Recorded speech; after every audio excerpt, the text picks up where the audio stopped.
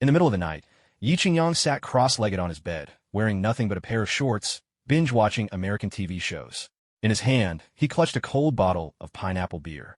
His phone was playing a Marvel movie, Iron Man. Just at that moment, Tony Stark was demonstrating his company's latest super missile to the U.S. military. With a playful grin, Tony quipped, "Those wearing wigs, hold on to your hats." Right after, a cruise missile shot out with a sharp whoosh, splitting midair into countless small bombs that flattened a distant mountain in an instant. The massive shockwave from the explosion left the military officers at the scene staring at Tony in disbelief, as if wondering whether he was cheating in real life. Tony, still putting on a laid-back air, said, "That's just basic stuff." Yi Qingyang couldn't help but burst into laughter, exclaiming, "Amazing! Even a mortal can rival the gods." He tipped his head back and took a big swig of pineapple beer, then let out a satisfied belch. At that very moment, a notification suddenly popped up on his phone. Ding, God-level choice system activated. Binding successful. He thought it was just another pop-up ad from a pirated streaming platform, like those games that promise 999 damage with a single strike. But on second thought, didn't this site usually only have those legendary game ads endorsed by famous actors? Grumbling under his breath, he instinctively tapped the check button on the screen. A choice prompt appeared. Please choose. 1. Keep watching Iron Man 1 and maintain your ordinary life.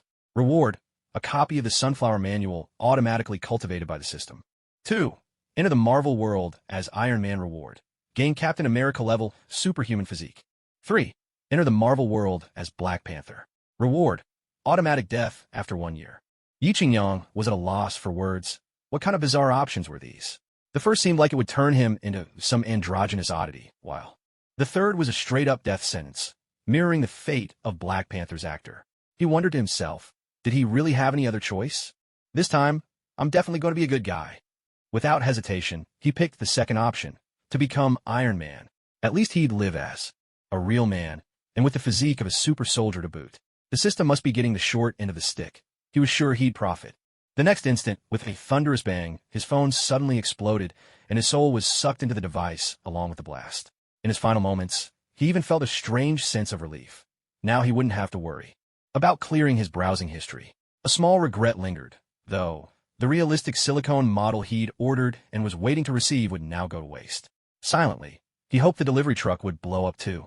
Avenger's world. Central region.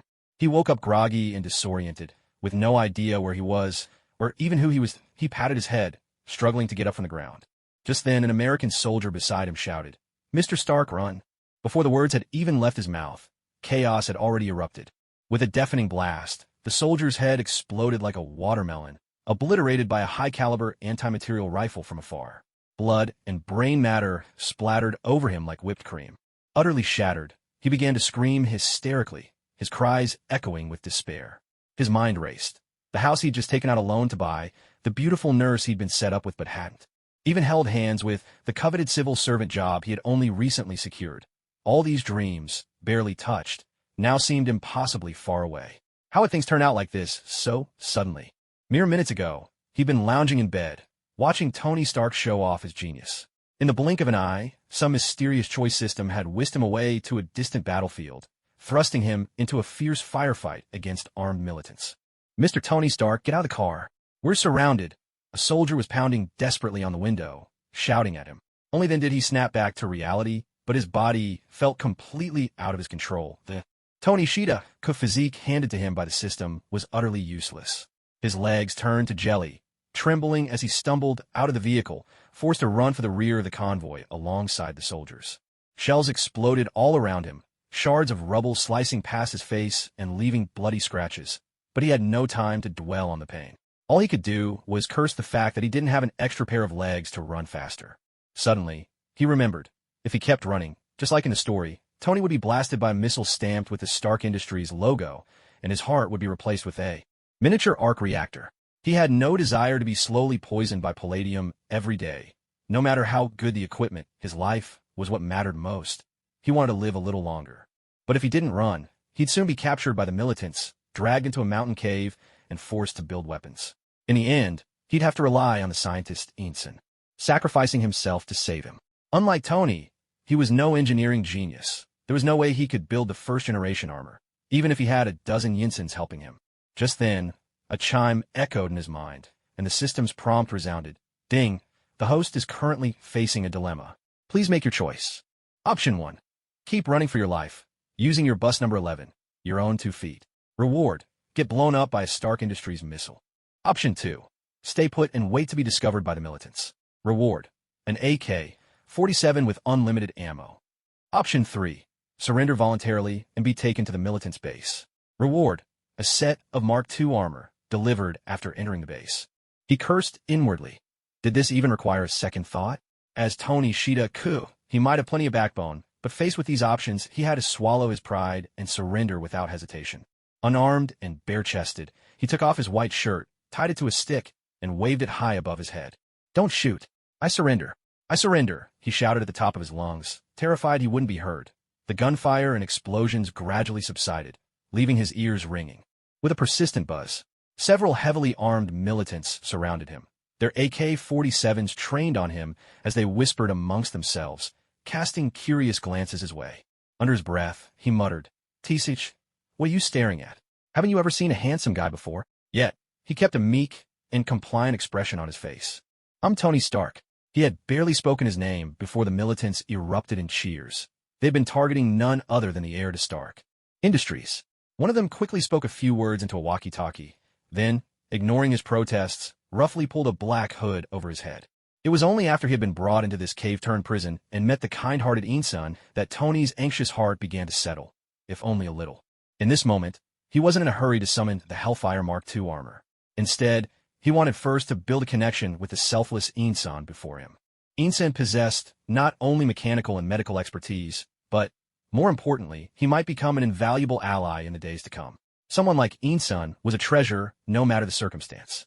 Before Yi Qingyang found himself in this world, Stark was a genius in his own right. But now this Tony Stark could barely be called competent. The creation of the Mark I armor would be impossible without Insun's help, and future developments would rely on him as well. Insun was the man willing to risk everything for him. "Hello, Dr. Insun. Let me get straight to the point." Yi Qingyang strode quickly up to Insun, grasped his hands tightly, and, eyes brimming with tears, said, "I finally found you, Dr. Insun." Insun was taken aback, momentarily at a loss. He wondered to himself, could it be that Tony Stark is interested in men too? Are all rich people this peculiar? He hurriedly shook off Stark's warm hands. "Mr. Stark, please, if you have something to say, just say it. There's no need for all this." Touching. "Insun, my dear Insun, you have to help me," Stark pleaded, his voice trembling with emotion, on the verge of tears. "All right, Mr. Stark, let's talk business first. My abilities are limited, but if you need help and it's within my power, I'll do everything I can," Insun replied, as enthusiastic and sincere as ever.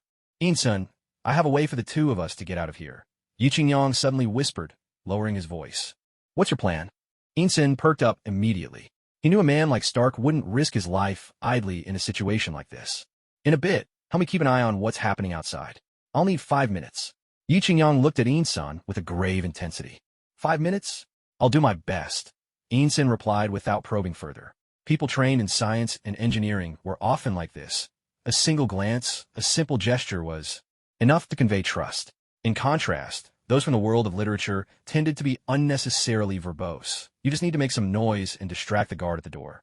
With that, Ethan picked up the nearby argon arc welder, walked over to the iron gate, and began creating flashes of light and loud clanging to draw the guard's attention. The guard at the entrance, hearing the commotion from inside, immediately poked his head in to check, only to be met by an intense burst of white light that nearly blinded him. The 5 minutes Yi Qingyang had originally planned for preparation was really just an ideal scenario. In the movies, Stark had mechanical assistance when suiting up the Mark II Hellfire armor, but now, Yi could only rely on his own hands. System, summon the Mark II armor. With a heavy thud, a set of red and gold Hellfire armor suddenly descended into the chamber within the cave. "That's awesome." Yi Qingyang's eyes sparkled with excitement. Dr. Ethan, too, was so stunned by the sudden scene that he froze where he stood. Such a massive steel suit appearing out of thin air would make anyone wonder, where on earth did this thing come from? Yi Qingyang noticed Ethan still standing at the door in a daze, and quickly reminded him, "Dr. Ethan, don't stop what you're doing." "All right, right," Ethan replied absent-mindedly, but his eyes kept darting back to the armor. Yi Qingyang reached out and touched the arc reactor at the chest of the Mark II Hellfire armor. "Ding. Host detected. Begin suit-up procedure." "Yes, start now." Yi Qingyang answered without hesitation. Instantly, The Mark II armor began to break apart, revealing an opening just large enough for Yi Qingyang to step inside. Suppressing his excitement and anxiety, he walked into his very own suit of iron. A series of powerful, elegant mechanical transformations filled the chamber, resonating through the air. Because of Ethan's earlier pause, the guard had already caught sight of the armor in the chamber. Unlike before, this guard was alert. He didn't panic or shout, but quickly grabbed his radio and reported to the bearded man still inside the base. What? A robot? Appeared out of nowhere? All right, hold your position. I'll bring reinforcements. The bearded man had been resting, but the news snapped him to attention. He'd long suspected Tony Stark was no ordinary prisoner. Clearly, trouble seemed to follow wherever he went. Grabbing his weapon and rallying his men, he charged toward the cave at full speed. By this time, Yi Qingyang had already finished suiting up. The golden helmet's faceplate slowly closed, and two cold blue beams shone out from the armor's eyes. Ding. Please name the mech system. Let's call it Paul, Yi Qingyang said, thinking of how Paul had a real chance to lead his team to victory this year. A thought that filled him with anticipation. Name registered successfully. Just then, the cave's heavy iron door was suddenly slammed open from the outside, sending dust cascading from the walls.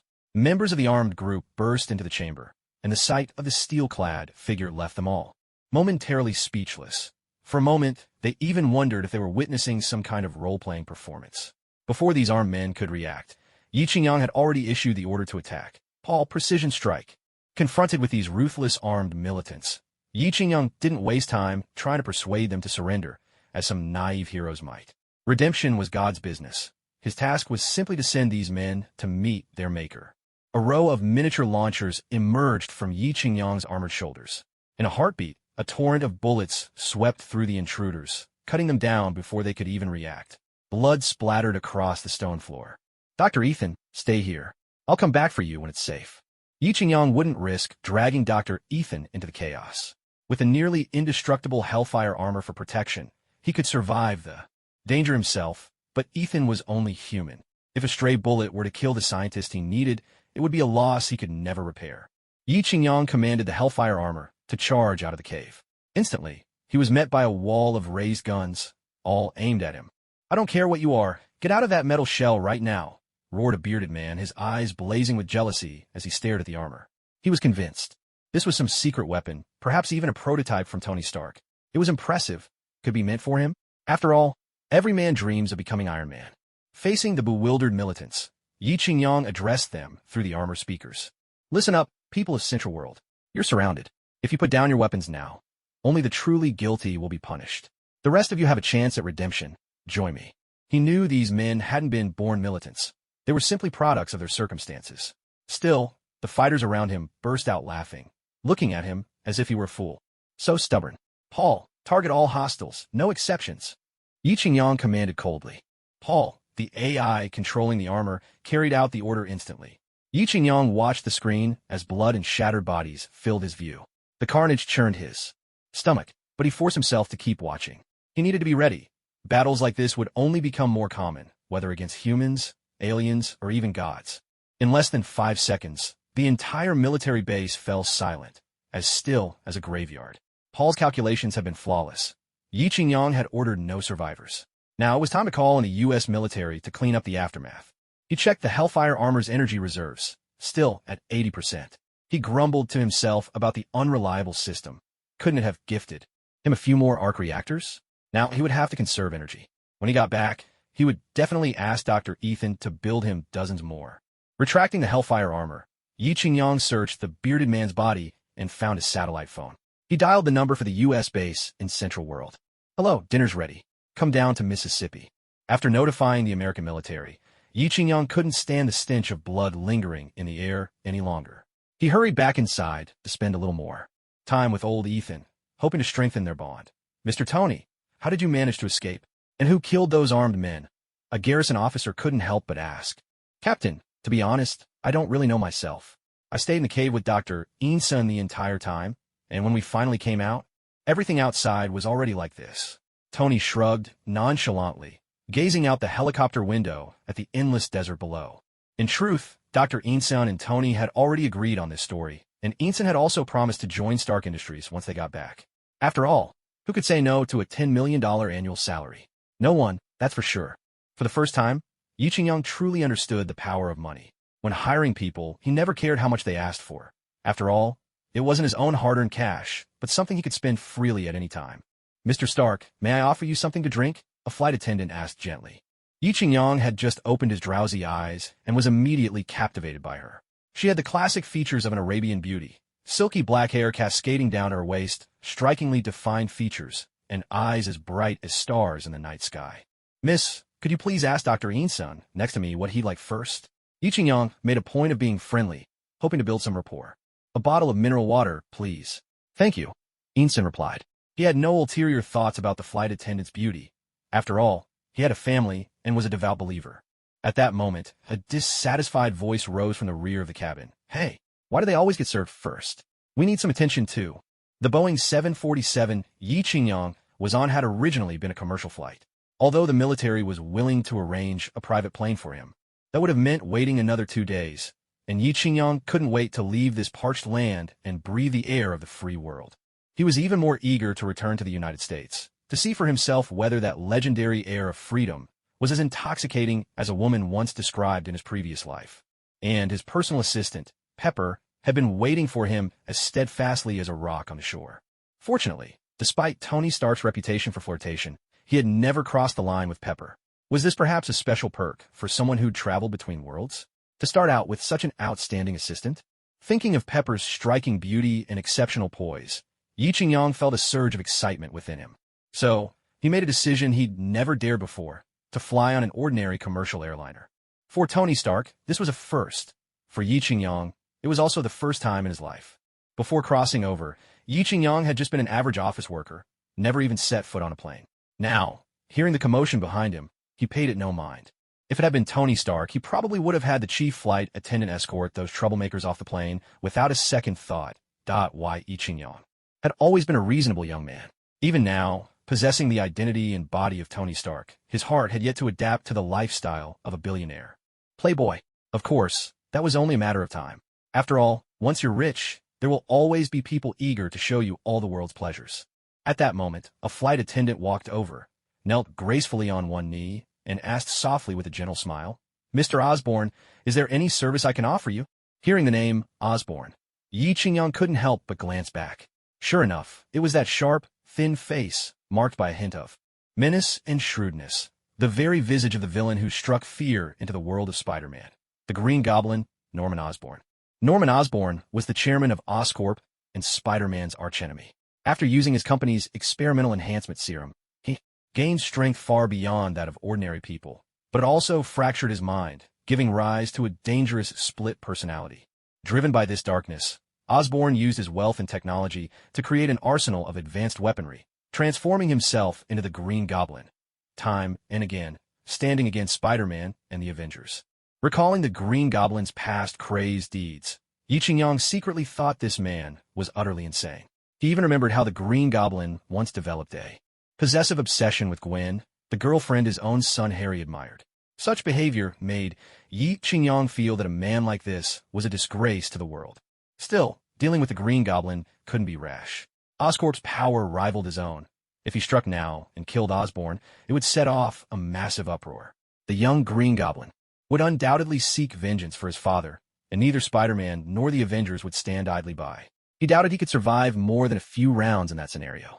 There were too many protagonists in this world, and he himself was far from strong enough. He had to develop his technological power as quickly as possible. As for gaining superpowers through mutation, what a joke. The rich rely on technology. Only the desperate resort to mutation. Suggesting that I should mutate? Are you insulting me? Yi Qingyang gathered his thoughts, focusing once more on the conversation unfolding behind him between Osborn and the flight attendant. "Mr. Osborn, is there any service I can offer you?" she asked again. "I'd like to know, how much is your salary?" Norman Osborn replied, sidestepping her question and posing one of his own. The Arab flight attendant had caught his eye the moment she entered. Even with all of Osborn's worldly experience, such beauty was rare. Sinister thoughts stirring, he decided to probe further, to see if there was a chance to draw closer. $8,000 a month, she answered calmly. 8,000. Osborn smiled faintly.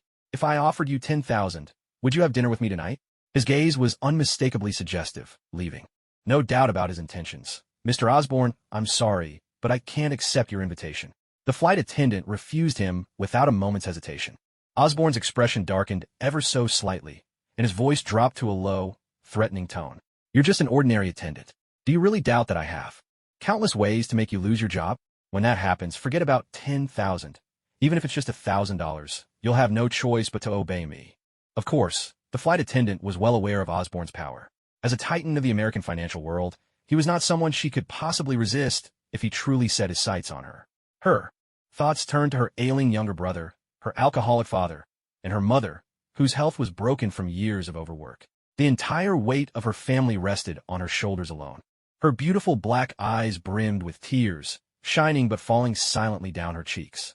This is my card, Osborn said smugly, handing over a business card. Call me after we land, and I'll give you the address. His confidence was unshakable, as if everything was already within his grasp. To him, money could solve any problem. Just then, a mechanical voice echoed in my mind. Norman Osborn's misconduct detected. Host, please choose your course of action. The options are as follows. First, ignore it and pretend you saw nothing. Reward, enter the world of Final Destination and survive there for 1 year. Second, confront Osborn on the spot and denounce him for using money to threaten others. Reward, mastery of the Golden Bell Shield technique. Third, have Ethan step in to stop Osborn. Reward, $100,000. What? System, what's the meaning of this? Are you questioning my character, Yi Qingyang? When have I ever stood by and done nothing?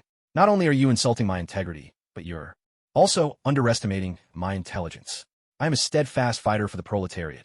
How could I ever save someone merely for a reward? I help others without thought of compensation. Just as the flight attendant was about to accept the card in humiliation, suddenly, a large hand, adorned with an advanced tech watch, snatched the card away before she could take it. Startled, the flight attendant looked up and found herself gazing into the confident, smiling face of a mature man.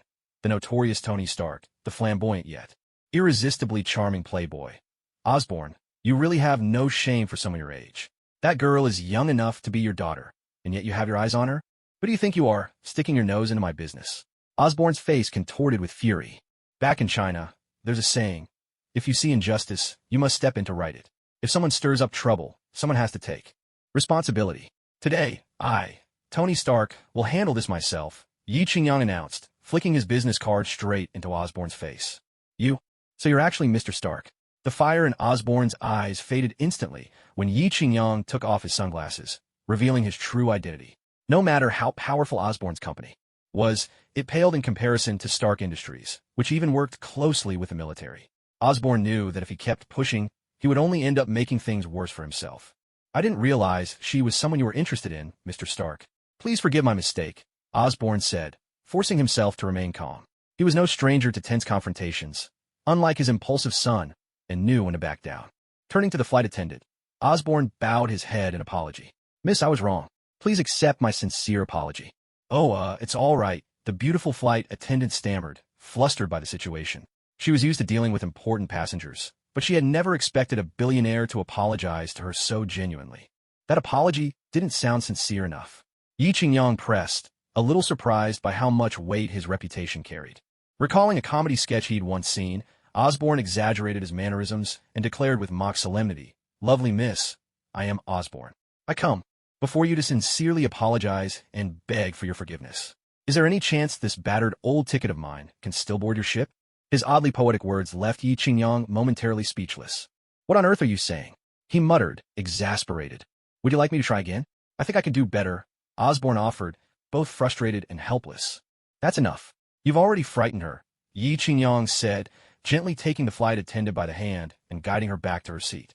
The softness of her hand sent Yi Qingyang's heart racing. He had never held a girl's hand before. And Osborn, let me give you a piece of advice. Don't try to use money to bully people ever again. Or else, Yi Qingyang warned him. Of course, Mr. Stark. I promise. I'll change my ways, Osborn replied at once. The flight attendant, cheeks still flushed from having her hand held, whispered, Mr. Stark, you're squeezing my hand too tightly. Ah, sorry. Yi Qingyang quickly let go, his own face turning red.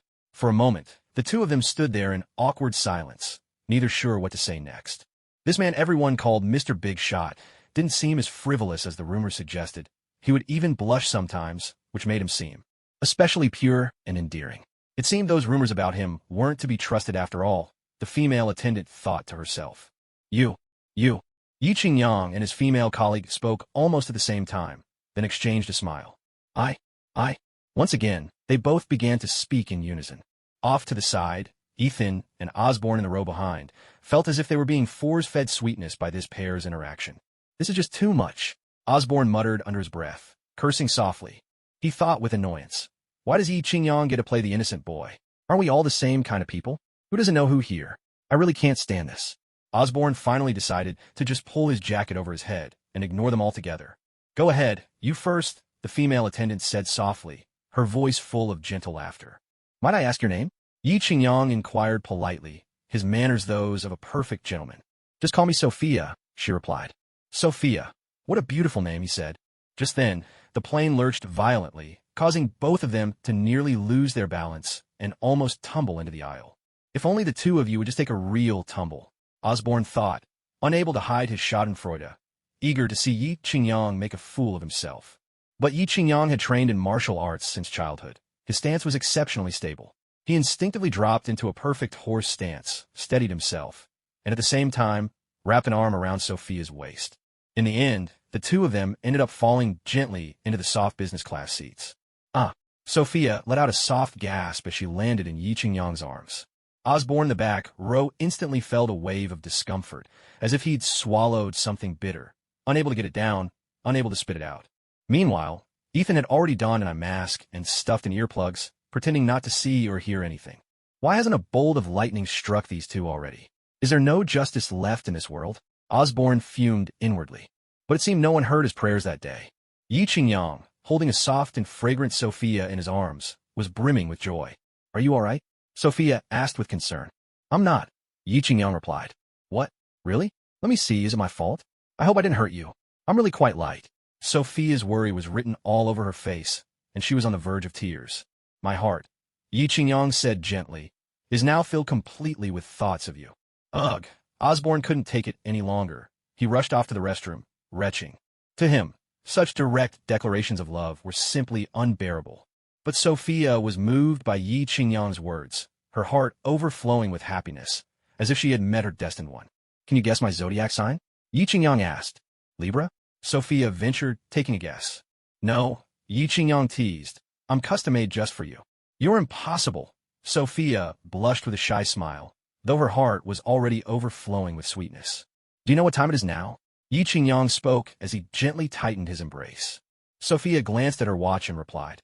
It's already 9 o'clock. Yi Qingyang corrected her with a chuckle. No, this is the beginning of our happiness. In the distant restroom, Osborne began vomiting again. The plane had been in the air for over 2 hours, and Osborne was so drained that even bile was coming up. By the time the crew arrived, poor Osborne was already foaming at the mouth. My dear Sophia, when will you come to see me again? Yi Qingyang pulled Sophia tightly into his arms. As long as you need me, I'll come to you anytime. Sophia's voice quivered with excitement. As he watched Sophia board the plane and leave, Yi Qingyang was filled with melancholy. A deep sense of loss welled up inside him. He reached into his pocket, feeling the lingering warmth of a woman's undergarment, and his mood lightened a little. He murmured to himself, well, I'll have Happy transfer $100,000 to Sophia later. That's the freedom money brings. The one waiting for Yi Qingyang at the airport was Pepper Potts, destined to become Iron Man's girlfriend. She had blonde hair and blue eyes. Her features weren't exactly delicate, but her overall air was captivating.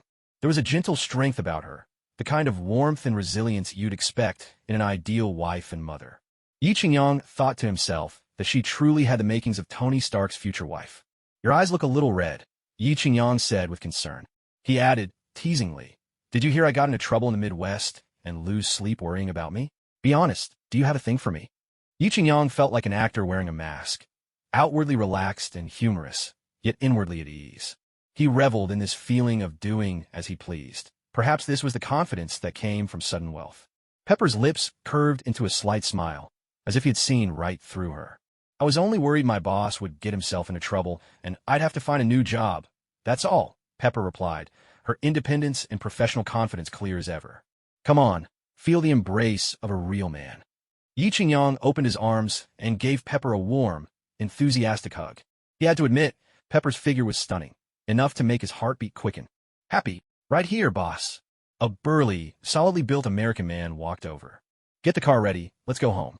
Seated in the back of the Rolls-Royce Phantom, with a graceful and slender Pepper by his side, Yi Qingyang reached into the car's mini fridge and pulled out a cold cola. He took a satisfying sip. The air here is really nice, and the temperature is just right. Compared to those desolate places in the Midwest, this is absolute paradise.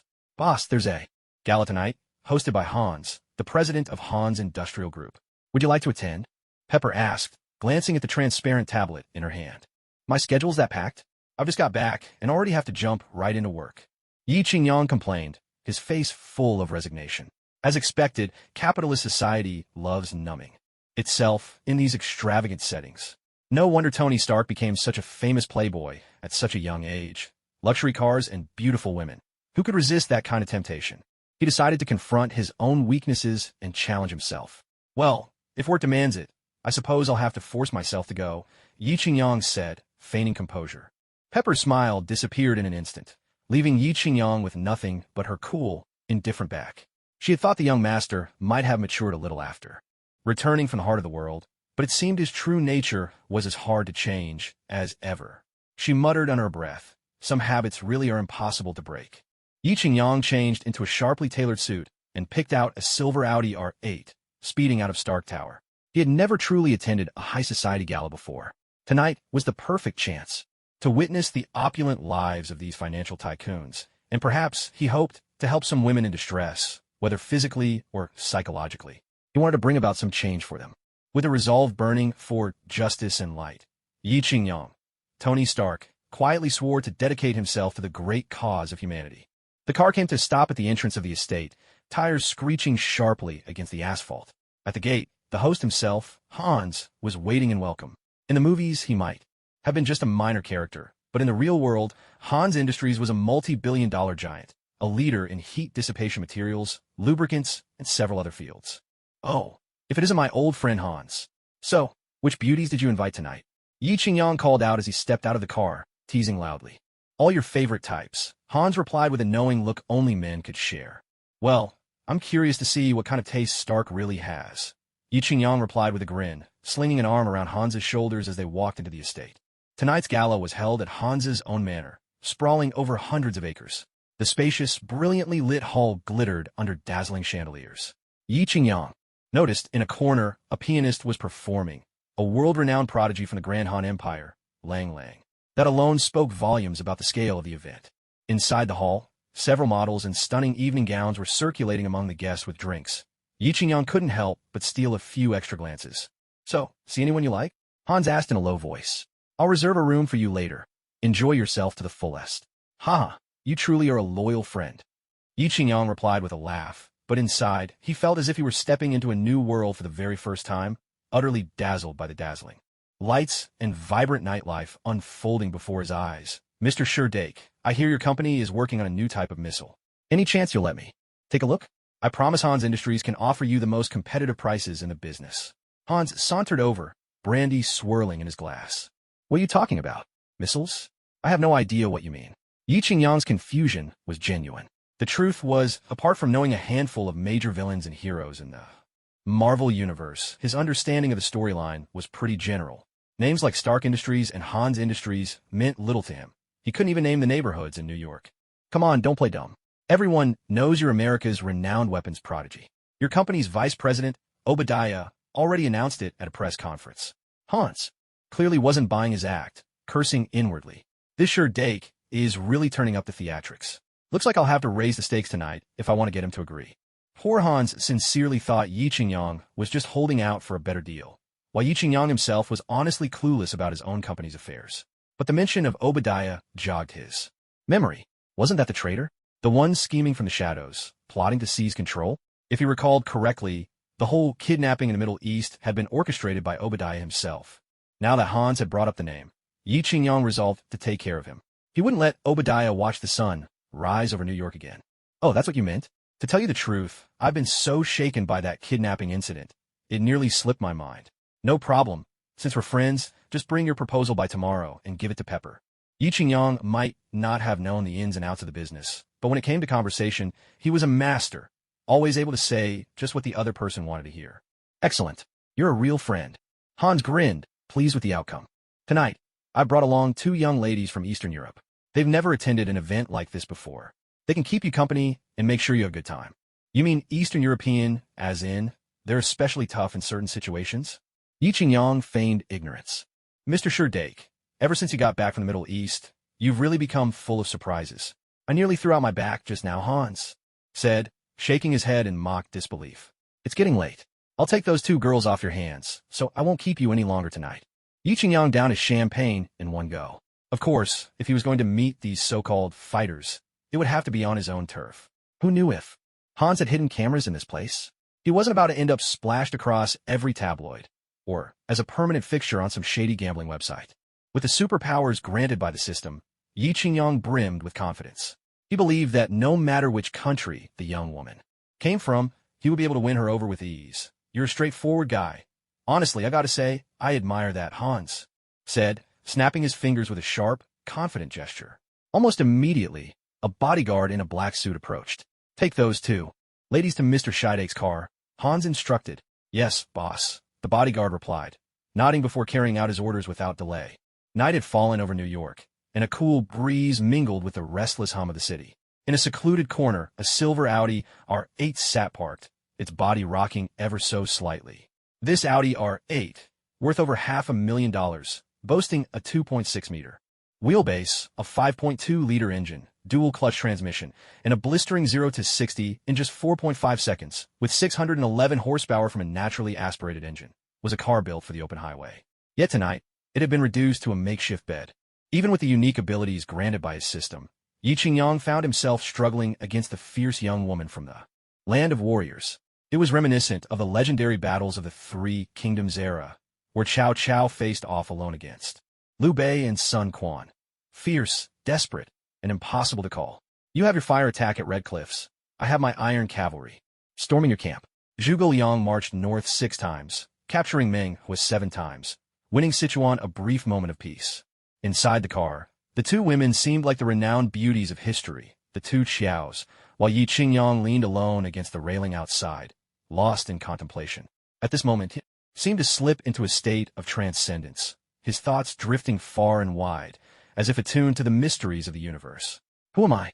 Where did I come from? Where am I going? He pondered. Just then, 5 young black men staggered over, their movements unsteady, whether from alcohol or something stronger was hard to tell. Yi Qingyang paid them no mind. In his estimation, talking to these guys was less rewarding than conversing with chimpanzees at the zoo. At least the chimps knew to show gratitude when given a banana. Hey, you white boy, you got some nerve ignoring the Brooklyn 5 Tigers, the leader shouted, his tone full of indignation. Brooklyn 5 Tigers? Did you guys learn that routine from TVB dramas? Yi Qingyang asked, utterly bored and choosing to treat the encounter as a free street performance. And what do you all call yourselves? Huh, you'll be scared out of your mind when you hear my name, the leader declared, puffing up his chest. What, are you the legendary American champion, Uncle Sam? Yi Qingyang pretended to be astonished. Don't be ridiculous. I'm sky-soaring Tiger Sean, king of Brooklyn's #1 block, the man boasted, proud as could be. I'm #2, Thunder Tiger Michael. I'm #3, mountain-burrowing Tiger Doug. I'm #4, river-turning Tiger Bernie. And I'm the youngest, Donnie, the last one added, brimming with confidence. With that, the 5 men lined up and struck an elaborate, exaggerated pose. We are the Brooklyn 5 Tigers, they shouted in unison. The corners of Yi Qingyang's mouth twitched, ever so slightly, and he almost struggled to keep his composure. Still, out of goodwill, he decided not to hold it against them. It was clear that life had not been kind to these men. Just moments ago, when Big Brother Sean lifted his arm, a hole was visible beneath his sweat-stained shirt. The others looked even worse. One man's shoes were worn through, too. The point that his toes poked out, and their faces were streaked with grime. The youngest, Donnie, was especially thin, so frail he seemed as if a gust of wind might blow him over. Brothers, I don't have much cash on me today. Here's $100. Go get yourself something to eat. Yi Qingyang pulled a crisp $100 bill from his pocket and handed it over. Sean's eyes lit up instantly. He snatched the bill with exaggerated delight and gave it a dramatic kiss. I love you, Franklin. But things quickly took a turn for the worse. Big brother, I just saw this kid get out of that Audi R8 parked by the curb. That car's worth hundreds of thousands, easy, and now he gives us just $100, isn't that an insult? The second brother, Michael, was a car enthusiast who often fancied himself a modern-day Robin Hood. He was always especially sensitive to luxury cars. That's right, big brother. Donnie chimed in, egging the others on. If that's the case, why not go big? As he spoke, Donnie made a choking gesture, hinting at kidnapping Yi Qingyang. In a flash, they surrounded him, blocking any chance of escape. Are you planning to show off some more talent? Yi Qingyang asked calmly, as if unaware of the danger. Talent show? I don't think you understand your situation. Sean's tone grew menacing. Brothers, grab him, tie him up first. Yi Qingyang's eyes turned icy cold. These men actually dared to make a move on him. They were courting disaster. There was no way he would give in without a fight. In a sudden burst, he struck out, landing a swift punch that broke Donnie's nose. Donnie howled in pain, clutching his face as he dropped to a crouch. You little punk, you dare strike first? The third brother shouted furiously. He yanked a knife from his pocket and lunged at Yi Qingyang. You're not leaving here alive, he roared. With a sharp crack, the knife snapped clean in two. A faint golden glow shimmered across Yi Qingyang's skin. He had mastered the iron shirt technique, rendering him impervious to blades or bullets. To Yi Qingyang, the blow to his abdomen felt no more than a mosquito bite. Glancing down, he saw the man who'd attacked him staring at the broken knife in utter shock. You think you can hurt me with a knife? Yi Qingyang sneered, twisting the man's arm behind his back. With a deft motion, he redirected the broken blade straight into Sean's abdomen. Ah, big brother Sean's eyes widened in disbelief as his own hand, guided by Yi Qingyang, drove the blade deep into his chest. The eldest brother's fist froze mid-air, his face awash with shock. He had never imagined he would die at the hands of his own brother. The fortune-telling from a few days ago had, it seemed, been eerily accurate. Stop! Please stop! Black-haired tiger, Donnie, was at that moment holding a raggedly dressed Russian girl in a chokehold. Her clothes, torn in the chaos by Yi Qingyang, barely managed to cover her most vital parts. Donnie was now terrified, unable to fathom how a kidnapping that had seemed so foolproof had spiraled into this nightmare. The man they'd taken for a frail, ordinary playboy had revealed himself as a ruthless martial arts expert. Chinese Kung Fu. Donnie's eyes flickered with fear and confusion. A smirk played at the corner of Yi Qingyang's mouth. If I were you, I'd take this chance to run. Stay back. Don't come any closer. Donnie shrieked, his voice sharp with terror. His wild, tangled hair brought to Yi Qingyang's mind a cartoon character he'd once seen, but he quickly dismissed the idle thought. Suddenly, there was a sharp crack and a scream of pain. Yi Qingyang, with casual precision, had kicked and broken Dao Ji's leg as he attempted a sneak attack. Dao Ji clutched his shattered left leg, howling in agony, the stark white of bone gleaming through the night. Only River Tiger and Black-haired Tiger remained unscathed. Yet River Tiger, overwhelmed with grief at having accidentally hurt his own brother, was paralyzed with sorrow, while all the weight of Yi Qingyang's presence pressed down on Black-haired Tiger alone. Please, don't come any closer. I'm begging you. Black-haired Tiger's voice quivered, the death of his boss and the cries of his companions ringing in his ears. Yi Qingyang advanced steadily, ignoring both threats and pleas, and with a gentle motion, pushed away Donnie's arms. A sickening snap followed. Yi Qingyang locked his arm around Black-haired Tiger's throat, and with swift efficiency, broke his neck, a signature move of the South Sea crocodile, renowned for ending his foes with lightning speed. Who else? Yi Qingyang surveyed the remaining black men, his voice icy. They hurriedly lowered their heads, avoiding his gaze. Even Dao Ji, writhing in pain, pressed his hand over his mouth, desperate not to attract Yi Qingyang's attention. Such a beautiful woman, just because she was sitting in my car, you dragged her out and terrified her. Tell me, is there any law left here? Is there any justice? The group of burly men first shook their heads, then nodded cautiously. In all of America, there may be few with more influence than me, Tony Stark. Every official, big or small, treats me with respect. And yet you dared to rob me. We're sorry, sir. It was just too dark. We really had no idea you were Tony Stark. If we'd known, even if we had 10 times the courage, we wouldn't have dared. One of the men, who called himself the River-turning Tiger, began to weep as he tried to defend himself. Bah!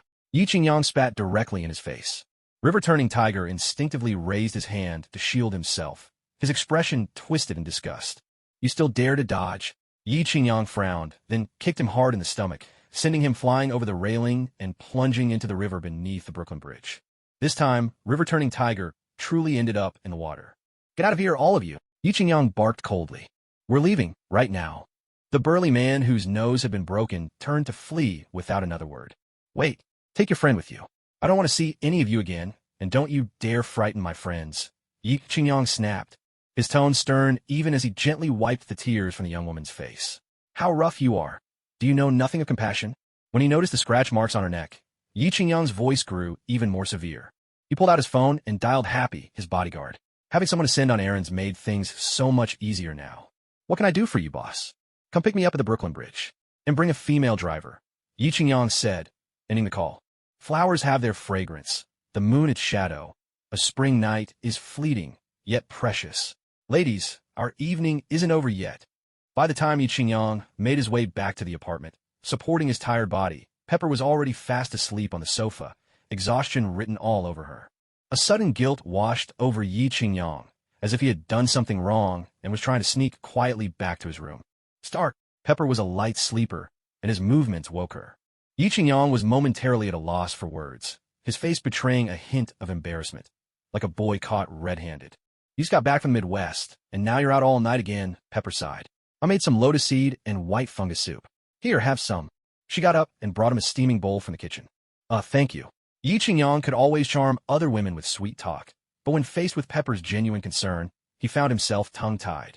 Enough talking. Take off your clothes. I'll wash them for you, Pepper said matter-of-factly, taking his clothes as he changed. Yi Qingyang was suddenly bewildered. Just what was the nature of his relationship with Pepper? Boss and secretary? That seemed far too close. Lovers? But what lover would wash your underwear for you? Their relationship was still undefined, not even close to being lovers. Both were aware of the ambiguity, but neither had ever confessed. Pepper, where will you sleep tonight? Yi Qingyang asked after finishing the soup. I have my own room here. You should get some rest, Pepper replied, washing his laundry as she cleared away his empty bowl. Yi Qingyang felt her gentle care and consideration, but his feelings were tangled and troubled. She treats me so well, but my feelings for her are far from pure. I'm just attracted to her, that's all. I'm not the original Tony Stark. Can I really bear the weight of such a favor? Lying on his bed, Yi Qingyang stared at the ceiling, wide awake, his mind churning. After experiencing 2 intense confrontations in a single day, he still felt a rush of adrenaline. Jarvis, Yi Qingyang called softly, testing the waters. Yes, sir. I'm here. Turn on the starry sky projection on the ceiling. Certainly. The ceiling transformed, displaying the night sky of New York City. But thick clouds smothered any trace of starlight. Whoever said the air is better in America? Come on, show me. Yi Qingyang muttered in helpless frustration. Forget it. Shut down. Time to sleep. Understood. Jarvis is shutting down the system for you. Just then, a strange howl and a furious roar echoed from outside, rattling the windows with their intensity. Who on earth is making such a racket in the middle of the night? Don't they realize people are trying to sleep? Yi Qingyang grumbled, slightly annoyed. He addressed Jarvis. Patch into the external surveillance. Let's see what's going on out there.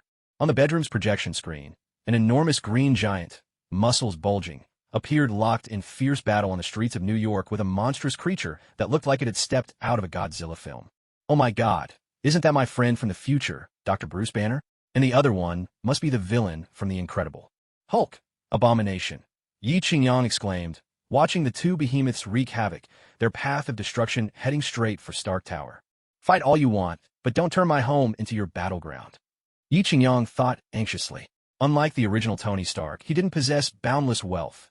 Stark Industries was now his whole world, and any threat to it set his nerves on edge. Jarvis, prep the Hellfire armor. Understood. The wall slid open, revealing a set of second-generation Hellfire armor. Yi Qingyang strode over, and robotic arms swiftly suited him up in under a minute, quick and efficient. He couldn't help but marvel at the system. This intelligent setup truly made him feel the safety of home. Just then, Pepper, dressed in a simple silk camisole, came up the stairs. Seeing Yi Qingyang fully armored, she couldn't help but ask, "You're heading out, Tony?" Yi Qingyang smiled gently. "Don't worry. I'm just going to take a look. I promise I won't get involved in the fight." Pepper shook her head, half convinced, half doubtful. "You? If you can really hold yourself back and not jump in, pigs might as well learn to climb trees." She lightly brushed her hand over Yi Qingyang's red and gold armor, her voice soft with concern. "Just promise me you'll be careful." "Of course," Yi Qingyang replied, smiling as he tenderly caressed Pepper's cheek. Then he donned his Iron Man mask, blue lights flaring across its surface. Paul, prep for launch. Flames erupted from beneath his feet as Yi Qingyang piloted the Iron Hellfire armor, heading straight for the battlefield 5 kilometers away. At that moment, the Hulk and Abomination were locked in a fierce struggle, neither able to gain the upper hand. The 2 massive figures, bare-chested, fought at close quarters, their bodies smeared with a mixture of sweat and earth. The brutality of this battle far surpassed what most spectators could bear to witness. General Ross, the Hulk's father-in-law, led a large contingent of American soldiers in an attempt to snipe Abomination. Yet their weapons proved almost useless against the monster, and time and again, their stray shots struck the Hulk instead. The general's orders were chillingly ruthless. Under no circumstances should either side be allowed to escape. Attack both the Hulk and Abomination indiscriminately. Injected with an antibody serum, the Hulk was clearly running out of strength. He was no match for Abomination, who pinned him mercilessly to the ground. Fortunately, the Hulk's skin was tough and resilient. If it had been any other Avenger in his place, they would likely have been shattered to pieces by now. The destructive power of these two was staggering. With every punch or kick, they punched holes through the steel and concrete of the buildings lining the street. All of Brooklyn seemed to have been pulverized by giant machines. Anyone unaware might have mistaken this place for the front lines of a world war. "What is that?" General Ross exclaimed, peering through his binoculars at Yi Qingyang in his iron hellfire armor. In truth, the dazzling suit was impossible to miss even without binoculars, blazing with fire underfoot, drawing every eye in the night sky. "Could that be some new military weapon? Why have I never seen anything like it?" he muttered. Just then, a digital prompt chimed in Yi Qingyang's ear. Host detected entering the final showdown between Hulk and Lieutenant Abomination. Divine Choice System activated. Please select 1. Help Abomination and assist him in defeating the Hulk. Reward. Gain the Abomination lineage, enabling transformation into Abomination at will. 2. Help the Hulk and assist him in defeating Abomination. Reward. Gain the Hulk lineage, enabling transformation into Hulk at will. Note: you may freely choose your form upon transformation, without being limited to the color green. 3. Stand aside and remain an observer, helping neither side. Reward. Travel to the world of Avengers 3 to discuss the meaning of life with Thanos. To be honest, I've always felt a bit sorry for Abomination. Once a top soldier of America, he gave everything for his country. It was only out of a desire to be stronger that he ended up like this. Can we really say he's at fault? Ever since Dr. Banner transformed into the Hulk, he seemed able to do as he pleased. His power brought enormous destruction, not only overturning nursing homes in Texas, but also demolishing kindergartens in Houston, causing America immense material loss and psychological trauma. These actions have deeply hurt the feelings of the American people, and we express our strong condemnation and protest. Yi Qingyang gazed at the pitiable lieutenant before him, a man who had nearly lost all trace of humanity in his desperate pursuit of power. After a struggle within his heart, Yi finally made a decision that even he hadn't expected. "I choose the second option. Help the Hulk." As he confirmed his choice, a chime from the system echoed in his mind. Mission selected successfully. Please complete your objective as soon as possible. Defeat Abomination. Yi Qingyang murmured quietly to himself, his words for his ears alone. Let me be clear, this isn't because I want to become the Hulk, nor is it about appearances, and I'm certainly not afraid of that alien. I simply want to live up to the mission's call. Uphold justice and punish evil. At that moment, the energy cannon on his right arm was fully charged and ready. To prevent the world from falling into chaos, to safeguard peace and light, I shall become a symbol of justice. Come forth, Tiga, he shouted, invoking a catchphrase that only he truly understood. The energy cannon in his hand unleashed a torrent of power, forcing Abomination to stumble backward. With a furious roar, Abomination bellowed at Yi Qingyang, but Yi was soaring high above, well out of reach, while Abomination could only rage helplessly from the ground. No matter how angry he became, he was powerless to harm Yi Qingyang in the sky. Suddenly, a car shot past Yi Qingyang with a screech. Too slow, Yi Qingyang quipped, having deliberately installed an enormous horn on his hellfire armor, brimming with taunting intent. Abomination, growing more enraged, began hurling everything he could get his hands on at Yi Qingyang. Fire hydrants, streetlights, cars, glass doors. But Yi Qingyang skillfully guided him to move in another direction. In the distance, large shining letters loomed into view. Osborne Corporation. Just then, Hulk emerged from the sewers. Seeing Yi Qingyang bombarding Abomination with the energy cannon, Hulk's anger flared. What's the meaning of this? He thought. Is he looking down on me, the Hulk? Does he think I can't handle Abomination? I've never been afraid of anyone. From start to finish, I've always been the one to defeat others. No one can hurt me. My strength is forged through years of battle and hardship. Compared to that, how long has Abomination even been a monster? Filled with rage, Hulk smashed his fist into a nearby concrete wall, leaving a massive crater.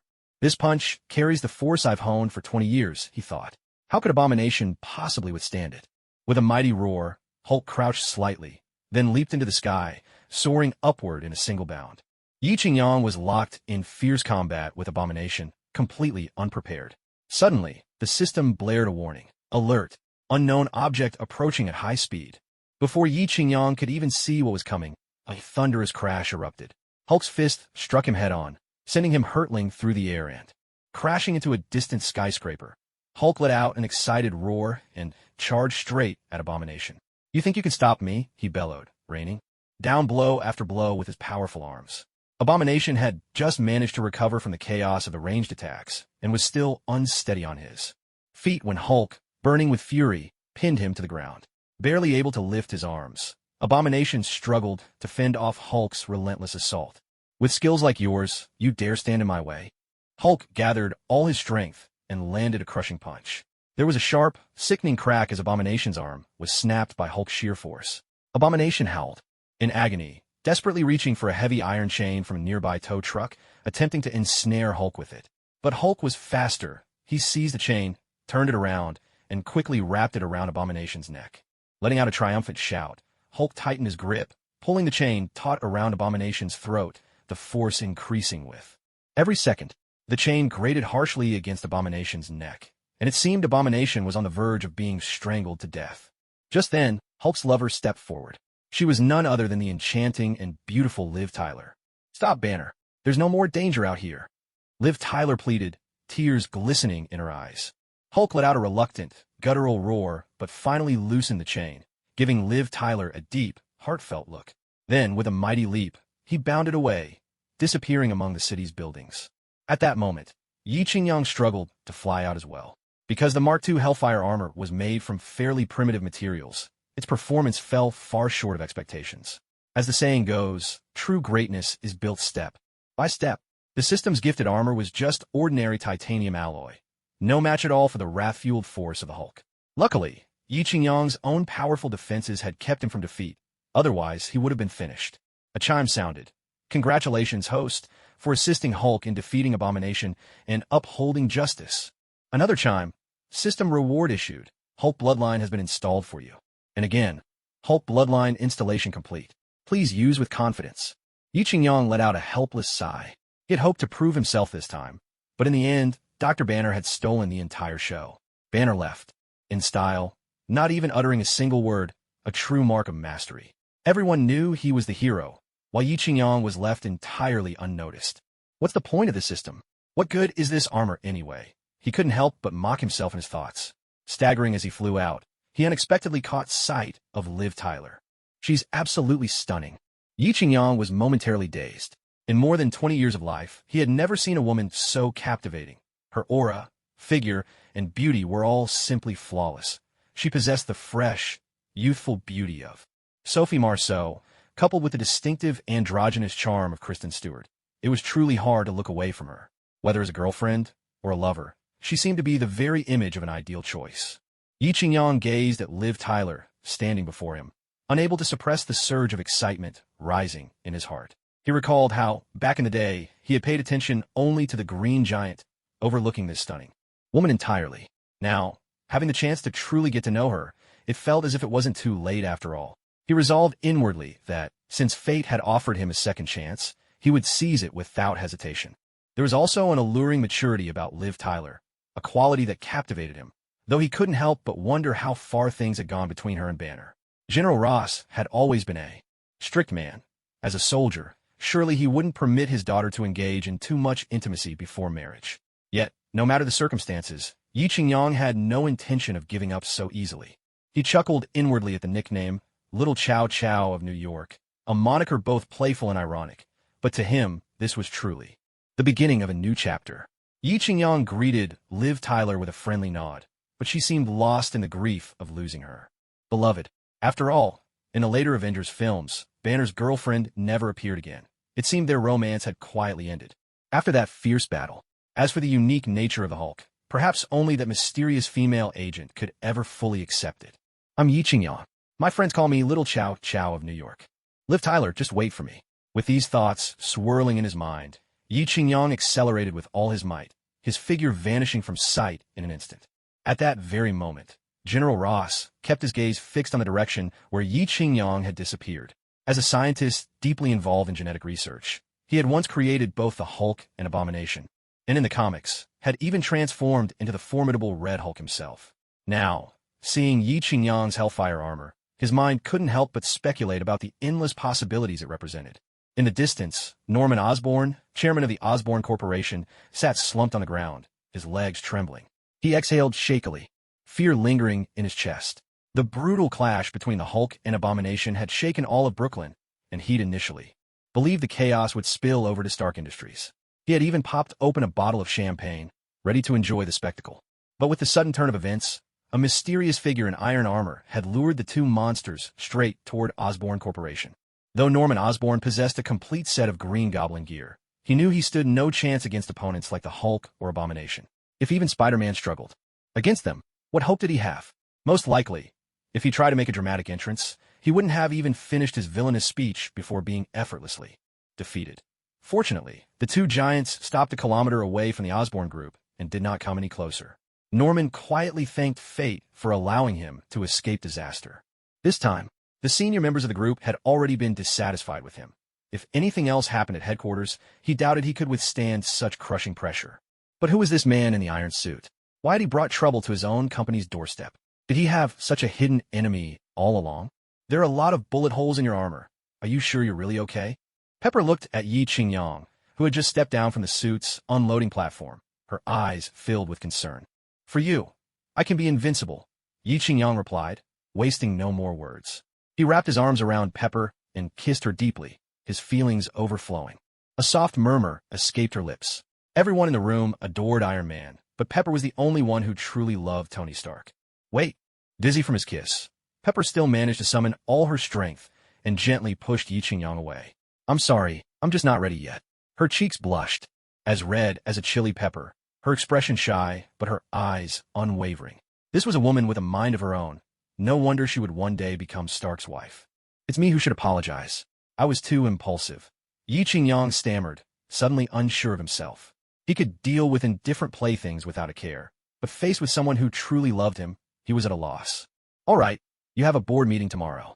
You need to get some rest. Good night, Pepper said, waving at him. Good night. Yi Qingyang replied with a smile, though in his heart he silently added, I love you 3,000 times. Jarvis, give me today's news, Yi Qingyang said as he ate the breakfast prepared by his Filipino maid. Milk, coffee, and sandwiches. In truth, he would have preferred youtiao, soy milk, or tofu pudding, but since those weren't available here, he had to adapt to local customs. To be fair, this breakfast was quite good too. Yes, sir. Jarvis's voice sounded through the speakers. Hans Industries has announced a strategic partnership agreement with Stark Industries. As a result, Hans Industries' stock has soared. What? That old fox is really crafty. I haven't even signed a contract with him yet. Yi Qingyang grumbled, biting into his sandwich. Osborn Industries, due to poor management, has suffered a sharp drop in stock price. The company's shareholders are planning to call a meeting to remove Norman Osborn from the chairman's position.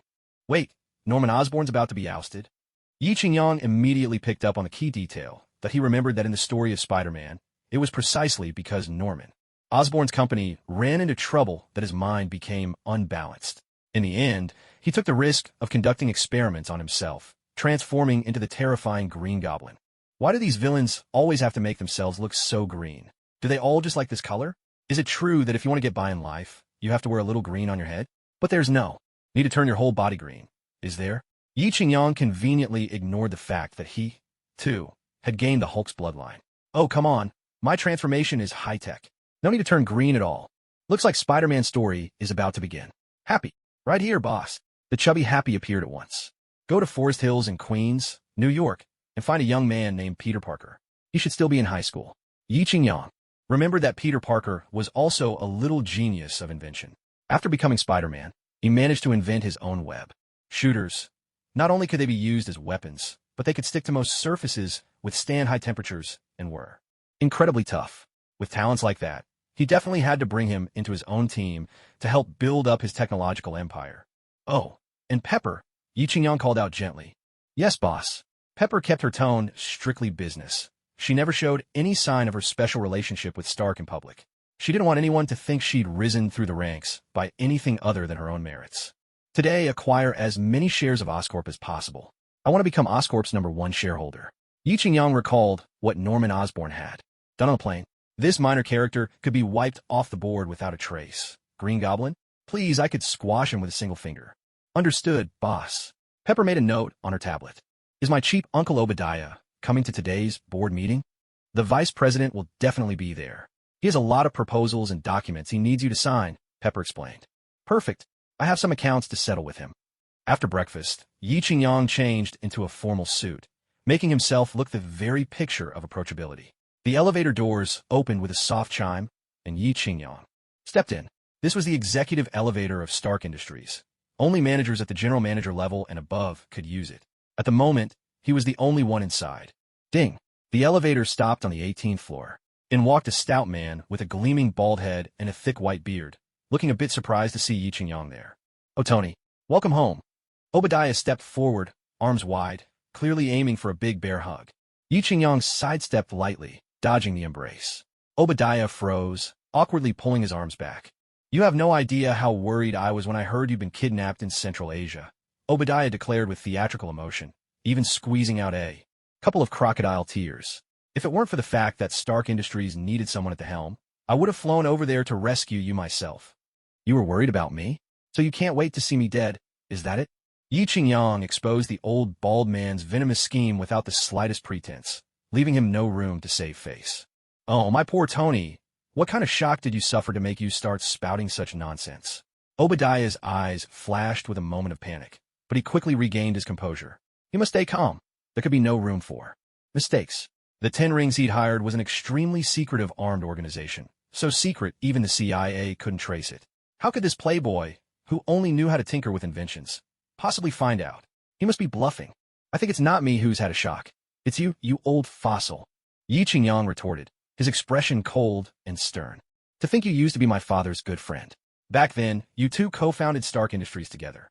My father, Howard, treated you like his own brother.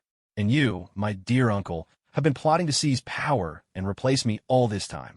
Look at yourself. Do you really think you have what it takes? Who do you think you are? Yi Qingyang's tone grew sharper by the second. You're nothing but a lifelong lackey. If my dad hadn't pitted you, do you really think you'd have the position you hold today? Let me tell you, even if we put a dog in as vice president, Stark Industries wouldn't skip a beat. Obadiah was so furious he could barely catch his breath. When it came to verbal sparring, how could a so-called gentleman raised in the upper echelons of American society possibly match the streetwise Yi Qingyang? What? Cat got your tongue? You just can't admit how little you're truly worth. And yet you have the nerve to claim the company can't do without you. Who do you think you are? This company runs just fine without anyone, except me.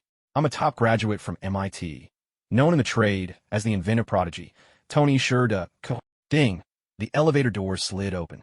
Several company executives stood waiting outside, ready to welcome home the long-absent chairman of Stark Industries, Tony Sure.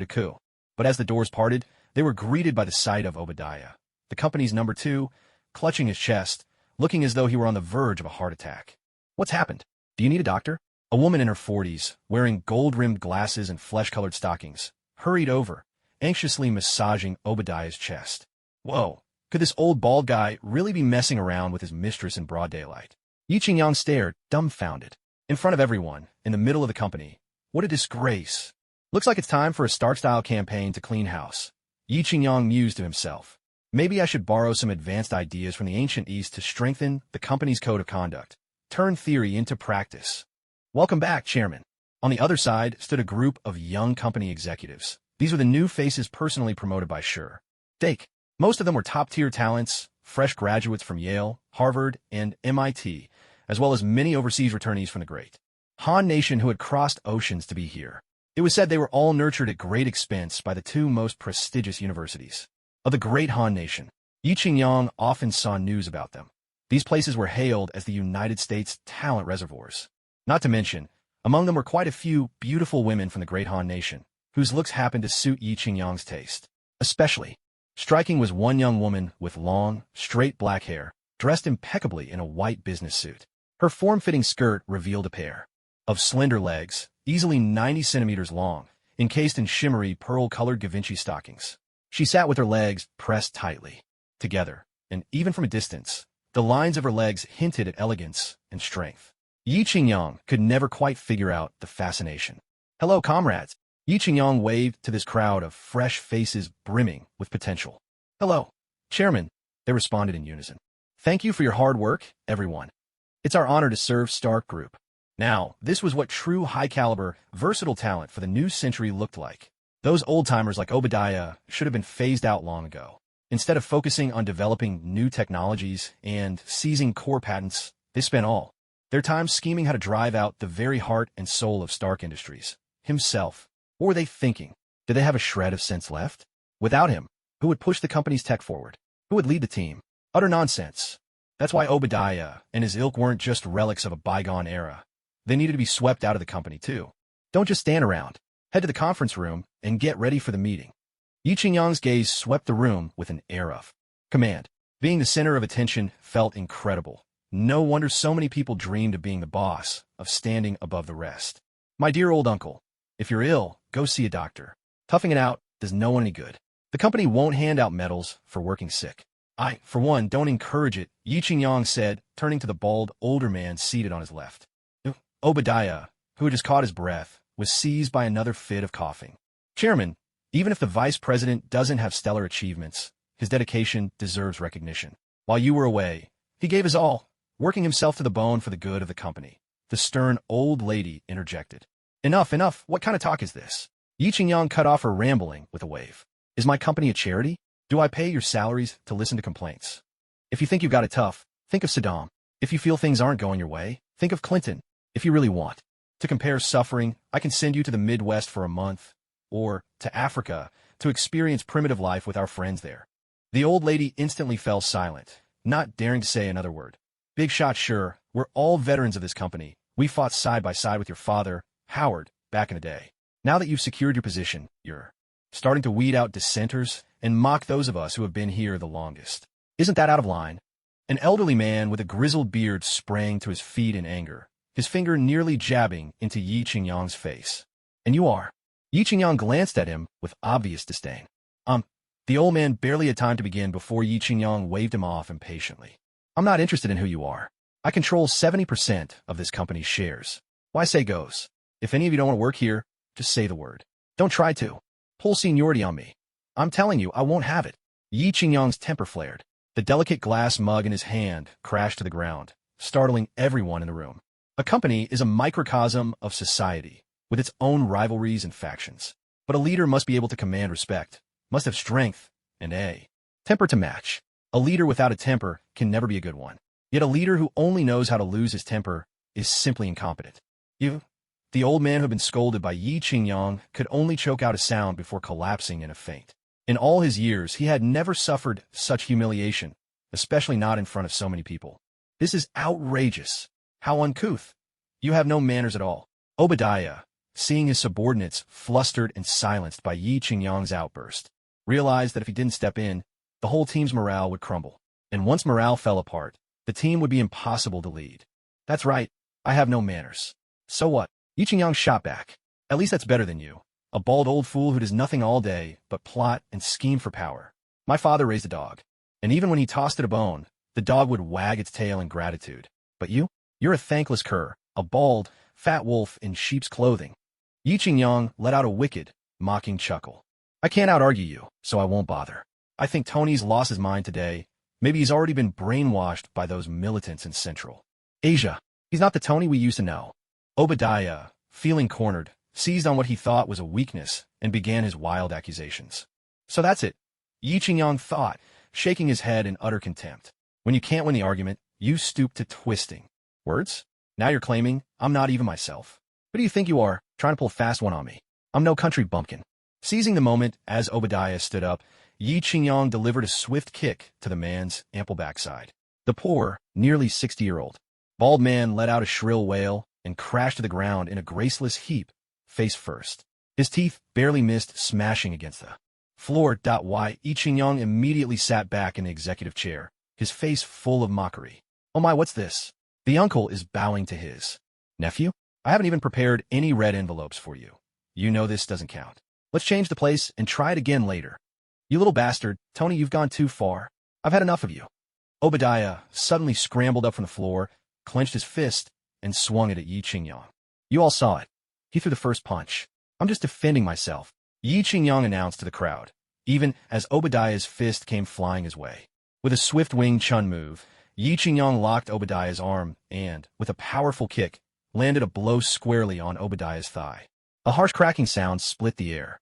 Every man in the room instinctively squeezed his legs together, while the women felt a sudden chill run between their thighs. Obadiah could only let out a strangled, guttural laugh from the pain, unable to form words. His eyes stared blankly at Yi Qingyang, white froth spilling from the corner of his mouth. He collapsed to his knees with a heavy thud. Auntie shrieked, her scream piercing the air as if the world were ending. "What are you screaming for? Are you mourning the dead?" Yi Qingyang slapped her across the face with a resounding smack, silencing her instantly. A large welt blossomed on her left cheek, swelling up visibly in moments. "Stop yelling. Someone get my dear uncle to the hospital. If you wait any longer, he might have to study the evil-repelling sword manual from the Han Dynasty to recover." Once security had dragged the old bald man away from medical attention, Yi Qingyang sat down again. "Now that the annoying fly is gone, we can finally get on with our meeting. Xiao Rongyu, send out the latest financial reports from Stark Group. Let's see if anyone's accounts don't add up." "Yes, boss." The elegant beauty with long, straight black hair from the country's top university hurried to obey, her eyes sparkling with adoration. Mr. Stark was just too handsome, rich, capricious, and, damn it, he was even capable. A man like this was simply irresistible. "And as for you old-timers, times have changed. You can't keep up anymore. It's time for you to retire," Yi Qingyang said calmly, as if discussing something as trivial as the weather. "I'm generous, so here's what I'll do. I'll buy your shares at 10% above market price. This way, you make a profit, and I take back what my father left to me. Fair, isn't it?" The shareholders present all grumbled inwardly. "Fair? Who are you kidding? Everyone knows Stark Group is a goose that lays golden eggs. The annual dividends are enough to last for generations. Who in their right mind would willingly give up such a fortune?" But seeing that even the group's second-in-command had been beaten so badly by this perverse Tony Stark that he ended up in the hospital, with rumors swirling about whether he could ever have children again, who wouldn't be afraid? Yi Qingyang turned around and stood up, sweeping his gaze across everyone present. "I've said what I need to say. Who's in favor, and who's against? Good. Unanimous approval. Thank you all for your support and trust. That concludes the meeting." Tony Stark's office was at least 200 square meters, taking up a full fifth of the entire floor just for himself. Right next door was the exclusive office of his executive secretary, Pepper Potts, the two offices so close that they could go back and forth at any time. Yi Qingyang sat in the spacious office, taking in all the high-tech gadgets and the many antique vases collected from across the country, as well as famous calligraphy and paintings, each piece worth tens of millions. He couldn't help but think about how, just moments ago, he taught a lesson to a group of nouveau riche, and not a single one dared utter a word in protest. Yi Qingyang felt as if all this was nothing but a dream. He pinched his thigh hard, and the sharp pain that followed told him that this was no dream. Everything before him was real.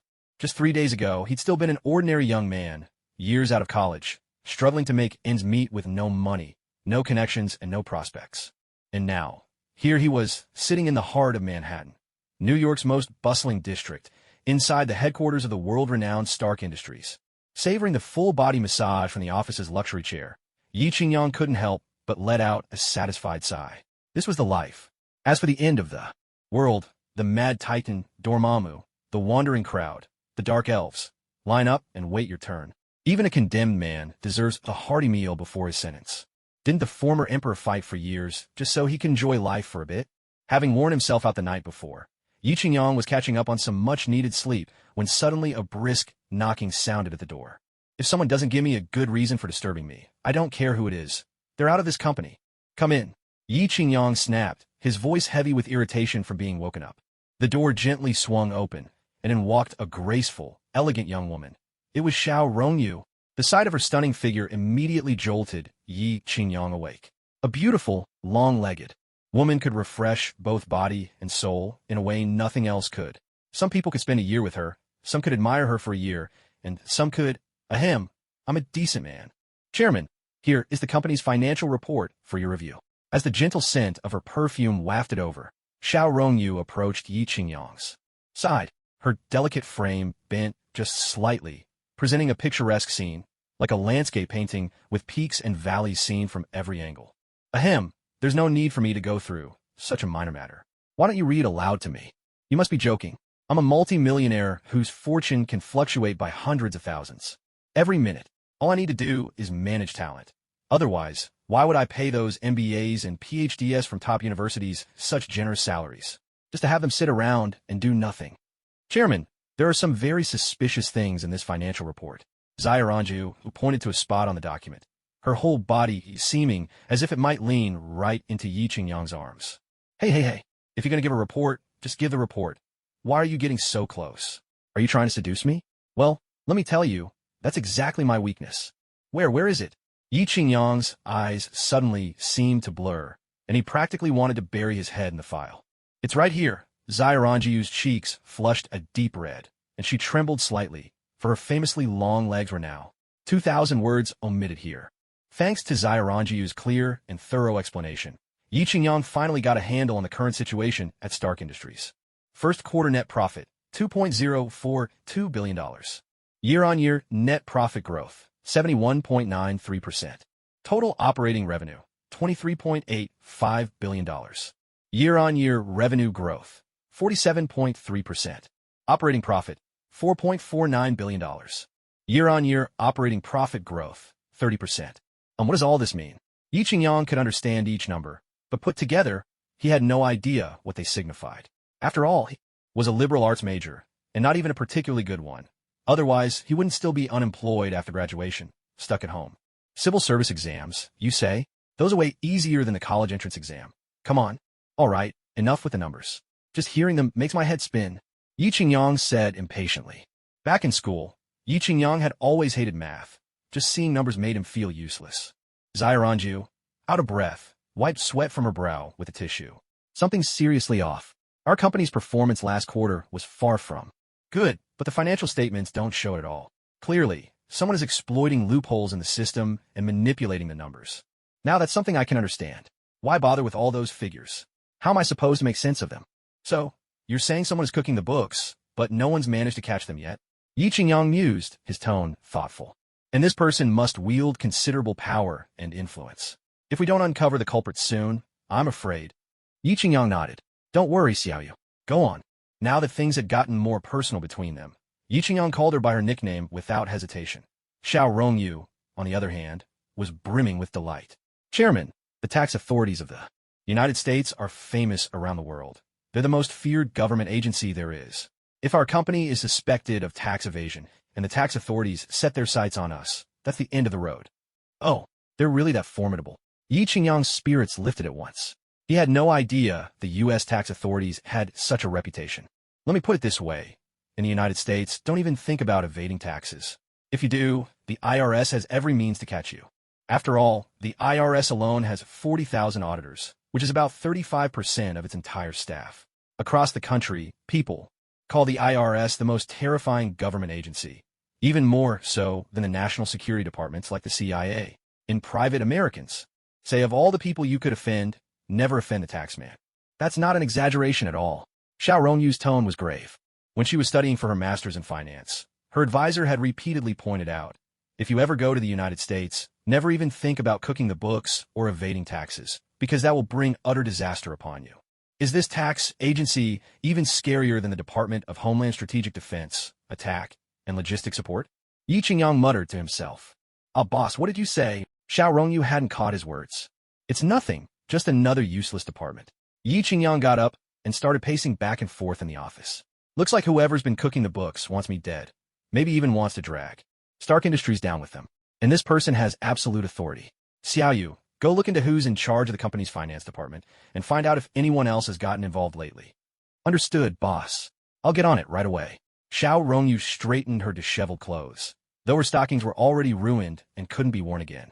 She'd have to hurry back and change. Oh, right, boss. Should I be taking birth control pills? Xiao Rongyu flushed with embarrassment. That's a good question. Well, do you want to take them? Yi Qingyang smirked. I'm your subordinate, so of course I'll follow your instructions. Then don't bother. But you know I'll never marry you, and I won't be with just one woman. All I ask is to have a place in your heart. Xiao Rongyu's voice was low, tinged with melancholy and hesitation, but what shone through most was determination. To see such a stunning woman agree to his terms made Yi Qingyang feel a bit lightheaded. Don't worry. As long as I'm here, you have nothing to fear. Yi Qingyang took Xiao Rongyu's delicate hand and began to shower it with kisses once more. Watching Xiao Rongyu walk out, slightly unsteady on her feet, Yi Qingyang picked up the phone. What's Xiao Rongyu's monthly salary now? 10,000. Out of today. 100,000 for me. After hanging up the phone, Yi Qingyang began to ponder about life once more. In truth, the mastermind that Xiao Rongyu mentioned was undoubtedly Obadiah. There was no question about it.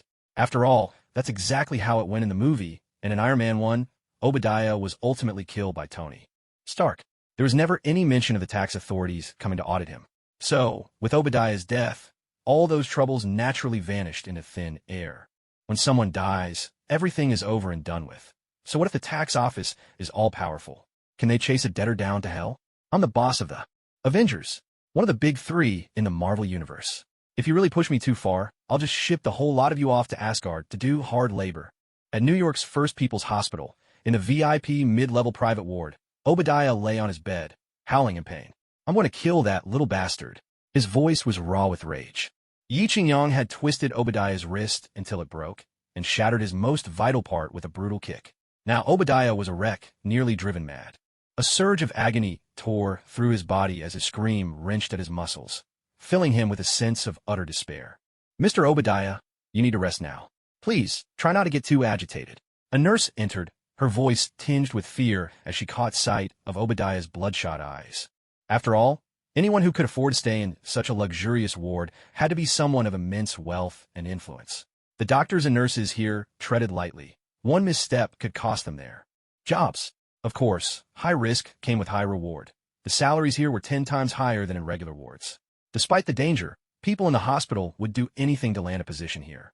Rest? Rest my ass. My balls are shattered. How am I supposed to calm down? Obadiah raged, tears streaming uncontrollably down his face. As a man, the thing he took the most pride in had been destroyed. How could he possibly face such a cruel reality? He was only 60. He still had mountains of money, plenty of time to find women. But from today on, what use were wealth and time to him? What good was an iron rod if it couldn't be wielded? What was the point of money anymore? Without women, who would carry on his legacy? Without women, where would he find his joy? Just tell me, can your hospital cure what's happened to me? I'll go ask the attending physician right away. The young nurse hurried out, unwilling to stay another moment in the room with this madman. A man who had been turned into something less than a man, twisted and unstable, might do anything unthinkable. The nurse ran headlong into a man as she turned the corner. Ouch! Careful there, beautiful, the man said with a deep, seductive voice, giving her a gentle pat just below the small of her back. Sir, this is a restricted ward. If you don't have an appointment, you can't go in, the young nurse said, her patience fraying as she braced herself against the unwelcome touch.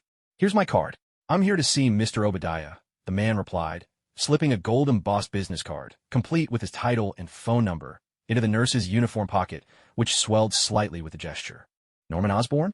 The nurse asked, her voice trembling. Indeed, that's me, Norman replied with a sly smile. Call me whenever you have time. We can have a deep conversation about biology. He winked. My specialty is teaching young ladies about the origins of life. You might find it enlightening. Who knows what you could gain from it? Blushing, the nurse accepted the card and murmured a soft acknowledgement before almost stumbling away in her haste. Why are these big shots always so forward? So bad, but I kind of like it, she thought, her steps quickening as Norman Osborn watched her retreating, swaying figure. He lifted his hand and inhaled the lingering scent on his fingers. Ha! That's the fragrance of someone hiding their desires, he mused to himself, then turned and walked into the ward. Mr. Obadiah, what happened to you? Norman Osborn immediately donned a mask of deep concern, his face contorted in sympathetic pain. Ah, Mr. Osborn, forgive me for not standing to greet you in my current state, Obadiah replied, forcing a strained smile between clenched teeth. Come now, old friend, there's no need for formalities. I'm here today because I'd like to discuss something with you, Norman said earnestly. Are we really such close friends? Obadiah shot back, somewhat unsettled by Norman's enthusiasm. We've only met at a few product launches and cocktail parties. How did we suddenly become old pals? Mr. Obadiah, you don't need to look at me like that. I mean no harm. In fact, we share a common enemy.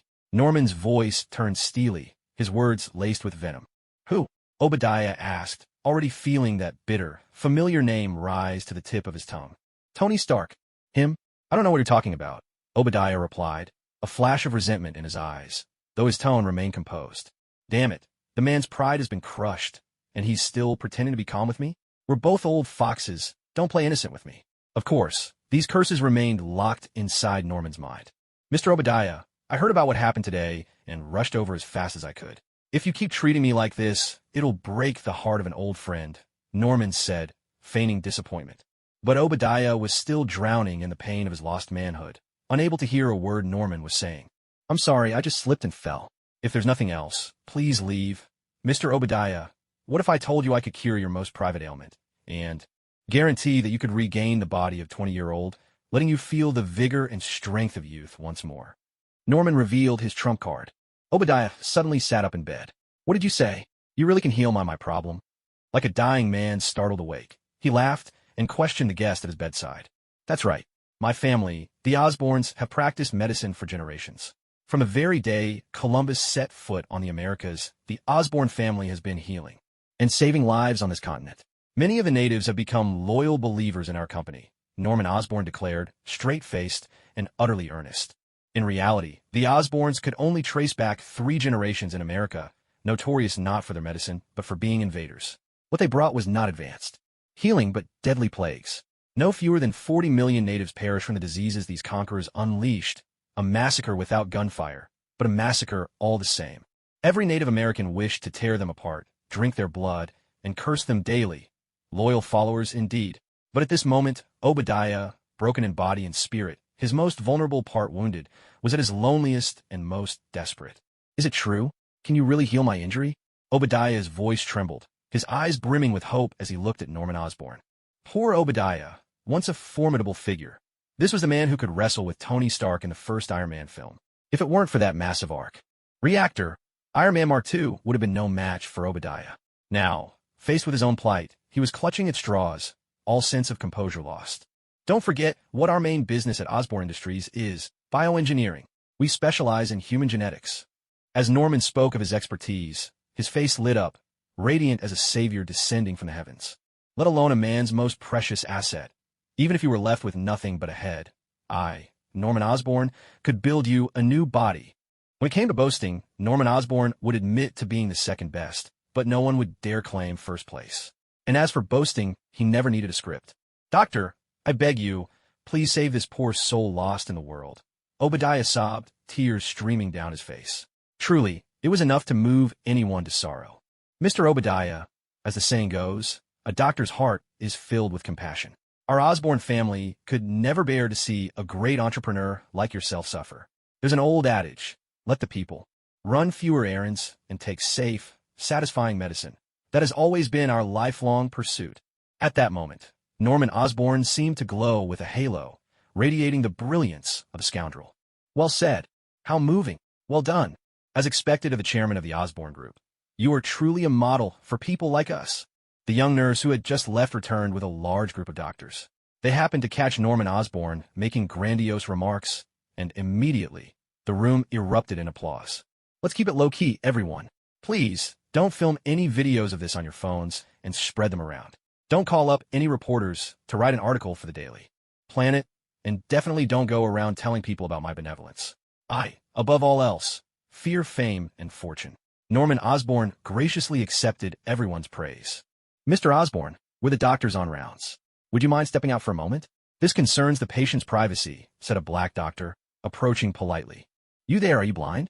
Can't you see I'm having a delightful conversation with Mr. Obadiah? A sharp glint flashed in Norman's eyes. It's all right, Dr. Burney. Mr. Osborn is a doctor himself. Who knows? Maybe he can cure my younger brother. Obadiah said, his spirits lifted, hope returning to his life. Under the watchful eyes of the crowd, Dr. Burney gave Obadiah's relative a thorough examination. So, Dr. Burney, do you think your hospital can treat this? Obadiah asked, his voice full of anticipation. I'm truly sorry, Mr. Obadiah. My abilities are limited. As things stand, our hospital doesn't yet have a better solution for your delicate condition. Dr. Burney replied cautiously, choosing his words with care. Haha, it's fine. I know my own situation. I won't make things hard for you, Obadiah said indifferently. Just as I thought. A bunch of quacks. All you ever do is make excuses. If you can't treat me, why even bother running a hospital? You lot could send a perfectly healthy man to his grave. With skills like yours, you'd be better off working at a crematorium. My sincerest apologies, Dr. Burney said again, before leading the team of residents out of the room. Once the door closed and their footsteps faded away. Useless fools, Obadiah roared, beginning to smash things in anger. My old friend, calm down. Don't blame them. They're just average doctors. At best, they can handle ordinary ailments. Real geniuses would never work in a place like this. Norman Osborn patted Obadiah's shoulder consolingly. All right, let's talk about your wonderful nephew, Tony Stark. That little brat.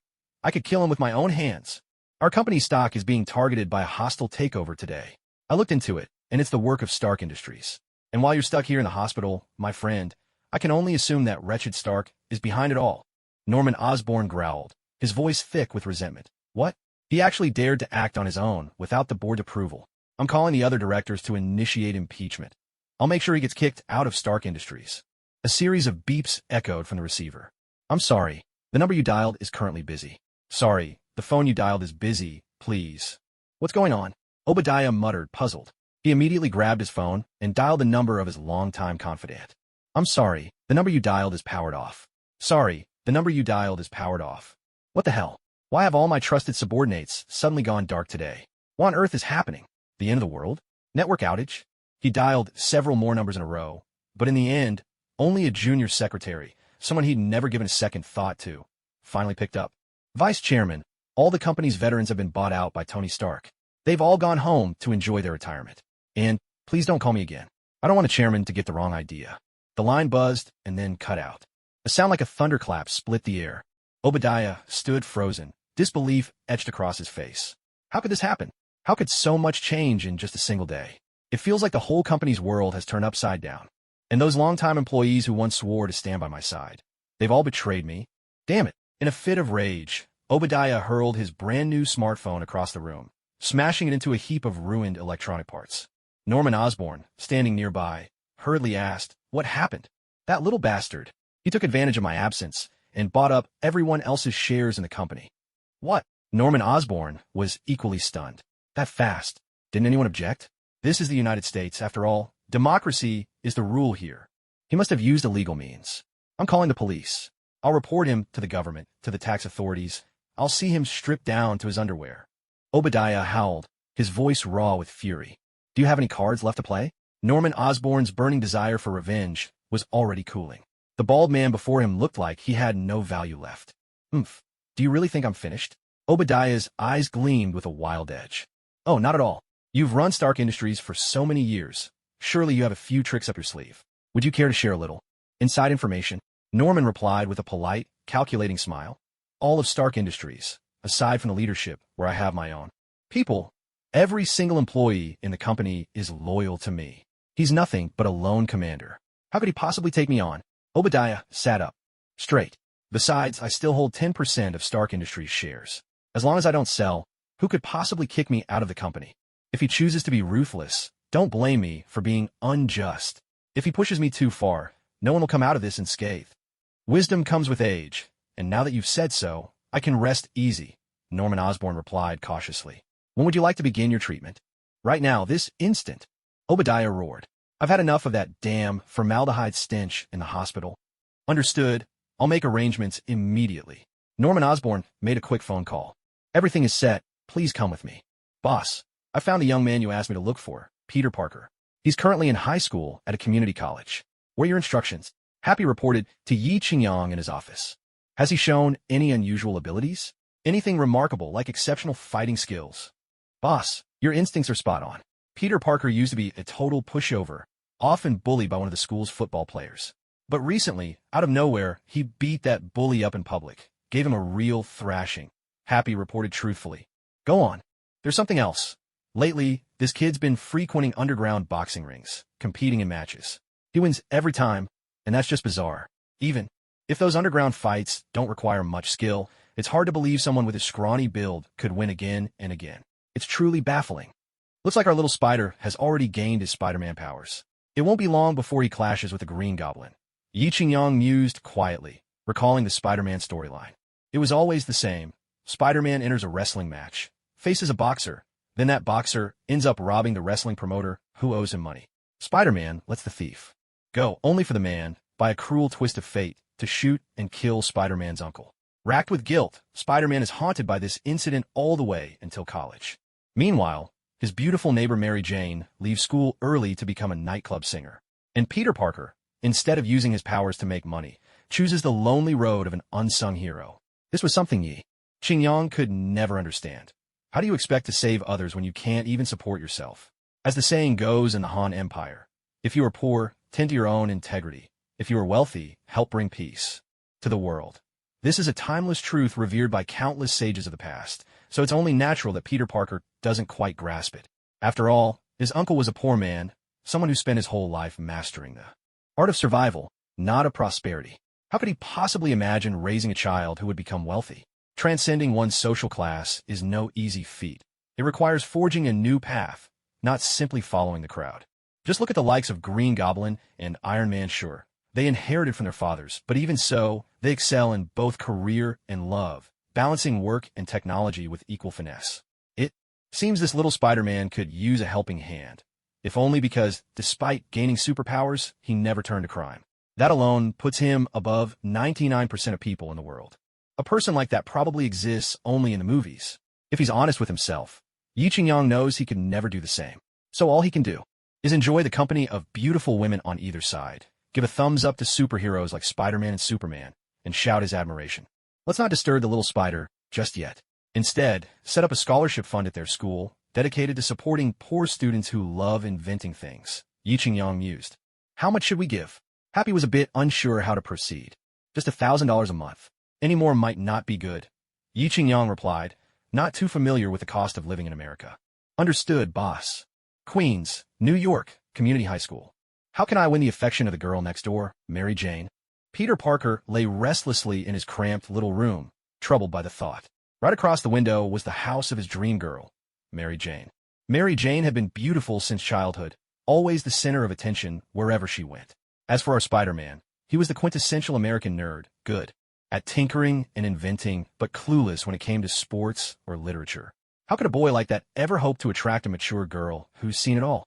A car horn blared outside. Thanks to his newfound powers, Peter leapt to the window in an instant, just in time to see his goddess climb into a friend's sports car and speed away. If you want to get rich, build a road first. And if you want to win a girl's heart, you need a car. Unable to bear his frustration any longer, Peter began scouring the classified ads in the Daily Planet. Come join the Queen's Underground Boxing Tournament. First prize is $3,000. That's it. Peter decided this was a shot at making money, and began crafting his very first suit by hand. Extra, extra. Get all the latest news from New York right here. Step right up. $1 won't leave you cheated. $1 won't leave you fooled. Hulk faces off against Abomination in Brooklyn. A mysterious Iron Man appears, possibly an alien. A street kid, arms full of newspapers, was hawking his wares to passers-by. Hey kid, give me one. Yi Qingyang rolled down the window of his silver Mercedes-Benz SL-Class AMG sports car. Sure thing, sir. The newspaper boy handed him a copy of the paper. Here you go. Whatever's left is your tip. Yi Qingyang pulled out a crisp $100 bill and handed it over. Thank you, sir. Thank you for your generosity. I wish you health and longevity. The newspaper boy, upon seeing Franklin's dignified face on the bill, bowed repeatedly in gratitude. These photos are pretty impressive. They capture my elegance, my good looks, and my imposing presence perfectly. Yi Qingyang gazed at the image of himself on the front page, clad in Hellfire armor, a small arc reactor gleaming at his chest. What a handsome guy. These two monsters are just disgusting. He flipped to the images of the Hulk and Abomination. Blood and mud mingled as the two titans grappled in brutal hand-to-hand combat. Thank goodness I'll never have to turn into something like that, Yi Qingyang thought with relief. He had just landed on the front page of the Daily Planet. Now ordinary citizens across the United States knew about him, and even more so, those hidden agencies lurking in the shadows. The most famous of them all, of course, was Marvel's very own S.H.I.E.L.D., the Strategic Homeland Intervention, Enforcement, and Logistics Division. I wonder if that one-eyed director, Fury, has figured out that Iron Man is actually me. I can hardly wait to cross paths with the major players of the Marvel Universe. Sure, this world is dangerous, but there's endless excitement in going up against the best, against man, against fate. So here I am, Tony, Yi Qingyang, Big Boss Sure, declaring to the world, I'm ready to take on the Marvel heavyweights. Jarvis, give me General Ross's contact info. I want to discuss his daughter's future with him. Yi Qingyang spoke into his earpiece. Yes, sir. Connecting you to General Ross's line now. A dial tone sounded. Hello, this is General Ross. Who's speaking? At that moment, General Ross was in a military laboratory, injecting more serum into Abomination's body. Though he was cold and ruthless, he couldn't let his prized operative go to waste. The man was even more valuable as experimental material than his own son-in-law. As General Ross liked to say, I hate waste above all. Trash is just treasure in the wrong place. Dr. Blue, how long until he can return to human form? General Ross turned to Dr. Blue, the scientist researching serum for Banner. Mr. Soldier has a rather unique constitution, and he's received massive doses of gamma reagent. I'll need to recalibrate the viral serum. Dr. Blue adjusted his glasses as he spoke. Suddenly, a ringtone with a mysterious oriental melody filled the air. The boundless horizon is my love. Beneath the eternal Tian-Shan flowers are blooming. What rhythm swings the hardest? General Ross calmly took out his phone. An unfamiliar number? He was about to hang up right away, but then again, not just anyone would have his personal number. He hesitated, deciding it was worth finding out who it was. Hello, General Ross. This is the chairman of Stark Industries. My name is Tony S. Tarker. In the upper echelons of American society, you might not know who the next president of the United States will be, but you could never ignore who the next heir to Stark Industries is. As the nation's largest arms supplier, Stark Industries is a behemoth that commands attention from all quarters. Hello, Mr. Tarker. What brings you to call me at such a late hour? General Ross was a bit puzzled. His own field was genetic biology, focusing on research and modification of the human body. Stark Industries, on the other hand, specialized in developing cutting-edge weaponry. Their paths should rarely cross. General Ross, I'd like to invite you to visit my company. There just might be potential for deeper collaboration between us, Yi Qingyang said with a polite smile. Unfortunately, my schedule is quite full these days, so I won't be able to make it, General Ross replied flatly, declining the invitation without hesitation. Ah, well, that's a pity. Goodbye then. With that, Yi Qingyang ended the call. Old fool, refusing a friendly toast only to be forced to drink a forfeit. Did you really think you were someone special just because I extended an olive branch? My real target is your daughter, the tall, stunning beauty. I had hoped to make a good impression and get close more easily, but if you won't cooperate, don't blame me for taking matters into my own hands. Action followed thought. Yi Qingyang spun the car around and headed toward Culver University. Dr. Elizabeth Betty Ross was a scientist and professor at Culver University, specializing in biology as well. She had played a pivotal role in Dr. Banner's gamma serum research, a project that ultimately transformed Banner into the Hulk. A supermodel-like woman who combined beauty and intellect, Betty was someone Yi Qingyang could hardly wait to meet. It wasn't that Yi Qingyang was overly lecherous. It was just that the women in the Marvel world were simply too alluring. Nightfall at Culver University didn't dim the bright lights or the rich academic atmosphere. Small groups of students dotted the campus, immersed in their studies. The air here is free, alive with the scent of knowledge, Yi Qingyang mused to himself. He rarely found time to pause. His days have been packed lately. The life of the wealthy was truly abundant. There always seemed to be something new and exciting each day. Temptations were everywhere. Luxury cars, beautiful women, yachts, private jets. The possibilities for amusement were endless. Tech enthusiasts like Tarker might prefer tinkering with high-tech gadgets, but Yi Qingyang had a definite preference for beautiful women. Excuse me, are you Mr. Tarker? A young woman with delicate features and a graceful figure stopped Yi Qingyang in his tracks. Yes, I am. Do you need something? Such people no longer held any appeal for Yi Qingyang, but out of courtesy, he still paused. It really is you. That's wonderful. I'm your biggest fan. The young college woman burst into delighted cheers. Could you give me your autograph? I absolutely loved your article on controlled nuclear fusion. I truly believe this technology will become a reality within the next decade. Well, Yi Qingyang found it hard to refuse such pure-hearted admiration for his talents. Why are you so obsessed with my intellect? Would it kill you to pay a little more attention to my looks now and then? Once she had his autograph, the college student calmed down. Mr. Scheidake, may I ask what brings you to our campus so late at night? I'm looking for Professor Betty Rose. Would you happen to know where she is? Yi Qingyang asked with polite composure. You mean Professor Betty Rose from the biology department?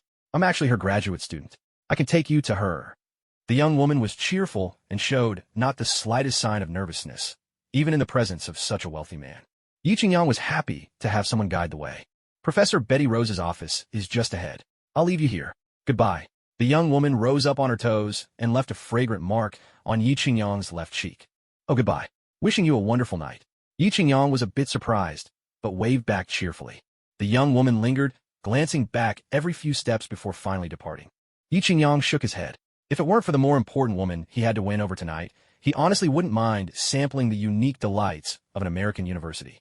Who would have thought that a jobless nobody like me would one day be kissed by a beautiful woman? Life certainly takes interesting turns. This year, fortune's smiling on me. Yi Qingyang rapped lightly on the door. Come in. A voice rang out, rich and magnetic, with that unmistakable American lilt. Opening the door, he saw Betty Rose leaning over her lab bench, busy with some chemical experiment, no doubt related to the gamma reagent. This woman, it seemed, still loved her boyfriend deeply. But as an emissary from the ancient and mysterious East, come to save the Marvel world, Yi Qingyang felt it was his duty to help this unfortunate American woman escape the quagmire of her past romance. She needed a new beginning, a love that would be unforgettable, overflowing with passion and romance. And that leading man would be none other than me, Tony. Yi Qingyang, Shidake, the embodiment of love and justice. She had flowing, slightly wavy black hair, a straight and elegant nose, eyes as green and fathomless as deep lakes, and a slender, graceful figure draped in a thin layer of clothing that accentuated every curve. Excuse me, are you Professor Betty Rose? Yi Qingyang put on his most gentlemanly air. I am. And you must be Mr. Tony Shidake? Betty Ross looked a bit surprised, as if she hadn't expected to see this man, so often gracing magazine covers and television screens. Right here. I just asked one of your students, and she told me you work here.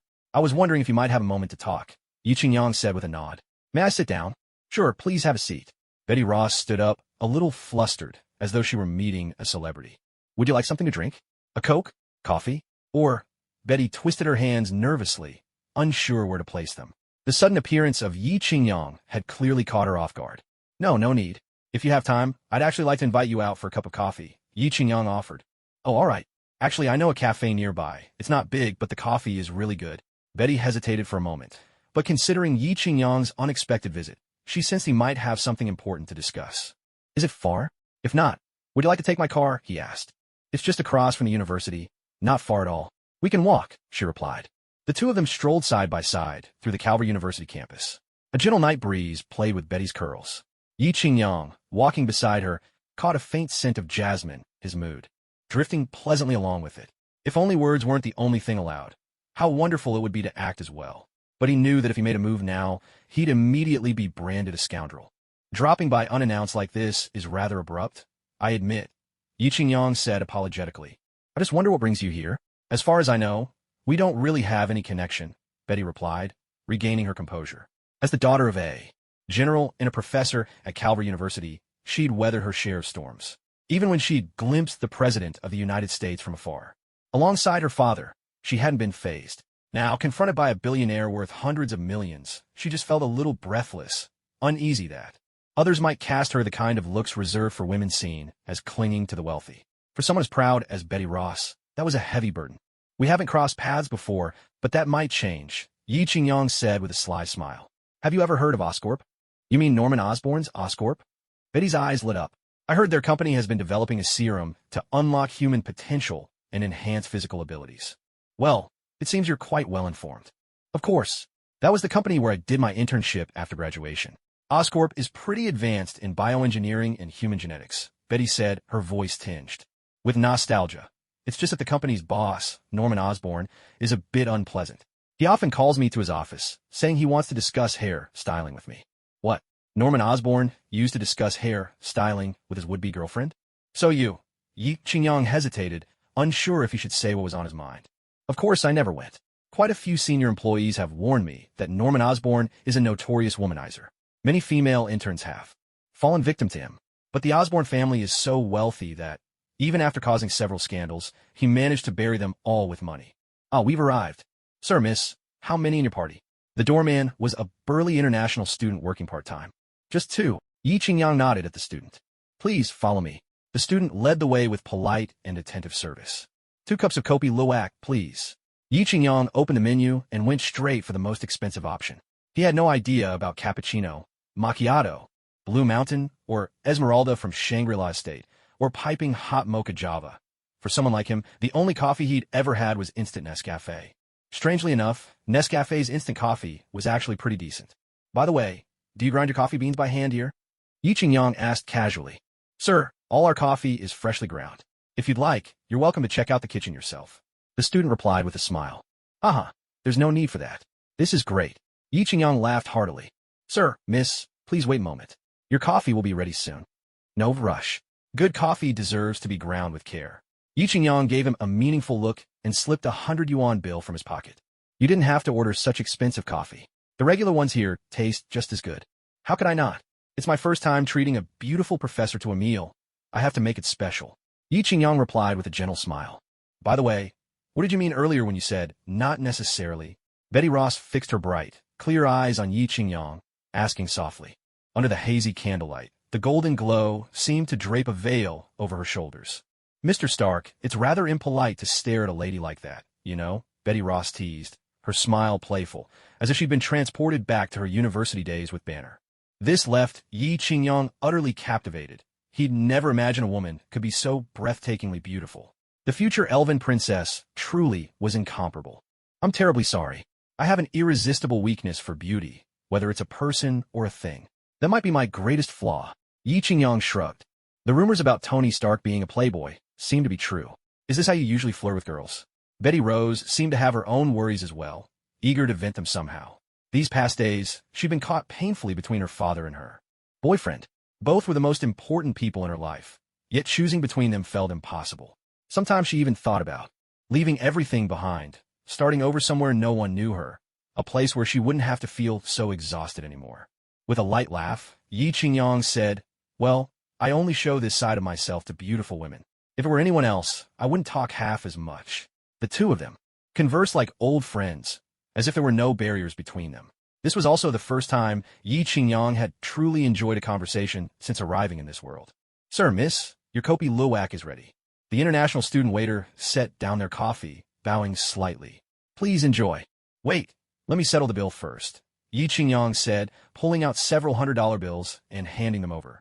Keep the change. The rest is your tip. Thank you, sir. The student left with a bright smile. Tonight's generous tip would cover a whole week's hard work. Mr. Big Spender, you just handed over several $100 extra. Are all rich people this generous? Betty Rose asked, stirring a cube of sugar into her cup with a small spoon. Of course not. My money doesn't fall from the sky. But if spending a few $100s can make someone's evening a little brighter, and make me feel good too, why not? Yi Qingyang also added a sugar cube, stirring leisurely. After all, happiness is something money can't buy. Happiness is something money can't buy, Betty Rose murmured, almost to herself. It's been so long since I was truly happy. These days, happiness feels like a luxury, rarer than any scientific breakthrough I could ever achieve. There's a formula for scientific challenges, but what's the secret code to happiness? She seemed to recall something unpleasant, her brows knitting together. A sudden breeze stirred the air, sending ripples across the surface of a springtime pond. In that moment, Betty Rose was like a tranquil pool in a hidden paradise, deep, pure, and almost sacred. Yi Qingyang couldn't help but think mischievously. I may not know the secret to a man's happiness, but for women, isn't it often something that goes straight to their core desires? I've been acquiring shares in the Osborne Group lately. I plan to move into bioengineering and explore the development of human potential. Miss Betty, would you be interested in joining me? Yi Qingyang asked, abruptly changing the subject to something more businesslike, sensing that Betty was lost in her thoughts. Is that so? That would be a major breakthrough for the field of bioengineering, Betty Rose replied, instantly shifting into a professional mindset at the mention of her specialty. But will Oscorp just let you acquire their shares? As far as I remember, Oscorp, like your Stark Industries, is a family business. I never had the chance before, but recently Oscorp invested in a project, something about developing a drug with the military to enhance human capabilities. But now they've hit a technical bottleneck, and the military is considering pulling out. Yi Qingyang recalled the rise of the Green Goblin. At this very moment, Oscorp was at the brink of life and death. If not for his intervention, the Green Goblin would have experimented on himself, killed his own assistant, and even taken out a few high-ranking military officials along the way. But evil never triumphs over good. In the end, he met a tragic fate at the hands of Spider-Man. A company run by scum like that deserves to go under. If you can pull this off, I'd be truly grateful, Betty Ross said with a note of bitterness. But you haven't answered my question. If I managed to take over Oscorp, would you be willing to come and work for me? There was an unmistakable firmness in Yi Qingyang's tone. You really are the classic domineering CEO. Still, if you actually take down Oscorp, I consider taking a job with you. But you'd better offer me a salary I can't refuse, Betty Ross replied with a laugh. No problem at all. If you join me, I'll make it a gift to you. How's that? Yi Qingyang burst out laughing, his tone full of confidence. For Oscorp. Down with the Oscorp Empire. Cheers. Their eyes met, and their mugs clinked together with a crisp, ringing sound. This time, Yi Qingyang didn't rush things, even though he knew he could use Betty Ross's emotional wounds to achieve his goals. That was not what he wanted. He longed for a complete, independent Betty, someone who would willingly open her heart. To him, not a soulless shell driven by a moment of madness. For the first time, he treated a woman with such seriousness, just as he once did with his first love in another life. Earnest, sincere, and a wonderful mix of warmth and vitality. "Thank you for the coffee," Betty Ross said, her hands tucked into the pockets of her low-rise jeans. The glimpse of her fair waist made Yi Qingyang swallow hard. He walked her to the faculty apartments at Culver University. Though it was their first meeting, they chatted effortlessly, as if they'd known each other for years. There was no academic talk, just the easy, caring banter of old friends. Yi Qingyang shared some offbeat jokes he'd picked up online in his previous life, never expecting that jokes from the Han country would be such a hit with an all-American girl.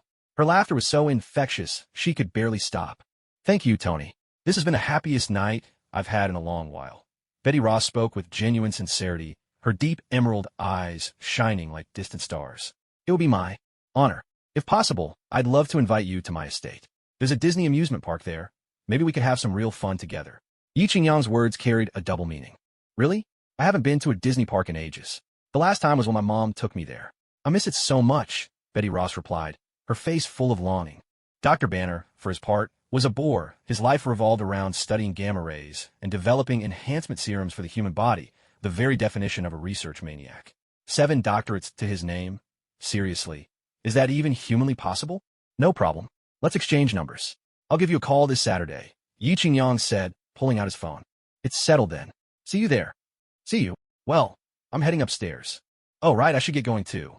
It really is getting late," Yi Qingyang said, scratching his head. "Good night, Mr. Big Shot." "Good night, Miss Betty."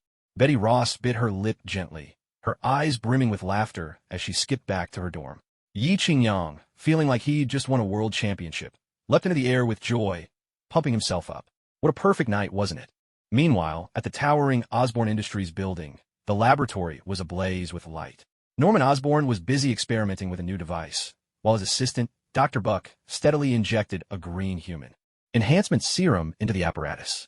Soon, a glass chamber containing Obadiah filled with a mist of vaporized serum, turning the whole container a murky green so thick it was impossible to see what was happening inside. "Norman, please, the enhancement serum isn't ready yet. The data shows we're not cleared for human trials." Dr. Strom, clad in a gray lab coat and sporting a clever mind beneath a receding hairline, pleaded earnestly. "I'm asking you one last time, don't do this." But Norman Osborn, eyes fixed on the computer, brushed him off. "Don't be such a coward. All experiments come with risks. Haven't you heard that old saying from China? The bolder the people, the greater the harvest. We've been playing it too safe." Dr. Strom hurried after him. "Then at least let me bring in another medical staff member and a volunteer. Just give me 2 more weeks." Norman waved off his protests, his patience thinning. 2 weeks. 1,000 years is too long. Seize the day. Ever heard that? In 2 weeks, the military will pull their funding, and the board will have my head. I've staked everything on this project, you know that. If I can't deliver a successful trial serum in 3 days, the board will toss me out." Norman Osborn cast a glance at the laboratory. "Mouse inside the glass container, Obadiah. Besides, we now have a free test subject, Doctor. Hand me the dichlorosilane, please." "What do you need dichlorosilane for?" Although Dr. Strom was a bit puzzled, he turned to the cabinet where the chemicals were kept and fetched a tiny bottle that looked like a miniaturized glucose vial. "It can trigger a catalytic reaction once the performance-enhancing serum is atomized and enters the bloodstream," Norman Osborn explained, handing the small bottle to Obadiah. "Norman, are you sure this is safe?" Obadiah asked, a trace of hesitation in his voice. "Humanity has evolved for 40,000 years, and we've yet to tap into our full potential. Our company's performance-enhancing serum can greatly boost the activity of human cells, regenerate lost limbs, and enhance physical abilities. When that day comes, humans will stand at the very pinnacle of the natural world, at least in terms of physical prowess. What's more, Mr. Obadiah, you don't really have any other choice at this point, do you?" Norman Osborn's gaunt face was alight with excitement. "All right, I'll trust you, just this once." Gritting his teeth, Obadiah tipped back the little bottle and downed its contents in one gulp. He coughed. "Ugh, it tastes like stale urine that's been left out for days," he muttered with a look of disgust. Please, lie down on this apparatus, Norman Osborn said, pressing a button. A metal frame equipped with two arm restraints unfolded with a metallic snap. This doesn't exactly look like the kind of place you want to be, Obadiah remarked, eyeing the contraption that reminded him of a slaughterhouse table. Norman Osborn explained, this is a genetic-level transformation, so some side effects are inevitable. For your lost limb to regenerate, you'll have to endure a certain amount of pain. As the saying goes, you can't see the rainbow without first weathering the storm. Behind every blossom and round of applause lie blood and sweat. So, I'll have to ask you to bear with the pain for now, and then greet a brighter tomorrow. Fine, Obadiah replied, anxiety etched on his face as he lay down on the cold apparatus. I chose this path, so I'll see it through, even if I have to crawl. Damn, why is this thing so cold? The moment his bare skin touched the metal table, a shudder ran through him, goosebumps rising across his body. This is a rare metal, an adamantium alloy, in fact. The table can withstand 10,000 degrees without warping, Norman Osborn said, a note of pride in his voice. How does it compare to the jade ice bed from those old martial arts novels? Obadiah quipped, recalling a story he'd once read. What? Norman Osborn looked utterly baffled. Nothing, just get started, Obadiah said. With a series of sharp metallic clicks, Norman Osborn and Dr. Strom secured Obadiah with a metal collar, locking him firmly in place so that he couldn't move an inch. I think being a half-demon isn't so bad after all. Is it too late for me to back out? Obadiah pleaded pitifully. I'm sorry. That's not an option, Norman Osborn replied coldly. Moments later, the metal table holding the apparatus was pushed into a massive glass chamber. Dr. Strom glanced at Norman Osborn, who gave a silent nod. A metallic beep rang out. A hiss filled the air as emerald green smoke began to swirl through the glass container, ghostly and thick. At this point, only Obadiah's eyes could still move. The moment he inhaled the first breath of the green vapor, a wave of dizziness swept over him, and suddenly he felt transported to a vast grassland. He was running freely under the sunset, across the endless steppe that was his lost youth. Norman Osborn and Dr. Strom watched the monitor anxiously, their eyes fixed on the stream of data tracking Obadiah's vital signs. A three-dimensional model of Obadiah's body appeared on the computer screen. His muscle mass is increasing. Cellular activity is off the charts. Even his severed fifth limb is regenerating. Dr. Strom's voice trembled with excitement. To witness the birth of a formula that could reshape the world, nothing could compare to this sense of achievement and satisfaction. The sheer thrill of scientific discovery. I think this calls for champagne, Norman Osborn exclaimed, elated. In his mind's eye, he saw General Stockholm, the same man who'd mocked him just days before, now groveling, begging for a chance to use this revolutionary invention. And he, Norman Osborn, would become the world's most sought-after scientist and inventor. Tony Stark, Einstein, Hawking, they would all be forgotten in the brilliance of his achievements. Osborn Industries would surpass Stark Industries, rising as the greatest family enterprise in the United States. Suddenly, a shrill alarm blared, and red warning lights began to flash furiously. All the monitoring devices erupted in a cacophony. What's happening? Osborn's daydream shattered, replaced by a surge of anger. Something's gone wrong. Dr. Strom shouted, panic-stricken. As the green fog gradually dispersed, Obadiah's bloated, pale body was revealed, a sight that was almost nauseating. But now, Obadiah was convulsing wildly on the metal table, as if jolted by an electric current. Quick, shut down the apparatus, Norman Osborn yelled. Oh, right. In a flurry of frantic movements, Dr. Strom managed to stop the flow of green gas and began the extraction process instead. A single, prolonged beep filled the air. On the heart monitor, a flat red line stretched across the screen. Dead. Norman Osborn's heart pounded in his chest. Obadiah could die anywhere, just not in his own laboratory. If that were to happen, it wouldn't just be his own problem. The entire Osborn Industries wouldn't be able to pay for the consequences. Hurry, get over there and give him mouth-to-mouth and CPR. Norman Osborn shoved Dr. Strom with force. I want Obadiah alive, not dead. If he so much as suffers a scratch, this whole laboratory and Osborn Industries will pay with their lives. Norman Osborn shouted. Yes, yes. Dr. Strom hastily opened the lid of the glass container, not bothering with the lingering traces of green mist inside. He took a deep breath and pressed his mouth to Obadiah's, desperately attempting resuscitation. So, poor Obadiah's first kiss was sacrificed then and there. A muffled gasp escaped Obadiah's lips as his eyelids suddenly fluttered open. The heart rate monitor attached to his body began beeping wildly, quickly spiking to 200 beats per second. Dr. Strom unlocked the metal collar restraining Obadiah, and Obadiah's eyes snapped open, revealing two pale, almost white eyeballs that fixed on Dr. Strom with an unblinking stare. "You're awake!" Norman Osborn and Dr. Strom shouted in excitement at the same time. But Obadiah paid no heed to their words. The serum surging through his veins had magnified his desires 1,000-fold. Before, all he wanted was to cure his shameful affliction and perhaps spend time with a few more women. Now his body was fully healed, healthier than ever. He felt as if he were 18 again, in the prime of youth. And the human enhancement serum had boosted his physical abilities to 8 times that of an ordinary man. "I want women. I want a way out. I need to let it out." Obadiah's eyes glowed an eerie shade of green as he cast a wicked gaze at Norman Osborn and Dr. Strom. "Obadiah, what are you doing?" Dr. Strom cried out in terror. "I want you," Obadiah growled, lunging forward like a wild beast.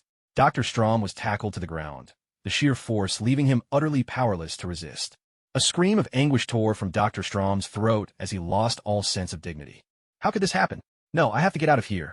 I'll wait for the effects of the drug to wear off, and then figure things out." Sensing the danger, Norman Osborn spun around and tried to flee. Wham! Norman Osborn slammed into something as solid as a steel wall and was sent sprawling backward. "Stay away. Don't come any closer," he shouted desperately. Another scream rang out, even more piercing and mournful than before, echoing through the lab. Just then, Norman Osborn's phone suddenly began to ring. "The caller. Harry, chrysanthemums wither. The ground is strewn with sorrow. Your smile has faded with time. The flowers bloom as hearts break." This ringtone played endlessly, echoing through the laboratory all night long. Meanwhile, in the Queens District of New York, an underground boxing arena. The place was packed to the rafters with people. Sawbones, Sawbones, Sawbones.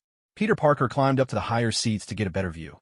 But all he could see was a sea of heads, dark and dense. It was truly a scene of wild revelry. Drums beating, fireworks crackling, red banners waving, and a crowd so thick it nearly forced Peter under the table. At the heart of the excitement was a square boxing ring, about 20 square meters across. On the ring, a burly man in suspenders grabbed a tank of a guy in a camouflage vest and, in a move worthy of a classic hero, uprooted him like a willow tree. With a heavy thud, even from a distance, Peter could feel the whole ring tremble with the impact. The muscled man in suspenders spun around, climbed onto a corner post, and leapt high into the air. With a sickening crunch, he brought down a flying guillotine move, smashing into the throat of the man in camo and sealing his victory. It was bloody, violent, electrifying. The New York crowd went completely wild. Several women in the front rows even began throwing their clothes onto the ring. 1, 2, 3, it's over. The winner is Sawbones. The referee, clad in black and white stripes, proclaimed at the top of his lungs. The muscled man in suspenders raised both arms, soaking in the thunderous applause. "Ladies and gentlemen, let's give it up for Sawbones McGregor." Another wave of cheers erupted from the crowd, and a few obvious Sawbones fans waved silver sock props above their heads. Tonight's prize is $3,000. Who's got the guts to challenge Sawbones for 3 minutes? The MC, dressed in a dazzling gold suit, shouted hoarsely into the mic. Sawbones took a break in one corner of the ring, where 4 scantily clad blonde bombshells immediately began massaging his muscles. Peter Parker pressed his lips together and headed to the registration desk. From across the arena, he could still hear the host's adrenaline-pumping challenges. "Who's next? I know who it is." With a dramatic gesture, the golden-suited host pointed, "The Flying Dutchman."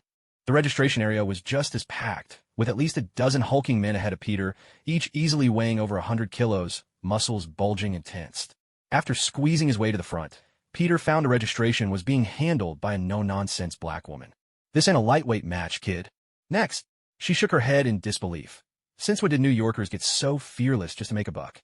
"Don't look down on the young and poor. Fortune changes with time." "I'm signing up." Peter fired back with 3 retorts in a row. The African-American woman shook her head with resignation. "All right, but let me make this clear. If you get hurt during this match, the New York Wrestling League takes absolutely no responsibility. Life and death are up to fate. Riches and honor depend on the heavens." Peter Parker quipped, never missing a chance for a wisecrack. So you're participating of your own free will?" The woman rolled her eyes. "Indeed, it is my wish. I wouldn't dare trouble you otherwise." "All right, then, officially diagnosed as a lunatic." The woman wrote down Peter Parker's name in the register. "Go on, God bless you." Next, Peter collected his contestant number, his heart pounding with excitement as he waited backstage. Meanwhile, The Flying Dutchman was already being hoisted off the ring by the muscled man in a tank top, who tossed him aside with ease. With a sickening crunch, the Flying Dutchman smashed through a sturdy wooden table outside the ring. There was no need to check. His bones were definitely broken. The winner, Bones Saw, the announcer declared. The difference in strength was overwhelming. In the following rounds, challengers were either carried out lifeless or left with broken limbs.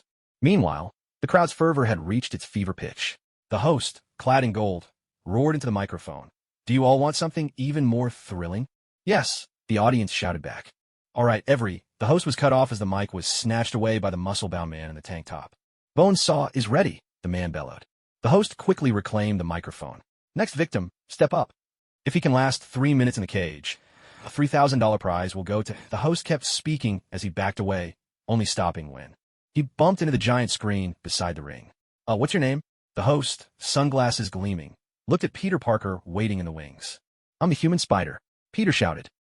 The host slid his sunglasses down, staring at Peter in disbelief. "What? That's the best name you could come up with?" "Yes," Peter replied, a little proud. "Uffed, give me a break. That's terrible," the host muttered, pushing his sunglasses back up and striding into the spotlight. $3,000 will go to the terrifying, the deadly, the amazing Spider-Man," the host boomed, pointing dramatically at Peter Parker waiting in the holding area. The curtain swept aside to reveal Peter Parker, standing in the blinding spotlights. He wore a red hood that only exposed his innocent eyes, a long-sleeve sweatshirt emblazoned with a spider, a pair of hopelessly unfashionable blue pants, and battered leather gloves. Peter turned to the host, protesting. "What did you say?" "I'm the human spider."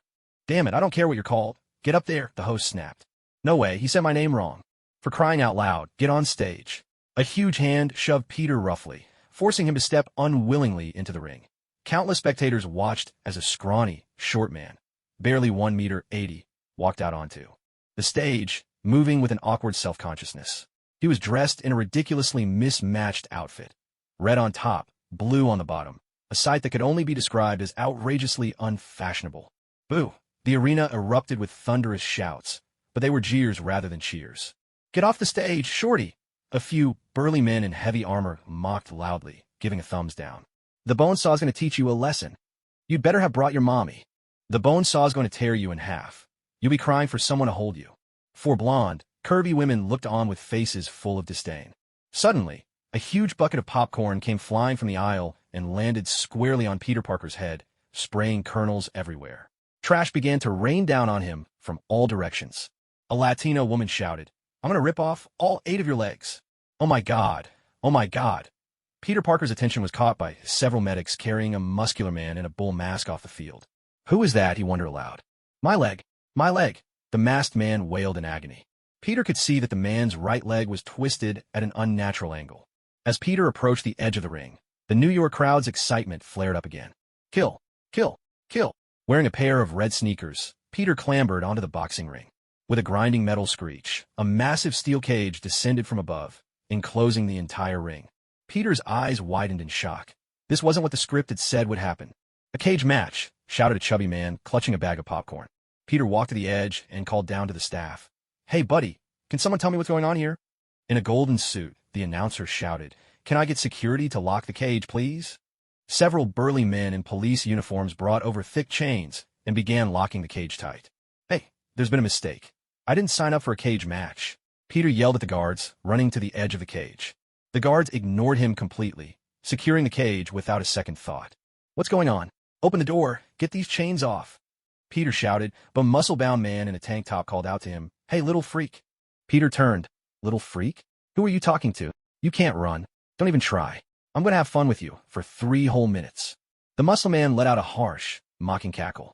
With that, he charged at Peter like a speeding tank, making the entire cage rattle and shake with the impact. But just as he was about to reach Peter, the young man suddenly sprang up with amazing agility, leaping over 2 meters into the air and clinging to the bars of the cage. The tank-top muscle man staggered, dazed from the collision. He looked up at Peter Parker and roared, "What are you doing up there?" "Just trying to keep my distance from you." Peter Parker shot back. "Such a cute outfit you've got there. Did your husband pick it out for you?" The little spider's sharp tongue was in full force. The muscle man's face turned crimson with rage. Tensing his legs, he prepared to leap up and drag Peter Parker down. But before he could even reach, Peter performed a nimble somersault, flipping gracefully over the muscle man's head and landing steadily on the ground. With a guttural scream, the muscle man charged at Peter Parker. A split second later, twin streams of web shot from Peter's wrists, sticking fast to the top corners of the cage. Having been toyed with one too many times, the muscle man finally snapped. He grabbed a folding chair from a female spectator at ringside. Peter was still basking in his own cleverness when the chair came crashing down toward his head with a savage blow. Caught off guard, Peter was knocked to the ground by the muscle man's furious strike. Without missing a beat, the muscle man swung the chair down onto Peter's back with another brutal slam. Peter groaned in pain, struggling to get to his feet. The muscle man stood over him, unleashing a relentless flurry of attacks. A Latina woman in the crowd shouted with excitement, "Squash that spider!"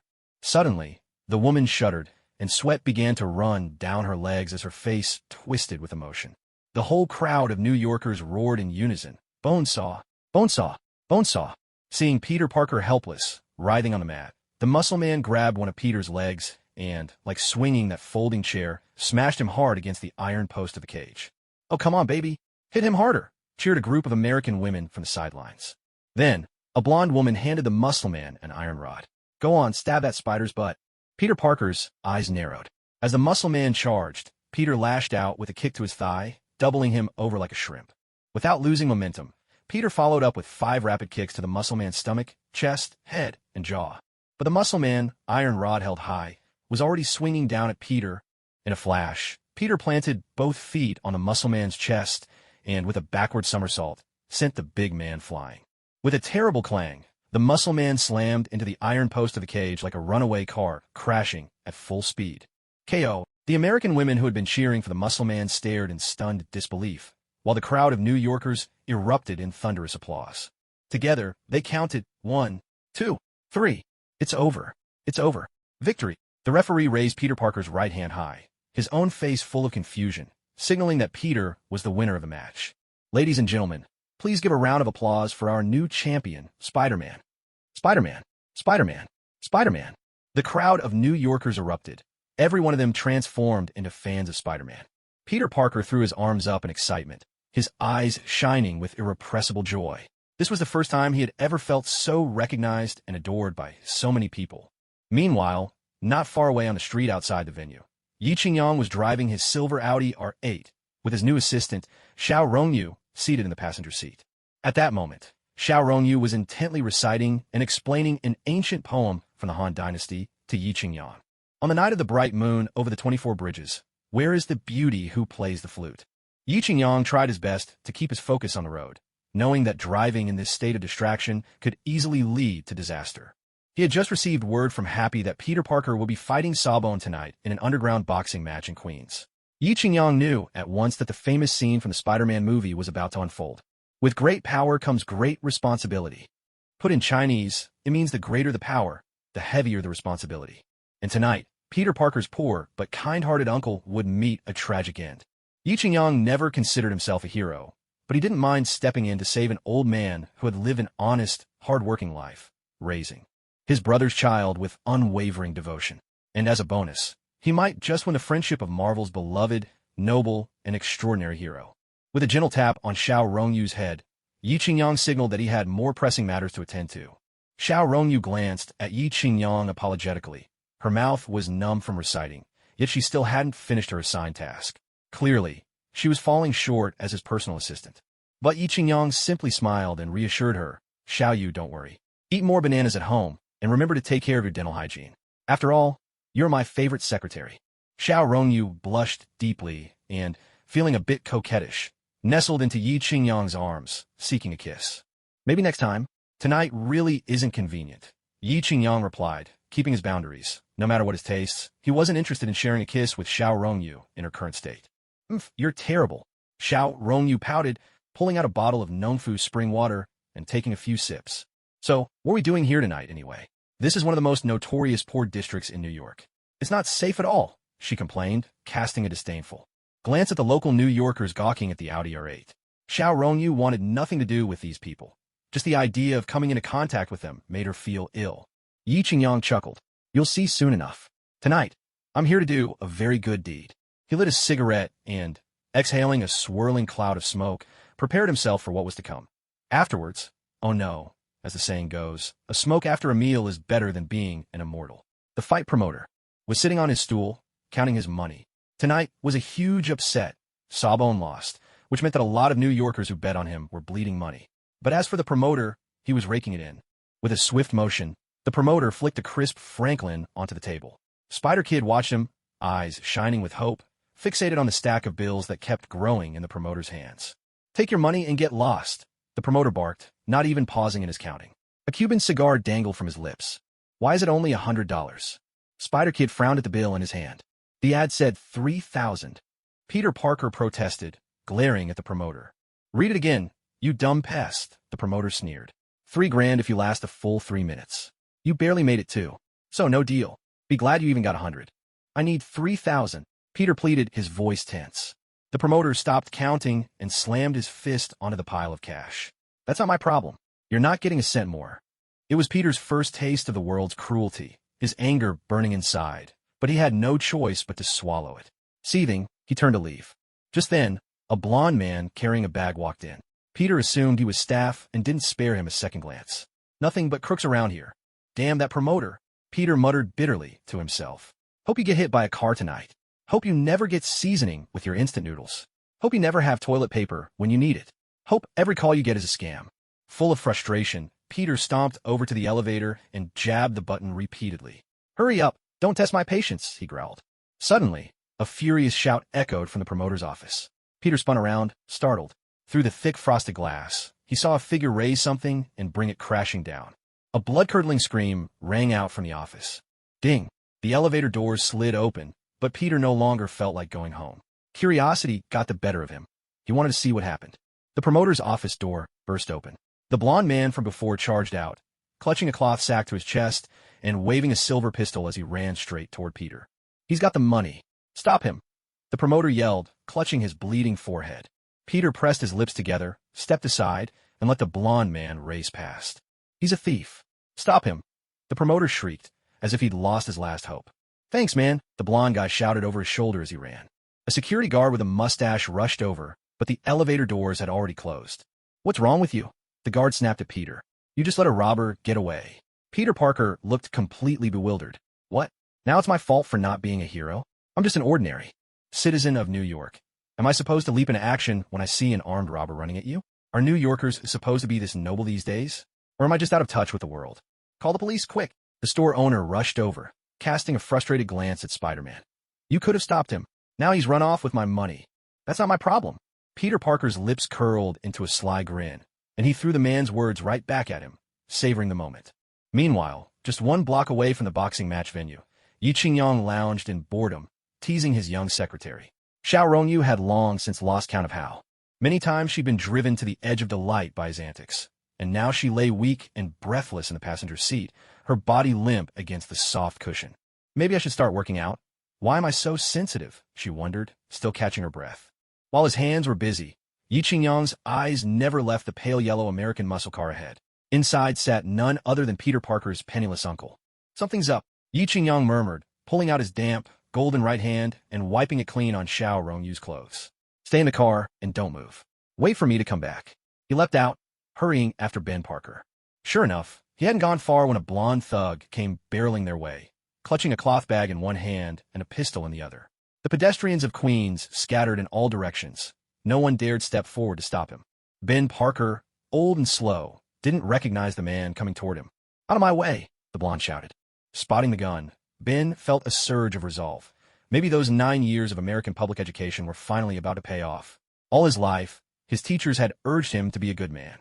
"Ben, remember, with great power comes great responsibility." "Teacher, what is power?" young Ben had once asked. "Power is a broad term. It can mean money, influence, status, skills. All of these are forms of power." "Teacher, what's my power?" Ben asked, his eyes bright with curiosity. "Maybe being poor is your power," the teacher replied. "We may be poor, but we must have pride, even in poverty." "Old man, move it," the blonde barked. This was Ben Parker's finest hour, the culmination of a lifetime's lessons. With a sudden lunge, he tried to trip the robber with his umbrella, aiming for a heroic takedown. But his timing was off, his speed too slow, and his target too quick. The move failed, and the thug knocked him to the ground with a brutal kick. "You old fool, you want to die?" The blonde glared at the frail, old man who dared to challenge him, feeling deeply insulted. "You really think you can take me on, huh?" Let's see how you like this. He squeezed the trigger, bellowing die. Bang! The bullet burst from the chamber, screaming through the air with searing heat. Is this really the end for me, Ben Parker? In that fleeting moment, the old man's mind raced through countless thoughts. The most precious thing in life is life itself. Life only comes once for each of us, and one should live it in such a way that he hadn't even finished reciting that iconic passage from How the Steel Was Tempered. Suddenly, a figure stepped in front of him. Ding! Host is in imminent danger. Ding! God tier choice system activated. Please choose. 1. Do not stop the blonde man from killing Ben Parker. Reward: Spider-Man's bloodline. 2. Stop the blonde man from killing Ben Parker. Reward: increase charisma attribute. Note: enhances the host's ability to attract girls. 3. Kill Ben Parker yourself. Reward: the blonde man's loyalty. Note: the blonde man will never betray you. A second earlier, time seemed to rewind. Yi Qingyang saw the blonde man pull out a pistol. Should I save this old man or not? Save him or not? Yi Qingyang was genuinely torn. Then, as if on cue, the system's choices appeared before him. All three options were tempting. Well, except for the third one. Why on earth would I want the blonde man's loyalty? Is he some rare talent? Or does the system think? I have the makings of New York's next kingpin? Am I some hidden godfather? As for girls, aren't they supposed to come and go at my whim? Doesn't the system know that too many women can be a burden? Wrong. Let's try again. Let the pain come even fiercer, he declared. I choose option 2. Heartthrob for the ladies. Ding. Everyone stared at Yi Qingyang in utter disbelief. Right there, between his right index and middle finger, he held a gleaming golden bullet. With a light laugh, he quoted, "Of all martial arts under heaven, none is unbreakable. Speed is the only invincible. All citizens of New York, pay your respects to the Dragon King," someone shouted. Yi Qingyang curled his lips. Don't just stand there like statues. Someone call the police. The blonde man tried desperately to make a last-ditch escape, spinning around a run. With swift footwork, Yi Qingyang lunged forward and grabbed the back of his collar. Crash! The blonde man's legs flew up as he was slammed to the ground, left dazed and disoriented. Yi Qingyang yanked off the man's belt and tied him up with all 4 limbs in a most undignified pose. Uncle Ben, Peter Parker pushed through the crowd, rushing to the elderly man who sat on the ground, shaken and pale. He hurried to help him up. Uncle Ben, are you all right? Peter, you're finally here. Old Parker breathed a huge sigh of relief. That near-death experience had almost sent his blood pressure through the roof. If it weren't for this gentleman, I'd have been sent to meet my maker by that blonde guy's bullet. Ben Parker patted his chest, still calming his nerves. The blonde guy. Peter Parker was filled with dread when he saw the blonde man lying motionless on the ground. Wasn't this the robber he had just let go earlier? How could he have ended up here? Ah, that's right. He had quarreled with Uncle Ben that very morning. Uncle Ben had said he'd come pick him up here at 10 o'clock tonight. And Peter had completely forgotten. How foolish he had been, truly. The thought that he'd almost caused the death of someone as dear as a father to him filled Peter with remorse. I was wrong, Uncle Ben. I shouldn't have talked back to you. I shouldn't have ignored your advice. It's all right, son.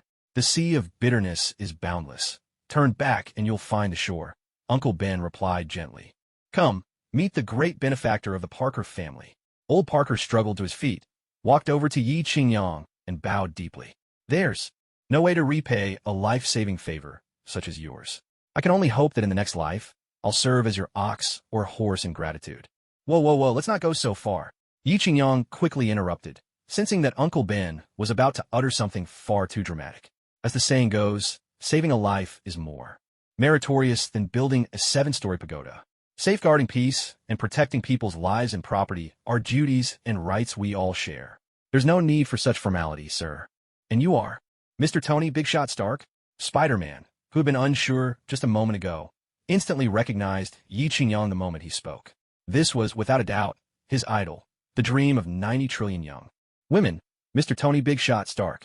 Just like Principal Scallion, Big Shot Stark was the ultimate icon for every underdog in America. Wealthy, talented, suave, and charming. He was the very picture of perfection.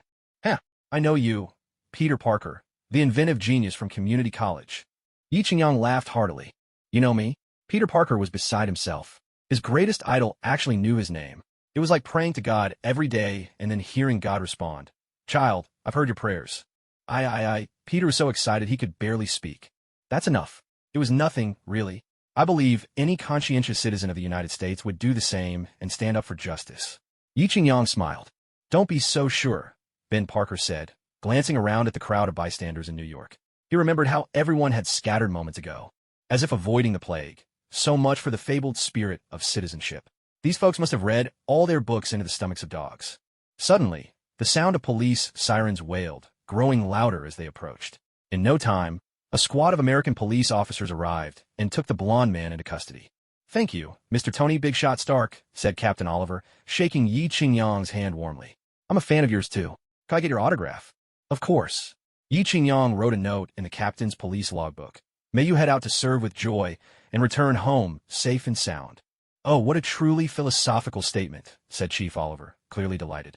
"It's nothing, really," Yi Qingyang replied, full of modesty. "Thank you for saving my life. I'd like to invite you to my home for a visit, if you don't mind." Old Parker, having watched the officers take away the blonde man, walked over. "Of course. My girlfriend is still waiting in the car," Yi Qingyang replied. "That's wonderful. Mr. Stark is actually coming to my house as a guest." Peter Parker's gloom from the whole evening vanished in an instant, and he was as excited as a teenager. "Man, I'm home," Old Parker called out as soon as he walked in, embracing his wife tightly. "What's the matter, Ben? You seem a bit off tonight. Did that rascal Peter misbehave again?" Aunt May gently patted Old Parker's back.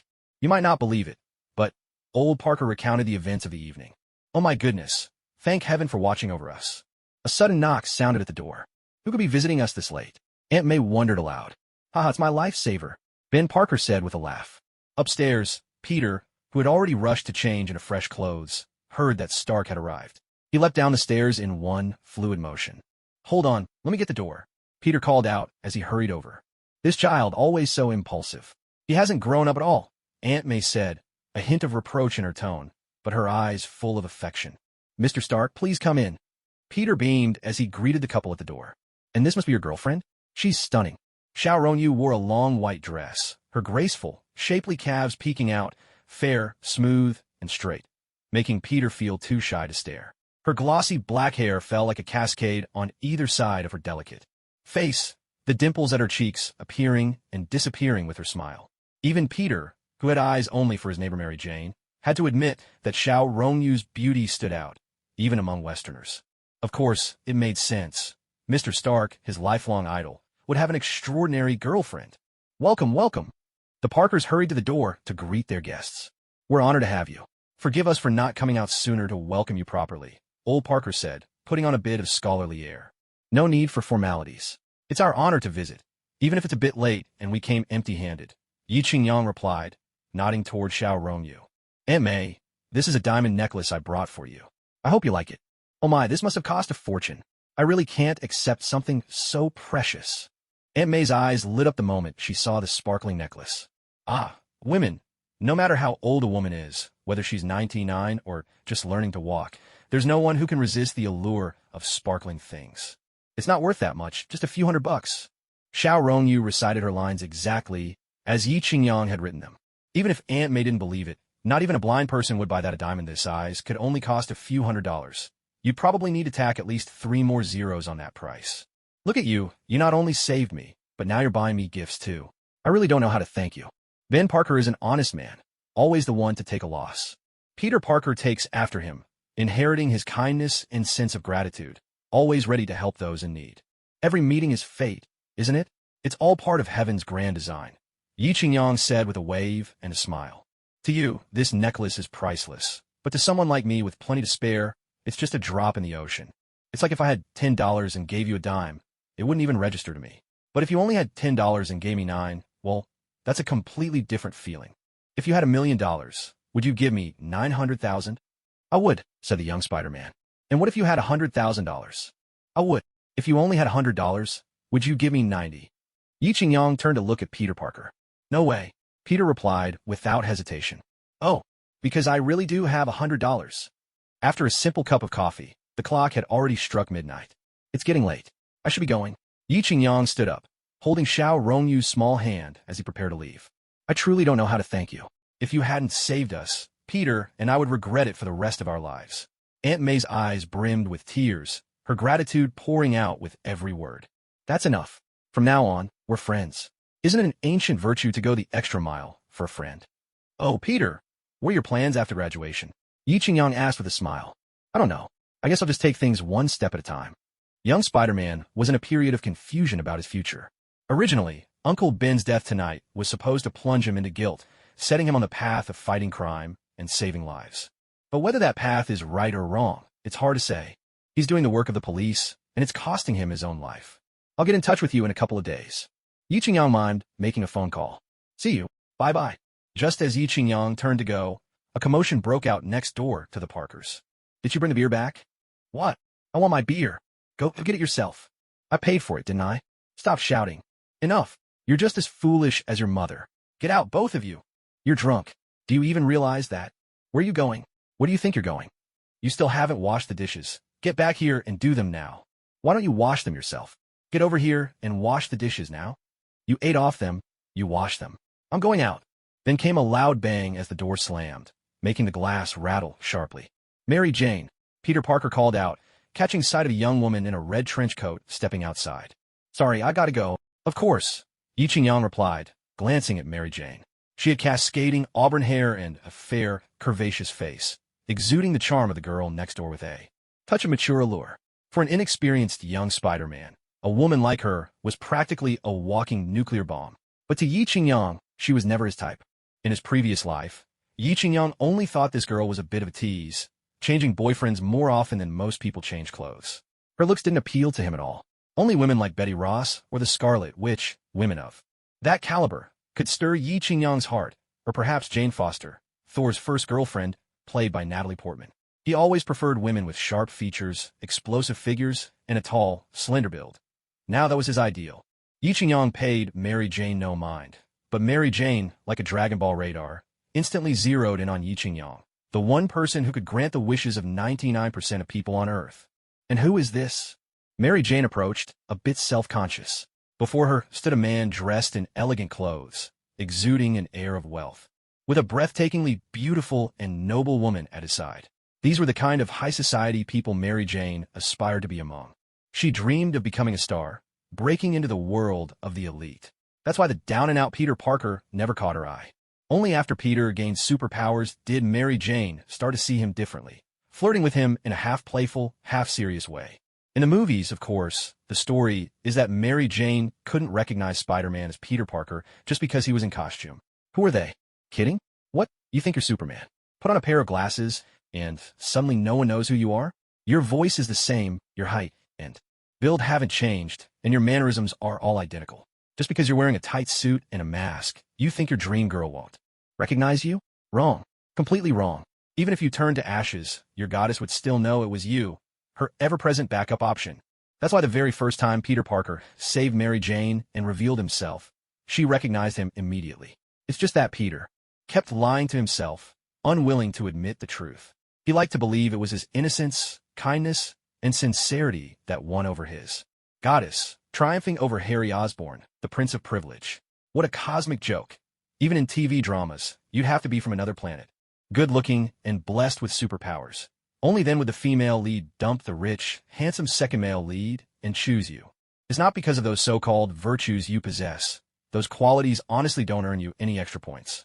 The only thing that can truly move the goddess's heart is if you have something even more valuable than wealth, a talent that surpasses ordinary people. And this talent must be able to give you the thrill and possibility of leaping across social classes. Now, let me introduce you. This is the CEO of Stark Industries, Mr. Tony Shitaku, Peter Parker announced with a hint of pride. Is it really you, Mr. Shitaku? To Peter's dismay, Mary Jane didn't spare him a single glance, leaving him gloomy and on the verge of tears. I thought you looked awfully familiar when I saw you just now. But how come? Mary Jane shot a suspicious look at Peter. She'd never heard of him having such a wealthy relative. By a twist of fate, I'm now Peter Parker's good friend. Right, Peter? Yi Qingyang flung an arm around Peter's shoulders. That's right, Mary Jane. Mr. Shitaku and I really hit it off. In fact, he just asked if I'd like to work at Stark Industries after I graduate. Peter boasted.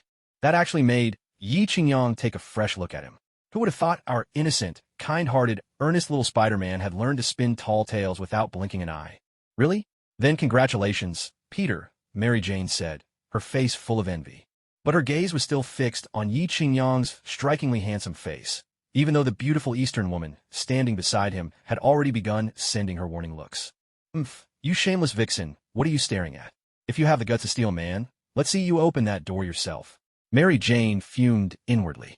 Mary Jane hadn't always been this way, after all. She'd been the star of the school football team and was pursued by both the superpowered Spider-Man and the fabulously wealthy Harry Osborn. Just based on that, Mary Jane could be considered one of Marvel's most outstanding women. But tonight, Yi Qingyang had received a charm boost from the system, and for every woman with even a hint of beauty, he seemed to radiate a kind of magnetic pull, one that made you want to get closer, to explore, and inevitably to fall deeper and deeper. I'll head out first. I'll be in touch in a few days, bye. Yi Qingyang bid farewell to Peter and Mary Jane. The Audi R8's engine roared to life, then faded into the distance. Mary Jane's lingering gaze followed the direction of the car's taillights. How did you ever get to know a big shot like Mr. Shitako? Mary Jane asked, her curiosity piqued.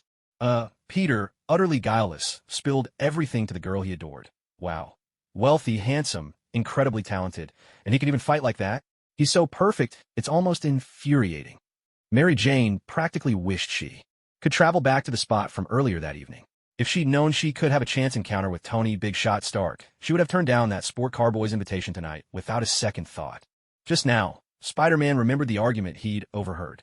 You must have heard everything, Mary Jane said, her voice tinged with self-pity as she thought about her own situation. Every family has its arguments. Happy families are all alike, but every unhappy family is unhappy in its own way. Spider-Man, trying his best to sound like a psychologist, couldn't bear to see his goddess feeling down. Don't your aunt and uncle ever fight? Oh, sometimes they argue pretty loudly, too. In his attempt to impress her, Spider-Man even threw his own aunt and uncle under the bus. Listen, Mary Jane, about what happened that day with Flash. Oh, you really scared us that day, she broke in. Flash, of course, was Mary Jane's football star boyfriend who'd been sent flying a dozen yards by Peter Parker after provoking the newly empowered Spider-Man. He's just glad you didn't give him a black eye before graduation. Mary Jane moved closer, her low-cut top highlighting the explosive curves. Hidden beneath her trench coat, Spider-Man felt a sudden rush of heat to his face, as if something was about to come gushing out of his nose. Are you really going to work for Stark Industries? Mary Jane leaned in even closer, and Spider-Man's heightened senses could almost make out every tiny pore on her flawless skin. Waves of intoxicating fragrance wafted over to him, her scent unmistakable and near overwhelming. Spider-Man started to stammer, his attention utterly captured by Mary Jane's presence. He had never been this close to his dream girl before. He could barely breathe. I'm not sure. What about you? What are your plans after graduation? Peter Parker hurriedly changed the subject. I want to go to the city. I want to get out of Queens. I just can't wait to leave this place. I want. Tell me, Peter prompted gently. I want to be an actress, the kind who performs on stage, Mary Jane confessed, gazing deep into Spider-Man's eyes and leaving him flustered. Really? That's amazing. You were fantastic in school plays. Peter made a desperate effort not to let his eyes wander. When you played Cinderella, I was a complete mess. I cried so hard. Peter, that was all the way back in first grade.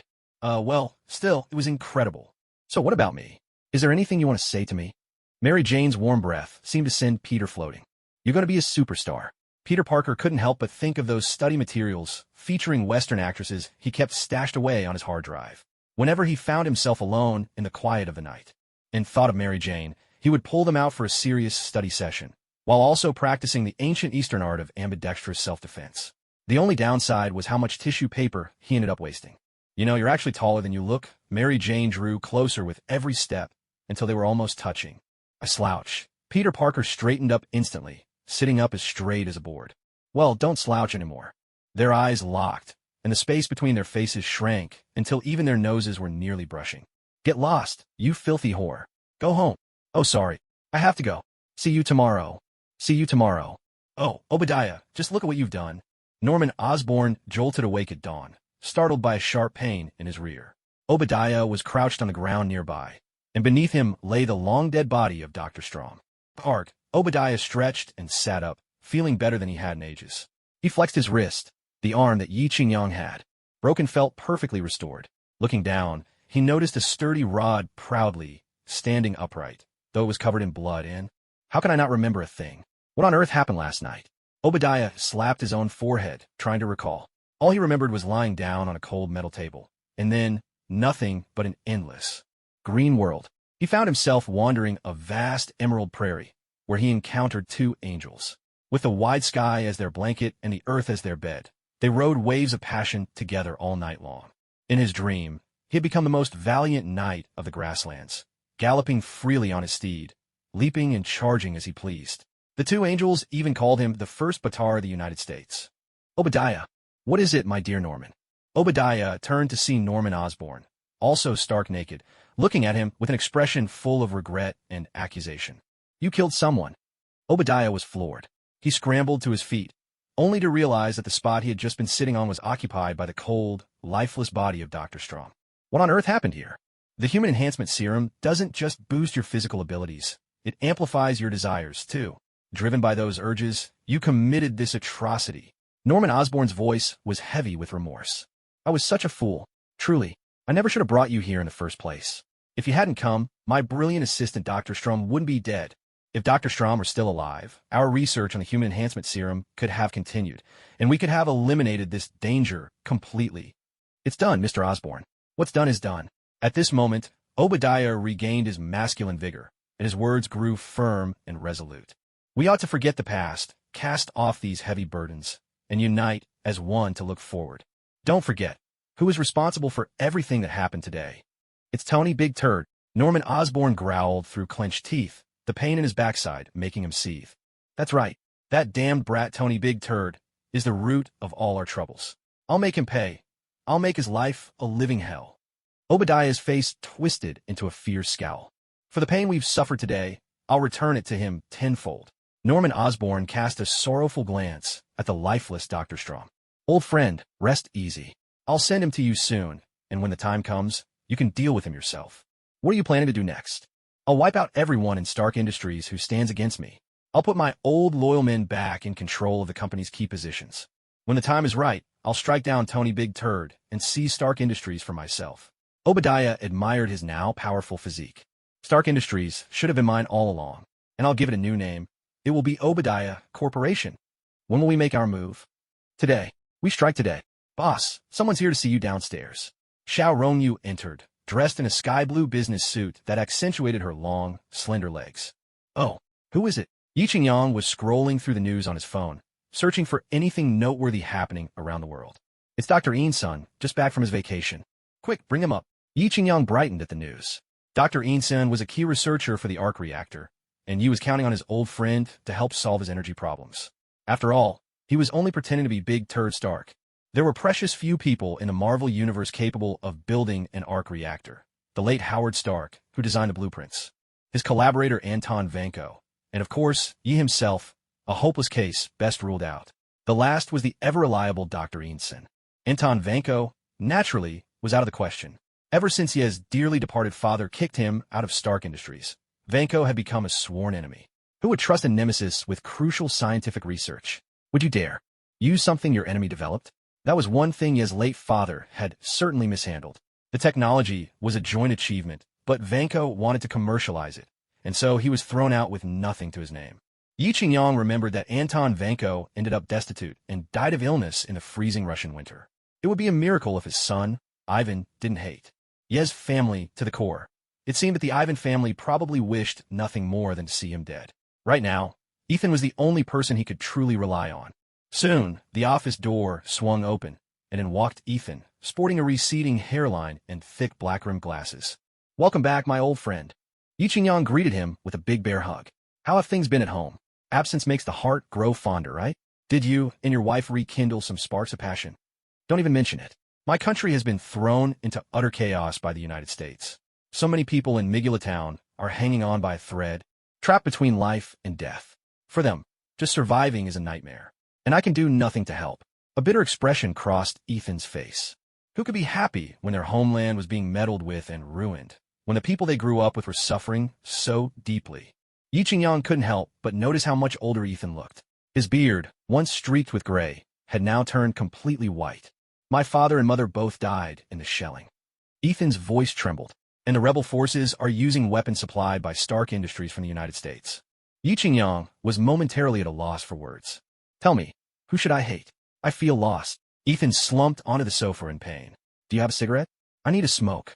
Yi Qingyang shot a glance at Xiao Rongyu, who immediately understood and hurried to the side cabinet, returning with a pack of Hongdashan cigarettes. Here, old friend, you can't let yourself fall apart. The reason I brought you here is to change things. Yi Qingyang said, taking a drag himself. How are we supposed to change anything? Just you and me? Ethan let out a bitter laugh. At least I managed to get my wife and daughter out, and that's all thanks to your help. If it weren't for you, I don't know what I would have done. Come on, there's no need for thanks between us. We fought side by side, crawled through trenches together, risked our lives against armed groups. Your business is my business. Your wife, is like a sister-in-law to me. And your daughter is my daughter too. But my daughter's already 18. All right, forget I said that, Yi Qingyang said with a shrug. Have you ever heard an old saying from the Han Nation? Man can conquer even the heavens. And you've seen that suit of armor before. If I can develop an even stronger, more powerful suit, do you think it might change the balance of the world? Yi Qingyang asked. You mean? That's right, exactly. Yi Qingyang made a sweeping gesture. Suddenly, a seam appeared in the office wall, and the Mark II suit of armor was revealed. Wait, it looks different from before, Ethan exclaimed, jumping to his feet for a closer look. This is my latest improved Mark III armor. The material is stronger, but the weight is 10 kilograms lighter. Wow, this is a perfect work of art. Ethan's eyes sparkled as he gazed at the armor, which looked as if it were ablaze with fire. It's made from the six-winged angel alloy, and it's even capable of supersonic flight. What's its power source? Ethan asked the crucial question. That's exactly why I needed your help, Yi Qingyang replied, taking out the Mark III's arc reactor. I call it the arc reactor. In fact, it's a miniature controllable nuclear fusion reactor. How much electricity can it generate? If I remember correctly, it should be about 3 billion joules per second. That's enough to light a bulb for several hundred years. Exactly, but it does have a flaw. Its core metallic element is palladium, Yi Qingyang said with a hint of regret. Palladium? Ethan was a bit surprised. Palladium is a member of Group 8 in the 5th period of the Platinum family, named after the asteroid Pallas. Discovered in 1802. In 1803, British chemist and physicist Wollaston separated palladium and rhodium from crude platinum. Palladium is an indispensable material in high-tech industries such as aerospace and aviation, as well as in automobile manufacturing. However, palladium is highly radioactive, and prolonged contact with the human body can cause irreversible damage. That's why Yi Qingyang was eager to find a new element to take its place. In fact, the answer was simple. It was hidden among the relics of his late father, Howard. But Yi Qingyang knew his own limitations. Right now, he was just a complete science rookie, even if you showed him Howard Stark's legacy 100 times, he might not understand it. Asking him to learn from scratch? Well, you might as well wait for Thanos to snap his fingers. You'd be waiting for the end of the world. But there's no element on the current periodic table that can replace palladium, Ethan said, troubled. The periodic table is as fundamental to chemistry as the multiplication table is to math. Trying to research a new element is no easier than asking a caveman to build a nuclear fission weapon. That's all right. My father's legacy mentioned a new element. Take a look. Maybe it'll spark some inspiration, Yi Qingyang said. Why don't you do it yourself? Ethan was puzzled. He was confident in his own research skills, but compared to Tony Stark, it was like a firefly trying to compete with the sun and moon. Don't worry about it. You know, sometimes you get these flashes of genius, like a bolt of inspiration shooting right out of your head. You may be older, but your scientific ability is legendary, a once-in-a-century genius. If one day you really tapped into your full potential, you'd soar like a dragon into the sky. Yi Qingyang said, holding up a USB drive. What do you mean, tap into my full potential? Ethan was completely baffled. As the saying goes, if I don't go to hell, who will? Whether I can punish evil and promote justice, whether I can uphold world peace, it all depends on you, all right? Why me? Because you're my sworn brother, my brother through thick and thin. Yi Qingyang handed him a USB drive. Inside are all the scientific legacies left by my father. They're priceless treasures. I see destiny has brought us together, so I won't charge you a cent. I'm passing them on to you. Wait, really? Ethan's hands trembled slightly. Of course it's true. When have I ever joked with you? Yi Qingyang beckoned with his hand. Yes, boss. Xiao Rongyu hurried over. Clear out my best house in Manhattan for Ethan and his family. I want my brother Ethan to have no worries. Oh, right. Ethan, is your daughter still in school? She's in high school this year. Here's her photo. Yi Qingyang quickly took the photo, and his eyes instantly widened. This is your daughter. In the photo was a girl who looked like the French singer Alizée, with delicate features, short hair, and a pure, radiant smile. Ethan, from the moment I saw your daughter's photo, I made up my mind. Our friendship is sealed. I don't care if Jesus himself tries to stop me. We have to get my dear niece into the best high school in New York. Xiaoyu, look it up for me right now. Which is the finest high school in New York? Yes, sir. That would be Horace Mann School, right in Manhattan. It's ranked third among all high schools in the U.S. and is one of the very best in New York.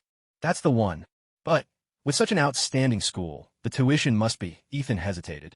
As a parent, he wanted his daughter to have the best education possible. That's something parents everywhere have always shared. Ethan, that's where you're wrong.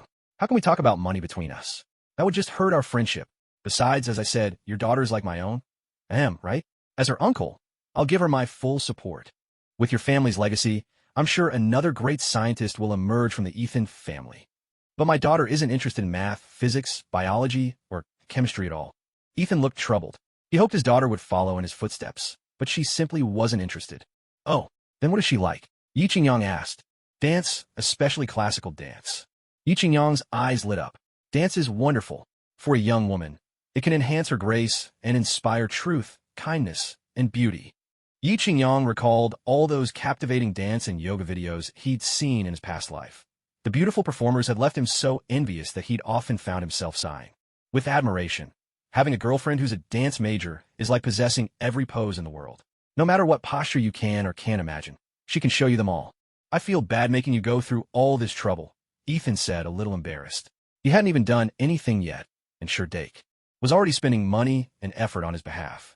Ethan resolved that he would work hard to repay Sherdake's kindness and guidance. All right, Xiaoyu, take brother Ethan to the lab and get that new element developed as soon as possible, Yi Qingyang instructed. Exploration Aerospace, 6th Testing Ground.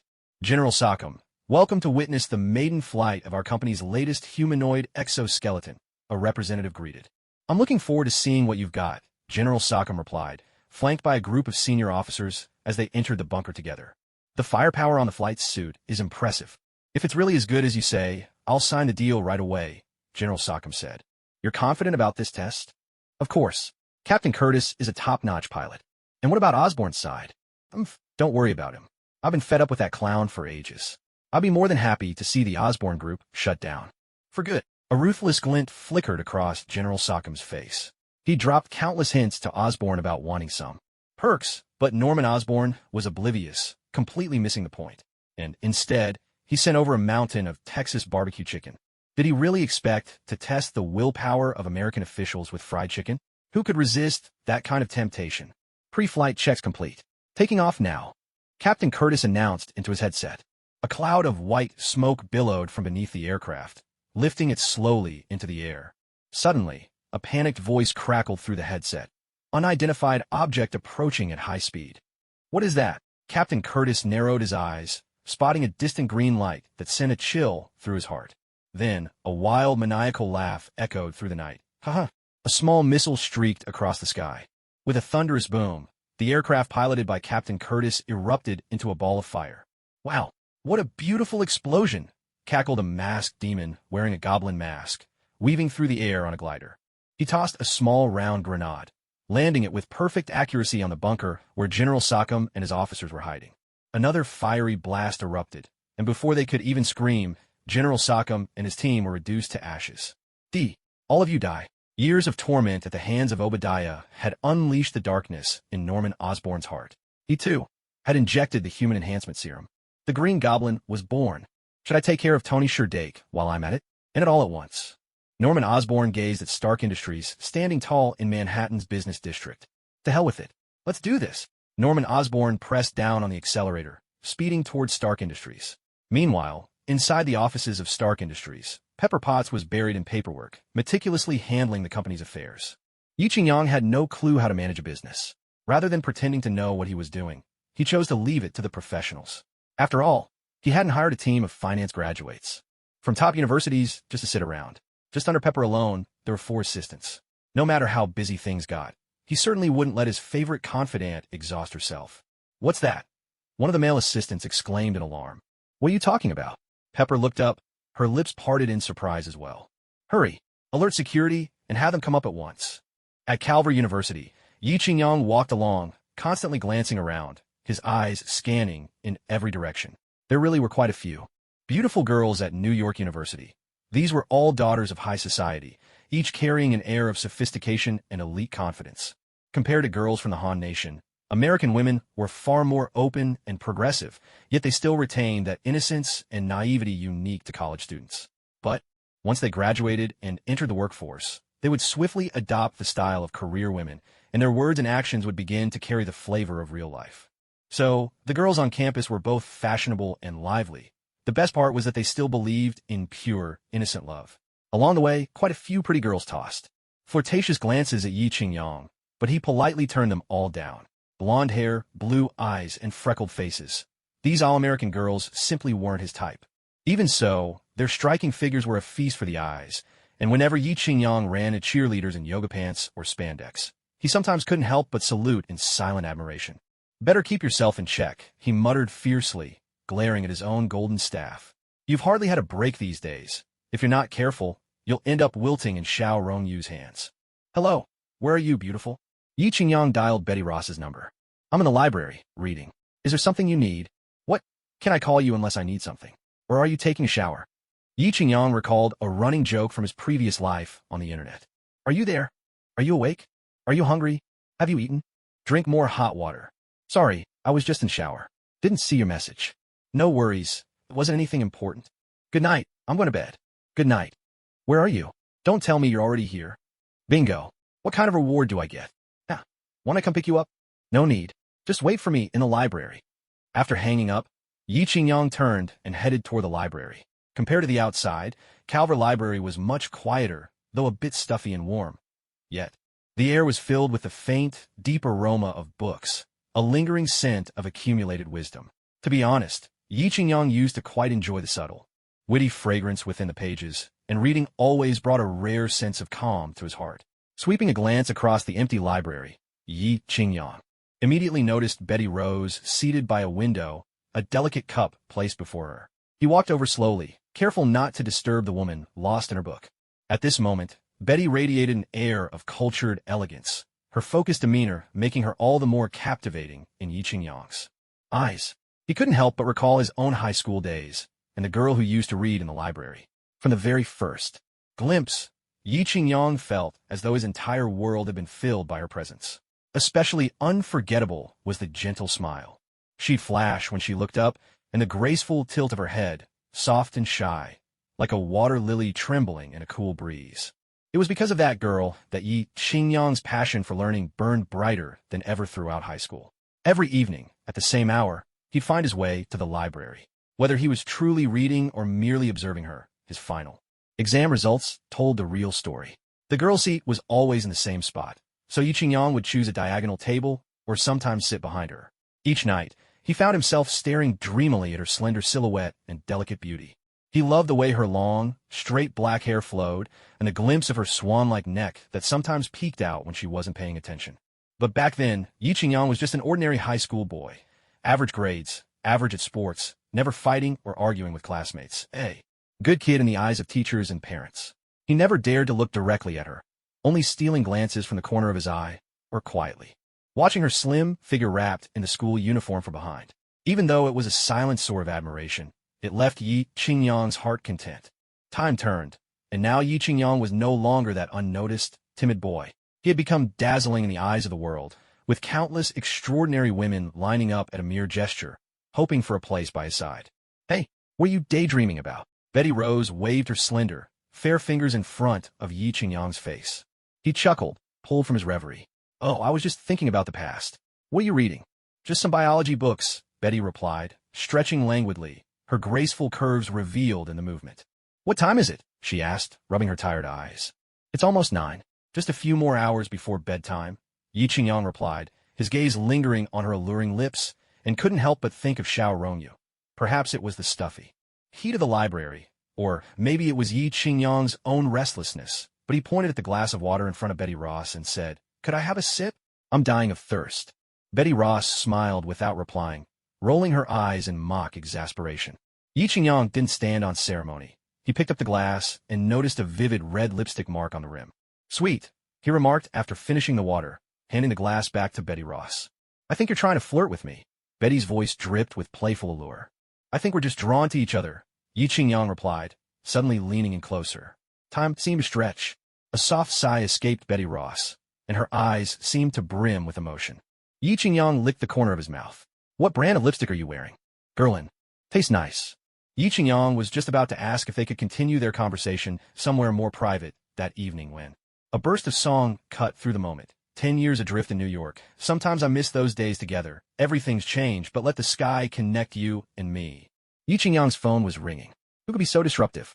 Didn't they know he was in the midst of humanity's noblest pursuit, ensuring the survival of our species? If there wasn't a good reason, he swore he'd give him a piece of his mind. Hello, Happy. Big boss, get back here quick. Pepper's been kidnapped by a demon in a goblin costume. What the hell? Yi Qingyang shot to his feet, startling Betty Ross. What's wrong, Tony? It's nothing. I might have to leave early tonight. Let's reschedule. Without waiting for Betty's reply, Yi Qingyang vaulted straight out of the second-floor window. Hey, that's the second floor. Betty only realized what had happened after he jumped. The second floor of the library was a good 10 meters from the ground. Jumping from there could be fatal. She hurried to the window and looked down, but Yi Qingyang had already vanished without a trace. She hadn't expected the Hulk's blood to be so extraordinary. Right now, he was practically a human tank. No, a land assault tank with spring-loaded boots. Yi Qingyang didn't bother with his flashy sports car. Instead, he leapt across the urban canyons of New York, bounding from building to building. Spanning dozens of meters was as easy for him as jumping over a creek as a child. In just 10 minutes, Yi Qingyang arrived back at Stark Industries. A crowd of curious bystanders had already gathered outside, along with New York's famously late police force. Yi Qingyang had no intention of leaving Pepper's rescue to the police. Happy, get me on the phone with someone named Natasha Romanoff from legal. Yi Qingyang rushed into his office and pulled up the surveillance footage of Pepper's abduction. Damn it, it really is that twisted. Norman Osborn. I was planning to let him live a few more days, wait until I had completely taken over Oscorp, and then kick him out. I didn't expect him to get desperate so soon. Yi Qingyang was a little annoyed. He had never taken this clownish figure seriously, a man who'd been beaten by the very first Spider-Man. In Yi Qingyang's eyes, killing him would be easier than crushing an ant. But now was no time for regret. Because of his own transmigration, the original Marvel storyline had already shifted. His ability to foresee the plot would become much less reliable. Boss, there's no one named Natasha Romanoff in the legal department. Happy came running over, out of breath. No one? How is that possible? Yi Qingyang was puzzled. He distinctly remembered that, in Iron Man 2, Natasha infiltrated Stark Industries as a S.H.I.E.L.D. agent, ready to turn Tony at the crucial moment. Suddenly, Yi Qingyang realized something critical. No one knew he was Iron Man, except Pepper. In the original story, Tony Stark held a press conference after taking down his Uncle Obadiah. That press conference was iconic.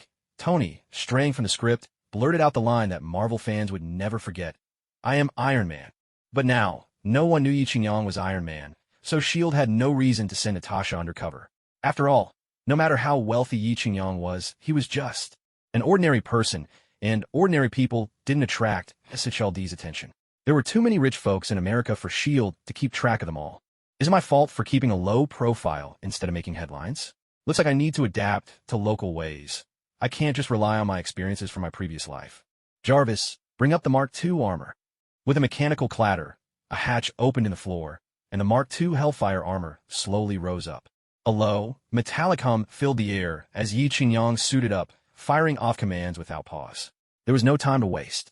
Piloting the Hellfire armor, he shot skyward, soaring above the heart of New York. Every second counted. Every moment lost meant less chance of finding Pepper safe. Yi Qingyang couldn't count on Norman Osborn, that deranged man, to show the same restraint as in the original story. Paul, tap into every surveillance feed in New York. Find Pepper for me. Searching now, sir. A chime sounded. Miss Pepper was last seen at Oscorp Industries. Full throttle. With a thunderous roar, Yi Qingyang blasted toward Oscorp at supersonic speed. Wow, Iron Man's back in the New York night sky. What's that? Quick, grab your phone and film it. That's awesome. A wave of astonished exclamations swept through the onlookers in New York. Comic book fantasies had suddenly burst into reality. I think I just saw that Iron Man fly out of Stark Industries. Could this be the latest weapon developed by Stark Industries? In that instant, countless government, military, and corporate entities keeping a close eye on Stark Industries sprang into action. I want to obtain every detail about that suit of armor. General Ross's interest was immediately piqued as his subordinates reported to him. Natasha, infiltrate Stark Industries at once and find out who's piloting that suit. Nick Fury, the one-eyed director, issued his directive without hesitation. It took Yi Qingyang only 5 minutes to cross half of New York. By now, thunder rumbled and lightning flashed over the city, a heavy downpour imminent. Gazing at the looming Osborn Industries building ahead, Yi Qingyang crashed straight through a window without a second thought. It was already the middle of the night, and the entire Osborne building was eerily silent, completely deserted. Not even a single guard on duty. Yi Qingyang's armored footsteps echoed down the empty corridor, the suit scraping against the floor with a harsh metallic rasp. Paul, scan the entire Osborne complex. Find out where they're hiding. Yes, sir. Scanning now. A blue, three-dimensional hologram instantly unfolded before Yi Qingyang's eyes. Damn it, they're hiding underground? No wonder he couldn't find them. Swearing under his breath, Yi Qingyang kicked open the elevator doors and plunged downward at top speed. With a deafening blast, the heavy elevator doors were blown apart.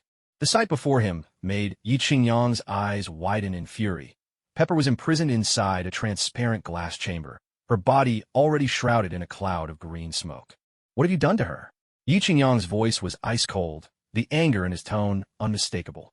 Well, Norman Osborn emerged, standing fearlessly before Yi Qingyang. Look who's here. Iron Man, you actually showed up? Did Tony Stinky Stark send you? Yi Qingyang lifted his mask, revealing a face twisted in rage. It's you? Tony Stinky Stark. So you're Iron Man?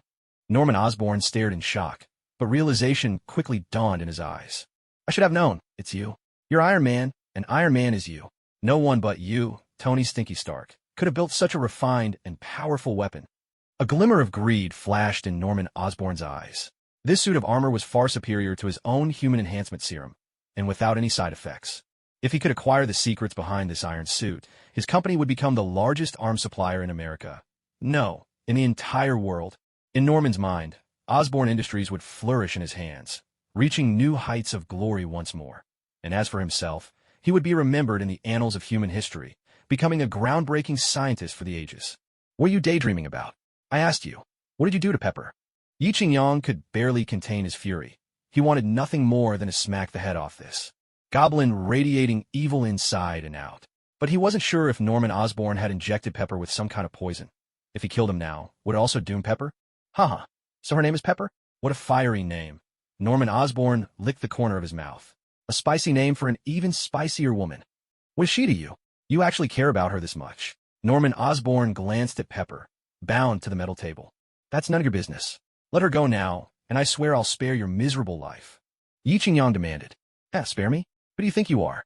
Suddenly, Norman Osborn's face twisted with rage. You Tony Stark types always act so high and mighty. Why? Just because you've got a rich and talented father? You're nothing but a playboy, spoiled rich kid. What right do you have to lord it over me? I'm a rich kid too. I have inheritance waiting for me. Even now, you still want to show off and make me look small. Well, I'm not letting her go. What can you do about it? Yi Qingyang's jaw clenched so tightly his face began to twitch. This was the first time since coming to the Marvel world that anyone had cursed him out so viciously. You're digging your own grave, he spat. Screw you. You're the one digging your own grave. Norman Osborn brandished the remote control in his hand. All I have to do is press this button, and your precious girlfriend will be sent straight to hell. Go ahead, try me. What do you really want? Yi Qingyang's voice was tense, afraid of pushing him too far. What do I want? I want to deal with you. I've had enough of your smug face. Always acting cold, like you're better than everyone else. And you had the nerve to steal my gorgeous flight attendant on the plane, remember that? Norman Osborn seemed completely unhinged, waving the remote wildly in his hand. The sight made Yi Qingyang's heart race, terrified he'd pressed the wrong button by accident. Take it easy, I'm sorry, all right? Yi Qingyang tried to placate him. Oh, sorry? And how are you going to apologize? Norman Osborn sneered, a wave of satisfaction washing over him. Not only do I want you to kneel, I want you to crawl over here like a dog and lick my toes. As he spoke, Norman Osborn pulled off his leather shoes, revealing black cotton socks with 2 gaping holes. You could almost see wisps of foul-smelling vapor rising from his feet. Even from a distance, Yi Qingyang caught a whiff of something that reminded him of rotten tofu left out for days. How long has it been since you washed your feet? Don't you care about basic hygiene? Yi Qingyang quickly pulled down his mask and activated the air filtration system. Humph, that's exactly the attitude I want.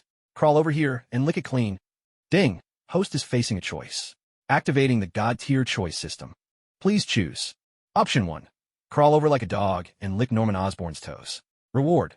Tao Pai Pai's deadly tongue skill. Note, this skill comes from Dragon Ball. Option 2. Refuse to lick the toes. Reward. A time stop card. Note, from the time stop series, can pause time within a 100-meter radius for 1 minute. Option 3. Choose to directly kill Pepper Potts. Reward. 1 space stone from the Infinity Stones. How am I supposed to choose? All 3 rewards are incredibly tempting. He knew all about Tao Pai Pai's tongue technique. It could pierce right through a human skull. And that Infinity Stone from the third option wasn't bad either. Not only could it allow for space travel, it could even enable instant teleportation. That's a true life-saving artifact. Hey, Stark, are you going to kneel or not? My patience is wearing thin. That fiery little lady is about to die. Osborn shouted, his face twisted with rage. Do you think I, Tony Stark, am someone who would give in so easily? That woman's just my secretary, nothing more. As the saying goes, if there's work, let the secretary do it. If there's no work, well, if I lose this secretary, I'll just hire another one. Yi Qingyang replied, his tone relaxed. Ding. Host has chosen to refuse licking toes. Reward distribution in progress. Ding. The time stop card has been issued. Host, please collect your reward. I don't believe you. Don't try to fool me. I've done my homework. That woman is definitely your lover. Otherwise, why would you go to all this trouble to come here for her? Norman Osborn suddenly slipped into detective mode. From the moment I kidnapped her until you found this place, barely half an hour has passed. If she weren't your beloved woman, would you have acted so quickly? So, there's only one truth. This woman is absolutely the most important person to you. Yi Qingyang couldn't help but applaud him. Bravo, what a brilliant deduction. Seriously, Osborn, you're so clever. Why don't you go on the Brainiac Challenge or something? Why are you here pretending to be such a big shot with me? I'm telling you, Pepper is just an ordinary employee in my company. I'm a kind of boss who loves his staff like family. If I wasn't, why would my company's performance keep soaring year after year? Isn't it all because I care for and support every single employee? Yi Qingyang was so pleased with himself that he almost started clapping. You've got to be kidding me. Who do you think you're fooling? Stark Industries lays off just as many employees every year as my Osborn Industries. Norman Osborn was practically fuming with rage at Yi Qingyang's shamelessness. I have never seen anyone so utterly shameless. How did you know that Pepper is the most important woman in my life? Yi Qingyang suddenly asked. It was Oba Ma who told me, Norman Osborn blurted out, nearly giving away Obadiah's name. Yeah, you mean Obadiah, right? Just as I thought. He's always been a traitor. Just one beating from me, and he switched sides. Pathetic. Yi Qingyang seethed with anger. Enough talk. Time stop. Having gotten the information he wanted, Yi Qingyang activated the time stop card. In an instant, everything around him fell silent. Even the elevator he'd wrecked earlier was now perfectly still. A cascade of sparks remained suspended in midair, frozen in a bizarre tableau. It's a shame this is just a card. If it were an actual power, I wouldn't have to worry about the purple-skinned man snapping his fingers in the future, Yi Qingyang muttered, a hint of frustration in his voice. Still, he wasn't willing to risk Pepper's safety for the possibility of future peace. The Marvel Universe was riddled with too many uncertainties. A single superpower wasn't enough to change the timeline. For him, living in the present mattered most, especially living for the woman in front of him. He took the remote from Norman Osborn's hand, intending to crush it, but when he caught sight of Osborn's twisted sneer, an idea flashed through Yi Qingyang's mind. With a quick movement, he swapped the positions of Norman Osborn and Pepper. Paul, scan Pepper's body, he ordered. Beep. Scan complete. Miss Pepper's vital signs are all normal. She is in excellent health, the voice replied. That can't be right. Scan her again. She was locked up by that maniac in that chamber, surrounded by all that green smoke. How can she be fine? Yi Qingyang frowned, doubting the machine's result. Beep. Miss Pepper's vital signs are healthy, the voice repeated. Well, machines are still machines. Not as advanced as the AI from the second Avengers era, Yi Qingyang sighed. When a minute passed, time resumed its flow. The world snapped back to life, but Pepper still didn't wake up. What have you done to me? Norman Osborn shrieked, terror-stricken as he found himself strapped to the cold metal table. Panic surged through him. He couldn't fathom how, in the blink of an eye, he had gone. From holding all the cards to being at someone else's mercy. Was the world moving too fast? Or is he just getting old? Or could this be a dream? But the biting chill of the metal beneath him was all too real.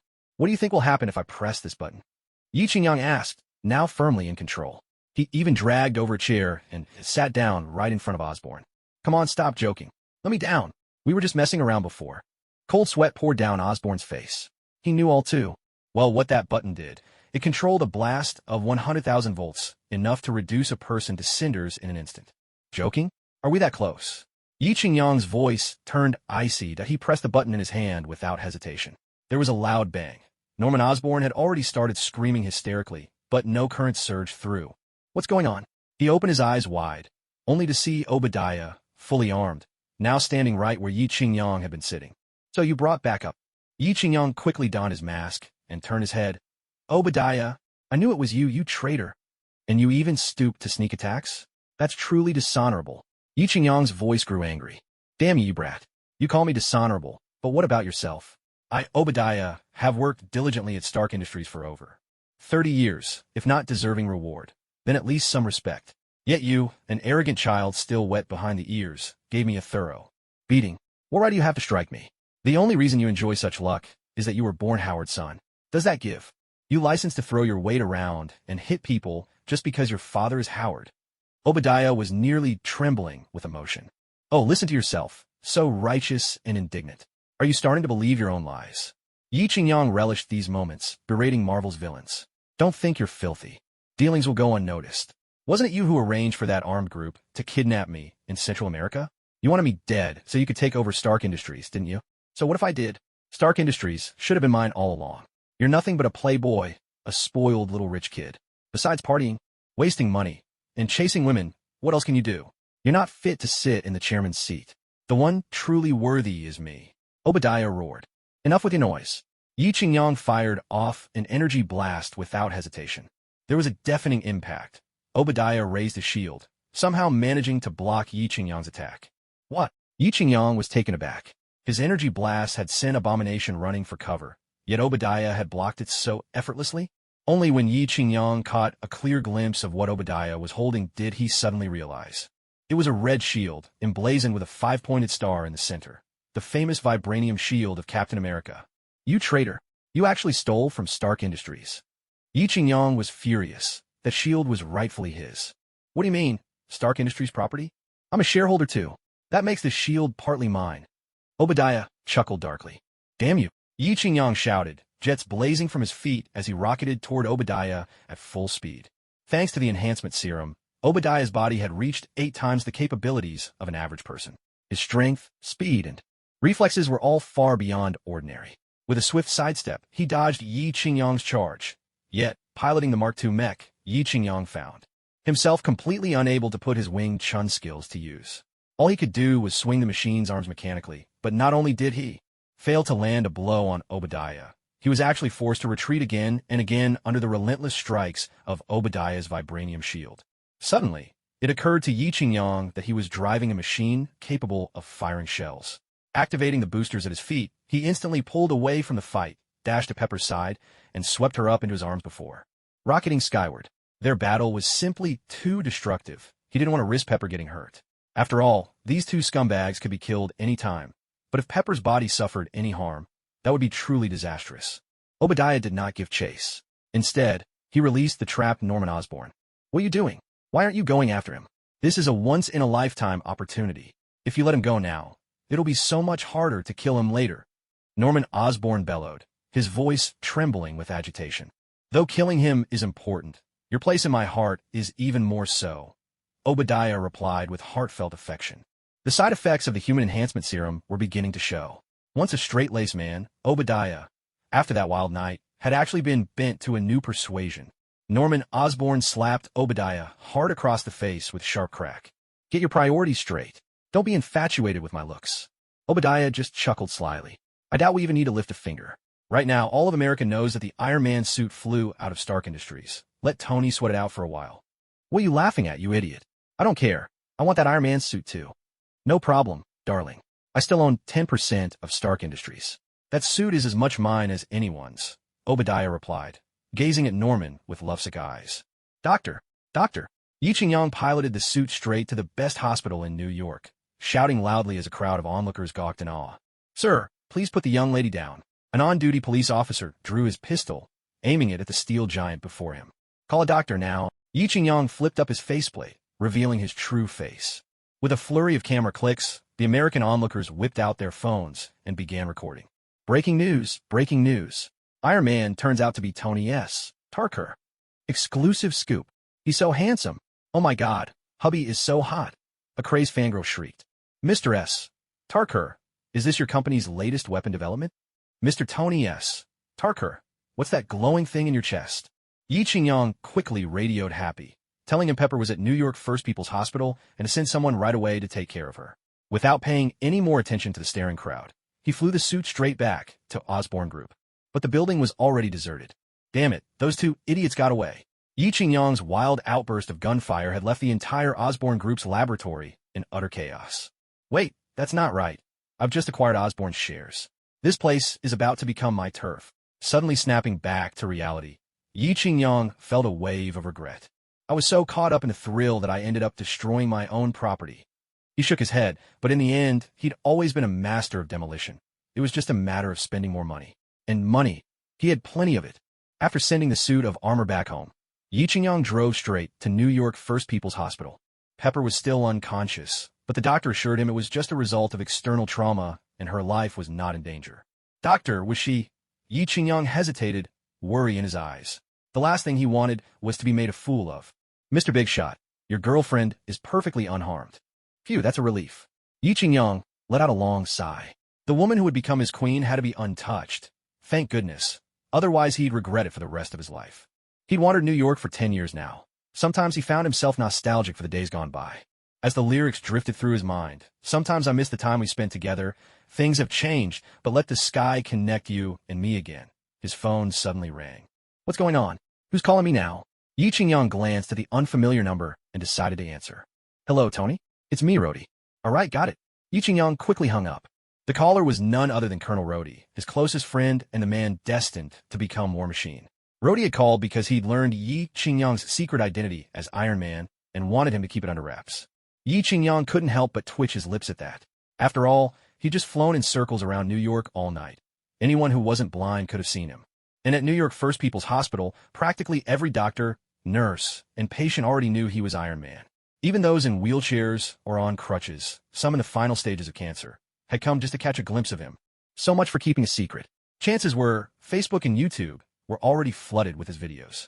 Well, as long as it wasn't a private video, he didn't really care. The coming battle with the Chitauri would expose him anyway. All this would just boost his fame even more. But Rhodey did share another piece of news. The American military had their eyes on his Iron Man suit. On that point, Yi Qingyang would never compromise. Though he lived in America, at heart he remained a son of the Han Dynasty, with blood that pulsed to the rhythm of China. No matter where he was, nothing could change his loyal, patriotic heart. No regrets about being born Chinese in this life. If there's a next life, he'd choose the same. Gazing at Pepper, lying quietly on her hospital bed, Yi Qingyang couldn't help but feel a surge of righteous indignation, as if he wanted to settle the old scores of the Boxer Indemnity himself, that he was determined to take real action and battle the American beauty. But at this moment, Pepper was still unconscious. No matter how shameless Yi Qingyang might be, he couldn't possibly take advantage of a woman who wasn't even aware. At the very least, he would have to wait until she woke up. By then, maybe he could even stage a little late-night drama. Everyone has received Stark Industries' official statement about last night's incident. According to unconfirmed reports, a prototype robot malfunctioned, resulting in severe damage to the Osborne Industries building. Fortunately, as Yi Qingyang read the newspaper in his hands, the television behind him broadcasted today's top news with a poised anchor at the desk. Iron Man, Yi Qingyang muttered as he saw the headline, thinking to himself that he hadn't managed to stay hidden for long. At last, he'd been discovered by the ever-curious American public. Truly, handsome people are like fireflies in the dark. Wherever they go, they'll always shine. With a flamboyant flick of his hair, Yi Qingyang struck a pose, causing Pepper, who was sitting up in bed eating an orange, to just roll her eyes in exasperation. Excuse me, is this Miss Potts' room? A man in a suit with a prominent hooked nose and a receding hairline stepped inside. Coulson. Yi Qingyang immediately recognized the senior S.H.I.E.L.D. agent. Oh, Mr. Tony Stark, you know who I am? Coulson looked utterly bewildered. Haha, just guessing. Didn't expect to hit the mark. Yi Qingyang laughed it off. I'm the government official assigned to handle this emergency, Coulson said politely, extending his hand. Welcome, welcome, Yi Qingyang replied, shaking it. This is your alibi, Coulson said, handing over a small slip of paper. Yi Qingyang took a look. At the time, I was on a yacht. I spent the whole night at Avalon Harbor. This is the statement we prepared for you, Coulson explained. Just read it out when asked. We also have testimony from 50 other guests. Honestly, it'd be more believable if I just said I spent a passionate night with my lovely assistant, Miss Pepper. Before he could finish, a segment of orange was stuffed into his mouth. If you don't care about your reputation, I do, Pepper retorted sharply. Let's not fabricate things. Just stick to the script, Coulson insisted. Why isn't Obadiah or Norman Osborn mentioned? Yi Qingyang flipped through several pages, but didn't see their names. We took care of it, Coulson paused. Officially, he's on vacation. You know how unsafe small private planes can be. But he's not dead. He's definitely coming back for revenge. How are you going to explain it then? Yi Qingyang argued. This isn't my first rodeo. As long as you stick to the official statement, there won't be any problems. You have 90 seconds. With that, Coulson turned and made to leave. Little Pepper nudged Yi Qingyang with her hand. Yi Qingyang looked at her with a puzzled expression. With an exasperated sigh, Little Pepper threw off the covers and got out of bed. Agent Coulson, I want to express my deepest gratitude for all the help you've provided, she said. Coulson smiled. It's just part of our job. We'll be working together again in the future. You're with the Strategic Homeland. Something. Little Pepper tried hard to recall the name of his department. We just call it S.H.I.E.L.D. Coulson interrupted her gently. All right then, Little Pepper replied, letting out an awkward laugh. Coulson turned and left. Little Pepper's smile faded as she turned to Yi Qingyang, saying, now it's your turn to shine. Do your best. TCH, faking something like this is no big deal. Besides, I don't really believe I'm that Iron Man guy. Yi Qingyang muttered. Yi Qingyang frowned at once. Iron Man sounds terrible. Can't the Americans come up with a better name? If it were up to me, I'd call myself Steel Hero. You're definitely not Iron Man, Pepper said as she began to get dressed. I am. Yi Qingyang's gaze never wavered. Watching a beautiful woman as she changed clothes could lift anyone's mood, even if Little Pepper was still covered by layers of modest underwear. If people found out I was Iron Man, and that I have a girlfriend who knows all my secrets, you'd become the enemy of every girl in America. Yi Qingyang said, his eyes following as Little Pepper pulled stockings up her legs with gentle movements. Such a braggart, Little Pepper said while smoothing out the wrinkles in her stockings. Need a hand? I've been practicing dressing dolls since I was a kid. Yi Qingyang offered, coming closer to inspect the brand of her stockings. And no thanks, Little Pepper replied, not even giving him a side eye. But I suppose you can help me with my shoes. It would be my pleasure. Yi Qingyang chirped, eagerly producing a pair of high heels and gently cradling Little Pepper's feet. Oh, stop it, that tickles, she squealed. After 10 minutes, Yi Qingyang finally managed to slip the elegant heels on her feet. They're all damp now, Little Pepper complained, feeling the wetness under her soles. It's fine. They'll dry soon. Don't you know friction generates heat? Yi Qingyang replied as he grabbed her hand and led her out of the hospital. And now, Mr. Tony Stark has prepared a statement and will not be taking any questions. Thank you. The spokesperson, Rhodey, announced from the press conference podium. Dressed sharply in a suit, Yi Qingyang stepped up to the microphone. It's been a while since I've seen you all. Let's just stick to the script, he said. The reporters burst out laughing. Among them, a tall, blue-eyed blonde journalist crossed her long legs and regarded Yi Qingyang with interest. Instantly, his attention was drawn to her shapely legs, and he couldn't resist giving her a playful look. The blonde reporter responded with a flirtatious air kiss.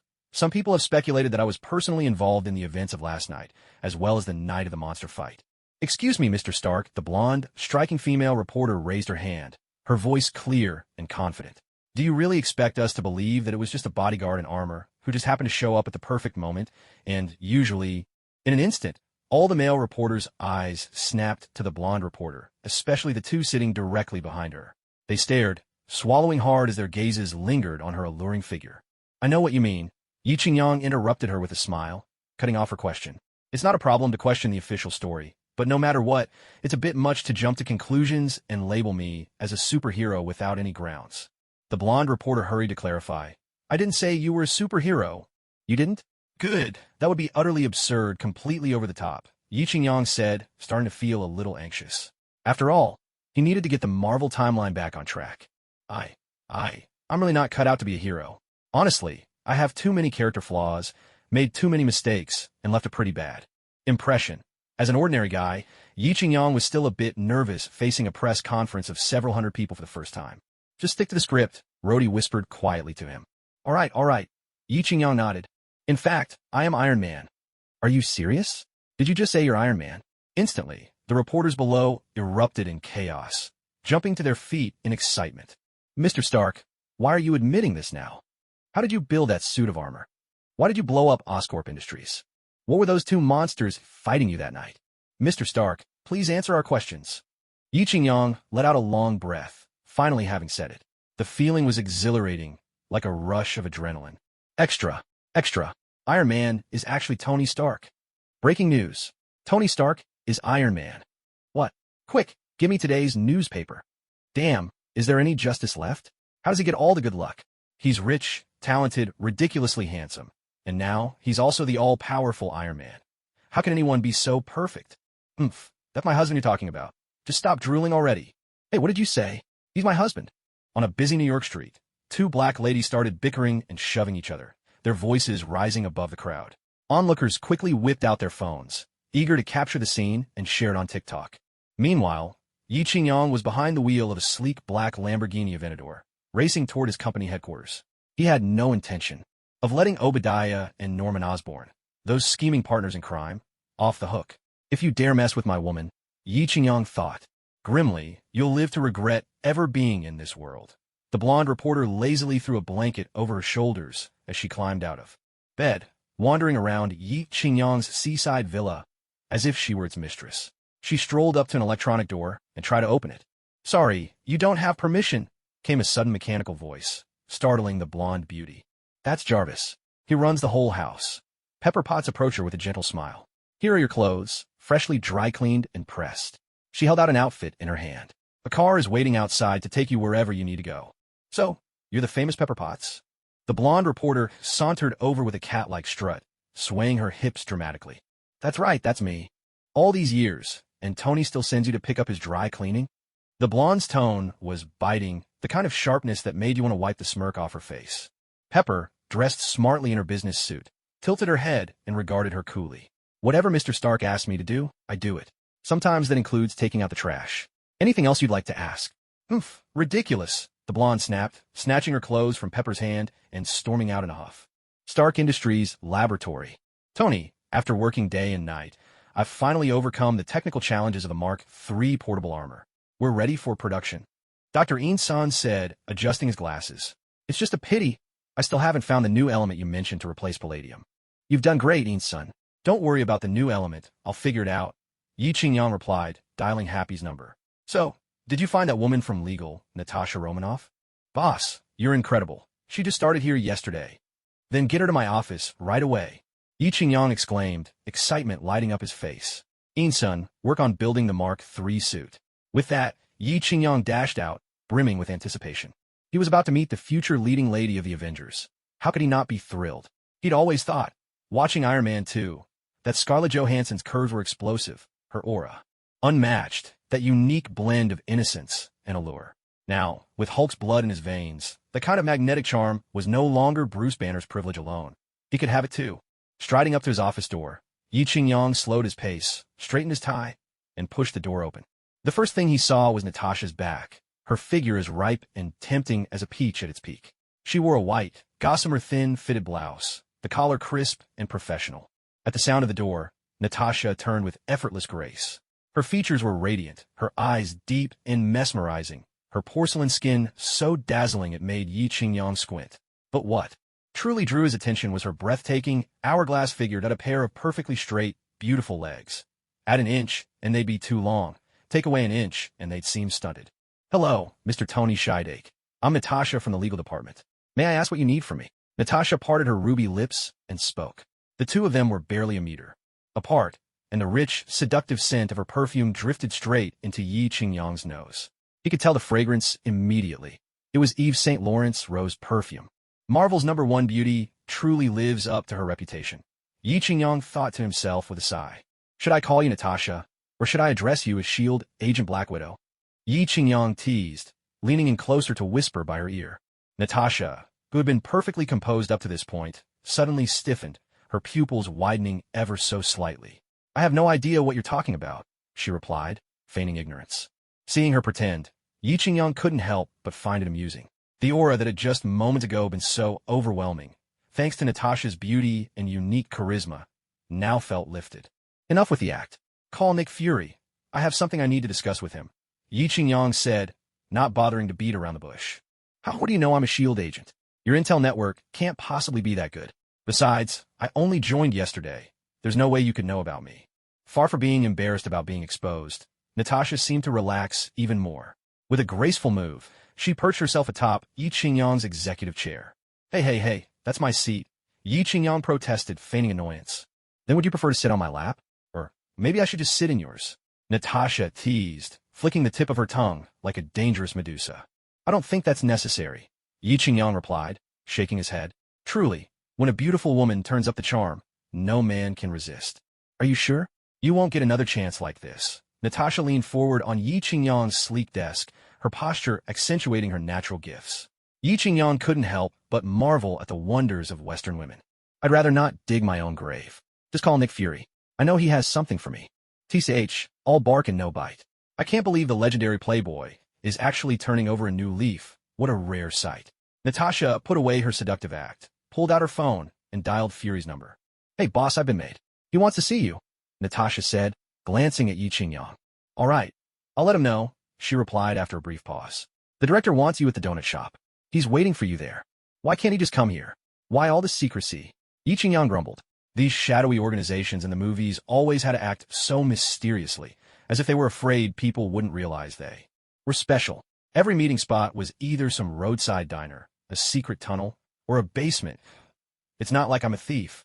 Can't we just have this conversation in a spacious, bright, and comfortable office? This is the director's request. You're free to refuse, came the reply. All right. If you don't mind, I'll be arriving in my Mark II armor, Yi Qingyang said, glancing at Natasha's expression. Suit yourself. It's not as if the whole world doesn't already know you're Iron Man, Natasha replied, rolling her eyes. Yi Qingyang lounged atop Randy's donut shop, savoring a freshly bought chocolate donut, basking in the warm breeze as he watched. The sun sank in the west. The distant mountains rolled like waves, the dying light of day burning crimson across the horizon. Sir, please get down from the rooftop donut, called Nick Fury, the one-eyed director, standing by the shop's entrance. Yi Qingyang lowered his sunglasses and glanced at him. Me? You talking to me? If there's no one else on the roof, then yes, I'm talking to you. All right. With a swift motion, Yi Qingyang flipped off the rooftop and landed on the ground. I want to join your league of super boys, Yi Qingyang said, looking at Fury across from him. Haven't you always been a lone wolf? How's that working out for you? Fury took a sip of coffee. How did it work out? Yi Qingyang hesitated, at a bit of a loss. Everyone had left. What was he supposed to say? Forgive me, I don't want to be rude, but am I supposed to look at your eye patch or your eye? I can't tell if you're real or just a hallucination. I'm real. I'm as real as it gets, Fury said, reaching out as if to check Yi Qingyang's neck. Hey, what do you think you're doing? We can talk, but keep your hands to yourself. I'm a straight man. Yi Qingyang slapped Fury's hand away. And where's the staff here? Don't they have any sense of service? If this keeps up, I'm not leaving a tip, he grumbled. Just then, Natasha appeared, dressed in a sleek black bodysuit that showed off her curves. As she passed Yi Qingyang, she left a faint, alluring fragrance in the air. I've cleared the area, but you two shouldn't take too long, she said. Well, look who's here. My excellent employee, your top agent, the beautiful Miss Natasha, Yi Qingyang said with a grin. Tony, I'm sure you met her already. This is Agent Romanoff, Fury said, extending his hand and patting Natasha on the shoulder. But what I'm really curious about is how you knew Natasha worked for S.H.I.E.L.D. And how you knew I'm the director? That's all secondary. Now, where's the stuff my father Howard left for me? Yi Qingyang interrupted, his gaze fixed on Natasha's exquisite features. Sitting across from him were two people. One, a bald man with a face of hardened lines and a missing eye. The other, stunningly beautiful and captivating. Naturally, Yi Qingyang found his attention drawn to the latter. Natasha, you'd better apologize to me. You broke into Stark Industries without my permission, and that's caused a serious security risk for my company. I think you should be thanking me, Natasha retorted, not backing down.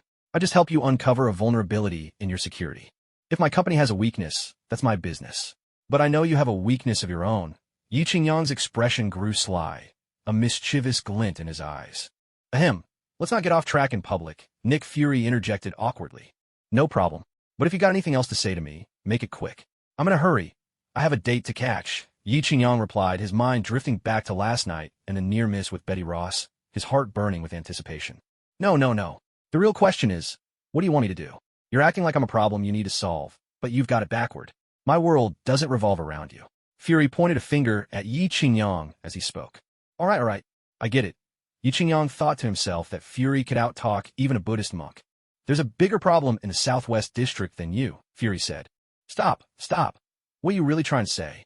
What I'm saying is the palladium issue you're worried about. I can help you with that, Fury suddenly said. You're not talking about some kind of injection, are you? Yi Qingyang recalled the scene in the movie where Tony Stark got jabbed by Natasha more than once. How did you know? Natasha suddenly stood up, walked outside, and returned with a syringe. This is a lithium atom injection we developed. It can effectively neutralize the blood contamination caused by palladium radiation. If that's the treatment, I think I'll pass. Yi Qingyang laughed to himself. After all, he now had the Hulk's bloodline.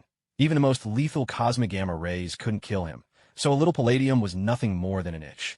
Still, Yi Qingyang remembered that in Iron Man 2, Tony Stark synthesized a new element that provided faster, longer-lasting energy. The very thing he needed. Like comparing two electric cars, one with a 150-kilometer range, the other with 1,000. The choice was obvious. Are you sure? This is the best solution we've come up with, Fury insisted. Do you know that glowing thing in the chest of your armor? It's based on incomplete technology. Fury continued, his tone thoughtful. Oh, that? I know about it. There's an even bigger one back in my company. Yi Qingyang thought to himself. This was a gift from the system. Why was Fury asking him about it? No, you don't understand. What you have is only a small part of what your father envisioned. He was preparing for a worldwide energy revolution that would leave all competitors in the dust. His dream was so much greater. In comparison, a nuclear reactor will be no bigger than a AAA battery. The one-eyed dragon spoke with passion, as if he were weighing the fate of nations in his hand. Yi Qingyang thought for a moment, and asked, was it only him, or was Anton Vanek involved as well? Fury looked at him in surprise. You know about Anton Vanek too? Yi Qingyang chuckled softly and didn't answer. Do I really need to tell you that I can use the Buddha's palm? Fury didn't press further and continued. Anton Vanek was like the other side of the coin. He thought it was a great way to make a fortune. When your father found out, he expelled him from the country. When Anton returned to Moscow, the Soviets realized he couldn't deliver results, so they exiled him to Siberia, and he's been there ever since. Yi Qingyang's expression shifted slightly. What kind of psychological changes might a brilliant and ambitious scientist undergo after such an ordeal? Perhaps he might even wish to destroy the world. That's not exactly good for a child's upbringing, Fury remarked, taking a sip of coffee. His son, Ivan Anton Vanek, should be about your age now, though his circumstances are world apart from yours. Yi Qingyang didn't know what to say. Just thinking about Big Ivan, the man wielding two electrified whips, gave him a headache. The sins of one generation, now left for the next to bear. Two people who should have had nothing to do with each other, now forced into enmity by the grudges of their fathers. All I can do is try to spare his life. Yi Qingyang muttered under his breath. What did you say? Fury asked. Oh, nothing. I just think you probably know my so-called father better than I do. Yi Qingyang leaned back with a practiced nonchalance. In fact, you're right. He was one of the founding members of S.H.I.E.L.D. Fury lobbed another bombshell, hoping to catch a flicker of surprise on Yi Qingyang's face. But Yi Qingyang didn't even flinch. Please, as if a little S.H.I.E.L.D. could impress me. Did you think you were an editor from the UC Shock department? Your technology is so outdated. Once I develop a new element, all these problems will be solved. Yi Qingyang scoffed and curled his lip. You'd better hurry up and hand over the box with my father's legacy. That's the real business at hand. The one-eyed dragon stared at Yi Qingyang for a long moment before finally speaking. Since you're so confident, I won't say more. You'll come with me to pick up the box soon enough. There's one more thing. Can you tell me where those two idiots, Norman Osborn and Obadiah, have gone? Yi Qingyang put down his coffee mug, his voice brimming with resentment.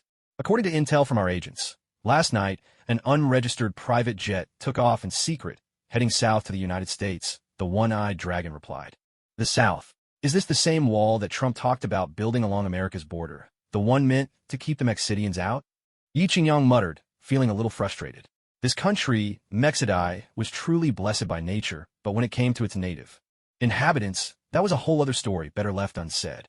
Geographically, it's situated in North America, sharing a border with America to the north, neighboring Guatemala and Belize to the southeast, flanked by the Pacific Ocean and the Gulf of California to the west, and the Gulf of Mexico and the Caribbean Sea to the east. It's that infamous land of pirates. Economically, it ranks 13th in the world. Quite impressive, really, but what put on the global map wasn't its wealth, but its chaotic drug trade. You could say, Mexidai is one of the most dangerous places on Earth. Warlords everywhere, drug lords ruling the streets, and the government itself often at the mercy of these armed syndicates. Trying to find someone in a place like that was like searching for a needle in a haystack. It looks like finding those two scumbags anytime soon is just not going to happen, the one-eyed man said with a chuckle. Watching Yi Qingyang come up empty-handed, Fury was clearly pleased. Okay, Natasha, give him the case, Fury said, standing up in boredom after failing to get the answer he wanted. I've got a Defense Department briefing at 2:30 this afternoon. I'm leaving now. Yeah, we'll see about that, Yi Qingyang said as he took the case he'd been after. Without another word, he took off, soaring into the sky. Now is hardly the right time to form the Avengers. Not a single member of this would-be team could be called normal. The absolutely righteous Captain America, the unruly Thor, Bruce Banner who can't control himself, the almost invisible Hawkeye, Black Widow who ages slower and lives longer than any average person, and of course, the playboy billionaire, a man of both looks and brains, the embodiment of morals and love, Tony. Yi Ching-yong, big turd. See? Not one of them is ordinary. To bring them all together would take an unimaginably powerful enemy. Nothing less would do. Perhaps that's humanity's greatest trait. Only fierce when fighting among ourselves. So, for now, any ideas about forming small teams could wait. The most important thing was to strengthen his own abilities. Ethan, I brought you the materials. Take a look at them when you have time, Yi Ching-yong said, tossing the case to Ethan. He had neither the interest nor the time to examine the stuff left behind by Big Turd's late father. Oh, thanks. The Mark III portable armor is finished. Want to give it a try? Ethan opened the case, pulling out several boxes of discs and a clipped newspaper article. Really? Hurry up and show me. Yi Ching-yong could barely contain his excitement at the thought of these big toys. Armor is definitely something that needs continued research. Just look at the final battle in Avengers. Endgame, Tony. Stark was able to go toe-to-toe with Thanos, who was wielding the Infinity Gauntlet, all thanks to his suit. Clearly, whether it's superpowers or technology, when pushed to the limit, both can be incredibly formidable. Peter, bring over that silver case. Peter, Yi Ching-yong asked with some curiosity. I'm talking about the assistant you found for me a while back, Peter Parker. This kid has a remarkable grasp of mechanical physics and molecular engineering, and he shows real talent in energy research. He's a promising youngster. With the right guidance, his future achievements could very well rival ours. Ethan replied, his face full of satisfaction. Having such a smart and capable protege brought Ethan real joy. There's been so much going on lately that I'd completely forgotten about that, Yi Ching-yong said, suddenly annoyed with himself. He'd been so preoccupied with chasing girls that he'd neglected his young friend's affairs. Hey, Mr. Tony Stark, Spider-Man came in, his cheeks glowing with energy and confidence. Now serving as Dr. Ethan's assistant in Stark Industries' top research lab, Peter found himself the object of many admiring glances from his female colleagues. Quite a change for someone who'd only ever had eyes for Mary Jane. And with a monthly stipend of nearly $10,000, he no longer had to worry about making ends meet, freeing him up to focus on his research wholeheartedly. As for fighting crime and helping the needy, let's be realistic. Only when your own needs are met can you think about higher ideals. I've yet to see a wealthy Marvel character who patrols the streets, catching thieves at night, unless it's DC, where the richer you are, the more likely you are to don a mask and prowl the city after dark, turning once peaceful places like Gotham and Metropolis into chaotic cities with crime running rampant. This is Dr. Ethan's latest improved portable Mark III armor. It can be donned in just 10 seconds, is lightweight, and has many other new features. Yi Ching-yong took the briefcase and realized it weighed less than 20 kilograms. We used the latest high-tech molecules, which greatly reduced the original titanium alloy's weight. Peter Parker deserves much of the credit for that, Ethan said, glancing at Yi Ching-yong, who had already finished putting on the suit. Check if the size fits you. This suit has an automatic adjustment function and can adapt to the wearer's physique, Ethan added. It's excellent. I can barely feel its weight when I wear it, and the joints are even more flexible than before. Yi Ching-yong demonstrated a few Wing Chun moves, stances, and punches flowing smoothly. While he couldn't say the suit moved as freely as his own body, compared to the Mark II armor gifted by the system, this was a tremendous improvement. What Yi Ching-yong valued most was its portability. From now on, all his women would need a set that would greatly increase their safety. Something like what happened to Little Pepper being captured must never happen again. Fantastic, Ethan. Peter, I'm going to double your salaries, Yi Ching-yong said with satisfaction as he took off the armor, which then transformed back into the shape of a suitcase. Thank you so much, Mr. Big S. May Allah bless you, the young spider stammered with excitement. With this money, he could finally help Harry Osborn, whose family company had gone bankrupt after his father's escape. By the way, Peter, how are things going between you and Mary Jane lately? Yi Ching-yong asked, a note of curiosity in his voice. Pretty well. I've already taken her out to dinner several times, Peter replied. That's not what I meant. I'm asking if you managed to hit a home run yet. Yi Ching-yong pressed. Home run? No. Mary Jane is my goddess. I could never disrespect her like that. Besides, she said she wants to wait until marriage, Peter answered, blushing deeply. Oh, please. Waiting until marriage? That's just a line women use all the time. You're in a relationship, not a business negotiation. There's no need to be so by the book. The more you play by the rules, the less she'll respect you. Yi Qingyang began to impart his unique brand of advice. Although he hadn't had much chance to put into practice before, his recent dates with Betty Ross had proven to him just how effective this approach could be. You know when a woman is easiest to win over? He asked. I don't know, Peter admitted honestly. Unbelievable. Work isn't everything, you know. You need to settle your personal life first. That way, you can focus even better on your work. Isn't that right, Ethan? Yi Qingyang turned to look, but he found Ethan sitting alone, lost in thought as he stared at a cutout from an old newspaper. What's got your attention? Yi Qingyang leaned over for a look. It was a yellowed newspaper, the cover featuring a young Russian scientist. The headline read, Soviet Scientist Defects. I suppose this must be the father of Lightning Whip Ivan, the renowned Anton Vanko, Yi Qingyang remarked. Yes, my former doctoral advisor spoke of him, said he was one of the Soviet Union's greatest physicists, Ethan said with some emotion. Such a pity he was born in the wrong era. If he'd been able to focus solely on research, his achievements would have been extraordinary. Yi Qingyang shrugged, unconcerned with the past. These are videotapes your father left behind. Don't you want to watch them together? Dr. Ethan asked. Sorry, antiques don't interest me. You and Peter go ahead and study them. I'm off to do some research of my own on how to ensure the continuation of humanity, Yi Qingyang said, picking up the portable Mark III suitcase. I'll be taking this with me. No problem. We've got several more spares. Go wild. TSK, you make it sound like I'm some kind of spendthrift. Yi Qingyang curled his lip in mock annoyance. Beep beep. Yi Qingyang's phone chimed with a message. Are you there?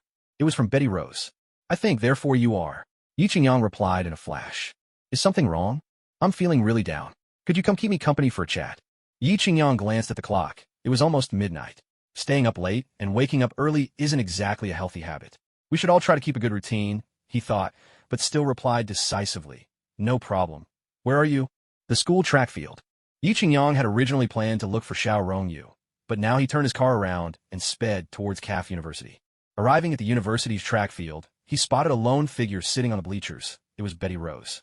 Her delicate face was touched up with a bit of makeup, and her lips, painted a tempting shade of pink, were especially striking.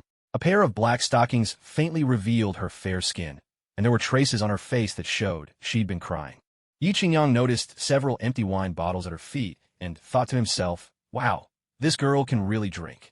I didn't think you'd actually come, Betty Rose said, surprised to see him. We're good friends, aren't we? When a friend's in trouble, help comes from all directions. Yi Qingyang plopped down beside her, all easygoing bravado. Maybe it was the chill in the night air, but Betty Rose edged closer, drawn to the warmth by his side. Yi Qingyang instantly felt one side of his body grow hot and soft, and his mind began to wander. Betty Rose pouted and asked, Did you come just because you're helping a friend? It was midnight, yet the track field was still dotted with students wandering about, boys and girls alike. Yi Qingyang couldn't help but marvel at the boundless energy of American youth. No wonder, he mused, that even the older folks here were night owls. Want to smoke? Yi Qingyang pulled out a pack of Tianshan Snow Lotus cigarettes.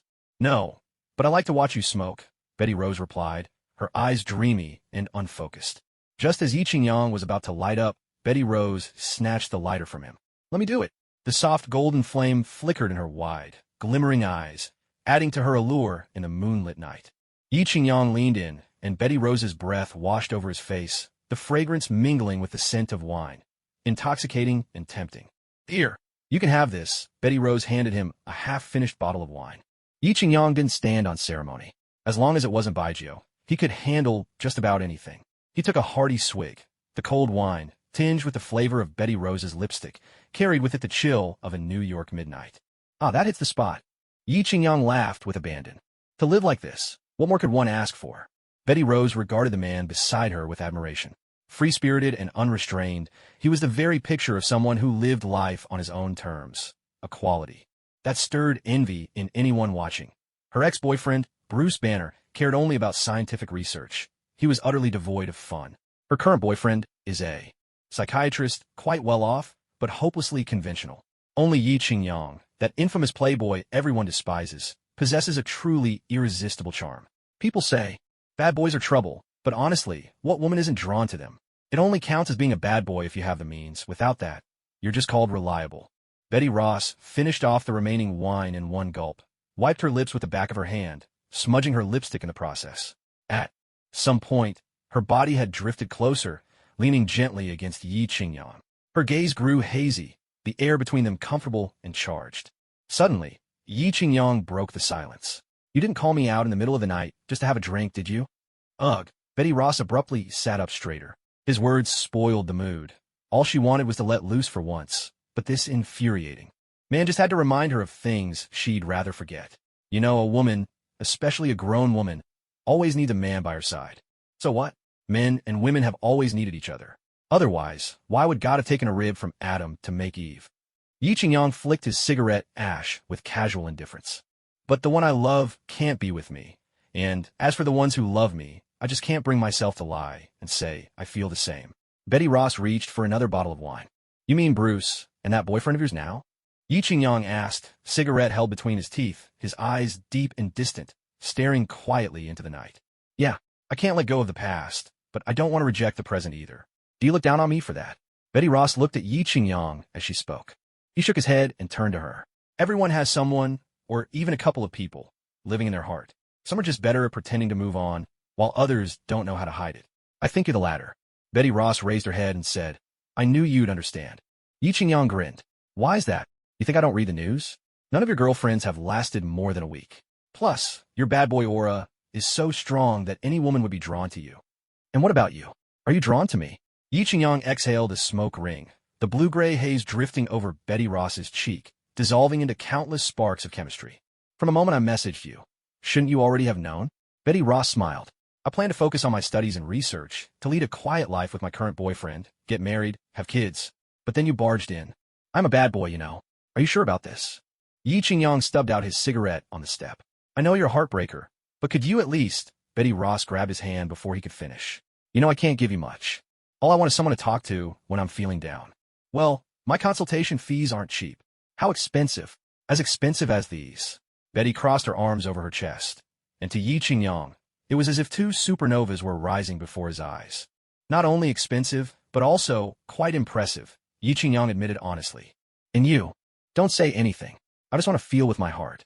Yi Qingyang silenced her incessant chatter with a kiss. Experience is the best teacher, he thought. I seriously suspect this all-American beauty is concealing weapons of mass destruction. I must conduct a thorough inspection. Suddenly, the distant sound of footsteps interrupted them, and a dark figure approached. In the shadows, his face was hidden, but two chains, flashing like lightning, danced wildly in his hands. Damn it! Yi Qingyang cursed under his breath. Why is it that every time things get interesting with Betty Ross, someone has to ruin it? Anger surged through him. According to scientific studies, when a man is about to prove his prowess and is suddenly interrupted, all those surging hormones are instantly converted into pure rage. Well, look who's fooling around. From the dark emerged Ivan, the master of the lightning five-whip technique, stepping forward with deliberate slowness. Embedded in his chest was a miniature arc reactor, identical to the one in his Iron Man suit. What's going on over there? Some kind of cosplay? A group of energetic college students gathered, curiosity piqued. After all, it's not every night that someone waves around two glowing sticks on campus. Don't come any closer. It's dangerous. Yi Qingyang shouted, but it was useless. Students at New York's CAF University were already whipping out their phones, eager to catch some drama. Ivan, meanwhile, basked in the attention. If only that damn Tony Stark could be humiliated right here, it would be perfect. He wanted to expose Stark's shame to the whole world and utterly crush him. Hey, Ivan, master of the five-whip technique. Can't this wait until tomorrow? Yi Qingyang hesitated to fight, knowing Ivan's tragic past. He'd grown up without a mother, left with a drunken father and barely enough money to scrape by. At school, he was mocked and shunned, growing up in a world of beatings both given and received, even landing in juvenile detention more than once. Life had been nothing but hardship. Ivan's father, Anton Vanko, had passed away not long ago, and Ivan had managed to cobble together an arc reactor from his father's old research notes. Now, as the saying goes, the son pays the father's debts. Ivan had found his target for revenge, Tony Stark. However, Tony Shitake was always surrounded by a crowd of bodyguards. Whether at his company or at home, security had been tightened even further after the Green Goblin's attack, leaving no chance to strike. After a long period of surveillance, Ivan finally found his opportunity. Tonight, what made it even more promising was that Tony's prized Iron Man armor wasn't on him, which significantly increased Ivan's odds of success in his quest for revenge. Ding! The system notification chimed. Host is about to enter combat. The God-level choice system is now activating. Please choose. Option 1. Host ignores Ivan the Whiplash and continues human propagation activities with Betty Ross. Reward, Deadeye skill. Note: host may freely choose whether this union will produce offspring. Option 2. Host faces Ivan in battle, and after defeating him, shows mercy. Reward: immunity to all poisons. Option 3. Host kills Ivan on the spot and urinates on his corpse. Reward: Ivan's revenge. Ivan will be reincarnated as your son in the next life. Yi Qingyang's mouth twitched uncontrollably. These choices were getting more and more absurd. System: have you been kidnapped or something? If so, blink twice. How am I supposed to carry out option 1? Fight a battle. While engaging in that with Betty. Come on, system, demonstrate for me if you dare. The infamous horse-riding escapade with Bing Bing and Emperor Tang was already outrageous enough. Now you want me to do a live performance? The second option is basically letting a tiger back into the mountains, and that's something I despise above all else. And the third option, what kind of curse is this? Revenge that never ends? If he can't get his revenge in this lifetime, he'll reincarnate as my son just to mess with me? If that really happened, I wouldn't know whether to hit him or not. Wouldn't that be a modern Oedipus complex? System, you're ruthless. I choose option 2. Betty, go evacuate the crowd. Yi Qingyang grabbed the Mark III suitcase from the side. With a dazzling transformation, he suited up. Yi Qingyang made the first move, blasting an energy cannon straight at Ivan. Everyone run. It's dangerous here. Betty Ross shouted. But the CAF University students watching the scene were so excited to see Yi Qingyang transform into Iron Man that they paid no heed to their minor instructor. Phones were whipped out in an instant, ready to catch every second. Some even started live streams on the spot. Dear friends, do you know who's behind me? That's right, it's our old pal, Iron Man, Tony Shitdake himself. Family, type in the comments what you want to see. I'll risk my life to stream it for you. Come on, Houston fans, spam the chat with rockets. And everyone, don't forget to follow our top supporter, Brother Hans. Seeing that her words had no effect, Betty Ross could only look on anxiously as Yi Qingyang and the whip-wielding villain clashed in battle. Ivan was a man of few words and ruthless actions. With a single crack of his lightning whip, he shattered the energy blast that Yi Qingyang had just fired at him. Such a flamboyant move instantly drew gasps from the onlookers. Who is this guy? They all wondered aloud. Zoom in closer. Hans, the big boss of Hans Industries, typed furiously in the live stream chat. If you can get a shot of what's on that master's chest, I'll send you a carnival reward. You got it, just watch me. The black streamer on site, reckless and undaunted, dashed forward at breakneck speed. Yi Qingyang, who had been attacking from a distance, was suddenly taken aback. Ivan's lightning whip was about to strike him. In the nick of time, Yi Qingyang's boots flared with jets of fire, and he turned his back to meet Ivan's frenzied blow, shielding himself. I let my guard down, didn't dodge in time. The control screen in front of Yi Qingyang flickered wildly, clearly disrupted by Ivan's energy attack. The reckless streamer abandoned his phone and, half rolling, half crawling, scrambled away screaming for his mother. Ivan, if you want revenge, come at me. But can't you show a little honor? Don't drag innocent people into this. They're just regular folks. Is it really necessary to be so ruthless? Yi Qingyang shouted at Ivan. Ivan sneered, a twisted gleam in his eyes. They're all Americans anyway. The more who die, the better. Why? He wondered bitterly. Had he grown up in a godforsaken place like Siberia, forced to endure endless cold and hardship, while these Americans enjoyed such generous welfare and comfort? Why them and not him? I want the sky, so it can no longer blind my eyes. I want the earth, so it can no longer bury my heart. I want all living beings to understand my will. I want America and Germany to vanish like smoke. With a relentless rhythm, Ivan advanced, his lightning whip snapping 5 times in quick succession at the ground before Yi Qingyang. Had he not dodged swiftly, his battle armor would have been riddled with holes by now. That's the legendary 5-fold lightning lash. Yi Qingyang exclaimed in awe. So what Master Ma said was true. He wasn't lying. Ivan, I don't want to kill you. I hope you can rein yourself in, Yi Qingyang said, dodging yet another strike from Ivan's whip. Save your kindness. I'm not made of dough, you know. This is the final strike. Come at me with all you've got. Ivan showed no gratitude, his whip swirling like a dragon in flight. Yi Qingyang's energy blast had no effect on him. Ivan gripped a toothpick between his teeth, his face twisted in a snarl.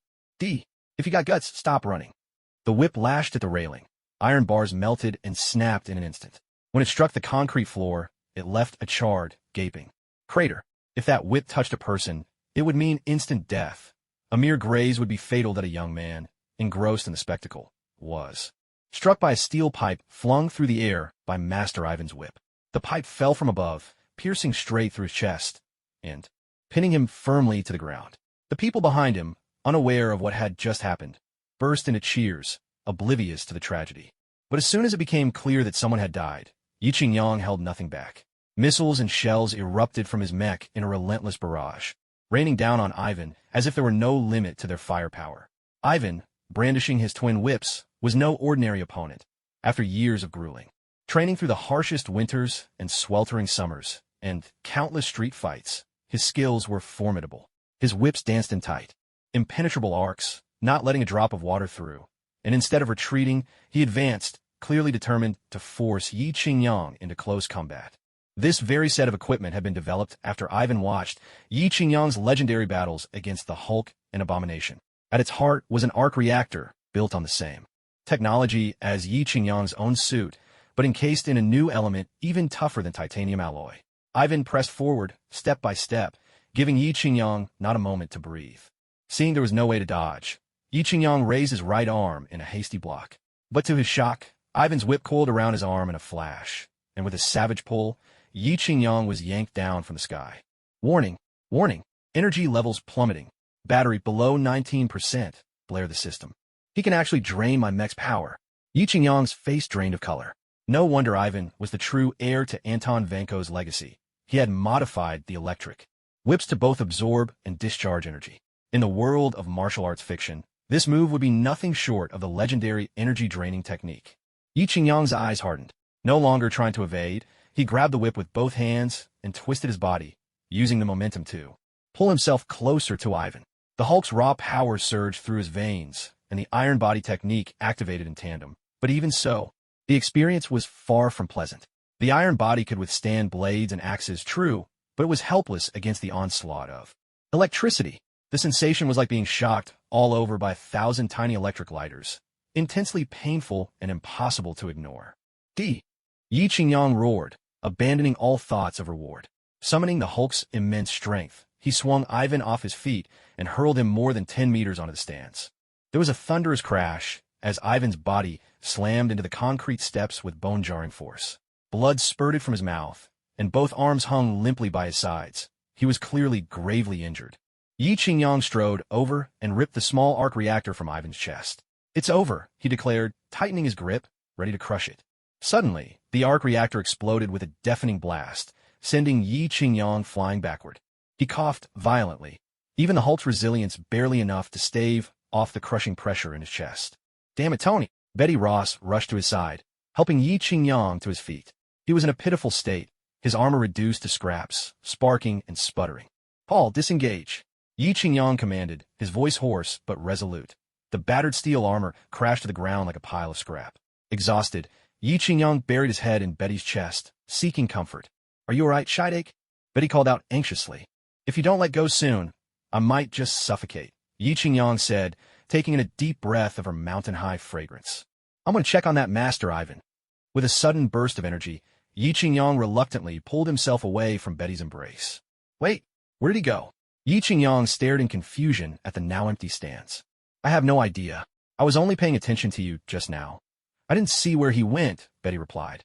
"This isn't how it went in the movie," Yi Qingyang murmured with a slight frown. In the original story, Ivan's arc reactor was never supposed to explode, but now it had, and with incredible force. Have I really disrupted the timeline? Has everything spiraled out of my control? Yi Qingyang felt a wave of anxiety rising within him. His advantage here lay in knowing what would happen before anyone else, although the system had given him a little help as well. But most important was his own ability. Now, with the trajectories of people like Spider-Man, Ethan, Obadiah, Norman Osborn, and Ivan completely altered, who knew what impact it would have on the final battle ahead? Hopefully, it wouldn't be anything too serious. Never mind, there's still plenty of time. I should focus on the present. Thanos, Dormammu, whatever comes my way, as long as I keep getting stronger, there's nothing I can't handle. "Tony, are you really all right?" Betty Ross looked at him with concern. "Of course I'm fine. Say, how about we go make a little magic of our own right now? I promise, my love will flood your heart like the mighty Mississippi." Yi Qingyang teased with a mischievous grin. "You rascal. Now's hardly the time for that. And besides, with all this commotion, the whole school's coming over, not to mention the police," Betty said, biting her lip. "Oh, Betty, thank goodness you're safe." A scholarly-looking man in a wool sweater walked over. "Ahem, this is my boyfriend, Tim Blake," Betty introduced awkwardly. "Oh, hi, I'm—" Yi Qingyang extended his hand. I know who you are, Mr. Tony Schidake. It's an honor, truly, Blake said, quickly shaking his hand with both of his own, his tone full of respect. You know me? I'd say the whole country knows you by now. Great Iron Man, Tim Blake replied. Yiching smiled. It felt good to be recognized and admired wherever he went. Thank you for protecting the one I love. Without her, I'm not sure I'd have the courage to go on, Tim Blake said gratefully. Oh, don't mention it. It was nothing at all. Yiching recalled how he had just taken advantage of someone else's girlfriend, feeling a little embarrassed, but even more exhilarated. Now, I finally understand why Chow Chow found it so delightful. If there's nothing else, I'll be heading off now. Yiching waved at the couple, but Betty Ross secretly made a call me gesture. The sly wink in her eyes was just the right blend of propriety on the surface and flirtation underneath. Yiching could feel his desires stirring again. The thrill of sneaking around right under her boyfriend's nose was simply too exciting. Looking at Tim Blake, he couldn't help but feel a pang of sympathy. This outstanding psychiatrist seemed utterly clueless about the situation, as if a green light was flashing above his head. Suddenly, the sharp clack of high heels striking the ground echoed behind him. Yiching turned to see Natasha striding over. Mr. Tony, big trouble. Why is it that trouble seems to follow wherever you go? This mess wasn't my doing. It was that so-called lightning whip master who ambushed me. Yiching protested, feeling even more wrong than Do-E herself. He had only come to comfort a traumatized university professor. Who could have expected things to spiral like this? If he'd known, he would have just gone to a hotel for some private consolation. Outdoor adventures really do come with risks, especially in the American night. Once again, I have to clean up your mess. I'll never understand why you rich folks like sneaking onto university sports fields in the middle of the night. Natasha eyed him suspiciously, then let her gaze drift toward Betty Ross not far away. Her eyes narrowed as she asked, Don't tell me you've got something going on with her too. One must admit, a woman's intuition is rarely wrong, especially when it comes to matters of the heart. So, for men who stray or sneak around, don't think your woman doesn't know. She's just pretending not to, waiting for you to trap yourself. Just because she's silent doesn't mean she's unaware. Of course not. I was just exhausted from work during the day, so I came to the campus at night to go for a run and unwind, Yiching said, thinking his excuse was airtight. Running? To relax? This place is half an hour from your company and a whole hour from your home. Natasha looked at him as if he were trying to pull the wool over her eyes. I just like working out far from home and the office. You know, like how Tony Leung flies to London to feed the pigeons. Yiching countered. Who's Tony Leung? All right, Tony Leung doesn't exist in this world. Yiching spread his hands helplessly. He's a character from a movie, always flying off to random places for fun. Do you need me to send someone to escort you home? It looks like you just survived quite a battle, Natasha said, sweeping her gaze over the sports field, which resembled a war-torn battlefield in the heartland. That won't be necessary. A mere Russian martial arts master isn't enough to do me any harm. Yiching shook his head, indicating that he could drive himself home. On the outskirts of Karlf University, an armored vehicle sped away. Ivan, who had just suffered serious injuries, was lying on a stretcher. 2 doctors in masks were by his side, administering glucose and oxygen. How is he? He's not going to die, is he? Asked the bespectacled man. No worries, boss. This Russian's in great shape. He just got a few broken ribs. Give him some time to recover and he'll be fine, replied one of the doctors. That's good to hear. We can't afford any mistakes with talent like this. The future of Han's Industries depends on him, the man with glasses said, his face lighting up with satisfaction. Who would have thought that a casual live stream would lead him to such a hidden gem? Those rockets he sent were well worth it. Meanwhile, poor Master Ivan was drifting in and out of consciousness, feeling as if he were sinking into a bottomless abyss. Faster, drive faster. Get us back to Han's group, the bespectacled man urged. Yes, sir. Before long, the car arrived at a large factory on the outskirts, owned by Han's Industries. This is where we work. Just one of my little hideouts, Hans explained, enthusiastically introducing the place to the groggy Ivan. Poor Master Ivan, still gravely injured, tried to find a way to escape, but the burly bodyguard around him were clearly not to be trifled with. Unlock my friend's handcuffs first. Hans instructed the bodyguards on either side. Forgive me. I'm your biggest fan. I don't want you to have a bad impression of me, Hans said, watching the bodyguard's rough movements with disapproval. Don't treat him like that. He's a person, not an animal. All right, you can leave now, Hans told the bodyguards. He's dangerous, one of them protested. It's fine. We'll be all right. Hans waved them off. Are you sure? Don't worry. Who are you? Ivan stood there, steady despite the agony racking his body, his teeth clenched in pain. My name is Justin Hans. I'd like to discuss a business opportunity with you. Please have a seat. Hans showed not a trace of arrogance, shaking Ivan's hand warmly. Ivan's face remained expressionless. In his eyes, these Americans were nothing but villains, capitalists, parasites. In the middle of the factory stood a dining table laid with exquisite dishes. Ivan sat down slowly. Even with 3 broken ribs, he showed no sign of discomfort, the toothpick in his mouth moving restlessly between his teeth.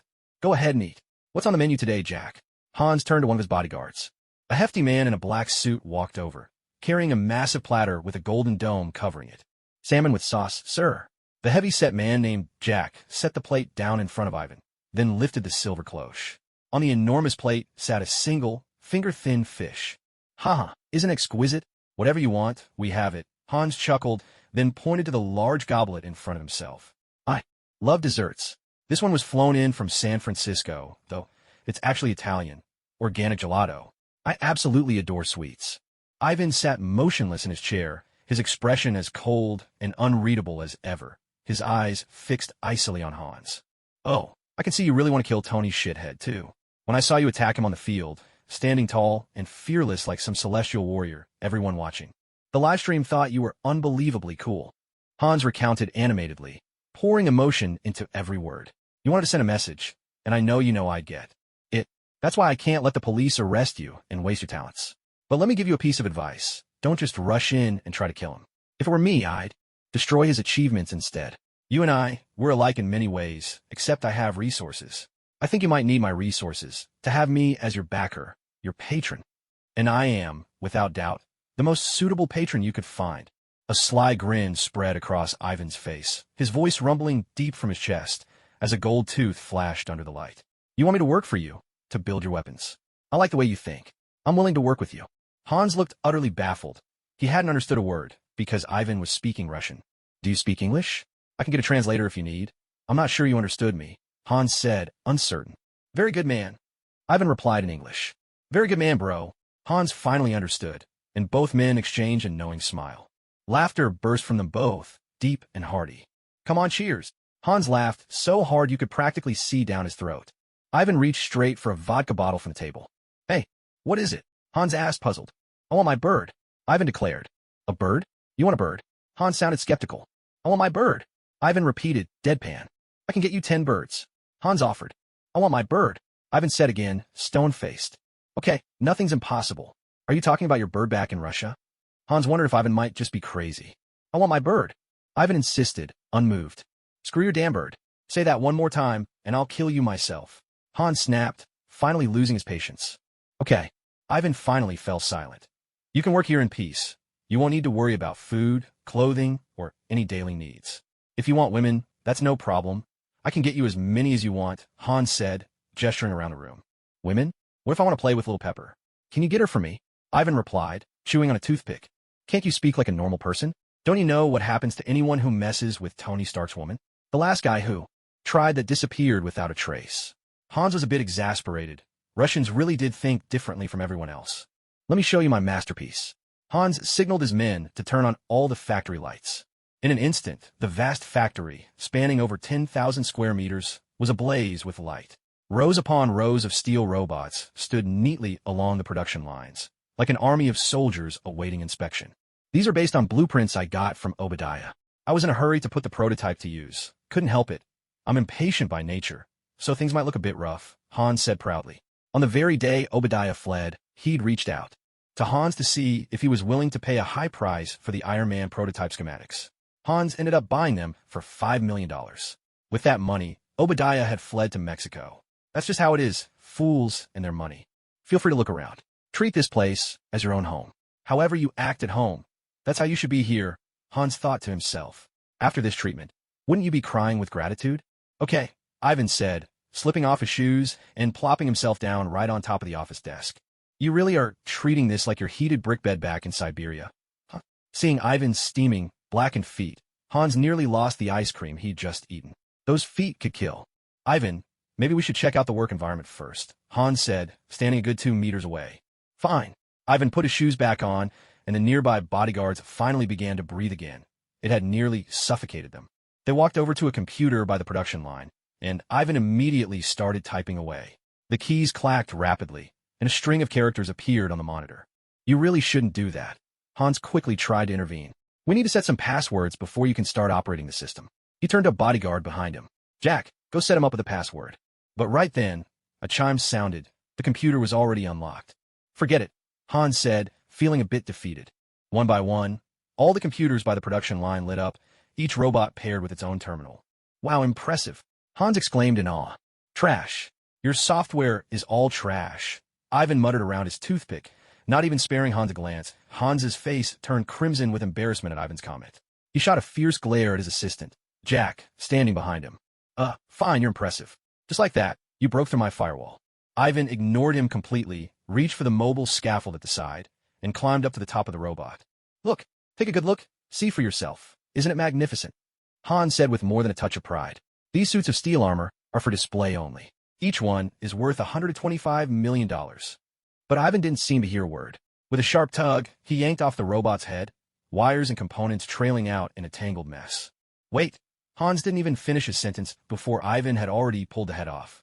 Hans felt an intense wave of dizziness, as if his heart were bleeding. Oh my God. Hans pressed his palm to his forehead and turned to Jack. Quick, get someone over here. Don't let that lunatic destroy all my stuff. What do you want them for? Ivan stuffed the robot's head back in place, making Hans's heart skip another beat. In the long run, I want them to land me a 25-year contract with the U.S. Department of Defense. I want to make Iron Man look like a relic. I want to go to the big expo and leave a mess on Tony's own front lawn. Hans watched as Ivan climbed down from the scaffold. Do you understand? No problem. I can do it, Ivan replied with a wild grin, his long, unruly hair shaking. Really, Hans's mood seemed to lighten.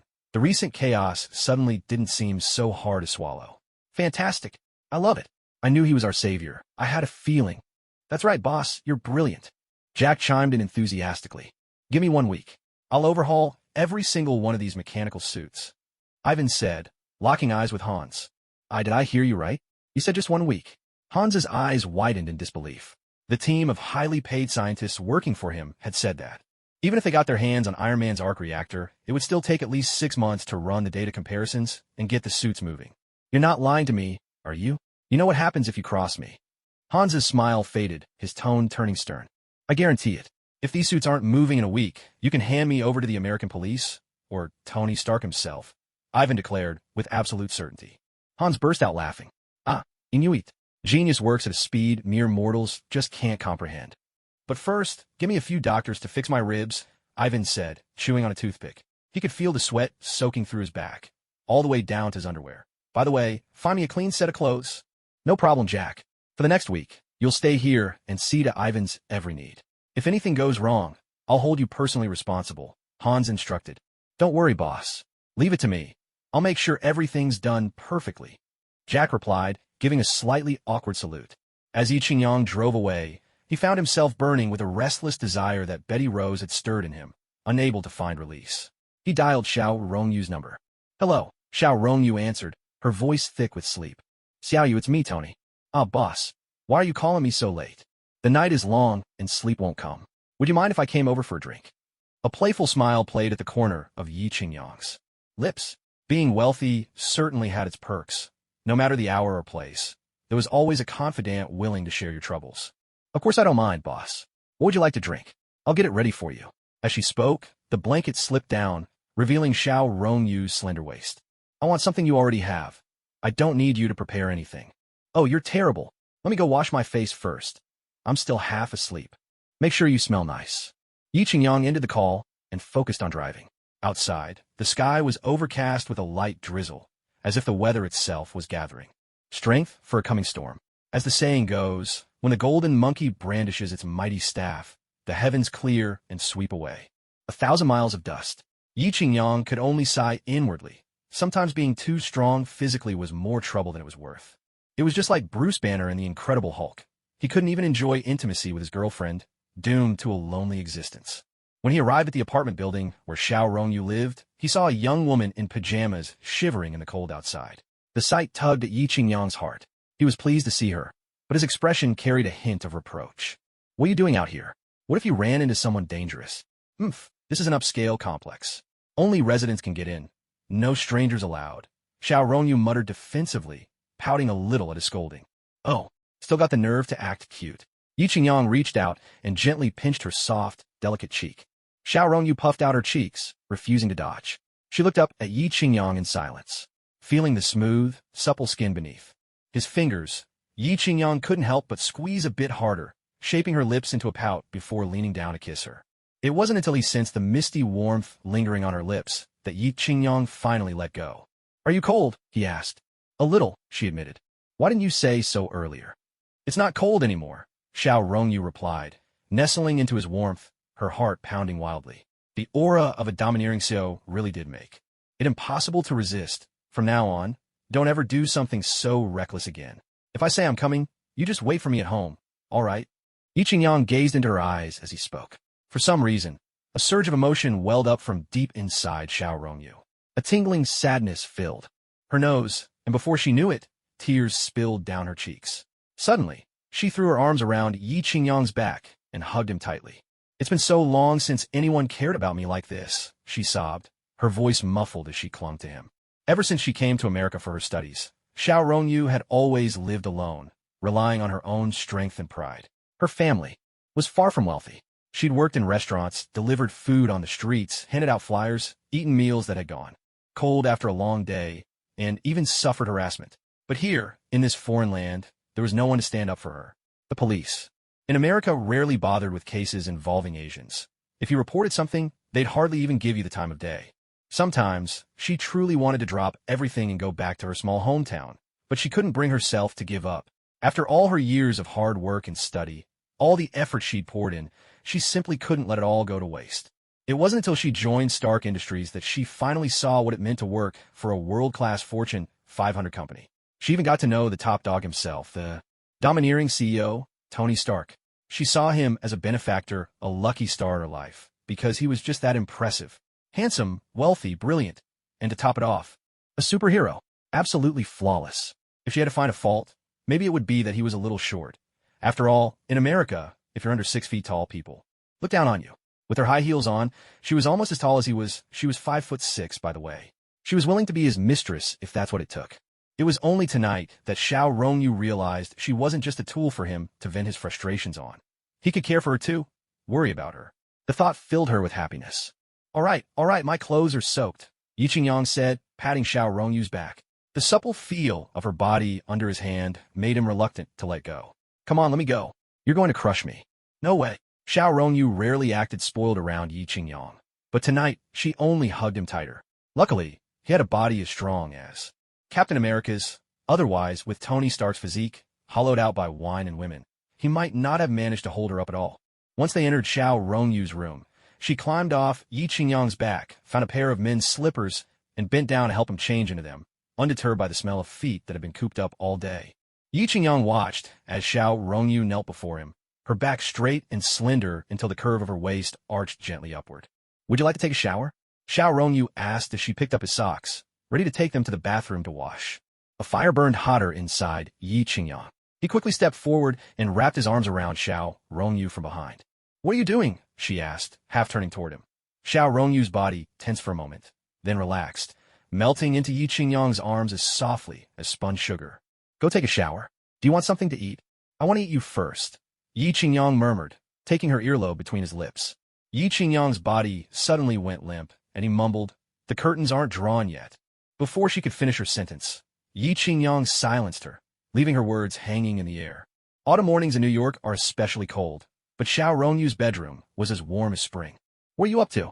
Xiao Rongyu, startled by Yi Qingyang, hurriedly put her clothes on. Last night's wild storm had already left her exhausted, yet Yi Qingyang seemed full of energy this morning, eager to pick up where they'd left off.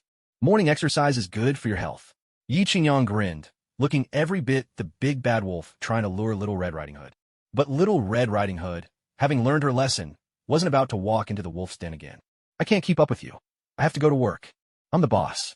Today, I'm giving you the day off." Yi Qingyang, bright-eyed and refreshed, got up to make breakfast. When Xiao Rongyu went to the bathroom, her legs felt so weak it was as if she were treading on clouds, her steps light and unsteady. "Honestly, just because I'm easy to tease doesn't mean you should go so hard," she muttered, blushing as Yi Qingyang brought her fried eggs and a sandwich. "Well, how could I resist when you're so irresistible?" After breakfast, Yi Qingyang gave her a long, lingering good-morning kiss, his spirits high as he drove to the office. "Tony, the Department of Defense just called. They want you to attend a hearing," Pepper announced as Yi Qingyang walked into the office. "Where is it?" Yi Qingyang dragged over a chair and sat down across from Pepper, the desk between them. He leaned his head on his arm, gazing at Pepper with unwavering attention. "In Washington," Pepper replied, glancing at a document.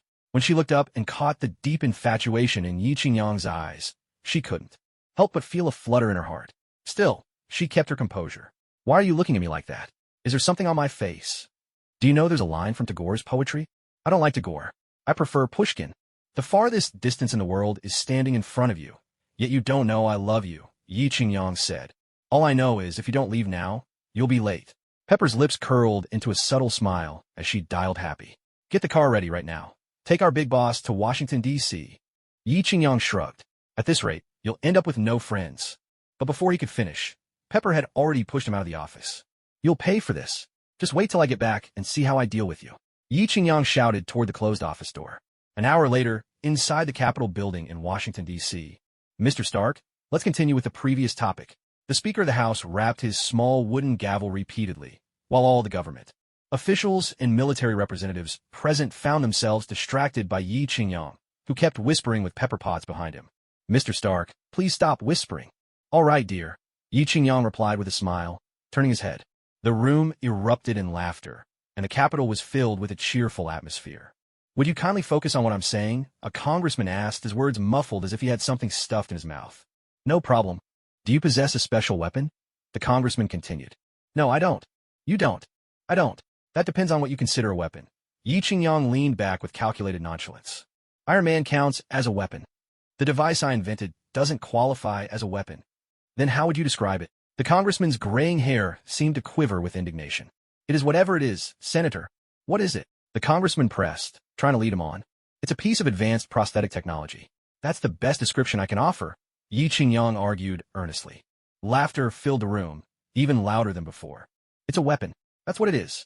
The veins on the congressman's neck bulged with intensity. Yi Qingyang raised his voice as well. "If your priority is the welfare of the people." Before he could finish, the congressman cut him off. "No, my priority is to make sure the Iron Man technology is handed over to the people of the United States." With arms crossed, Yi Qingyang replied, "Don't even think about it. I am Iron Man. The suit and I are one. To hand over the Iron Man suit would be to hand over myself. That would be forced labor or selling my own body for money, which, depending on what state you're in, might be legal. But I can't give it to you." Another wave of laughter swept through the chamber. Only Pepper Potts, seated behind Yi Qingyang, looked tense and worried, her knuckles turning white with anxiety. This was the highest level hearing in the United States. If they lost, Stark Industries would be finished. "Listen, I'm no expert." "Of course, you're certainly not an expert at selling your body for money. Come on, you're a senator."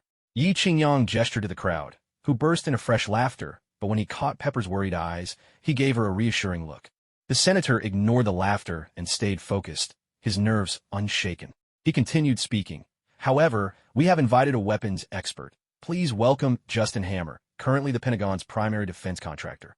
Hearing Justin Hammer's name, Yi Qingyang felt a flicker of unease in his heart. Before long, Han stepped up to the podium, his blonde hair neatly styled, black-rimmed glasses perched on his nose. Dressed immaculately in a tailored suit, gone was the cautious, deferential man Yi Qingyang had first met. Hans now radiated confidence and energy, his face glowing with a broad, self-assured smile.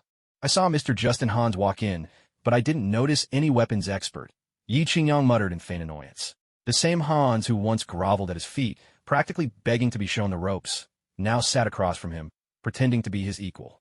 Hans raised his glass and took a measured sip, then pulled the microphone closer. "Ha, that's right. I'm not the expert. You are, Tony. You're the genius. Senator, if I may."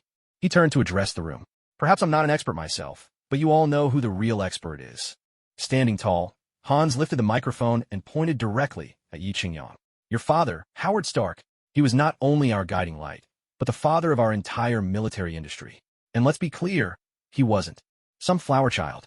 He was a lion. We all know the reason we're here. Over the past 6 months, Tony Stark has forged a formidable sword. Yet he insists it's just a shield, asking us to trust him and hide behind it." As Han saw that every eye was fixed on him, his voice soared with conviction. "I truly wish I could feel that safe." I really wish I could leave my door unlocked at night. But this isn't Canada. We live in a dangerous world, one filled with risks Tony Stark cannot always foresee. Hans's expression turned somber, a picture of solemn concern. Thank you all. God bless Iron Man. God bless the United States of America. With that, Hans strode back to his seat with effortless charm. Thunderous applause erupted through the room, mostly from Hans's friends, and, in particular, the senators, who clapped so enthusiastically it seemed their hands might fall off. Well said, Mr. Hans, the senator beamed, his smile as wide as a blooming chrysanthemum. Now, let's invite our next witness, Lieutenant Colonel James Rhodes, to the hearing. At the mention of Rhodes's name, a flicker of surprise crossed Yi Qingyang's previously calm face. Rhodes? What's he doing here? He murmured. James Rhodes was Tony Stark's closest friend, a brother-in-arms who had stood by him through life and death. The journalists in the room, ever hungry for excitement, surged forward, cameras firing in rapid bursts like machine gun fire. Dressed in a crisp indigo uniform, James Rhodes strode into the room, prompting Yi Qingyang to rise instinctively to his feet. Hey, brother. Didn't expect to see you here, Yi greeted him. It's me. I'm here. Time to face reality, Rhodes replied, his tone steady. A sense of foreboding crept into Yi Qingyang's heart. On stage, the senator pulled out a document. This is the full report on Iron Man's weaponry, compiled by Lieutenant Colonel Rhodes. Colonel, please read the fourth paragraph on page 57. Rhodes frowned, the lines on his forehead rippling like waves. You want me to read a specific passage from the report? Yes, the senator replied. I thought I was here to give a complete and detailed report, said Rhodes. The senator smiled, interrupting him. I understand, but there are a lot of variables at play today. Rhodes wasn't about to back down. You know, if you only have me read that one paragraph, it won't represent the full scope of my opinion. I understand. Colonel, please just read that paragraph, the senator said, growing impatient. All right, Rhodes shrugged. He opened the report, flipped to page 57, and read somewhat reluctantly. Iron Man does not fall under any government agency, and, as such, may pose a threat to national security and interests. However, my conclusion is, the benefits of Iron Man far outweigh the drawbacks. The senator seized a moment to cut him off. That's enough, he exclaimed, barely able to contain his frustration. But Colonel Rhodes was not about to let him have his way, and continued reading. This is precisely why we are interested in having Mr. Big Shot join the military command structure. Yi Qingyang remarked with curiosity, I won't be joining any military system, but I could consider being Secretary of Defense, especially if the hours are shorter. A ripple of hearty laughter swept through the room. Yet Hans, watching Yi Qingyang make his witty remarks, began to wonder if he ought to make his own presence felt. Before Hans could speak, the senator interjected, I'd like to play the footage from your report. Rhodes set his water glass down with a thud and said, I don't think it's the right time to make these videos public. But the senator had already signaled the staff, and the footage was projected onto the big screen. The video shows some imitation Iron Man suits, knockoffs, essentially, which our allies have verified and which may now be operational, the senator explained. Yi Qingyang knew this was the main event. These congressmen had clearly come prepared, producing knockoffs from other nations, as if they could steal the real Iron Man. Technology from him. What a cunning move. But how should he counter it? How could he prove that the core technology of Iron Man was impossible for other countries to replicate? Tony? Pepper Potts' voice called from behind. Yi Qingyang felt something hard being pressed into his hand. Looking down, he saw a transparent, phone-like tablet computer. Yi Qingyang was puzzled. Was she handing him this device now, so he could sneak in a quick game of Honor of Kings to relax? Little Pepper pointed at the tablet, then gestured toward the large screen on the wall. Yi Qingyang immediately understood and hurriedly pulled up the video recordings of steel armor tests from those countries stored on the tablet. Sure enough, the high-tech product from Shidake Industries took over the big screen in an instant. A wave of confusion swept through the room. No one knew what was happening. I've taken control of your screens. I need them, Yi Qingyang said, tapping a few times on the tablet. What's going on? The senators, who had been watching with great interest, instantly sat up straight. Please, everyone, look at the screen, Yi Qingyang announced loudly.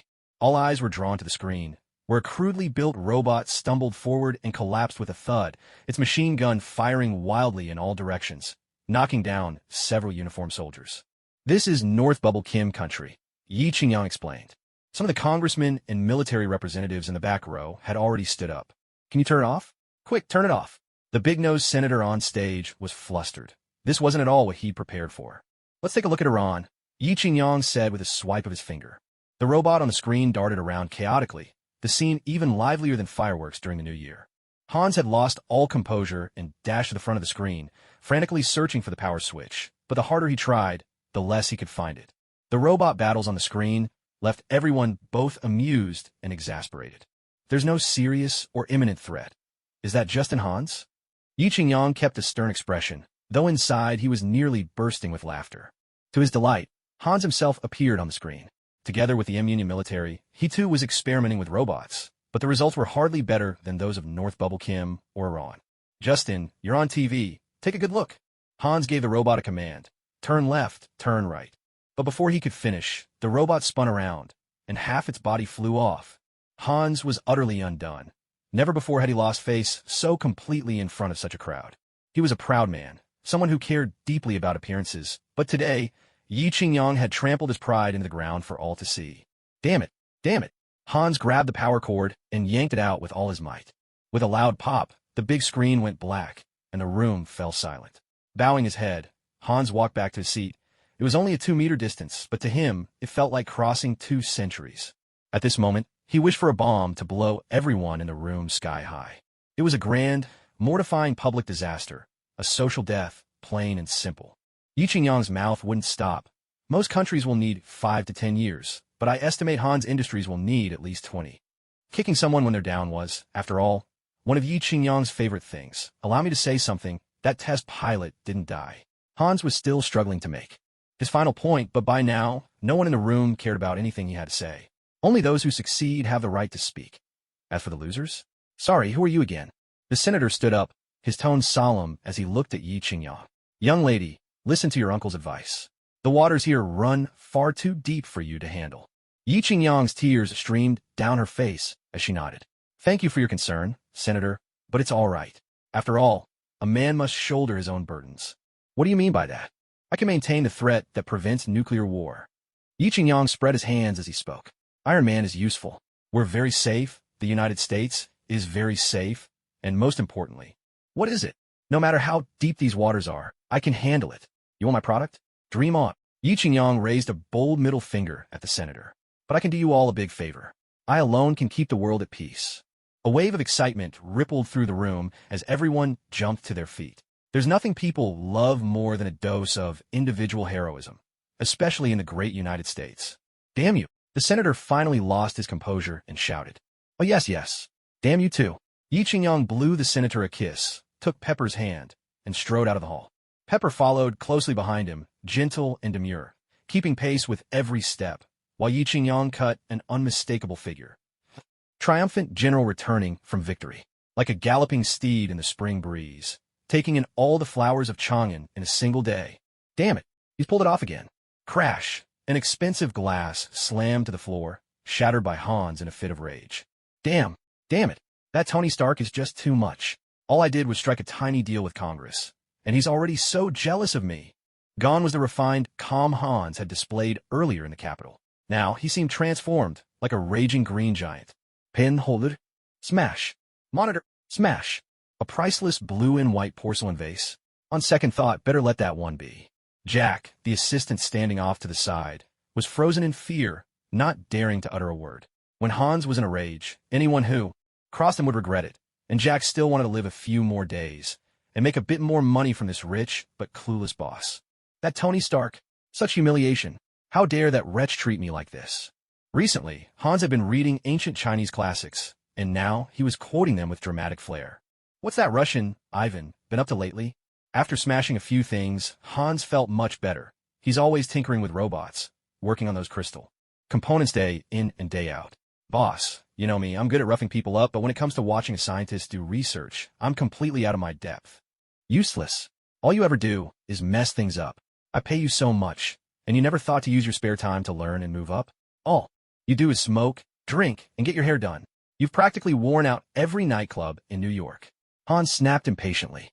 Boss, you really get me. But you know, my loyalty to you is as clear as day and night. For you, I'd walk through fire and water, tackle any danger without a second thought. Jack grinned with blatant flattery. All right, I know you're loyal. Go, and bring Maria here. Hans tugged at his tie and flopped down into the executive chair. Yes, boss. Noticing Hans's mood improve, Jack felt his flattery had hit the mark. This foolish boss of his really wasn't that hard to please. Maria was a new employee at the company. With her striking looks and curvy figure, she'd attracted a swarm of admirers the moment she started. Jack was one of them, and since he was Hans's right-hand man, he often took advantage of Maria. As a recently divorced woman, Maria didn't dare protest. When Jack approached, Maria's heart tightened with unease. The bruises from his roughness yesterday still lingered on her fair skin. She'd grown truly afraid of this crude brute. "The boss wants to see you." Jack loomed over Maria, his eyes lingering unabashedly on the curve of her neckline. "Oh, all right, I'll go right away." Relieved that it was the big boss summoning her, Maria hurried to her feet, eager to slip past Jack. But Jack deliberately blocked half the corridor, forcing Maria to squeeze by sideways. "Hey now, Maria, don't be so shy. I'm not a tiger. Am I going to eat you?" Jack teased. Maria's cheeks flushed, and she hurried away, her swaying figure making Jack's heart race. There was a sharp knock at the door. "Come in." Hans's voice quivered slightly, as if he were a starving beggar waiting for a feast. "Boss, you wanted to see me?" Maria entered the office. "Close the door." Hans nodded at her. With a click, the office door locked behind her. Hans turned on his computer and played a pop song. Gazing at Maria, dressed head to toe in white, a crisp uniform, white high heels, white stockings, Hans couldn't help but swallow hard. "Oh, don't stand so far away. Come here, by my side." Hans beckoned, his desire flaring as he noticed Maria's wary stance. Maria had only joined the company this year. Rumor had it she was divorced with child. Despite being in her 30s, she was impeccably maintained, a classic beauty with a striking presence, blonde hair, blue eyes, and skin as fair as snow. The graceful curves of her back made it clear that this woman was strict with herself about her figure. "Boss, if there's anything you need, just let me know," Maria said, inching forward with extreme caution. Hans looked up, trying to get a clear look at Maria's face, but her billowing shirt blocked his view. The desire simmering in his heart grew harder to suppress. "So, Maria, how long have you been with the company?" Hans asked, his eyes fixed intently on Maria's highest point. "It's been 2 months now," Maria replied, standing straight and tall. Her legs, at least 90 centimeters long and flawlessly fair, were held tightly together. The fitted pencil skirt hugged her hips, accentuating her voluptuous figure. Hans couldn't help but wonder how springy and soft it would feel if he sat on her lap. "Are you getting used to the work here?" "It's going well. Everyone at the company is very kind to me, and I even have enough time to go home and nurse my baby," Maria said with a smile. "Your child is still nursing?" Hans was surprised. He knew she was divorced and raising a child alone, but he hadn't expected the child to be so young. "Yes, she's just a year old. I think breast milk is the best for her," Maria replied, her face lighting up with the radiant joy only a mother could show. "Raising a child on your own must be a lot of pressure, isn't it?" Hans's mind began to wander, picturing Maria nursing her baby, and he felt no shame for his intrusive thoughts, blind to the nobility of her maternal love. Who could say otherwise? Maria's lovely face clouded with a hint of sorrow, as if she'd recalled something painful. "Then let me take care of you. I can give you the best conditions, and make sure your child grows up in the best environment possible," Hans blurted out, unable to hold back any longer. He stood up and pulled Maria into his arms.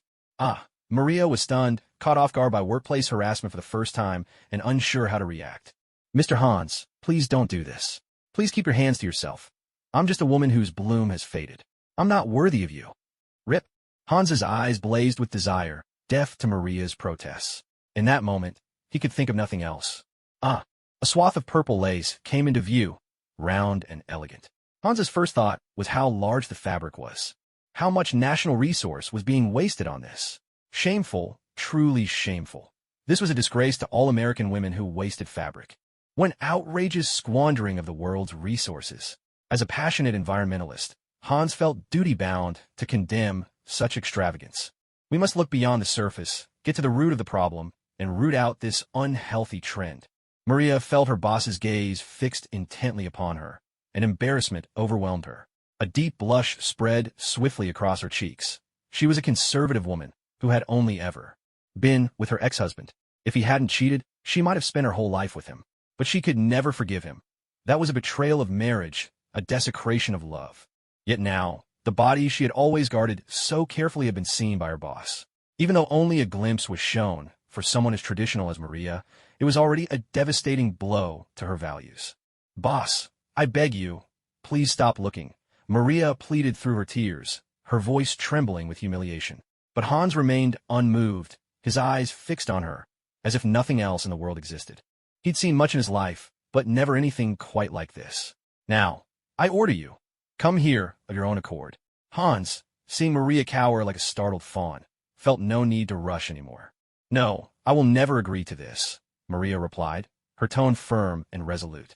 Then I'll fire you, Hans retorted with a sly smile, and you'll never get an offer from any company in New York. Maria was struck speechless. She couldn't imagine where else she could go if she left this job. She was just an ordinary woman, with no special skills, only able to do some basic clerical work, and she was raising a child who was still nursing. Any parent would know, formula, diapers, doctor's bills, those costs could be astronomical. Maria's tears flowed, her cheeks burning with humiliation. If you agreed to be my lover, Hans said, I'll raise your monthly salary to $5,000. He had meant to say $10,000, but swallowed the words at the last moment. The figure, $5,000, struck Maria like a thunderbolt. Her current salary was barely $3,000 a month, just enough to cover expenses for herself and her daughter. Most of it went to her monthly yoga classes and her daughter's daycare. She was a woman of refinement and refused to let her standard of living slip. $8,000, Maria said through gritted teeth, naming her price. Deal. It's a deal. Hans burst out laughing. Maria dropped her arms from her chest, turning her head away, unable to meet the fiery look in Hans's eyes. Well, what are you waiting for? Come here. Hans slapped his thigh, beckoning her over. Maria moved her legs with difficulty, like a marionette whose strings were tangled, each step slow and heavy. Come on now. Hans lost his patience, grabbing Maria's soft arm and pulling her into his embrace. Ingning, Maria gasped, landing heavily on Hans's lap. The tiny caterpillar seemed to be wriggling restlessly in Hans's heart, breathing in a delightful fragrance wafting from Maria. His gaze lingered on her exposed, porcelain collarbones and dazzlingly fair skin. Just the thought of that supple, elastic touch made his breath catch. With a wicked grin, Hans grabbed Maria's soft waist, parted her long, slender legs, and sat her face to face on his lap. He teased her with a playful smile. Madam, do you like it this way? Their eyes met. Now, Maria wore nothing but a fitted pencil skirt, and with her legs parted, Hans could catch a glimpse of something unspeakable. Here, 30,000 words are omitted. Jack, get the car ready. We're heading to the secret base. By the time evening lights flickered on across the city, Hans finally staggered out of the company's main doors. Hey, Ivan, there's a package for you.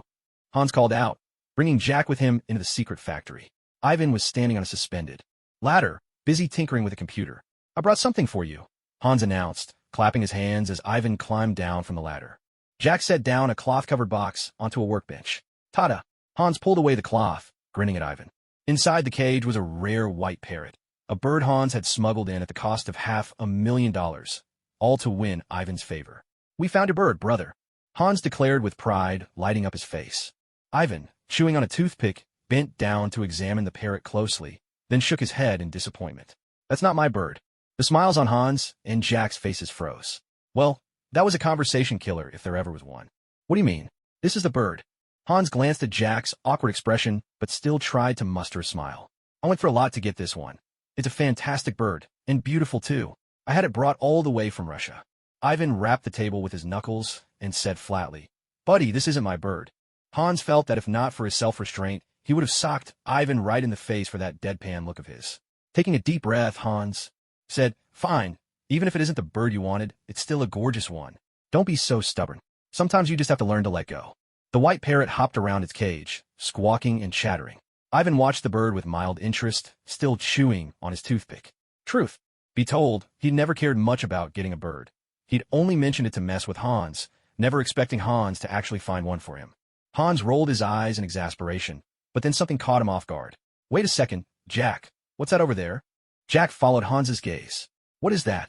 Isn't it a helmet? Hans didn't have time to banter with Ivan. With a swift movement, he leaped onto the retractable ladder, taking the steps 2 or 3 at a time, and quickly reached the top. What met his eyes was something that looked more like an old-fashioned cell phone than a helmet, a solid, brick-like object jammed upright atop the mech. Hans gripped it with both hands and yanked the brick free from the top of the machine. Ivan, what is this thing? Hans called out as he made his way back down the ladder, handing the brick-like device to Jack, who had been standing by, ready to steady Hans. Jack hurriedly took the device in both hands. Is that supposed to be a helmet? Hans asked. It doesn't look like one, Jack replied, turning the bulky device over and over in his hands. How are you supposed to get your head into this thing? Hans glanced over at Ivan, who was lost in study of the parrot. Jack, do you think your head would fit in there? No way, definitely not. Jack shook his head, eyeing the object that was as thick as his own arm. Put your head in it. Go on, stick your head in there.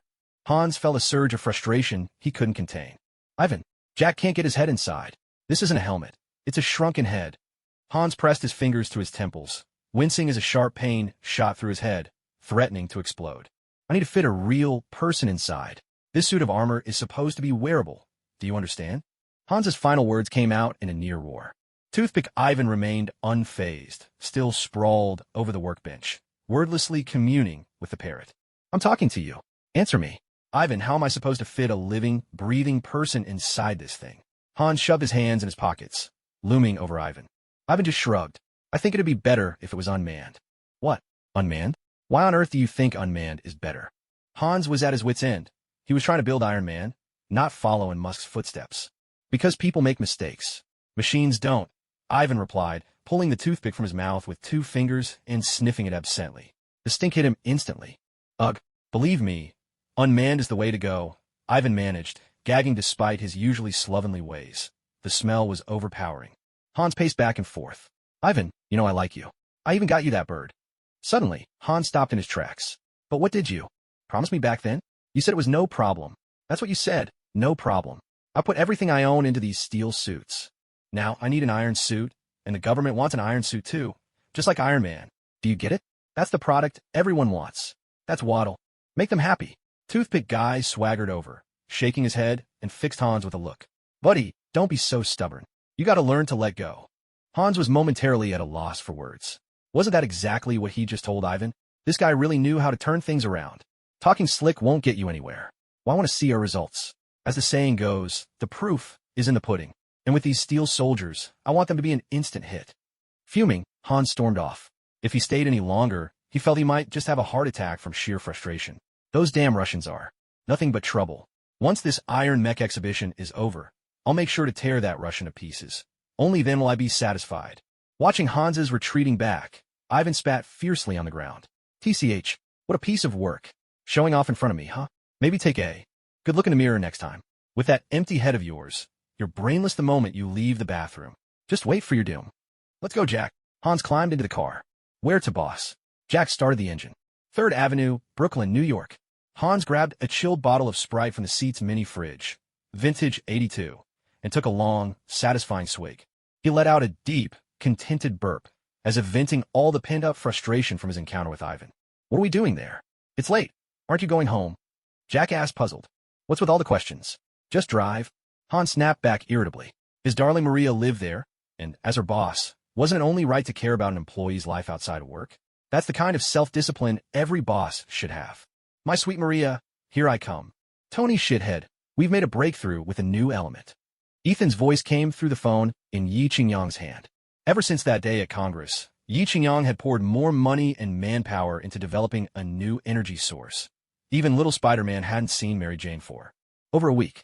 Ethan and Spidey had pored over every document and disk left behind by Howard Stark, examining them frame by frame until they finally discovered a clue. Originally, this was a task for Tony Shithead, but his IQ of 230 had been swapped for Yi Qingyang's 250, higher in number, but lower in quality. Yi Qingyang glanced at the porcelain-skinned Xiao Rongyu sleeping beside him. Gently, he slipped his arm from her embrace, savoring the smooth, warm feel that made him reluctant to let go. Without waking the slumbering Xiao Rongyu, he dressed quietly and planted a soft kiss on her beautiful eyes. He pushed open the bedroom door. The fruit wood in the fireplace popped and crackled, filling the entire living room with a spring-like warmth. This was also the main battleground for him and Xiao Rongyu last night. The sofa, dining table, and cashmere carpet all bore the traces of their passionate struggle. Yi Qingyang found himself growing ever fonder of this little beauty from the Han dynasty, who devoted herself to him so wholeheartedly. Her gentleness, her strength, her eager efforts to please, all these had helped Yi Qingyang rediscover his pride as a man. He gently closed the door. Inside, Xiao Rongyu playfully opened her eyes, a glimmer of satisfaction sparkling in her liquid gaze. To think that the story of a domineering CEO falling in love with me could happen in real life. And this CEO was no ordinary man. He was a champion among roosters. Ethan, did you find anything? Yi Qingyang burst into the laboratory, barely able to contain his excitement. Tony, you're here. Come take a look. Ethan called him over. Before Ethan was a virtual screen playing a video. Yi Qingyang greeted Spider-Man with a teasing, "Hey, Mr. Big Poop." Spider-Man hurriedly waved his hands, the very image of a starstruck fanboy. On the screen, Howard Stark stood before a model city. Dressed in a crisp white shirt, his slender face bore a striking resemblance to Tony Stark. There was no need for a DNA test. Anyone could see at a glance that they were father and son. "Tony, you're still young. You don't understand yet, so I've decided to record this for you," Howard said, sitting at the edge of the model, his gaze soft as he looked into the distance. Yi Qingyang felt as though that gaze spanned time and space, piercing the screen to meet his own. The sensation was uncanny, like reading a book. The black words on white paper cannot speak, yet when arranged together, it feels as if you are conversing with the author, thoughts and knowledge crossing the boundaries of time and space, unchanged. They reach across dimensions to meet and resonate with you. Howard continued, "So I'm recording this for you. All of this was created for you. One day, you'll understand that it represents more than just a human invention. It is the crowning achievement of my life. This is the key to the future." The camera zoomed in on the intricate models within the diorama: skyscrapers, fountains, cars. In that instant, Yi Qingyang felt as if the model city had come to life, a miniature vision of the world to come. "I was constrained by the technology of my era, but one day, you'll comprehend all of this. When that time comes, you'll change the world. My greatest creation will always be you." Yi Qingyang stared dumbfounded at Howard on the screen. 1,000 words gathered into one silent sigh. "What a pity I'm not your son. But I will take your son's place, leading humanity to walk alone through this perilous universe." How moving. At some point, little Chili Pepper appeared at Yi Qingyang's side. "If you need, my shoulder is always here for you," she offered. Yi Qingyang scratched his slightly itchy nose, then mischievously fixed his gaze on the proud curves beneath little Chili Pepper's professional attire and remarked, "I don't think what I need is a shoulder. I need something else, a generous heart." Little Chili Pepper rolled her eyes. "I remember your head used to hold at least a bit of knowledge. Now it's nothing but boobs and butts in there. Haven't you heard?" Yi Qingyang leaned in close to her round, delicate ear and whispered, "Broader than the sea is the sky, but broader than the sky is a woman's heart." A warm breath tickled little Chili Pepper's ear, sending a shiver down her spine. "Ahem, ahem." Ethan cleared his throat loudly, reminding Yi Qingyang to watch his behavior, especially with the young Peter Parker present. Young men are easily provoked. "Ethan, that's touching, but did you show me this just so I could reminisce about my incredibly talented old man?" Yi Qingyang asked, a bit puzzled. "Not all," Ethan replied, switching the footage back to the display of the model city. "Jarvis, zoom in on the sand table in the video." To speed up the research for the new energy source, Yi Qingyang had even lent Ethan his early-stage AI, Jarvis. This future city looks beautiful," Yi Qingyang said, not quite sure what else to add after seeing the model. "Jarvis, create a digital model based on this display. I need a workable projection," Ethan commanded, ignoring Yi Qingyang. A series of soft beeps filled the air, and a wave of blue light swept across the table as Jarvis replicated the entire city model into a three-dimensional digital projection. "Stark Expo 1974 model scan complete," announced Jarvis's mechanical voice. With a gesture, Ethan raised both hands, and a shimmering blue holographic screen appeared before everyone. Seeing this, Yi Qingyang could only admire his own handiwork, while his little superfan Spider-Man gazed at him with stars in his eyes. After all this was Yi Qingyang's creation. "What does this look like to you?" Ethan snapped his fingers, turning to Yi Qingyang and Peter Parker. "A meat bun," Yi Qingyang blurted out before anyone else. "It kind of looks like an atom," Peter Parker offered uncertainly. Ignoring Yi Qingyang, Ethan gave his prize student an approving look. "That's right, it's an atom. The nucleus should be here." He pointed to a circular building within the model, which was the central structure of the entire display, a globe-shaped landmark. "Highlight the big sphere. Remove the walkways, delete them all." Ethan continued, giving orders. "What exactly are you trying to accomplish?" Jarvis's mechanical voice asked. "I want to to rediscover a new element." At this moment, Ethan had entered a state of complete absorption. Everything around him seemed to fade away, and he was immersed entirely in the construction of his mathematical model. "Remove the landscaping. Shrubs, trees, parking lot, exits, entrances. Use the pavilion as the framework to represent neutrons and protons." A sharp beeping sound signaled the start of Jarvis's supercomputer.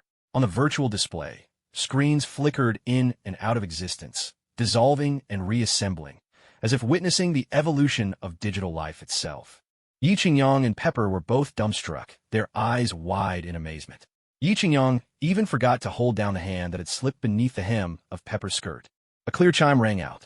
In the end, the countless light screens converged into a small blue sphere, perfectly round with textured, grain-like protrusions. Ethan let out a long breath. He had succeeded. With a sweeping gesture, the little blue sphere burst apart, scattering into countless azure specks that floated throughout the laboratory. Yi Qingyang and the others felt as though they had been transported into the heart of an atom, surrounded by a tapestry of twinkling points, crossing and weaving. A microscopic world, home only to atoms, neutrons, and quarks. How beautiful! Pepper nestled into Yi Qingyang's arms, reaching out a delicate hand to caress the glowing blue haze. It truly is beautiful, Yi Qingyang murmured, though his gaze lingered on Pepper. In the gentle light, her eyes sparkled as if lit by distant stars. Meanwhile, Peter Parker could only watch from the sidelines, hiding in a corner of the lab, doodling circles on the floor in silent protest. This unexpected wave of affection was more than he could handle. Having only ever held Mary Jane's hand, Peter was left feeling quite wounded. What is this? Yi Qingyang gazed around at the starlit spectacle. Ethan's face was flushed with excitement, his lips trembling. This is new energy, a brand new element. It's the greatest legacy your father left behind. A soft beep echoed as Jarvis added, the newly discovered element should be able to replace palladium. Thanks, you old rascal, Yi Qingyang said silently to himself. Seeing that Ethan and Spider-Man were still lost in the wonders of science, Yi Qingyang took Pepper's hand and quietly led her out of the laboratory.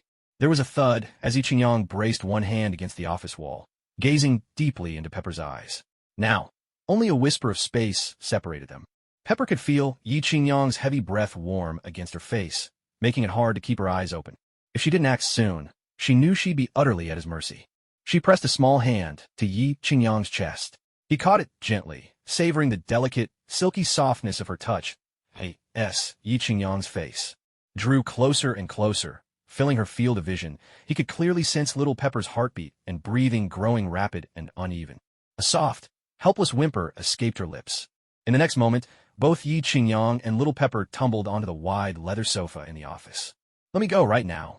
Little Pepper lay on her back, her delicate face flushed crimson, her wide blue eyes filled with indignation. No, not letting go, and that's final.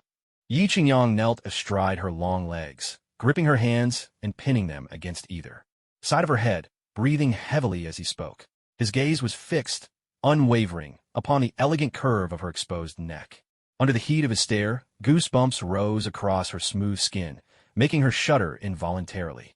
Are you really not getting up? Little Pepper gritted her teeth, her voice trembling with a mixture of anger and helplessness. A real man never goes back on his word. What's said is set in stone. Yi Qingyang replied with a wild, devil-may-care smile. But it's the middle of the day. What if someone sees us? Little Pepper pleaded softly, her eyes filling with tears, her voice barely above a whisper. Yi Qingyang remained unmoved. Whoever dares to come in, I'll fire them on the spot. And if it comes to it, I'll make sure they never talk. No, please. Little Pepper shot him a reproachful look, both annoyed and helpless. He really was overbearing, but after all, he was the boss.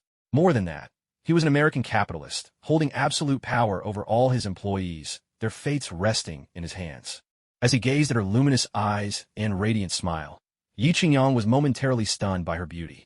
Though her figure wasn't particularly voluptuous, her skin was smooth and taut, her features sharply defined, her proportions perfectly balanced, none of the roughness often seen in Western women. And those long, shapely legs, elegantly sheathed in silky stockings, were enough to stir anyone's imagination and desire. Tony, are you hiding something in your pocket? I think I felt something poking me. Little Pepper asked, puzzled but not thinking much of it. Maybe it was a lighter, or perhaps one of those sausages Tony liked to buy, or even a glow stick from some recent giveaway. She glanced left and right, up and down, determinedly rummaging through Yi Qingyang's pockets, refusing to give up until she found the answer. What is it you actually like about me? Little Pepper's heart fluttered as she straightened her body, determined not to give an inch, as if standing at attention on a parade ground. What are you staring at? Let's see if I can block you out by standing like a soldier. Come on, Tony, stand at attention with me. Chin up, back straight, legs together, hands flat against the seams. Feeling her strength rapidly fading, Little Pepper suddenly bit her tongue and, with a burst of energy, shoved Yi Qingyang aside. Without a backward glance, She pushed open the office door and dashed out. Yi Qingyang watched her graceful figure disappear, a wry smile playing at the corner of his lips. Little Pepper certainly has a mind of her own. She's nothing like those so-called easy girls who swarm to you like bees at the mere wave of a hand. Winning her over will be a long journey, but I relish the challenge. That was close, too close. I almost lost control. Little Pepper kept splashing cold water on her flushed, burning cheeks. If someone placed an egg on her face right now, she thought it would probably cook through from the heat. What an embarrassment, she muttered to herself, staring at her reflection, the memory of that shameful scene still vivid in her mind. She reached into her small purse, pulled out a clean pair of underwear, and slipped into her private office restroom. When she emerged, feeling fresh and comfortable again, she sighed in relief. The earlier dampness had been truly unbearable. Boss, Hans Industries just sent over an invitation. It's for their new mech unveiling. Most of America's top officials, military commanders, and the major defense companies will be there. You, Little Pepper, now wearing a pair of black stockings, walked in with a lively, springy step. Yi Qingyang gave her a once-over, sensing that something about her had changed since before. Maintaining her professional composure, Little Pepper continued with her routine report. What a load of nonsense. What could that country bumpkin Hans possibly come up with? I'd rather spend my time vacationing in Hawaii than attend some boring launch event. With a lazy stretch, Yi Qingyang stood up from the sofa. You'll go in my place. It'll save me the trouble and give them the courtesy they want. And don't forget to bring Natasha along. I have a feeling there might be trouble. Little Pepper acknowledged the order, but her cheeks turned crimson with embarrassment. She gave a quick, dismissive ugh and hurried out of the office. Yi Qingyang glanced down and was instantly swept by a wave of awkwardness. Sometimes being too capable is its own kind of burden, the torment of manhood. Tony Stinky Pants. Just then, a sharp-nosed man in a crisp suit, Carlson, strode into the office. I hear you're planning to attend the Hans Group Expo? Carlson said as he walked in. Yi Qingyang quickly dropped back onto the sofa and crossed his legs, making himself comfortable. Hey, I'm working with you guys, helping out your shield. Boys, but the way you're all keeping tabs on me, it's starting to feel like house arrest. Don't you think you're crossing the line with my privacy? He complained. If it weren't for Baldy Fury and this very Carlson being such upstanding public servants, Yi Qingyang would have dismantled S.H.I.E.L.D. from the ground up by now. Never underestimate the combined power of Iron Man, the Hulk, invincible body armor, and IP Man's martial arts. I could take on 10 Captain Americas without breaking a sweat. You're our top protected asset now. You represent more than just yourself. You stand for this nation and the future of our team, Carlson replied. All right, I get that I'm important. So what's this all about, really? Yi Qingyang didn't believe that this senior S.H.I.E.L.D. agent had come all the way just because. He wanted to attend Hansa's backwater press conference. Carlson rubbed the sparse hair on his head. I've been reassigned. The organization is sending me to New Mexico. Yi Qingyang understood immediately. New Mexico, one of the 4 southwestern states of the United States, borders Colorado to the north, Arizona to the west, Oklahoma to the northeast, Texas to the east and south, and shares its southwestern border with Chihuahua, Mexico. The scenery in New Mexico is enchanting. Red rock cliffs, deserts, cacti. Yi Qingyang changed the subject. All right, Tony, we both know your enemies Norman Osborn and Obadiah have fled into Mexico, and as it happens, my mission this time is related to that. Carlson looked Yi Qingyang straight in the eye. No, please, I'd rather not know. Let this secret mission stay mysterious. Yi Qingyang shook his head and covered his ears with both hands. Good luck. Yi Qingyang reached out his hand. Goodbye. Thank you. Carlson turned to leave, but Yi Qingyang suddenly called out to him. Do you have any special way to contact me? I have a feeling you might need me. Carlson nodded. At Stark Industries Laboratory. Activate the Prism Accelerator. Ethan called out. Peter Parker put on his sunglasses and flipped the switch. The accelerator hummed to life, a low, thrumming vibration filling the air.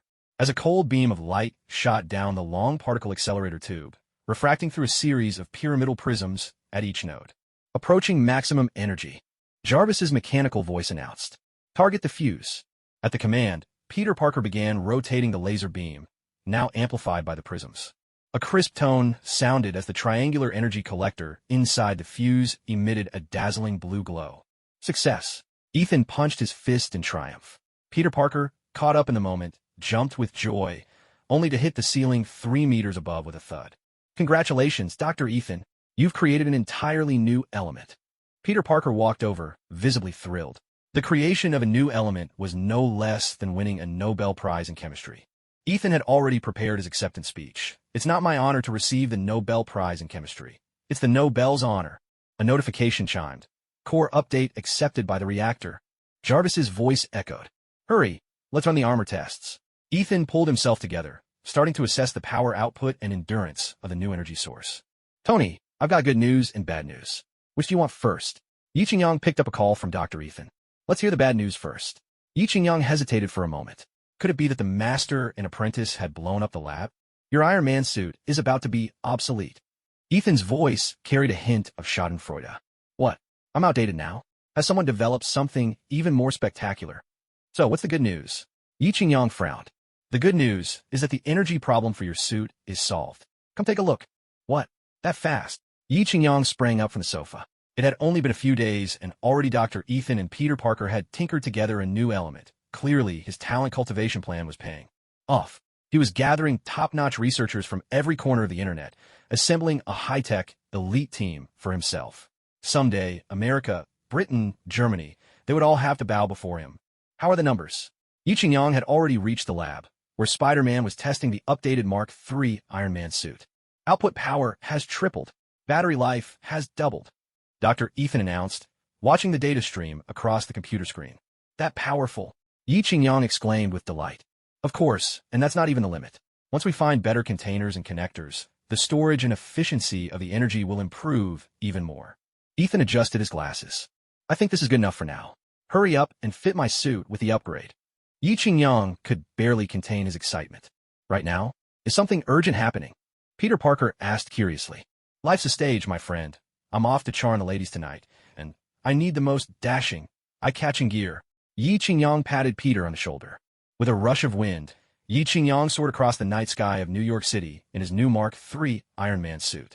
With a heavy thud, he landed atop the roof of Culver University. Ever since he'd acquired the Iron Man armor, Yi Qingyang had grown increasingly fond of flying above the heads of New Yorkers. Humanity's yearning for flight was something that would never fade.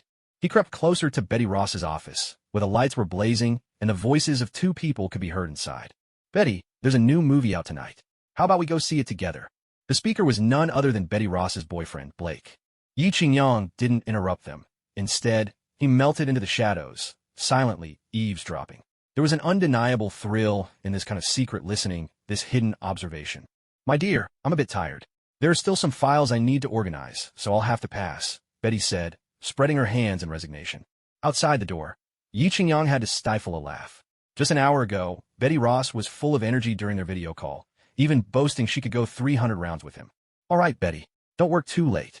Blake looked at his girlfriend with a pained expression, reluctantly picking up his coat and walking out the door. Betty Rose let out a long sigh. The feeling of lying was just unbearable, but whenever she thought of Yi Qingyang's mischievous smile, she couldn't help herself. Could it be that she really was a bad woman? But didn't Avril once say, even though I smoke, drink, party at bars, dance all night, get tattoos, have abortions, and cheat, I still know I'm a good girl. Compared to her, Betty thought, she must be the picture of a virtuous woman by modern standards. As soon as Betty Rose heard Blake's footsteps fade into the distance, she quickly pulled out her phone and sent a message to Yi Qingyang. Darling, where are you? Take a guess. If you get it right, there's a reward. Yi Qingyang replied from behind a closed door. At the office? Nope, you owe me a kiss. At home?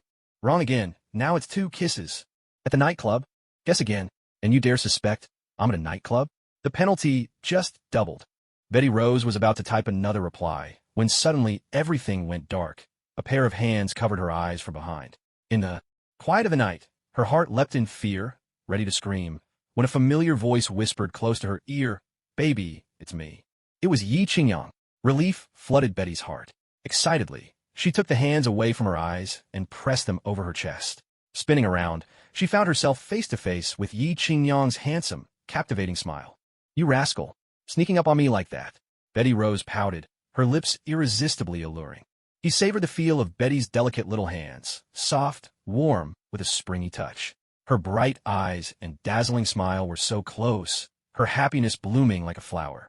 Yi Qingyang buried his face in the hollow of her neck, instantly inhaling the scent of jasmine perfume mingled with that intoxicating, natural fragrance unique to her. I was wrong. I accept my punishment, he said, letting his hand slip down from her chest to wrap around her supple waist. With a gentle motion, he lifted her onto his lap. Your punishment is you're not allowed to touch me. Betty Rose teased with a sly grin. Injustice. I'm not touching you. You're the one throwing yourself at me. You little minx. Yi Qingyang raised his hands in mock surrender. Sweet talker. Betty Rose shot back with faint annoyance. You should know better than anyone how good my sweet talk is. Yi Qingyang murmured, his gaze resting on her full, inviting lips. So your place or mine? What's always running through that mind of yours? The moment we meet, that's all you can think about. Can't we just have a decent conversation for once? Betty Rose retorted, half exasperated, half playful. I was going to say my place has a home theater, and I'd like to invite this beautiful lady to watch a romantic movie. What's wrong with that? Yi Qingyang's eyes were filled with innocence. You're just teasing me because you know I won't go along with it. At this moment, Betty Ross bore none of the dignity of a university professor. She was completely swept away by love, like a girl lost in a sweet daydream. Betty, it looks like the wind's picking up outside. Put on your coat, Yi Qingyang said, picking up the jacket she'd left behind and draping it over her shoulders. Aren't we taking the car? Why do I need the coat? Betty Ross asked, a little puzzled. Instead of answering, Yi Qingyang led her up to the school's rooftop and pointed to a suitcase resting on the terrace. I didn't drive tonight, but I brought this. It's the iron suit. Betty Ross rushed over, her hands running lovingly over the mechanical case, like a child mesmerized by the perfect new toy. Would you like to fly over New York City? Yi Qingyang looked into her eyes. A delighted shriek escaped her lips as Yi Qingyang swept Betty Ross into his arms, and they slowly rose into the sky. Paul, activate the shield, he commanded. Instantly, an invisible barrier enveloped them, cocooning them snugly together. Though the wind howled around them, Betty Ross felt no trace of cold. Safe in Yi Qingyang's embrace. This was a feature Yi Qingyang had specially asked Ethan to add. The iron suit's flight speed was astonishing, Mach 6 at least, and destined to go even faster. At such velocity, without protection, a person's eardrums would burst and their skin would freeze in seconds. So this is what flying feels like. Betty Ross's eyes widened in awe as she looked down at the glittering lights of New York, its skyscrapers scattered like toys, the whole city spread out beneath them. She felt a sudden surge of exhilaration, a sense of surveying the world from above. Fleeting as a mayfly in the universe, a mere drop in the boundless sea. She wrapped her arms tightly around Yi Qingyang and whispered, barely louder than a mosquito, Tony, I really like you.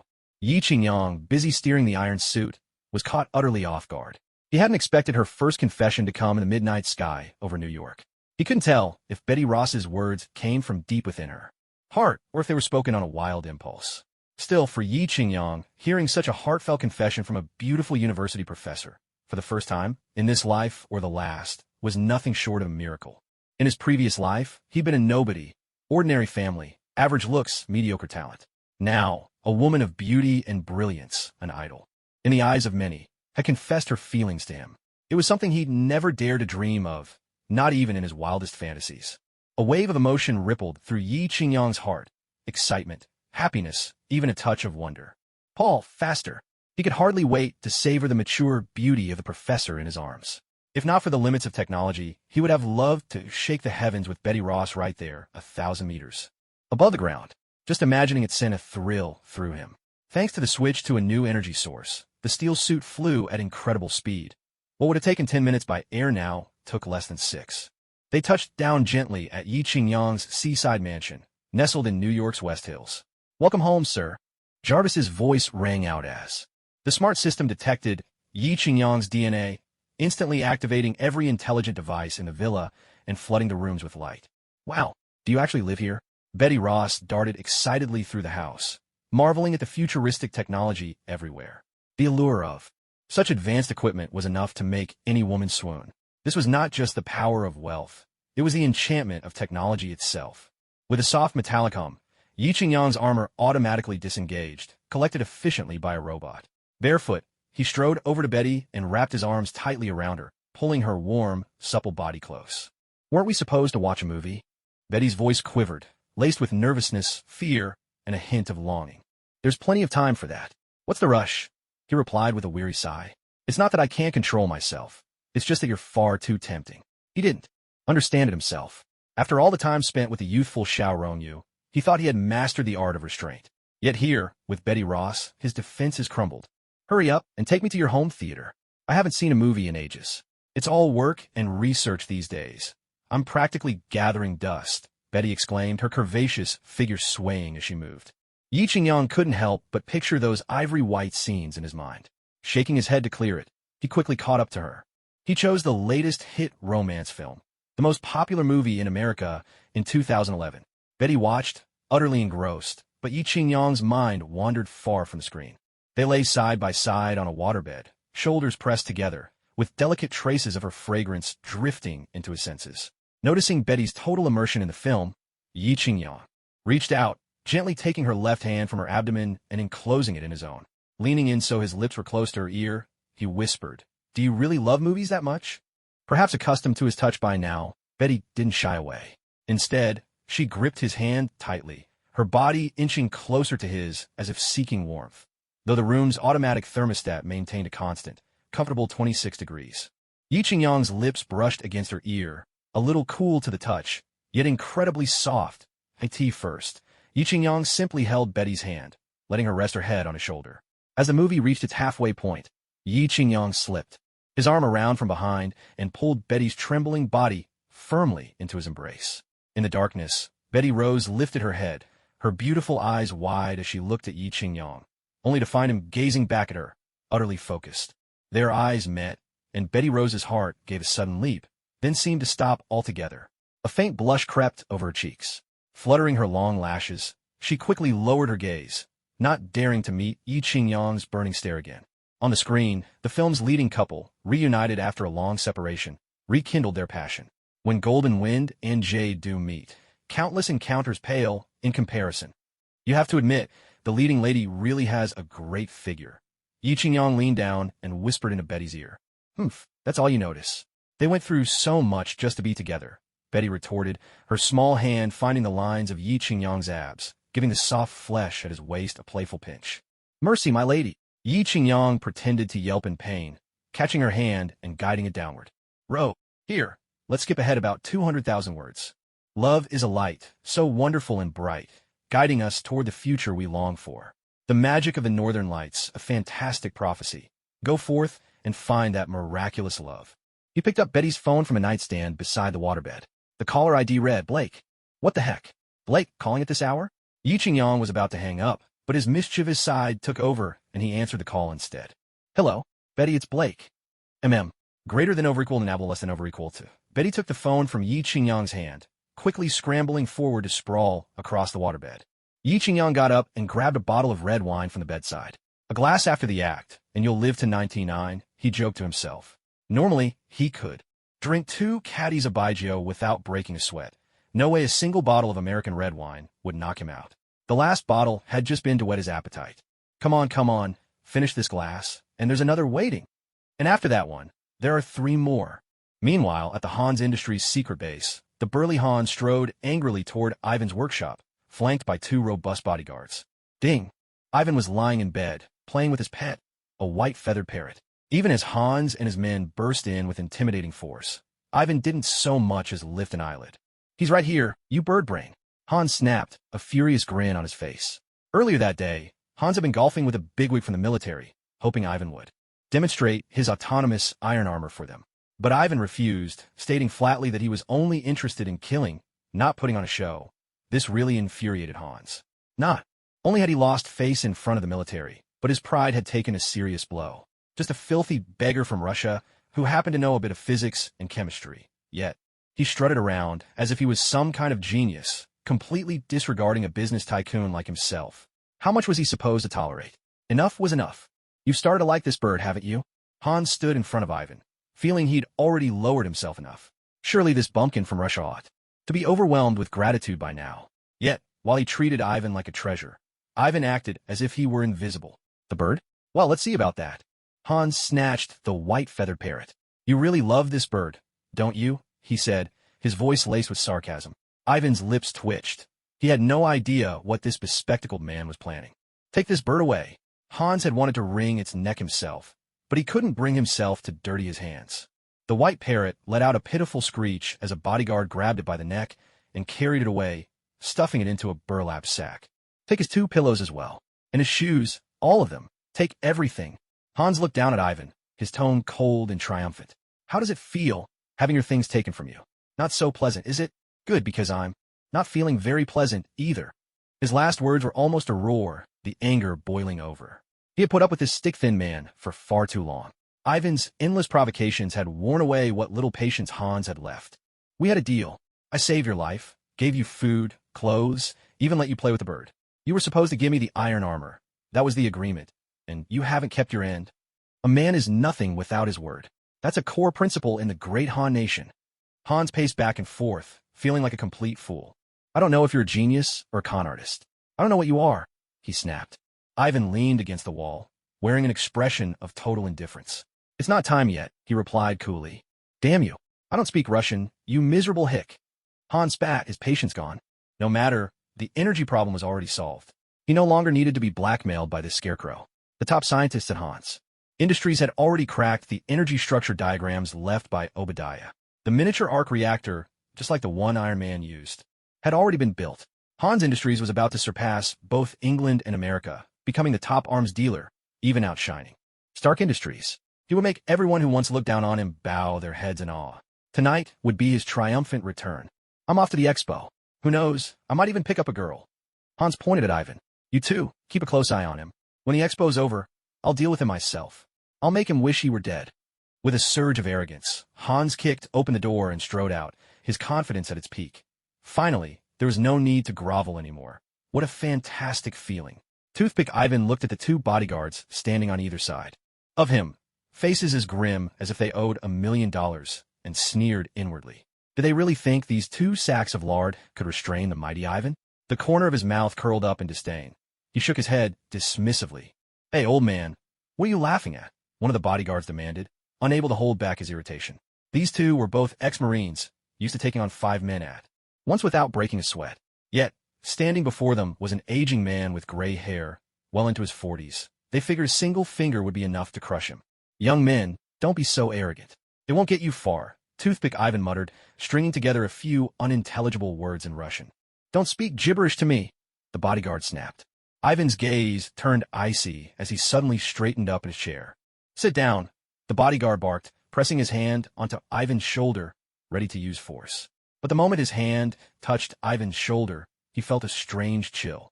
At his fly, a jolt of alarm shooting through him. Then a wave of excruciating pain surged up. Toothpick Ivan was now gripping a hefty chunk of flesh torn from his body. A blood-curdling scream tore from the bodyguard's throat. Aff, he howled, thrashing on the floor, clutching his most vulnerable spot. Fuck, fuck. The other bodyguard, bulkier and more imposing, swiftly drew a straight-bladed knife from his thigh and lunged at Ivan, ready to sever his tendons and render him helpless. But before he could react, his vision blurred. Instinctively, he squeezed his eyes shut as a powerful gust of wind swept toward him. An iron grip locked onto the back of his neck, freezing him in place. Double Dragon plays with the pearl. With a sharp jab of his index and middle fingers, Toothpick Ivan struck. There was a soft popping sound, and the burly bodyguard's eyes exploded in their sockets. Young men, don't be so arrogant. It won't get you far. Ivan released the hulking man, letting him clutch his ruined eyes and writhe in agony on the floor. Their howls of pain echoed through the room, grating on Ivan's nerves. Annoyed by the noise, he silenced each with a smack from a bench. Instantly, the world fell quiet. He found a length of plastic cord, looped it around their necks, and gave a hard yank. With a brutal crack, their windpipes snapped. The two bodyguards kicked feebly before going limp, swinging from the ceiling like dried sausages caught in a draft. Toothpick Ivan spat out the toothpick he'd been chewing, picked up a chunky brick of a cell phone, and dialed Yi Qingyang's number. Hey, Tony, guess who's calling? He said with a playful tone. Luck's on my side tonight. Old Wolf's treating me to chicken.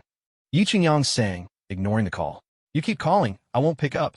So why bother him? He muttered, drenched in sweat as Betty Ross stepped into the glass-walled shower to wash off. Lying on the bed, regaining his strength, Yi Qingyang glanced at his phone. To his surprise, the incoming call was from an unfamiliar number. Who could be calling at this hour? Could it be that blonde receptionist from the office who secretly had a crush on me all this time? Is it still that tall? Model-like Harvard finance prodigy from the accounting department? Or could it be? In the end, Yi Qingyang decided to answer the call. To his surprise, the voice on the other end belonged to an older man, speaking in Russian, no less. Now he was truly thrown for a loop. Paul, translate to Chinese. Who is this? Yi Qingyang asked. A coarse laugh echoed back. Have you forgotten my voice so quickly? Forgotten how you and your little girlfriend ran all over the place the other night, chased by my heavy whip. At those words, Yi Qingyang instantly sat upright. It was him, the infamous Ivan, master of the five-strike lightning whip. It seems some people are quick to forget old acquaintances. Ivan's chilling voice lingered. Cut the crap and spit it out if you have something to say. I don't have time to waste on your nonsense. Yi Qingyang had no fondness for this tragic old man. He'd pitied him while watching the movie, but who knew he'd turn out to be such a villain, even hurting innocents and whipping several bystanders to death. Truly, the pitiful often have their own hateful side. Well. Ivan swung his hairy legs atop his bed, a twisted grin in his voice. I'm here to tell you, your good days are numbered. I'll make you pay for every drop of blood you owe. Paul, trace the call. A blue screen of light instantly appeared on the misty glass in the bathroom. Ivan's voice continued. I'm taking back what rightfully belonged to my father. The history of your Stark family will be rewritten. What your father did to my family 40 years ago, I'll do to you in 40 minutes. Paul, where is he? He's using the Oracle network. Tracing location, East Coast of the United States. Tri-state area, Manhattan and neighboring districts. Yi Qingyang replied, buying time, all said. My sincerest apologies. Better wash up and get ready for my visit. I'll be there soon. The line went dead with a series of beeps. Trace failed, Paul reported. Yi Qingyang slammed a fist against the wall, leaving a visible crack. Damn it. Thinking of Pepper and Natasha attending the Hans Industries product launch, a wave of unease swept over him. Paul, get the Iron Hellfire armor ready for me. With a loud roar, flames shot up to the sky. Pepper and Natasha, dressed in sleek black bodycon dresses, ascended the steps. The tight fabric accentuated every alluring curve, drawing every eye in the crowd. Their long, slender, porcelain legs captivated the men around them, and one bald executive nearly lost his eyes to the hypnotic sway of their hips. An audible gasp swept the audience. As they took their seats, the giant screen emblazoned with the Hans Industries logo lit up instantly. Applause thundered through the venue. The Hans Industries product launch was officially underway. As the lively strains of blues music filled the air, Hans made a dazzling entrance in a sharp suit, tapping out a show-stopping tap dance. Pepper and Natasha exchanged bewildered glances, completely at a loss as to what Hans was up to. Thank you for coming. Hans spun with flair, segueing into an Elvis shuffle, and finished his performance with a signature Michael Jackson fingergun pose. Are you okay? Hans called out loudly to the gathered guests below. But the audience was dead silent, as if swept clean by an autumn breeze, leaving nothing but stillness. Hans didn't seem to notice at all. As long as he didn't feel embarrassed, no one else could make him feel awkward. Hello, ladies and gentlemen. For a long time, our brave soldiers have risked their lives in battle. Then Iron Man appeared, and we thought, no one would need to die anymore. But he refuses to share his advanced technology. That's not fair, neither in principle nor in practice. Idiot. Pepper couldn't help but curse under her breath. Why don't you give away your fortune to everyone?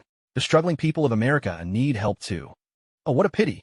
But it's still a fantastic invention, making headlines all over the world. Yet today, my friends, the newspapers are in real trouble. Every drop of ink will be used up. Tomorrow's edition will be worth its weight in gold. Ladies and gentlemen, today I present to you the brand new face of the American military, the Hans Iron Soldiers. With Hans's thunderous proclamation, the rousing notes of the Stars and Stripes forever blared out. Hundreds of Iron Soldiers began to rise slowly onto the stage. With a rhythmic thrum, Hans continued, marching toward us are the Army Iron Soldiers. Look, a squad brimming with fighting spirit, decked out in full camouflage. See their proud stance, steady as a mountain. At this moment, Hans felt as though he was standing atop the world.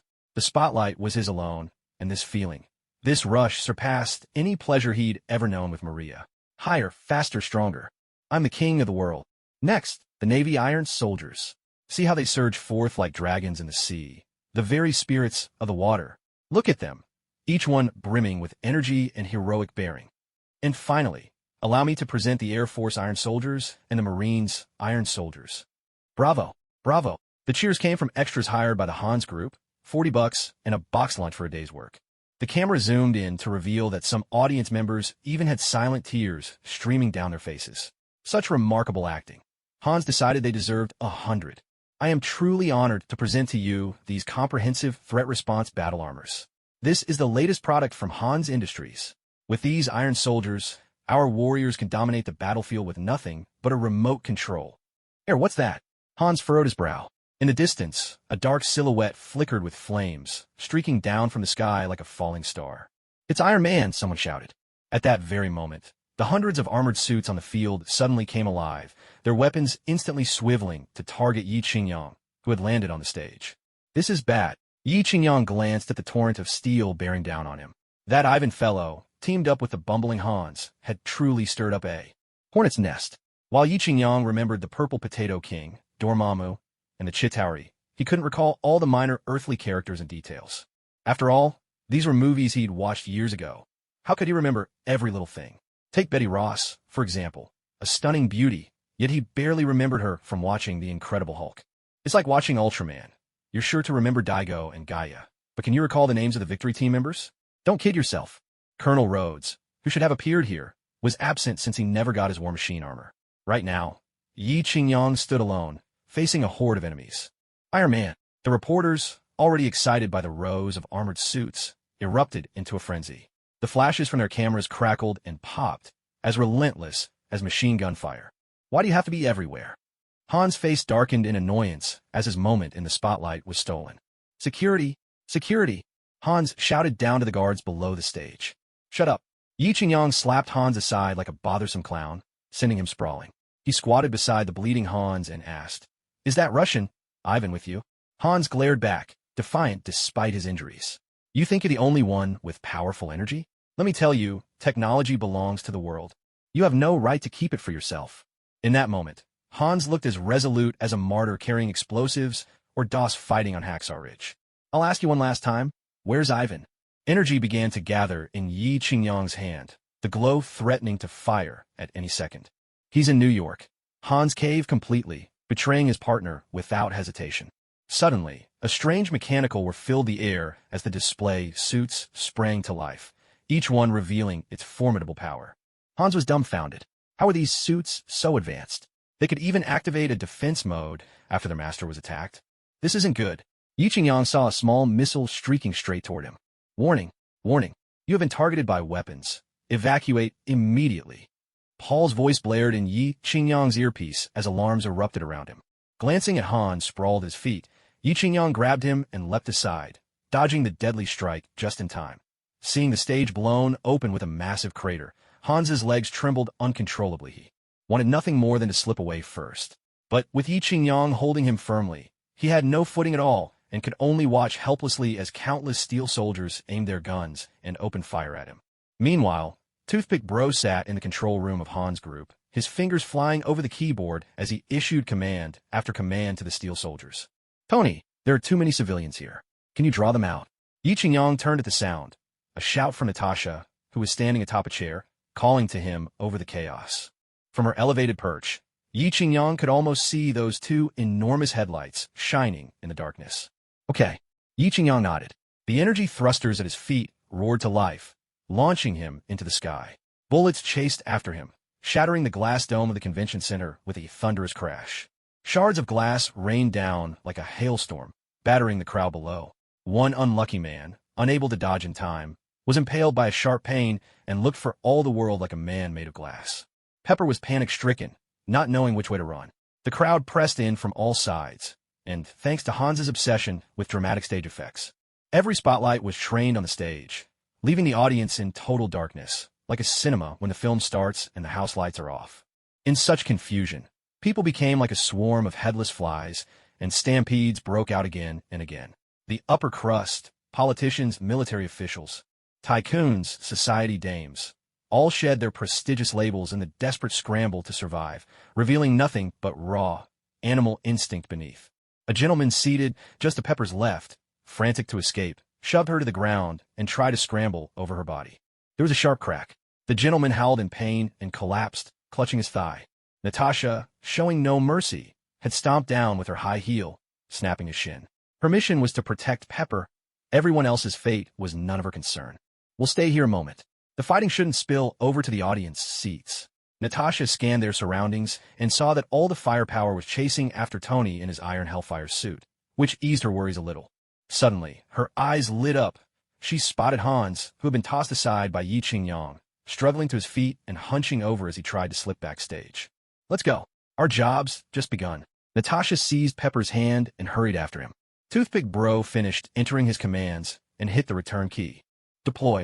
Over 100 steel soldiers lifted into the air, streaking after Yi Qingyang in blazing pursuit like arrows loose from a bow. Yi Qingyang poured on the speed, darting past the skyscrapers surrounding Han's Industries. The 100-strong army of steel soldiers was hot on his heels, their mechs, firing round after round, as if the ammunition were limitless.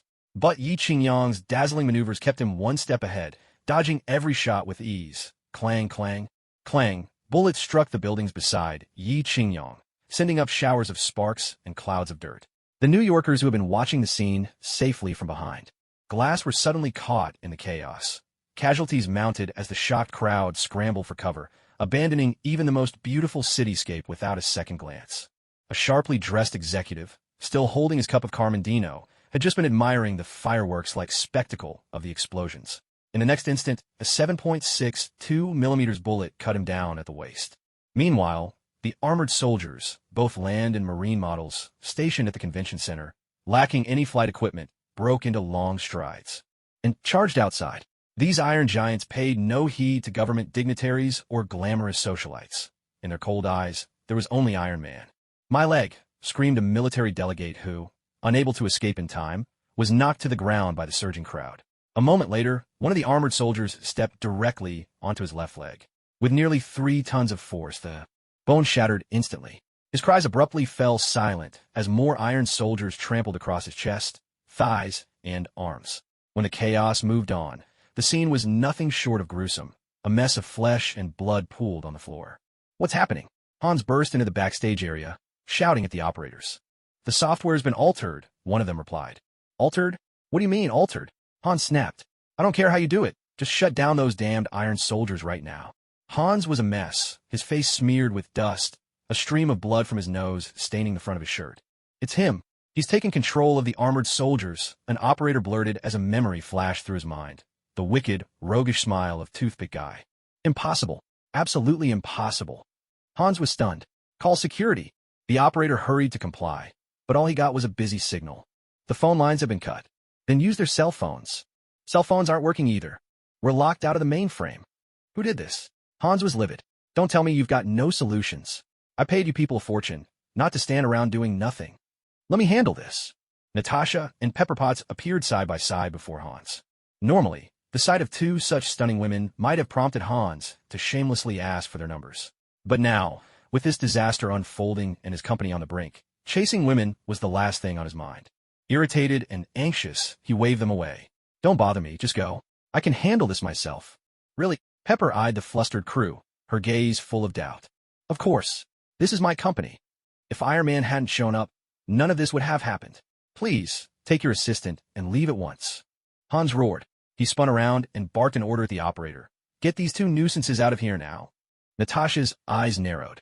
In 3 swift strides, she closed the distance, and, with a move as quick as a crocodile's jaws, pinned Hans against the control console.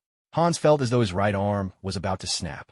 One of the staff members rushed forward to pull Natasha off, but in the next instant, he doubled over, clutching his most vulnerable spot in agony. Black Widow's infamous move was perfectly executed. She didn't even need to look to strike with deadly accuracy. That display sent a chill down the spines of the remaining male staffers, who instantly abandoned any thought of intervening. Natasha leaned in close to Hans's face, her voice cold and biting. "Tell me, who's behind this?" Ivan Vanko," Hans stammered, his face drained of color from pain. He could feel his bones creaking under the pressure. "Where is he?" Natasha pressed, tightening her grip. "He's in my company." As soon as he finished, the weight on him vanished and his right arm was released. Natasha had already stepped away. Pepper pulled out her phone and quickly dialed 911. "Connect me to NYPD headquarters, command center." Before she could finish, Hans was seized by panic. He lunged to snatch Pepper's phone. No, don't. Call the police." He couldn't let Pepper report this. If the police got involved, his company would be ruined. His hand hovered near Pepper, but the thought of that terrifying Iron Man made him pull back. "On my way. Move. Tell me everything you know," Natasha demanded. Okay. This is all my own doing. I trusted that Russian idiot, believed he could use technology to make my company rich. But he secretly tampered with the robot programming. Now I could tear him apart with my own hands." Hans slumped in defeat, spreading his hands helplessly. Meanwhile, The out-of-control Iron Soldiers unleashed chaos outside the convention center. Missiles showered down like festival fireworks, putting on a dazzling light show for the thrill-seeking crowds of America. It was almost a strangely beautiful spectacle. With the information they needed, Natasha and Pepper hurried out of the convention center, where Happy anxiously waited. He'd known something was wrong as soon as he'd seen Yi Qingyang land at the venue, but the doors had been locked tight, a solid barrier. When explosions echoed from inside and the crowd surged out like a tidal wave, his bulky frame couldn't even squeeze through. "Hurry, drive me to Han's Industries," Natasha ordered. "I'm not driving you anywhere," Happy retorted. "I'm staying here to look after Pepper." Happy didn't forget his responsibilities. "So, are you suggesting I should drive?" Natasha said, her face stern and unsmiling. "Well, all right, I'll drive." Happy shook his head with a wry smile. On her very first day, this stunning woman had already taught him a hard lesson. He realized he wouldn't last even a single round against her. Meanwhile, Yi Qingyang was still circling in the air with dozens of Iron Soldiers. His original plan was to use his new power source to drain these outdated armors of their energy, but after so long in the air, these Iron Soldiers were still as vigorous as ever. Ivan, that old fox, truly had some skill. He'd actually managed to improve the arc reactor. It still couldn't compare to his own new element, but it was leagues ahead of the old energy cells. "I have to change tactics. Paul, leave the convention center. Get as far away as you can." With a sharp turn, Yi Qingyang shot off toward the outskirts of New York. In the back seat of the car, Natasha was changing clothes. Happy, anxiously watching the road ahead, caught a glimpse in the rearview mirror, and then he couldn't peel his eyes away. In his mind, there were only two words: pale and ample. By the time Natasha was down to nothing but a black camisole, Happy wished he could glue his eyes to the mirror. Suddenly, a dump truck barreled toward them from the opposite lane. The headlights snapped Happy back to his senses. He jerked the wheel, just in time to avoid a crash that would have been caused by his own distracted ogling. "Eyes on the road," Natasha snapped, annoyance clear in her voice. Then she reached behind and unfastened her camisole, freeing her generous curves. Calmly, she pulled out a suit from her small bag, a suit thin as a cicada's wing, and began slipping it on. Her delicate hands glided over her calves, her toned, shapely thighs, her waist, and with a gentle tug, she squeezed every explosive curve into the skin-tight uniform. "Wearing nothing but this suit feels so embarrassing," Natasha muttered. She'd been through countless battles and skirmishes, but each time she donned the SHIELD tactical suit, she still felt a little out of place. That bald pervert. What was he thinking designing this outfit? Does he have a thing for cosplay or something? With Happy flooring the gas, they soon arrived at Han's Industries. "Hey, no entry without an access card," the guard began, but Natasha cut him off with a swift flying kick. Before the other guard could react, Happy stepped in to block his way. "Oomph, your opponent is me." With that, Happy swung a punch at the guard's face, and the two became locked in a fierce struggle. Meanwhile, Natasha slid low, taking out a burly guard rushing at her, then dashed for the upper floors of the Hans Corporation building without looking back. Just as a police baton came swinging down toward her neck, Natasha rolled forward, narrowly dodging the blow. With a swift scorpion kick, she landed a precise hit to the baton wielder's most sensitive spot. His eyes bulged, and he let out a strangled gasp before collapsing to the ground in agony. Natasha took down 3 men in quick succession. She had barely caught her breath when 5 burly men wielding electric batons rounded the corner, bearing down on her. She grabbed the fallen man's baton and, with a flick of her wrist, struck the face of the first attacker who charged at her.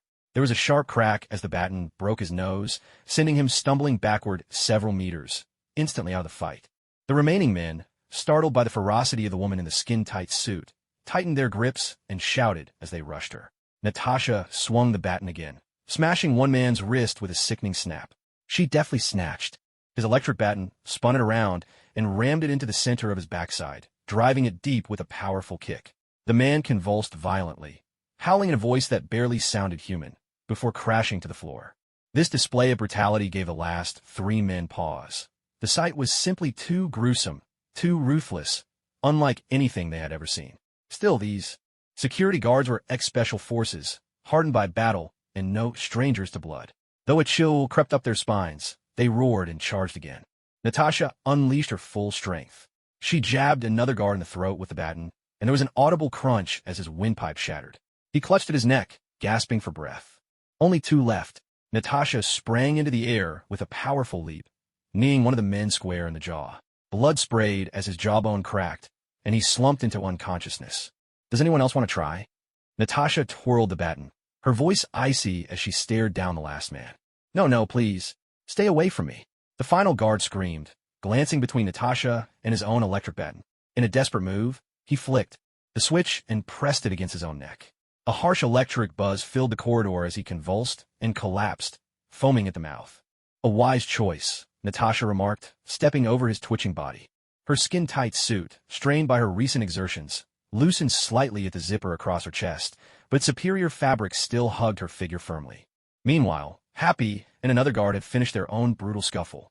Thanks to his superior size, Happy emerged victorious by biting the other man's ear, though he looked a mess, blood streaming from his battered nose. Happy was sure he looked absolutely awesome in victory. He spun around, eager to catch a glimpse of admiration in Natasha's eyes. But the corridor was littered with groaning guards sprawled every which way, and Natasha herself was nowhere to be seen. Panic gripped him. He hurried after her, terrified that this stunning woman might have suffered even the slightest injury. Inside the control room, Toothpick Guy sat watching the surveillance feeds. He saw a voluptuous beauty in a skin-tight suit dispatch 5 guards with effortless grace, and couldn't help but feel shaken. With skills like that, he'd stand no chance against her himself. But right now was the critical moment to take down Iron Man. Miss this chance, and it might never come again. After a brief mental struggle, Toothpick Guy lowered himself back into his chair, his hands, looking as though they hadn't been washed since birth, flying over the keyboard. With a series of rapid commands, the computer sent out new instructions. Another 20 Iron Soldiers shot into the air, joining the relentless pursuit of Iron Man. With a resounding crash, Natasha kicked open the control room security door. The room was empty, save for the 2 guards assigned to watch Ivan, their lifeless bodies trussed up with electrical wire and hanging from the ceiling. He's gone. Natasha strode quickly over to the computer and began typing furiously. Her slender fingers danced over the mechanical keyboard, moving so fast that Happy was nearly dizzy just watching her.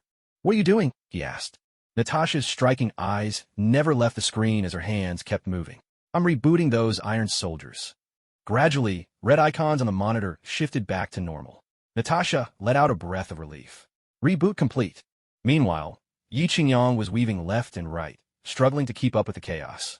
Thanks to the agility of the Mark III Iron Hellfire armor, he'd already taken down at least 10 Iron Soldiers. But more kept joining the assault, overwhelming him. Even the fiercest tiger can be outmatched by a pack of wolves, and even the bravest man can falter before sheer numbers. Sir, Miss Potts is calling. Paul's mechanical voice chimed in. Put her through, Yi Qingyang replied. Tony, I found the system controlling those Iron Soldiers, but I'm locked out by the firewall. Pepper's voice eased his mind a little. Where's Natasha? Isn't she with you? The mention of a technical issue made Yi Qingyang's head spin. He suddenly remembered Black Widow's expertise with computers and couldn't help but feel confused. Natasha and Happy went to Hans Industries. It's just me here now, and of course, dear Mr. Hans, Pepper replied, glancing at Hans, who stood off to the side, looking utterly lost. Suddenly, as if struck by inspiration, Hans jolted upright and shouted to the operator, Try Russian. Quick, try Russian. The operator quickly typed in a string of Russian commands. Yada, it worked. At that moment, Yi Qingyang was surrounded by 10 Iron Soldiers, blocked in from every direction. One of the Steel Soldiers lunged at him, and Yi Qingyang responded with a rapid flurry of punches. But despite his efforts, the commands still didn't come fast enough. 2 of the iron machines were locked in a fierce stalemate. Suddenly, the relentless Steel Soldiers seemed to lose power all at once, collapsing to the ground as if some unseen switch had been pulled. Yi Qingyang slowly pushed himself up off the floor. A whole group against just me? Where's your sense of honor? Thank you, Agent Romanoff. Yi Qingyang's system had just connected to Natasha's computer, and a pair of striking, lake blue eyes appeared before him. Wow, he breathed. Her alluring, full lips. How nice it would be if they could get a bit closer. Your new energy core is putting out even more power. All your vital signs look perfectly normal. Natasha's heart fluttered as she took in Yi Qingyang's impossibly charismatic face. Suddenly, another window popped up. Pepper's face joined Natasha's on Yi Qingyang's display. Oh, thank goodness you're all right, Pepper said, her relief bringing tears to her eyes. Of course I'm fine. Did some so-called Russian martial arts master really think he could take me down? He's dreaming, Yi Qingyang scoffed. Natasha rolled her eyes. Can you two save the sweet talk for your honeymoon? Just then, a red dot zipped across the monitor in front of Natasha, moving fast and closing in with unmistakable menace. Tony, there's an enemy headed straight for you. This one looks different. Its energy readings are off the charts, Natasha said, her lips pursed in a hint of worry. Okay, let me take care of this, and then we can talk about, making the next generation, Yi Qingyang said, glancing at Pepper. Be careful. Don't get yourself hurt, Pepper warned. TCH, I'm the great Iron Man, Tony Sure Dake. Yi Qingyang replied, scanning the silent expanse of Central Park. In a hush, he could even make out the sound of distant water flowing. Suddenly, a massive figure came crashing down from the sky. With a thunderous impact, the shockwave sent trees swaying violently within a 10-meter radius. Care to tell me your name before we begin? Yi Qingyang called out. Ivan from Mother Russia. The helmet of the enormous steel armor snapped open, revealing the slick-haired, ever-confident Ivan, known to some as Toothpick. Feels good to be back, Ivan declared. Yi Qingyang eyed him with suspicion, wondering where he got the audacity to speak to him like that. Ivan flashed a wicked grin, then whipped his two mechanical arms out. With a crackling surge, the electrified whips sprang to life. Longer, thicker, and even more intimidating than before. Asterisk crack. Crack. Crack. Asterisk Ivan swung his twin blue lightning whips relentlessly, charging straight at Yi Qingyang with blinding speed. Asterisk boom. Boom. Boom. Asterisk the miniature missiles on Yi Qingyang's suit launched one after another, pounding against Ivan's mech, but they didn't leave a single scratch. Damn it. Yi Qingyang saw Ivan closing the distance fast. He hurriedly piloted his mech into the air, hoping to keep his enemy at bay. But with a flick of his wrist, Ivan's whip spiraled out and wrapped tightly around one of Yi Qingyang's legs. With a mighty tug, he smashed Yi Qingyang down to the ground. You've managed to make me angry. Yi Qingyang struggled back to his feet, battered and breathless. Ivan sneered. So what if you're angry? Haven't you done enough terrible things? Is it only you who gets to do as you please while the rest of us must stand by? All of Ivan's pent-up fury erupted as he raised his lightning whips high and charged at Yi Qingyang, roaring, Tony, prepare to die. Yi Qingyang's expression turned cold. He let out a soft sigh. Goodbye, Ivan. The moment he spoke, dozens of crimson beams shot out from his armor, sharp as lasers. Crack, crack, crack. In an instant, Ivan's mech was sliced to pieces, and the lasers cut Ivan himself into three. Blood gushed from Ivan's mouth. As he collapsed, unwilling and defeated, his eyes locked on the sky above. In that final moment, he longed for the snowy vistas of his homeland. Yi Qingyang felt a pang of remorse, but when it came to these implacable foes, those who would stop at nothing to see him dead, he had only one principle: destroy. Sir, you are under arrest. Several New York police officers in uniform strode over. What? Me? I'm trying to help you. Hans stared in shock, unable to believe what was happening, turning to Pepper for support. I thought we were on the same side. You can't just pin all the blame on me. This is just eliminating the competition, suppressing your peers. Sir, move along. The police snapped handcuffs on him and began pushing him toward the exit. Hans twisted his head around, shouting to Pepper, You think you're making trouble for me, but I promise I'll be the one to make trouble for you. Believe me, we'll meet again soon. As Hans was led away, Pepper watched his departing figure and, for reasons she couldn't explain, felt a chill of foreboding. Maybe, just maybe, Hans's words would come true. Pepper. Yi Qingyang connected to her phone. What is it, Tony? Pepper heard the fatigue in his voice and felt a wave of worry. It's nothing. I just need you to. But before he could finish, Yi Qingyang noticed a cluster of red lights flickering on the chests of the iron soldiers nearby. Get away from those iron soldiers. Now. Natasha's voice burst through, a rare tremor of urgency, breaking her usual calm. What's going on? These iron soldiers are rigged to self-destruct. They've been fitted with a suicide protocol. At her words, Yi Qingyang's heart lurched. Without hesitation, he shot into the sky, racing toward Pepper's location. Meanwhile, outside the convention center, Pepper was taking a call from Yi Qingyang, completely unaware of the danger nearby. A fallen iron soldier lay just a few feet away, its chest flashing with an urgent red light. Hurry up. Faster. Yi Qingyang shouted anxiously. Sir, the speed is already at maximum. Paul responded in his mechanical, emotionless voice. Divert all available energy to the thrusters.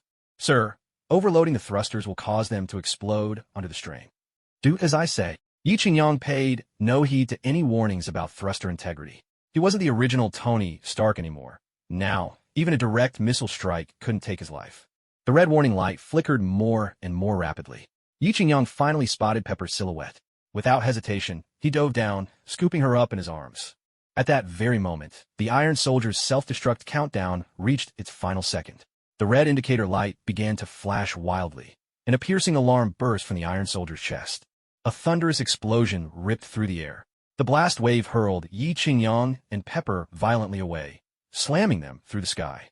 Yi Qingyang felt as if he'd been strapped into the world's wildest roller coaster, spinning and tumbling through the air so chaotically he nearly lost his dinner. Pepper, though, was held safely in his arms. Aside from her endless screams, she was unharmed. After what felt like 5 endless seconds, Yi Qingyang managed to steady himself. Cradling Pepper, he drifted down onto a small hill. With a heavy thud, Yi Qingyang landed on the soft earth, the last drops of energy drained from his iron hellfire armor. Exhausted, he struggled out of the suit. Pepper was still in shock. The wild aerial spins had left her body unresponsive, and as she slowly regained her senses, she suddenly noticed a damp warmth spreading through her stockings. Looking down, she saw a pale, yellow trickle soaking her legs. "It's all right. You're safe now," Yi Qingyang whispered, holding her tightly as the mountain wind held around them. Pepper buried her face in Yi Qingyang's chest, too embarrassed to look at him. It was mortifying. She had lost control in front of the person she loved most. Her hair had been elegantly gathered, pinned with a platinum clasp at the nape of her neck, but the shockwave from the explosion had sent her locks gleaming and loose. Yi Qingyang gently removed the hairpin, letting her golden hair cascade freely. The night breeze caught her scent and carried it around them. In the distance, the city blazed with lights, but on this quiet, secluded hill, all was calm. Yi Qingyang plucked a camellia blossom from the roadside grass and presented it to her. "Miss Potts, my sincerest apologies for frightening you." That simple gesture finally coaxed a laugh from Pepper, breaking her tension and calming her heart. Little Pepper extended her delicate, snow-white arms and took the camellia, holding it beneath her nose for a gentle sniff. Instantly, a faint floral fragrance filled her senses, refreshing and soothing her very soul. "I forgive you," she declared with an air of proud defiance. Yi Qingyang reached out and clasped her slender hand. He'd held it several times before, yet each time felt uniquely different. Her skin was soft and fair, but there was a touch of coolness to it. A pang of worry struck his heart, and he hurriedly took off his coat to drape over her shoulders. "Are you still cold?" "I'm not cold. It's just that explosion earlier was so terrifying. My heart's still pounding," Little Pepper replied, pulling the coat tighter around herself and feeling the lingering warmth from Yi Qingyang's body. A gentle warmth bloomed within her chest. "Oh, that's serious? Let me listen," Yi Qingyang said with mock seriousness, pressing his ear to her chest. At once, he found himself enveloped in a sea of softness. Strangely enough, this gentle embrace seemed to possess a magical pull, drawing him in completely. "Tony, ever since you became Iron Man, everything around you has become so dangerous. I don't know how much more I can take," Little Pepper murmured, making no effort to resist. She gently cradled Yi Qingyang's head, letting his cheek linger on her chest. Yi Qingyang straightened up, noticing the faint redness in her eyes. Guilt washed over him, and he pulled her tightly into his arms, whispering, "I'm sorry. I'm so sorry. Can't you stop doing these dangerous things? There's a police department in New City, and emergency teams too. Why must you risk your life? Do. You know, every time you put on that suit, everyone else is envious, but my heart trembles with fear. I worry that you might not come back." Little Pepper pressed herself into his embrace, her slender arms clutching his back as if she'd never let go. "Sometimes, trouble finds you even if you don't go looking for it," Yi Qingyang replied, stepping back slightly to gaze into her clear, blue eyes. In a calm voice, he said, "Pepper, I love you. I want to protect you forever." With those words, Yi Qingyang lowered his head and kissed her slender, lovely neck, slowly tracing his way up to her cheek, and finally, gently pressing his lips to Little Pepper's soft, tender mouth. "When I wear the armor, I face danger, but without it, I can't protect you." In the end, the two of them rode back to the villa in the Mercedes driven by Happy. Yi Qingyang didn't take advantage of the situation. He didn't want their first time together to be on such a frantic, unsettled night. After all, the treatment of the one and only must be special, right? Little Pepper, feeling uncomfortable because her underwear and stockings were soaked, hurried straight to the bathroom to change as soon as they returned. Wearing damp clothes so close to the skin was never pleasant. "Peter," Yi Qingyang dialed Spider-Man's number. "What's up, Mr. Stark?" Peter's voice came through the line. At this moment, Spider-Man was standing face-to-face with a burly thug holding up a convenience store with a shotgun. Opposite him was the hulking man brandishing a double-barreled Remington, while behind him stood a silver-haired cashier, clearly past her 50s. "Hey kid, if you get out of the way right now, I might consider sparing your life. Otherwise, I'll send you straight to hell tonight." The man bared his dark lips in a toothy grin, revealing 2 rows of gleaming white teeth. Truth be told, He didn't want to pull the trigger unless it was absolutely necessary. 1 second. Let me take this call.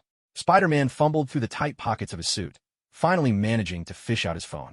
Seeing that it was Tony Stark calling, he hurriedly answered. Hey, are you even listening to me? The thug grew frustrated at the sight of the masked hero, who seemed completely unfazed by the Remington pointed at him. The man's anger was palpable, and the consequences could be dire. I've got no respect for you robbers. There's not a shred of skill in what you do. Spider-Man casually flicked a web onto the thug's face, instantly smothering his nose and eyes so he couldn't breathe or see. Still holding the phone with one hand, Spider-Man used the other to wrap the thug's gun hand in webbing, preventing him from pulling the trigger.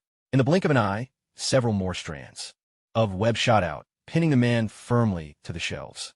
He struggled with all his might, but with his arms and legs bound by the powerful webs, there was no way he could break free. Spider-Man turned to the elderly cashier. Quick, call 911. I'm taking this bottle of cola, and he's paying for it. He grabbed a Coke from the counter and pointed at the immobilized thug. The white-haired lady nodded, but when she turned back, the masked hero had already vanished without a trace. So, what's so urgent this late at night, Mr. Stark? Spider-Man now sat atop the Empire State Building, enjoying the sweeping night view over New York. It was his favorite pastime, a moment that made him feel as if he held the whole world in his hands. Peter, I have a mission for you. I need you to sneak into Hans Industries and find the robot controller Ivan left behind. I need an original sample. Tony's voice came through as he sipped a martini, gazing out at the ocean through the floor-to-ceiling windows. Isn't that kind of legal? Spider-Man scratched his head, clearly troubled. Peter, do you even know what happened at the Hans Industries Expo tonight? I only heard a bit from people at work, but I had other things to do tonight, so I didn't go. Tony recounted everything that had happened that evening, leaving nothing out. What? Something that awesome happened, and no one called me. Peter Parker was filled with regret. He couldn't believe he'd missed out on a battle of armored suits just to deal with a petty robber. Talk about missing the big picture for the small stuff. Mr. Stark, please take me along next time, okay? No problem, Spider-Man. Yi-Ching-Yong called out his nickname without hesitation. Mr. Big Poop, how did you know I'm Spider-Man? The young Spider-Man was genuinely puzzled. He was sure he hadn't done anything out of the ordinary, nor had he been caught in action. Don't worry about how I know. I would never hurt you, would I? Yi-Ching-Yong smiled faintly, feeling that it was finally time to collect some interest on his earlier investments. He remembered how Yi-Ching-Yong had saved his Uncle Ben, gifted his Aunt May a diamond necklace worth hundreds of thousands of dollars, and even offered him a highly coveted job with a monthly salary in the 5 figures. Such kindness, Peter felt, was a debt he could never repay in this lifetime. Besides, it was all about bringing bad guys to justice. Well then, this is a job for Spider-Man. Let's go. Peter Parker let out a long, exhilarated shout. Shooting out a web, he swung away, vanishing into the steel jungle that was New York City. The sound of running water from the bathroom gradually faded. Tony, could you grab my clothes from the bedroom?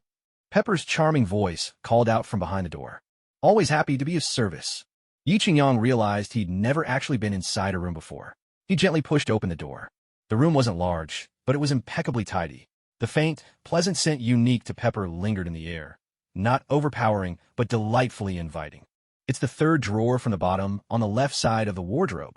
Pepper was toweling off her damp hair as she spoke. Yi-Ching-Yong pulled open the drawer, and nearly had a nosebleed on the spot. The drawer was packed full of Pepper's underwear, all sorts and styles, from white lace to black mesh, high-waisted cotton, and even a few tiny scraps of fabric that could barely cover a hand. He picked up a purple one, holding it up with deep skepticism. How could such a tiny piece of cloth possibly cover her lush figure? Of course, a beautiful woman's wardrobe would also have seamless panties, which Yi-Ching-Yong never quite understood. Pepper, is there a particular fabric you want? Yi-Ching-Yong was about to call out, but then his eyes sparkled with mischief. He chose the skimpiest pair he could find, a strappy thong adorned with a string of pearls at the front. The bathroom door cracked open.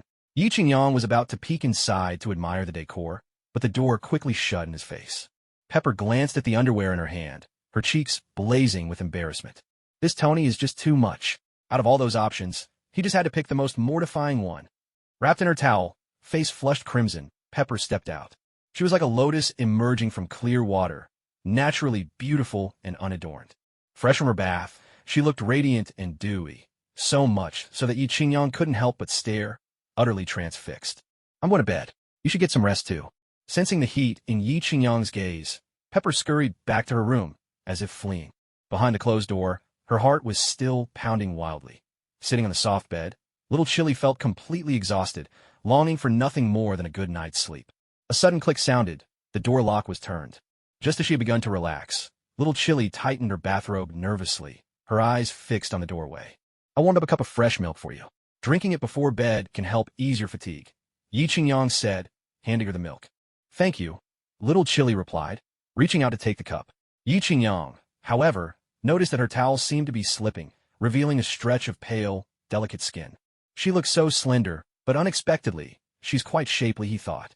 Aren't you planning to leave? Little Chili asked, unable to meet Yi Qingyang's gaze. It was simply too intense.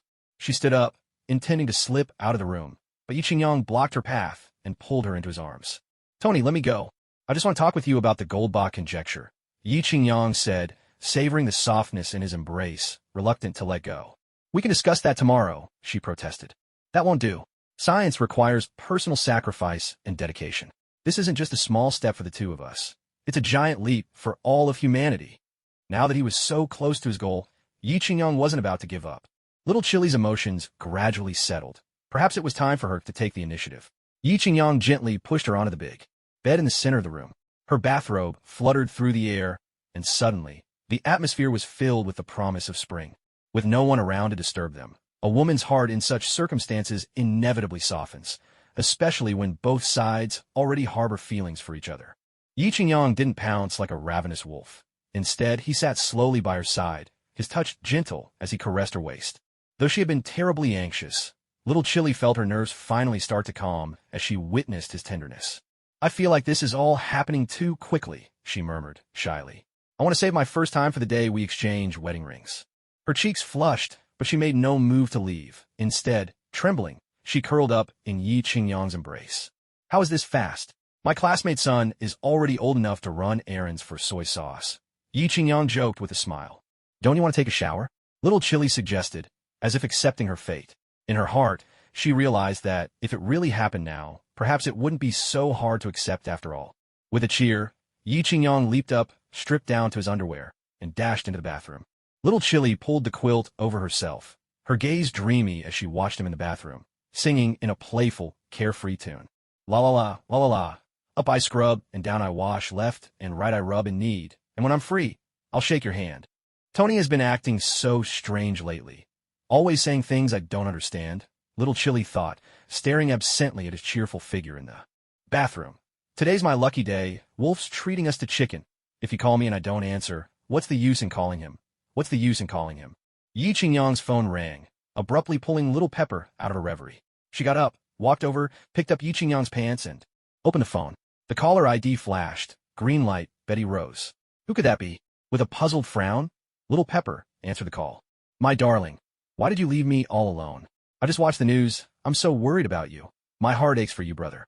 A coquettish female voice came through the phone. Little Pepper pondered for a moment. She was certain she'd never heard this voice before.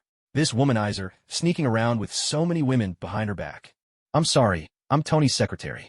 Is there something I can help you with? Suddenly, a surge of anger welled up inside Little Pepper. This night was supposed to be hers, so why did these annoying little vixens have to interfere? Oh, I'm sorry. Could you please put Tony, Mr. Big on the phone for me? Betty Rose, who had been lounging on her bed, suddenly sat up straight. The blanket slipped from her chest, revealing a flawlessly beautiful figure reminiscent of an exquisite landscape. Little Pepper couldn't hold back any longer. She knocked on the bathroom door. Yi Qingyang, completely baffled, opened the door with a cheerful grin. Sweetheart, can't you even wait a minute? Well then, come join me for a romantic soak. Mandarin ducks nest in pairs, butterflies dance in twos, the whole garden's bursting with spring, silently.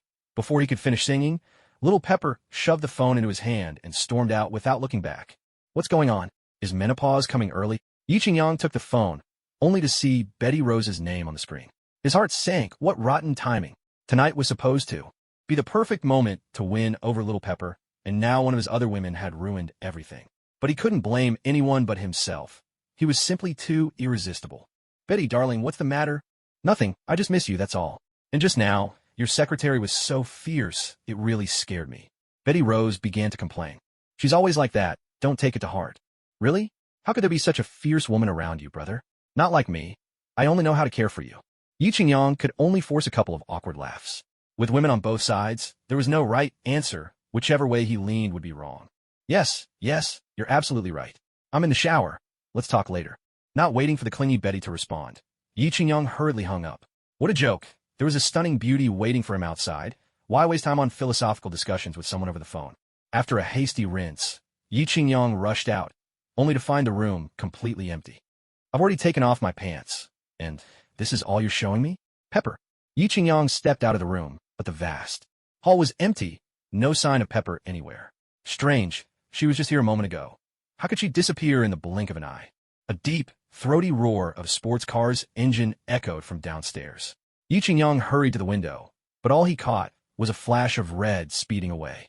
Nick Fury stood there, dumbfounded, unable to make sense of Yi Qingyang's moves. He quickly shot a knowing glance at Black Widow. His intention had only been to humble Yi Qingyang a little, not to drive him away. Natasha caught on at once and rushed after him. Tony! Natasha grabbed Yi Qingyang's arm. Damn it, just when the prize was within reach, it slipped away. Yi Qingyang muttered, frustrated. By now, it was all too clear to Yi Qingyang. Betty must have said something to Pepper on the phone, making her so furious just when she was about to give herself to him. That troublesome Betty definitely needed a lesson. No, that would be too easy on her. She needed the carrot and stick approach and a thorough beating to set her straight.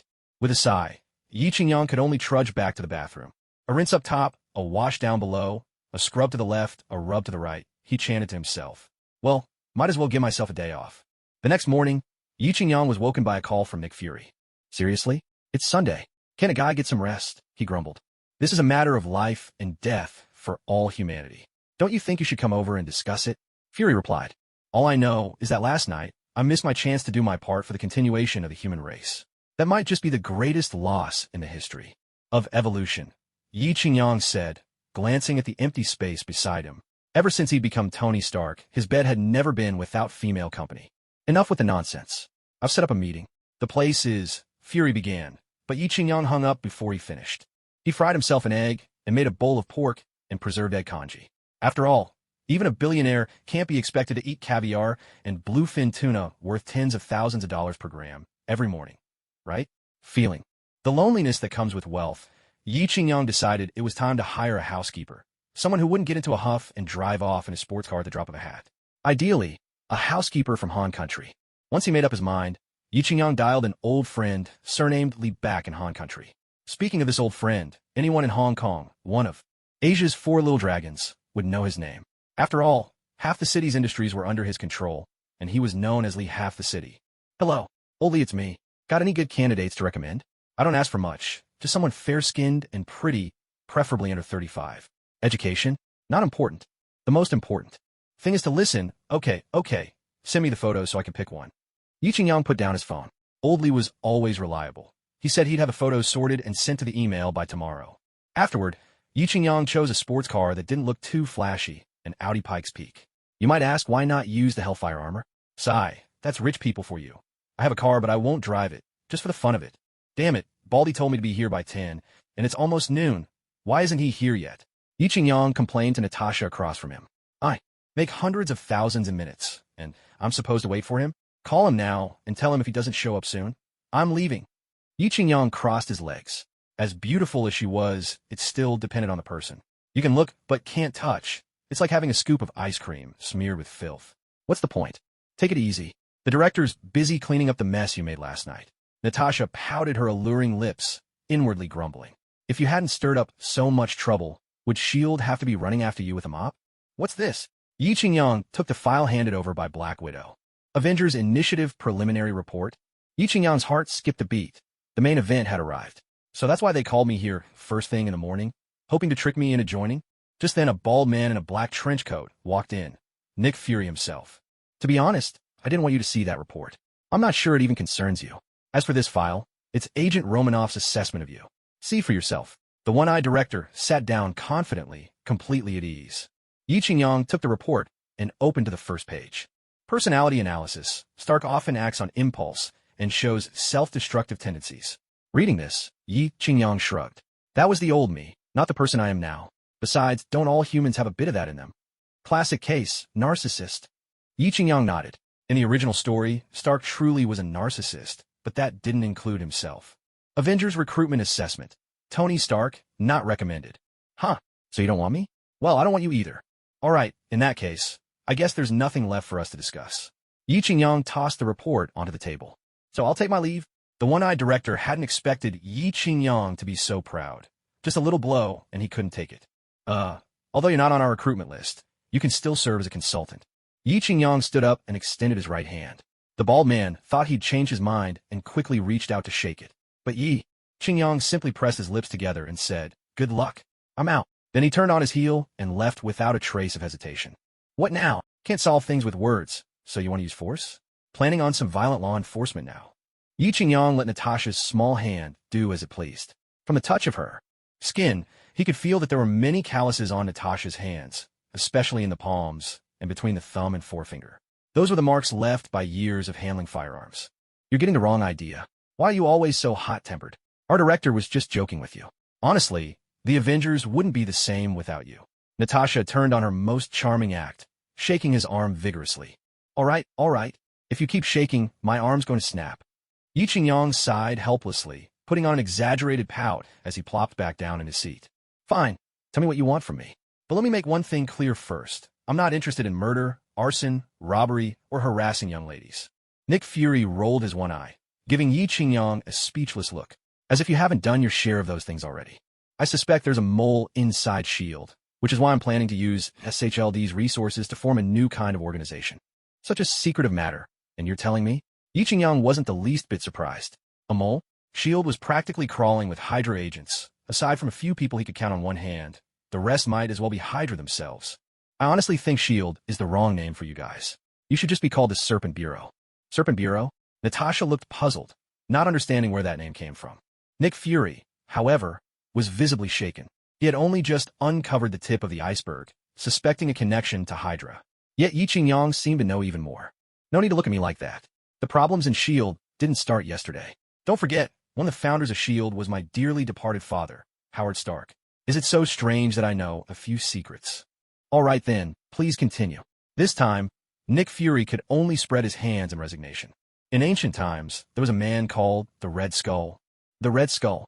Before Yi Qingyang could finish, Natasha cut in with a gasp. That name was practically taboo within S.H.I.E.L.D. Only a handful of core members even knew about him. Hey, are you going to listen or not? If not, I'm leaving. Yi Qingyang complained, clearly annoyed. Some people really had no sense of respect. This Black Widow could use a lesson in carrot and stick. Sorry, please go on. Realizing her mistake, Natasha stuck out her tongue apologetically. So this Red Skull was said to stand 8 feet tall, with a leopard's head, fierce eyes, a swallow's jaw, and a tiger's beard. His voice thundered like a storm, and his presence was as unstoppable as a charging stallion. Nick Fury was left utterly baffled, his face the very picture of confusion. Ahem, sorry about that, I got sidetracked. This Red Skull was one of the early leaders of the Hydra organization. Hydra's motto is, cut off one head, and 2 more shall take its place, which fits perfectly with the mythological image of the Hydra, a creature that spawns more heads when one is severed. The organization lives up to this motto with its endless supply of henchmen. In modern times, the Nazi Hydra offshoot is generally recognized as the main branch of Hydra. It was once part of the Nazi German Empire during World War II, but later betrayed them. Nazi Hydra was founded by Red Skull, who followed the ideology of Hydra's previous generations, but it isn't the original, orthodox Hydra. Yi Qingyang cleared his throat. Has S.H.I.E.L.D. really fallen on such hard times? Not even a glass of plain water to spare. I'm on it. Natasha quickly got up and poured a glass of lemon water. Go on, she urged. Yi Qingyang nodded in satisfaction, a student worth teaching. Last time we talked about how Red Skull founded the modern Hydra. After the fall of the Nazi regime, Hydra infiltrated S.H.I.E.L.D., using its name to sow chaos and fear and profit from war. What? Using S.H.I.E.L.D.? But Natasha glanced at the one-eyed director, whose face was clouded. Clearly, Yi Qingyang was telling the truth. That's right. According to the information I have, that's about how it is. In fact, I've traced a significant link between your father's death and Hydra, said the one-eyed director. He hadn't planned to reveal this today, but seeing how much Yi Qingyang understood about S.H.I.E.L.D., he decided not to hide it. I know. My old man was killed by the Winter Soldier, brainwashed by Hydra. Yi Qingyang's face showed sorrow, though his heart remained calm. Winter Soldier? What on earth is that? Natasha was now thoroughly intrigued, feeling that today's meeting had turned her world upside down. Judging from the director's expression, it all seemed true. If I really went into detail, we'd be here for days. But if we're talking about Hydra, we have to mention our old friend, Captain America, Steve Rogers. Yi Ching-yong took a sip of lemon water, his expression serene. The one-eyed director shifted uncomfortably. The matter of Captain America was one of SHLD's deepest secrets, known only to its directors through the generations. I'll let you in on another secret. Yi Ching-yong beckoned him closer. The director and Natasha exchanged glances, unable to resist leaning in. Actually, Captain America isn't dead. What? The director shot to his feet, knocking over his chair in the process.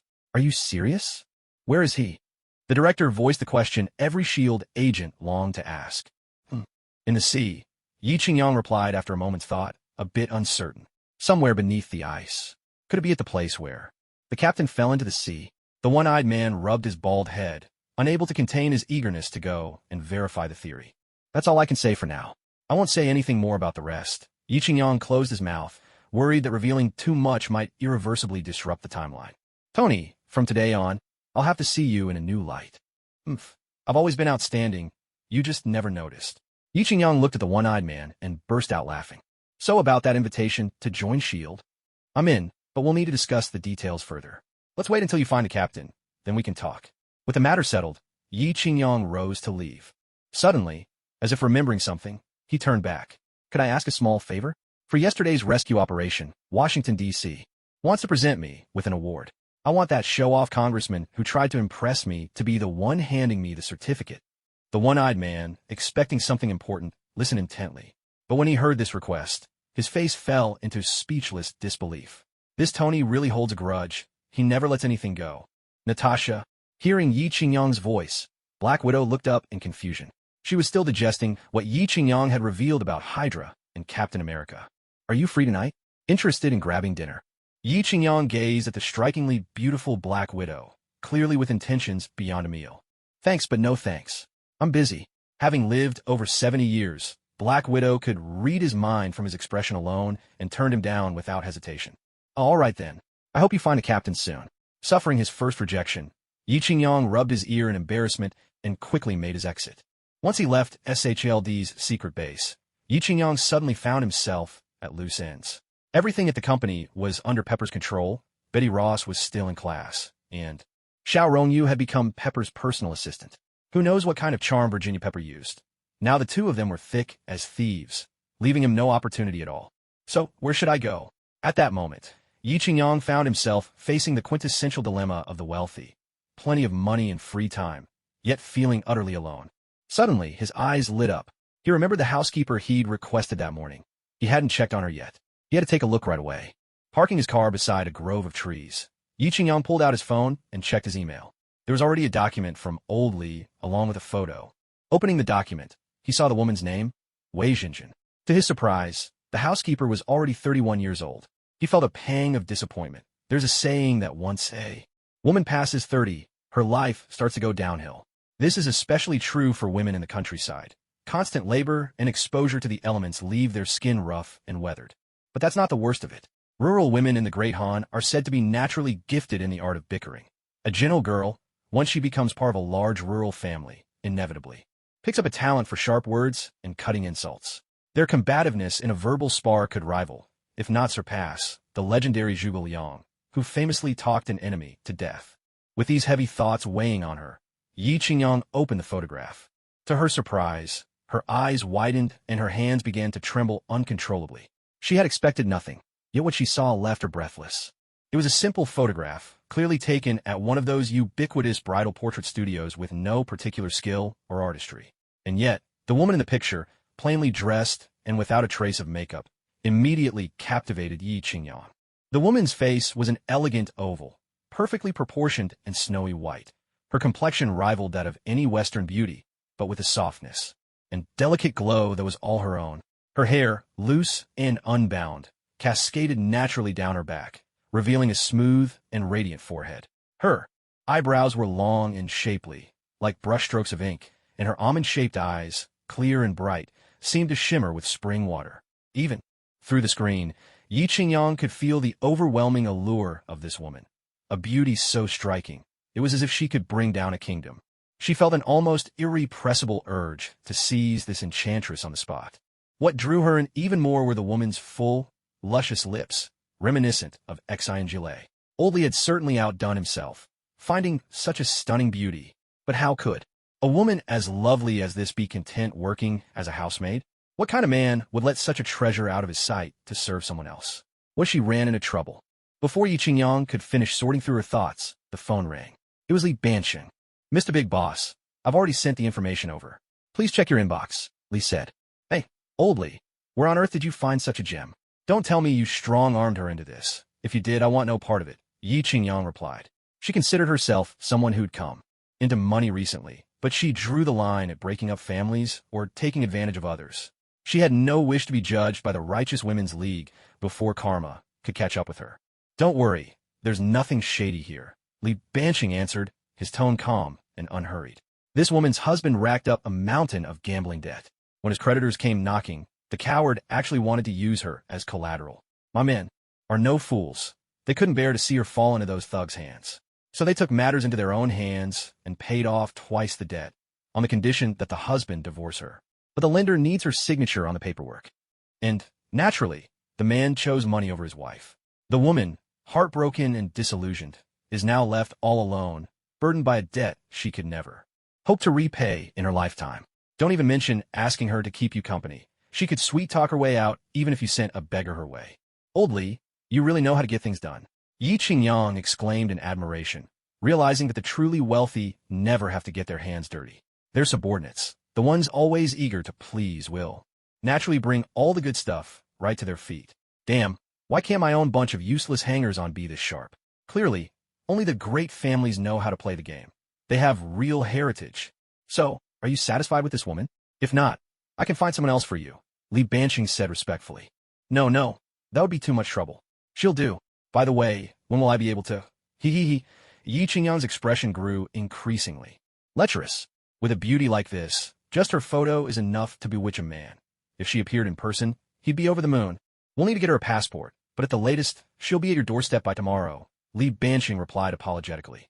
Huh, that's already quick enough, Yi Qingyang chuckled. After all, she's a living person. Even if she were just a package, express delivery would still take a day, not to mention an international shipment. I won't keep you any longer then. Let's catch up over drinks sometime, Li Banqing said with a smile. Absolutely, I've admired you for a long time, especially your shared property theory. If I ever enter the American real estate market, I hope to learn from you. You flatter me, truly. After a round of polite exchanges, the call ended. Yi Qingyang glanced at himself, then couldn't resist pulling out his phone again. The beauty in the photo wore a cheap, round-neck t-shirt. No, he couldn't look any longer. If he kept staring, his inner Hulk would break free. And, unlike Bruce Banner, he didn't have those handy shorts. Better to calm down. A beautiful woman wasn't his most pressing concern right now. He should check in on the task he'd arranged yesterday at Little Spider's house. Xiaoyu, prepare a gift for me. I'm going to visit an old friend, Yi Qingyang instructed, deciding not to approach Little Spider as a boss. As the saying goes, if you want the horse to run, you have to feed it well. Only then will it run fast and far. Knock, knock, knock. Dusk was falling as Yi Qingyang, accompanied by his secretary Xiao Rongyu, arrived at Little Spider's house. Mr. Tony Stark? The door was opened by Ben Parker. Come in, come in. May, look who's here. Uncle Ben called into the house. Oh my, Tony Stark. You didn't have to bring gifts, you know, Aunt May said, but her actions were faster than her words as she accepted the present with a smile. Wow, is this a watch? Patek Philippe. Aunt May really knew her brands. This Patek Philippe Nautilus 7021/1G001 women's mechanical watch features a white gold, diamond-encrusted case. The watch face is protected by a sapphire crystal, and, even more lavishly, the silver bracelet is also set with diamonds. The total price? A staggering $300,000 US. This is just too extravagant. Aunt May didn't even need to check the price. She knew that any watch from this line wouldn't go for less than $200,000. Honestly, whether it's $300,000 or $3 makes no difference to me. Numbers are just numbers. Yi Qingyang waved it off nonchalantly. Has Peter come back yet? Oh, he's tinkering with his little inventions upstairs. I'll go call him down, Ben Parker said hurriedly. It's fine. Xiaoyu, why don't you stay here and chat with Uncle and Auntie? I'll go check on Peter myself. Of course, boss. Xiao Rongyu replied sweetly. Aunt May, what are you making for dinner? Would you like some help? Having just received a gift worth $300,000, Aunt May was over the moon. She quickly replied, Oh, you're my guests. How could I let you help an old lady like me? Please, you're the boss's aunt, which makes you an elder. In our Han culture, we've always respected our elders and cherished the young. Besides, I'd love to learn a thing or two about American cooking from you. Maybe I can make something for the boss one day, Xiao Rongyu said warmly, slipping her arm through Aunt May's. That's wonderful. Aunt May beamed at this beautiful, poised young woman, unconsciously comparing her to Mary Jane. Her conclusion? Aside from figure, Mary Jane was outmatched in every category: grace, education, career, looks. If only her nephew could have such a girlfriend, she'd have something to boast about to the other seniors in the community. But, seeing Xiao Rongyu's close relationship with Tony Big Shot, she knew it was nothing but wishful thinking. Peter? Are you in there? Yi Qingyang knocked on the Spider Kid's bedroom door. There was no response. He could guess Peter was probably out leaping across rooftops, doing his heroic rounds. Yi Qingyang pulled out his phone and dialed Peter's number. Hello, Mr. Big Shot. Peter's voice on the other end was a bit frantic. Clearly, he was in the middle of some intense action. Peter, your aunt's calling you home for dinner. The evening meal was roast turkey, a classic American family dish. Yi Qingyang didn't mind. Given his current physique, it made no difference what he ate. Besides, Peter was earning a good salary now, able to help Aunt May with the household expenses every month. Uncle Ben, what are you doing for work these days? Yi Qingyang asked casually. Oh, Tony, you'll laugh, but I was laid off quite a while ago. Now that I'm getting older and not as strong as before, no company really wants to hire me anymore, Uncle Parker said with a sheepish smile. Uncle Ben, don't worry. You can take your time looking for a job, and besides, I'm grown up now. I can help earn money for the family. Little Spider-Man looked at his aging uncle, a pang of sorrow welling up in his heart. It's all right. I check job ads every day. If nothing works out, I'll just volunteer somewhere, Uncle Ben replied, doing his best to sound optimistic. Watching this touching scene of fatherly love and filial piety, Yi Qingyang couldn't help but smile. Why not come work in my company? As it happens, we need someone to manage the warehouse. Someone responsible and capable, just like you, Uncle Ben. Oh, Mr. Tony, I hardly know what to say. I'm not young anymore, and I don't even know how to use a computer. Your company is all about high tech. I'd probably just get in the way, Uncle Parker replied, torn between temptation and humility. He wasn't merely being modest. At 60-something, his energy just couldn't match the younger generation's stamina. With everything now run by machines, an elderly man with no special skills or credentials like him found it hard to compete in today's job market. From under the table, Aunt May gave him a sharp kick, then stood up to pour Yi Qingyang a glass of champagne. Don't mind the old man. He's just being silly. Isn't Mr. Tony much smarter than you? He said he needs someone responsible. And what's your greatest strength if not? With great power comes great responsibility? Haha, Aunt May is absolutely right. These days, young people may be great with technology, but when it comes to work ethic and responsibility, there's no beating veterans. Like you, Yi Qingyang laughed heartily at Aunt May's exasperated look. Here's the deal. Come by tomorrow for a trial run. If it doesn't work out, we can discuss it then. Mr. Tony, you saved my life, and now you're offering such good jobs to both me and Peter. I'm just an honest old man, not much for skills, but whatever you ask of us, Peter. And I will go through fire and water for you, no complaints. I'll drink to that, cheers. Uncle Parker filled his glass with champagne, then downed it in a few hearty gulps. Yi Qingyang smiled faintly. A small favor on his part had earned him Uncle Parker's heartfelt gratitude. Truly, the power of money was remarkable. No wonder it was called the greatest superpower of all. Peter, what are you standing there for? Hurry up and pour Mr. Tony some wine. Uncle Parker's eyes were red from the large glass of champagne, and his words were starting to slur. Peter quickly stood up to pour the wine, and Yi Qingyang didn't stop him. He'd earned this toast. With food and drink aplenty, everyone left the table in high spirits.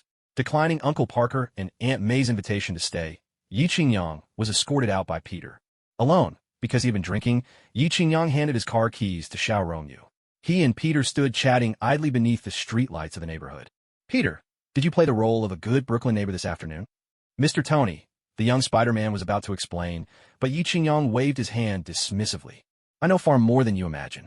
Have you ever heard of S.H.I.E.L.D.? S.H.I.E.L.D.? Never heard of it, Peter replied earnestly.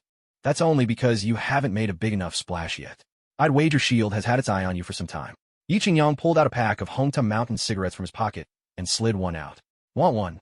No thanks, I really can't stand the smell. Peter quickly declined. Yi Qingyang took a long, deliberate drag on his cigarette. Some things are better learned early. S.H.I.E.L.D. is an organization known by that name, but its origins stretch back thousands of years to ancient Egypt. A great hero once led humanity to drive back an alien invasion of insectoid creatures, and his shield became the symbol for a secret order dedicated to defending against grave threats. Over the centuries, its ranks have included legendary figures. like Da Vinci, Galileo, and Newton. My own father, Howard Stark, and Mr. Fantastic's father, Nathaniel Richards, were members in the 20th century. What? Da Vinci, Galileo, Newton, and Howard Stark? Peter's eyes widened in disbelief. These were names etched in history, and suddenly he felt an overwhelming curiosity about this organization he'd never even heard of. That's right. This organization is a special force for handling all sorts of extraordinary incidents, a department unto itself, answering to no one, not even the government. And you? Peter gazed at Yi Qingyang, his face brimming with anticipation. They approached me recently. Due to certain special circumstances inside S.H.I.E.L.D., Director Nick Fury wants me to assemble an Avengers team.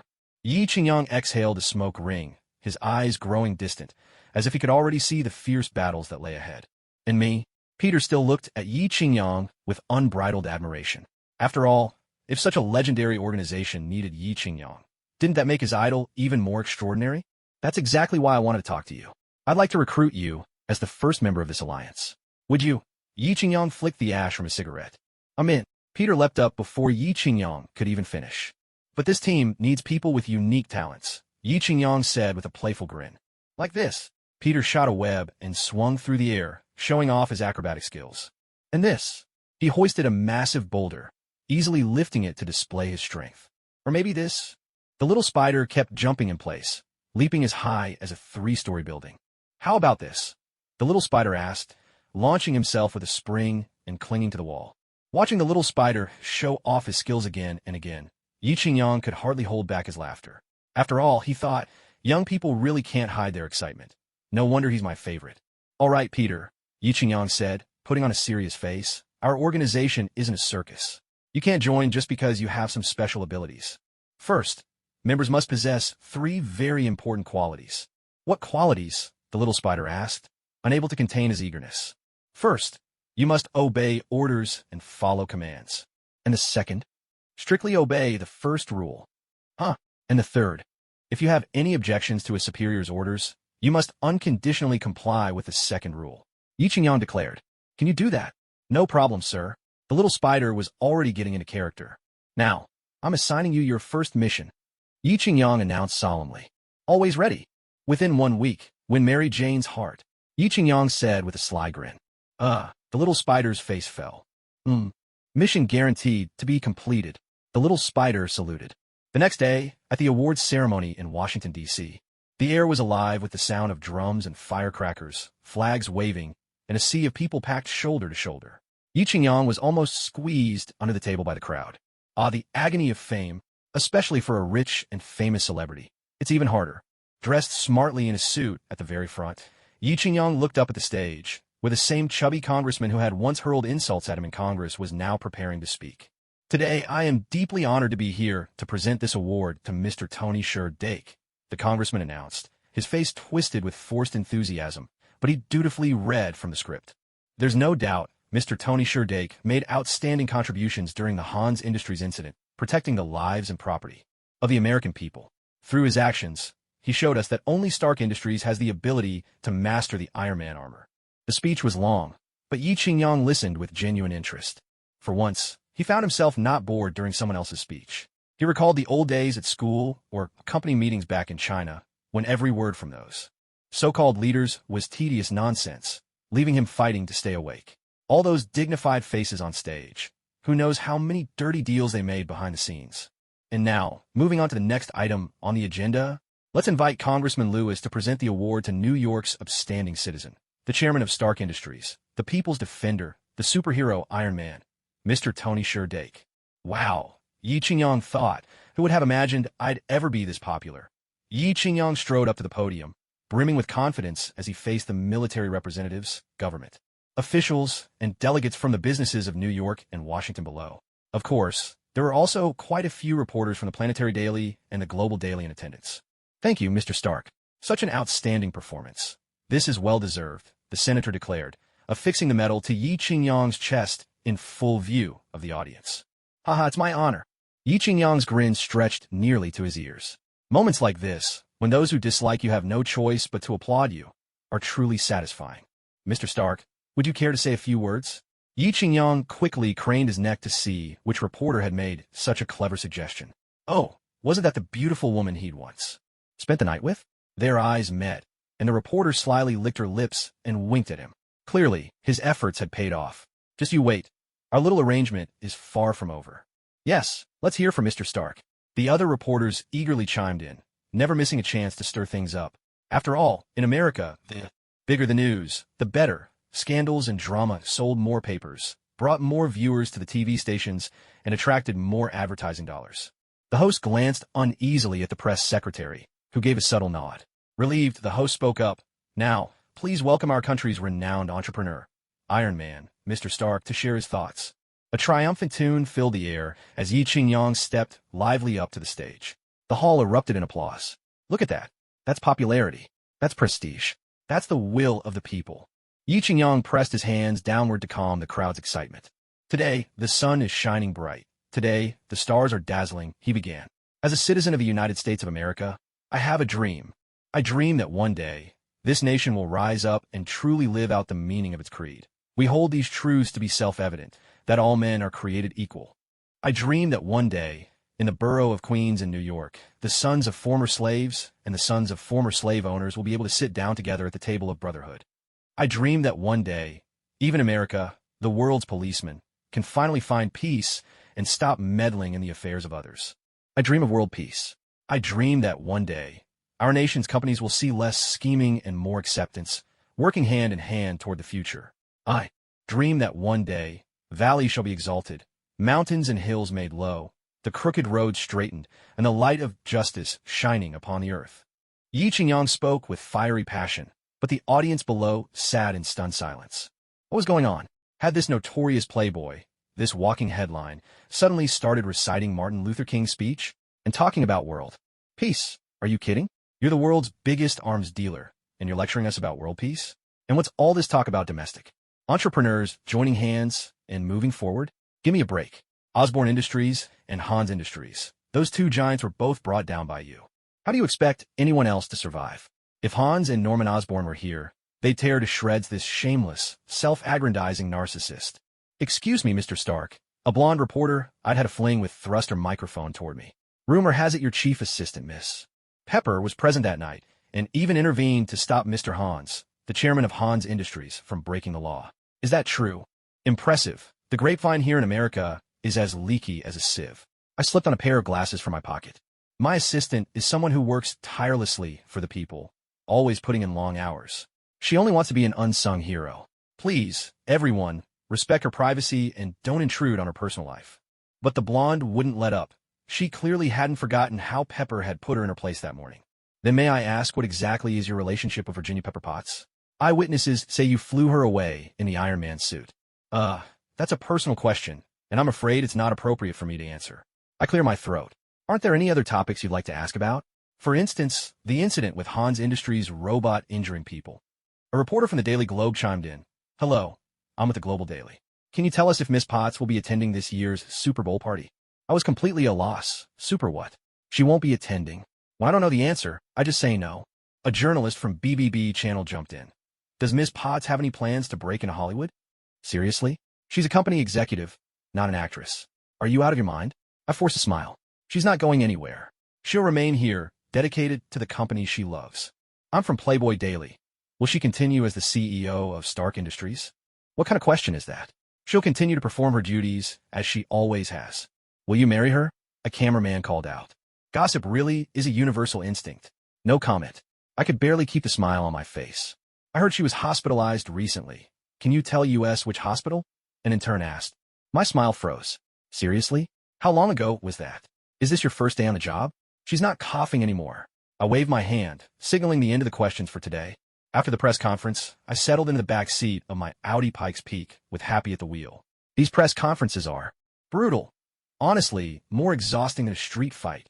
Yi Qingyang tugged at the tie around his neck, feeling as if he were about to suffocate. Hey boss, this is the price of fame, isn't it? To be admired out front, but to suffer in silence backstage.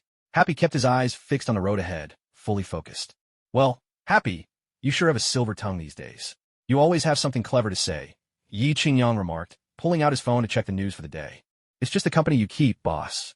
Spend enough time with a cultured, refined leader like you, and anyone's bound to pick up a phrase or two. Happy replied smoothly. Happy, I see you're getting better and better at talking. Are you looking to ask me for something? Yi Qingyang, having worked his way up from the bottom, immediately caught the hidden meaning. Boss, it's nothing really. I was just wondering, why hasn't that new lady in the legal department been coming to work lately? Happy tried to sound casual, but his fingers unconsciously tapped the steering wheel. The lady in legal? Yi Qingyang was taken aback. As chairman of a major company, overseeing the big picture, how could he keep track of every personnel change in specific departments? Besides, the company was so large that the legal team alone had nearly 30 members. Except for the department head, a prim, bespectacled older lady, he barely remembered anyone else. The one who attended the Hans Industrial Expo the other night with Miss Pepper. Happy reminded him quickly when the boss didn't reply. Oh shoot. Suddenly, Yi Qingyang snapped to attention. Was this chubby kid talking about Black Widow? Are you talking about Natasha Romanoff?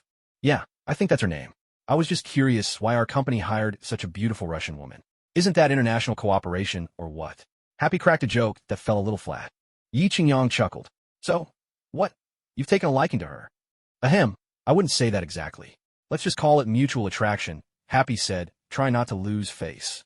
After all, a man can't look bad in front of another man, not even his boss. TCH, Yi Qingyang scoffed inwardly. With Black Widow's cunning, does he really think there's mutual attraction? Please, he ought to take a good look at himself. Even a dashing, charming, super-rich guy like me crashed and burned with her, and he's just my humble driver. Does he really think a toad can win over a swan? Sorry, buddy, it's not that I won't help you. It's that your hopes are a little too high for me to do anything about. Well, as far as I know, she just couldn't get used to the company rules and resigned on her own. Of course, Natasha was planted here by Nick Fury to keep tabs on him. Now that surveillance was over, she must have been assigned to a new mission. Oh, I see.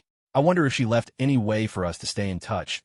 Hey, the sound of this. Happy's enthusiasm instantly faded. Yi Qingyang thought to himself, Happy, she's way out of your league. If you try to force things, you're just courting disaster. Better to keep your feet on the ground and find yourself an honest partner for a steady life. With nothing left to talk about, the journey passed quickly, and by afternoon they arrived in New York. After getting off the car, Yi Qingyang immediately had Happy go fetch his personal housekeeper. Before dusk fell, Happy already reported back. The person had been picked up and was waiting in the villa's main hall. Yi Qingyang leaped from his bed, springing to his feet. He had been waiting for this moment for what felt like an eternity. The only time he'd felt such anticipation was in his previous life, after he'd ordered a laptop online and spent days longing for it to arrive. A woman stood quietly to one side of the villa's living room. Just seeing her silhouette was enough to make Yi Qingyang's breath quicken, his blood surge. With excitement, his heart stirring restlessly. She was even more beautiful than in her photos. Her long, jet-black hair was swept up, revealing a slender, elegant neck. A fitted black sweater hugged her figure, outlining a sculpted, three-dimensional form that could have stepped out of a realist painting.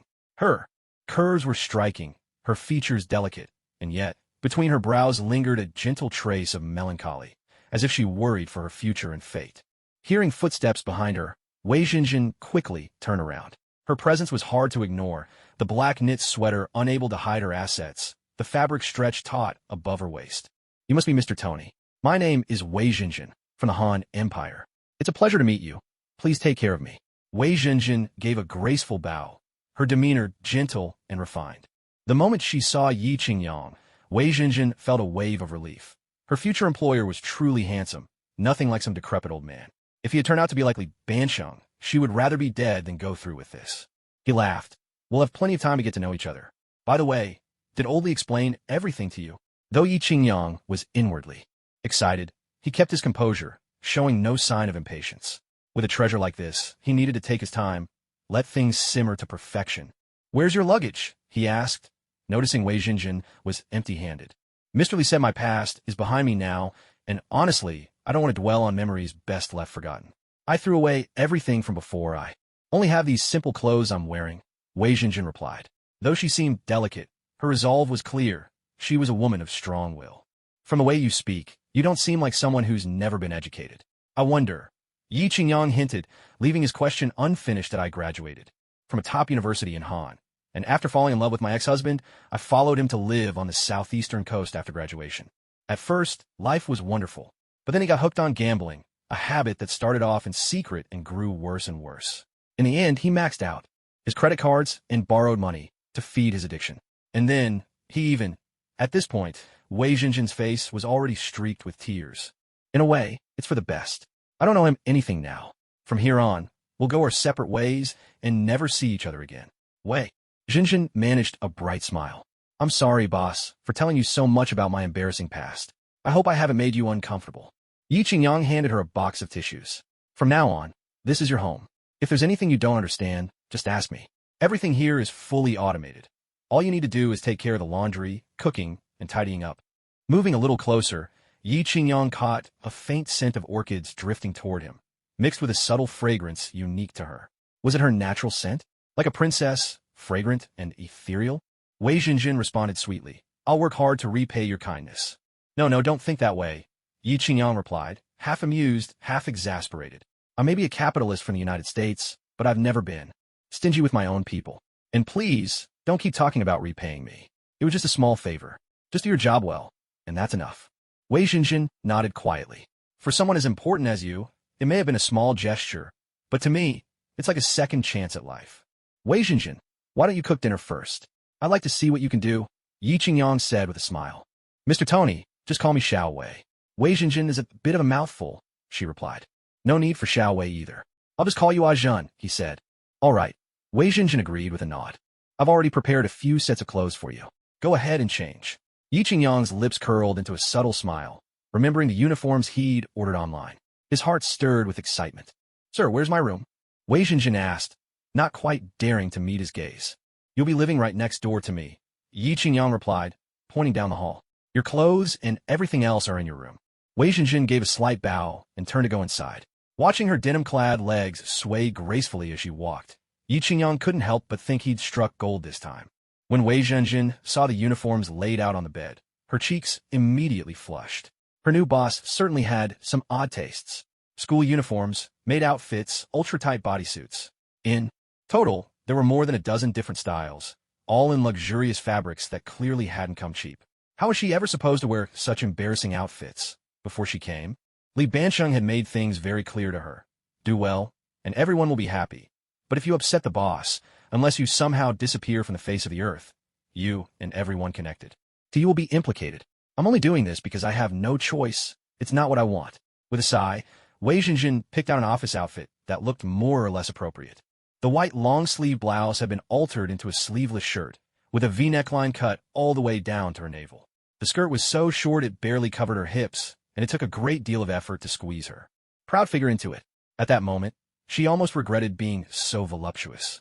She stood at 1.68 meters, weighing just 49 kilograms, but all her curves were concentrated in the most eye-catching places. It took her a full 20 minutes to put on this supposedly simple outfit.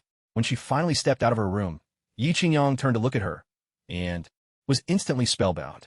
Wei Jinjin's cheeks flushed a rosy red. Not daring to linger in front of Yi Qingyang, she hurried straight to the kitchen. Dinner was a cheerful affair. 3 dishes and a soup, classic Chinese fare. For Yi Qingyang, who was sick of steak and desserts every day, it was a welcome change of taste. After the meal, Wei Jinjin swiftly cleared the table, thoughtfully drew a bath for Yi Qingyang, and took away all his clothes to wash. Some of the more delicate items, she even washed by hand, explaining that the washing machine just wouldn't get them clean enough. With Wei Jinjin's attentive service, the once cold and high-tech mansion finally felt alive. Wei Jinjin herself was like the ideal wife and mother, able to accept even his excesses. Though the two of them hadn't shared any intimate moments, Yi Qingyang knew that, should he desire it, she would not refuse. That night, Yi Qingyang didn't attempt any midnight surprises. After all, she had only just arrived, and he didn't see himself as a brute. Like a frog in warm water, he intended to win over this beautiful woman from across the ocean with his own charm, step by step. Little Pepper hadn't come home all night. It seemed her prideful streak had maxed out. Yi Qingyang wasn't about to humble himself for her. Women sometimes need coaxing, but go too far and you become a doormat. He was no Principal Wong, sending "I miss you" text to women in the middle of the night. He had backbone, dignity, and the pride of a true billionaire heir. If a beauty is like clothing, worst case, you just change into something new. Today's my lucky day. Old Wolf's treating us to chicken dinner. Why are you calling me? If I didn't answer, what's the point of calling him? While enjoying breakfast under Wei Jinjin's attentive care, Yi Qingyang glanced at the phone on the table. It was Little Pepper. Quickly, he set down his glass of milk, signaled for Wei Jinjin to stay quiet, and answer the call. Peibois, where have you been? I've been worried sick about you. What? You and Xiaoyu went shopping in Los Angeles? And spent over $1 million. Ah, don't worry about it. If you got money and don't spend it, you're just a fool. Spend it all. Don't you dare try to save money for me. When are you coming back? Next week? No, don't. I'm already missing you. At that moment, Yi Qingyang transformed into the American branch principal of Principal Wong and could say anything, no matter how shameless. A flicker of surprise crossed Wei Zhenjin's beautiful eyes. She simply couldn't imagine what kind of woman could make such a powerful man lose all his principles. After chatting on the phone for a good 20 minutes, Yi Qingyang finally hung up, still feeling reluctant to end the conversation. When it comes to women, you still have to coax them. Saying a few soft words never killed anyone. Catching the dazzling look in Wei Zhenjin's eyes, Yi Qingyang felt his face flush with embarrassment. Ahem, Zhenjin, there's another lady of the house in this villa. When she comes back, you need to mind your words and behavior. Say only what's appropriate, and absolutely keep quiet about anything you shouldn't mention. No problem, boss. I'll follow your lead. Whatever you say goes. Wei Zhenjin patted her chest with assurance. Good. You're a quick learner, Yi Qingyang praised. But the surging curves in front of him made it hard for Yi Qingyang to keep his composure. So he quickly averted his gaze and silently recited, "Keep your heart as clear as ice and remain unshaken even if the sky falls." Once he arrived at the company's laboratory, Dr. Ethan was working with Little Spider, studying the robot controller they'd picked up from the Hans Industrial Expo. This technology allows for remote control of Iron Man's suits. Just one command, and the armor can launch an automatic attack. Ethan marveled. Again and again. If it were possible, I'd truly love to have an in-depth discussion with the scientist who created such advanced intelligence. Yi Qingyang felt awed, though he didn't fully understand. I'm afraid your wish won't come true. Master Ivan was stubborn to the end and has already gone to meet his maker. What a pity, Dr. Ethan sighed. Is it possible to mass-produce something like this? This controller is only one piece of the puzzle. The more crucial part is the machine's code and software. Just like your smart butler, Jarvis, Ethan replied, shaking his head. Could Jarvis be used as a substitute then? That won't work for now. Jarvis doesn't have practical combat functions. It's more of a life assistant and still needs a human to lead it. Ethan sighed again. After all, he was a mechanical engineer, not a supercomputer expert or an AI researcher. Yi Qingyang listened and felt a strange sense of familiarity. Artificial intelligence that could fight automatically? Wasn't that just like Ultron, the one that later sparked the Avengers' Second War, which eventually led to Vision's creation? Better not meddle with something as unpredictable as artificial intelligence. If it backfired and caused a catastrophe instead, it'd be a disaster with nothing to show for it. Since artificial intelligence can't be used, simple remote control will do. At least this way, no one has to risk their life, and even those brilliant scientific minds who aren't cut out for combat can take part in the fight. Li Qingyang mused silently. In the future, it might be possible to command an ironclad army, not quite as formidable as his own suit of steel, perhaps, but enough to serve as cannon fodder or take care of minor threats.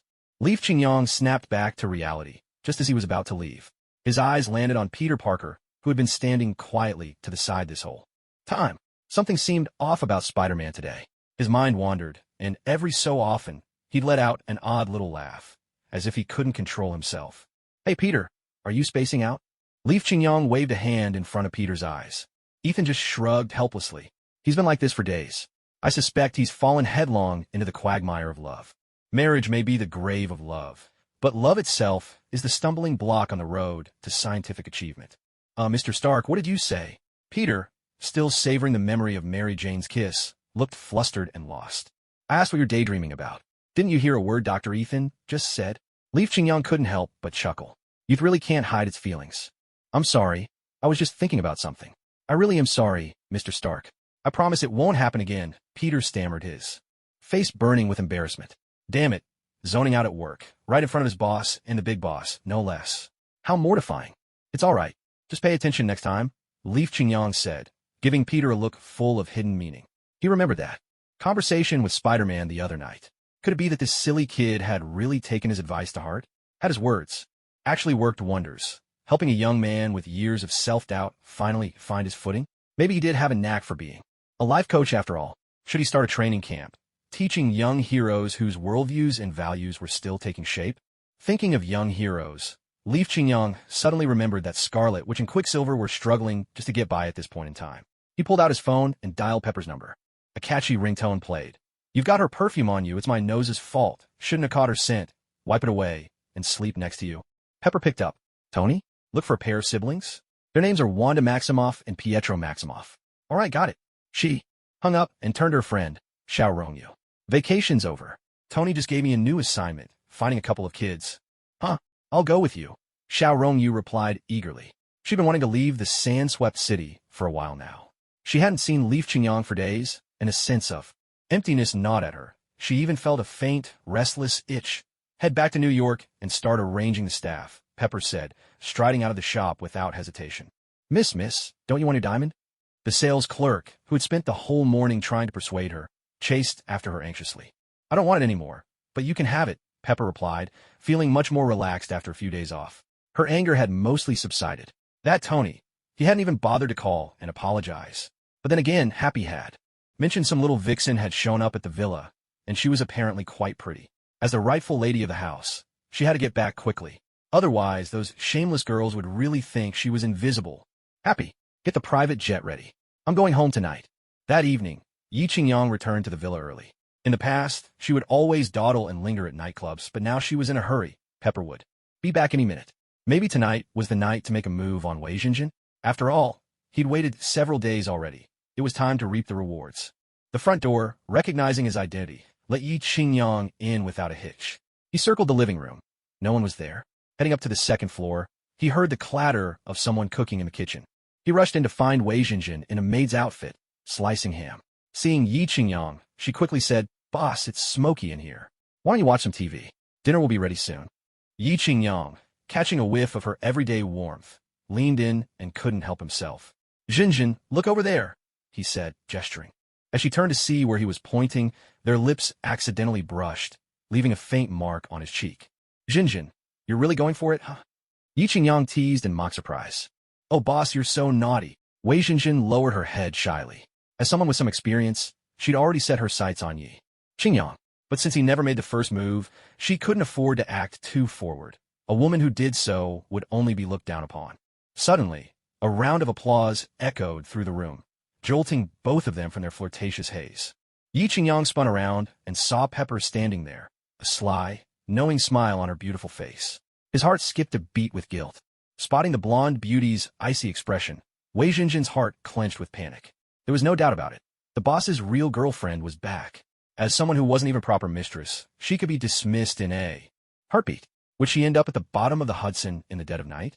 Disappear from the world without a trace? Or maybe get handed a bank card with 6 ones as the password, along with an order to leave the boss forever? In the span of just a few seconds, Wei Jinjin imagined 1,406,005 possible endings, most of them tragic, with only one she could live with. Yi Qingyang muttered under his breath, "Just get dinner ready." Then, holding little Pepper's small hand, he quickly walked out. At this point, Wei Jinjin had lost all interest in cooking. She hurriedly perked up her ears, trying to catch any sound from outside. But the walls were so well insulated that no matter how hard the young maid tried, she couldn't make out a thing. When they reached little Pepper's room, her face was still expressionless. She had originally planned to surprise that scoundrel, but instead she'd ended up shocking herself. Life, she thought bitterly, is really full of surprises, one after another. Now this was what you called a real surprise. Ahem, there's nothing at all between Azure and me. What just happened was purely an accident. Yi Qingyang tried hard to explain. Oh, an accident. Little Pepper looked at the lipstick mark on Yi Qingyang's left cheek and smiled. Really, if you don't believe me, I can have Azure come over and explain it to you herself. There's truly nothing between us. Oh my, you're even calling her Azure now? And so affectionately, too? No, really, there's nothing. I'm completely innocent. Yi Qingyang felt more wronged than Do-Yi herself. He hadn't even touched Wei Jinjin's hand before. Today, on a sudden impulse, he'd thought about doing something a little out of bounds, only to be caught red-handed. Maybe he ought to see a fortune-teller. His luck lately seemed to be well and truly out of sorts. Peppo, no matter what you're thinking, there's honestly nothing between Wei Jinjin and me. We each have our own rooms in the villa. We keep strictly to ourselves. Hey, can't we just talk without pinching? Yi Qingyang was still making his last desperate stand. His reputation couldn't be destroyed just like this. Unexpectedly, the composure on little Pepper's face vanished. Her expression changed in an instant. With 2 slender fingers, she began to dig into Yi Qingyang's waist, her nails pressing down with real force. Even with a physique rivaling Captain America's, Yi Qingyang couldn't help but feel the sting. Hey, gentle. Take it easy, he yelped. Little Pepper pressed her lips together, but her gaze never left Yi Qingyang's face. He tried to dodge, but when he saw the shimmer in her eyes, his heart suddenly softened. He reached out and gently held both of Little Pepper's small hands. They were a little cold to the touch. With concern, he said, "All right, don't be upset. If it'll make you feel better, I'll fire Wei Jinjin tomorrow and leave her out on the street." "You said it yourself." Little Pepper wiped her tears on Yi Qingyang's shirt, her voice trembling with emotion. "Of course I mean it," Yi Qingyang declared, brimming with righteous indignation. "Even though this poor maid is homeless, chased by loan sharks, because of her husband's debts, and is constantly being hunted by her enemies, to make you happy, I'll fire her without a second thought." "What? That tragic?" Little Pepper's eyes widened in surprise. "You're not making that up, are you? Hey, how could I possibly lie to you about something like this? If you don't believe me, go ask her yourself. Happy knows about it too. This woman was brought here by Happy." Yi Qingyang decided to sacrifice a pawn to save the king. Better Happy get into trouble than himself. If there's a single false word in what I'm saying, may I be struck by lightning. Yi Qingyang glanced up at the clear, cloudless sky and, gritting his teeth, made a fierce vow. Thunder suddenly split the silence of the night, followed by a violent rumble that shook the world. Pepper eyed Yi Qingyang suspiciously, her face full of doubt. Yi Qingyang, too, was dumbfounded. He hadn't done anything to incur the wrath of heaven. So how could this be so accurate? Just then, a massive vortex began to swirl in the distant night sky. "What is that?" Yi Qingyang's gaze sharpened, but Pepper thought he was just changing the subject. "Fine, I forgive you. Just stop making oaths, or lightning might really strike you. Besides, you already tried this trick with that little maid. Don't you know the same move doesn't work twice on a Saint Seiya?" "No, Pepper, I'm really not lying. There's really something out there." Yi Qingyang, at his wit's end, grabbed her delicate face and turned it toward the window. Oh my God! Far off beyond New York City, a ring of seven-colored light shimmered in the night sky, spinning ceaselessly. Then, a monstrous cyclone descended from the heavens, as if it meant to tear the world apart. "What is this?" Yi Qingyang stared at the familiar scene, lost in thought. A sharp knock sounded at the door. Pepper hurried over to open it, and to her surprise, it was the little maid. "Sir, ma'am, there's a tornado outside. I wanted to ask if you'd like me to close the windows." The moment Wei Zhenjin saw the blonde beauty she'd just met at the door, her voice faltered, afraid she'd upset the lady of the house. "Darling, come see. A miracle is happening." Yi Qingyang turned to Pepper, a mischievous grin curling on his lips. "A miracle?" Pepper was puzzled. "Yes, a miracle. Don't you want to see? I promise, it's the real deal, authentic, no tricks." Yi Qingyang nodded earnestly. But Pepper just gave him a look that said, "How dumb do you think I am? Today's my lucky day. Old Wolf's treating us to chicken. You don't answer your phone, so what's the point of calling him?" He glanced at his phone. It was Black Widow. "What's up, Natasha? It's pretty late. Don't tell me you're calling to spend a romantic night with me." Yi Qingyang teased, his tone playful. Hearing it was Natasha, Pepper's worries immediately eased. That woman was not someone Yi Qingyang could handle. But the moment she caught his flirtatious words and glanced at poor Wei Zhenjin standing meekly by the side, Pepper's anger flared again. Her nails curled, ready to give Yi Qingyang a taste of her infamous 9-in white bone claw. But she didn't expect Yi Qingyang to seize her wrist and yank her hard. Her whole body, as soft as candy floss, tumbled right into his arms. Ing-ning. The little firecracker let out a delicate cry, cushioned by his chest, so she felt no pain. "You're going to be the death of me, and there are other people here, you know." She shot Yi Qingyang a reproachful look. As Wei Zhenjin saw the two of them bickering and flirting, she quickly closed the door and slipped out. Phew, that was close. Wei Zhenjin patted her chest, letting out a long breath. With one hand holding onto the little firecracker in a commanding grip and the other answering his phone, Yi Qingyang pulled her down to sit on the bed beside him. Seeing that Yi Qingyang had something serious to attend to, the little firecracker didn't interrupt. Yi Qingyang's gaze drifted to her smooth shoulder and collarbone. After their little tussle, her clothes were rather disheveled. "Shameless," she chided, making no move to pull away, simply lying quietly against his chest and tracing circles with her finger. "I've got business with you. That meteorologist you mentioned last time, she really did encounter something supernatural." Natasha's voice crackled with excitement. "Meteorologist? You mean Jane Foster? Is she accompanied by an old man and a girl with glasses?" Yi Qingyang changed his grip and asked. "You nailed it. I'm starting to wonder if you really might be an alien," Natasha replied, watching through binoculars not far from the eye of the storm. "What kind of logic is that? Just because I told you something before happened, I must be an alien? Come on, haven't you ever heard of time travel? Maybe I'm just back from the future." Yi Qingyang teased, half joking, half serious. Well, whatever you are, you've got my full attention now. Enough chit-chat. Who exactly fell out of that vortex in the sky? Natasha stared in disbelief at the heart of the tempest, where lightning split the heavens. What if I told you it's Thor, the Norse god of thunder? I'm talking about serious business here. Natasha snapped, losing patience. Hey, so am I, Miss Romanoff. The world isn't as simple as what you see. Sometimes the edge of science is the beginning of the supernatural.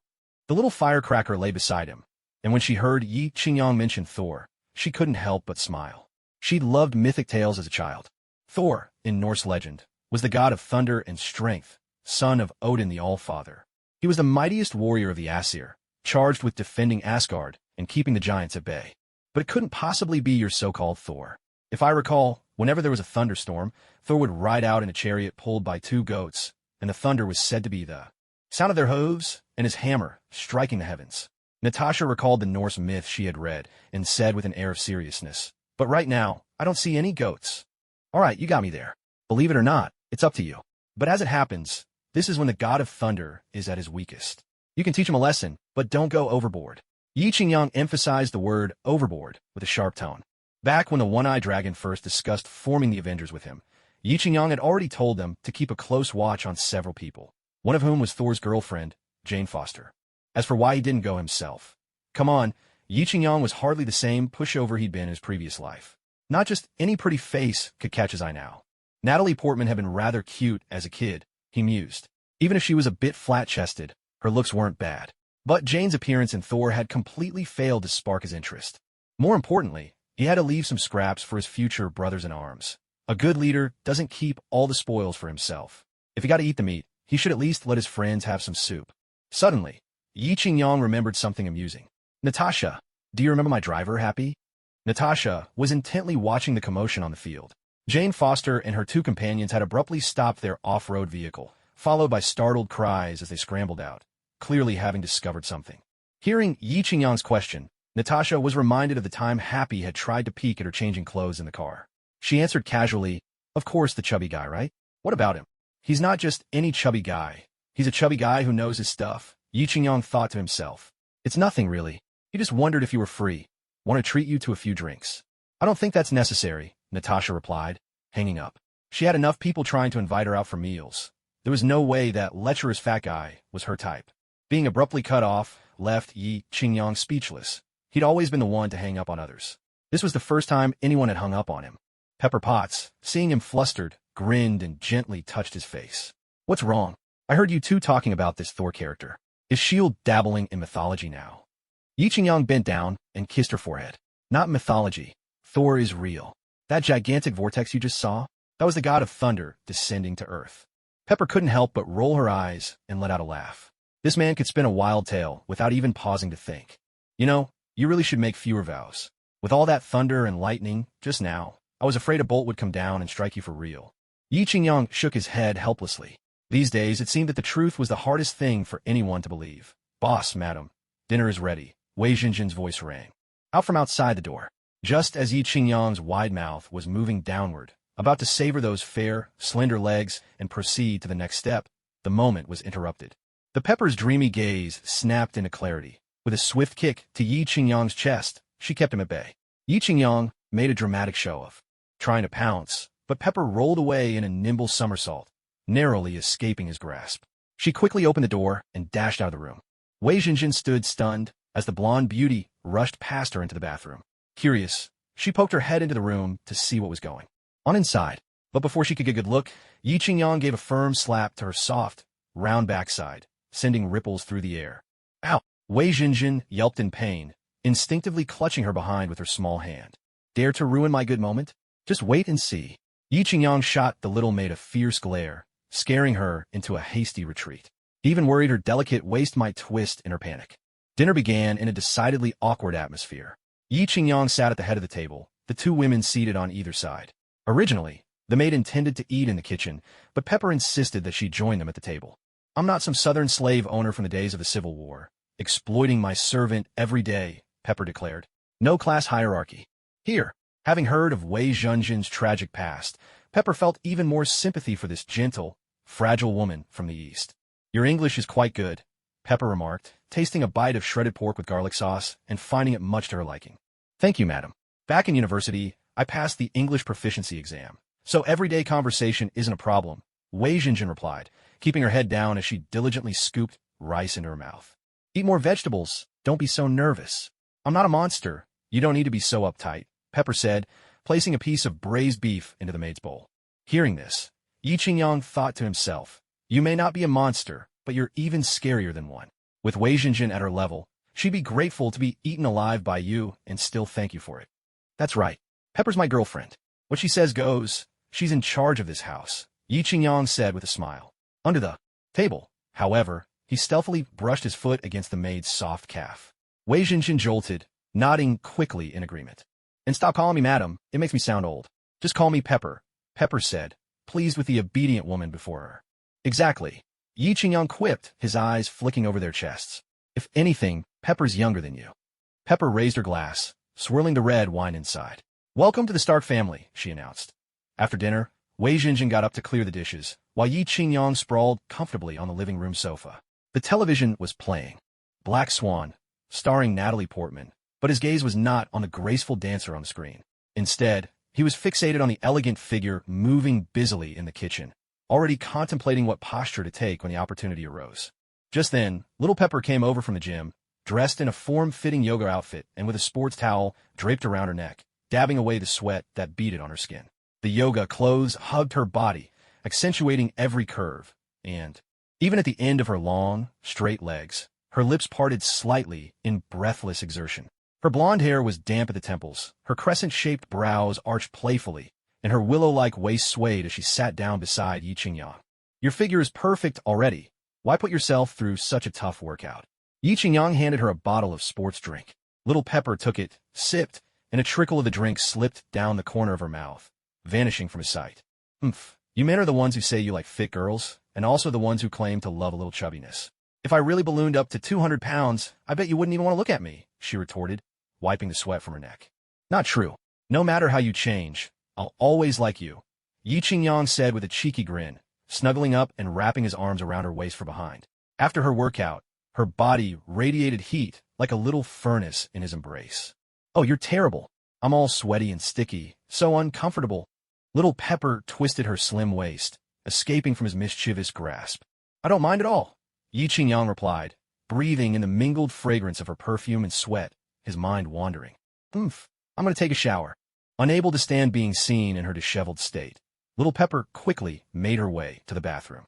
As the sound of running water came from the bathroom, Yi Qingyang rose and walked into the kitchen. The graceful silhouette there was captivating, but Wei Jinjin pretended not to notice anyone enter, continuing to tidy up the utensils. Suddenly, she felt a warmth at her back. Yi Qingyang had sidled up behind her. Alarmed, Wei Jinjin spun around, trying to push him away. Sir, madam is home. You should show some respect, or she'll see us and throw me out. It's fine. She's taking a shower. She won't be done for at least an hour. Besides, I'm the master of this house. When did she ever get to call the shots? Yi Qingyang remained undeterred. He picked up a piece of creamy biscuit from the tea table and playfully offered it to the maid, pressing it gently to her lips. Unable to refuse, Wei Jinjin had no choice but to yield, meeting his advances with careful compliance. Their hands entwined, arms wrapped around each other's waists, the air thick with emotion and longing. Soon, their breaths grew heavier. The young maid's heart began to flutter with forbidden excitement, and Yi Qingyang's desire flared. He took her hands in his and said he wanted to read her palm. While Yi Qingyang found himself unconsciously using both hands and feet. He noticed the young maid's hands were marked with deep lines and intricate creases. In his heart, he wondered, how could Wei Jinjin's hands be so smooth and delicate? In truth, one could often tell a person's fate and fortune from the lines on their palms. It was even possible to roughly predict whether someone might have hidden ailments or face a life of hardship. A wave of delight swelled in Yi Qingyang's heart. He had heard of such things before, but never witnessed them firsthand. Now, theory was meeting practice before his very eyes. He couldn't help but notice the young maid's lips, plump and pale as freshly risen steamed buns, soft and yielding, tinged with a rosy hue like just-baked pastries stuffed with luscious fruit filling. Truly, it was a thing to enchant 1,000 hearts and tempt 10,000 souls. As the two of them pored over her palm with focused attention, a sudden commotion came from the bathroom. Ajun, bring me a towel. It was the voice of Little Pepper. In her haste to escape Yi Qingyang's wandering hands earlier, she'd forgotten to bring fresh clothes for after a shower. Fortunately, with a new maid in the house, Little Pepper didn't have to put on her damp yoga clothes again. Wei Jinjin, jolted out of her dreamy daze, realized how compromising their situation was. She hurriedly apologized. "I'm sorry, sir. Madam is calling for me." Yi Qingyang cursed himself for acting like a brute. What a time and place to lose control. He had truly startled the young woman. "It's all right. I was too impulsive. Don't take it to heart," he replied. "It's nothing, sir."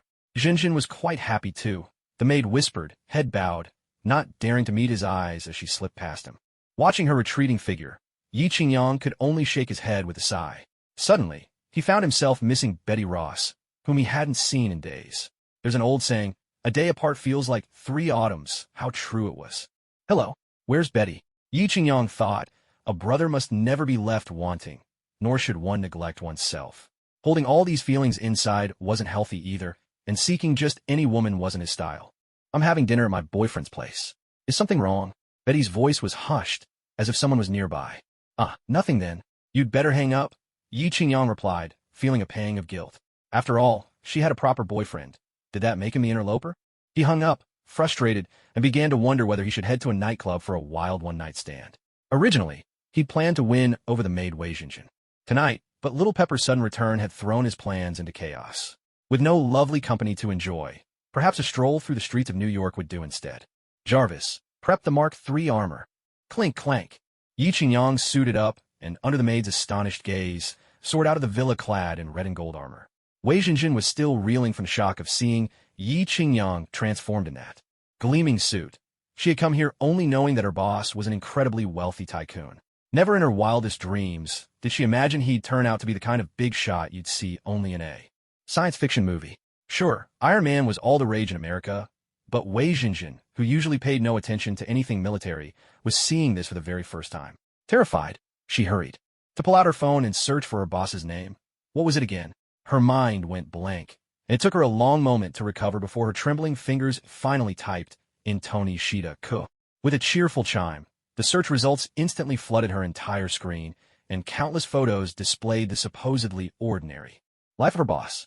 She had always thought Li Banshan was the most impressive rich person she'd ever met, but now she realized there's always someone greater out there. Her boss was the real hidden powerhouse. No wonder Li Banshan had sternly reminded her to serve the new boss well. It made her think she wasn't just looking after a business magnate, but the President of the United States himself. In that instant, Yi Qingyang's image in her mind soared to new heights, and even his unremarkable appearance seemed to glow with a halo. She could hardly believe she'd shared such intimacy with a superhero. Though they hadn't gone all the way, she was already hopelessly smitten. "Paul, put on something light for me," Yi Qingyang said, soaring freely through the New York night sky. "No problem. Here's New York just for you. Not only last night's wine brings tears to my eyes. It's not just your tenderness that makes me unwilling to part. How long must we walk this road ahead? You're holding my hand. But what troubles me is this struggle for freedom. Goodbyes always come in September. Memories are the sorrow of longing. In late autumn, the tender green willows kiss my forehead. In that rainy little town, I never forgot you.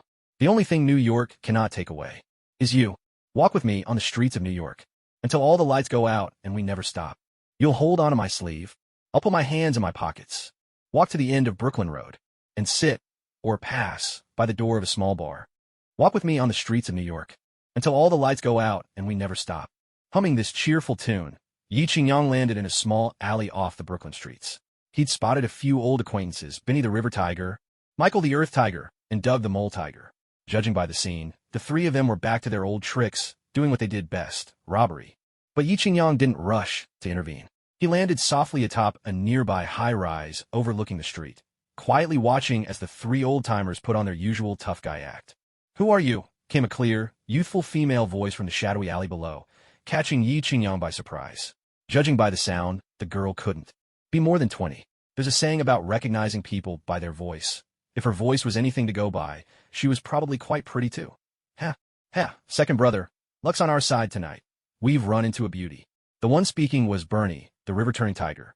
Back then, he'd been kicked into the waters beneath the Brooklyn Bridge by Yi Qingyang, but thanks to years of swimming in the river since childhood, he'd managed to survive. "Easy there, fourth brother. Let your second brother show you how it's done. Michael, the earth-shaking tiger, stepped forward, eyeing the young man and woman standing before him. Kid, if you know what's good for you, hand over anything valuable you've got. And while you're at it, leave the young lady here with us. Do that, and I might consider sparing your miserable life. How dare you? Listen up, my name's Davis. My father is Charles, the chief of the Brooklyn precinct of the NYPD. Let's go right now, or you'll regret it. Davis, a young white man, saw his female classmate looking at him. Determined not to lose face in front of his goddess, he shouted with more bravado than confidence. So you're Davis, huh? Michael sneered, then slapped him hard across the face, sending Davis stumbling as blood spattered from his nose. Get him! Bernie and Doug, hearing their second brother's command, rushed forward and laid into Davis with a flurry of brutal kicks. Stop it! Please, don't hit him anymore. The girl pleaded, rushing to pull Bernie and Doug off. But she was no match for two grown men. In no time, Michael had twisted her arms behind her back and dragged her over to a pile of garbage nearby. Yi Qingyang thought to himself, these kids really picked the wrong spot for a date.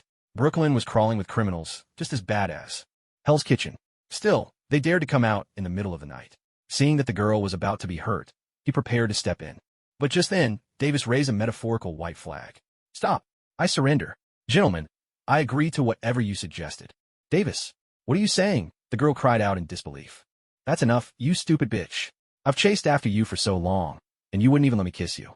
Meeting these fine gentlemen tonight is the luckiest thing to happen to you. Davis roared at the girl, then turned to the thugs with a fawning smile.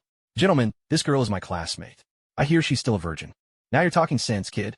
Let me tell you, the three of us run this neighborhood. If you go to the cops, you know what'll happen. Doug smacked Davis's bruised, bloodied face for emphasis. I get it, gentlemen, but after you're done, could you let me have a go too? Davis's eyes gleamed with malice. Tonight, he'd invited the girl out to see a ballet. Tickets he'd begged his father to pull strings for. If she hadn't loved ballet so much, she never would have agreed to meet him. He had even prepared some after dinner. Dessert, a bottle of knockout drops, planning to lure the girl to a nearby bar and make his move. Who could have predicted she'd refuse, saying it was too late? And her father would be worried? The two started arguing in the alley, their voices growing louder, which attracted the attention of the Brooklyn Three Tigers. Kid, you got promise. Considering your dad's the police chief, I'll do your late brother a favor and take you in as my apprentice. From now on, you'll be the fourth tiger of Brooklyn. Ground Tiger Michael clapped Davis on the shoulder. Brothers, this is my stash. $500, everything I've got, Davis said, pulling cash from his bag. But this woman, she's loaded. I heard her dad's the chief scientist at Stark Industries. The guy pulls in 20 or 30 grand a month. What? Stark Industries? Michael and his two companions gasped in unison. That night, Qingyang Yi had left a deep impression on them. Big brother Sky Tiger and fifth brother Black Fur Tiger had both died at the hands of that Tony Stark bastard. Even Tunnel Tiger Doug had been left crippled, still limping to this day. The feud between their crew and Tony Stark was as deep as the sea, an unending blood grudge. Are you telling the truth? Tunnel Tiger Doug's eyes he flashed with a cruel glint. It's true, big brother, Davis stammered, unable to meet his gaze. Men who live by the blade. Who among them hasn't taken lives? In that case, it's as if big brother and fifth brother are watching over us from above, letting us run into this bitch. Tonight, we can't let her walk out of here alive. Doug shot a look at the girl cowering in the corner, trembling with fear, and moved toward her step by step. Let me go. Let me go. The girl struggled desperately. But how could someone as delicate as her stand a chance against these burly gang leaders? Hey, second brother, this little chick's skin is smooth as silk. Doug couldn't help but reach his other hand toward the girl's face. The girl stared in terror at the looming hand, steeling herself to bite down with all her might the moment it touched her, determined to leave him maimed. Let go of the girl. A cold, commanding voice rang out from the night sky. Who's there? Who is it? Doug's wicked hand didn't pause, still reaching for the girl's flawless skin. Suddenly, a blood-curdling scream tore through the night, a shriek so chilling it seemed to drag them all back to that night of terror. Second brother, there's someone above you. River Tiger Bernie shouted as a shadow flashed by. Who's there? Who's there? Ground Tiger Michael quickly lifted his gaze, but saw nothing above. He's right behind you. Bernie pointed with a trembling finger. Michael turned to look, following Bernie's shaking hand. Out of the darkness, a familiar figure emerged, slow and menacing. It was him, the devil himself, Tony Stark, but on the other side. Daoji stopped his wailing as soon as he saw who had arrived. What's going on? Davis was utterly confused, unable to understand why the once swaggering, overbearing tough guys had suddenly lost all their bravado. Brothers, I mean, look at him. He's skinny as a rake, and he came alone. Do we really need to be afraid of him? Insolent, with a fierce slap, Michael the ground tiger sent Davis's teeth flying. Boss, why did you hit me? Davis clutched his cheek, his voice full of grievance. Why did I hit you? Damn it. I should do more than that. As he spoke, Michael kicked Davis squarely in the chest, knocking the poor privileged brat out cold in an instant. All right, enough with the theatrics. Don't waste your energy beating him up. Yi Qingyang waved his hand, signaling them to stop. TCH, that punk's always asking for a beating. I've had it with him for a long time. Ugh, what a piece of trash. With that, Michael spat a wad of phlegm right onto Davis's face, eager to distance himself from the trouble. You three really have no redeeming qualities, do you? And worst of all, you never seem to learn your lesson, Yi Qingyang said, walking over slowly. How long has it been since the last time? Is your leg healed already? Reaching Dao Ji's side, Yi Qingyang helped up the girl who had fallen to the ground in terror. Well, Dao Ji was right. Her skin was incredibly smooth and soft. Under the faint light, Yi Qingyang finally saw the girl's face clearly. Annie, he ventured, unsure. Sir, how do you know my name? The girl raised her head, her bright, sparkling eyes full of curiosity as she studied Yi Qingyang. Wait, it's you. Mr. Tony Big Deal, the girl exclaimed in surprise. Her father's boss, the man she heard about so often that her ears nearly grew calluses. Since coming to America, Annie had seen Yi Qingyang's face everywhere, from billboards to movies, so she immediately recognized his unmistakable features. Haha, yes, it's me, Yi Qingyang replied, feeling that the girl looked familiar, though he couldn't quite recall where they'd met before. My father is Ethan, the girl hurried to explain, seeing that Yi Qingyang didn't recognize her. He talks about you all the time, but I've never had the chance to meet you in person. You're Ethan's daughter, Annie. At last, Yi Qingyang realized why she looked familiar, and breathed a sigh of relief. What a coincidence, he thought. If Pepper hadn't interrupted his mission with the little maid for the good of humanity, he might still be hard at work in that fertile field right now. But tonight, who knew what kind of fate awaited little Annie? As the two caught up, the Brooklyn Tigers quietly edged their way toward the mouth of the alley. Not daring to make a sound, Yi Qingyang glanced out of the corner of his eye and spoke in a cold voice. Did I say you could leave? Sanhu and Davis immediately froze mid-step, their bodies stiffening as they turned around. Brother Dao, who already walked with a limp, dropped to his knees with a heavy thud. Mr. Tony, I have an 80-year-old mother at home, and a baby who's just started nursing. My whole family depends on me. After you. Broke my leg last time, I lost my livelihood. I've only just managed to get back on my feet, and now I run into you again. I admit my fate, but please use the weapon of law to judge me. Hand me over to the police, would you? Seeing their brother sobbing bitterly, Tiger Michael and River Turner Bernie were both moved to sorrow. The two of them also knelt down, knocking their heads to the ground again and again, until their foreheads were bloodied. Oof. Your crimes may not deserve death, but you've done more than enough evil. If I let you go, it would only bring more harm to innocent people. Yi Qingyang picked up his phone and called One-Eyed Dragon. I've got 3 armed robbers here. Could you come and handle it? Sanhu and the others exchanged confused glances at the mention of armed robbers. Where are the guns? But Nigo, not the brightest of the bunch, clearly didn't understand what was going on. Nick Fury, exhausted after a long day's work and just catching his breath on a bench, assumed Yi Qingyang must have something urgent. When he answered and heard the story, he nearly had a stroke from the frustration. Of course, with his dark skin, no one could see his face change color. Why don't you just call 911? But the people they try to rob are my good friend, Ethan's daughter. If I hadn't happened to be here, who knows what might have happened? And if anything really did, I wouldn't hesitate to turn New York's underworld upside down. Yi Qingyang felt the trembling grip of Annie on his arm, and a wave of bravado surged through him. Annie, hearing that her idol would overturn all of New York for her sake, felt a secret thrill of delight. All right, I'll send Clint Barton over. You'll be satisfied, I promise. One-Eyed Dragon rubbed his temples, feeling a headache coming on. That's more like it. By the way, how's that business with Thor I mentioned to you? Yi Qingyang was satisfied to learn that Hawkeye would come personally, knowing One-Eyed Dragon was giving him plenty of respect. Still keeping him under observation, but honestly, I haven't seen a trace of the God of Thunder in him. At best, he's just a particularly strong, ordinary guy. One-Eyed Dragon recalled Natasha's report. He hasn't become the God of Thunder because he hasn't met the person with 3 moles. Yi Qingyang replied with a chuckle. 3 moles? Nick Fury scratched his bald head. Don't try to fool me. I'm not that well-read. Don't worry. Thor coming to Earth is just a test. Arranged by Odin, a kind of gilding, if you will. In plain terms, it's like a temporary assignment to gain experience. You get what I mean, right? More or less, replied the one-eyed old hand, who was no stranger to the workings of officialdom and well understood what a temporary assignment entailed. So, what we need to do is simply accompany the prince on his studies. We have to let him taste the pain of losing his divine power, but at the same time, let him feel the warmth and care of Earth's big family. Leave him with a good impression, so that if Earth ever faces trouble, we'll have someone to call on for help. Yi Qingyang glanced at the three people still kowtowing on the ground as he spoke. As for the specifics, I'll leave them to you. You know what to do. Goodbye. With that, Yi Qingyang hung up the phone and turned to comfort the pretty young lady beside him. My dear niece, are you tired from studying? How are you getting along with your classmates? Have you gotten used to life in America? Annie's cheeks turned scarlet. This mischievous uncle, holding her hand and fussing over her in front of so many people.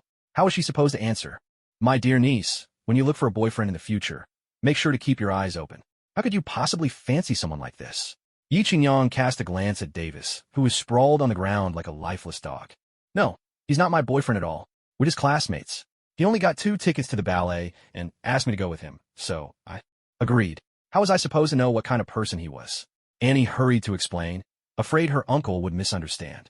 Truth be told, Davis was not bad-looking, came from a respectable family. Both his parents worked in government, and was quite the popular figure at school. For a boy like him to pursue a girl newly arrived from a remote war zone, success usually came as easily as turning a hand. Unfortunately for Davis, he happened to run into the Brooklyn Three Tigers. Suddenly, the rhythmic thumping of helicopter blades filled the air. Yi Qingyang looked up to see an agile figure sliding down from the chopper, landing with the grace of a hunting leopard. With a soft, firm thud, the newcomer jumped down the rope and strode straight up to Yi Qingyang. Hawkeye, Clint Barton. Mr. Tony, Director Fury sent me to pick up a few people. Barton said, his face all business, features set with unshakable resolve. It's those kneeling over there. I don't want to see them in New York again. If it had been a beautiful woman, Yi Qingyang wouldn't have minded a deeper conversation. But faced with Hawkeye, the straightest of straight men, he had no interest whatsoever. All right, Mr. Tony, I'll report back to Director Fury, Barton replied, signaling to his team. Pack it up. From Hawkeye's arrival to his departure, the whole affair took less than 10 minutes. Yi Qingyang's opinion of him could be summed up in one word, efficient. If only he could swap happy for him, what a difference that would make. Uncle, could you please not tell my dad about tonight? Annie spoke in a whisper, her fingers still gripping the corner of Yi Qingyang's jacket. The two of them walked along the Brooklyn streets. At night, it was only 9 o'clock, but there were hardly any pedestrians around. A sign, perhaps, that even in America, people aren't always as wild and free as their reputation suggests. They hailed a cab, squeezing together in the back seat. Annie, youthful and vibrant. Yi Qingyang, mature and composed. The driver, a black man, glanced at them in the mirror. Hey, are you two father and daughter? It's not really safe to be out this late in Brooklyn. Yi Qingyang's face darkened. What's with the way this guy looks at me? The night may have given you dark eyes to seek the light, not to see blindly. Do I really look that old? Father and daughter? Annie burst out laughing, patting Yi Qingyang's thigh in consolation. Sitting this close to Annie, he could feel the fresh energy of her youth. Her ponytail was tied high, revealing a smooth, full forehead and a graceful neck, the elegant line flowing down to her collarbones, 2 delicate hollows like ponds that could cradle tiny goldfish. Her eyes, deep and distinctively Western, held twin lakes of azure, boundless yet crystal clear. She was tall and slender, her long legs clad in tight jeans, barely fitting into the cramped back seat. Her top was cropped, just enough to cover her chest, exposing a smooth, soft, and flat stomach. Even seated, Yi Qingyang noted out of the corner of his eye, there wasn't a trace of extra flesh. He couldn't help but marvel at how dancers sculpt their bodies, every part toned to perfection. Suddenly, Yi Qingyang thought, looks like I found my midnight snack. Isn't Ethan worried about you being out so late? Yi Qingyang turned to gaze at Annie's profile, her features sculpted and exotic, the bridge of her nose high and proud. Not at all, Annie replied. Dad works late every day, so it's just my mom and my little brother at home. Sitting beside Yi Qingyang, Annie breathed in the faint scent of tobacco mixed with a pleasant touch of cologne from him, and felt an unexpected sense of comfort. The hero saving the damsel in distress. Some stories never go out of style. How's school going for you? Are you settling in well? Any trouble with bullying or anything like that? Yi Qingyang remembered seeing news stories about local kids picking on new arrivals, girls especially. Sometimes he wondered, life is hard enough. Why make things tougher for each other? Annie smiled brightly. It's fine. A little friction among classmates is normal, and college girls always have their cliques. As long as you don't stand out too much, nobody really bothers you. Besides, you're the one who got me into the school, uncle. My classmates are. More envious than anything else. No one would dare mess with me. As she spoke, Annie's lips parted and closed, their fullness glistening like jelly, making Yi Qingyang's thoughts drift. He couldn't help but wonder if they would taste like Su Fuji or Zizalong fruit snacks. What is it? Is there something on my face? Annie caught Yi Qingyang's unwavering stare and assumed she must have gotten some sort of nasty stain on her face after being shoved by that black uncle earlier. I was just pondering a question. Are all girls who practice dance this beautiful? After spending half a day in the company of this young girl, Yi Qingyang felt his mood lighten. No wonder those perverts are obsessed with little Lolas, he mused. There's definitely something to it. Uncle, you're so good with words. You must have fooled plenty of girls, haven't you? Annie blinked her big, curious eyes at Yi Qingyang. After all, the whole of America was reporting stories about this notorious playboy. Back before Yi Qingyang crossed over, Tony Stark was said to change girlfriends more often than he changed clothes. Even those twins didn't last more than a week with him. Yi Qingyang gave a wry smile and shrugged. Oh, it's not trickery. It's just that my charm is overwhelming. When girls see me, they practically throw themselves at me. If I didn't sacrifice myself for them, I'd be breaking the hearts of an entire generation of American girls. Annie burst out laughing, rocking back and forth, defeated by Yi Qingyang's shamelessness. Little did she know, he was telling the truth. Everyone cursed the principal, yet everyone wanted to become one. In the end, the dragon-slaying hero always becomes the dragon. The trip from Brooklyn to Annie's house wasn't far, as Yi Qingyang's suburban villa wasn't too far out. The security system was top-notch. That'll be $35, sir, said the black driver. Yi Qingyang pulled out a crisp $100 bill and handed it over, then stood quietly by the car. The driver hesitated, expecting a man of Yi Qingyang's obvious wealth to say, "Keep the change, that's your tip." Instead, Yi Qingyang simply watched him, expressionless. "What are you waiting for? Hurry up and give me my change." Under the driver's resentful gaze, Yi Qingyang finally accepted $65 in change, a few coins clinking among the bills. "Damn, you made a comment about my age earlier. Don't think I've forgotten. I could be magnanimous, but only with the right people. As for you, sorry, no such luck." "Thank you, Mr. Stark," Annie said earnestly at the villa's doorstep. "If you hadn't shown up in time, tonight would have ended very badly for me." "It was my pleasure," Yi Qingyang replied, lifting Annie's hand and kissing it. "But let me give you one piece of advice. Don't go to such secluded places at night again. Not every time will there be a knight coming to your rescue." "Understand. Thank you, uncle." Annie rose on tiptoe, her moist lips pressing a gentle kiss to Yi Qingyang's cheek. "Good night. Good night." Yi Qingyang watched as Annie made her way home, choosing not to go inside and disturb Ethan's wife. In the dead of night, propriety must be observed between a man and a woman alone. Yi Qingyang set down his suitcase. In an instant, the Mark III mech suit assembled itself around him, jets of flame blazing as he soared into the night sky. Meanwhile, Annie stood by her bedroom window, gazing out as Yi Qingyang departed. But Yi Qingyang did not return home, for his house no longer held the warmth it once did. "Paul, help me look up information on Pantheon antigen." "Sir, I found a location for you. Full speed ahead." 10 minutes later, Yi Qingyang arrived at the site where Meow Meow Hammer had fallen. "Sir, there are energy fluctuations here. Danger level 1, Paul's mechanical voice reported. After nearly half an hour of searching, Yi Qingyang finally stood beside the Meow Meow Hammer. "They say only those deemed worthy by Thor's hammer can lift it. I wonder if I can." He glanced at the silver hammer, wrapped his hand around the handle, and pulled. A chill like gripping a block of ice shot through his hand. He immediately understood he was not chosen. Is it really true that all we can do is wait for war, and not hope to end it before it begins? Yi Qingyang recalled a line from the original story, spoken by Odin. "A wise king never seeks out war, but a true warrior must learn to wait." "Fury, I think I found something here that might interest you. Can you stop calling me twice in one night? I need sleep too." Nick Fury's voice was gruff with irritation. He'd just been dreaming of a tender moment with Captain Marvel, only to be jolted awake by another call. It nearly gave him a heart attack. What if it's Thor's hammer? Yi Qingyang held his phone at arm's length, wary of Fury's famous temper. Where are you?" An hour later, as Yi Qingyang lounged on the grass, flirting with Annie, the roar of engines filled the air. A convoy of Cadillacs swept impressively onto the scene. "Hi, I'm Agent Hill." A striking woman with cropped hair and refined features approached. "Hi, I'm..." Yi Qingyang's eyes lit up. He reached out, warmly grasping Hill's extended hand. "Mr. Great Hero of the People," Hill said with a gentle smile. "Director Fury didn't come himself? The director has other matters to attend to. I'm in charge here for now." Hill's lake blue eyes flickered to the meow hammer behind Yi Qingyang. So this is the Thor's hammer you mentioned? Oh, right. You didn't really think I was joking, did you? Yi Qingyang glanced at the striking beauty walking past him, his eyes roaming up and down, clad in a black, form-fitting uniform. Her tall, slender figure was accentuated to perfection. Coupled with her fair, graceful neck, she looked every bit like an elegant and noble swan, a flawless goddess with an air of restraint. What's so remarkable about it? Can summon lightning? Or, Hill didn't touch the meow hammer. Instead, she turned her gaze to Yi Qingyang, hoping for a reasonable explanation.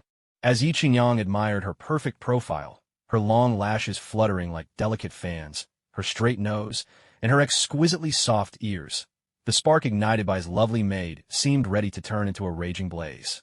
You can try it first, see if you can lift it. Taking the opportunity, Yi Qingyang guided Hill's hands, pressing them firmly onto the handle of Thor's hammer. Hill felt a pair of strong hands envelop hers, while behind her, Yi Qingyang stood tall and commanding, his presence both powerful and protective. Embarrassed to refuse, she drew a deep breath and tightened her grip on the hammer's handle. A low, suppressed sound escaped her lips as she clenched her teeth and summoned all her strength. Years of training had left not a trace of excess on her body, a fact Yi Qingyang couldn't help but notice. In that instant, her body, brimming with latent power, unleashed an impressive burst of energy. Even Yi Qingyang, with his enhanced physique, could scarcely hold his ground. Panting, Hill finally let go and wiped the sweat from her brow with the back of her hand. It really is extraordinary. Yi Qingyang looked at her beautiful face with a sigh, thinking, as amazing as it is, it's nothing compared to you. If I could, I'd trade 10 of Thor's hammers for just one night with you. For most Marvel fans who aren't into the comics, their first encounter with Thor and his hammer was probably through the film Thor. In reality, however, the hammer wasn't always Thor's exclusive weapon. Thousands of years ago, the previous owner of the hammer was Odin's daughter, the goddess of death, Hela, who was also Thor's elder sister. The hammer was specially forged by the Dwarf King for Hela's use, made entirely from the mystical metal Uru. The hammerhead was crafted from the core of a dying star. At the end of the handle, a unique circular strap was added. The hammer possesses exceptional magical affinity, and due to its core, its weight distribution is finely balanced, making its strikes incredibly powerful. Actually, if you hadn't come, this hammer wouldn't have gone missing anyway, because only the true Thor and, suddenly, Yi Qingyang remembered. Besides Thor, Captain America could wield the hammer too. Not only could he handle it, he even had his own signature moves. You were about to say, Thor, and who else? Hill caught the unfinished thought in his words and pressed him for an answer. It's fine. At this stage, only Thor could do it, but I guess Thor is probably being pummeled by some rural hospital doctor right about now.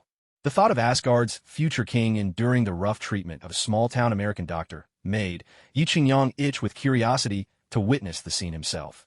That so-called Thor you mentioned is already under our surveillance. Nothing unusual so far. Don't worry. When he finally makes his debut, I promise he'll blow your mind. Yi Qingyang chuckled. Care to join me for a drink? Or take in a New York nightscape? Seeing Hill's serious expression, Yi Qingyang couldn't resist teasing the ice-cold beauty.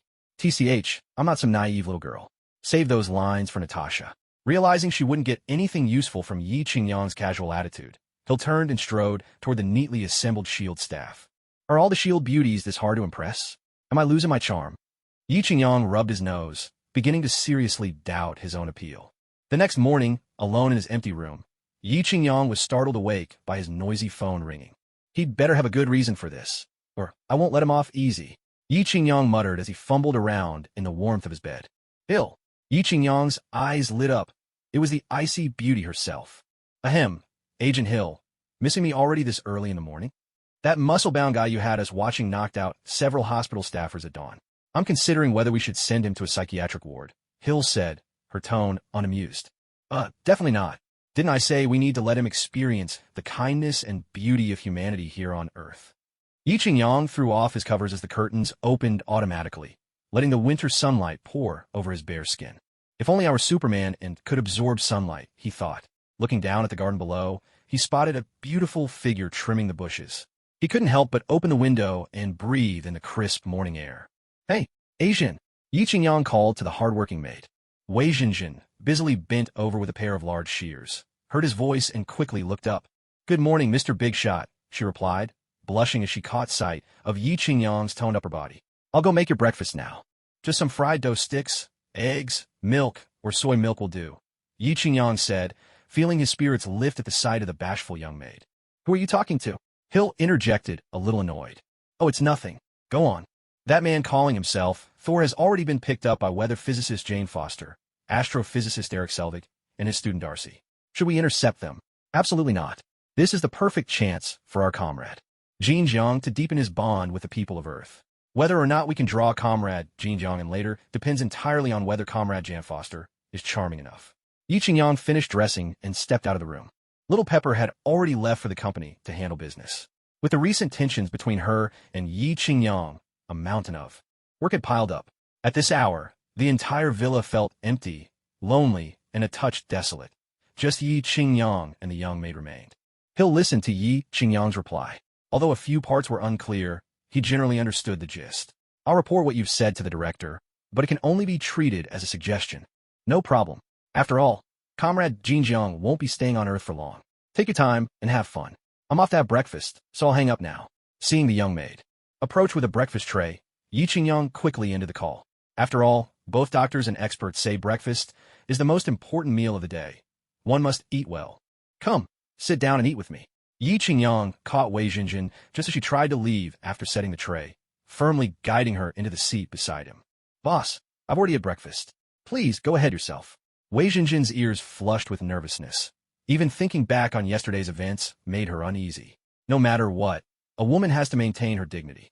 Ah, Zhen, I remember there's an old saying in the Han Empire. Food tastes better when shared. As my personal maid, isn't it your duty to see that your master eats well? Wei Jinjin lowered her head, not daring to meet Yi Qingyang's gaze. His eyes burned with a fierce intensity even this early in the morning. All right then, boss. How would you like to eat your breakfast? Last night, I fought with a thug and hurt my wrist. I can't use chopsticks, so I'm basically helpless. Someone will have to feed me. Yi Qingyang rested his hand on Wei Jinjin's thigh. Today, the maid wore a short-skirted uniform with black velvet leggings underneath, accentuating her soft curves in all the right places. A perfect balance. When she heard Yi Qingyang was hurt, a jolt of worry shot through her, and she quickly tried to check his injury. It's nothing, just some internal bruises. A few days of rest, and I'll be fine. Seeing Wei Jinjin's anxious expression, Yi Qingyang opened his mouth wide. Ah! The maid, ever attentive, picked up the porcelain bowl of soy milk and fed him spoonful by spoonful. Suddenly, her hand trembled, and a small spoonful of soy milk spilled onto her velvet-clad thigh. Yi Qingyang's lips curled into a sly smile as he stood up, unfazed, and used a napkin to help her wipe it clean. He grumbled, next time, wear thinner leggings. These are too thick, makes them hard to tear. Come on, open your mouth and have a yo-chow. With his right hand, Yi Qingyang picked up a stick of fried dough and held it to the young maid's lips. Wei Jinjin's cheeks flushed bright red. She parted her lips shyly and took the yo-chow between her teeth, biting down gently. After chewing for a moment, she swallowed with an audible gulp. A simple breakfast stretched on for a whole hour. Not until the young maid, her clothes in disarray, began to clear the dishes did Yi Qingyang finally feel refreshed. He drove off in a BMW M6, heading straight for the shield base. I heard you had a lively conversation with Agent Hill last night. Nick Fury, the man known as the One-Eyed Dragon, eyed Yi Qingyang, who looked positively radiant. Oh, come on. You still don't know how popular I am with the ladies? Admit it, you're jealous. Plain and simple. Yi Qingyang plopped himself down right on Nick Fury's desk. All right, out with it. What did you call me for? We found a German World War II plane up in Iceland, north of New York. According to our team, the plane's been frozen in the ice for nearly 70 years. Nick Fury fixed his gaze on Yi Qingyang, his tone serious. I don't know how you always seem to know things before they happen, and you never seem surprised by these strange incidents. Still, I have to ask you one thing. Yi Qingyang nodded. Go ahead, ask whatever you want. Are you really from the future? Did you travel back in time? Nick Fury couldn't help but chuckle as he said it. Have you ever seen Back to the Future? Yi Qingyang dodged the question. Of course. That movie was my childhood favorite. Then you should know about the time paradox, right? Yi Qingyang remained calm. You mean how people can't actually change the past, or the future either? Even if you know what's going to happen, no matter what you do, you can't change the outcome, Nick Fury said, stroking his chin. Bingo. Everything I know is about things that are about to happen. Sure, I might tweak a detail here or there, but when it comes to major events, I'm powerless. In fact, I've sensed that if I were to actually do something that changed the outcome, all of us, the unpredictable variables, will be wiped out by time itself. For once, Yi Qingyang's tone turned grave. So, do you want to know what's going to happen in the future? He asked. No, better not.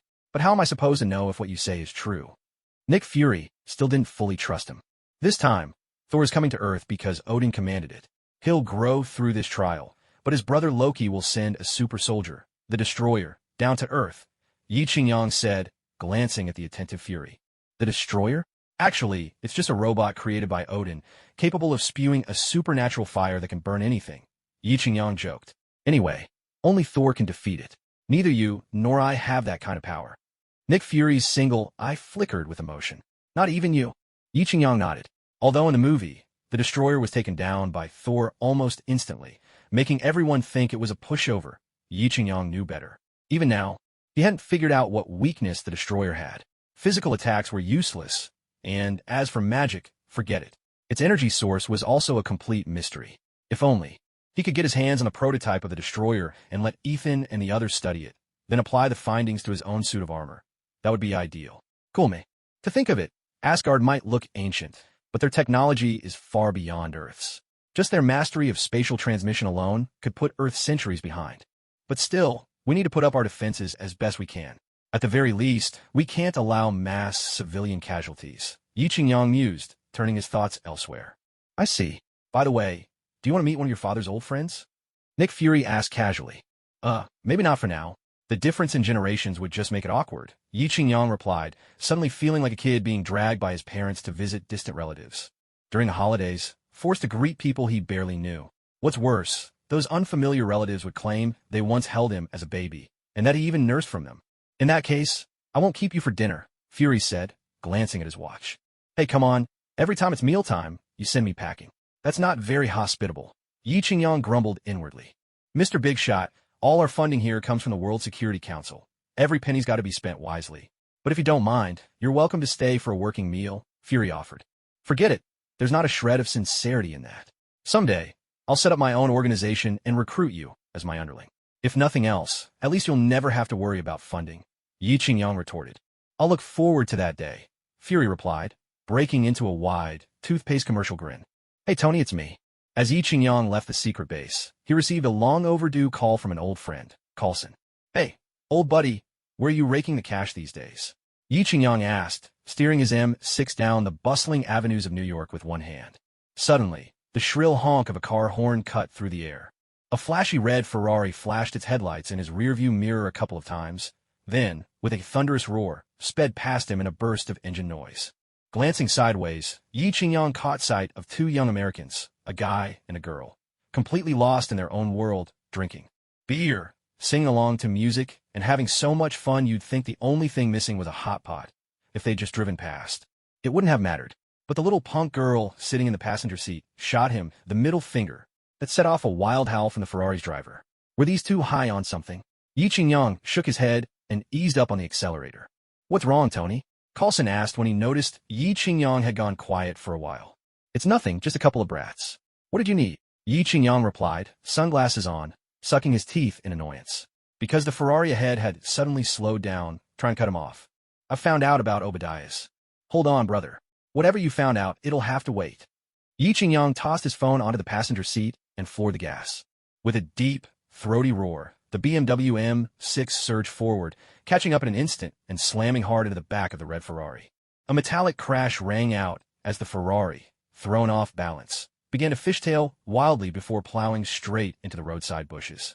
Yi Qingyang calmly pulled over and stepped out, buttoning his suit jacket as he walked toward them. The young man and woman in the Ferrari, cushioned by their luxury car's airbags, hadn't suffered a scratch. Damn you, the young man cursed furiously as he dragged a metal baseball bat from the car. You dare hit my car? I'll kill you. The blonde youth swung the bat straight at Yi Qingyang's head, but Yi Qingyang caught it midair and with a swift kick to the gut, sent him flying. The blonde felt as if he'd been hit by a speeding motorcycle. He was launched 4 or 5 meters, landing with a thud and curling up on the ground like a boiled shrimp, unable to even cry out. Watson, Watson, the punk girl, her head still spinning from the crash, saw her companion lying near the car and rushed over to check on him. Which hand did you use for that finger just now? Yi Qingyang strode up, towering over the blonde who was foaming at the mouth. You devil! You monster! The punk girl screamed up at Yi Qingyang, clearly someone who'd never been taught a lesson by the world. Or maybe she was high, Yi Qingyang could just make out the rows of needle marks running up her arm. I'm a good citizen of New York. No drugs for me. Thank you very much, Yi Qingyang said, dodging her claw-like hand and planting a firm foot on her back to pin her down. Hello, 911. I think someone's driving under the influence here. The location. Do you know who I am? The blonde, seeing Yi Qingyang calling the cops, actually seemed to regain some composure. My big brother is the most powerful crime boss around here, Tony. Oh, what a coincidence. My name is Tony too. But tell me, is your brother a barber or does he just wash hair? Yi Qingyang hung up the phone and slid off his sunglasses, his expression turning cold. What? You're Tony Big Shot? The blonde youth looked at him as if he were seeing an alien. This is bad. No matter how tough my brother is, there's no way he'd go to war with Tony Big Shot for my sake. That's the man who doesn't even show respect to the Department of Defense. Mr. Big Shot, I truly didn't recognize you. Please, just let me go like a bad smell in the wind. As soon as the blonde realized Yi Qingyang's true identity, his attitude did a complete 180. Watson, why are you wasting your breath? Call Big Bro and get the crew over here. Let's take this guy down. The feisty girl, still pinned under Yi Qingyang's foot, had her face smeared with mud and sand, even tasting something unspeakable from the ground. Raised in comfort, she had never suffered such humiliation. Whoever this Tony Big Shot was, even if he were the ultimate boss of America, if she had a chance, she'd still stab him twice for good measure. Well, look at that. Your girlfriend has more guts than you do. Yi Qingyang kicked the girl aside and wiped the mud from his shoe on her stocking leg. Screw it.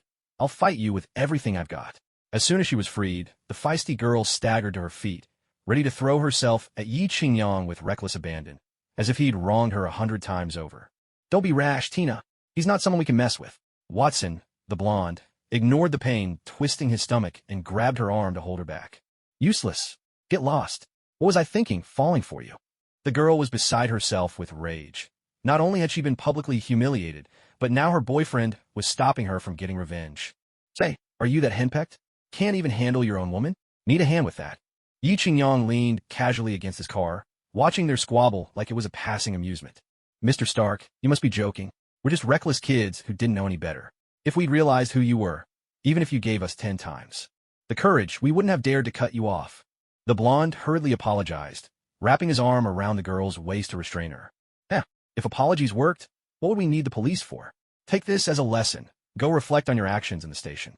If anything like this happens again, I'll make sure you're run out of New York State. Yi Qingyang saw the police cars.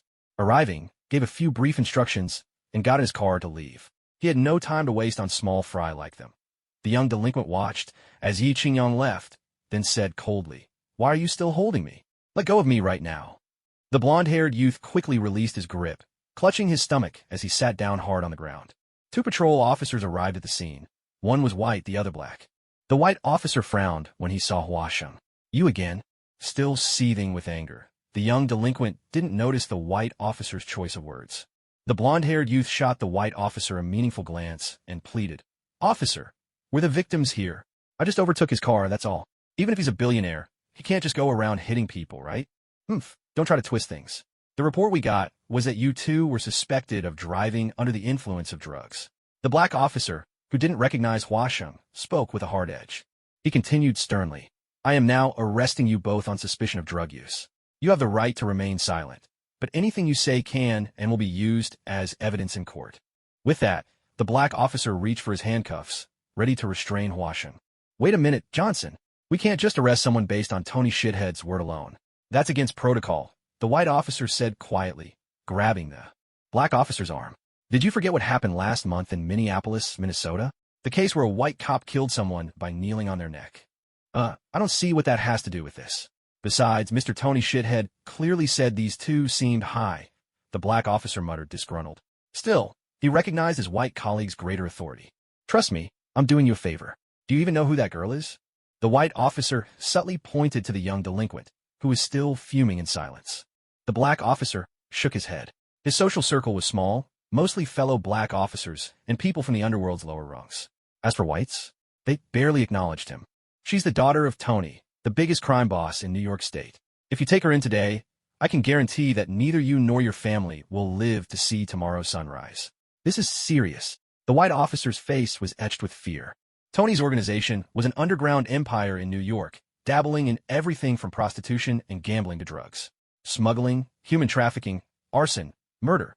Those were just Business as usual. In New York, you could offend a mayor or curse out a congressman, but you never cross Tony. Otherwise, you'd experience a kind of suffering beyond imagination. What? She's his daughter? The black officer's back went cold, and he realized his shirt was soaked with sweat. Gratefully, he looked at his white colleague. Thank you for the warning. If you hadn't told me, I'd be in real trouble. Of course, we're all colleagues here. If I don't help you, who will? The white police officer replied with a hearty laugh. His name was Fox, and with only 3 years left until retirement, he wanted nothing more than a quiet life, far away from trouble, especially the kind that involved big-time mobsters like Tony. So, what should we do with the kid and that woman? If we just let them go, I doubt Tony Big Shot will let this slide, the black officer said. Just take them back to the station for a routine statement. Say it was a car accident. No one's going to look into it. Who knows? Maybe we can even do someone a favor and make a little something on the side. Fox chuckled slyly. All right, old man, I'll follow your lead. However you want to handle it. That's how we'll do it. Dad, Watson and I were bullied on the road. Hurry, call some people to come and get revenge for me. The rebellious young woman, seething with resentment, slapped away the blonde boy's hand from her arm. Useless. Can't even protect your own girlfriend. Tina, maybe we shouldn't escalate this. The guy we just ran into is Tony Big Shot. If we go up against him, it's like throwing an egg at a rock, Watson muttered, not daring to say anything more after her slap. There's no way I'm letting this go. No one has ever hit me before. No matter who he is, he'll pay for this. Tina's eyes reddened with anger as she glared in the direction Yi Qingyang had gone. Miss, your father sent us to pick you up. A bald man in dark sunglasses and a black suit approached. Within 10 minutes, more than a dozen black Cadillacs had surrounded the area. 2 lawyers arriving with them found a couple of young men to take the fall and followed Fox and the others back to the station to give their statements. Uncle Chong, didn't my dad tell you to come get revenge for me? Tina stood there, cheeks puffed in anger, refusing to leave. Miss, the boss said to bring you home first. We'll plan our next move carefully. This matter won't be settled so easily, the bodyguard replied, standing respectfully but with a quiet authority. Maybe it was Uncle Chong's imposing presence, but Tina just pouted and unwillingly climbed into his car. Kid, want to come with us? Uncle Chong asked Watson, glancing at the boy clutching his stomach, looking rather pitiful. No, Uncle Chong. Tina's car got wrecked. I want to get it to the repair shop. You all go ahead without me. I'll catch up later. Watson, the blond youth, forced a grin and waved his hand. All right, be careful, Uncle Chong said simply. Then, the fleet of black Cadillacs turned around and sped off. Hello, Musk. I've finished the job. I've successfully stirred up trouble between Big Shot and Tony. Does this mean my mission is over? When Watson saw the bald man and his crew leave, he pulled out a spare phone from his pocket. It turned out to be an old Nokia 1110 with physical buttons. It's not time yet. Tina's side might still be intimidated by Tony Big Crap's power and hesitate to make a move. I need to throw more fuel on the fire. Meanwhile, at the New York Police Department, Chief Musk sat in his office, holding an identical old Nokia 1110 in his hand. Come on, do you have any idea how dangerous my life is every day? Tina is a real psycho. She's into all sorts of crazy stuff, from Japanese to Western, and just yesterday, she tried to drag me into smoking meth with her. I really can't take it anymore. Watson ran his hand anxiously through his blonde hair as he paced back and forth beside his battered Ferrari. At the start, you said all I had to do was get close to Tina and gather some intel on their drug deals. I did that. Then you wanted me to find out their smuggling routes. I did that too.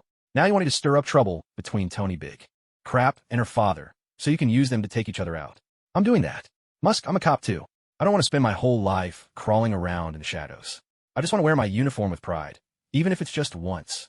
I promise you, finish this job and you'll be made official. You won't have to keep living in fear, Musk said, swiveling his chair and exhaling a long, curling plume of smoke. All right, I'll trust you one more time. Tell me, how do I fan the flames? The blonde cop slumped back into the Ferrari, utterly spent from his earlier performance and the beating he'd just taken. Musk hung up the phone and placed it into a safe in his office. The safe door swung open, revealing 5 different phones inside, each carefully labeled. He sighed, then closed the heavy door with a dull thud. After this little episode, Yi Qingyang still gripped the steering wheel with one hand and returned the call from Carlson, who had just tried to reach him. What were you saying earlier? Something came up on my end, and I didn't catch it. At that moment, Carlson was in Jalapa Enriquez, the capital of Veracruz state in Mexico. Veracruz is in eastern Mexico, bordering the Gulf, with an area of 72,800 square kilometers and a population exceeding 10 million. It's one of the world's most renowned ports and commercial centers. Most of Mexico's drugs flow through here on their way to North and South America, and even across the Atlantic to Europe. I've spotted signs of Obadiah's activity here in Zalapa Enriquez. He's teamed up with the local drug lords and, using the technology he stole from Stark Industries, has manufactured a batch of weapons. Dangerous ones, Coulson whispered urgently. Halopanlix is riddled with all kinds of criminal organizations, and 9 times out of 10, they're wrapped up in the drug trade. That's why Coulson can't afford to let his guard down. Around here, even if someone dies, it barely stirs up a ripple. What do you mean, taken away? Damn it, everything he took was stolen. The technology he seized, every bit of it belonged to my father. Right now, Yi Qingyang was relishing his role as the dutiful son, channeling his late father's indignation at every turn. All right, so what's your plan? Coulson tugged at his tie, struggling with the oppressive heat. Veracruz has a tropical savanna climate, with an average temperature of about 25 degrees Celsius. How about I just suit up in the iron hellfire armor and take that traitor out myself? That'd save you a lot of trouble. Yi Qingyang scratched his head. Truth be told, he was never one for schemes and strategies. Maybe it was the influence of that Hulk blood running through his veins. In his past life, he'd at least managed to get into a decent university, so it's not like he lacked brains. Absolutely not. You represent the United States government. If you fly powered armor over another country's airspace, it's an act of aggression. They'd have every right to attack you. The moment Coulson heard Yi Qingyang talking about flying in the iron armor, cold sweat broke out on his forehead. If it came to that, they might as well send in the Marines with tanks. Then what do you suggest? We can't just let Obadiah run free, can we? The weapons and technology in his hands are a huge threat, not just to Stark Industries and the U.S. government, but to the safety of people all over the world. Yi Qingyang parked his car downstairs from Xiao Rongyu's building, though he hadn't told her he was coming. Today was her birthday, and he wanted to give her a surprise. I'm following up on Obadiah and tracking the drug trafficking routes inside the U.S. government. Wait for my call. Coulson cracked his window open just a bit, keeping an eye on a white Camry parked below. All right, let me know as soon as you hear anything. And be careful. Yi Qingyang couldn't help but sigh. These agents really had it tough, always undercover, infiltrating enemy ranks. The pressure and danger they faced were immense. One careless move and they'd be caught, and their enemies dealt with them in the cruelest ways. Someday, when he had his own organization, he'd make sure everyone got a set of nano iron hellfire armor. If they couldn't win, at least they could make a getaway. Thank you, Coulson said, feeling a warm glow in his heart as he ended the call. Mr. Obadiah, the weapons you provided are seriously powerful. Last time the Veracruz City Police tried to raid my drug lab, I turned the tables on them, shut the doors, and gave them a real beating. They didn't know what hit them. Sam lifted his glass, swirling the vivid, blood-red wine inside before downing it in one go. Of course. Mr. Obadiah is Tony Stark's uncle, his elder, someone who could be compared with Howard Stark himself. What's a few weapons in the grand scheme of things? With the right research facilities, even Tony Stark's Iron Man suit wouldn't be out of reach. Norman Osborn exclaimed in his sharp, high-pitched voice. Norman, don't say that. It's all just empty reputation, mere fame, nothing more. Obadiah was in high spirits. Back in the United States, after his scheme for power was exposed, he'd been hunted like a dog by S.H.I.E.L.D. agents and Tony Stark. He had thought his life was over. Who would have thought that after escaping to Mexico, he'd find himself thriving, like a dragon plunging into the vast sea, completely in his element. Here, there was no government, only capital, money, and power. As long as your fist is strong enough, even the Mexican government has to bow to you. Government officials and police alike become nothing more than your guard dogs. This is what it means to live. Obadiah lounged back in the arms of a flamboyant Mexican beauty, savoring the peeled, crystal grapes she offered him one by one. He finished the grapes and greedily drew her fingers into his mouth, sucking them with relish. The beautiful woman didn't dare resist, letting Obadiah have his way. Now that we've got weapons, we can open up the drug trade route between Mexico and the United States. Soon, our syndicate will monopolize all the product in America. When that happens, Stark Industries and all that nonsense will be history. Sam slapped the thigh of the woman beside him, a blow so heavy it nearly shattered her bone. The woman cried out in pain, a muffled whimper escaping her lips. Sam's face twisted in anger, and he hurled his glass to the floor with a crash. Damn it, you ungrateful wretch. I'm giving you face by touching you, and you still complain? Tiger, drag her out and give her to the boys downstairs. No good thing should go to waste. Everyone line up. Yes, Brother Sam. A hulking black man, nearly 2 meters tall with a body packed with muscle, strode over. He grabbed the woman by her thigh, ignoring her desperate pleas, and dragged her away. Hey, that tiger really doesn't know how to treasure a beauty. I said drag her out, and he just did it. No questions asked, Sam remarked with a wave of his hand. One of his lackeys immediately stepped forward and handed him a cigar. That just shows how well you've trained your men. Loyal and obedient. Every one of them, someone chimed in. Exactly, exactly. For the glory of our cause, let's drink to that. Obadiah pushed aside the woman's arm, stood up, and raised his glass from the table. To our success, Norman Osborn echoed, lifting his own glass. Ha ha. The three clinked their glasses together with a satisfying thud, the crimson wine clinging to the sides before slowly trickling down. Xiao Yu. Yi Qingyang opened the door and stepped inside. Long ago, Xiao Rongyu had given Yi Qingyang a spare key, so he could come and go as he pleased. The room was empty. Xiao Rongyu wasn't home. That's odd. It's already past quitting time. Where could that girl have run off to? Don't tell me she's sneaking around behind my back. Yi Qingyang let his thoughts run wild as he typed out a message. A notification chimed almost instantly. Xiao Rongyu had replied. Sprawled on the sofa, Yi Qingyang picked up his phone to read. I'm with Sister Pabua. There's so much work piled up these days, and she wants me to stay late and help her catch up. Yi Qingyang smacked his forehead, exasperated. Aren't Americans supposed to clock in and out on time? How come all the ones I meet are exceptions?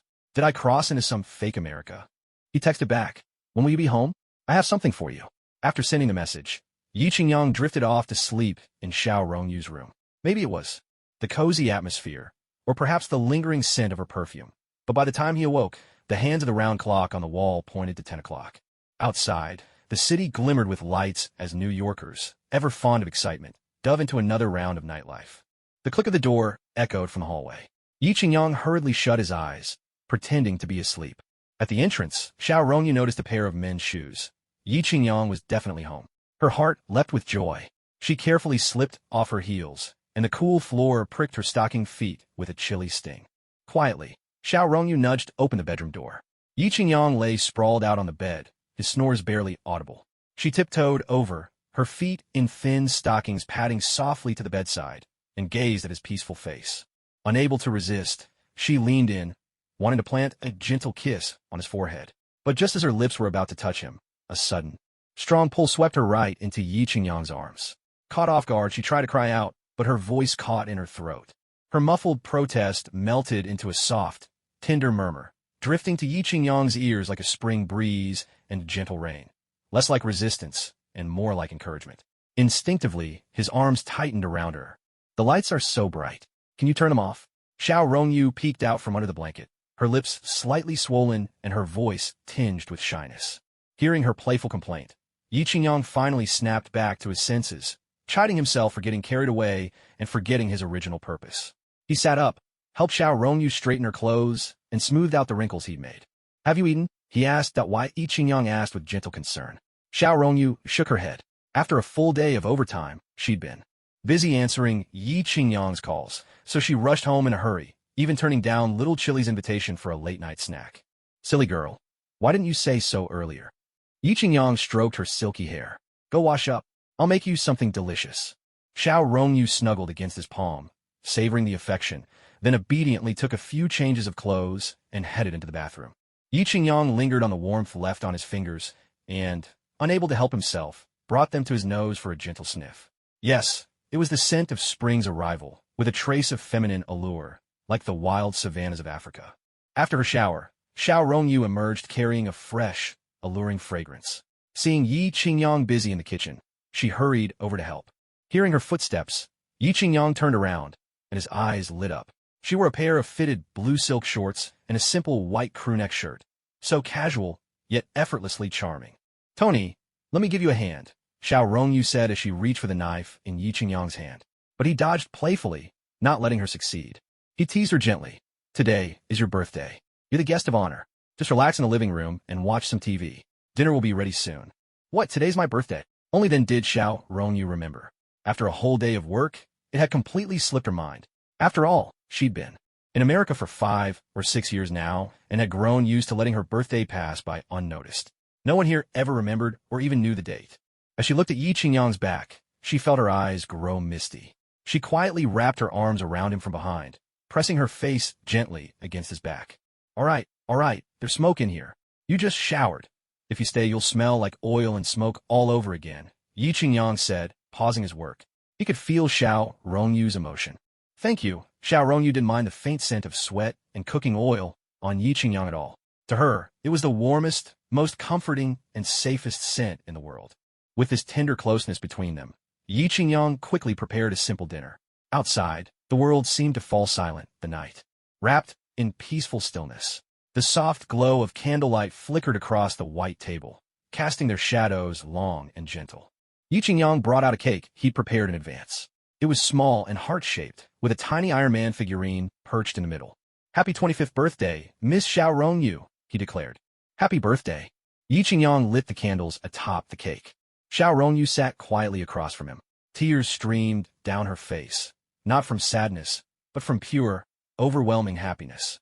She had never felt so truly, deeply happy that I wonder how Xiaoranju has spent her birthdays these past few years, all alone in a foreign country. Birthdays always make one miss home even more. She must have felt rather miserable. Yi Qingyang sighed quietly. If a person never leaves their hometown to venture out into the world, they'll never truly appreciate the warmth of home, nor understand the ache of missing loved ones from afar. "Thank you." That was the phrase Xiaoranju had uttered the most today. Come on now. The most important thing in life is to be happy. I put a lot of effort into preparing this cake. I even had to sign my name several times just to buy it. Yi Qingyang teased her on purpose. A soft giggle escaped Xiaoranju, though tears still sparkled in her eyes, making her look all the more lovely. "Well then, from now on, you won't need to bring money when you shop. Just offer a photo or an autograph, and you'll be all set," Yi Qingyang said with a sudden realization. "You know, Xiaoyu, you might be onto something, but I'll have to raise my appearance fee. Who knows, maybe I'll even make it to Hollywood someday. All right, Xiaoyu, hurry and blow out the candles and make your wish." With a gentle breath, Xiaoranju extinguished the candles on the cake. She pressed her palms together, closed her eyes, and made a wish. "What did you wish for?" Yi Qingyang asked, curiosity getting the better of him. I'm not telling you. If I do, it won't come true," Xiaoranju replied, wrinkling her adorable little nose. "Oh, keeping secrets from me, are you? Watch out, or I'll use my magical grape-picking technique on you." "Stop it.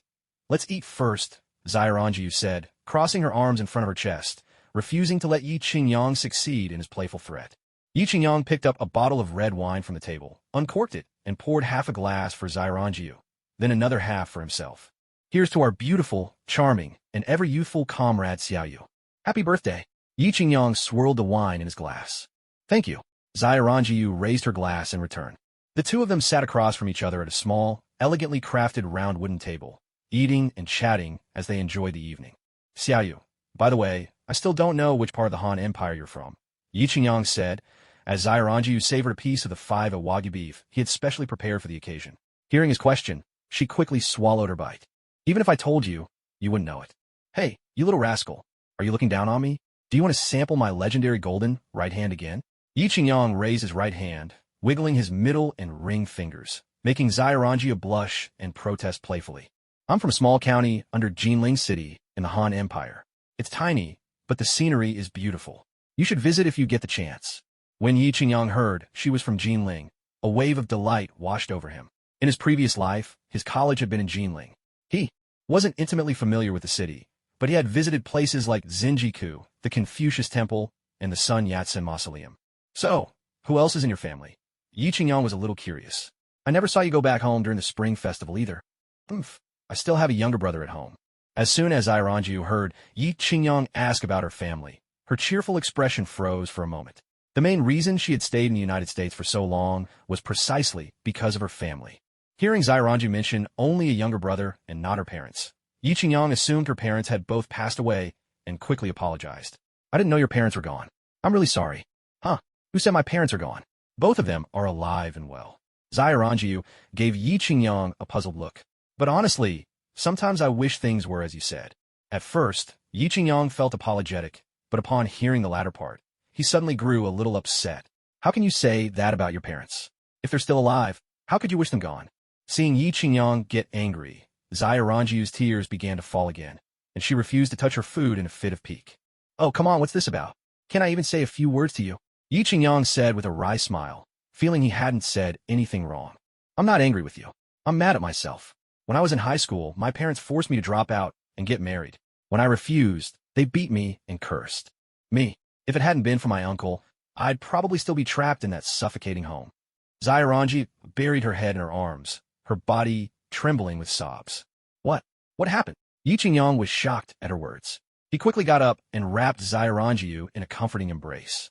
Xiaoranju grew up in a small county below Jinling City, nestled at the edge of the mountains. Though the region was considered prosperous, even the wealthiest places have their poor. Her family was one of those struggling households. Her mother was the epitome of a rural woman, uneducated, favoring sons over daughters. Having grown up herself with 3 brothers and little affection, she was determined to have a son of her own. But fate didn't cooperate. Her first child was Xiaoranju, and in the years that followed, every pregnancy yielded a girl, all of whom her mother aborted. To have a son is to secure your old age, her mother believed. Sons could be relied upon, while daughters, like water thrown out the door, would eventually marry off and belong to someone else's family. It wasn't until Xiaofiu, her brother, was born that the cycle of abortions finally ended. By rough count, her mother had gone through 8 terminations, like the legendary 8 immortals crossing the sea. Only her mother's strong constitution kept her alive. In anyone else's case, it might have been fatal. So when Xiaofiu came into the world, he was the apple of everyone's eye, spoiled and indulged in every way. Whatever he wanted, he got. If Xiaoranju ever dared to protest, she would be met with a sharp slap across the face. If her family had been well off, perhaps things wouldn't have been so bad. But Xiaoranju's mother suffered years of pregnancies and miscarriages, leaving her too frail for hard labor. The family's only source of income was her father, Xiao Jibua. Yet Xiao Jibua had a hobby. He loved to gamble. He often declared that a little gambling adds spice to life. But as the saying goes, 9 out of 10 gamblers lose. So, while neighbors around them moved into proper brick and concrete houses, Xiaoranju's family still lived in a humble mud hut. Whenever the wind howled and rain lashed down, it would pour outside, but inside, a steady drizzle seeped through the roof. One of Xiaoranju's most vivid childhood memories was staying up all night with her parents, using wash basins to bail water from their leaking home.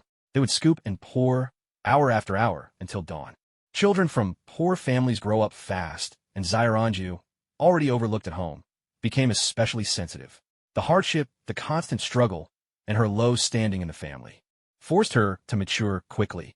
From a young age, she helped her mother sell small goods at the market, and this early exposure to life's difficulties made her wiser beyond her years. Every day after school, Xiaoranju would join her mother at the market stall, staying until late at night. In the darkness, her back aching and her body exhausted, Xiaoranju would grit her teeth and silently promise herself she would study hard, get into college, and change this bleak, hopeless fate. Perhaps it was diligence, perhaps precocious maturity, but more than anything, it was talent. Xiaoranju had always been top of her class. She never came in second. This streak continued all the way through high school. When she was 16, her parents brought a man home without her knowledge. They told her that he was willing to pay 100,000 yuan as a dowry to marry her. That was the moment Xiaoranju's heart truly broke. She never imagined her own parents would sell her for a mere sum of money. The man was nearly 30, once the village bachelor who'd made a small fortune trading clothes all over the country. By then, Xiaoranju had grown into a striking young woman. She could have been the campus beauty in any online novel.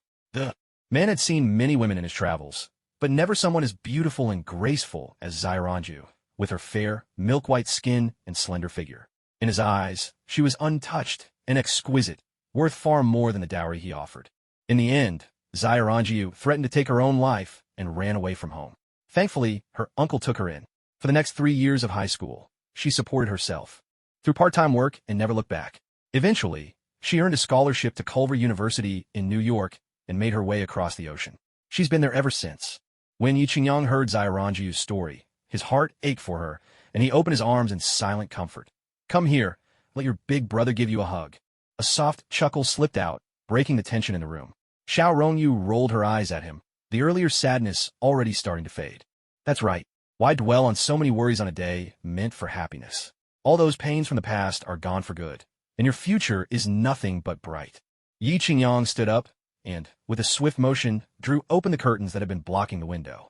The dazzling nightscape of New York spread out before them. Xiaoranju rose too and walked to his side. "I never imagined I could stand so high up or admire the most vibrant city lights in the world with someone I love. With such a breathtaking view, at such a perfect moment, shouldn't we do something to match the mood?" Yi Qingyang turned, gazing at Xiaoranju's lovely face as he spoke. Xiaoranju squirmed slightly, pouting and casting him a playful glance. Perhaps it was the wine, but a rosy flush colored her fair cheeks, her expression both shy and sweet. charming whether she was teasing or smiling. Yi Qingyang could feel his blood racing, his heart rate climbing from 80 to 120. If he'd been wearing a fitness tracker, it would have sounded the alarm. He was on the verge of transforming. He stared deeply into Xiao Rongyu's dreamy eyes. "Miss, may I have this dance?" Xiao Rongyu smiled, open and carefree, lifting her right hand. "Of course. Just don't blame me if I step on your toes. I'm not much of a dancer." "That's all right. We could just take off our shoes. That way it won't hurt."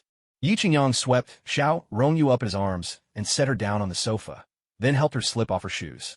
"That tickles." Xiao Rongyu couldn't help biting her lip as his fingers brushed lightly across her sole, sending a shiver up her spine. "My lady, may I?"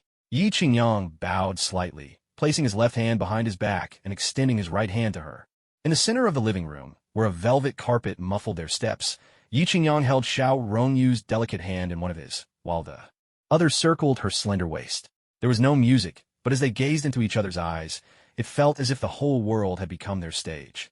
Xiao Rongyu tossed her long hair over her shoulder, stuck out her tongue in a mischievous gesture. She just accidentally stepped on Yi Qingyang's foot. But she was as light as a swallow, and with Yi Qingyang's athletic build, he barely felt a thing. The only real difference was that his heart was beating even faster. His gaze dropped, drawn to the curve of her chest. She wore a sleeveless white t-shirt with a rounded collar. Under the soft light, her silhouette was perfectly outlined. Suddenly, Yi Qingyang realized his mouth was dry. Maybe the wine had been too strong. He desperately wanted a glass of milk. If possible, 2 would be even better. "Xiaoyu, I've always wanted to ask you, do you like me?" Hearing Yi Qingyang's question, a mixture of admiration, envy, and determination flickered across Xiao Rongyu's face. "Of course I like you. Everyone likes you, admires you. How could I be the exception?" Yi Qingyang said nothing more. Their light, cheerful steps gradually became heavier, and their breathing grew so distinct that it filled the silence. Finally, Xiao Rongyu's dainty feet stepped onto the tops of Yi Qingyang's shoes, and she rose up on her toes. Yi Qingyang felt her gentle, fervent body draw near, the little hand he held shifting, and now both of her hands met behind his waist in a triumphant embrace, a tight, celebratory hug that spoke volumes. Neither of them spoke. Neither wished to disturb this rare, tranquil moment. Then, with a soft, melodious whisper, Xiao Rongyu murmured, "Thank you, Tony. Thank you for celebrating my very first birthday with me. Thank you for giving me my first job in America. Thank you for gifting me a perfect love. Thank you. I will never forget today." From a moment Xiao Rongyu nestled against his chest, Yi Qingyang's hand had wandered, exploring gently. But upon hearing her heartfelt confession, his hand froze. Slowly, he brought it back to her smooth, slender back, holding her tightly, his fervent embrace nearly taking her breath away, as if she might melt completely in his warmth. Like precious gold meeting delicate jade, their encounter surpassed all earthly joys.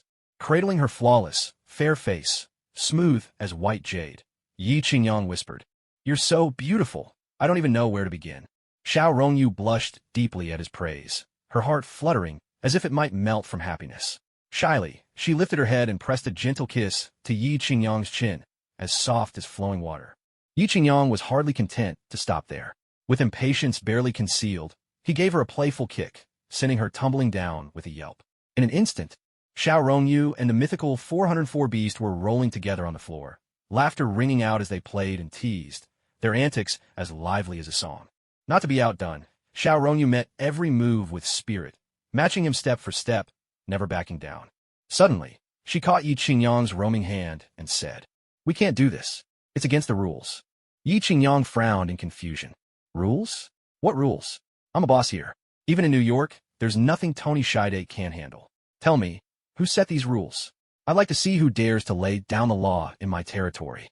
Xiao Rongyu shook her head, hesitating, clearly intimidated by the authority of whoever made these rules. So much so that even in front of Yi Qingyang, she dared not speak their name. Yi Qingyang gripped Xiao Rongyu's shoulders tightly and shook her hard, saying, "Hurry up and tell me. You're driving me crazy here. What could possibly be between us that you can't say?" While Yi Qingyang was enjoying himself as if he were living in paradise, things were far less cheerful for Tina, the streetwise girl he had just beaten up. At the Limitless nightclub in New York, Tina stood crying before a stern-faced man in his 40s. "Dad, you have to take revenge for me. I've never been bullied like this before. What exactly happened?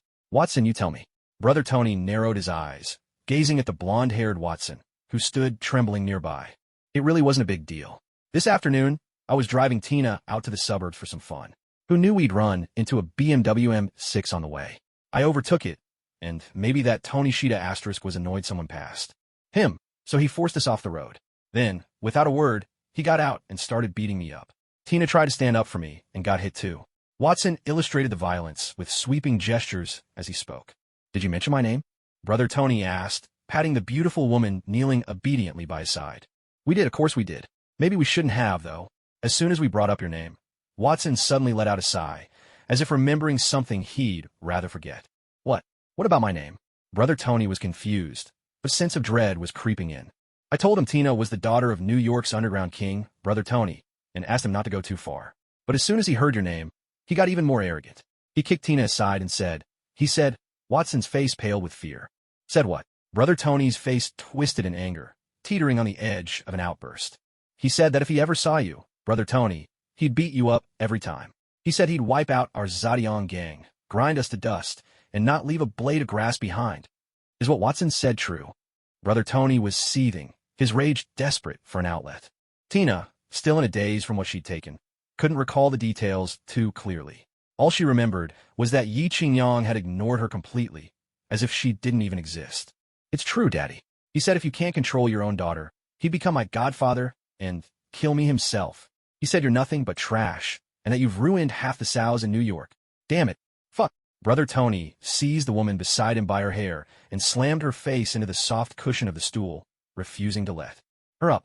The beautiful woman struggled wildly, but her hands and feet were tied behind her back. No matter how she fought, there was no escape. Asterisk note, Tony Shida is a phonetic play on words, likely mocking Brother Tony's name. Adjusted for cultural clarity, in less than 2 minutes, the beautiful woman fell completely silent. Tony let out a long sigh of relief and kicked her aside with his foot. Under the lamplight, Watson took a closer look. The white woman, who had just been bending slightly to reveal her alluring curves, now glared at them with wide, furious eyes. She sprang up from the floor and shouted, Tony, you bastard! Even when I'm here to serve you, it's never enough, dead or alive. You're never satisfied. What more do you want from me? You only paid me a measly couple of bucks, and you still demand all these ridiculous positions. Why don't you go play with your own mother? Someone toss her in the sea and let the fish have her, came a cold voice from the burly man standing behind Tony. Tony nodded in satisfaction. This bodyguard had been with him since before he made his fortune. His name was Johnson, but everyone in the gang called him Uncle Chong. Xiangzi, have you ever met this Tony Big Shot? Tony asked. Boss, I haven't met him in person, but isn't he all over the TV and news? A technological genius, super rich second generation, CEO of Stark Industries, playboy. He's got so many titles I can't even list them all at once, replied the bald Johnson, unusually talkative for once. Daddy, I don't care. I was bullied, and even dropping your name didn't help. You have to stand up for your daughter in this club. That Tony Big Shot didn't just slap me in the face, he slapped you. He's got no respect for you at all, the woman whined. Big brother, we absolutely can't do this. Suddenly, a square-jawed man who had been sitting quietly stood up. His name was Charles, Tony's second brother. What's the problem? Tony retorted. Back in the day, the three of us snuck over from Mexico. We've been through every hardship, seen all sorts of people. In New York, we fought our way through every gang. That Tony Big Shot, he's just another guy with a head, 2 hands, and 3 legs. If others can kill him, why can't we? The speaker was Tiger, known in the gang as Brother Tiger. Tiger's got a point. I think Tony Big Shot's just been living the good life for too long. He's never seen blood. That's why he acts so cocky. Tony said with a cruel grin, maybe I've been out of sight for too long, and all these New York bigwigs have forgotten what we did back in the day. Exactly. Why were we able to make it in New York in the first place? Tiger chimed in, a sly smile crossing his face as if savoring the memory. Wasn't it because some clueless rich guy crossed our big brother, and in the end, we wiped out his whole family? That old man had dozens of bodyguards and top-notch security measures, but even that couldn't withstand the iron fists of me and Xiangzi. What good? Our numbers? What good are fast guns? None of that compares to the super serum Lord Hydra gave us. Hey, third brother, you can't put it that way.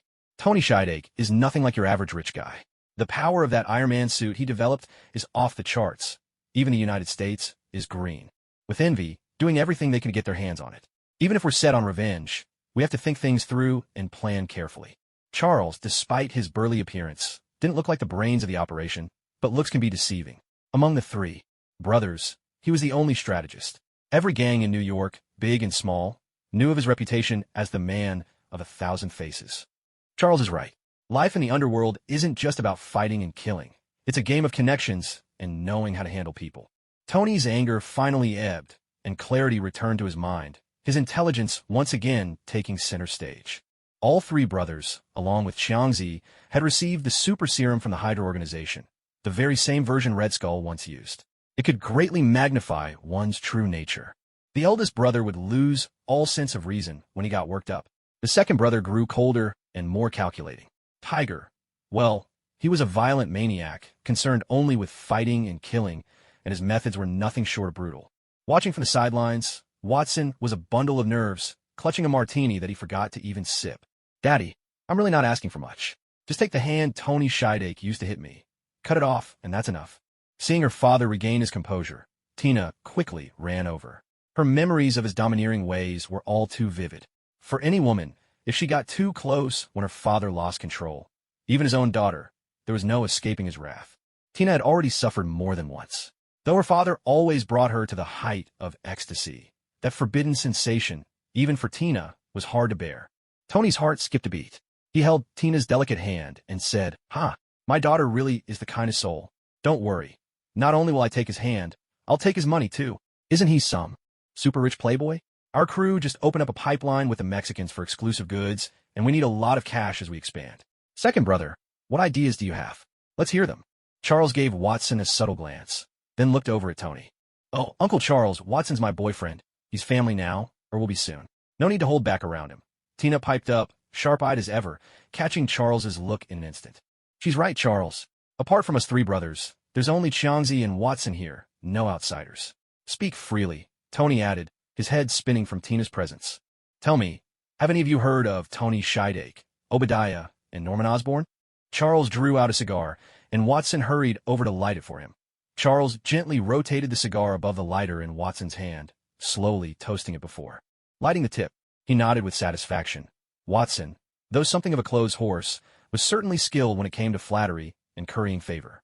"Second brother, you're talking about that former regent minister who's got a big beef with Tony Stark and the ex-CEO of Osborn Industries, right?" As the boss of New York's largest crime syndicate, Charles was well acquainted with all the city's notable wealthy figures.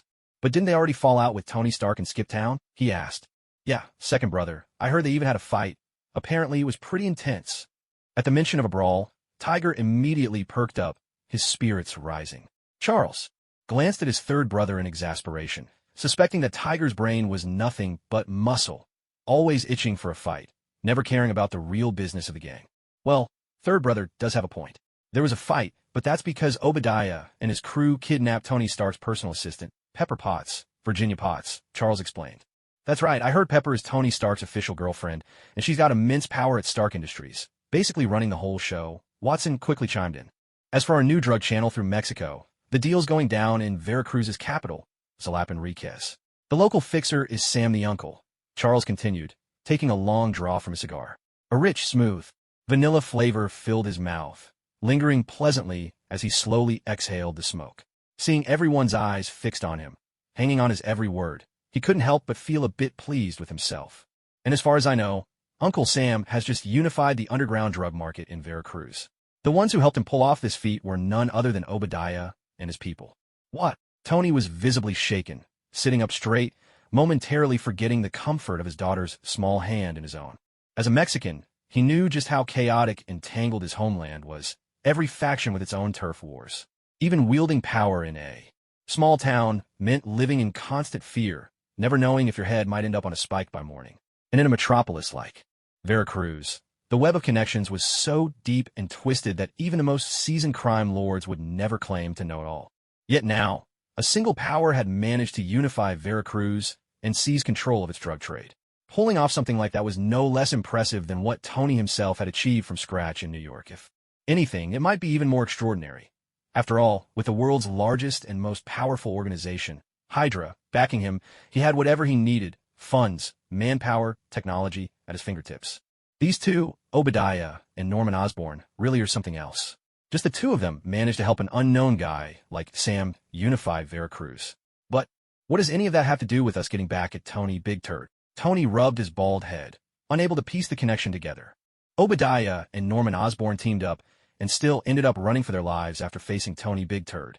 Sure, they're acting all high and mighty in Veracruz now, but I doubt they're a real threat to Tony Big Turd just yet, don't you think? Charles gave a faint smile and glanced at the hefty cigar in his hand. They might not be enough, but what if we add us and Hydra into the mix? You mean? That's right. If we play our cards right, there's a real chance we could pull this off. Big brother, second brother, what are you two talking about? I don't understand a single word. Tiger was completely lost in the conversation, utterly confused by his older brother's cryptic exchange.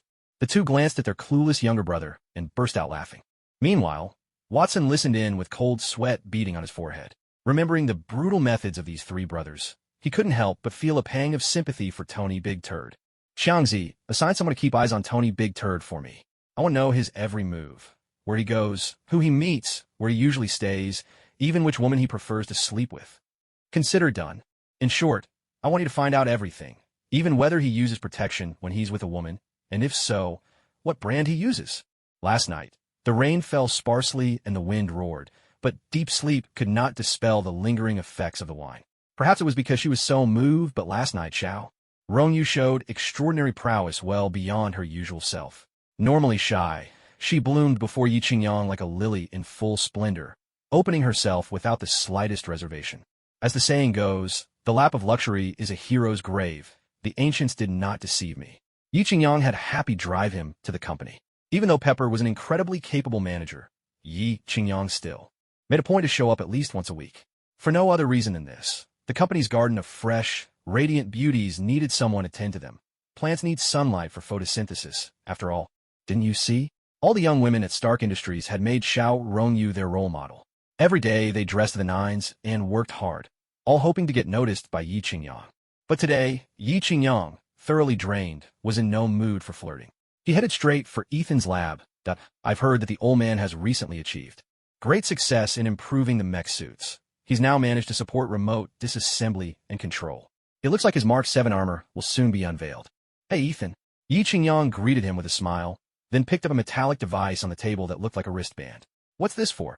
Ethan adjusted his glasses and took a closer look at what Yi Qingyang was holding. That's a mech sensor bracelet. Once you put on the suit, scans you with a light beam and pinpoints its alignment to your body. After that, you can deploy and wear the mech suit remotely with precision. Yi Qingyang was instantly intrigued. Do you have a finished version I can try? Press the red spot in the center. Yi Qingyang did as instructed. With a soft electronic beep, an invisible infrared ray shot out.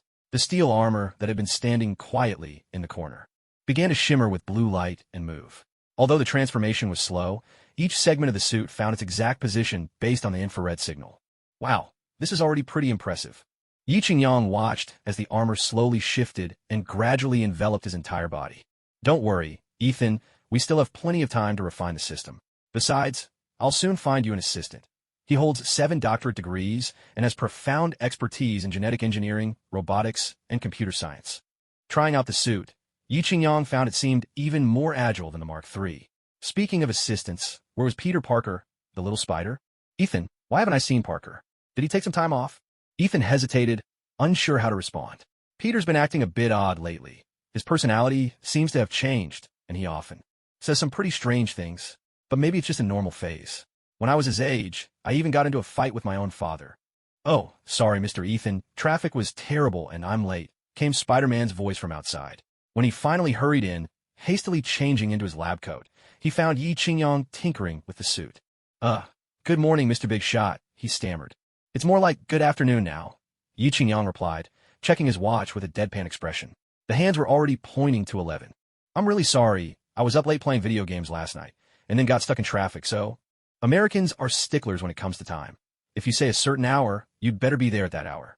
In Spider-Man 2, Peter Parker was 5 minutes late delivering pizza, and the customer refused to pay him, leaving Peter with no room to protest. He ended up getting fired from the pizza shop. Why Yi Qingyang continued to watch him. Peter, this isn't the first time you've done this, is it? And now, you've even learned how to lie. I'm sorry, Mr. St. He glanced at Ethan, as if there was something he didn't want to say out loud. Should I leave? Ethan offered, understandingly. After all, many teenage boys find it hard to talk about certain things in public.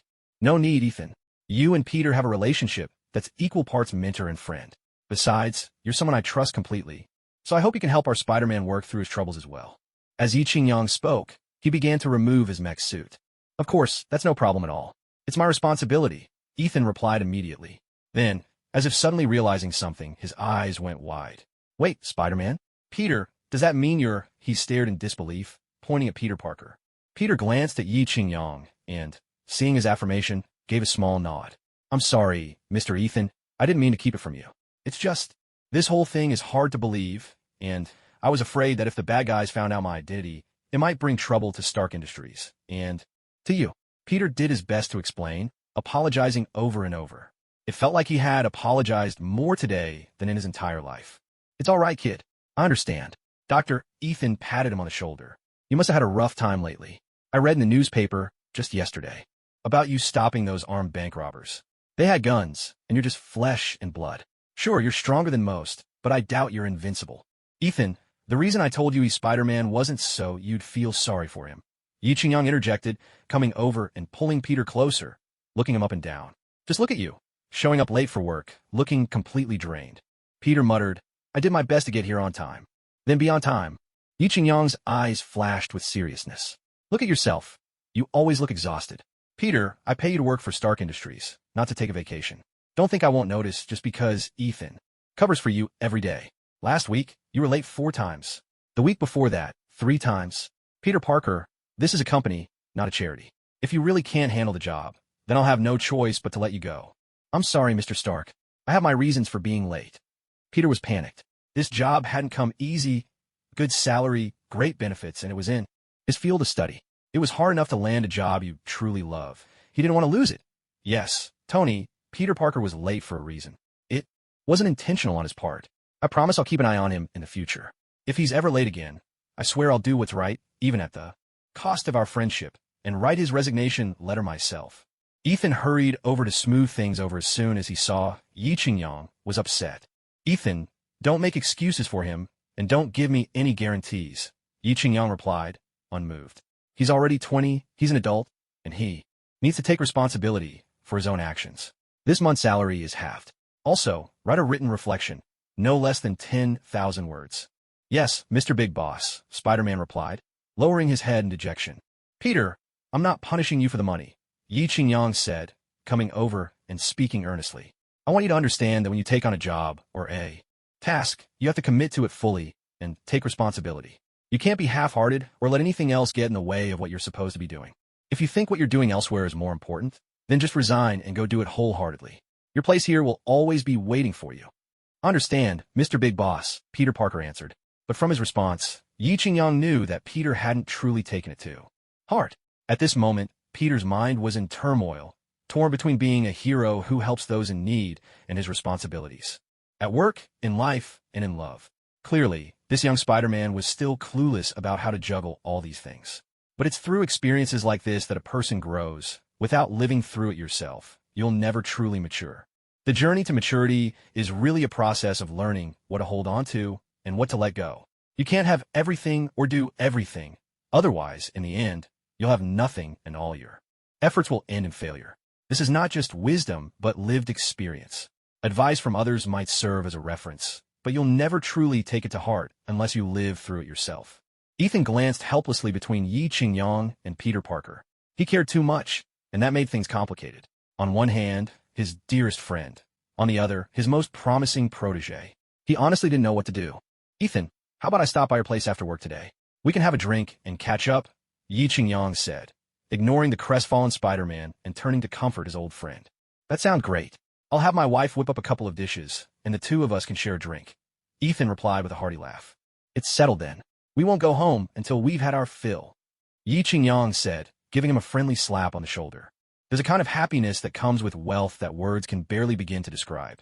For example, today, Yi Qingyang could decide to leave work early to have a drink at Ethan's place, and even let Ethan off early too. Meanwhile, poor Spider-Man had no such luck. He had to stay behind and work overtime. Because little Spider-Man doesn't have much money, being a hero and doing good deeds can be pretty expensive, especially for someone like him, who never takes a penny that isn't his and spends his days helping old ladies cross the street. For example, just this morning, Spider-Man saved 2 black children who were playing in the street and almost got hit by a big truck.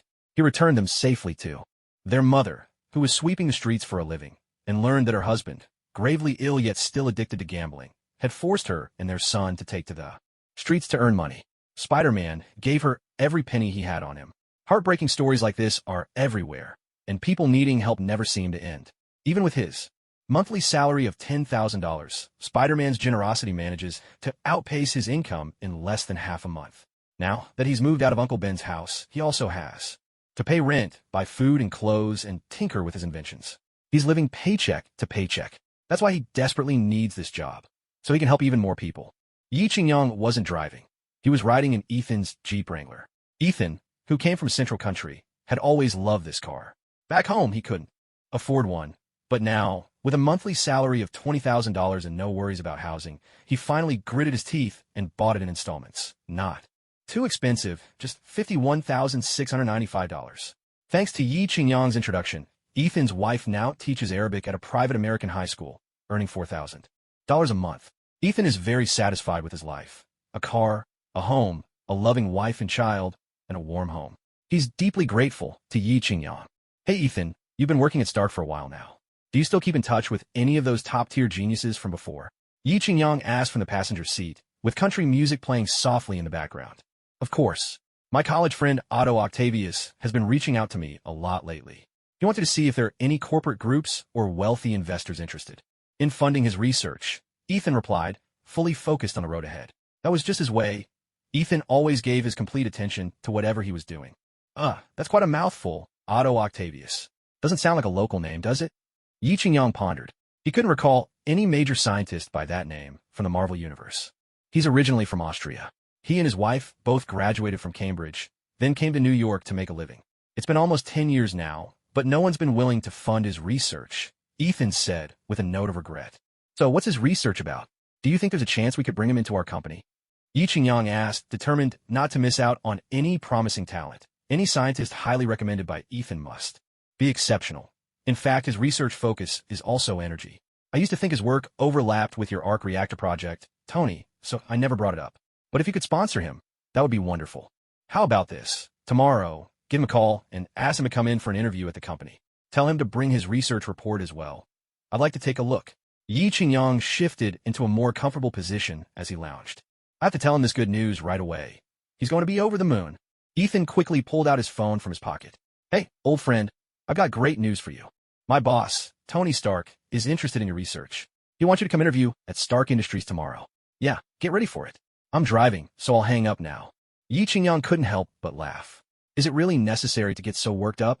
Ethan, visibly excited, replied. You rich folks just can't understand what it's like for a scientist to persist year after year. Scientific research is like farming. You have to water and fertilize constantly, worry about disasters and pests. And in the end, whether there's a harvest depends on luck. The most crucial thing is having the money to even buy the land to start with. If we don't have the basics, us poor souls can only scrape by, selling everything we own just to keep the research going. His expression turned a little bitter, as if recalling something. Research eats up money like crazy. Take Mr. Fantastic, Charles. For example, he only made it to space with funding from his rival in love. That kind of thing, honestly, would move anyone to tears. Glancing at Yi Qingyang, who was lying back with his hands behind his head, Ethan said with a touch of envy, but someone like you, Tony, born with a silver spoon, gifted beyond belief, never once needing to worry about funding. That's the kind of life countless researchers can only dream of. Hey now, how did this become about me? What you're saying is classic envy of the rich. Yi Qingyang curled his lip. Back in his previous life, he'd wished all the rich people in the world would just disappear. But after waking up as Iron Man, he realized maybe being wealthy wasn't so detestable after all. Classic case of perspective changing everything. Hello, Mrs. Ethan. It's a pleasure to meet you. I'm afraid I didn't bring any impressive gifts, so I hope you won't mind. Yi Qingyang greeted Ethan's wife, Rose, with a warm, friendly cheek kiss.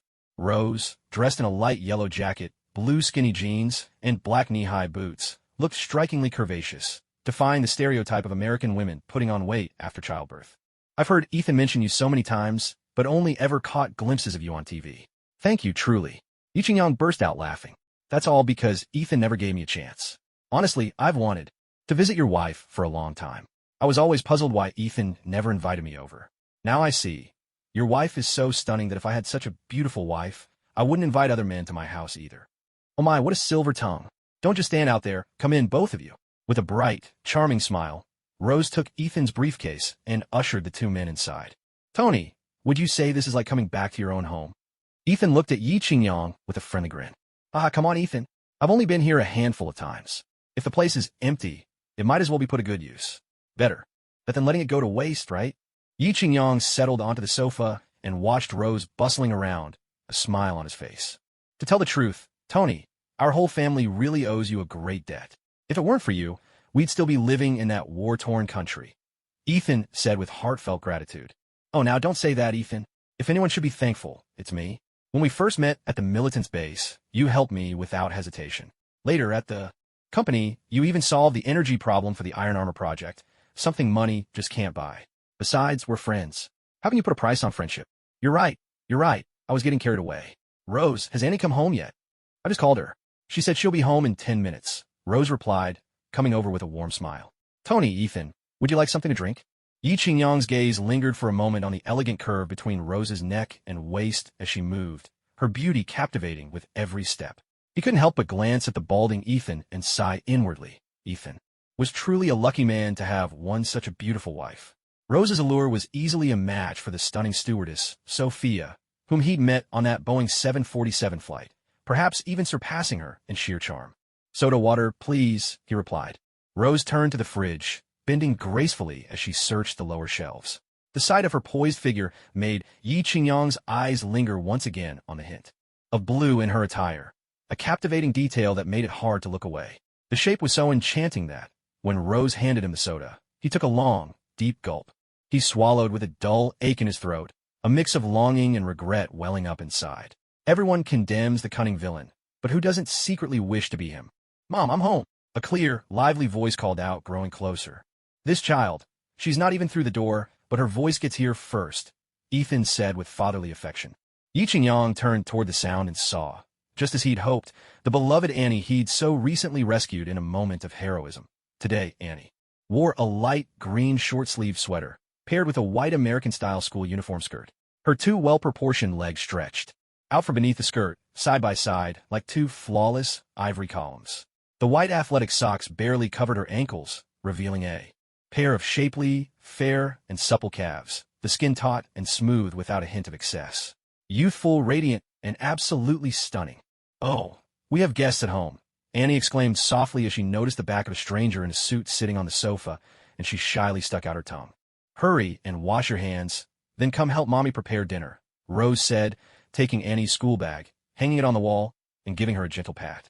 Got it, Mom, Annie replied, wrinkling her adorable little nose, craning her neck curiously, trying to figure out which important person had come to visit their home.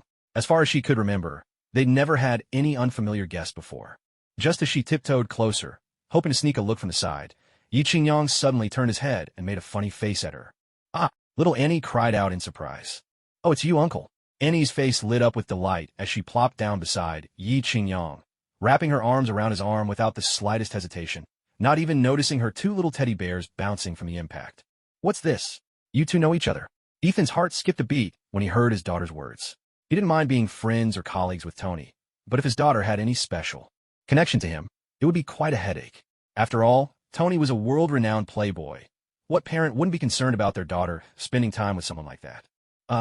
Annie fumbled for words. If she told the truth about almost being robbed and assaulted after being tricked into going to a concert by her classmates, she'd surely get a scolding from her parents. But how else could an ordinary college student like her have met Tony Stark in any other circumstance? Haha, Ethan, as the World United Organization's Goodwill Ambassador, I often participate in charity events and the like.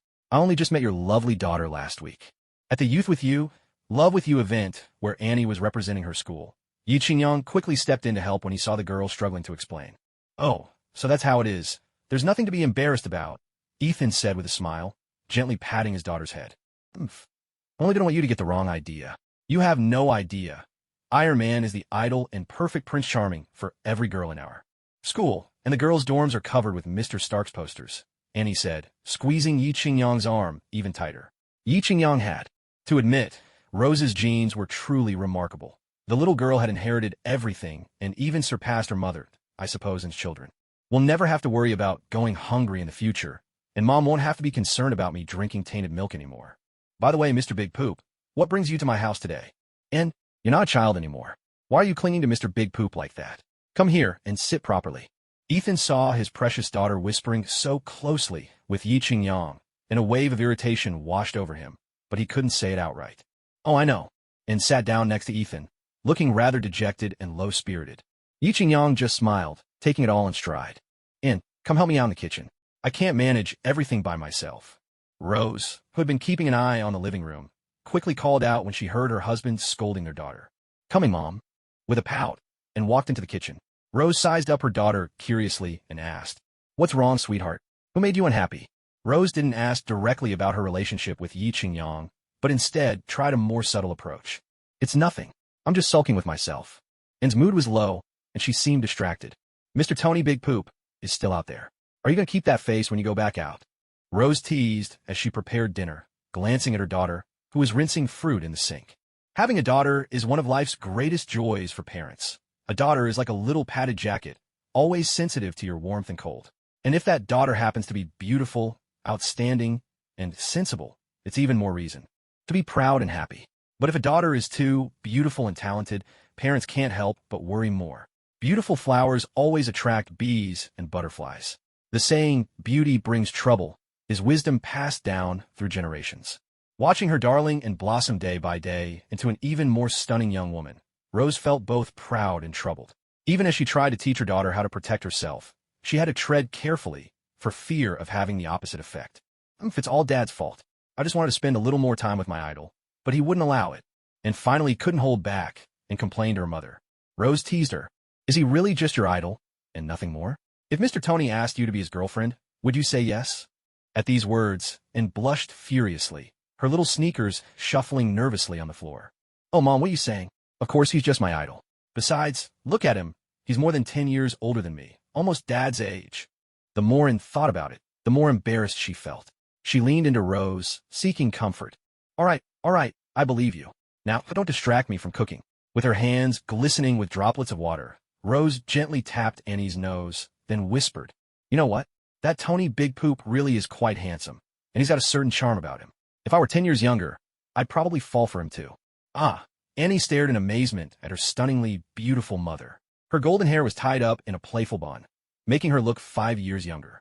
Her fair, delicate neck bore only the faintest traces of lines. Far from aging her, they added a touch of mature elegance. Silver earrings dangled from her crystal-clear ears, lending her an air of grace and nobility. Mom, you don't need to be 10 years younger. Even now, if you went out, you'd have all the older men utterly enchanted. Annie gazed enviously at the graceful curves of her mother's figure beneath her casual homeware, and at the subtle air of scholarly refinement she carried. You silly girl, always talking nonsense. I'm already getting old. Rose shot her a playful glare and continued busying herself with the turkey. In the living room, Yi Qingyang was chatting idly with Ethan, soon steering the conversation back to the young spider. That kid doesn't have a bad bone in his body. Ever since I arrived in New York, I've seen him make the front page of the Daily Planet every single day. Sure, the papers paint him as the root of the city's chaos, some masked menace, but everything he does is genuinely for the people, looking out for their well-being. Ethan pulled out a pack of Baisha cigarettes, offering one to Yi Qingyang. No, I'm not used to those, Yi Qingyang replied, fishing a pack of Hontushin from his own pocket. He took one out and lit it with obvious satisfaction. Here, give me a light. Ethan leaned in, catching the flame from Yi Qingyang's Zippo. In moments, the air was thick with smoke as the two heavy smokers began to discuss Spider's future. But don't you think Peter's lost sight of what really matters? Yi Qingyang said thoughtfully. He's only 20. His sense of the world, his values, his outlook on life, all still forming. Losing himself in the fantasy of helping others all the time just isn't healthy. Yi Qingyang wasn't speaking as some wise elder. Rather, he drew his conclusions from countless superhero movies. I'm not against him doing good or standing up for what's right, he continued. But there's a condition. Anyone who takes on that mantle has to be truly strong. Not just in ability, but in heart, in family, strength in every sense. I won't allow anyone on my team to be left both bleeding and in tears. If that's what it takes to be a hero, I'd rather step away. Ethan said nothing. He simply watched as the cigarette in his hand burned steadily down to ash. After a long pause, he let out a slow stream of smoke. But this is Peter's own choice. He's an adult now. Shouldn't we respect his decision? Well said, he is an adult, and we should respect his choice. But do you know that he still has a 70-year-old uncle and aunt at home? He's not an orphan. He has family. Even though his parents left him due to circumstances beyond their control when he was young, his uncle and aunt have treated him as their own. Yi Qingyang's voice grew a little agitated. They never had children of their own. Peter is their son. Have you ever considered that if something happened to Peter, his uncle and aunt would have to bury the child they raised? Isn't that one of the most heartbreaking things in the world? Before he becomes a hero, he must first be a human being. Ethan fell silent, suddenly struck by the thought. If it were his own daughter making the same choice as Peter Parker, would he really be able to say, with perfect confidence, "I respect her decision"? Just moments ago, his daughter had merely shown some affection toward Yi Qingyang, and already he was overwhelmed with worry. After all, his daughter Annie had turned 18 this year. She was a grown woman. In the old days, she would have been married with children by now. He might already be a grandfather. But we're not his parents, after all. Even if we were, we couldn't make choices for him, Ethan said, rubbing his temples. When it came to raising children, he found it more challenging than earning his doctorate or writing a dissertation. Teaching and nurturing children sounded simple, but only as a parent did he truly understand the hardship and bittersweet struggle behind it. I don't care about others. Peter is my employee now. He's one of my people. I have a responsibility and duty to guide him. If he can't accept that, I'll have no choice but to let him go. Yi Qingyang took a hard drag on his cigarette, then crushed it forcefully into the ashtray. The half-burnt stub stubbornly released a thin trail of smoke, so much like young Spider-Man's unyielding spirit. Spider-Man wasn't some irreplaceable hero on Earth. What Yi Qingyang needed was someone who could see the bigger picture, follow orders, and carry out commands without question. Like that final battle with Thanos, when the cry went up in Wakanda and countless warriors raised their spears, charging together at Thanos' army. That was the kind of person Yi Qingyang was looking for.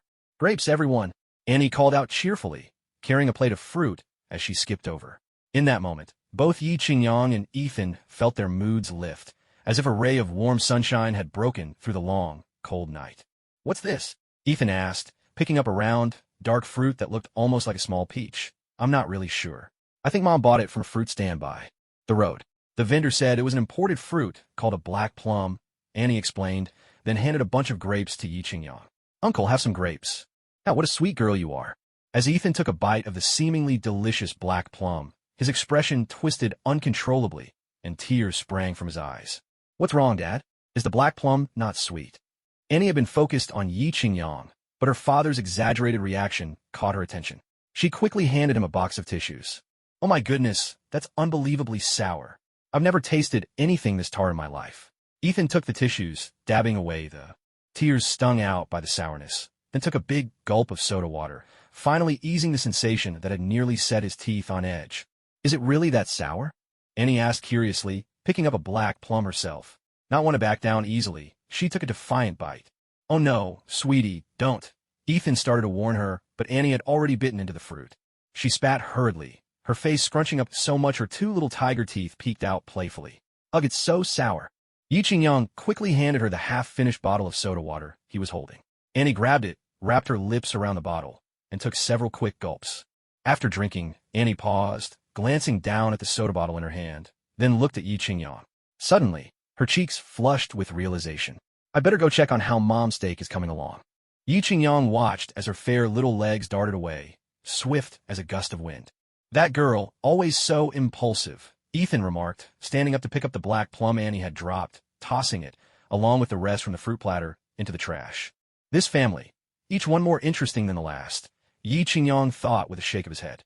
He picked up Annie's unfinished soda water and took a small sip himself. Wasting water is shameful. At dinner, Yi Qingyang sat to Ethan's right. Across from them were the beautiful Rose and her daughter Annie, two radiant blossoms at the table. They'd even opened a bottle of red wine. "Mr. Tony, let me offer you a toast on behalf of our Ethan. Thank you for your care and friendship all this time," Rose said, standing and raising her glass before downing it in one go. "Oh, Rose, you flatter me. I'm just doing what any good brother would. Truth be told, Ethan has helped me more often than not. Let's all have a drink together," Yi Qingyang replied, rising to his feet as, well, instead of drinking right away, he wanted to bring everyone into the toast. "Yes, Mom, Uncle already said he and Dad are like brothers. We shouldn't be so formal. I'd like to toast Uncle as well." Annie picked up her glass, ready to drink, but Rose quickly grabbed her hand. "You're a young lady. Why are you drinking so much? You're not allowed to finish that glass." Tonight, you get just this one glass of wine. Dad, look at Mom. Annie turned to Ethan, her tone teasing and playful. But Ethan, who suffered from bronchitis, didn't dare say a word. He was never much of a talker, an engineer through and through. And at home, he held the lowest rank. In the family, there was only one person at the top of the hierarchy, and that was Rose. Whether the house was in order or not, Rose always had the final say. Listen to your mother, Ethan said. Girls really shouldn't drink too much. But tonight, we'll make an exception. I'll allow you 2 glasses. With that, he raised his glass and clinked it with Yi Qingyang's. Cheers! Cheers! Yi Qingyang echoed, lifting his glass high. Annie, excited, quickly stood up to clink glasses with Yi Qingyang as well. At the table, Rose spoke at length about Ethan's good qualities and also expressed his gratitude on his behalf. She drank quite a bit herself. The whole scene struck Yi Qingyang as both amusing and a little sad. All he had was money, and that was enough to make someone as proud and principled as Rose go out of her way to please him. If he were a little harsher, a little less considerate, what would become of Ethan's family then? It truly was a matter of status. Your position dictated how others treated you. If he were Ethan's penniless scientist friend, Octavius, Rose would never have been so respectful or accommodating. But then again, perhaps this was better. Being respected and flattered was certainly preferable to being dismissed and looked down upon. The 4 of them polished off 3 bottles of red wine, all from Ethan's treasure collection. They weren't particularly valuable, but they carried the weight of hospitality. When entertaining a guest, you always bring out your best. The dinner was an absolute delight for everyone, and Yi Qingyang felt he drunk quite a bit, but not a hint of drunkenness touched him. Ethan and Rose, on the other hand, had both had a little too much. Red wine goes down smoothly, but its effects linger, and when it catches up with you, it can hit harder than spirits. Fortunately, Annie hadn't had much to drink and was still quite clear-headed. Still, her cheeks were flushed, a rosy glow lighting up her face, and there was a glimmer in her eyes. The red wine had given her pale skin a dewy, supple look, as if it now glistened with freshness, a beauty that was impossible to ignore. Uncle, you've drunk so much. How are you going to get home tonight? Drunk? Me? I'm not drunk at all. Yi Qingyang gave her a half-smile, then glanced at Ethan and Rose, who had both fallen asleep at the table, and chuckled. I was born with a strong constitution. I never get drunk. Let's help your parents back to their room. Once I leave, you'd never be able to move them on your own. Oh, okay. Although Annie hadn't drunk much, she was rarely a drinker to begin with, and now she was a little tipsy and confused herself. Let's go. Yi Qingyang effortlessly hoisted Ethan over his shoulder and carried him to the bedroom. Seeing the big bed inside, he simply tossed Ethan onto it. Then Yi Qingyang went back downstairs. He saw Annie still standing dazed by the dining table, her cheeks flushed and not quite sure what to do. Do you think you could carry your mother? He asked. Truth be told, although Yi Qingyang's eyes sometimes wandered, although Annie hadn't drunk much, she was usually not one for alcohol, so by now she was a little muddled herself. Here we go. With effortless ease, Yi Qingyang hefted Ethan over his shoulder and carried him into the bedroom. Glancing at the large bed, he simply tossed Ethan onto it. Afterwards, Yi Qingyang went downstairs and saw Annie still standing dazedly by the dining table, her cheeks flushed, clearly unsure what to do next. Do you think you can carry your mother? He asked. To be honest, although Yi Qingyang's gaze could be a bit mischievous, he truly respected his sister-in-law. He always observed the principle of never coveting a friend's wife. Betty was an exception only because Yi Qingyang and Blake weren't friends, and Betty and Blake were just dating, not married. By either legal or moral standards, Yi Qingyang could justify himself. Annie walked over to Rose and tried to help her up, but with her differences in height, build, and weight, plus Annie's own dizziness, she simply couldn't manage it. In fact, she nearly sent the already unconscious Rose sliding under the table. I'd better do it, Yi Qingyang said with a sigh, silently reminding himself to keep a clear mind and remain calm no matter what. He placed Rose's left arm over his shoulder, bent down and slid his arm under her knees, then gently lifted her in a princess carry, holding her securely in his arms. Annie, go to the kitchen and make some ginger syrup. Ethan and your mother will probably wake up thirsty in the middle of the night, he instructed, noticing Annie staring blankly to the side. Okay. She moved mechanically into the kitchen, turned on the stove, set a kettle on it, and began adding rock sugar and ginger slices to the water. At that moment, Annie seemed like a robot. Given an order, she would immediately carry it out. Though Rose had a slim figure, she was still a mature woman in her 30s, with curves where they belonged. At 5'9", she weighed about 120 pounds. But in Yi Qingyang's arms, her weight felt scarcely heavier than a pillow. Yet, as she lay drunkenly in his embrace, her hot breath tickled his ear, sending a wave of heat and a quickened heartbeat through Yi Qingyang. Whether it was the alcohol or the woman in his arms, he couldn't quite tell. In her drunkenness, Rose seemed to have lost all her bones, her body limp and pliant as a cloud of cotton in Yi Qingyang's arms. The sensation sent a surge of heat through him, and he nearly lost his composure. It took every ounce of self-control for Yi Qingyang to finally set Rose down next to Ethan. Noticing that Rose was still wearing a pale yellow jacket, her jeans stretched tight, and her feet encased in knee-high boots, he realized she certainly wouldn't be comfortable sleeping like this. Without thinking, Yi Qingyang instinctively helped Rose remove her riding boots and coat, not for any other reason, but because sleeping in winter clothes could easily lead to catching a cold. And if you caught a cold, you might have to be quarantined. Why, you ask? In America, a cold is as fearsome as Thanos snapping his fingers. Yi Qingyang quickly slipped off her tall boots. Immediately, a pair of petite feet clad in thin white cotton socks appeared before his eyes. He gently helped his sister-in-law sit up and took off the woolen coat, draped over her black turtleneck, revealing the snug sweater beneath. Her curves at the Qianxi and Tianxi points were far fuller than Yi Qingyang had anticipated, and he had to fight to keep his gaze in check. "Uncle, the ginger tea is ready." Annie stood sweetly at the bedroom door, her voice crisp. Yi Qingyang jolted, hastily got up, and grabbed a quilt to cover Ethan and Rose. Looking up at Annie, he found nothing out of the ordinary in her expression. "If there's nothing else, I'll be going now."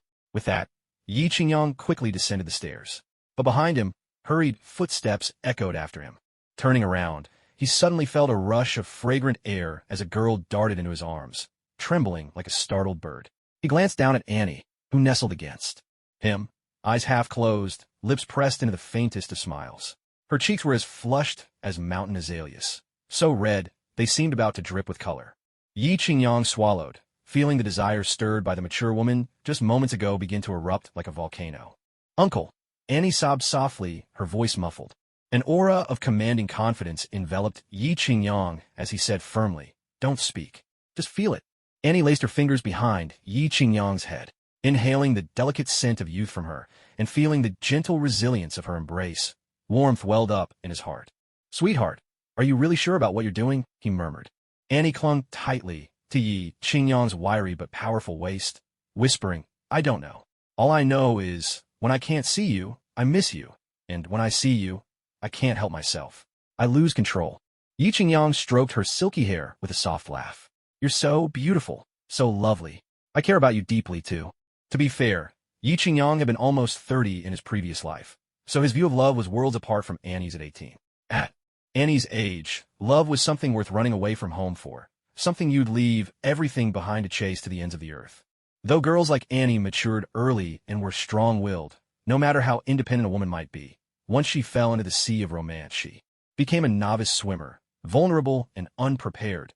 But for a man of Yi Qingyang's age, who has been tempered by love and battered by the world, romance and passion have long faded into the background. With the passing of years, his heart has gradually closed, and his fondness for young, beautiful girls is a universal weakness among men of all ages. He might be fond of a girl, but that doesn't mean he plans to spend his life with her. For Annie, however, love is her entire world right now. No matter how much her father tries to stop her, she simply sees it as another trial to overcome on her path to love. As Yi Qingyang was lost in thought, he suddenly felt a tightness below. Annie had grasped the handle of the starter pistol. Her little hand was warm and soft, delicate to the touch, and Yi Qingyang's starter pistol was already loaded and ready a moment's notice. "Don't mess around. Your mother could come downstairs at any time," Yi Qingyang said, half amused, half nervous, quickly catching Annie's mischievous hand. "What are you afraid of? You're not married. I'm not married. So what if someone sees us?" Annie's voice was sweet and teasing, her fingers already exploring the trigger. "Tonight isn't right. Don't rush," Yi Qingyang replied, exasperated but smiling, pressing a gentle kiss to her earlobe. Annie's cheeks flushed, her eyes sparkling with mischief. "I'm still a virgin. Aren't you even a little curious?" To be fair, although this 18-year-old body hadn't yet blossomed into full womanhood, her delicate collarbones, perky little pears, and slender, graceful waist were more than enough to tempt Yi Qingyang. But Yi Qingyang, determined not to fall into the commander's trap, mustered all his willpower and wit to resist this alluring temptation. "Oh, Mani Padme Hum, cheeky little sprite. How dare you show off your tricks in front of Iron Man himself?" With that, Yi Qingyang landed a playful slap on the mischievous sprite's bottom. Ouch! Annie sprang up as if jolted by electricity. There was no need to look. Her little backside was surely already red. You brute. Why did you have to use so much force? A tight drum needs a heavy stick. How else can I knock some sense into a little wanderer lost in the world's temptations? Yi Qingyang chuckled, patting her cheek. I'm heading out. If you need anything, just call me. Scoundrel, get lost already. Annie pouted, watching Yi Qingyang slowly walk away, her lips pursed in mock annoyance. A new day dawned, and Yi Qingyang wasn't exactly early. The fire Annie had stoked in him last night burned all the way through, and he spent the better part of the night venting it on Xiao Rongyu. Xiao Rongyu's stamina clearly left something to be desired. She still hadn't woken up, a testament to the wildness of last night's battle. If she hadn't fought with every ounce of strength, even her last line of defense might have fallen to Yi Qingyang's assault. Even so, it was only by using every trick at her disposal that Xiao Rongyu finally managed to coax Yi Qingyang to sleep. The moment he stepped through the company's front doors, the bodyguards at the entrance and the receptionists instantly snapped to attention, greeting the biggest boss of Stark Industries with utmost energy and respect. Hey, Xiao Zhang, you're looking quite radiant today. Reporting to the boss, I feel invigorated. Xiao Lu, your complexion seems a bit yellow. Are you feeling unwell? Reporting to the boss, it's actually the wax I put on to keep out the cold. Yi Qingyang nodded to each of them in turn, relishing this feeling of being respected by everyone around him. It was truly exhilarating.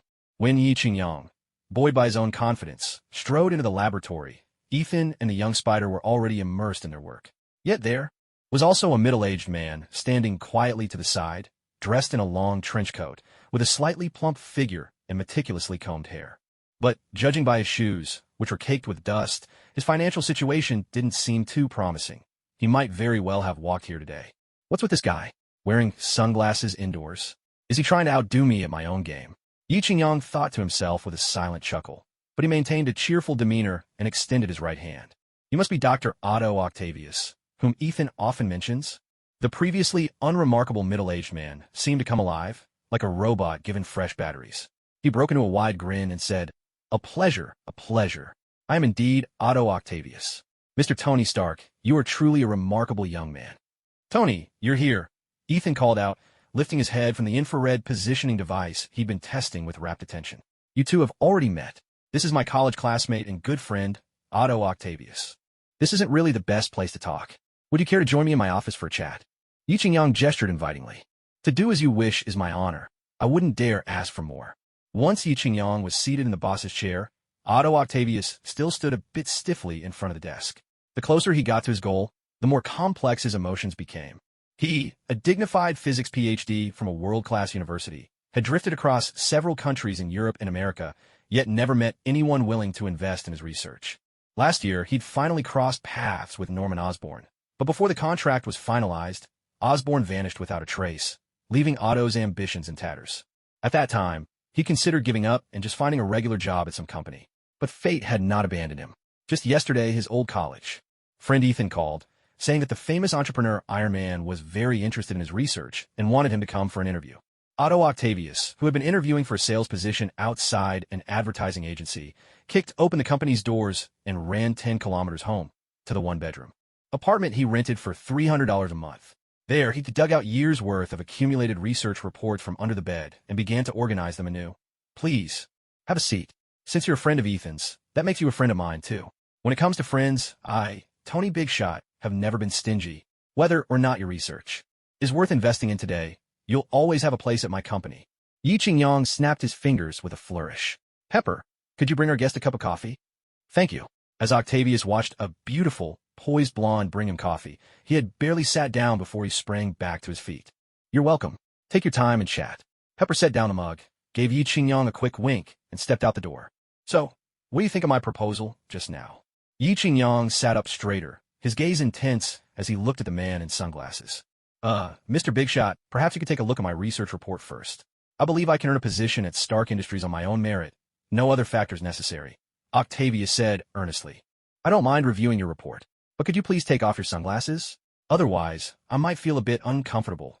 Yi Qingyang said with a smile, silently grumbling to himself, wearing shades indoors. Does he think he's Wong Kar-wai? Oh, my apologies. I'll take them off right away. As Octavius removed his sunglasses, he explained, Mr. Big Shot, it's not that I'm trying to look cool. It's just that because of an experiment, my eyes were exposed to intense light, so I have to keep my sunglasses on most of the time. Without the sunglasses, Octavius's face was etched with hardship, and one of his eyes was noticeably misaligned. When Yi Qingyang got a good look at his face, he suddenly shot up from his executive chair. Dr. Octopus. That's right. Octavius was none other than the infamous supervillain from the original Spider-Man 2, Dr. Octopus. Pardon me? Dr. Octopus? I'm not sure I understand. Do you mean I look like an octopus? Or is it that everyone at your company needs a nickname? Octavius was bewildered as Yi Qingyang rushed forward and shook his hands with great enthusiasm. Please, you must join my team. Caught off guard by Yi Qingyang's sudden fervor, Octavius was momentarily stunned. Have you heard of my story? No, but your face tells 1,000 tales. I never imagined that such an unassuming university could produce both you and Ethan, two prodigies, under one roof. Truly, the heavens are on my side. Yi Qingyang gazed at Dr. Octopus's familiar face, his heart swelling with satisfaction. Ever since I graduated, I've devoted myself to new energy research. If my wife hadn't been constantly pestering me to get a job, I wouldn't even have thought of coming out into the world again. Upon hearing Yi Qingyang's praise, Octavius felt like a tipsy soul meeting a kindred spirit or an old friend turning up in a foreign land. At last, this 1,000-mile steed had found a discerning eye. He burst out laughing. Welcome, welcome. If I'd known you were, well, never mind all that. Welcome to Stark Industries. You're hired. Yi Qingyang walked around the spacious desk to greet Dr. Octopus warmly, shaking his hand in a gesture of genuine camaraderie. So, you mean I'm officially hired? Well, let me make it clear up front. My services don't come cheap. I don't want a salary, but if my project helps you make money, I want 10% of your profits. In addition to your share, you must receive the same base salary as Ethan, $500,000 a year, not a penny less. Please, I insist you join my team. Octavius was still caught between anxiety and excitement. All right, for your sake, I'll make an exception. But what about my experiment? I've already convinced Tony Stark to fund your project. Work starts tomorrow. You've got our full support. Yi Qingyang gave Dr. Octopus a hearty slap on the arm, making him wince in pain. Haha, Tony, congratulations. You've managed to recruit both a sleeping dragon and a young phoenix at once. Just then, Ethan pushed open the office door and walked in. Perfect timing, Ethan. Take Dr. Octavius, Dr. Octavius, to the lab and help him get acquainted. If there's anything he needs, just have my assistant, Xiao Rongyu, approve it. But I have one condition. Yi Qingyang suddenly remembered something, his tone turning serious. Octavius's experiment must be conducted in a remote area out west. Within 100 kilometers, there can't be a soul around. Do you understand what I mean? Mr. Stark, I assure you, my experiment is completely safe. I don't need a large laboratory. Octavius hurried to explain. Worried Yi Qingyang might suspect him of planning something like a nuclear test. Yi Qingyang laughed. It's not that I don't trust you. Frankly, every experiment carries some risk, and I have a general idea about yours. Safety is no small matter. We must implement every precaution. There's no joking around when it comes to the safety of the public or our employees. His voice was grave, leaving no room for negotiation. Ethan, noticing that Octavius was about to protest, quickly tugged at his sleeve from behind, signaling him to keep quiet.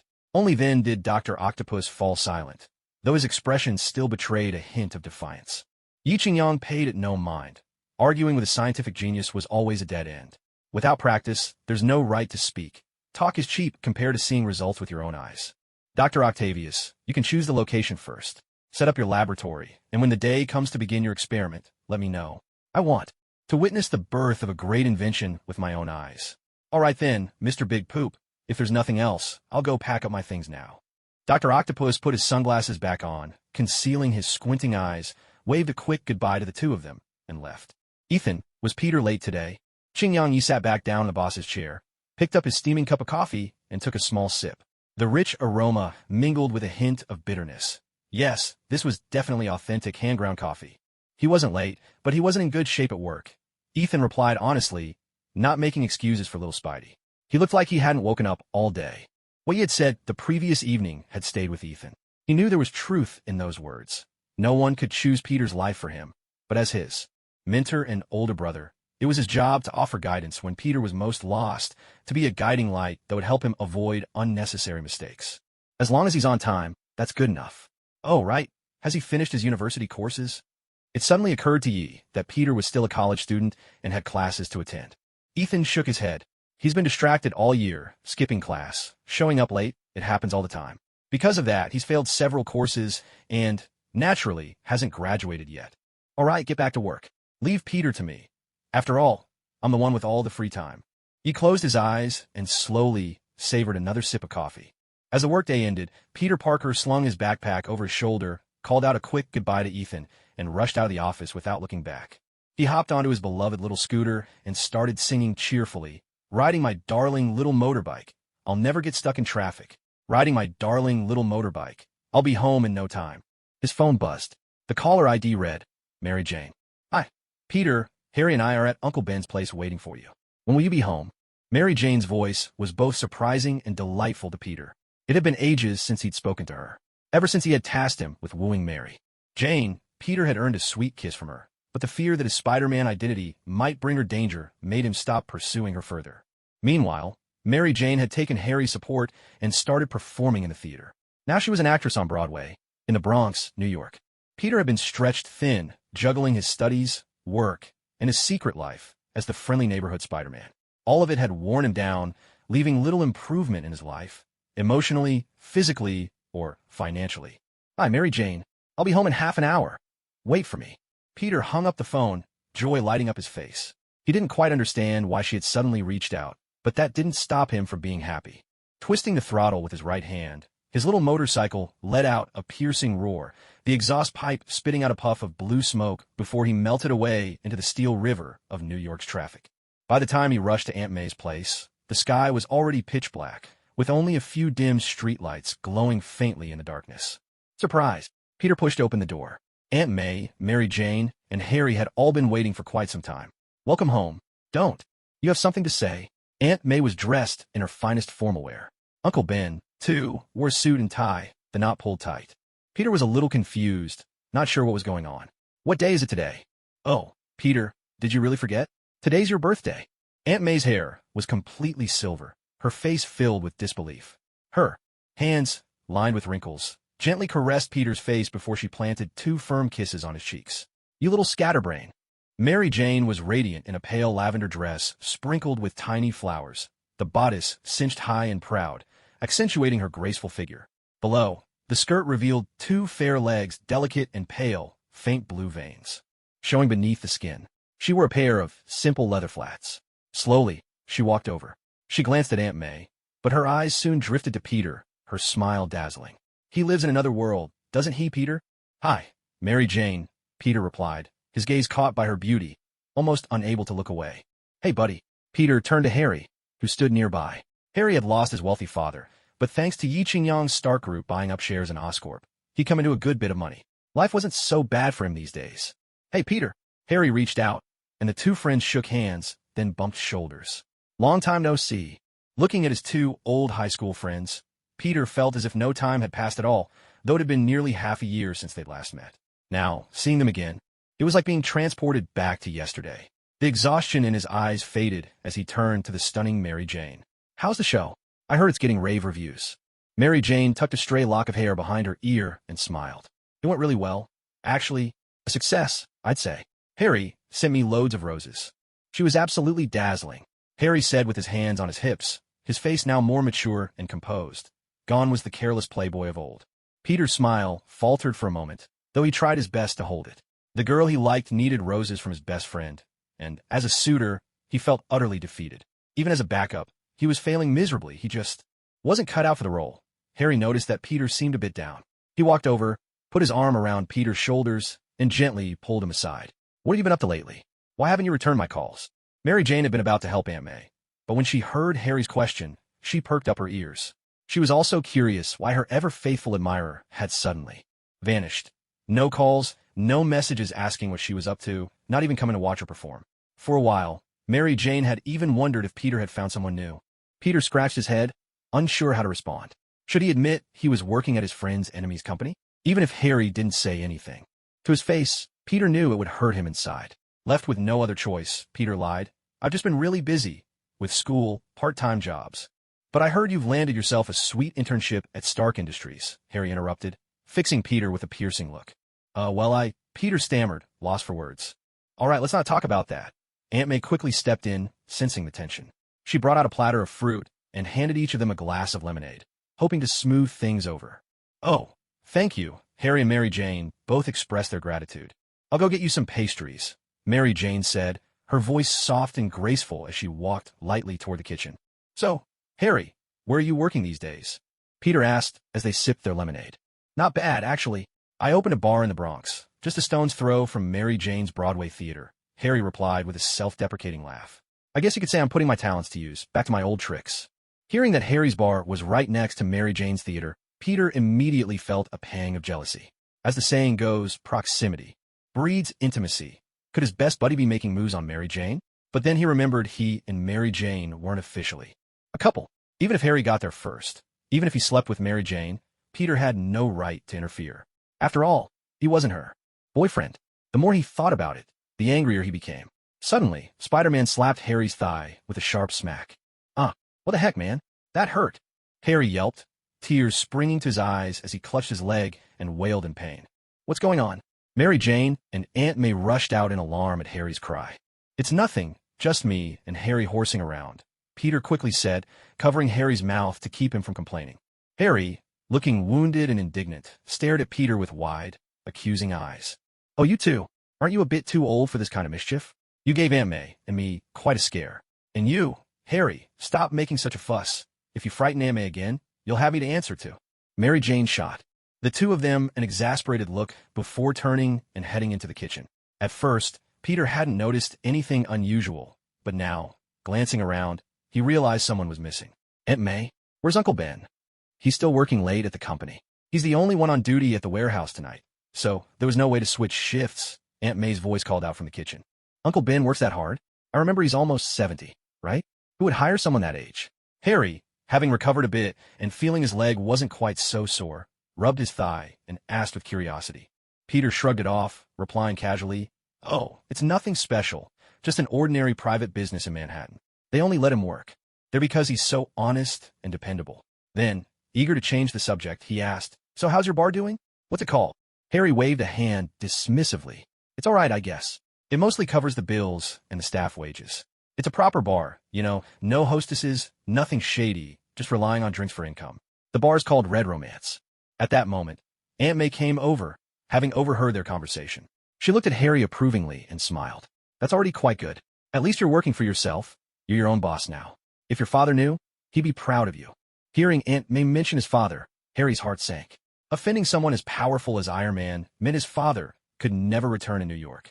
As for himself, he'd been kicked out of Oscorp, the family business that had been passed down for a century, now destroyed in an instant. To say he felt no resentment would have been a lie. But what good would anger do? Compared to Iron Man, he was nothing, a mere ant facing a giant. One careless move from that man could crush him. So, Harry never entertained the idea of revenge for his father. All he wanted was to live quietly, settle down, get married, have children, and lead a peaceful life. Shaking his head to drive thoughts of Iron Man and Stark Industries away, he turned to Peter and said, You've never been to my bar, have you? How about tomorrow night? Drinks are on me. Then, glancing toward the kitchen to make sure Mary Jane couldn't hear, he leaned close and whispered, Mary Jane often comes by for a drink after work. Plenty of guys try to hit on her. Don't you want to play the knight in shining armor? Peter's eyes lit up, though he looked a bit embarrassed as he replied, You know how busy I am with work. Harry, a little exasperated, gave Peter's thigh a friendly slap. Which is more important, work or women? Mary Jane's a catch. Miss this chance, and you might not get another. What are you two whispering about over there? Are you saying bad things about me? Mary Jane called out. Mary Jane walked over and sat down next to Peter. It was the first time Peter had ever been this close to her. He could even feel the warmth radiating from Mary Jane's body. What's more, the faint, delicate fragrance she wore seemed to tease his every sense, drawing him in even more. It's nothing. I was just inviting Peter to my bar for a drink. By the way, Mary Jane, aren't you performing in a musical tomorrow night? Peter, you haven't seen Mary Jane's show yet, have you? Harry arched an eyebrow and shot Peter a look filled with meaning. No, I haven't. I'm sorry, Mary Jane. All this time, as your good friend, I've never actually seen you perform. That's just shameful, Peter said, guilt written all over his face. He had once been the one who encouraged Mary Jane to bravely chase her dreams. Yet as her biggest supporter, he'd never actually shown up in person. Wasn't that a kind of failure? It's all right, Peter. I don't mind. You're always so busy with work, and I'm just a small-time actress, Mary Jane replied graciously, but anyone could hear the tinge of disappointment in her voice. Then it's settled, Harry said, clapping his hands. Tomorrow night, we'll watch Mary Jane's musical. And after that, we'll head to the bar for a drink. The three of us haven't hung out together for ages. What better excuse to relive old times? Harry threw an arm around Peter's shoulders and leaned in to whisper, "Are you even a man? You don't even have the courage to go after the woman you like? Everyone knows you're into Mary Jane." "Mary Jane? Could you come help me? I'm swamped in here," called Aunt May from across the room. Mary Jane smiled, stood up, and passed by Peter. Her gentle scent lingered in the air, captivating his senses and nearly making him lose control, as only a teenager in the bloom of youth could. "Buddy, this is as much as I can do for you. Have you noticed the way Mary Jane looks at you?" Harry said, leaning lazily against the table with a glass of lemonade, studying Peter with a sly glance. "Didn't you notice the difference in her eyes when she looks at you versus when she doesn't?" Through the kitchen window, Peter watched Mary Jane darting around, the very picture of a caring wife and loving mother, making his heart twist with longing and confusion. "But I really don't have time for a girlfriend right now." "Why not?" Harry practically exploded. "Why, Peter? Are you dead inside? Even the president has time to fall in love. Are you telling me you're busier than the president of the United States? I've never heard of a scientist who lives like a monk." Peter sighed inwardly. "Harry, you just don't get it. I'm sacrificing my own happiness for the greater good." "Harry, can we please not talk about this? I want us to be real friends, Harry. We have to trust each other. For you, and for Mary Jane, I'll always stay true. You're my best friends, forever." Peter carefully searched for the right words. "Then please be honest with us. Don't hide your feelings behind all those polite phrases we can't understand. If you really think of me as your friend, then tomorrow night, don't be late, don't bail on us. Come on time, okay?" Harry's brows knit together in frustration. He truly couldn't understand Peter, nor what was weighing so heavily on him.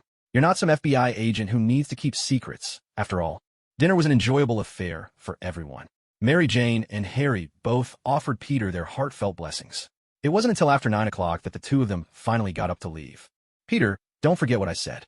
Tomorrow night, don't you dare be late. I've already made plans with Mary Jane. Don't let me down." Harry was the last to go.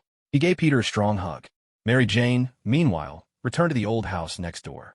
She'd had quite a bit to drink that evening, so she decided not to go back to her rented apartment for now. "I'll do my best," Peter replied, giving his best friends back a reassuring pat, though his answer was still ambiguous. After seeing Harry out, Peter, our little spider, returned to his room. Aunt May, worn out by age and fatigue, had dozed off at the table. Peter gently laid his hands on Aunt May's frail, thin ones, softly patting them. "Aunt May, you should go sleep in your bedroom. You'll catch a chill out here." Aunt May slowly lifted her head, her age showing in every movement, as if waking from a dream. "Oh, Peter, they've all gone, haven't they? Did they have a good time?" Peter nodded, watching Aunt May with concern. Deep lines etched her face, and her skin, loose from age, clung to her bones like withered vines wrapped around a tree trunk. Only now did Peter realize how much she had changed. The once young, vivacious aunt who loved to dance was now old. She no longer had that youthful spark, her voice had grown hoarse, and even her eyesight had faded. A pang of sadness welled up in Peter's chest. The person dearest to him, even closer than his own parents, had grown so old, while he still felt like a child, needing her to worry about him. "Are you all right, Aunt May?" "I'm fine. You should get going. It's already past 9. It'll take you another hour to get back." After her nap, Aunt May seemed a little more refreshed. She tidied the napkins on the table, then looked up at Peter, her eyes warm and full of feeling. "Be careful out there. I really don't like you riding that motorcycle. You're so exposed. It's just too dangerous." Peter didn't get up. He sat quietly, watching Aunt May folding the napkins. "I'm worried about you. Uncle Ben works late a lot, and you're here all by yourself. If anything happened, there'd be no one to help." Aunt May just shrugged, unconcerned. "I'm just an old lady. What could really happen to me? Even if someone were going to rob people, they'd have to pick someone with money. Your uncle and I, our monthly salaries all go straight to the mortgage, not to mention insurance. We barely have anything left. But you, on the other hand, should start saving up for your own wedding." She set down her napkin neatly. "Anyway, I'm tired. You should head home early, too." As she spoke, she took a $50 bill from her small purse and pressed it into Peter's hand. "Here you go, dear. Happy birthday. You need this money more than I do." Peter didn't move. He looked into Aunt May's eyes. "No, I can't take this." "Yes, you can. You have to. For heaven's sake, even though it's not much, just take it. You must keep it for me." "All right, I'll take it."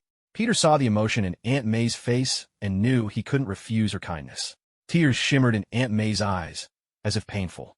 Memories had surfaced. As she gently straightened Peter's collar, her voice trembled. "I love you, child. Even though I didn't give birth to you, your uncle, and I have always treated you as our own. You lost your parents, but you still have us.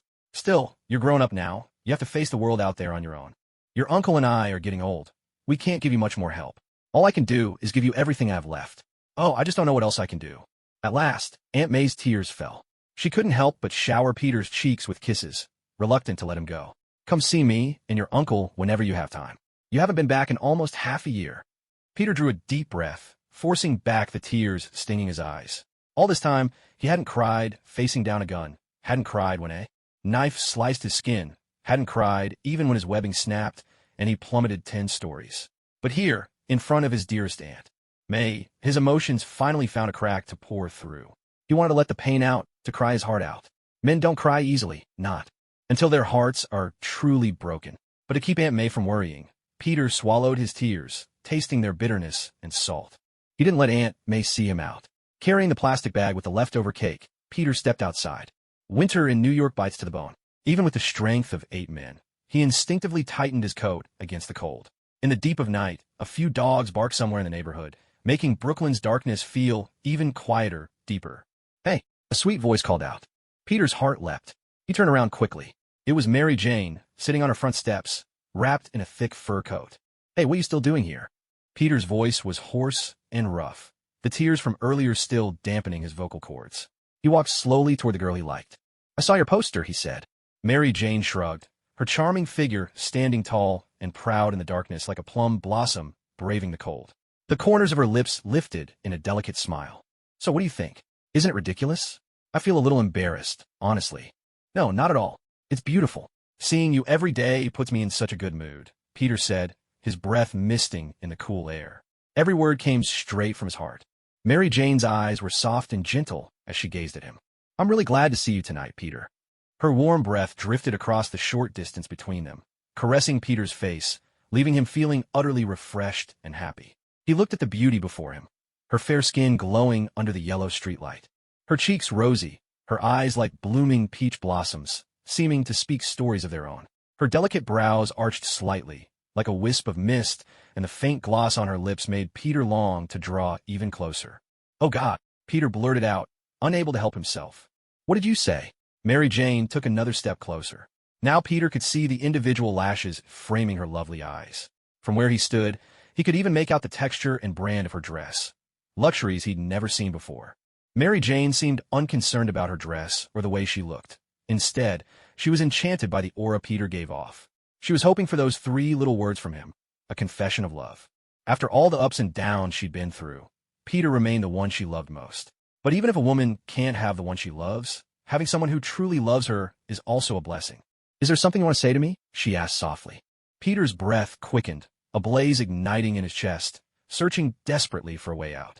There was so much he wanted to tell her, his secrets, his thoughts, his feelings. I want to know if you're still living here, Peter stammered, swallowing hard. The words tumbled out, taking an unexpected turn at the last moment. Disappointment clouded Mary Jane's face. Her full lips trembled, then pressed tightly together as she gazed silently into Peter's eyes. You're impossible to figure out, you know that, she said, lifting her left hand to gently cup his cheek. Her cool fingers made his heart ache. Peter stared at her, caught between words and silence. Peter, what? Happy birthday, Mary Jane said, leaving him with that simple phrase as she turned and walked away, her footsteps light and quick. Peter's mind was a battlefield, torn between hesitation and desire.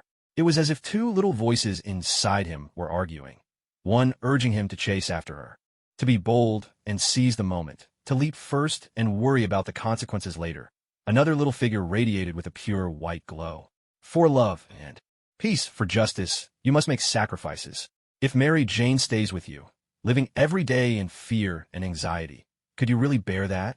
While Peter was caught in this inner struggle, Mary Jane suddenly stopped in her tracks and, with a hint of defiance, said, Hey, Peter, I'm seeing someone right now. You mean you have a boyfriend? Peter's heart leapt straight into his throat. Yeah, I like him, Mary Jane nodded. Wow, what's wrong? Mary Jane pressed him, not letting it go. Ahem, it's nothing. I'm just glad you finally have someone to keep you company. I think we could take things a step further. A step further? Peter was a little puzzled. It's nothing. Seeing Peter's clueless expression, Mary Jane was nearly driven mad with frustration. I'll come watch your performance tomorrow night. The words finally burst from Peter's lips. He had been working up the courage for ages, and once he said it, he felt a sense of relief wash over him. Tomorrow night? Will you really come? Mary Jane's smile bloomed anew. I'll be there. I promise. Peter grinned too, looking utterly goofy. Don't let me down. I won't. Outside, thunder rolled and lightning flashed, the sky heavy with storm clouds. Yi Qingyang reclined on the large bed in his bedroom, luxuriating in the massage that Wei Zhenjin was giving him. Sir, how's the pressure? Should I go a little softer? Wei Zhenjin carefully propped Yi Qingyang's head with a snow-white, soft latex pillow, her slender hands gently kneading his scalp. The sensation took Yi Qingyang by surprise. I didn't expect this, Azure. You got real skill. Have you done this professionally before? Not at all. I'm just an ordinary girl. It's just that, apart from cleaning and doing your laundry, I have a lot of free time every day. So, I signed up for an online massage course. I picked up these techniques from people on the internet. A dimple appeared at the corner of Wei Zhenjin's mouth, her gaze full of gentle affection. I see how hard you work every day, boss. Naturally, you should feel comfortable when you get home. I don't have any special talents, so I figured I'd better learn something useful. It's the least I can do. Excellent, excellent. This is wonderful. In American terms, very good. Yi Qingyang accepted the plump, glossy grape Wei Zhenjin held out to him, savoring its lingering sweetness. This was the life of the wealthy. Holding power by day, resting in a beauty's embrace by night, and when tired, someone to massage you and peel your grapes. He remembered thinking as a child that even King Zhou of the old legends never had it much better than this. Boss, you've helped me so much, and I don't have any real skills. The only way I can repay you is like this. With trembling hands, Wei Zhenjin reached for the waistband of her clothes, ready to slip them down. Suddenly, Yi Qingyang grabbed her wrists and gently pulled her toward him. Wei Zhenjin was startled, for at that moment, her face was barely 10 centimeters away from Yi Qingyang's eyes. Ajun, you don't need to do this. Yet, Yi Qingyang found himself unable to finish his sentence. Suddenly, Wei Zhenjin's long hair came undone, silky strands cascading over Yi Qingyang's face and tickling him slightly.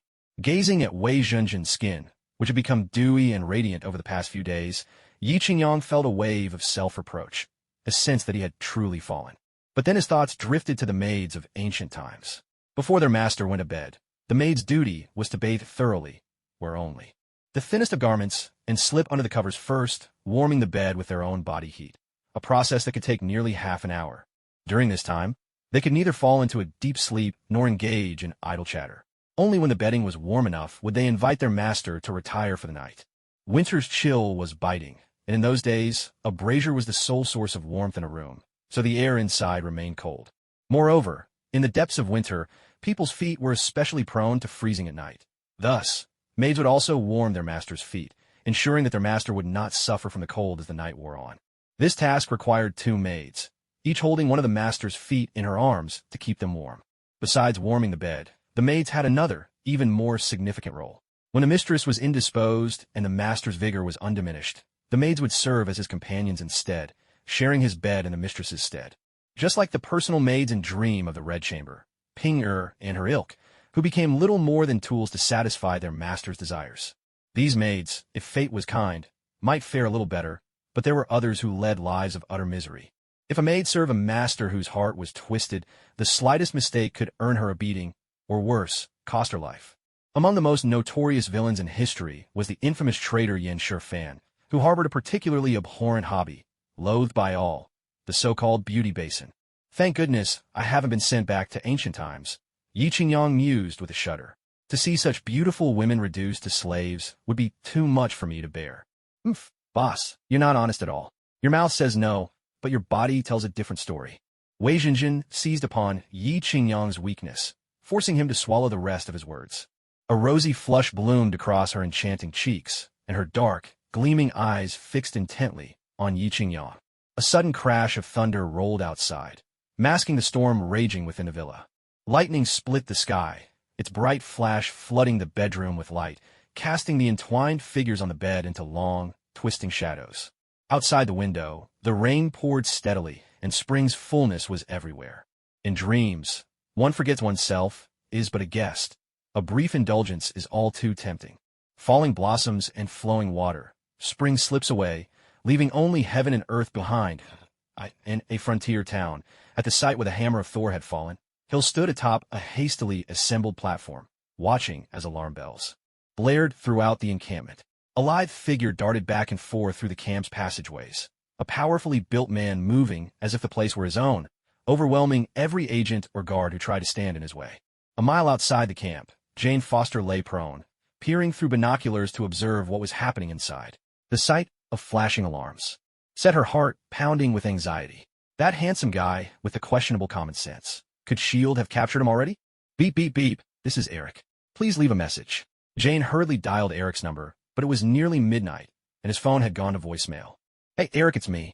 Don't worry, I'm fine. But if you don't hear from me in the next hour, please come find me at the meteorite crater. The one S.H.I.E.L.D. took over, with a hammer from space. I did what you told me not to do. Sorry, I really am. Goodbye. She ended the call and eagerly picked up her binoculars again, desperate to see what was unfolding in the camp. Unfortunately, all her equipment had already been confiscated by Hill's team, and the binoculars in her hands now were a $20 pair she'd picked up at a roadside shop. They worked decently in daylight, but at night, it was all up to luck. Report. Report. The enemy has entered the southern tunnel. I can't get a signal. The entire camp had descended into chaos, while thunder rumbled overhead and lightning flashed across the sky, wreaking havoc on the base's communications. Out of my way, Thor shouted, grabbing one of the staff who tried to block him and slamming him forcefully into the ground. Another staff member lunged forward, aiming a kick at Thor, but Thor lifted his right leg, meeting the attack in midair and blocking the man's thigh with his own. There was a dull, heavy thud as flesh struck flesh. The staff member's face twisted in pain, while Thor seemed completely unfazed. Even stripped of his godly powers, Thor's sheer physical strength was second to none on Earth, save, perhaps, for the Hulk in his transformed state. Thor pressed his advantage, stepping forward with his left leg and swinging his right fist. The staff member had no chance to react and took the full force of Thor's punch to the face, sending him flying. The man crashed to the ground and lay still, silent. I need someone to provide overwatch from a high vantage point, Hill commanded into her radio. Hawkeye Barton grabbed an alloy compound bow and a quiver of arrows, then sprinted out of the command center. Outside, rain poured down in torrents, stinging his eyes and making it hard to see. With a swift leap, Hawkeye landed in a basket lift and quickly ascended, taking up position at the highest point above the base. If Yi Qingyang were here, he would definitely disapprove of what Thor was doing, standing on a metal object during a thunderstorm, and at such a height. If you had ever done anything to incur heaven's wrath, you'd be inviting a lightning strike. The deeper Thor ventured into the base, the more staff members appeared to block his way. Thor didn't hesitate. As the mightiest warrior of Asgard, the more people there were, the more exhilarated he felt. One staff member leapt up, his left foot shooting out toward Thor's head. Without even looking, Thor casually brushed him aside. There was a crackle of energy as the assailant broke through the shield and was sent flying out of sight. Thor followed up with a scorpion kick, striking another attacker under the chin, then dodged the lunges coming at him from both sides. With a swift aerial spin, he landed gracefully, turning a full circle in the air before touching down. Agent Hill watched the surveillance feed, utterly stunned, momentarily forgetting to issue any further orders. At that moment, she felt as if she'd stepped into a movie, and not just any film, but a martial arts epic straight out of Han China. That airborne spin, followed by sending 3 men flying. Was that even humanly possible? Could this handsome, if clearly unhinged, man really be the god of thunder? Ma'am, the hammer is emitting an intense electromagnetic pulse. The system can barely handle it. Our base equipment is on the verge of collapse, reported a bald man with gold-rimmed glasses. I have no time for that now. Barton, give me a real-time report on the situation. Hill's clothes were drenched, clinging tightly to her form and revealing the perfect curve of her waist and hips. A freelance programmer glanced her way and immediately suffered a nosebleed. He cursed himself under his breath for being so weak. Maybe it was just something spicy he'd eaten recently. But no one else in the room noticed him at all. Up in the howling wind, Hawkeye steadied himself in the high-altitude basket. He raised his alloy compound bow, knocked an arrow, and took aim at the rapidly advancing Thor. What's the plan? Should I try to hold him off? Or are you sending him more people to get beaten up? He radioed. Keep your eyes on him. Don't make any rash moves. Wait for my command. Hill called back, quickly descending from the command platform and heading toward the center of the camp. Thor broke through the final line of defense. The hammer of the Thunder God was just within reach. He could barely contain his excitement, his whole body trembling with anticipation, a wild grin spreading nearly from ear to ear. Suddenly, with a heavy thud, Thor was blindsided and thrown to the ground by a security guard, a towering black man, well over 2 meters tall. Hey, you're strong, Thor said, grinning. But I've faced opponents even taller and bigger than you. He pressed his right hand to the ground and vaulted upright with the agility of a fish leaping from water. Setting his left hand in front and his right behind, he brushed his thumb under his nose and declared, "Now, I'll show you." This was Thor's favorite move, inspired by a character he'd seen in quite a few Earth movies recently. The giant guard exclaimed in shock, "Chinese kung fu?" Thor brought his fist down in a powerful strike. The big black man was startled and instinctively raised his hand to shield his face. But Thor had fainted. His real attack came from below. He dropped his waist, sank into a horse stance, perfectly uniting his body strength, and drove his iron elbow into the giant's chest. There was a sharp, cracking sound. The big man was lifted off the ground, his massive frame, over 200 kilos, hurtling 4 or 5 meters through the air before crashing down. We Asgardians are not the weaklings of the Nine Realms. Thor shook his head and strode toward the center of the crater where his hammer waited. A bolt of lightning split the night, illuminating the entire camp.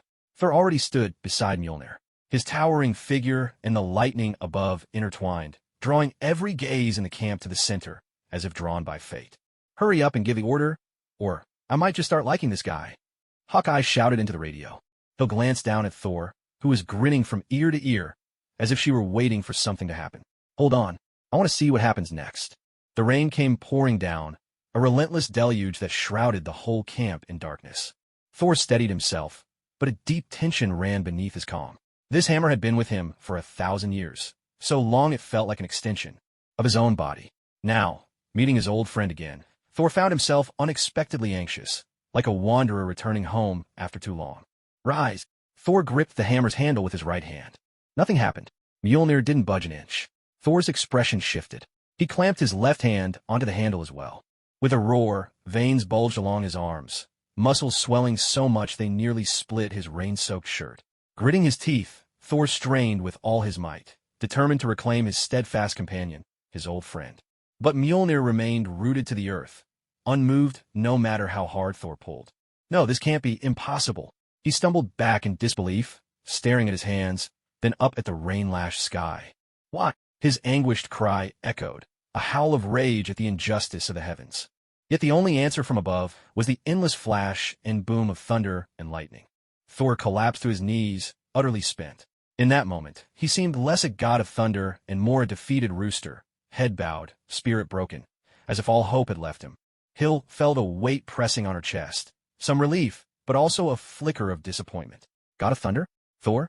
Had she really believed Tony Stark's wild tales? What had gotten into her? Wasn't she a senior S.H.I.E.L.D. agent? How could she still be so naive? She shook her head and picked up the radio. "The show's over. Ground teams, move in." Hawkeye, seeing Thor utterly defeated and without fight, lowered his alloy compound bow. His gaze was conflicted, a mix of emotions flickering in his eyes, the stark contrast between this blond man's earlier bravado and his current dejected state was almost jarring. What could possibly explain such a change? He had fought his way through countless people, risking life and limb just to see if he could lift that mystical hammer. It was truly incomprehensible. At Hill's command, a squad of heavily armed S.H.I.E.L.D. agents stormed into the central area and quickly handcuffed Thor, twisting his arms behind his back. Thor didn't resist at all, allowing himself to be handled as they pleased. "Move!" barked one of the agents. Thor, now like a puppet with its strings cut, was led away. Before leaving, he glanced up at Mjolnir, lying less than a meter away from him, his eyes empty, his spirit utterly crushed. Meanwhile, at the end of the Bifrost in Asgard, Heimdall stood with both hands resting on his sword, amber eyes reflecting the vast expanse of the cosmos. He had witnessed Thor's entire ordeal, from the initial excitement, bravery, and fearlessness, to the final disbelief, disappointment, and despair. Heimdall had always admired this fearless, straightforward future king of Asgard, but he understood. This was Odin's test. Only those who endure hardship and trials can become worthy kings, leading Asgard toward a brighter future. Without setbacks, without suffering, a flower raised in a greenhouse will never bloom in its full glory. He let out a heavy sigh and gazed even deeper into the distance. Back on Earth, Jane Foster, who had been hiding at a distance, watched as the lively camp suddenly fell silent. Moments ago, it had been bustling with activity, and now not a sound could be heard. She couldn't make sense of what had happened. Had the handsome lunatic been beaten to death by the security team? That couldn't be. She decided to move a little closer and see for herself. But before she could act, a vehicle rolled out of the camp. Inside, she glimpsed the so-called lunatic, tied up tightly but very much alive. Thank goodness, thank goodness. That scared me to death, Jane muttered, patting her chest with trembling hands as the tension finally left her. Just then, her phone began to ring with a pop tune. You are electric, you are light, you are my only legend. I love only you, you are my superstar. Flustered, Jane fumbled for her phone. It was a call from Eric. Eric, who had been startled awake by the thunder, found himself unable to fall back asleep. Deciding to check his phone for some light reading, he saw Jane's message and, upon listening to it, shot upright in bed, all traces of drowsiness gone. That crazy man committed a crime. He's going to jail. What are you thinking? Eric barked the moment Jane answered. I can't just leave him behind. Where are you? Come see me right now. All right, I'll be there in 10 minutes, Jane replied, getting up carefully. She failed to notice Hawkeye's sharp gaze lingering on her as she left .in shield. There's no escaping Hawkeye's sharp gaze.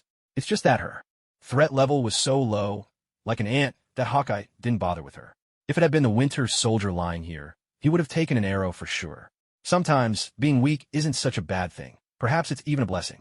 It was S.H.I.E.L.D. agents who caught him. I once heard from an old friend about this organization. It's shrouded in mystery, not belonging to any country, directly answering to the 5 great powers and dealing with the world's most enigmatic incidents, Eric explained, a hint of hesitation in his voice. You didn't see what I saw. At that moment, thunder was roaring. Jane Foster tried to describe the events that had just taken place. The meow meow hammer, Darcy exclaimed with delight, grabbing a book. Where did you find that? Eric asked, his tone tinged with annoyance. At the children's bookstore. I just have to show you how ridiculous this story is, Darcy replied. Jane, a bit indignant, retorted. You're always the one pushing me, urging me to explore every possibility. Yes, but I meant scientific possibilities, not magic. Eric countered. Jane opened her eyes wide and insisted. But maybe magic is just science we don't understand yet. That's what Arthur C. Clarke once said. Eric was momentarily at a loss, the name escaping him. Was this some famous scientist? And who is Arthur C. Clarke? He's a science fiction writer, but also a pioneer of scientific thought. If there were an Einstein-Rosen bridge with something on the other side, a smart person would cross it, Jane explained, still wrapped in a blanket, her hair and clothes soaked from the recent downpour. Seeing the debate continue, Darcy tried to chime in, hesitantly. In primitive Viking culture, perhaps they revered such figures as gods, worshipping them. Jane, finding an ally, shot Darcy an approving look. Yes, exactly, thank you. Darcy nodded, and the two of them gazed expectantly at the bald-headed Eric. At that moment, in Eric's eyes, Jane looked like a love-struck girl, utterly unreasonable. But what could he do? She was his favorite student, and their relationship had long blurred. The line between mentor and friend. Even if she was being foolish, he couldn't just abandon her. Letting out a weary sigh, Eric gave in. All right, you win. I'll give it a try. Yeah. Jane leapt up with joy, the blanket slipping off her shoulders to reveal a milky white blouse and a white skirt falling below her knees. The fitted shirt traced the elegant lines of her figure, her stomach as flat as the plains of Tanzania. The skirt hugged her legs, leaving a glimpse of shapely calves and sheer stockings. Jane threw her arms around Darcy and planted a huge kiss on her cheek, leaving Darcy's face smeared with rainwater and lipstick. Thor, feeling dejected, had been brought to an ordinary S.H.I.E.L.D. office space, where he sat staring blankly in an empty room. Today, Hill was dressed in a standard office outfit, a gray blazer on top, and fitted trousers that perfectly accentuated her graceful figure, her long, shapely legs made even more striking by black high heels. You went through all my people today, Hill began, her gaze intense as she looked at the unkempt, bearded Thor. Those agents have received the best training, yet they performed like underpaid mall security guards. From my experience, you must have undergone some serious training to have skills like that. She paced in front of him, the silver pendants at her ears swaying with each confident step. But Thor seemed to have turned to stone, not even lifting his eyelids, as if he hadn't heard a thing. I think you look like the kind of soldier who risks his life for money. Where are you from? South Africa? She pressed. Thor turned his head to the side, lost in his own thoughts, giving her no answer. Some organization is willing to pay handsomely for a mercenary like you. Who are you, really? One way or another, we always find out what we want to know.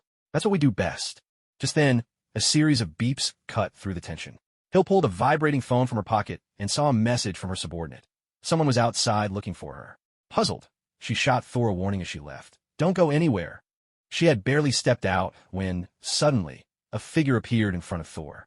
His hair was slicked back, and he was impeccably dressed in a suit and tie, every detail perfectly in place. an image of human perfection. Thor's eyes flew open in shock. Loki?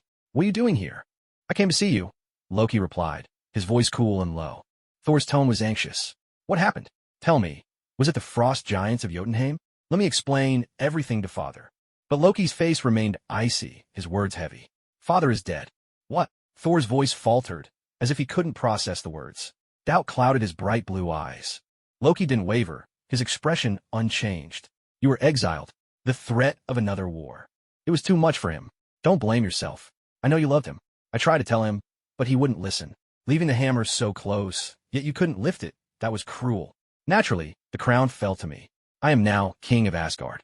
Thor was still lost in the anguish of Odin's death. A single tear slid slowly down his cheek. A tear? He couldn't even remember the last time he'd cried. Was it 500 years ago? 600? Perhaps it was when his dear friend Gruz fell in battle, and he'd wept thin from guilt. And now, tears had once again found their way down his cheeks. Can I go home? Thor's voice was hoarse, as if his heart might cease beating at any moment. Had he truly driven his own father to death out of anger? There could hardly be anyone in the world more wretched than himself. Loki shook his head at Thor's plea. The armistice with the Jotuns was made on the condition of your exile. Thor's face fell in sorrow. He lowered his voice in supplication. I know, but can't we? Loki cut him off before he could finish. Mother forbids you from returning as well. Brother, I came to say goodbye. I'm truly sorry. To hear that even his dearest mother, who loved him more than anyone, now forbade him from returning to Asgard. Thor felt as though Mjolnir itself had struck him square in the chest. No, it can't be. I'm sorry, I'm so sorry. He groaned, clutching his hair in anguish, overwhelmed by regret for his past arrogance and pride. If only he hadn't been so reckless, none of this would have come to pass.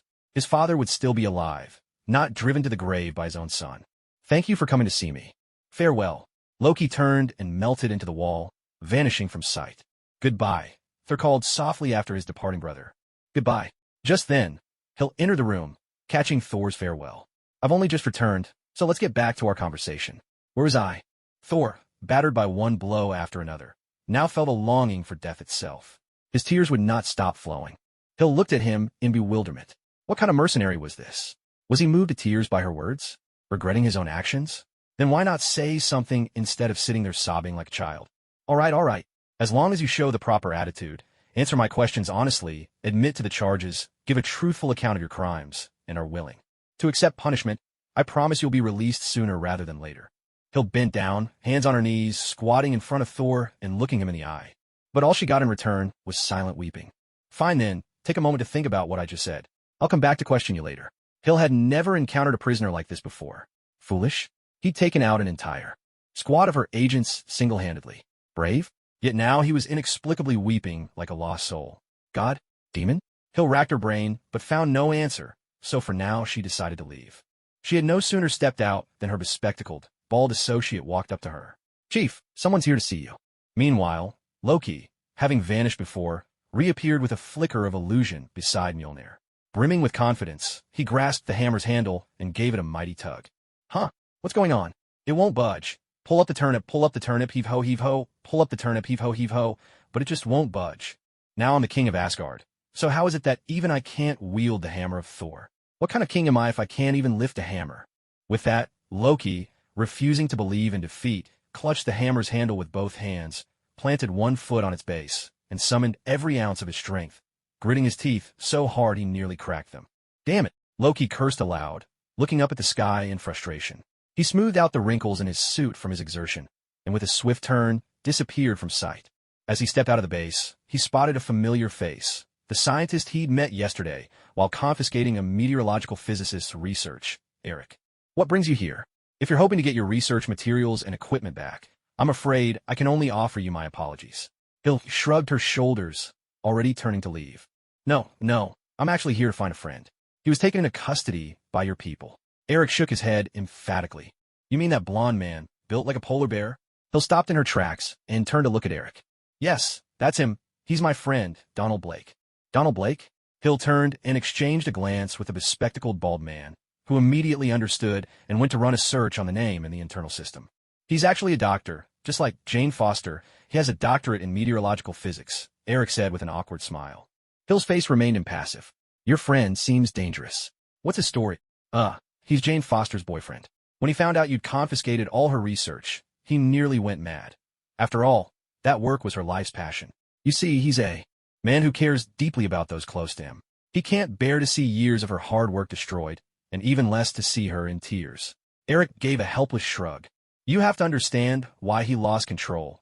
An organization shrouded in secrecy, acting like a bunch of Nazis. That's how he saw it. Hill was unmoved. That still doesn't explain how he managed to break through all our security by himself. Eric's mind raced for an answer. Hormones. He's a bodybuilder, and I'm sure he was hopped up on something tonight. Beep beep. An alert flashed on the screen with a photo of Thor's fake identity. The system had flagged the information as false and issued a security warning. Hill glanced at the screen before turning back to Eric. Our records say he's a physician. Cold sweat broke out on Eric's forehead, but he managed to keep a straight face. That's right, or at least he used to be.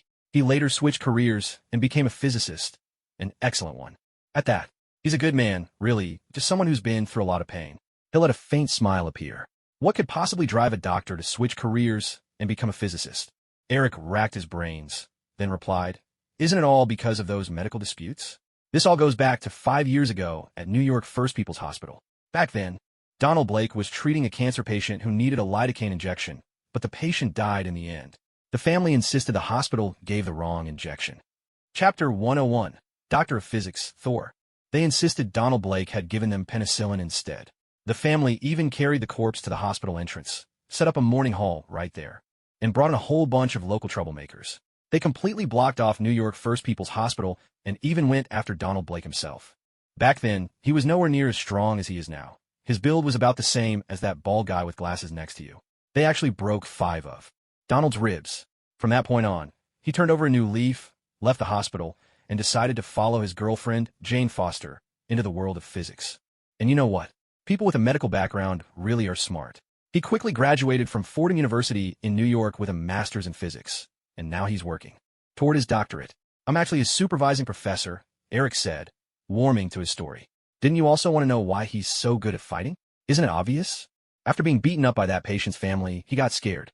So ever since then, he's been hitting the gym every day and even signed up at Bruce Lee's fighting gym in Chinatown, training in mixed martial arts for years. I always joke with him that if he ever quits physics and becomes a pro MMA fighter, he'd probably make a lot more money. Enough. I don't have time for your stories. Hill interrupted his rambling. Eric, right? Go inside and get your man out. But let me warn you. If this happens again, I can't guarantee my people will use their fists instead of their guns. Eric hurried forward, trying to grasp Hill's hands in gratitude, but Hill sidestepped nimbly, avoiding his eager clutch. He's inside. Baldy, take him in. Thank you, Eric gushed, following the bald, bespectacled man inside. He wasn't even through the door before he started wailing. Oh. Don Hill allowed herself a faint smile. What sort of provocation could possibly make a doctor switch careers and become a physicist? Eric racked his brains, then replied, Isn't it all because of medical malpractice disputes? Let me start from the beginning. 5 years ago at New York's First People's Hospital. At that time, Donald Blake was treating a cancer patient and needed to inject lidocaine. But the patient ended up dying, and the family insisted it was because the hospital gave the wrong injection. Chapter 101, Doctor of Physics, Thor. They adamantly claimed that Donald Blake had prescribed penicillin instead. The patient's family then carried the corpse to the hospital entrance, set up a mourning altar, and even hired a gang of local troublemakers to block up the whole hospital. They chased after Donald Blake as well. Back then, he wasn't nearly as strong as he is now. His build was more like that bald, bespectacled guy standing next to you.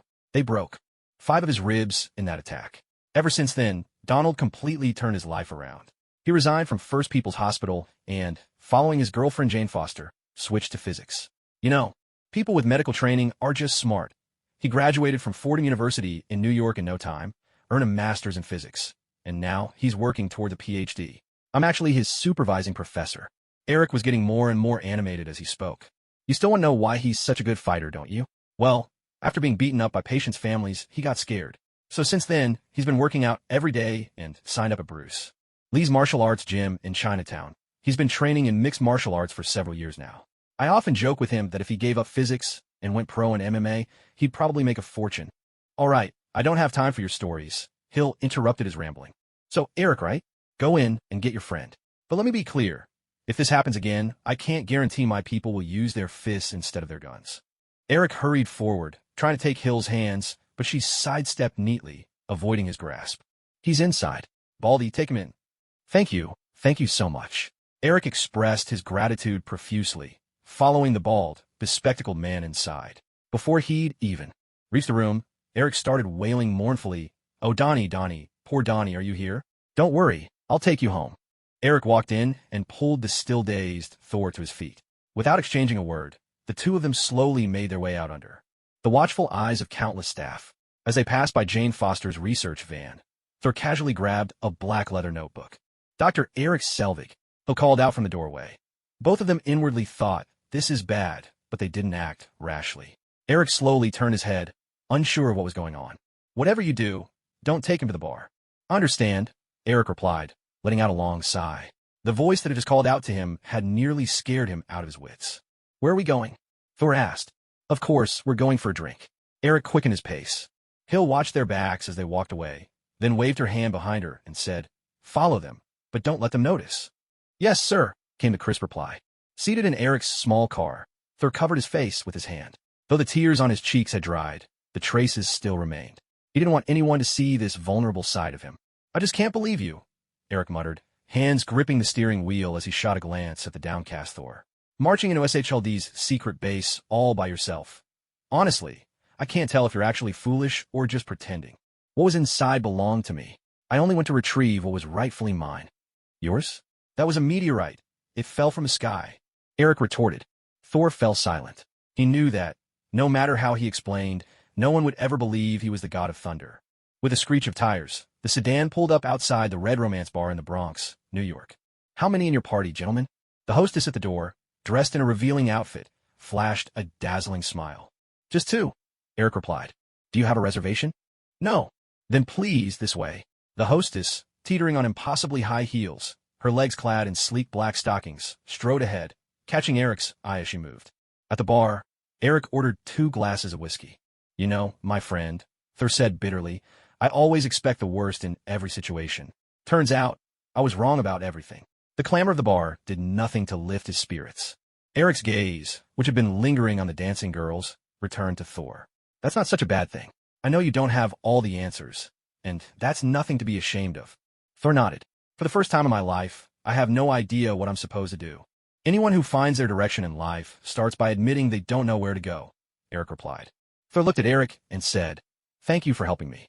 "Don't thank me," Eric said, waving it off. "I'm only helping because of Jane Foster.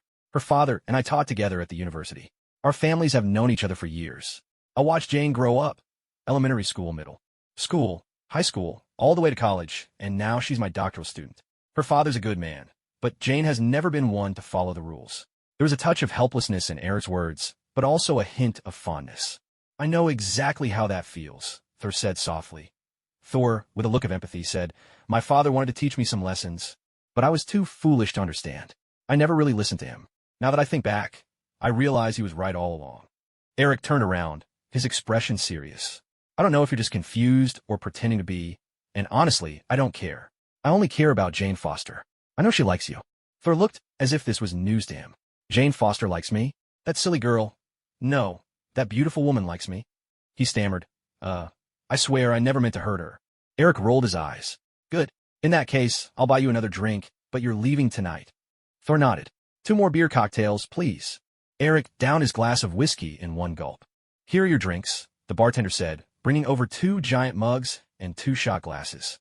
Eric poured the cocktail from the small glass into the large beer mug. Raising his mug, Eric motioned to Thor, who had no choice but to do the same. Both men, not to be outdone, gulped down their drinks in one go. Once the mugs were emptied, Eric let out a boozy belch. "Didn't expect you to be such a good drinker." Thor grinned sheepishly. "Well, I'm somewhere in the middle, 3rd best in the 9 realms." He chuckled to himself, thinking, man, with my temper, I'm still bragging? No way I'll believe it. I can outdrink you, just like I can outfight you. I'm the beer god of New York. There's no way I'll lose to some lunatic. "Bartender, another round." "Coming right up. 2 more beer cocktails," the bartender replied. "Cheers." Down the hatch. They knocked back another drink. "Brother, let me tell you something," Eric slurred, wrapping an arm around Thor. "You've been reading too many comic books. It's messed with your head. There's no such thing as a world tree, or a rainbow bridge, or Odin, Thor, Loki. Those are just myths people made up. Look, I'm an educated man. I loved that stuff when I was a kid, but now we're adults. We have to be mature, make money, build our own careers. Otherwise, how are we ever going to win a girl's heart? Eric, clearly drunk, reeked of alcohol as he spoke. You're right, brother. We really should find our own path, Thor replied, just going along with him. Bartender, another. Before he could finish, the beer god of New York had already passed out after just 2 drinks. Hey, wake up. You haven't paid. Thor shook Eric vigorously, but Eric was dead to the world, completely unconscious. In the end, Thor rummaged through Eric's pockets and managed to find a few bills to settle the tab.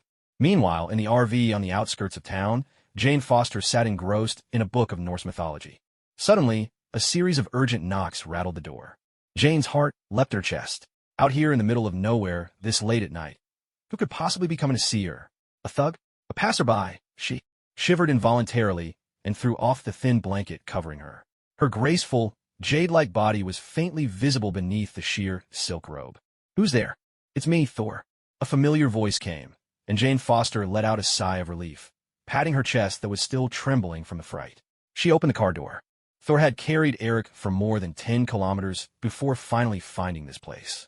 Oh my God, is he all right? Jane stared in shock at Thor, who seemed completely unfazed by the situation. Of course he's fine. He's not hurt, Thor replied, his gaze gradually drawn to Jane's loosely tied nightgown. What an exquisite and splendid garment. He doubted Asgard had anything like it. He made a mental note to buy several before leaving. One for his mother Frigga, and another for his fangirl Lady Sif. The nightgown was as white as freshly fallen snow, as tender as young lotus root, and as translucent as jade, smooth as silk, glowing with a pure, creamy luster. It traced 2 graceful curves, upward, disappearing beneath the white robe and adding an air of enigmatic allure. The mysterious intersection of these perfect lines stirred the imagination, inviting a dreamlike curiosity. Suddenly, there was a loud thud as Eric's head bumped into the car door. Oh, sorry, my friend, Thor muttered, cursing himself for being distracted by the beauty and forgetting he was still carrying a grown man. What happened? Jane shifted slightly to let Thor, still carrying Eric, pass by. Thor brushed so close to her that she felt as if a gentle spring breeze had swept across her skin, sending a delightful shiver through her. She let out a soft cough. What's going on? What happened to Eric? Thor's eyes couldn't help but wander to her chest. She must have rushed to the door without even putting on a bra. We went out for drinks. He had a bit too much, Thor said with a laugh. Put him on the bed, quickly. Jane still couldn't quite believe how suddenly close the two seemed to have become. She eyed Thor with suspicion. Ha! I still don't believe you're the god of thunder. Let's have 3 more drinks. Drunken Eric roared with laughter, giving Thor a hearty slap on the shoulder. No problem. We'll have a rematch another day, Thor replied, then turned and walked toward the car door. Jane hurried to follow. With almost 2 heads difference in height, she seemed especially delicate and petite next to Thor in the cramped space. Is this your secret lair? Thor looked down at the stunning woman before him. Her golden, silky hair fell carelessly over her chest, highlighting her graceful allure all the more. Her skin was as clear and luminous as polished jade, glowing with a radiance like the full moon. She had an elegant, slender figure, and the vibrant energy of youth made her stand tall with grace and poise. Jane Foster noticed the man's appreciative gaze and instinctively crossed her arms tighter around herself. She hadn't expected to find herself in such close quarters with a man. This is just a temporary arrangement. Sorry, I hardly ever have guests here, she stammered, turning away and hurriedly tidying up the tiny kitchen in the camper van. Unwashed dishes and leftover juice cluttered the sink. In fact, I really don't get visitors here. Can we maybe go outside and talk? She suggested. Thor was still enchanted by her beauty, his mind replaying what Eric had just told him. Jane Foster likes you. His eyes sparkled with the innocent wonder of a first love. The truth was, in over 1,000 years, Thor had never been in love. His world had always revolved around battle, and nothing but battle. Hearing Jane's words, he gave an awkward smile. Yes, of course, let's do that. It's a bit chilly outside. Would you mind gathering some wood? We could make a small fire pit, Jane said, pulling a portable campfire stand from the van. After some bustling about, the two of them settled around the crackling fire. Jane wrapped herself in a thick, fleece-lined coat, concealing her graceful figure. When I can't sleep, I come out here, she said softly. Or when I need to reset some data. Or when Darcy gets on my nerves. Honestly, I come here often. I'm really glad you're safe. A cold breeze swept by, lifting strands of her hair. Sitting beside her, Thor caught a whiff of her enchanting shampoo. Watching the flickering firelight play across her beautiful profile, his heart pounded as he said, You've been really good to me, but I've never really thanked you. Her features were perfectly sculpted, her skin fairer than snow, with a delicate charm that outshone ordinary beauty. She was slender and graceful, with a rosy glow to her cheeks, her expression gentle and moving, her brows subtly furrowed. Her eyes were deep as the waters of Lake Ballier, and her smile warmed him like sunlight in winter. Beyond her youthful loveliness and captivating grace, Jane Foster possessed an allure that drew others irresistibly to her. Thor didn't know what had come over him, as if he couldn't control where his eyes wandered. He thought perhaps he'd hit his head too hard on his way to Earth. How else could a hardened warrior like him find himself distracted by such forbidden thoughts? Little by little, he realized his mind was filling with feelings he'd never known before. Jane shrugged at his words. Well, I ran you over with my car more than once. I'd say we're even. Men love to appreciate beauty, and women, after all, enjoy the sight of a handsome man. Sorkin, with his golden hair and blue eyes, possessed a strikingly handsome face full of masculine charm. Coupled with his tall, muscular physique, he was enough to make Jane Foster swoon, especially after having seen the chiseled six-pack abs, defined chest, and perfectly sculpted torso beneath his clothes. Thor fixed his gaze on her and said, "Maybe I brought this on myself. Oh, by the way," as if suddenly remembering something, he quickly pulled a black leather notebook from inside his coat and handed it to Jane Foster. "Oh my God, I can't believe this," Jane exclaimed, overwhelmed with joy as she took the notebook and opened it. Sure enough, it was the very one S.H.I.E.L.D. had confiscated from her. Seeing her delight, Thor's own face lit up. "This was all I could manage. I'm sorry I couldn't keep my promise. I meant to get everything back for you," he thought to himself. With a sigh, if only I could still lift Mjolnir, maybe I could have kept that promise. But now, that was beyond his reach, a regret he could voice only in his heart. Jane shook her head as she flipped through the notebook, checking to see if anything had been tampered with. "This is more than enough. I don't have to start from scratch. Thank you." Seeing Jane's serious expression, Thor felt a bit puzzled. "What's wrong? Is there a problem?" She shook her head. "It's S.H.I.E.L.D. Whatever they are, they'll do whatever it takes to keep my research secret." Noticing the worry creasing her brow, Thor moved closer, closing the distance between them. Looking in her face, he said softly, "Jane, you mustn't give up. You have to finish what you started." She looked up into his eyes and asked why. "Because you're right to do so. Look, your ancestors called it magic. You call it science," Thor replied, taking the notebook from her hands and beginning to sketch with a ballpoint pen. "Where I come from, magic and science are one and the same." He was wholly absorbed, pen gliding across the page, unaware that Jane was watching him with tender affection. "What's that?" Jane snapped out of her reverie, silently chiding herself for being so captivated by his looks. She saw that Thor had drawn a tree in one of the blank spaces. Thor smiled. "My father explained it to me. Your world is one of the 9 realms, all connected by the branches of Yggdrasil, the world tree. I look at it every day, but I still don't fully understand it. Through it, you can see, what do you call it?" He turned the page to reveal 2 sketches, the starry sky and the Hubble telescope. "That's the Hubble telescope," Jane said, her smile radiant. "Tell me more," Thor asked, his curiosity sincere. "I want to know." Thor was still drawing. "The 9 realms. Here is Earth. Here is Alfheim, Vanaheim, Jotunheim, and here's Asgard. That's where I come from." "I'm starting to believe you," Jane Foster said, her gaze unfocused as she watched Thor's earnest expression. Who was he, really? A madman? A genius? Or something else entirely, something beyond her comprehension? Thor spoke of things she couldn't understand, his voice deep and magnetic, and Jane's eyelids began to droop, upper and lower lids struggling to stay apart. "What's wrong? Are you sleepy?" Thor was engrossed in his drawing, but when he heard no response from the beautiful woman, he quickly turned to look. He found Jane already nodding off, her chin propped on her hand, dozing adorably. "Hey, why don't you go to sleep?" He reached out to steady her by the shoulder, making sure she wouldn't fall over. "Oh, all right." Jane, exhausted from the day, mumbled drowsily, unable to keep her eyes open. "There's a camcot in my car. Could you get it for me?" she said, before slumping to one side, soft snores escaping her lips. Thor shook his head, a fond smile on his face, and gently stroked her silky hair before heading to the car to fetch the cot. He set up the bed by the campfire, then carefully lifted Jane and laid her down. She looked delicate and endearing, completely unaware that Thor, the god of thunder from Asgard, was watching over her with a protective gaze. They say beauty is in the eye of the beholder, and at that moment, Jane Foster was the most beautiful woman in Thor's world. Her beauty was, beyond words, utterly captivating from head to toe. As he looked at her, he saw a sleeping face with a rosy glow, delicate cherry lips slightly parted and temptingly red, sending a tremor through his heart. Her petite, elegant nose was perfectly straight, its lines soft and graceful. Her cheeks, as luminous as the moon, exquisite in every way. A slender white neck peeked from her sweater, inviting all sorts of fantasies. Thor shook his head again. Though he was breathing quickly and his blood was racing, he had never known the taste of a woman. Yet as a god who had ruled for so long, it was beneath him to take advantage of a sleeping woman. Such restraint was the very foundation of his divine character.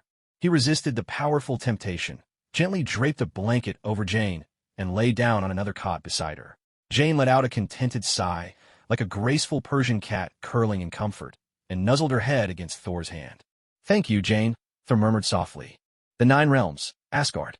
Our dearest friend has been banished. Loki sits on the throne, Asgard is on the brink of war." And the speaker's tone was incredulous. "You actually devoured 4 wild boars, 6 pheasants, an entire steak, and 2 barrels of beer. This is disgraceful. Do you not care at all?" A warrior clad in armor, with a gleaming sword hanging at his waist, kicked the drumstick right out of the hands of a chubby man who was feasting with abandon. "Don't you think for a second that just because I have a big appetite, I'm careless or heartless? I eat so much because I'm storing up energy for the coming war." The plump man scrambled to his feet, defending himself with indignation. "That's enough. Both of you quiet." The Valkyrie strode over and grabbed the 2 men before they could come to blows. "We know what we need to do. We have to leave Asgard as soon as possible. We must find Thor on Earth." Suddenly, the swordsman turned his head and said, "This is treason." "To hell with treason. We're going to find Thor, no matter what," the fat warrior retorted.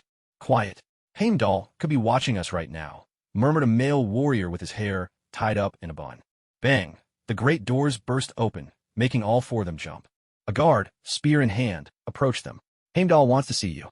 "We're done for," the 4 of them exclaimed in unison. But nonetheless, they made their way to the end of the Rainbow Bridge, to the portal guarded by Heimdall. "How dare you? Plotting treason, breaking the oath you swore as warriors, and committing the crime of treason just to save Thor." Heimdall stood tall, sword in hand. "Yes," the Valkyrie answered resolutely. "Good." Heimdall stepped down from the portal. "Will you help us?" "I serve the king. I cannot open the Bifrost for you." With those words, Heimdall left the portal. "Oh, he's really tough. How are we supposed to get to Earth and find Thor now?" The swordsman shook his head. As they turned to look back at the portal, they noticed that Heimdall had left behind the legendary sword needed to activate the transport. "Let's go." Meanwhile, it was already 9 o'clock in New York. Sunlight streamed in, shining right onto Yi Qingyang's sleepy, broad face. Her once tidy clothes were now covered in little stains. Although Wei Jinjin had worked through the night, her professionalism as a housekeeper ensured she was up by 6 in the morning. Yi Qingyang stretched, feeling a bit disgruntled. No morning kiss today. She stepped out of the bedroom. In the living room, Wei Jinjin was mopping the floor. She wore a white camisole and purple cropped athletic pants. Though it was just ordinary loungewear, on Wei Jinjin's alluring figure, it was still captivating. With her hair casually tied up and her beautiful, makeup-free face, Wei Jinjin looked radiant, her sweet smile giving Yi Qingyang a sense of warmth and comfort. "Boss, you're up early today." With a smacking sound, Wei Jinjin planted a kiss on Yi Qingyang's cheek. "Look, what's this?" Yi Qingyang revealed the bouquet she'd been hiding behind her back. "Tea first." There was silence. Wei Jinjin gazed at the rose in Yi Qingyang's hand, her beautiful wide eyes unblinking and her delicate lips slightly parted in surprise. After about a dozen seconds, she finally snapped out of her daze and quickly took the rose from Yi Qingyang's hand. "It's so beautiful, thank you, boss." Though she was holding the bouquet, it seemed as if Wei Jinjin's entire being was drawn irresistibly toward Yi Qingyang. "Do you like it?" Yi Qingyang asked, his tone gentle. Wei Jinjin bent her knees in a graceful Western-style curtsy, her playful charm reminiscent of a young girl receiving her first gift from her sweetheart. Her stunning face was lit up with a bright, crescent-eyed smile, her laughter bubbling out, and her dimples deepened with the happiness and affection she felt. In this moment, Wei Jinjin no longer felt like a tool Yi Qingyang used to curry favor with others, but truly like his beloved. Yi Qingyang's mood lifted as well. "So, how are you going to reward me?" he teased. Overjoyed, Wei Jinjin threw her arms around him, cupping his face and showering him with a flurry of kisses. "Thank you, my dear boss." All right. Now my face is covered in your kisses." Yi Qingyang pretended to grumble, feigning annoyance. Wei Jinjin gave him one last, playful peck on the cheek, her voice brimming with happiness. "Mwah, I'm so happy. Waking up to flowers for my darling boss makes me feel so lucky." "Thank you, my precious boss." She was as exuberant as a child, her lively demeanor a complete contrast to her usual air of affected sophistication. Seeing Wei Jinjin so radiant with joy, Yi Qingyang suddenly reached out and wrapped his arm around her slender waist. As long as you're happy, I'd even pluck the moon from the sky for you, and there will be even more surprises in the future. Hearing these words, Wei Jinjin fell quiet, but her smile grew even sweeter. Holding the bouquet in both hands, she gently looped her arms around Yi Qingyang's neck and spoke in a soft, coquettish voice. I just want you to take good care of yourself. I don't need surprises, just your safety every day. That's all I need to be happy. As she spoke, her eyes shimmered with unshed tears, as if she were about to cry from being so deeply moved. They looked every bit the couple lost in the throes of young love. Yi Qingyang, unable to resist, pressed his face close and kissed her soft cheeks several times. Their foreheads touched, and fighting the urge to kiss her dewy lips, he murmured, "As long as I have you, I want for nothing more." Hearing this, Wei Jinjin wrapped her arms tightly around his back, resting her head on his shoulder. In a trembling whisper, she said, "Thank you, boss. Please, don't say any more, or I'll start crying for real." As she spoke, she choked back a few sobs but didn't let go. Even if Yi Qingyang's gestures were a bit mischievous, they did nothing to spoil the tenderness of this moment. After about a minute, Wei Jinjin finally let go of Yi Qingyang. Though her face still bore traces of tears, she managed to smile sweetly and, sniffling a little, said, "Oh, how embarrassing. All right, let's have breakfast now. I can't let my boss's grand career be delayed." Looking at Wei Jinjin's gentle demeanor, Yi Qingyang felt grateful that he hadn't let his desires get the better of him. What he truly wanted was a woman who could genuinely love him, not just someone to satisfy his own urges. "By the way, how are you feeling now?" he asked. "My legs feel a bit weak. I almost couldn't get up," she replied with a playful pout. During breakfast, Wei Jinjin coquettishly insisted that Yi Qingyang feed her. Perhaps it was the bouquet of roses from that morning, but she was no longer as reserved as she used to be. Instead, she behaved like an affectionate little wife, picking up a piece of bread with her chopsticks and bringing it to Yi Qingyang's lips. Yi Qingyang, delighted, sat by her side and pinched off a bit of steamed bun to feed her in return. Wei Jinjin's eyes sparkled with happiness as she leaned forward, her lips parted in a rosy smile, awaiting Yi Qingyang's next offering. Strangely, this intimate ritual, which might have seemed awkward, felt perfectly natural to both of them. In a reflection of the mirror at that moment, Yi Qingyang's arms wrapped tightly around Wei Jinjin's slender waist, their bodies pressed close. Together, Wei Jinjin's arms circled his neck, her stunning beauty and alluring figure making them look every bit the young lovers madly in love. Gazing at Wei Jinjin's radiant face, Yi Qingyang couldn't resist leaning in to plant a gentle kiss on her soft cheek. With their foreheads touching, he fought back the urge to kiss her lips and whispered, "Ajun, how can you be so beautiful, so utterly enchanting?" "No matter how beautiful I am, I belong only to my boss," Wei Jinjin replied, scrunching her nose with a hint of playful mischief. After breakfast, Yi Qingyang took hold of Wei Jinjin's delicate, soft hand and said, "Ajun, how about we go out shopping today?" Wei Jinjin agreed eagerly. "Sure. Since arriving in America, I haven't really been shopping yet. I've only ever seen its bustling streets in movies and on TV." "Then hurry and get ready. Go change your clothes. I'll wait for you downstairs," Yi Qingyang said, patting her hand affectionately. Soon, Wei Jinjin appeared in the same yellow dress she had worn yesterday. "This one's a bit outdated. Why not pick something else?" Yi Qingyang suggested, not wanting his companion's attire to reflect poorly on him, even though he usually didn't care much about such things. It turned out that Wei Jinjin had just changed into another dress, a stunning, elegant outfit that brought out her charm and radiance, making her look absolutely captivating. On the outside, she wore a red V-neck dress, crafted from a silky, smooth fabric. A narrow strap, just the width of a finger, was tied into a butterfly knot behind Wei Jinjin's delicate neck. A moment later, Wei Jinjin draped herself in a red ensemble adorned with black lace patterns. She always preferred to buy her outerwear as matching sets. The V-shaped neckline revealed a patch of creamy skin beneath her graceful neck, and though the fabric's upper edge, held by those slender straps, provided coverage, it also accentuated her alluring figure. A wide black satin ribbon adorned the dress. Yi Qingyang deliberately tightened the ribbon, making Wei Jinjin's slender waist appear even more delicate, so much so that her hourglass figure was even more striking than usual. Of course, this was not the end.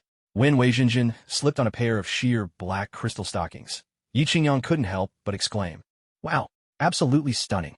My precious Jinjin, how come I've never seen you wear this before? We absolutely have to buy you a few more today." Yi Qingyang's admiration was heartfelt. Although he was surrounded by beautiful women, tall, long-legged Western beauties, when it came to exquisite features, he still preferred the elegance of Asian women. "Thank you," Wei Jinjin replied, her smile enchanting. She slipped her hand through Yi Qingyang's arm, looking every bit the love-struck young woman. Yi Qingyang found it hard to believe that this youthful, adorable beauty before him was already 30 years old. Today, he hadn't asked Happy to drive. Instead, Yi Qingyang wanted to give Wei Jinjin an intimate, cozy day for just the two of them. He picked out a blue Audi Pikes Peak and set off for the bustling heart of Manhattan. All the way, Yi Qingyang drove with one hand. Although the car had autopilot, his right hand certainly didn't stay idle. By the time they reached the parking garage, the poor little maid had already climbed the world's highest peak several times over. Once they parked, Yi Qingyang quickly hurried to the passenger side to help Wei Jinjin, whose legs were now weak and unsteady. With all her strength gone, Wei Jinjin could only lean completely on Yi Qingyang as they walked in step along Manhattan's most famous shopping street. Even in Manhattan, a place brimming with beautiful women and top-tier professionals, Wei Jinjin's looks were hard to rival. She drew nearly 80% of the passers-by's attention, and after having been cherished and pampered, she seemed to glow with even more radiance. To top it off, she had specially chosen a pair of crystal-high heels, making her long legs look even more shapely and straight. With her tight, rounded hips, she walked with a gentle sway, drawing the eyes of men and women alike. Many women, out shopping with their boyfriends or lovers, could be seen digging their nails into their partner's arms, their eyes full of warning. "How dare you look at another woman when I'm right here? Are you asking for trouble?" Because Yi Qingyang was wearing sunglasses and a mask, no one recognized him for the time being. Otherwise, the entire Manhattan commercial district would be plunged into chaos. This place was the Rockefeller Center, the most bustling business area in Manhattan, New York, known as Little Hong Kong of America and miniature Shanghai of New York. Wei Jinjin clung excitedly to Yi Qingyang's arm, her eyes shining as she gazed at the sparkling, dazzling jewelry and crystal necklaces displayed in the shop windows. "Do you like them? If you see anything you want, just take it. Your big brother has plenty of money," Yi Qingyang declared with grand confidence. On Earth, Yi Qingyang truly had the means to back up such words. Ever since his journey to this new world, Yi Qingyang had been busy juggling affairs at the company, S.H.I.E.L.D., and various beautiful women. He had never really explored the sights and sounds of New York. Now, he looked around with the wide-eyed wonder of a country bumpkin in the big city, curiosity lighting up his features like Granny Lou's first visit to the Grandview Garden. Wei Jinjin glanced at the price tags, tens of thousands, even hundreds of thousands, and all in US dollars. She let out a sigh. "Ever since I graduated, I haven't bought a single piece of clothing or shoes that cost more than $1,000. Even my wedding ring was only $3,000, and I've never owned any real jewelry." Yi Qingyang interlaced his fingers with hers and said, "Today, I'll make you the brightest star in all of Manhattan. Come on, let's go on a shopping spree." Delighted, Wei Jinjin broke into a radiant smile and planted a rosy kiss on Yi Qingyang's cheek. "Welcome to Tribirch," greeted a young woman in a crisp office suit, her figure earning Yi Qingyang a silent score of 80 out of 100. "Please help my girlfriend pick out 2 outfits. A complete set," Yi Qingyang instructed. "Of course, sir. This way, please, madam," the sales associate replied with a polite bow, leading Wei Jinjin toward the display racks. Yi Qingyang, meanwhile, lit up a Hontishan cigarette and leaned back, savoring a leisurely puff. His phone buzzed. It was a message from Betty Rose. "What are you up to, dear?" the message read. A faint smile tugged at Yi Qingyang's lips as he replied, "Haha, I'm at work. Are you free tonight? It's been ages since we watched the stars and had a beer together," came her next message. Yi Qingyang smirked. "Watch the stars and have a beer? I bet you just want to drink some Wangzai milk instead." He tapped out a reply. "Can't do tonight, but I can set aside tomorrow evening for you." No way he'd break his promise. He'd already told Wei Jinjin that tonight was just for the two of them. After all, he prided himself on being honest and reliable. What's the most important thing for a businessman? Making money. Wait, no, integrity. "Sir, what do you think of this outfit?" The sales associate's gentle voice interrupted his thoughts. "Not bad. Wrap it up," Yi Qingyang said after a quick glance. On the whole, it looked pretty good. The black dress made her already fair skin look even more radiant, but more importantly, the style fit her perfectly, accentuating every curve of her figure. Whether a dress looks good really depends on who's wearing it. With Wei Jinjin's beauty, even if she were wrapped in a burlap sack, Yi Qingyang would still find her stunning. "I'll take this style. Could you bring me another one in white?" "Of course, sir," the clerk replied. Yi Qingyang had simple tastes. He was a fan of solid colors, and black and white was his favorite combination. "Let's go. On to the next shop." With their hands free and spirits light, Yi Qingyang and Wei Jinjin continued their shopping spree. For purchases of this caliber, the stores would deliver the items directly to their home. There was no way they'd trouble their distinguished customers with carrying bags themselves. Click, click. In the jewelry store, Wei Jinjin snapped a few pictures of the massive 10-carat sapphire diamond ring glittering on her finger, then posted them to her social feed. "Oh, this sapphire is so heavy, my poor fingers can barely lift it," she wrote, her tone playfully dramatic. After posting, she looked up and caught Yi Qingyang watching her with an amused, half-smiling gaze, which made her blush a little. "We're all the way in America, and you're still playing with WeChat? It's just, I've never worn such a beautiful ring before. Back in college, my friends would always be showing off their travels, their food, their clothes. I never had the means to join in, so all I could do was watch and envy them. But now I'm finally free. I just wanted to know what it feels like," she said, touching the platinum necklace around her neck with a satisfied air. "And how does it feel now?" Yi Qingyang asked. "Isn't it obvious? It's amazing. There's no way to even describe it. Do you want to feel even better? Better than wearing a sapphire worth $1 million?" Wei Jinjin couldn't quite imagine it. He chuckled softly. "They say the poor play with cars, the rich play with watches, and women play with jewelry. Next, I'll take you to buy a watch that truly suits you." Yi Qingyang laughed heartily, taking her hand and heading out. "Wait, should I put this ring away? What if I scratch it?" Wei Jinjin hesitated. "It's nothing. If it gets scratched, we'll just get a new one." Hand in hand, the two of them walked into the world-famous watch boutique next door. And how famous was it? Yi Qingyang glanced at the display cases.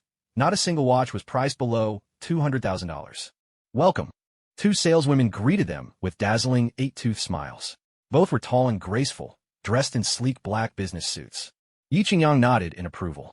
The staff in these high-end shopping districts really did have impeccable professionalism.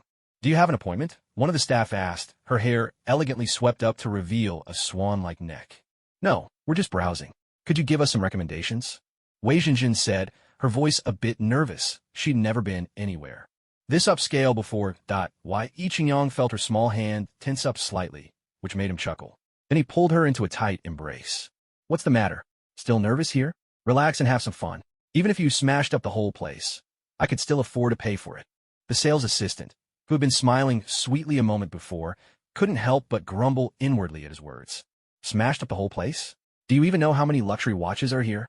Or how much they're worth in total? At least hundreds of millions of dollars. Unbelievable.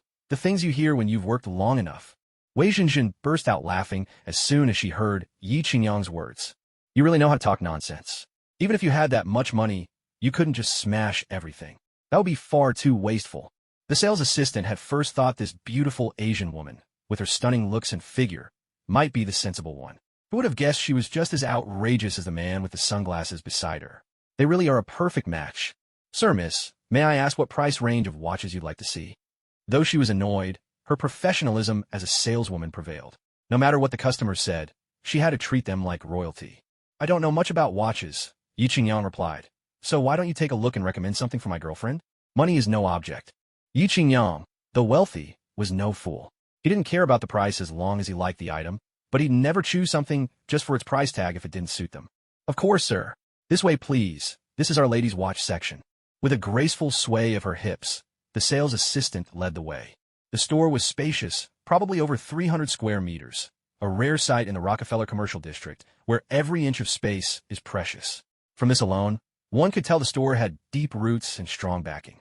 This rose gold diamond blue watch is our latest ladies model. The strap is made of light gray alligator leather, which goes beautifully with your skin tone. The sales assistant gently slid a sparkling watch out of the display case. Under the lights, the diamonds on the dial shimmered so brightly that Wei Jinjin felt a little dizzy just looking at them. "Even a yellow-skinned pig can shop here? Really, the world is full of surprises," someone sneered. Wei Jinjin and Yi Qingyang, who had been listening to the introduction, turned to see who had spoken. It was a middle-aged white couple, probably in their 40s. Yi Qingyang glanced around and realized that Wei Jinjin was the only Asian in the store. Rage flared in his chest. "Manager! Manager!" Before Yi Qingyang could say anything, the white woman began shrieking. "I'm here, ma'am. How can I help you?" The manager's tone was exceedingly respectful. This white lady was a regular customer and came from a wealthy family, one of their billionaire clients. The man beside her was also a live-in son-in-law, so the elderly white woman usually had the final say. "When did your store start allowing yellow-skinned pigs to shop here? This is a grave insult to the feelings of us Americans." "How am I Supposed to come here and spend my money again? The elderly white woman wiped her hands with a handkerchief in disgust as she spoke. The store owner hurried to apologize. I'm so sorry, Mrs. Mulligan. This was a mistake on our part. The man accompanying her chimed in. If you make a mistake, you must admit it. If you're to be punished, stand at attention. Why aren't you throwing that yellow-skinned pig out already? Just the sight of her makes me feel dirty. Oh well. The store manager wasn't a fool. If it were just an Asian woman, perhaps he could have let it slide, but the man with her was dressed impeccably, exuding an air of quiet authority. Even though he wore a mask and glasses, it was obvious he was someone of wealth or influence.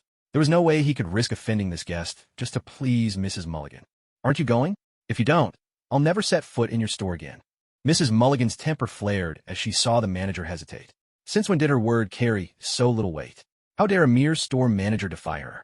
Please calm down, Mrs. Mulligan. I'll go speak with the gentleman over there, the manager murmured. With his sharp hearing, Yi Qingyang had caught most of the conversation between the white woman and the manager. He knew that for some, prejudice ran so deep that no amount of scolding or fighting could change their minds. If they hadn't confronted him directly, he wouldn't have cared to get involved. But now, they were pushing their luck, trying to throw him out. Excuse me, sir, would you? The manager didn't get to finish his sentence before Yi Qingyang cut him off. If I were you, I'd keep my mouth shut right now. With that, Yi Qingyang gently patted Wei Jinjin's hand and strode over. Tony, be careful. Wei Jinjin didn't try to stop him. She knew her man's strength. Someone who could make even Li Banshan grovel for his friendship surely carried weight enough to shake things up in America too. Yi Qingyang raised his right hand and made an okay gesture. Racism, right to his face? And yellow-skinned pig? If you slap yourself 100 times right now, I might consider letting you go, Yi Qingyang offered, starting with the mildest punishment he could think of. I'm sorry, sir, but our noble race would never apologize to an inferior one. The white woman sneered, her face sharp, shaking her head in refusal. Her husband, too, was a staunch believer in racial superiority. The saying goes, birds of a feather flock together. In their minds, anyone who wasn't white was inferior, second class. They had made such remarks many times before, but because of their status, wealth, and power, no one could ever hold them accountable. Are you sure about this? Yi Qingyang hesitated, feeling a pang of guilt. After all, at his core, he was a kind-hearted Asian. Absolutely, positively, and undeniably sure. The white woman replied with an air of arrogance, as if she wanted the words, white people forever written across her face. And let me tell you something else. How could you, as a white man, stoop so low as to be with a yellow-skinned pig? That's such an inferior race. If you want to fool around, fine, but don't you dare mix our white genes with hers. That would taint the purity of our bloodline. If you keep talking like that, I won't hold back. I'll hit you. Yi Qingyang warned. Oh yeah? I'm insulting her. What are you going to do about it? I'll say it again. Yellow-skinned pig, yellow-skinned pig, yellow-skinned pig. Go on, hit me, you idiot. The white woman shrieked, hurling abuse at Yi Qingyang like a fishwife. Smack! Yi Qingyang's right hand moved reflexively, landing across the woman's face. In an instant, her endless tirade was cut short as she was sent flying like a rag doll toward the store's entrance. Crash! With unstoppable force, the woman smashed through the glass and tumbled out onto Rockefeller Avenue. Damn it, you dare hit my wife? I'll fight you to the end. The white man, seeing his wife struck down, was suddenly emboldened by anger. Grabbing a stick from the counter, he swung it at Yi Qingyang's head. Yi Qingyang kicked out with his left foot, aiming straight for the man's groin. There was a faint, sickening crack. The man's eyes bulged, and a strangled, inhuman sound escaped his lips as he collapsed to the floor, clutching his groin and curling up in agony. The whole scene lasted less than a minute. The fate of the white couple hung in the balance. Yi Qingyang felt a rush of clarity and satisfaction, as if the whole world had suddenly grown quieter. Thanos' methods really were effective, simple, brutal, and astonishingly efficient. The staff in the watch store stared in shock, and the onlookers still hadn't had time to react before the white couple were completely defeated. You all heard it. He told me to hit him, so I did. I've never encountered such a request in my life, Yi Qingyang said, clasping his hands in greeting toward the stunned bystanders. Tony, you hit someone. Will you be all right? Wei Jinjin crept to his side, her voice laced with worry. It's fine. I was just defending myself. Yi Qingyang reassured her, patting her hand gently. Behind the counter, the saleswoman's lips twitched in disbelief. Self-defense? You were the one who started it. Today's a lucky day. Looks like there's free chicken, courtesy of Old Wolf. You call me and I don't answer. So what if you hit him? What's the point of hitting him anyway? Hello? Hill. Perfect timing. I actually have something I need your help with. Send someone over right away. I suspect there are 2 armed men from the Central World. Plotting treason. What's that? Robots are destroying a frontier town, and you need my assistance? No problem. I was just curious to see the power of a destroyer firsthand. Yi Qingyang hung up the phone and turned to Wei Zhenjin, who was clearly anxious. With a reassuring smile, he said, "Don't worry. Just wait here. Someone will be along to take care of everything soon." Wei Zhenjin nodded. She knew her man would never lie to her. With that, Yi Qingyang strode toward the exit. "Sir, you can't leave yet. We've already called 911. Please wait here for the authorities." The watch store manager hurried over, flanked by a few security guards. "Oh, you're going to stop me now? Funny, nobody stepped in when that old woman was insulting me just a moment ago." Yi Qingyang removed his sunglasses and mask. "Wah, you Mr. Tony Scheidake." The manager's legs gave out, and he plopped down on the floor. "I'll ask one more time. Are you really going to try and stop me?" No, not at all. I must have been blind not to recognize you, boss. Please go right ahead. In fact, there really were some dangerous individuals trying to harm you just now. We can all testify to that." The manager looked back at his staff. "Isn't that right, everyone?" "That's right. And they had weapons of mass destruction, too. If Mr. Tony Scheidake hadn't stepped in, New York would be facing doomsday right now," a salesgirl exclaimed. The manager nodded. "Clever girl. I'll give her a raise later." Yi Qingyang stepped out onto the bustling street, raising his arms high and shaking the smart bracelet on his wrist. The passers-by stared at him as if he'd lost his mind, but he ignored them, narrowing his eyes with a hint of amusement. If this had happened in his previous life, with so many people watching, Yi Qingyang would have wanted to dig a hole and crawl in. But now things were different.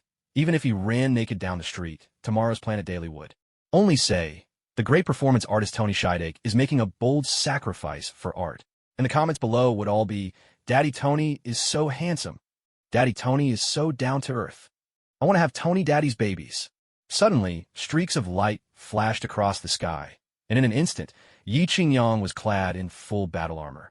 Phones clicked and flashed as the crowd jostled to capture the spectacle. What has happened? Iron Man had appeared in Rockefeller's shopping district. Wow, that's so cool. It's Iron Man's latest armor. It assembled itself from miles away. Ignoring the awestruck onlookers, Yi Qingyang nodded to Wei Zhenjin inside the store, then shot upward, rocketing toward the frontier town on New York's western border. 2 hours earlier, our dashing Thor himself took to the kitchen, preparing a lavish breakfast for Eric and Darcy. "Thank you," Darcy said, exchanging a glance with Eric. "Just look at him. Handsome, skilled in the kitchen, and a formidable warrior. He's the perfect blend of charm and strength." "You're welcome," Thor replied, wiping his hand with a towel. Outside the small town, forest guardians in outlandish attire strode confidently down the main road, following the address Heimdall had given them. "Boss, Team 2 has spotted some activity. There are some strange-looking people approaching the target location," reported one of the S.H.I.E.L.D. agents crouched at a vantage point, binoculars trained on the Asgardian quartet. "Keep watching," Hill replied curtly. Though the Asgardians were on foot, their pace was brisk, and they soon entered the little town where Thor was staying. Clad in medieval armor, bearing shields, axes, spears, and swords, they drew the attention of every resident they passed. It had been ages since such flamboyant characters had appeared in this quiet, ordinary town. A group of local women, lounging in the sun of the town square, were chatting about how widow Jessica from the East End seemed to have found a new beau, and how old Locke's family in the North had welcomed a new grandson. "Oh my goodness, here come 4 lunatics," exclaimed a middle-aged woman in a plaid shirt, popping a sunflower seed in her mouth and pointing her bony finger at the approaching group. "You know, that big guy looks so strong. If he were in bed, I bet he'd be a real powerhouse," added an ample-figured black woman, licking her lips suggestively. "Oomph, I still prefer the one with the big sword at his waist. He looks like he's got stamina," chimed in another. The 2 S.H.I.E.L.D. agents exchanged glances. "Is there some kind of Renaissance festival going on in town?" "Doesn't matter. The boss said to report anything unusual." "All right then. 0101, this is 07. We've got Athena, Jackie Chan, Robin Hood, and The Undertaker out here." "Copy that. Base here. Keep observing," came the response. Meanwhile, in Odin's vault in Asgard, Loki gripped Odin's staff and summoned the Destroyer. "Don't let my brother come back. Destroy everything," he commanded. The Destroyer, its body pitch black and its head flattened as if struck by a shovel, received its orders. It was nothing more than a weapon, created by Odin, loyal only to Odin and the future kings of Asgard. Whoever held Odin's staff was its master. "Jane, your theory is brilliant, but there's no way you'll convince those stodgy old men at the Science Association unless you have solid proof," Eric said, taking a sip of coffee and looking at Jane Foster, who was dressed smartly in a suit. Suddenly, a rapid knock sounded at the door, urgent and persistent. Thor, who was washing dishes, turned his head curiously to look outside the door. Who could it be so early in the morning? A burly man, built like a WWE wrestler and wielding a massive axe, shouted excitedly, "I found you. My friends." Thor tossed aside his dish towel. Surprised, Valkyrie shook her shield with a flourish. Eric also turned to look, the mug in his hand slipping from his grasp and shattering on the floor. "Oh my God, I can't believe it." Darcy and Jane Foster were so shocked, their jaws nearly dropped. They glanced at Thor, then at the quartet from Asgard. Could it be true? This man really called himself the god of thunder. This is wonderful, absolutely wonderful. Thor was as happy as a child. In a foreign land, without companions or his powers, everyone had dismissed him as a madman. Now, at last, he felt a sense of belonging. They had come for him. Thor and the burly warrior embraced tightly, the two men crashing together with a force that Darcy could almost feel in her bones. Then, Thor turned to introduce them to Jane and the others, his face beaming. "This is Lady Sif and the three warriors. They are my friends and battle companions. It is truly a joy to see you all. But you shouldn't have come." Thor's expression suddenly dimmed, the words Loki had spoken haunting him. His father had died of grief because of him. His mother had refused to let him return home. The swordsman looked puzzled. "We are here to bring you back." Now it was Thor's turn to be confused. He furrowed his brow and said, "You know I cannot return. My father died because of me. I have no choice but to remain in exile." Lady Sif, clad in silver armor and sporting a proud ponytail, arched an eyebrow and declared, "Thor, your father is still alive." "What?" Thor's eyes widened in disbelief, his heart pounding in his chest. "Yes, your father merely fell into a deep sleep. He is alive and well." The swordsman regarded Thor with bafflement, wondering where he had heard news of Odin's death. "It was Loki. He lied to me." Thor roared, slamming his fist onto the table. His mischievous brother had always loved pranks, but he never imagined Loki would deceive him with their father's very life. This was beyond forgiveness. A distant rumble echoed across the sky. The spot where the Asgardian foursome had arrived was now swarming with S.H.I.E.L.D. agents, with Agent Hill leading the investigation. "Quick, call for the astronomers on the team to support us." Another rumble shook the air. The cloudless sky suddenly darkened, and above the strange ruins, storm clouds gathered as wild winds howled that a vortex was forming in the sky, as if the end of the world were upon them. Thor and the others hurried outside the shop, only to see a funnel-shaped astronomical phenomenon looming in the distance, more than 10 kilometers away. Darcy muttered under her breath, "Are there more people coming?" At the teleportation site, a wild wind whipped up, carrying swirling sand that stung their faces and made it impossible to keep their eyes open. Hill and the others quickly ducked behind a car, trying to shield themselves from the onslaught, but the sand pricked at their skin like 1,000 tiny needles. No one dared to speak, for opening their mouths would only invite a mouthful of grit. After more than 10 minutes, the storm finally began to subside. Hill slowly rose from behind the car. A massive shadow was standing atop the teleportation array. It was at least as tall as a 3-story building, more than 10 meters away, its entire form pitch black, reflecting the sunlight with an odd, inky sheen that radiated an air of mystery. The bald man in gold-rimmed glasses standing next to Hill asked, "Is this one of Tony Stark's latest creations?" Hill shot him a glare and replied, "I have no idea. That guy never tells me anything." With that, she snatched a megaphone from the bald man's hand, her heart pounding as she stepped in front of the destroyer. Around them, a dozen Special Forces officers raised their assault rifles, fingers tense on the triggers, ready for whatever might come next. "Hello. You are using unregistered technological weaponry.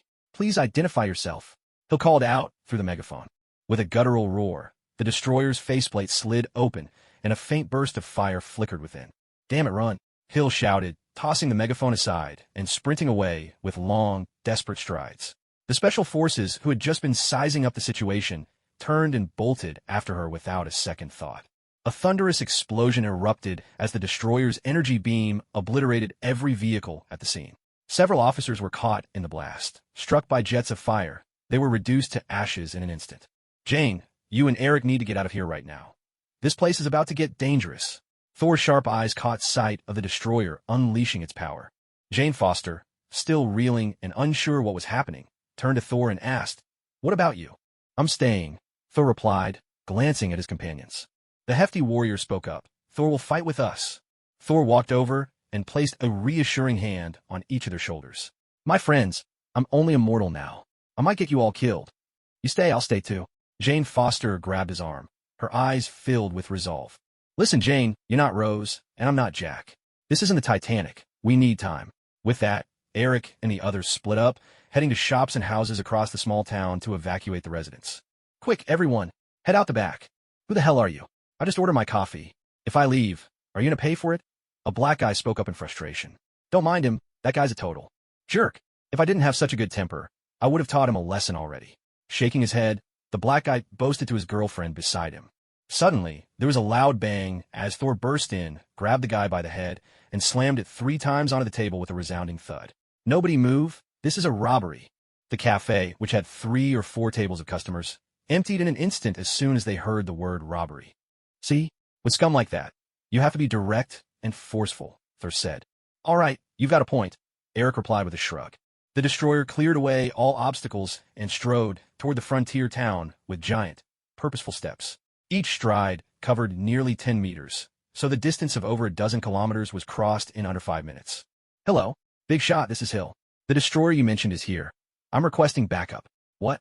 You're at Rockefeller, and you just beat up a pair of white folks because they were being racist? All right, just get over here for now. I'll contact Barton to handle things there later. Before Hill could finish, Yi Qingyang had already hung up the phone. Damn it, you'd better hurry. As the destroyer entered the small town, jets of flame erupted everywhere, as if fire cost nothing. In moments, the town, standing for a century, was reduced to ashes. The Asgardian foursome advanced toward it, closing in step by step. Lady Sif took the lead, circling around to launch a surprise attack. For Asgard, the burly warrior picked up speed, charging forward, then leapt high into the air, gripping his battle axe with both hands as he swung it at the destroyer. With a mighty swipe, the destroyer sent the burly warrior flying back even faster than he'd charged, slamming him hard onto a car, setting off its alarm in a shrill wail. Dazed and battered, the burly warrior couldn't get up right away. The destroyer strode over in 2 steps, energy gathering at its head, ready to send the warrior to meet Asgard's ancestors. Take this spear. After lying in wait, Lady Sif leapt from a nearby 3-story building. Her spear pierced through the destroyer's back, pinning it firmly to the ground. With a sputter, the destroyer's fiery jets died out, replaced by a plume of black smoke. The burly warrior, having narrowly escaped death, let out a relieved sigh. But before anyone could cheer for victory, the destroyer's body began to contort in an unnatural way, a complete reversal. With a flash of fire, Lady Sif tumbled aside, narrowly dodging a lethal blast. The swordsman and the top-knot warrior quickly helped the burly warrior to his feet and fled, knowing they were no match for the destroyer. Rushing in now would be suicide. Spotting the fleeing group, the destroyer unleashed a searing beam of energy, blasting the Asgardian foursome skyward. If they had been ordinary people, that strike would have shattered their bones and torn their muscles. Fortunately, the Asgardian foursome were tough as iron, suffering only superficial wounds. Thor rushed over and helped up Lady Sif, who was covered in dust and dirt. Sif, you've done enough. You have to get out of here now.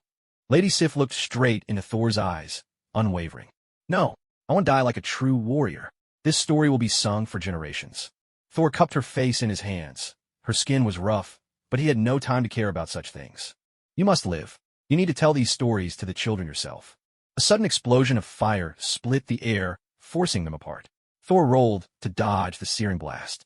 He shouted to the warriors 3 in the group from Asgard. All of you must return to Asgard and stop Loki. The sword-wielding warrior, out of breath, called back. What about you? Don't worry, my friends. I have a plan of my own. With those words, Thor stepped out from cover, striding toward the destroyer, fearless in the face of death. My brother, no matter how I may have wronged you, no matter if I am the reason you've come to this point, I want to apologize. But these people are innocent. Killing them will bring you no glory. If you must kill someone, let it be me. Please end this war now. Come on, fire at me. Thor shouted, gripping the front of his shirt with both hands.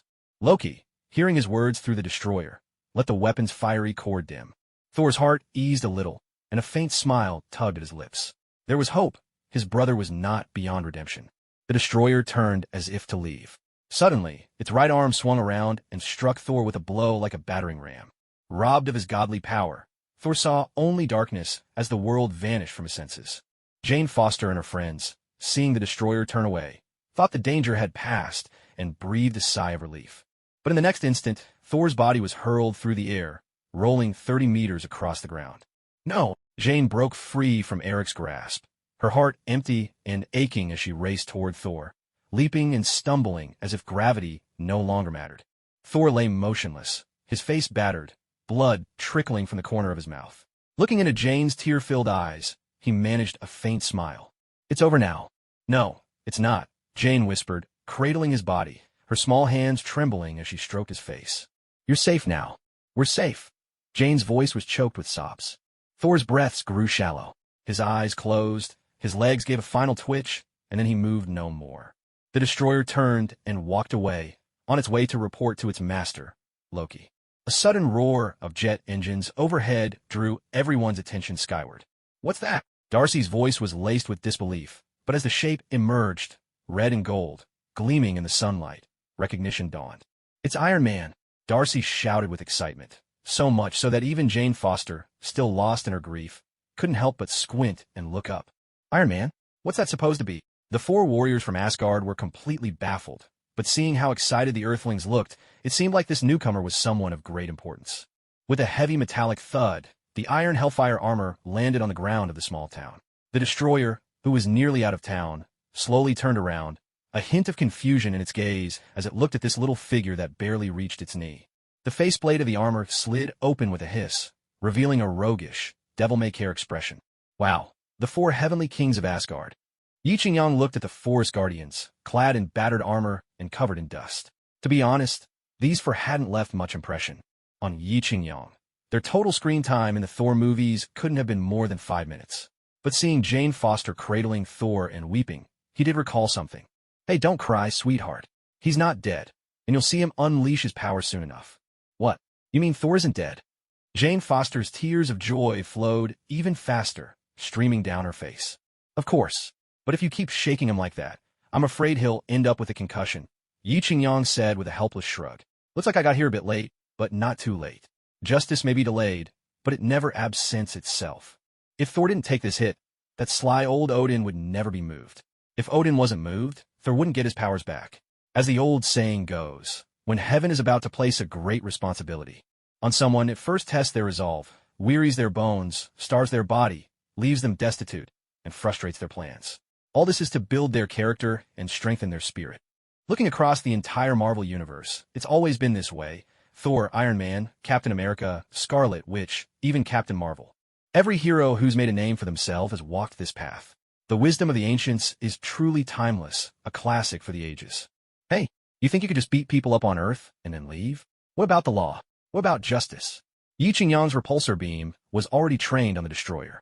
Far away in Asgard, Loki watched Iron Man's arrival through the destroyer's eyes and flew into a rage.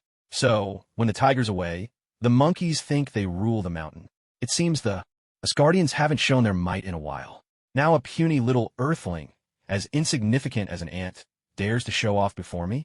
Fine, if you're looking for death, I'll grant your wish. The destroyer's head glowed as it fired a molten beam, but Yi Qingyang was ready, darting to the outskirts of the town. "Come on, let's find somewhere open to fight. It's too cramped here for a real showdown." The destroyer didn't pause, chasing after Yi Qingyang as he flew away from the town. Bang, bang, bang. The destroyer was towering and heavy, and with every step it took, the ground caved in beneath its feet, leaving behind deep craters. When it pushed itself to full speed, it was astonishingly keeping pace with Yi Qingyang. Damn, what powers this destroyer? How can it be so relentless? It's like it has an endless supply of energy. Yi Qingyang glanced down at the destroyer, which was drawing ever closer, and realized that relying on speed alone to win was no longer an option. He dove sharply, spun around, and fired an energy beam straight at the destroyer. Crash! The energy beam struck the destroyer, but it couldn't even pierce its defenses. It merely slowed the monster's advance for a brief moment. Boom! The destroyer was not to be outdone. It unleashed a searing beam of molten energy in return. Yi Qingyang, curious to test the power of this attack, raised both hands, firing twin energy cannons that collided head-on with the destroyer's fiery blast. For a moment, a violent shockwave erupted from the epicenter of their clash, sending sand and debris flying in all directions, a storm of power radiating outward. Warning, warning, energy levels down to 70%. Paul's mechanical voice rang out, and a red alert began flashing on the virtual screen before Yi Qingyang's eyes. "Boss, is that the big guy from earlier?" The bald man with gold-rimmed glasses turned to Hill, speaking urgently. "Hill, who had been listening to her subordinates report about intelligence from within the town, immediately looked up. Sure enough, a massive shadow loomed on the distant plain, several kilometers away. But even more attention-grabbing was the tiny black dot flying in the sky above. That's Tony Scheidegg. He's finally here. Hill felt as if a heavy weight had been lifted from her heart. In terms of sheer combat power, there were only two forces on Earth capable of matching this threat: nuclear weapons and Iron Man Tony Scheidegg, with his formidable solo fighting capability. They had already witnessed the terrifying might of that black iron robot. A single blow could reduce cars to twisted wrecks, and it was impervious to bullets, knives, water, or fire. There was simply nothing their ragtag group could do. "Boss, I don't think Iron Man is a match for that monster," someone said, watching through binoculars as Iron Man and the Iron Giant exchanged blasts of energy, with Iron Man clearly being pushed back. "Contact the Department of Defense immediately. Request missile support." Hill gave the order without hesitation. Beep, beep, beep. Yi Qingyang felt the heat building in his palms. Maintaining this level of energy output was never the strong suit of the iron armor. Bracing himself for injury, he twisted his body and dropped from the sky, but the flames still grazed his left arm. Warning, warning, damage detected on the outer left arm alloy. Repairs required. Paul's synthetic voice resounded once again. No time for that now. The destroyer's attacks came in relentless pursuit, forcing Yi Qingyang to climb higher into the sky. "I never expected the destroyer to be this strong." Yi Qingyang was starting to regret coming here to show off, but he remembered that when he watched Thor, the destroyer was defeated by Thor's hammer in a single strike. Why was it turning into a drawn-out battle now that it was his turn? Maybe he should just make a run for it. After all, once Thor revived and picked up his Mjolnir, he could settle everything with one blow. Ding! Host detected at the final battle between Thor and the destroyer. God-level choice system activating. Please select. Option 1. Leave the scene immediately and escape. Reward: fleet-footed runner, title, speed +1. Option 2. Face the challenge head-on and continue fighting the destroyer. Reward: 1 Giga transformation light stick. Note: with this stick, you'll become Daegu. Option 3. Assist the destroyer in killing Thor. Reward: Loki's favor and affection. Loki will see you in a new light and want to rule the 9 realms by your side. The God-level choice system, silent for so long, suddenly reactivated, giving Yi Qingyang quite a fright. After days of revelry and playful indulgence, he had nearly forgotten that he was, after all, a child chosen by the system, burdened with the mission of spreading love and hope to the people. But when he finished reading the options, Yi Qingyang's mouth twitched. The first one was tolerable, but what was up with the third? Winning Loki's heart. Why did the system seem to enjoy tales of men falling for each other? Was this really a choice system, or was it secretly designed for Fujoshi? As if there was any real choice here. Yi Qingyang, of course, would choose to make Daegu bone broth. No, wait, to become light. He chose option 2. Stand firm against the destroyer. Congratulations, host, you have received 1 God light stick. Yi Qingyang felt weight in his hand as a small, mysterious rod materialized in his grip. His nose tingled with emotion. This was something he'd dreamed of having since childhood. After all, what little boy hadn't wished for the power to become a being of light? Paul, I'd like to request a song. Certainly, sir. Which song would you like to hear? Miracle reappears. Now, playing Miracle reappears for you. A new storm is rising. How could I ever stand still? I'll cross through time and space, give my all, and come to your side. With the familiar background music swelling, Yi Qingyang drew a circle with his left hand, traced another with his right, then raised the godlight stick high. This world, I will protect it. Come forth, Daegu. Everyone's attention was riveted on the fierce battle between Yi Qingyang and the destroyer. Professor, why did Mr. Tony Stark just freeze all of a sudden? Darcy, holding a telescope, noticed that Yi Qingyang's Iron Man armor had suddenly become motionless, puzzled about what could have happened. The destroyer gathered flames and unleashed a blast, striking Yi Qingyang's iron hellfire. In an instant, the whole world seemed to erupt into a sea of fire. What's going on? Why is Iron Man just standing there, taking the hit? A secret agent cried out in alarm. Is he dead? Hill remembered Yi Qingyang's irreverent smile, and her heart tightened with guilt and worry. She had been the one to call Yi Qingyang in for help. Now that he had died, she felt deeply responsible. Look, everyone, what's that? Suddenly, from within the blazing inferno left by the destroyer's attack, a beam of light flickered. At first it was faint, but it quickly grew brighter and brighter, so dazzling that no one could keep their eyes open. It's so bright. I can't see anything. Darcy squeezed her eyes shut. It didn't last long. When she opened them again, the sight before her left her utterly stunned. Her knees nearly gave way in shock. What is that? Before them now stood a giant, 53 meters tall with skin of red and blue, and two huge, round shapes atop his head like salted duck eggs. Chop! The salted egg giant struck a fierce attack pose. Where the destroyer had once seemed towering, it now looked like nothing more than a toy. The difference between 10 meters and 53 was as dramatic as a doll beside a skyscraper. What is that thing? Loki was just as dumbfounded, leaping out of his throne in disbelief. Even as a well-traveled prince of Asgard, he had never seen anyone from the M78 Nebula. Could that be Iron Man? Hill wondered aloud. But wasn't technology that could make a person grow so huge the exclusive domain of Dr. Pym? And even he couldn't make someone this enormous. 53 meters. That's nearly 20 stories tall. Yet the destroyer showed not a hint of fear. As a soulless killing machine, it felt nothing. It was a weapon, nothing more. It didn't care if its opponent was big or small. With a thunderous boom, a blast of molten energy struck Yi Qingyang. He laughed. His defenses weren't even scratched. So, you enjoyed pummeling me just now, did you? And you can breathe fire, too? With a single leap, Yi Qingyang pinned the destroyer beneath his foot. The destroyer tried its old trick, twisting and spinning, double rotation. But Yi Qingyang wasn't about to let it have its way. So you want to spin? Let's see how much spinning you can take. With his right hand, Yi Qingyang grabbed one of the destroyer's legs and began whirling it around single-handedly. In his grasp, the destroyer was like a giant grasshopper, spinning faster and faster, like a flaming wheel. Cracks began to spider across the destroyer's body. The force of gravity and centrifugal speed was no joke.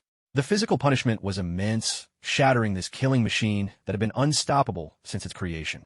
At last, with a sharp snap, the destroyer's body and one of its legs split apart completely. The remaining half, like a kite with its string cut, went flying from Yi Qingyang's hand. Everyone's eyes followed the battered body as it tumbled away. Trying to run, are you? Yi Qingyang muttered under his breath. If the destroyer had any intelligence, he would be cursing at the top of his lungs. Damn it. Wasn't it you who twisted my leg off? How could you say I ran away? Do you think I'm a gecko? Yi Qingyang wasn't about to give him a chance to catch his breath. He raised both arms as if answering a question in class. Pow!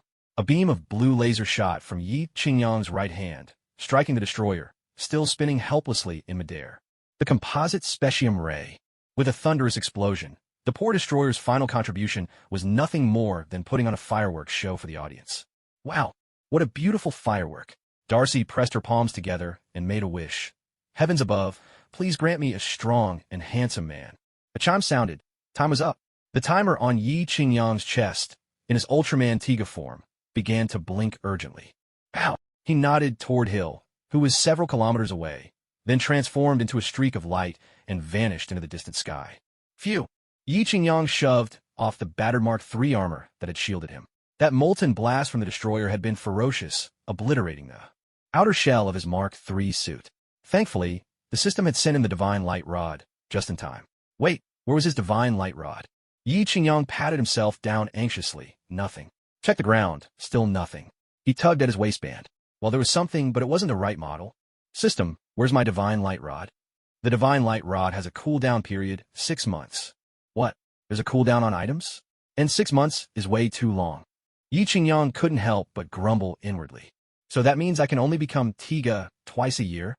The Divine Light Rod is extremely powerful. Please use it with caution. Fine, you win. Seeing the black iron monster defeated, he'll finally let out a sigh of relief. If such an invulnerable juggernaut had attacked New York, the devastation would have been unimaginable. Report to the boss. The data here is showing some anomalies. The technicians around Thor's hammer detected electromagnetic fluctuations and promptly reported to Hill. Keep monitoring. With the danger resolved, Hill replied absent-mindedly, as if a great weight had been lifted from her shoulders. Whatever happens with that hammer, let it be. Suddenly, Mjolnir began to tremble, rising into the air on its own, then streaked across the sky toward the remote frontier town at blinding speed. Eric. Darcy's tone was calm as she noticed the strange phenomenon in the sky. After seeing Ultraman Tiga, even if the Jade Emperor himself appeared, she doubted she'd be surprised. Eric looked at Darcy in confusion, wondering what she had noticed this time. Look, a shooting star. She pointed, and Eric and the others followed her gaze. Sure enough, something shot down from the heavens, swift as lightning and powerful as a galloping horse. It's Mjolnir. Lady Sif cried out in delight. Mjolnir. Darcy and Eric exchanged bewildered looks, utterly lost as to what she meant. But when they saw the hammer flying in their direction and noticed Jane Foster still clutching the handsome man's lifeless body, Darcy, and Eric rushed over, practically dragging Jane aside by force. Chapter 112. The Resurrection of the God of Thunder. With a resounding crack, Thor's right hand shot up and seized the hammer. A lightning bolt as thick as a barrel crashed down from the sky, striking Thor's lifeless form. Aar! With a guttural cry, Thor was brought back to life. Yi Qingyang walked over from a distance, watching the scene unfold with a bemused thought. Could this be the legendary electric shock therapy, simply called electrotherapy? Baptized by lightning, Thor was reborn. Every injury vanished as if nothing had ever happened, and his armor gleamed as though newly forged. Seeing her beloved rise from the dead, Jane Foster was overcome with joy. "Oh my God!" she exclaimed, her mouth stretched in a grin so wide it nearly reached her ears. Yi Qingyang's attention naturally gravitated toward the stunning beauty, Jane. Watching her gaze, utterly fixed on the resurrected Thor, he realized he didn't stand a chance. With a quick glance around, his eyes fell on Darcy, standing awkwardly to the side. He shrugged. Her looks were average, and she just wasn't his type. "Lady Sif?" "Sorry." Yi Qingyang simply couldn't see what all the fuss was about. Regaining his divine powers, Thor was eager to put on a show for his beloved, to reclaim his dignity. Yet, searching high and low, he couldn't find any trace of the destroyer, the very being that had beaten him to within an inch of his life. Puzzled, he turned to the Asgardian quartet, his eyes silently asking for answers. In response, Lady Sif and the others turned their gaze toward Yi Qingyang, who stood not far away. Thor didn't understand their meaning and asked, "Where is it? Where did the destroyer go?" Lady Sif stuck her tongue out, pointed at Yi Qingyang, and said, "He killed it." Thor's face was the picture of confusion. This thin, scrawny guy who wasn't even as tall as he was? He waved his hand dismissively, saying, "Stop joking. Did the destroyer just go back to Asgard after seeing me die?" The Asgardian quartet, along with Jane, Darcy, and Eric, all shook their heads in unison. Then, as if choreographed, they pointed at Yi Qingyang and declared, "Really, Mr. Tony Shidak killed it. Impossible. Absolutely impossible." Thor wouldn't believe a word of it. Others might not know the destroyer's power, but as Asgard's future king, how could he not? It was truly invulnerable, impervious to blade, bullet, fire, or flood. It was his father Odin's pride and joy, a true king of single combat on the battlefield. This earthling stands neither 8 feet tall, nor weighs 7 taels. What can he possibly use to fight the destroyer, his hardhead? Yet his friends all wore grave expressions, not a trace of joking in their eyes. Could it really be him? Thor asked, pointing his hammer at Yi Qingyang. The others nodded vigorously in response. "Hey, you Goldamane lion, I really don't like people pointing hammers at me." Yi Qingyang strode over, greeting the Asgardian quartet and Jane Foster with a casual wave. "Mr. Big Poop, could you give me your autograph? I'm your biggest fan." Darcy rushed over, clutching a marker pen, but with no notebook in sight. Faced with Darcy's excitement, Yi Qingyang was at a bit of a loss. Where was he supposed to sign? Though Darcy wore glasses and had a few freckles dotting her cheeks, her eager enthusiasm was impossible to ignore. She gave Yi Qingyang a wink, then thrust out her proud chest. "Mr. Big Poop, just sign on my shirt." Both Eric and Jane quickly covered their faces, as if trying to pretend they didn't know this woman. Yi Qingyang, however, showed no embarrassment. He took the marker and began to sign his name. Unfortunately, the fabric was so soft that the marker's tips struggled across the plump surface, making his usually elegant autograph end up a crooked scrawl. At the end, Yi Qingyang added a line, "To the cutest girl, Darcy. Thank you so much, Mr. Big Poop. It's my pleasure. With supporters like you, I find the motivation to fight evil and uphold justice," Yi Qingyang said warmly, giving Darcy an affable cheek-to-cheek greeting before turning to shake Eric's hand. "It's an honor to finally meet you, Professor Eric." Eric was utterly taken aback. He was just an unremarkable university professor, and yet Yi Qingyang seemed to know him. "You've heard of me?" "Oh, my company employs quite a few master's and PhD graduates from your university. They all speak highly of your research in astrophysics," Yi Qingyang replied, making things up as he went. "Really? We should find time to discuss our work sometime. I've heard you're something of a physics expert yourself, Mr. Big Poop," Eric said with a hearty laugh. "I'd love that. Absolutely," Yi Qingyang replied. Meanwhile, Thor stood off to the side, hammer in hand, utterly alone. No one came over to embrace him or celebrate the king's return. This was not at all what he'd envisioned, shouldn't these mortals be staring in awe jaws on the floor? How could a legendary god appear before them, and they act as if nothing were out of the ordinary? Did they have no faith at all? Little did he know, these people had just witnessed something so astonishing they'd never forget it. A 53-meter-tall Ultraman spinning the invincible destroyer like a flaming pinwheel. Not to mention that miraculous final beam of light It blew the invincible destroyer to pieces, leaving not a single part intact. It was simply brutal beyond words. Compared to that, resurrecting the dead or summoning a flying hammer just didn't seem all that impressive anymore. Even the warriors 3 and Sif from Asgard didn't look particularly excited. They had lived for millennia and fought in countless battles, but a giant of that level was something none of them had ever witnessed before. They couldn't help but wonder if their own king, Odin, could have stood against it. Perhaps not. So what's with you four? Why the long faces? Your brother and comrade just came back to life. Shouldn't you be a little more excited? Thor couldn't stand the way everyone's attention was fixed on Yi Qingyang. He squeezed his way into the group, trying to share a bit of Yi Qingyang's spotlight. Hello, I am Thor, future king of Asgard, god of thunder. And you are? Thor extended his right hand. Since coming to Earth, he had experienced life and death, setbacks, and even love. He had grown a lot. In the past, he would have cared little for introductions, believing himself the greatest under the heavens. As the saying goes, you don't strike a smiling face. Seeing Thor offer a friendly greeting, Yi Qingyang reached out and shook his hand as well, saying, Hello, I'm Tony Scheidegg. HM. As Yi Qingyang's hand clasped Thor's, he immediately felt Thor's grip tighten, a surge of strength flowing through. Oh, trying to test my mettle? Looking to give me a hard time right off the bat? You've picked the wrong opponent. Yi Qingyang smiled calmly, calling upon the blood of the Hulk within him. Thor had heard from the others that the man before him had defeated the destroyer, and he was eager to test Yi Qingyang's true strength. He'd assumed this earthling must have used some trick to fell the destroyer, but the force he now felt through their handshake made his expression change. This earthling is incredibly strong. A tense, almost ominous sound echoed as their muscles strained against one another, the pressure between their grips filling the air with a sense of challenge. Sweat beaded on Thor's forehead. It was clear he was not gaining the upper hand in this contest of strength. Just as he was conceding, Yi Qingyang suddenly released his grip and smiled. I'm not really a fan of shaking hands with another man for this long. Ah ha ha ha ha ha. Thor forced a laugh, secretly grateful that Yi Qingyang hadn't embarrassed him in front of everyone. Thor, who had made a name for himself across the 9 realms, cared deeply about his reputation. Mr. Tony Scheidegg, thank you for helping us defeat the destroyer. If it had caused any harm, as the future king of Asgard, I would have been unable to escape responsibility. Thor spoke with heartfelt sincerity. Yi Qingyang nodded in acknowledgement. He truly appreciated Thor's willingness to admit mistakes and his straightforward attitude in facing consequences. You as Guardians have come all this way, so that makes us friends, doesn't it? And friends should help each other out. It's fate that we've met here. How about this?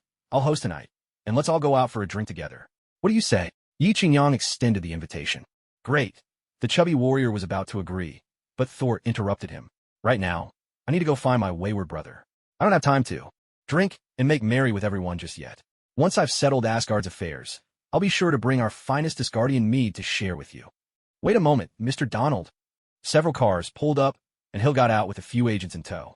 It seems you haven't been entirely honest with me. These are unusual times. Do you have a health code? When Thor saw the beautiful woman before him, his eyes lit up and he paused in his tracks. I don't have a health code, but my father owns a herd of 8-legged horses. Would you be interested? Hill was briefly at a loss for words. She turned her gaze to Yi Qingyang, silently asking for help. Yi Qingyang could never resist a damsel in distress.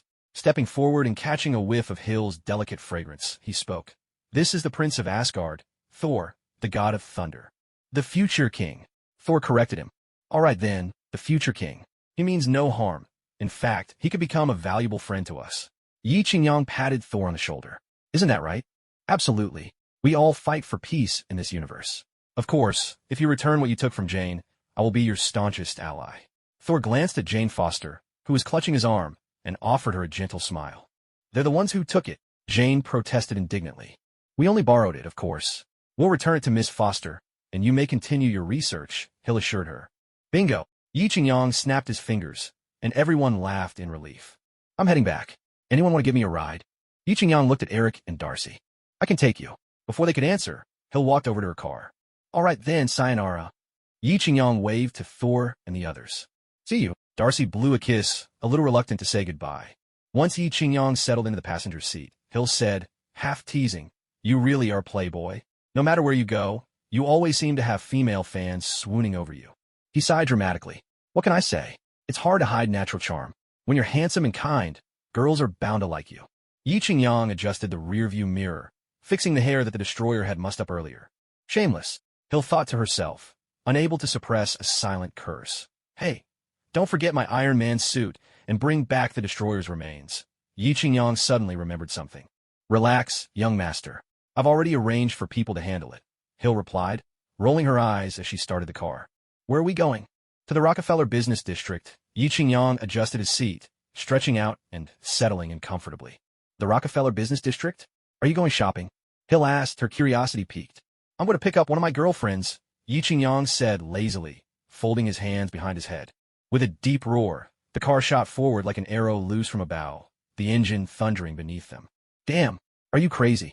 Yi Qingyang nearly tumbled into the back seat from a sudden burst of speed. Oomph, that's what you get for not wearing your seatbelt. Hill smirked, a mischievous grin tugging at her lips. As Yi Qingyang and his convoy sped away, Thor turned to Jane Foster and asked, Would you like to see the Bifrost? Of course. Jane's eyes sparkled with excitement. She gave a delighted hop, her mind alight with thoughts of weather physics and spatial jumps, her lifelong passion and pursuit. Thor swept his left arm around her, pulling her in close. With his right, he spun Mjolnir in a wide arc, and together they soared skyward toward the portal. Wow! Nestled in Thor's arms, Jane was a bundle of nerves and exhilaration. The mountains and rivers below shrank to the size of ants, the wind howling in her ears. Her heart pounded so wildly she thought it might leap out of her throat. This was 100 times more thrilling than the wildest roller coaster she'd ever ridden. In less than 5 minutes, they arrived at the teleportation array.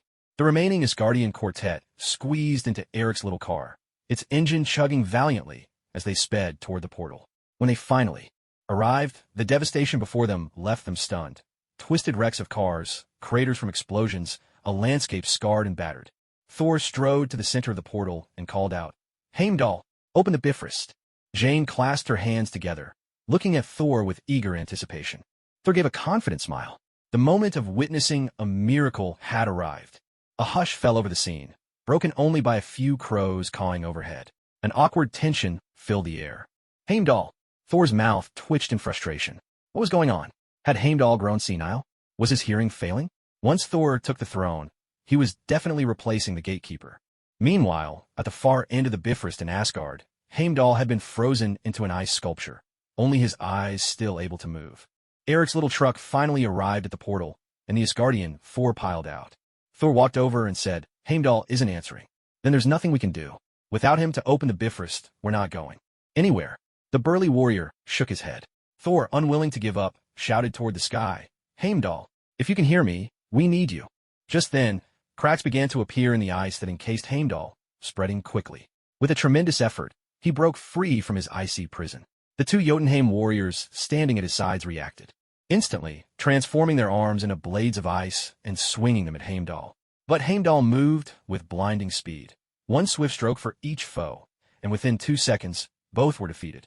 However, breaking free from the ice had drained most of Heimdall's strength. Staggering, he made his way to the teleportation array, mustering every last ounce of energy to raise his sword and plunge into the heart of the device. Lightning crackled, and the array roared to life. Seeing this, the Asgardian quartet broke into joyous cheers and rushed onto the platform.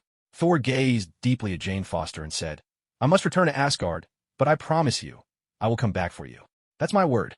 Jane Foster was still wearing her trench coat, with a fitted wool sweater beneath that accentuated her graceful figure.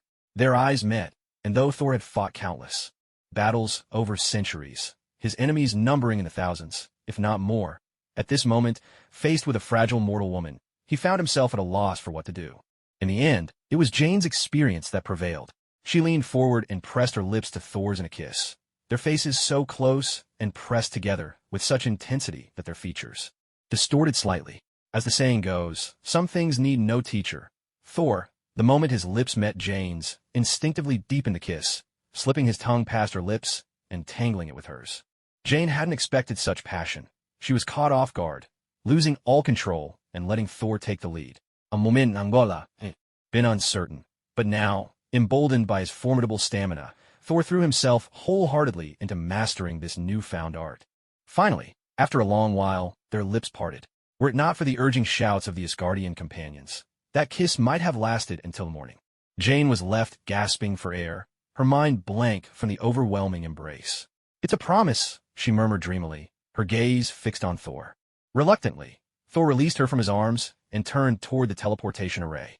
With a brilliant flash, the five of them vanished from sight, leaving Jane alone, gazing upward, savoring the lingering taste of his kiss. Thor and his companions reappeared at the far end of the Bifrost. Heimdall lay motionless upon the platform. "Quick, get him to the healing chamber." Thor gave a quick command and dashed toward the palace, determined to teach his reckless little brother a lesson. Inside Odin's chamber, Loki was orchestrating a dramatic scene, pretending to save his father from danger, while Queen Frigga was so moved that tears streamed down her face. She praised Loki, saying what a good child he was. Suddenly, Thor burst in, shouting angrily, "For heaven's sake, why didn't you tell Mother that you sent the destroyer to Earth to kill me and my friends?" Frigga's eyes widened in disbelief. What? Loki's lie had been exposed, but he didn't flinch. Holding Odin's scepter, he replied calmly. It was carrying out Father's final command. Thor was unmoved. After his days on Earth, he'd read plenty of Norse myths and now knew exactly what kind of brother he had. "Give me a break. You're nothing but a liar. I see that now. You told me Father was dead, that Mother wouldn't let me return, and I actually believed you. How foolish I was." Thor raised his tired eyes and continued. "I've always cared for you and looked after you. In battle, I was always the one charging ahead, and whenever there was good food, I'd save some for you. But what about you? You ungrateful, heartless wretch, even worse than a beast. When Father banished me to Earth, you kicked me while I was down, and even sent the destroyer to kill me. I must have been blind to have a brother like you." His anger overwhelmed him, and he was left sputtering, unable to form a complete sentence. Loki let out a bitter laugh. "What kind of brother? I never wanted a brother. Everyone's always loved you. They say you're the true son of Father. But me? What about me? I wanted their love too. I wanted to be recognized. That's why I trained, why I'm master magic, but it was never enough. Why? Just because you have a hammer? Father gave you everything and left me with nothing but a little dagger. Is that fair? I won't accept it. I refuse. Loki, you don't have to compare yourself to anyone else. In your mother's heart, you will always be the most precious child," Frigga said, her heart aching. Even more as she heard her sons argue. To her, they were both flesh and blood, raised with her own hands, and any hurt to either of them pained her deeply. "Mother, this has nothing to do with you. I've never resented you." Loki choked out, his eyes reddening. He remembered everything Frigga had done for him since he was a child. She was the perfect mother. If there were another life, Loki would still choose to be her son, truly and completely. "Brother, I'm going to destroy Jotunheim. I'll show the people of Asgard who their true king is." With that, Loki pointed the scepter at Thor, and a beam of divine light shot forth, hurling Thor across the room. Soon after, Loki rode Odin's eight-legged steed and dashed toward the teleportation dais. He thrust Odin's scepter into the heart of the platform, activating the Bifrost. With a thunderous roar, the Rainbow Bridge, a colossal arc said to connect Asgard and Midgard in Norse mythology, also known as the Trembling Path of the Heavens, came alive. Yet, in the Marvel Universe, the Bifrost is more than a myth. It's Asgard's greatest artifact. The Rainbow Bridge isn't just a magical gateway for interdimensional travel. It also doubles as a fearsome weapon, the so-called Star Destroyer cannon, possessing the power to obliterate entire worlds. In the days when Odin waged war across the Nine Realms, he had once wielded the might of the Bifrost to vanquish his enemies. If the Bifrost's devastating energy were to focus on a single spot, the dark magic it contains could easily annihilate any planet. At this very moment, Loki unleashed the full force of the Rainbow Bridge. Moreover, he placed the Frost Giant's ancient relic, the Casket of Ancient Winters, within the mechanism, ensuring that no one could interrupt his plan now. "As long as I destroy Jotunheim, all the glory will be mine alone," Loki thought. "This triumph would make me the greatest of all Asgardians, achieving a feat even Odin himself could not." The Bifrost's overwhelming energy battered Jotunheim's fragile surface. Countless blue-skinned Jotuns scattered in terror, fleeing for their lives, but there was nowhere to run. An elderly frost giant collapsed to his knees, pounding his chest in anguish as the land beneath him crumbled. He cried out in despair, "Heavens above and earth below, who will save us, the common folk of Jotunheim?" "Stop, Loki!" Thor's voice rang out as he brought his hammer crashing down upon the teleportation dais. But the dark energy of the Bifrost had already spilled forth. Not only did Mjolnir fail to cause any damage, but the backlash sent Thor flying across the chamber. Struggling to his feet, Thor shouted, "Why are you doing this?" Loki, his horned helmet gleaming, stared back, eyes wide with defiance as he bellowed, I must prove to father that I am a worthy son. When he awakens, I'll report to him that it was I, Loki the Great, who destroyed the accursed land of Jotunheim. Then at last, I will truly inherit the throne. Thor's fury was palpable, his eyes nearly blazing with anger. He simply couldn't fathom his brother's twisted reasoning. This isn't conquest, it's annihilation. You cannot wipe out an entire race. Loki burst into mocking laughter. And why not? Since when did you start caring for the frost giants? Didn't you once boast you could kill them with your bare hands? Loki's tone shifted, a hint of curious pondering in his voice. Thor shook his head, his voice heavy with conviction. I've changed, Loki. I am not the man I once was. I feel the same way.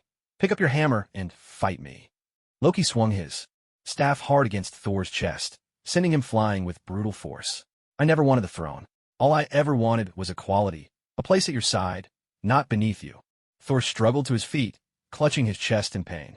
His voice trembled. I won't fight you, brother. Loki forced down the fury burning inside him. I am not your brother. I never was. Thor stared at him in disbelief, unable to process what he'd heard. Loki, you're mad. What are you talking about? Mad? You think I'm raving? Is that it? Is it? Tears welled in his eyes, shimmering, but none fell. And what did you do during your time on Earth? Did it turn you into this weakling? Don't tell me it's because of that woman. Well, maybe. Once I'm finished here, I'll pay her a visit myself. A moment ago, Thor had pitied his brother, seeing only a madman, tormented and in tears. But at Loki's threat toward the woman he loved, Thor's patience snapped. He surged forward, brandishing his hammer. With a furious shout, Thor brought the hammer crashing down, meeting Loki's scepter with a thunderous impact.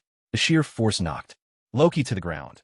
After all, as Asgard's greatest warrior, Thor's wrath was not something a close combat mage could easily withstand. Thor strode forward in a single bound and swung again. Alarmed, Loki rolled aside just in time, springing to his feet.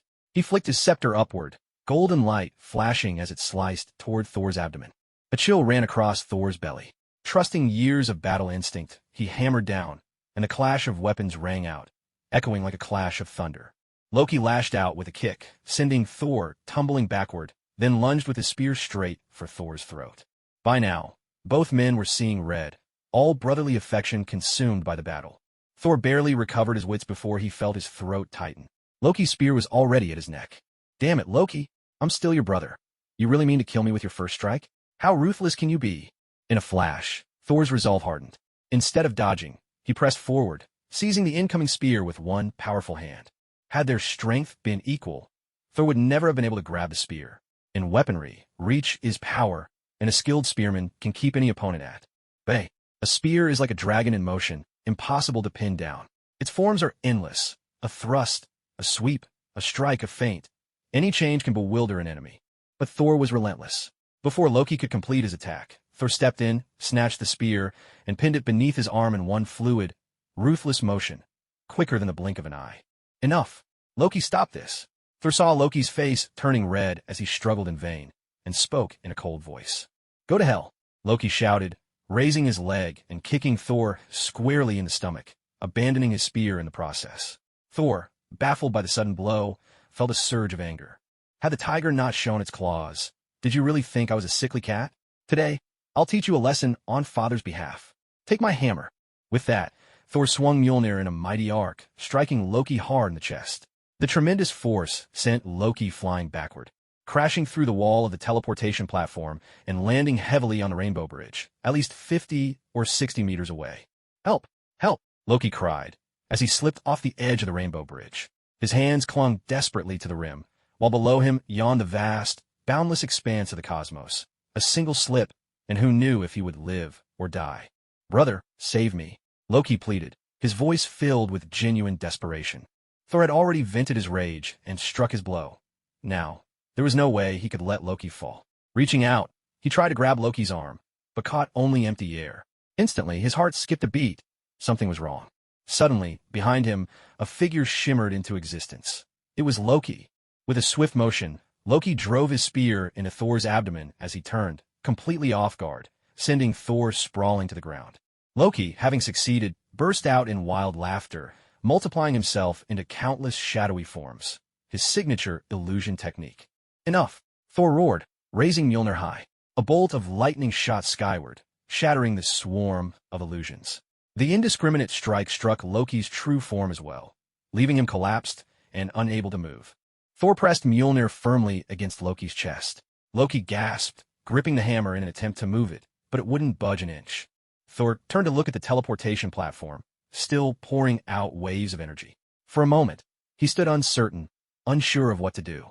The tremendous energy pulsated dangerously, and as Thor drew closer, he felt as if he might be pulled in himself. He knew that no human strength could halt this out-of-control surge of dark power. Look at you, Thor, so high and mighty. With all your strength, what can you do now? Do you hear me, brother? You have no way to stop this. Loki taunted from beneath Mjolnir, his words sharp, hoping to shake Thor's resolve. Thor pondered deeply, his gaze fixed on the shimmering rainbow bridge beneath his feet. Determination flickered in his eyes. With a resounding clang, Mjolnir flew back into his hand. Thor raised the hammer and brought it down hard. The deafening crash sent tremors rippling through the entire rainbow bridge. Far away in the palace, Odin opened his one eye. The shock of the rainbow bridge's quaking had roused him from slumber. Clang, clang, clang. Thor raised Mjolnir high, bringing it down again and again, all the while muttering under his breath, 80, 80, 80. Without the weight of Mjolnir pinning him down, Loki slowly sat up. He saw Thor, relentlessly striking the Bifrost with Mjolnir, his eyes brimming with fury. Disbelief flooding his face, Loki shouted, "What are you doing? If you destroy the bridge, you'll never see that woman on Earth again." Thor remained unmoved, paying no heed to Loki's words. He continued to smash the bridge with all his strength. Loki snatched up Odin's spear, which had fallen nearby, and sprang to his feet. With a swift leap, he thrust the spear at Thor's back. Thor let out a weary sigh. "Forgive me, Jane." Then, summoning every last ounce of his power, he brought Mjolnir crashing down onto the already crumbling Bifrost. With a thunderous explosion, the Bifrost shattered in two. A surge of immense dark energy erupted from the broken span, sending a colossal shockwave. Outward, caught at the heart of the blast, Thor and Loki were flung away like kites with snapped strings, hurled into the distance by the unstoppable force. Back at the teleportation platform, the power source lost the energy of the Bifrost. The rapidly spinning energy emitters collided with the bridge tower and tumbled to the side. The dark energy that had been surging toward Jotunheim was abruptly cut off. In Jotunheim, the common folk who had been kneeling on the ground praying for divine protection looked up in astonishment. The world-shattering surge of energy had vanished as suddenly as it had appeared. They bowed their heads to the ground in gratitude, convinced that their prayers had moved the gods to mercy. "I swear, I'll never sneak a peek at Widow Wong from next door bathing again," an elderly Jotunheimian vowed quietly. "I've decided I'll never again drink and fool around with that married woman from the neighbor's house," declared Brother Wong, his neighbor. "And I'll never betray old Lou again," sobbed Mrs. Liu, tears streaming down her face. The small group clung to one another, weeping and laughing, celebrating their miraculous reprieve. Back in Asgard, at the broken edge of the Bifrost, Odin stood on the bridge, grasping Thor firmly by the ankle. Thor, in turn, clung to Odin's staff, while Loki dangled at the very bottom. Odin, with only one eye remaining, looked down at Loki, his gaze a storm of conflicting emotions. Yes, all of this had been his design. From stripping Thor of his godly powers and banishing him to Earth, to Loki's accidental discovery of his true heritage, to Odin's own feigned coma. Every step had been calculated, all to hasten the growth of his own son and secure the throne. Loki, Jotunheim, Earth, they were merely his pieces on the board, the whetstones to sharpen Thor for kingship. Such is the way of emperors. No family, no love, only solitude. Loki clung to the very end of the staff, his face streaked with tears, his body buffeted by the cosmic storm. Struggling to keep his head raised, he looked up at his adoptive father, Odin, and cried, "Father, I could have done it. I could have destroyed Jotunheim, for you, for us." Odin replied coldly, "No, Loki." "What?" Loki stared at Odin's impassive face, feeling a chill seep through his entire being.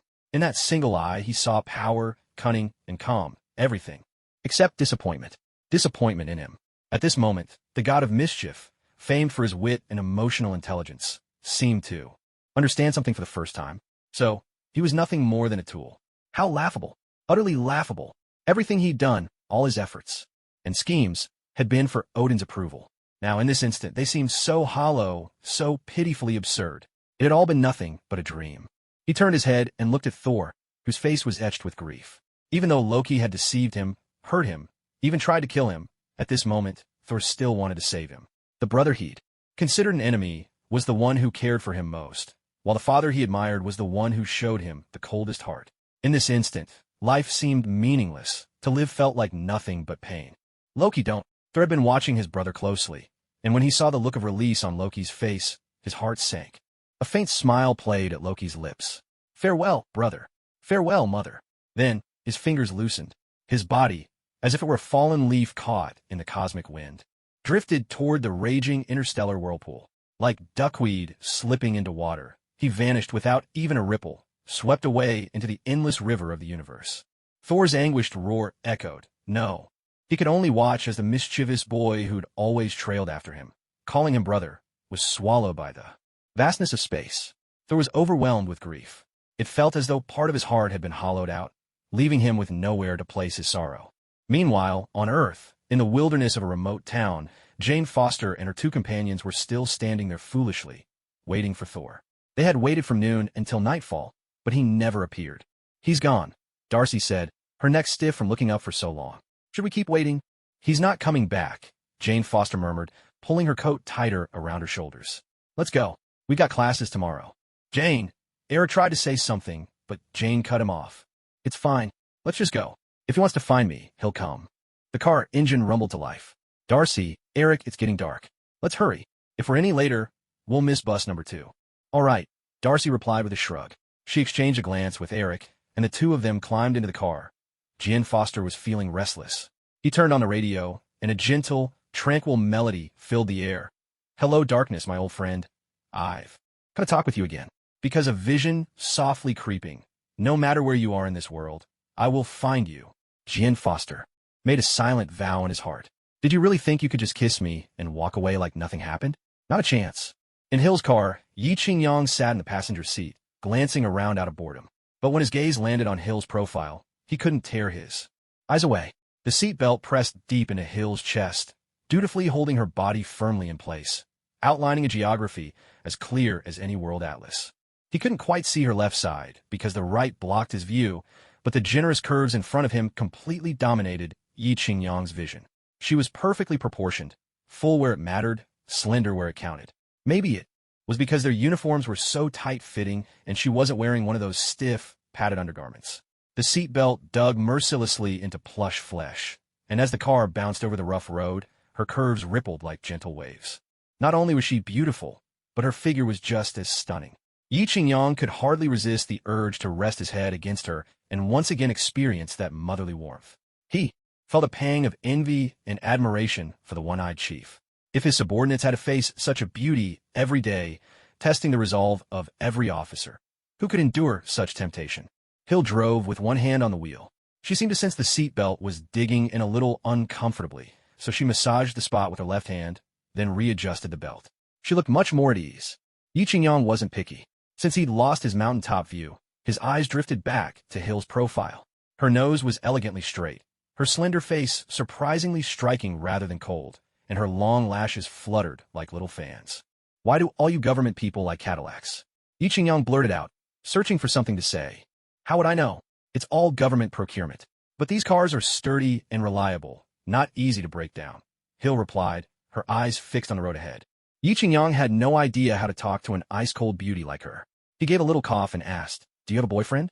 Hill paused, her lovely face turning slightly as she glanced at him. No. What? No boyfriend? Judging by her age, this Agent Hill must be 28 or 29. She's drop-dead gorgeous, her figure could rival as supermodels, and she doesn't have a boyfriend? Yi Qingyang found it hard to believe. In such an open place as America, didn't most girls lose their virginity before finishing high school? And on top of that, you're almost past a woman's prime age. Could it be that there's something physically or psychologically wrong? With these wild thoughts swirling in his mind, a heavy silence settled inside the car. Aside from a few work-related conversations, Yi Qingyang realized he knew next to nothing about Agent Hill. After all, in the movies, her role was little more than a background character. She didn't have the memorable sacrifice of Agent Coulson, nor the formidable skills of Black Widow. All in all, she was like the class monitor, good grades, pretty enough, but nothing that really set her apart. Hill's cold face betrayed no emotion as she drove on in silence. After spending the whole morning shopping with Wei Jinjin and then battling the destroyer in the afternoon, a wave of exhaustion washed over Yi Qingyang. Rocked gently in the passenger seat, he soon drifted off to sleep. About an hour later, the car came to a stop at the corner of Rockefeller Commercial Street. Hill spoke up. Mr. Big Shot, we've arrived. Rubbing the sleep from his eyes, Yi Qingyang looked outside. That was quick. Thank you, Agent Hill. Sorry to trouble you with the ride. Agent Hill replied. It's nothing. This was on my way anyway. Yi Qingyang opened the door and hopped out. Oh, right. Could you please have my suit of armor delivered to my lab? The address is... No need, Hill interrupted. Who in Stark Industries doesn't know your place? I'll arrange for it to be sent over. If there's nothing else, I'll be on my way. Yi Qingyang nodded. All right then. Take care. With a wave, Agent Hill raised the window and, with a press of the accelerator, drove off. In the brightly lit watch shop, Yi Qingyang found Wei Zhenjin still waiting for him on the sofa. He tiptoed over and motioned to the sales assistant not to greet him. Clearly, exhausted from the wait, Wei Zhenjin had curled up and fallen asleep on the sofa, a thin blanket covering her. No doubt the salesgirl's kindness to keep her from catching a chill. Yi Qingyang beckoned the sales assistant closer with a crooked finger. She leaned in attentively. Do you still have the watch I bought for my girlfriend today in stock? We do have the style, but that color is out, she replied. Yi Qingyang cleared his throat. I think the white and sky blue ones are nice too. Could you bring me another one in those colors? The sales assistant nodded, her expression brightening with understanding. I see. You want to surprise this young lady. But there's really no need to buy 3 of the same model. We actually have plenty of other designs that would look great on a woman too. Yi Qingyang nodded, his face showing the look of a promising student. Let's do as you suggested. Just make sure everything is properly packaged and delivered to my villa. And be sure to wait until I'm home so I can sign for it myself. The sales assistant could hardly contain her delight at the prospect of making a bigger sale. After all, the more she sold, the higher her commission. She beamed with a broad smile. No wonder you're known for your generosity, Mr. Sherdake. Anyone lucky enough to be your girlfriend would probably wake up smiling in the middle of the night. All right, just don't forget what I told you. Yi Qingyang reminded her with a wink, then walked over to the soundly sleeping Wei Zhenjin. He gently patted Wei Zhenjin's lovely cheek. She was a light sleeper and woke up immediately. When she saw it was Yi Qingyang, her anxious heart instantly settled. Tony, you're back. Let's hurry home, shall we? She said. Yi Qingyang looked at Wei Zhenjin with affection. He knew he'd kept her waiting for so long, yet she hadn't uttered a single complaint. Truly, she was the perfect little housekeeper, thoughtful, reassuring, and above all, beautiful and kind. Under his intense gaze, Wei Zhenjin's delicate face flushed with embarrassment, a rosy blush blooming on her fair cheeks. Yi Qingyang couldn't resist reaching out to gently pinch her cheeks a few times. They were soy. Qingyang nodded, looking every bit the promising young man. Let's do as you say then. Just make sure everything's wrapped up nicely and delivered to my villa. Be sure to wait for me to sign for it when I'm home. The sales assistant, eager to make another sale and boost her commission, beamed at him. Mr. Sherdake, your generosity really is remarkable. Whoever becomes your girlfriend must wake up smiling in the middle of the night. All right, don't forget what I told you. Yi Qingyang reminded her, winking mischievously before heading over to the peacefully sleeping Wei Zhenjin. He gently patted Wei Zhenjin's lovely cheek. She was a light sleeper and woke up at once. Seeing that it was Yi Qingyang, the worry in her heart immediately melted away. Tony, you're back. Let's hurry home. Yi Qingyang gazed at her affectionately. She had waited so long for him without a word of complaint. Truly the perfect little housekeeper, considerate, reassuring, and above all, beautiful and virtuous. Under the heat of his gaze, Wei Zhenjin's face flushed, a rosy glow blooming over her fair cheeks. Yi Qingyang couldn't resist reaching out and giving her face a gentle squeeze, smooth and delicate, impossible to put down. Wei Zhenjin didn't dare protest, but she twisted away slightly and whispered, Let's go home. There's so many people here. The corners of Yi Qingyang's mouth lifted as he pulled her into his arms, savoring the warmth and fragrance of her presence. If it weren't for the public setting, he would have swept her off her feet right then and there. He made a quick call to Happy. In less than 20 minutes, a luxurious business vehicle pulled up outside the shop. Hand in hand, Yi Qingyang and Wei Zhenjin climbed into the car. The plush business vehicle had a fully separated back seat and driver's compartment, offering complete privacy. Still, no matter how private the space, Yi Qingyang wasn't in the habit of eavesdropping. He satisfied himself with just holding her soft hand, not taking things any further. Wei Zhenjin's cheeks retained a healthy, luminous blush. That evening, grateful for Yi Qingyang standing up for her, Wei Zhenjin decided to show her appreciation. She put her heart into it, displaying every charm she had, and let Yi Qingyang truly experience the gentle, flowing nature of a woman. Meanwhile, on Broadway in the Bronx, New York City, Mary Jane was performing on stage in a play. Yet her gaze kept darting toward the audience, searching for Peter Parker's familiar figure, but to no avail. He's broken his promise again. Just last night, he swore he'd come see my play. It's so disappointing. Her thoughts scattered. Mary Jane's mind was thrown into chaos, and she even forgot her lines. Her stage partner grew anxious, sweat beading on his forehead and his makeup beginning to run. As for our friendly neighborhood Spider-Man, Peter Parker had asked Ethan for leave early, changed into a casual suit, and zipped over to the flower shop. Downstairs on a scooter to buy a bouquet of little white flowers. Originally, he wanted to buy a bouquet of lilies, but his pockets were empty. The $50 Aunt May had given him yesterday had been snatched away by the landlord, and now he was left with just $10 to his name. After buying the flowers, Peter Parker hopped onto his beloved little scooter and set off towards his destination, cruising down the asphalt streets of New York with a light heart. At last, he could finally watch Mary Jane's performance in person. Later, he'd give her a rose, and Mary Jane would be so moved she'd kiss him. Then he'd have to decide whether to go to her place or his. The more Peter imagined it, the happier he became, and he couldn't help but burst in his song, back to where it all began, your youthful face in my memory. We finally made it to this day, old photos beneath the desk, countless memories intertwined. Today the boy goes to keep his last date with the girl. Oops, wrong song. Let's try that again. As Peter rode along, singing on his little scooter and clutching a small bouquet of lilies, no one could have predicted what happened next. Behind him, a speeding car carrying two robbers, fresh from a jewelry store heist, came barreling down the street, hotly pursued by police. In their panic, the robbers shot at anyone in their way and rammed into any vehicle that blocked their path. Unfortunately, Peter's scooter and a nearby taxi caught their attention. They chose the scooter. With his powers diminished, Peter had no idea the car was about to slam into him. By the time he realized, the hood of the sedan was already pressed against the back of his scooter. He only had time to glance over his shoulder before his heart leapt into his throat. With a wild, animal-like reflex, he twisted his body and rolled out of the way, narrowly dodging the car. The scooter wasn't so lucky. It was utterly demolished, torn apart in a violent crash. Two kids by the roadside, witnessing Peter's acrobatics, were so astonished they dropped their ice cream on the ground. "How did you do that?" one of them exclaimed. Peter shrugged helplessly. "Lots of exercise, plenty of sleep, go easy on the tissues, and of course eat your veggies."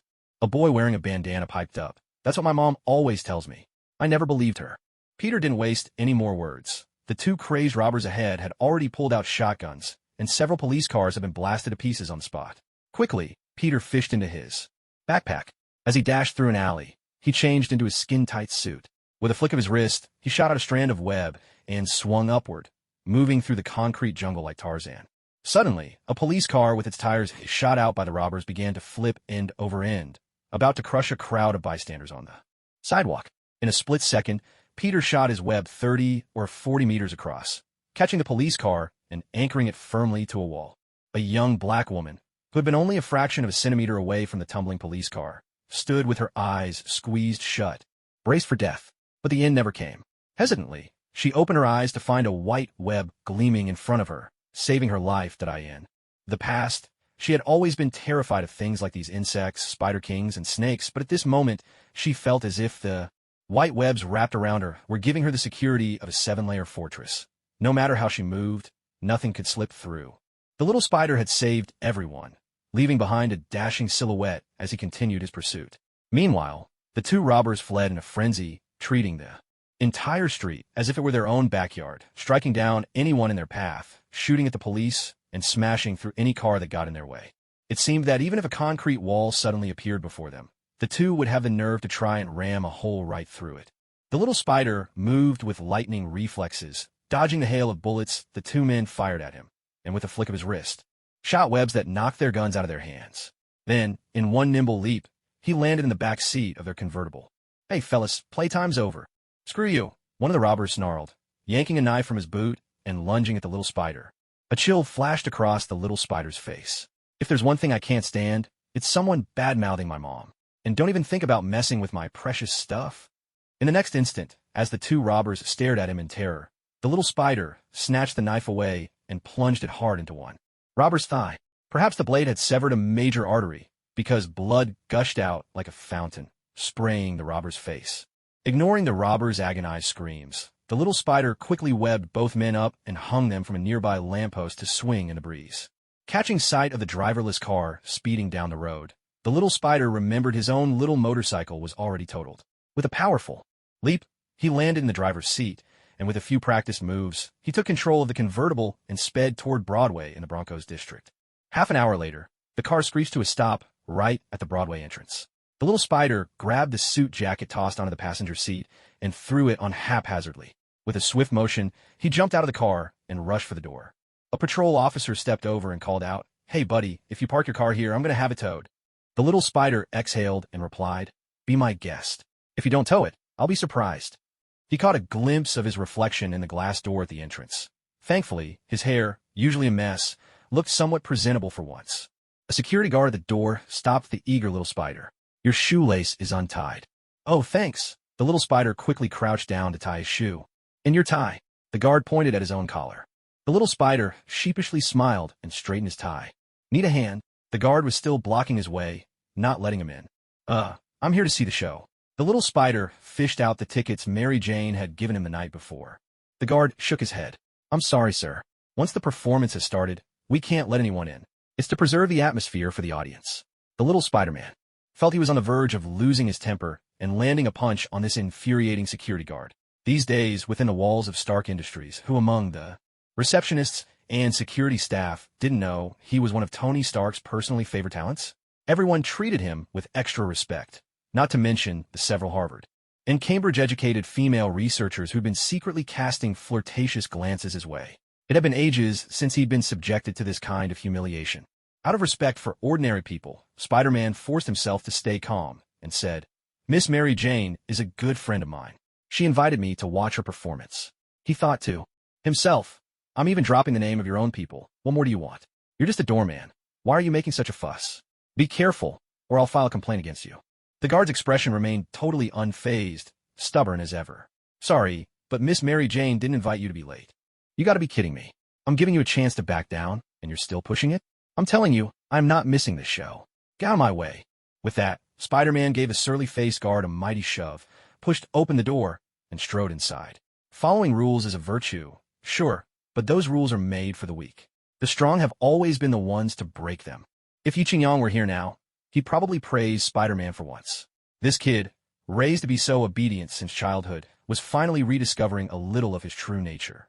The guard, caught off guard by the shove, stumbled backward and fell to the floor, astonished that this unremarkable-looking, skinny kid was actually so strong. "Sir, you can't go in," the guard called out from where he'd landed, still clinging to his duty even as he sat on the ground. At that moment, Spider-Man, having burst into the theater, suddenly became aware that everyone's eyes were fixed on him. He couldn't help feeling embarrassed and gave a polite nod of apology. The audience all rolled their eyes at him in unison, then promptly turned back to watch the play. On stage, they were performing the classic Pride and Prejudice, though not one of its soul-stirring scenes, just two grand ladies gossiping and trying to outdo each other. Spider-Man spotted Mary Jane on stage and gave her a subtle nod and smile. Mary Jane, in turn, shot him a quick, unreadable glance, her lips curving ever so slightly. That rascal! He finally showed up. She was nearly through with her scene and had half expected Peter to let her down again. If that happened, she'd have no choice but to consider the son of the Daily Globe's owner, the astronaut, John Jameson. "Sorry, excuse us, pardon us." Just as Spider-Man was about to shut the door behind him, an African-American couple squeezed their way in. They'd also been locked out for being late and were ready to leave, but seeing Spider-Man boldly shove aside the burly, stone-faced guard, they seized the chance and slipped in after him. Spider-Man shrugged, found his seat, and settled in to enjoy Mary Jane's performance. The couple took the seats right behind him. The auditorium was pitch dark, with all the lights focused on the stage. Those who can watch the opera are either rich, powerful, cultured enough to appreciate the arts, or simply putting on airs with complimentary tickets. It was obvious that the black couple belonged to the last category. They were here with a might as well, it's free attitude. They had barely been seated for 5 minutes when the black woman announced, "Honey, I need to use the restroom." "Okay," her boyfriend replied. Although he had no idea what was happening on stage, he was perfectly content. Two glamorous white women dressed to the nines, moving with elegant poise. Exactly his type. "Excuse me, excuse me, excuse me." The black woman repeated this loudly with every step, making sure the entire auditorium could hear her. She thought she was being polite, but her shrill voice grated on everyone's nerves. "Megan, keep your voice down." Her boyfriend couldn't take it any longer and whispered a reminder. With her small bag slung over her shoulder, Megan sauntered down the aisle toward the stage. Then, to everyone's astonishment, She marched right up to the very front row. "Megan, where are you going? What are you doing?" her boyfriend called out in disbelief, completely baffled by her actions. "Andrew, Andrew, where are you?" Megan shouted, her voice slicing through the air. On stage, Mary Jane and her fellow actress were struck dumb. They stared at the black woman by the stage, not knowing what on earth was happening. "Hush, hush," her boyfriend wished he could dig a hole and disappear. Megan, thinking the hushing was directed at her, protested with a touch of indignation. "Why are you shushing me? I'm just looking for my boyfriend." Spider-Man couldn't help but glance at the boyfriend and mutter, "Go get your girlfriend back." He come all this way to support the girl he liked in her performance. He wasn't about to let someone spoil it. The boyfriend nodded apologetically and called softly, "Megan, Andrew, Megan, Andrew." "Hush, hush." Several audience members couldn't sit still any longer and began to chime in, reminding Megan to keep her voice down. "Don't shush me," Megan retorted, clearly annoyed. "I'm the one shushing you," her boyfriend replied helplessly, pressing his hand to his forehead. "Andrew, Andrew." Megan climbed back up the steps, calling his name with every row she passed. "Andrew, Andrew, Andrew, what is wrong with you?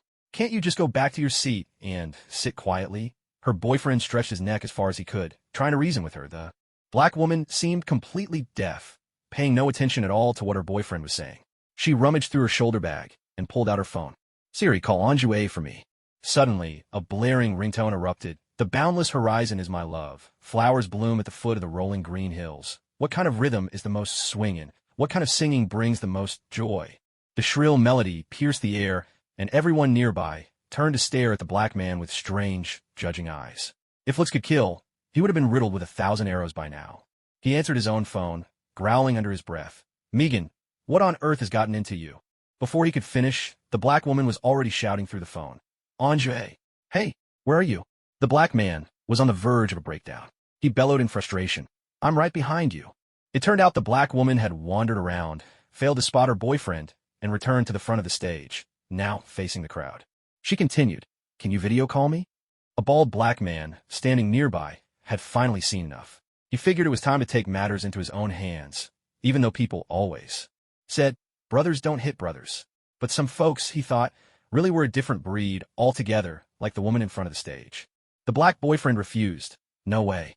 It's already so dark here, you wouldn't see me anyway." The woman's voice rose even higher. "I know it's dark. That's why I can't find you." The bald man was now cracking his knuckles, ready for action. "I'm right behind you. Just turn around." "Okay, I'll turn right now." With that, the black woman performed a flamboyant 360-degree spin worthy of a gymnast. Damn, even the bald man couldn't take it anymore. Stuck with a girlfriend like this, anyone would lose their mind. Fuck, fuck, fuck. The black boyfriend finally snapped. The public humiliation was more than he could bear. "Stop yelling at me." The woman, however, remained perfectly calm. Clearly, she was used to this kind of treatment from her boyfriend. As long as no one else felt embarrassed, she could keep this up forever. "Megan, are you out of your mind? What do you mean by that?" The woman tried to act cute, but with her 5'3" frame, her barrel-shaped body, and skin that was impossible to make out in the darkness, she only managed to make every man present feel sick to his stomach. "Megan," the boyfriend tried to protest, but the bald black man had already swung a fist at his face, grabbing the front of his shirt and snarling, "Hey, you punk. Right now. This instant. Put that damn phone away." Okay. The black boyfriend was clearly someone who tried to avoid trouble. After being punched, he didn't even have the courage to fight back. Trembling, he shoved his phone into his pocket. "Oh my God, Andre, you've really grown some nerve. You actually dare to hang up on someone." The black woman still had the phone in her hand, pacing back and forth in front of the stage. "That's right," the black boyfriend replied quietly. "Mister, I wasn't talking to you. I'm talking to my boyfriend," the black woman snapped, stomping her chunky foot. Even Spider-Man's sharp senses could pick up the tremor in the floor. "I'm talking," she continued, glaring at him. The bald black man, already fuming, rolled his eyes so hard they nearly vanished. As a prosecutor, he'd already gone way past his limits by throwing a punch. If things got really physical, he worried he'd end up with a complaint on his hands. Andre, the black woman started performing with her shrill voice in front of the stage again. Her screech was like fingernails dragging across a chalkboard, sharp and grating. "Fuck you. That damn fatty better get out of here." Spider-Man had been in a pretty good mood, but now that someone was causing a scene, especially at Mary Jane's show, his own goddess, he wished he could seal that foul-mouthed woman's lips shut with his webs. "I'm not leaving. I'll go wherever I want. I'm looking for my boyfriend." The black woman was completely unfazed. Her thick skin and lack of self-awareness let her act like she owned the place. Andre! Andre! She bellowed again. Finally, the surly-faced security guard at the door opened it and came in, followed by 5 or 6 burly men, all towering and strong. They were here looking for Peter Parker. But when he saw the rowdy black woman hollering in front of the stage, he first issued a warning. "Ma'am, please lower your voice. This is a theater performance. We need quiet." "Shush! Stay away from me, you director!" the black woman shot back, paying no attention to his warning. In her eyes, there was only one target, Andre. "Oh, come on. That's security, not the director," her boyfriend muttered helplessly. He really had no idea what had gotten in his girlfriend. Still unable to find her boyfriend, the black woman turned to the surly security guard. "Can you turn on the lights? Shine them on the audience. I want to find my boyfriend." "This is a theater, not a cinema," he retorted. "On my way. I need to find my boyfriend. Andre, where are you?" Her raspy, duck-like voice echoed again. "I can't take this anymore." The bald black man suddenly grabbed the black boyfriend next to him. The boyfriend was much smaller than the others, like a chick being picked up by a hawk. "You too, right now? Immediately. Get out of here." After saying that, he took the lead and kicked the black boyfriend out the door. The black woman chased after him, and he slammed the door shut, locking it with a twist. At last, peace returned to the world. "Yes, good, well done." The gentlemen and ladies present broke into enthusiastic applause. In that moment, this black man was their hero. Even Spider-Man clapped, so hard his palms turned red. Clearly, no matter the setting, there will always be heroes, and heroism is not limited to saving lives alone. To help those in need, resolve anxieties and difficulties, and uphold the interests of the greater good. If one can do these things, one deserves to be called a hero. The play concluded smoothly, and Mary Jane returned backstage to remove her makeup. One of the actresses who had performed alongside her was still grumbling about that black woman from earlier. "I told you, we ought to support the top official in driving all these black folks out of America. What kind of manners do they have? Making such a scene during a play, disrupting the whole performance." Mary Jane was in a good mood that evening. After all, her would-be boyfriend had finally come to see her perform. She tried to pacify her friend, saying, all right, it was just a special case today. How often do we run into such an outrageous pair?" Maybe so. Still, I don't like those people. It's because of them that America's become such a mess, so unappealing." The actress curled her lip as she spoke, then noticed the look on Mary Jane's face. Nudging Mary Jane with her shoulder, she teased, "Hey, why are you so happy today? I've never seen you like this before. Is it that obvious?" Mary Jane asked, puzzled. "Your face is as red as a monkey's behind. You can't fool me. Come on, tell me, did your boyfriend come today?" the actress teased mischievously. Mary Jane touched her cheek, which was indeed burning hot. She glanced at the mirror and saw her pretty face, glowing with joy and shyness, as if it were aflame. "Oh, come on, let's hurry up and take off our makeup so we can go home. If you keep gossiping like this, you'll never get married." Mary Jane retorted with a playful scold. All right, I'll stop teasing you. I'm heading out first. Have a wonderful evening."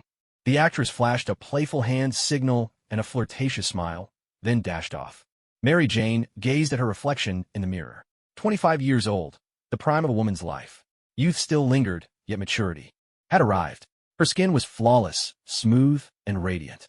The longer she looked, the more she felt a desire to take a bite out of herself.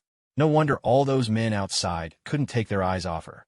Ah, beauty is truly a blessing and a curse. She stood up and began to take off her costume. Since she played a medieval noblewoman, her outfit was elaborate and difficult to remove. Turning her back to the mirror, she slowly slid the dress off her shoulders without a stretch of. Flawless white skin was revealed along her back. If Peter Parker were here, he'd surely have a nosebleed on the spot. There was nothing unusual on her back, except for a faint strap mark, barely visible unless you looked closely. Growing impatient as he waited by the door, Peter overheard a street singer outside the theater, belting out a tune. Spider-Man, Spider-Man. The hero for the common man. With a flick of his hands, he spins his web, catching thieves and crooks in his net. Beware, Spider-Man is near. He sat and waited, then stood and waited, but Mary Jane never appeared. Unable to wait any longer, Peter strode toward the theater entrance. The grumpy-faced security guard shot him a look, but this time, having learned his lesson, he didn't try to stop him. Feeling a bit awkward, Peter mumbled, Mary Jane's a good friend of mine. I just want to check on her backstage. The guard nodded in silent approval. Peter thanked him and hurried inside. He was always prone to wild imaginings, and in just a few minutes he'd already dreamed up over 200 possible accidents that might have befallen Mary Jane. When he finally reached the dressing room door, he gently pushed it open, only to be greeted by a scene that made his eyes go wide. Mary Jane's entire pale, delicate back was exposed. Her graceful curves and slender waist sent Peter's inexperienced, riddled heart into a frenzy. Perhaps it was her natural build. Mary Jane had a touch of youthful roundness, but she was far from overweight. In today's words, she'd be called slightly plump, soft where it was flattering, and taut where it counted. Surprisingly, Peter didn't interrupt. At that moment, Mary Jane was alone in the dressing room, moving about with casual ease. When her evening gown slipped away, a swath of white lace caught his eye. It was a pair of white lace shorts. Peter stared, utterly transfixed, his mouth slack and his eyes brimming with tears he couldn't hold back. Mary Jane shivered slightly. The stage costume had been so tight, the friction against her skin had left her breathless. What happened next left Peter utterly dumbstruck. As the costume finally slipped to the floor, he saw Mary Jane standing there, fully dressed in her undergarments, her figure striking, with the muscular thighs and explosive strength typical of women from the West. Peter never imagined he'd get to witness such a breathtaking sight tonight. His mind whirled. Oh, if only he had the power to stretch his eyes closer. Mary Jane slowly bent down, peeled the costume off her ankles, and with a flick of her toes, sent it flying onto a nearby chair. Peter could have sworn he'd trade anything to be that chair right now. Mary Jane reached in her bag and pulled out a piece of black fabric. She bent forward, balanced on tiptoes, and began sliding the stockings over her toes. Pulling them up proved tricky. With Peter's super hearing, he could even make out her faint, breathless gasps as she struggled to get them on. "Why are these stockings so tight? I can barely get them on," Mary Jane muttered under her breath, her complaint making Spiderling nearly burst out laughing. He never expected Mary Jane to be so childlike and endearingly immature in private. Standing and bending over as she struggled with the stockings, Spiderling widened his eyes, as if determined to take in a view he had never witnessed before. Suddenly, perhaps because she was balancing on one foot, Mary Jane lost her balance and plopped down onto the nearby chair, sitting there wearing nothing but her bare skin. Spiderling silently recited, "If only I could become this chair, enduring 500 years of wind, 500 years of sun, 500 years of rain, just for the chance that this girl would sit upon me, even once." Once she had finally pulled on the stockings, Mary Jane slipped her soft, pretty feet into a pair of black stiletto heels, slipping them on with an effortless tug. Spiderling hurried to quietly close the door and slipped away even faster than he had arrived. "Oh, you look stunning today," Spiderling said when he saw Mary Jane's radiant smile, handing her the small bouquet of lilies he had brought. "Thank you," Mary Jane replied as she accepted the flowers, bringing them to her nose for a gentle sniff. She'd picked out her outfit with special care today, knowing Spiderling would be visiting. She wanted to look her best for the admirers she knew would be watching. She wore a coffee-colored short skirt, nude stockings on her legs, and a pale green, floral blouse paired with a dainty vest. Her fair face, equally suited for teasing or for joy, left Spiderling utterly dazzled. To be honest, in terms of looks, Mary Jane was only slightly above average, especially when compared with the sea of beauties at Stark Industries, many of whom were highly educated, sophisticated, and truly exceptional, some with both striking looks and outstanding intellect. Yet men often harbor a special fantasy about their first crush, a halo of unattainability and nostalgia that lingers in memory. In the depths of midnight, it's often this hazy, dreamlike girl who visits a man's dreams. "I'm really glad you could come to the show," Mary Jane said, her eyes curving with a hidden smile. Spiderling scratched his head, a bit embarrassed. "But I was still late." Mary Jane tilted her head and replied, "It doesn't matter. At least you, Mr. Busy, finally made it, right?" Lowering his head, Spiderling carefully searched for the right words. He wanted to invite Mary Jane to dinner, but his wallet was painfully thin, and he was trying to figure out which restaurant would cost the least, but still not seem too shabby.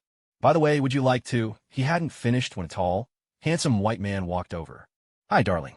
How was your performance tonight?" The white man strode in with energetic steps and an air of confidence. It was John James, Mary Jane's new boyfriend. Mary Jane, a bit awkward, wrapped her arms around him for a hug. Seemingly oblivious to everyone else, John James pressed a series of noisy kisses on Mary Jane's cheek, leaving a trail of slobber behind. Mary Jane, clearly disgusted, quickly pulled out a handkerchief and wiped her face. Peter, standing nearby, watched the scene unfold with growing embarrassment. Part of him wanted nothing more than to kick this annoying guy out of sight, but he managed to keep a polite smile as he said, "Wow, you two are really close." It was only then that John James seemed to notice Peter. Holding Mary Jane's soft hand in his own, he looked at Peter with curiosity and asked, "And who might you be?" Before Mary Jane could finish her introduction, Peter jumped in. "I'm Mary Jane's good friend. My name's Peter Parker." John James reached out for a handshake and grinned. Peter, Mary Jane talks about you all the time. It's great to finally meet you. Peter shook his hand, but John James quickly turned his attention back to Mary Jane, gazing at her with dramatic affection. I've made a reservation for roast lamb at a place that's supposed to be fantastic. Let's hurry over, he declared. Then, as if remembering something, he glanced back at Peter. Mr. Parker, would you care to join us? Oh, no thanks. I've already had dinner, Peter replied. That's a shame. Well, we're off then. Without waiting for Mary Jane's response, John James took her by the hand and led her away. Peter stood rooted to the spot, watching their retreating figures with a sense of bitter amusement. As he watched them climb into a luxurious car, his spirits sank. Mary Jane turned to glance back at him, and Peter quickly mustered a wave and a smile. Only when the car was truly out of sight did Peter finally turn away and leave. Outside the theater, a soulful street singer played the violin and crooned. Turning away, unable to say goodbye, the sea burdened. The fish fall in love, it's just a twist of fate. Our love, the love we gave, was always out of sync, and now it's gone for good. Peter's mood grew heavier with each step. He quickened his pace, then broke into a run, letting the wind whip past his ears. Gathering his strength, he leapt high. A strand of webbing shot from his hand and latched onto a wall, sending him soaring. He swung across 2 city blocks, but as he aimed for the third, the web failed to appear. Ah! Peter screamed as he plummeted from the 50th floor of a skyscraper. With a heavy thud, he crashed onto the rooftop water tank, punching a hole right through the iron. Groaning, Peter dragged himself upright and tested his arm. He still couldn't shoot webs. Just his luck, even a glass of water would probably chip his tooth today. Little Spider walked helplessly toward the elevator, only to find that a man and a dog were already inside. At that moment, it was awkward for him to retreat, but going forward wasn't much better either. With no other choice, he braced himself and stepped in under the man's puzzled gaze. Which floor? The man pressed the door close button. First floor, thank you, Little Spider replied sullenly. Riding the elevator with 2 people, especially 2 men, made the air grow thick with awkwardness. Cool outfit, the man with the dog said, staring straight ahead. Thank you. Where did you get it? I made it myself. Looks like it might not be very comfortable. Yeah, it's a bit itchy, and the crotch is kind of tight. The man shot Little Spider a surprised look, but neither of them spoke again. When they reached the ground floor, Little Spider bolted out as if running a 100-meter dash. He quickly changed back into his own clothes, and, in the process, found his battered little scooter. When he saw the scooter broken into pieces, his heart sank. It was his one and only means of transportation. Without it, he'd be stuck riding the number 11 bus, on foot. Damn it. Little Spider slammed his fist into the wall. The series of blows he'd suffered today was more than his still immature heart could take. I'm a superhuman. How did things end up so badly that I'm worse off than an ordinary person? Was Uncle Ben lying when he said, with great power comes great responsibility? I suppressed my true self, swallowed my pride, and in the end I lost my girlfriend, my money, and even my only little scooter was wrecked by some criminal. Why? I was following the traffic rules, driving properly. Why? Is it that honest people who play by the rules always get bullied, while those rich, heartless villains get to live the good life? He passed by a commercial street, where posters of Mary Jane smiled down from the advertisers' boards.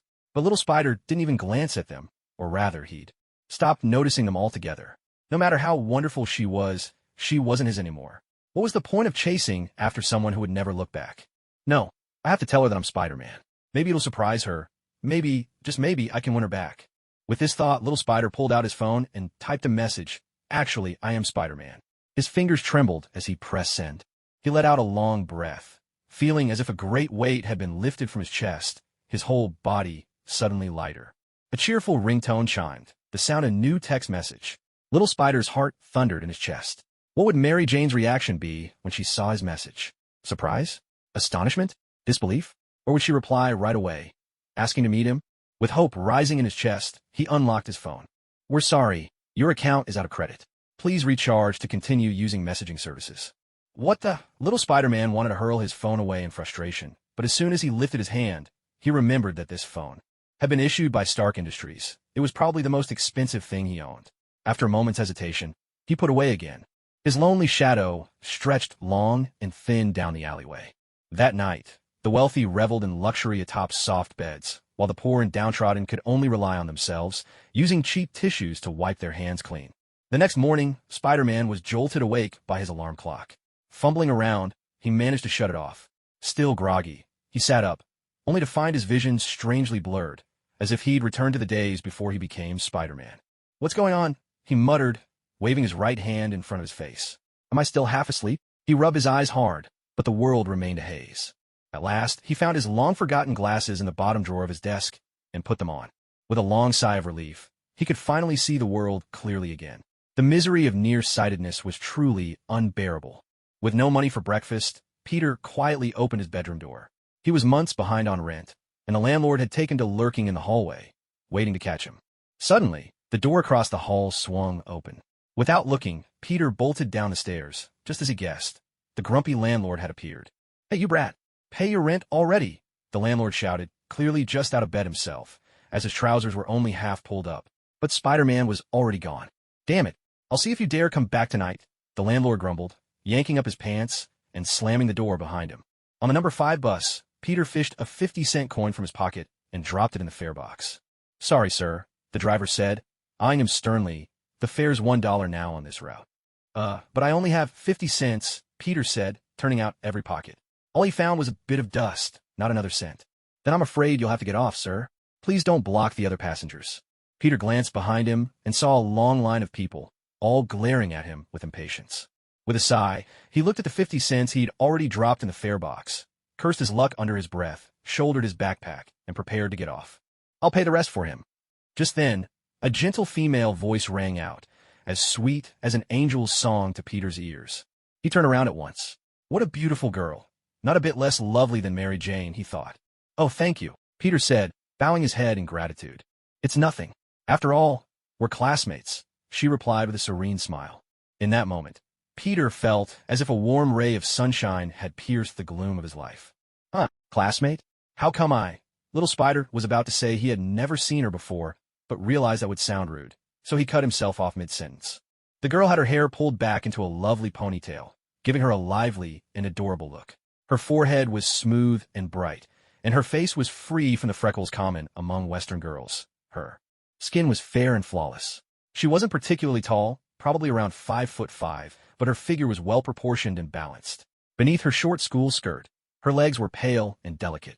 "You were about to say you've never seen me before, right? Come on, I sit in the 5th seat to your left, right in front of you. We've classmate. How come I?" The young Spider was about to say, "How come I've never seen you before?" But he realized that would be rather impolite, so he stopped himself just in time. The young woman had her hair pulled back in a lovely ponytail, giving her a lively and charming look. Her forehead was smooth and bright, her face free from the freckles you often see on Western girls. Her complexion was fair and clear. She wasn't exactly tall, perhaps about 5'5", but her figure was well-proportioned, with balanced curves and a pair of slender, pale calves showing under her short school skirt. "You want to say you've never seen me before? Come on, I sit in the 5th seat to your left in class. We've been at university for a whole year. Now, do you even know how many people there are in our class?" The young woman sat down next to Spider, turning her face slightly to look at him. Spider felt a bit anxious, but his eyes couldn't help drifting to her chest, which looked even more prominent as she sat upright. "I'm usually pretty busy, so I haven't really paid attention," Spider said, embarrassed, adjusting his glasses on the bridge of his nose. The young woman spoke with natural confidence. "That's because you're always late. Every time you walk into class with your head down, then you sleep through lectures. And when class is over, you just sneak away. The teacher calls you out by name almost every day. If you keep this up, I don't think you'll be able to graduate." Spider was surprised to hear he had such a long list of faults. In a low voice, he said, "Classmate, I still don't know your name." Gwen Stacy," she replied seriously, as if hoping he would remember. "Oh, I definitely won't forget. You're so beautiful. Once I've heard your name, I'll remember it for sure," Spider said, gazing at her lips, pink and soft, like jelly. He found himself wanting to lean in for a taste. But after a second's thought, he resisted. He was afraid she might call the police on him. Gwen, of course, noticed the way Spider was looking at her, and a blush rose to her cheeks. For this mysterious classmate, she had always felt a certain curiosity. It was strange, really, so many of the best students, the most well-off, the best-looking boys in class had tried to pursue her. But Gwen found herself intrigued by this boy who was always late, skipping class, and sleeping through lectures. At that moment, an old black man, clearly drunk, staggered onto the bus. His clothes were filthy, and he swayed as he walked, prompting the other passengers to shrink away from him. His muddy, bleary eyes searched the bus as if looking for someone. Suddenly, his gaze sharpened, and with deliberate slowness, he squeezed through the crowd and came to stand beside Gwen. A strong stench of alcohol wafted over at once. Gwen quickly raised a hand to cover her nose, unable to bear the foul smell. Spider, on the other hand, barely reacted. After all his time, as a masked hero, he'd been through all kinds of situations. He'd even rescued people from sewage pits before and had ended up swallowing more than a few mouthfuls of foul water. Suddenly, he felt a pressure on his thigh. Looking down, he realized that Gwen's thigh had shifted over. Since he was sitting by the window and Gwen was on the outside, Spider glanced sideways and discovered that the drunken man had unknowingly leaned his body against Gwen, taking advantage of the situation. This old rascal, using his drunkenness as an excuse to act indecently? Sensing the silent plea in Gwen's eyes, a surge of heroic resolve welled up in Spider's heart. He gently pulled Gwen over, moving her body off his thigh, then sat down in the spot she had just vacated. The smooth, delicate feel of her leg beneath his hand made the young man's heart race, especially after the brief contact with the soft curve of her hips. It sent his mind spinning. "Thank you," Gwen murmured, her cheeks tinged with pink. Clearly, she too had noticed something rather solid just moments before. Feeling the lingering warmth Gwen had left on the seat, Spider's pulse quickened even more. The old drunk, realizing someone had taken his spot, snorted and wandered off to find his next target. These old bachelors, probably never having touched a woman in their lives, would pounce on any glimpse of beauty, desperate for a little closeness. Almost pitiable, really. "My stop's coming up," Spider said to Gwen as the Stark Industries station came into view. "You not going to class today?" Gwen sounded surprised. She really couldn't figure out why her classmate seemed to skip school every other day. "Where are you going?" Gwen couldn't hide her curiosity. "Actually, I've been interning at the Stark Industries lab. So, could I trouble you to ask the counselor for a leave of absence on my behalf?" Spider replied a little sheepishly. "Wow, Stark Industries? You? Interning?" Gwen was stunned. With Yi Qingyang's reputation, Stark Industries had become the most sought-after company in America. Countless graduates would kill for a chance to intern there. Who would have thought this unremarkable classmate had quietly landed an offer from Stark Industries? No wonder he barely showed up for class. If it were her, she'd probably have taken a leave from school already. "No problem, but I'll need a little something in return," Gwen said, her eyes sparkling mischievously, like a clever little fox who'd just struck a bargain. "But I'm broke," Spider replied awkwardly, recalling how he couldn't even dig up a single dollar earlier, his embarrassment mounting. "I don't want money. How about this? You give me an Iron Man autograph from Mr. Stark." "Deal." As a die-hard superhero fan, Gwen had grown up on Superman and Batman comics, and this was the ultimate prize for her. Her greatest wish was to find a superhero boyfriend, though that dream felt impossibly far away. "It's nothing. Consider it done." Little Spider let out a sigh of relief. He'd been worried it was something that would cost money, but it turned out to be so simple. "All right then, I'll be off. See you next time." Little Spider waved to Gwen, and she grinned brightly in return. She now knew the secret of the most mysterious boy in her class, and it felt like a special secret share between just the two of them. Stepping off the bus, Little Spider was in high spirits. The smoggy New York sky seemed bluer, the water in the river clearer, and even the barking of dogs on the street sounded musical to his ears. He bounded into the Stark Group tower. The old security guard, Stan Lee, greeted him at the door. "Hey, Peter Parker." "Hey, old man, still hanging in there?" Little Spider called back, then made his way inside. "Hi, Professor. I'm here." Little Spider pushed open the laboratory doors, calling out at the top of his lungs. He couldn't help it. He was in such a good mood that even his voice was louder than usual. "What's got you so cheerful?" Yi Qingyang turned around and smiled at him. Mr. Big Boss, what are you doing here?" Little Spider instantly lost his momentum, his voice dropping to a near whisper. "Why not? This is my company. I can go wherever I please." Yi Qingyang patted him on the shoulder and said, "Get ready. We're heading out to Octavia's test site. Today's his first trial run." Little Spider was a bit taken aback. He'd heard all about the famous Octavius and knew what his experiments aimed to achieve, but he hadn't expected the hands-on trials to begin so soon. "Hurry up, Peter. Bring the toolkit. We need to take careful notes on the experiment's data. His new energy project might just bring a surprise upgrade to our armor," Ethan said as he finished packing up. With everything in order, the four of them boarded Yi Qingyang's helicopter and flew toward Octavia's research base, located out on the remote western edge of New York. For miles around, there was nothing but wilderness, exactly as Yi Qingyang had requested, for only he truly understood the dangers this experiment posed. The others, whether it was Octavius, who led the project, or Ethan, were brimming with blind optimism. "Welcome, welcome." At their arrival, Octavius and the core members of the research team came out to greet them. Ethan gave Octavius a hearty pat on the back, pulling him into a hug. Haha, old friend, you're looking sharp these days. I owe it all to you. If you hadn't recommended me to Mr. Big Boss, I'd have been completely lost, Octavius replied, full of emotion.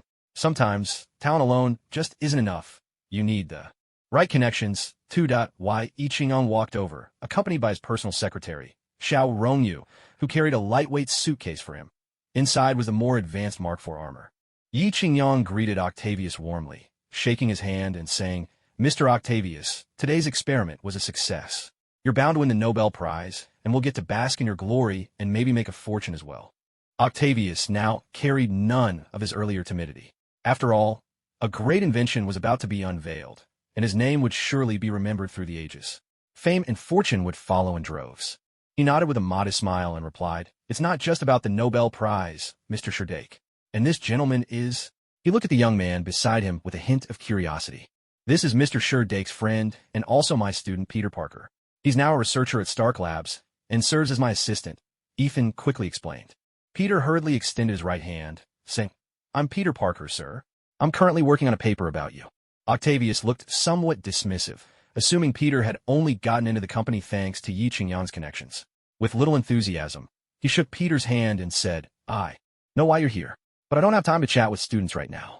Still, since you're Mr. Sherdake's friend and Ethan's student, just watch and listen more than you speak. Peter froze for a moment, realizing that Dr. Octavius was not easy to approach, so arrogant. Suddenly, Octavius seemed to recall something and turned to Peter, saying, Peter Parker? Now I remember. You're Connor's student. He's mentioned you before. He said you're very smart, but also rather careless, and often late. Peter scratched his head in embarrassment. I'll do my best. Octavius crossed his arms and said, Brains alone aren't enough, young man. You need diligence, too. Your gift isn't a privilege. It's a talent meant to serve humanity. All right. Peter had no fight left in him after the lecture. Octavius was, after all, a leading authority in the field of energy and a close friend of both his mentors. A little criticism was only fair. Ethan chimed in as well. He's right, Parker. My old friend here always speaks his mind, never sugarcoats anything. Be sure to take his advice to heart. Peter nodded a bit resigned. Young people never take criticism well. They much prefer praise. Yi Qingyang patted him on the shoulder with a smile. Don't look so down. Today isn't about you. Come on. Let's all appreciate Dr. Octavius. Masterpiece together. Led by Octavius, the group entered the testing facility. The main color scheme of the base was white and along the way, they encountered cutting-edge security systems, iris scanners, facial recognition, and full-body scans, coupled with the panels of virtual displays and the clear, intelligent voice prompts. Everyone felt as though they had stepped into a world of future technology. Thanks to Mr. Sherdake's technical support, everything here is managed by Jarvis's artificial intelligence. It saves us a tremendous amount of manpower and resources, Octavius remarked with admiration. We're all on the same side. No need to be so formal, Yi Qingyang replied with a smile. He remembered the teachings of his predecessors. Treat comrades with the warmth of spring, approach work with the passion of summer, be as self-disciplined against individualism as the autumn wind sweeping away fallen leaves, and show enemies the ruthlessness of a harsh winter. Yi Qingyang never dared to forget these words. We're here, Octavius announced, pointing ahead. This is the perpetual energy system I designed. Spiderling's competitive spirit was instantly ignited. He racked his brains for relevant knowledge, and suddenly, inspiration struck. Is this based on harmonic atomic energy frequencies? Compatible frequency resonance, reinforced by harmonics. Octavius was a bit taken aback, but he nodded. Go on. Spiderling glanced at Ethan out of the corner of his eye, received a look of encouragement, and continued. This would create an exponentially increasing energy output. Octavius responded with satisfaction. Exactly. It's a tremendous, pollution-free source of clean energy, just like the sun, capable of providing humanity with a constant supply of renewable power. Ethan interjected. Are you certain you can guarantee the stability of the fusion process? Of course, Octavius replied, his cheeks flushing slightly. You know I've devoted my entire life to this. I'm well aware of the consequences a single miscalculation can have. Whenever he debated with others, he always became a bit worked up. The truth was his abilities, status, and recognition still hadn't reached the level of people like Einstein or Sherdake. He found it difficult to remain calm in the face of criticism and always felt compelled to defend his work. This project was like his own child, and he could not tolerate reproach. Ethan, well acquainted with his old friend's stubbornness, said gently, Sorry, I didn't mean to question your research. Waving his hand dismissively, Octavius turned to Yi Qingyang. Mr. Scheidake, my friend here thinks I'm about to blow up the whole city. Yi Qingyang burst into hearty laughter. He knew this was no joke. Octavius truly might accomplish such a feat, of course. That was in another time and space. Yi Qingyang patted him on the shoulder. That's exactly why I asked you. To move out to the suburbs. Here, you can blow up whatever you like. Even if you turn the place upside down, no one will blame you. Experiments are all about trial and error. If there's no failure, is it really an experiment? Otavis responded with sincere gratitude. Mr. Tony, thank you for your understanding and support. I, Otavis, truly have no way to repay your kindness except by working even harder and contributing more to society. Enough with the thanks. Don't just stand there. Let's get started. It's almost lunchtime, and I've already booked a restaurant. Once your experiment is done, we'll go celebrate. Yi Qingyang clapped his hands as he spoke. No problem. Ladies and gentlemen, I warmly welcome you all this afternoon. Today, you will witness the birth of a new energy technology based on nuclear fusion, a safe, renewable energy source that can provide affordable electricity for everyone. Otavis couldn't help launching into a long speech, as if every scientist felt compelled to do so before an important experiment. It was reminiscent of Dr. Lizard in The Amazing Spider-Man, Howard Stark in Iron Man, or Dr. Pym. Xiao Yu, is the camera I asked you to prepare ready? Our Dr. Otavis seems to enjoy the spotlight, so don't forget to capture everything. Afterward, spend a little to get it published in the Planet Daily. Yi Qingyang whispered into Xiao Rongyu's ear. Her ear tingled, and she shot him a look, saying, It's been ready for ages. Seeing her proud little expression, Yi Qingyang felt that if no one were around, he would have ruffled her hair, or perhaps something a bit more mischievous. She's really grown bold, daring to roll her eyes at her boss. To complete this experiment, I'll need the help of my little assistants. With that, Otavis pulled away a white cloth from the corner of the lab, revealing 4 mechanical arms. To everyone, unlike in the original story, these mechanical arms didn't need to be attached to the human body. Instead, they were operated directly through computer intelligence. Otavis continued his introduction. They're completely unaffected by heat or magnetic fields because they're made from adamantium alloy. With their help, I'll be able to complete this nuclear fusion experiment.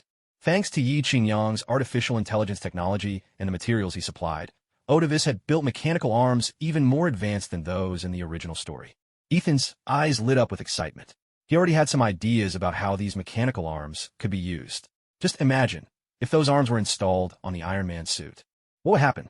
The combat capabilities would be greatly enhanced, and Iron Man's arsenal of attacks would become even more diverse. Little Spider was having similar thoughts. It suddenly occurred to him that although he was Spider-Man, he only had 4 claws, whereas all real spiders had at least 6. Shouldn't he design himself a set of spider armor too? Raising his hand, Little Spider asked, Dr. Octavius, why did you only design 4 mechanical arms? Why not 6 or even 8, like a real spider? That's a great question, Octavius replied. Currently, our intelligent control system can handle a maximum of 4 mechanical arms. Any more than that, and the operating program starts to malfunction. He went on to explain, these smart arms are computer-controlled and can execute commands with great agility. In environments too harsh for humans, these mechanical limbs can carry out all necessary tasks. To be honest, even without the nuclear fusion experiment, the invention of these mechanical arms was remarkable in itself, enough to establish him as a trailblazer in artificial intelligence and material science. Now, let's move on to the crucial part. Octavius turned around, manipulating the mechanical arms as they stretched out, performing a dazzling series of operations. This system requires a rare element called tritium to function. There are only 25 pounds of it on Earth. I must give special thanks to Tony Stark and his Stark Industries for providing me with such a precious resource. Yi Qingyang couldn't help but chuckle. All this material had actually been scavenged from the Osborn group, so since it wasn't his own, he didn't feel the least bit guilty about using it. As for Norman Osborn, the old man hadn't done anything universally condemned, but he still ended up losing everything. In the end, Yi Qingyang reaped all the benefits from the vast Osborn Industries. A mechanical arm placed a small sphere containing tritium at the center of the machine, while the lab staff handed protective coats and sunglasses to Yi Qingyang and the others. When this energy is released, it emits a blinding light, so you'll need these sunglasses for protection, Octavius explained as he donned his own pair. Fasten your seatbelts, everyone. The old driver's taking the wheel, he announced with a grin. With that, the machine whirred to life. For beams of intense heat converged on the tritium, and the small sphere instantly expanded, transforming into a miniature energy orb glowing like a tiny sun. The exact science behind it was a mystery even to the author. But in short, what a marvel. "Doctor, nuclear fusion is complete," came the mechanical voice. This was a laboratory fully run by artificial intelligence, with every AI system dedicated to this experiment.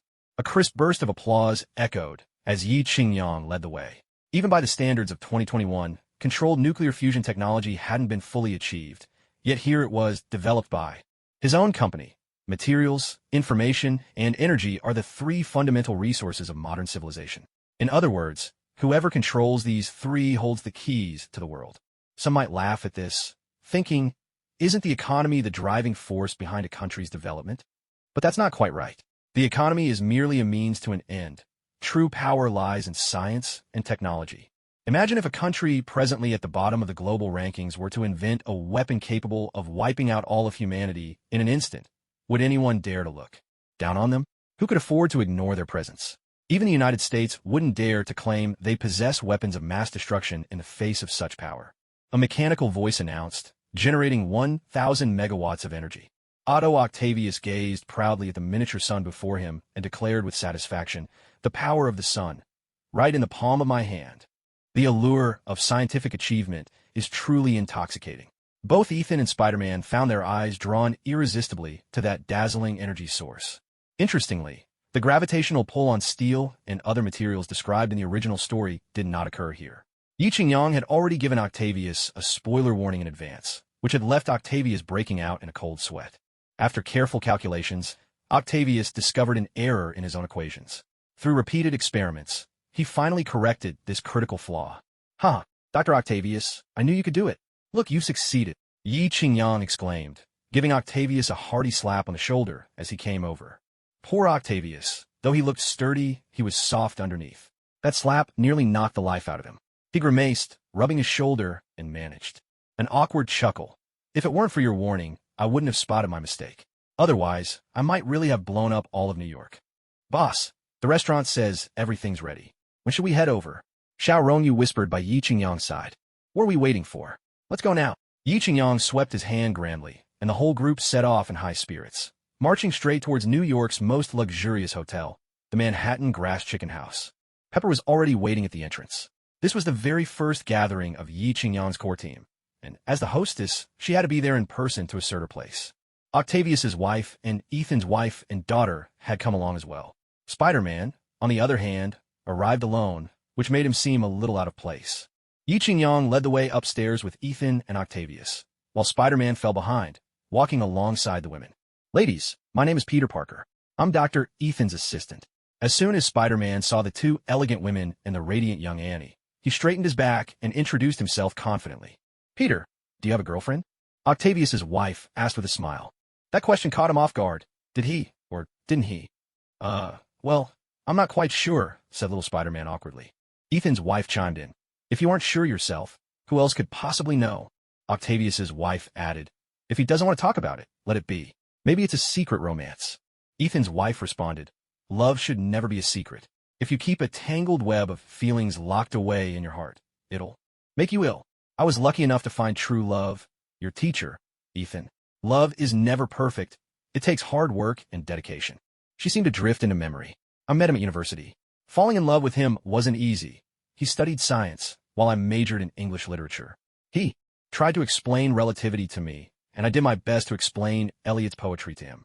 To this day, I still don't really understand what he was talking about." Octavius's wife laughed as well. "Aren't all these science guys like this?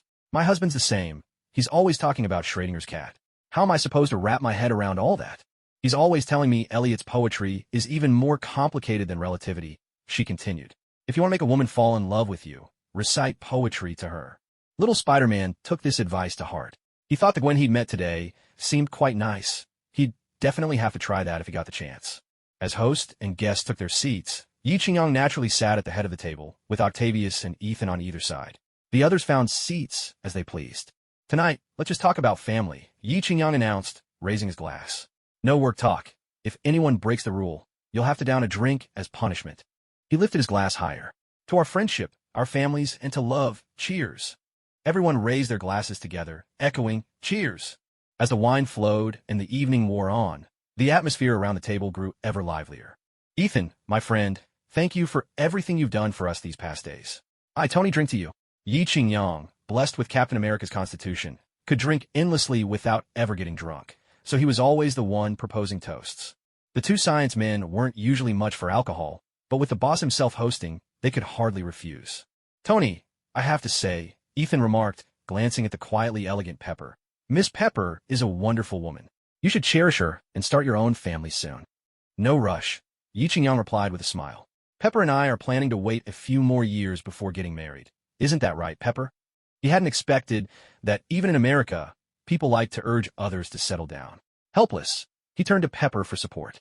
She gave him a reassuring look and raised her own glass. As the saying goes, a man's success owes much to the woman behind him. Tonight, on behalf of my Tony, I'd like to toast all the ladies here. When the hostess raised her glass for a toast, Octavius's wife, who was known for her keen social sense, stood up and said, All right, the two of us sisters won't put on airs. Let's have this drink. I've often heard that Miss Paywell leads the company with a steady hand, and seeing her today, she truly proves that women are every bit as capable as men. With those words, she downed her glass of red wine in one go. Perhaps she drank too quickly, for she started coughing, and tears welled up in her eyes.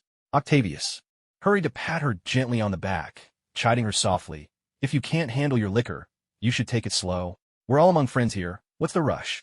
Wiping away her tears with a tissue, she waved her hand and smiled. It's just that I'm really happy. After all these years of going around in circles, we finally met someone as generous as Mr. Sherdake, who's willing to invest in you. And now, with your experiment a great success tonight, I'm genuinely overjoyed. As she spoke, she refilled her glass with wine, took Octavius by the hand, and walked over to Yi Qingyang. Mr. Sherdake, I truly must. Thank you. Without you, who knows how many more years my old Octavius would have to struggle. This glass is for you. Drink as you please. With that, she tilted her head back and finished her wine in one gulp. Octavius, feeling a pang of tenderness for his wife, patted her back again, a lump rising in his throat. Over the years, his wife had stayed by his side through thick and thin, traveling the world, putting on a brave face, seeking investments, and enduring countless hardships and indignities. He loved her deeply. A woman who stands by a man through poverty and adversity, offering encouragement, is truly invaluable. Sister-in-law, you're treating me like an outsider. I've said it before, tonight is a family dinner. Everyone sitting at this table is one of us. And please, don't call me Mr. Sherdake anymore. Just call me Tony. I'll finish this glass with you. Yi Qingyang replied, brimming with happiness himself. With these wise and supportive women by his side, he had no worries about Octavius or Ethan ever betraying him. It's snowing.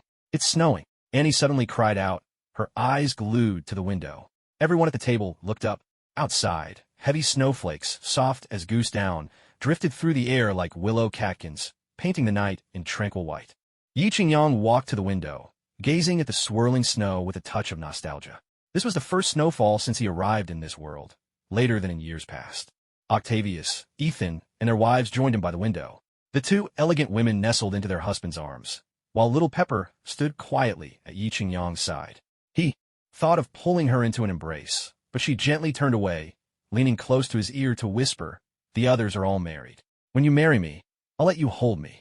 Ah, women. She just claimed she wasn't in a hurry, but I can see she's more eager than anyone. The little spider stood off to the side, watching the couples around him with a hint of envy in his heart. He glanced at the beautiful girl Annie, standing next to him, feeling awkward and unsure of what to say. But Annie's attention wasn't on him at all. Her gaze was fixed on Yi Qingyang, her cheeks suddenly blooming with a rosy blush, clearly recalling the kiss they had shared that night. The meal lasted for over an hour. When everyone finally stepped out of the hotel, the world outside was still wrapped in silver, snow covering every surface. A blast of icy wind rushed at them, making everyone except Yi Qingyang and the little spider shiver. Xiao Ronyu came over and said to Yi Qingyang, Boss, the cars are all ready. Yi Qingyang nodded, exchanged farewells with the group, and watched as Octavius, Ethan, and the others got into their cars and drove off. The little spider, however, stayed where he was, not wanting to take up a whole car by himself. What's wrong, Parker? You seem pretty cheerful when you came to work today. Why the long face now? Yi Qingyang noticed he was left behind and looked at him with some confusion. The little spider muttered, Mr. Sherdake, I failed the task you gave me. I didn't win over Mary Jane.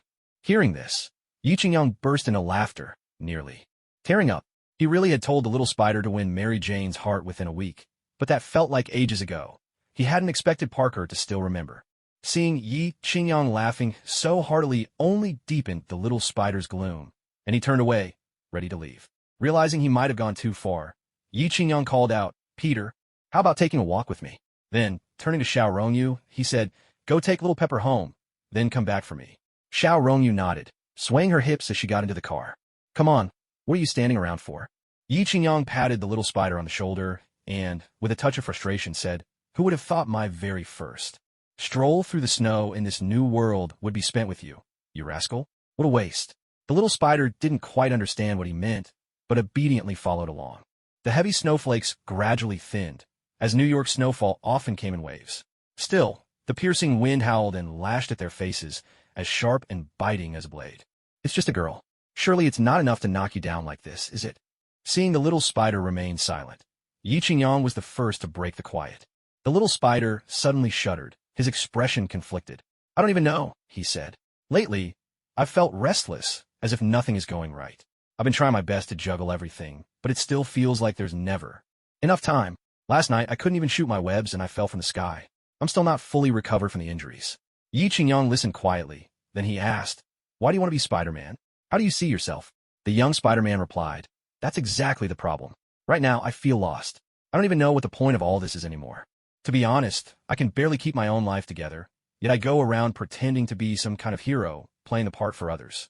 Yi Qingyang, however, saw things clearly. Every superhero has times when they're exhausted, especially when nobody knows who you are. You don't get any recognition. In fact, there are even real-life critics who will try to tear you down. Even if you were Michael Jackson, you couldn't make everyone like you. There will always be people who envy your talent, wealth, status, and so on. After thinking for a moment, he said, "If you can't understand yourself, you'll go mad. You'll lose your soul. The worst thing that can happen is to lose your sense of who you are. Listen, maybe you're not destined to be the Spider-Man who can leap across rooftops. Maybe that's why you come crashing down. Peter, you have a choice in your own life. Don't put yourself on such a high pedestal.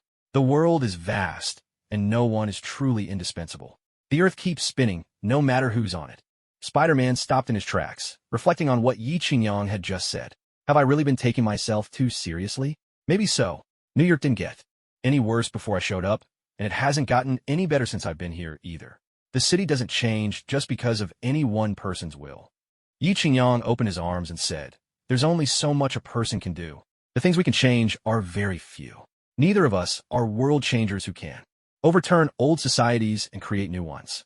Besides, human nature is complicated. No society will ever reach the kind of perfection you imagine in your heart. That's why utopian societies only exist in people's imagination. What you can do is bring happiness and safety to the people around you. That's what truly matters. Bring happiness and safety to those around me." Spider-Man's gaze drifted toward the distant city lights, slowly losing focus. He'd had quite a bit of wine tonight. Even with his remarkable stamina, sometimes the drink is just an excuse. What he really needed was to let out the frustration bottled up inside. "Xiaoyu, don't come pick me up tonight. I'm going to hang out with my buddy for a bit." Yi Qingyang called Xiao Rongyu on the phone, giving her clear instructions. Then he flagged down a taxi. The driver was black, and Yi Qingyang helped the still-dazed Spider-Man into the back seat. "Where to, gentlemen?" The driver perked up at the sight of new customers. "Take us to the classiest place in town, the one with the best scene and the most women." Yi Qingyang casually pulled out a $100 bill and handed it over. The black driver's eyes lit up instantly. He quickly snatched the bill, gave a kiss, and exclaimed, "No problem, just watch me." With that, he floored the gas pedal, the tires screeching as they burned a trail of smoke on the pavement, and the cab shot forward like an arrow loosed from a bow. When they arrived, it was at an underground nightclub in Brooklyn, New York. From the outside, there was nothing remarkable about it, just a modest-looking place with a few red neon letters flickering above the door. "Women's Treasure?" Little Spider stared at the sign in confusion. Hadn't Mr. Big Shot just said they were coming for some fun? So why did it look like a maternity center? Yi Qingyang nearly blacked out, almost stumbling over himself. He smacked Little Spider lightly on the back of the head, exasperated. "It's called Home Sweet Home, you country bumpkin." As they pushed open the doors to the club, they were greeted by two tall, muscular black bouncers. After checking to make sure neither of them was carrying weapons, the bouncers waved them through. The moment they stepped inside, a tidal wave of sound and heat crashed over them. Outside, the winter chill bit to the bone, but in here, it was easily over 20 degrees. Little Spider sobered up in an instant, breaking out in a sweat. There had to be over 100 spotlights crisscrossing the ceiling, each one casting a different colored beam that danced and shifted in ever-changing patterns. They had barely set foot in the club when the lights, the pulsing music, and the mesmerizing dancers swept them up. Little Spider's eyes grew wide as saucers, afraid to miss even a single detail. He'd lived over 20 years, but he'd never seen anything like this before. Yi Qingyang led Little Spider to a seat at the bar and ordered 2 cocktails.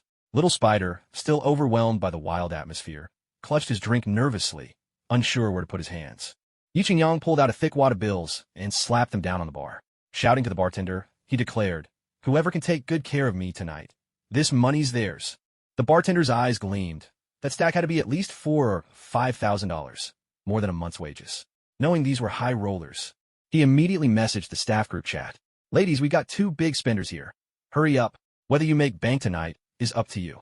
In less than 5 minutes, 2 tall, long-legged Western beauties squeezed their way from the center of the dance floor, both dressed in barely their outfits. Yi Qingyang gave them a once-over. One of their skirts was so short, it barely covered her strikingly large eyes. One of the women slid onto the seat next to Yi Qingyang, crossing her legs with a practiced air, making even him blush a little. Little Spider, with his keen senses, turned beet red, mortified as the woman called him handsome, and dusted off his shirt with her hand. He seemed frozen in place, too stiff to move a muscle. Still a rookie, Yi Qingyang thought with a smirk. The beauty slowly traced her tongue around her lips. Yi Qingyang felt not the slightest interest in this sort of woman. Not because they weren't attractive, but simply because women who offered themselves so easily just didn't appeal to him. Honestly, he was spoiled for choice. A stunning Asian housekeeper at home, a lover who was a dead ringer for Sophie Marceau, and a sweet, adorable secretary. Altogether, there were 6 women in his life. He could spend every week with a different one and never repeat himself. So surely, his good buddy deserved some fun on the weekends. Yi Qingyang gently stroked the arm of the beauty leaning against him. Her skin was soft and smooth, clearly no older than 25. He took a sip of his cocktail, then leaned in to whisper in her ear, "Whoever among you can win over my friend tonight gets the money." The beauty shot him a glance, nibbling on his ear as she replied, "And what if we both succeed?" Yi Qingyang burst out laughing and patted her on the shoulder. "Then it's double. All right, handsome. Don't worry about a thing." With that, the beauty squeezed over to Peter's side. She didn't rush to press herself against him. Doing so would be too forward. Come on. Any beauty who frequented this place had her tricks. Otherwise, who would pay for all the drinks at the bar? Peter Parker was at a loss for words. His eyes couldn't help but linger on the girl beside him, who wore a short top that exposed her navel and a slender waist. The heady mix of alcohol and perfume kept wafting up to his nose. He couldn't help but blur out, "Aren't you cold? Wearing so little? You might catch a chill when you go out." The girl in fishnet stockings let out a peal of laughter. This boy was just too naive and adorable. She almost felt guilty making a move on him. "Handsome, you're not drinking, you won't dance. What are you planning to do here?" The girl in fishnets made her move, winding herself around him like a beautiful serpent. Peter's body went rigid at her touch, and the soft skin of her thigh nearly made his self-control crumble. And as if that weren't enough, there was another stunning girl in shorts beside him, her long, fair legs gleaming under the lights. With 2 girls pressing in from either side, Peter was dizzy from the perfume and surrounded by long, graceful legs. "Hey, handsome, why so quiet? With those glasses, you must still be in college, right?" The girl in shorts grew anxious at Peter's lack of initiative.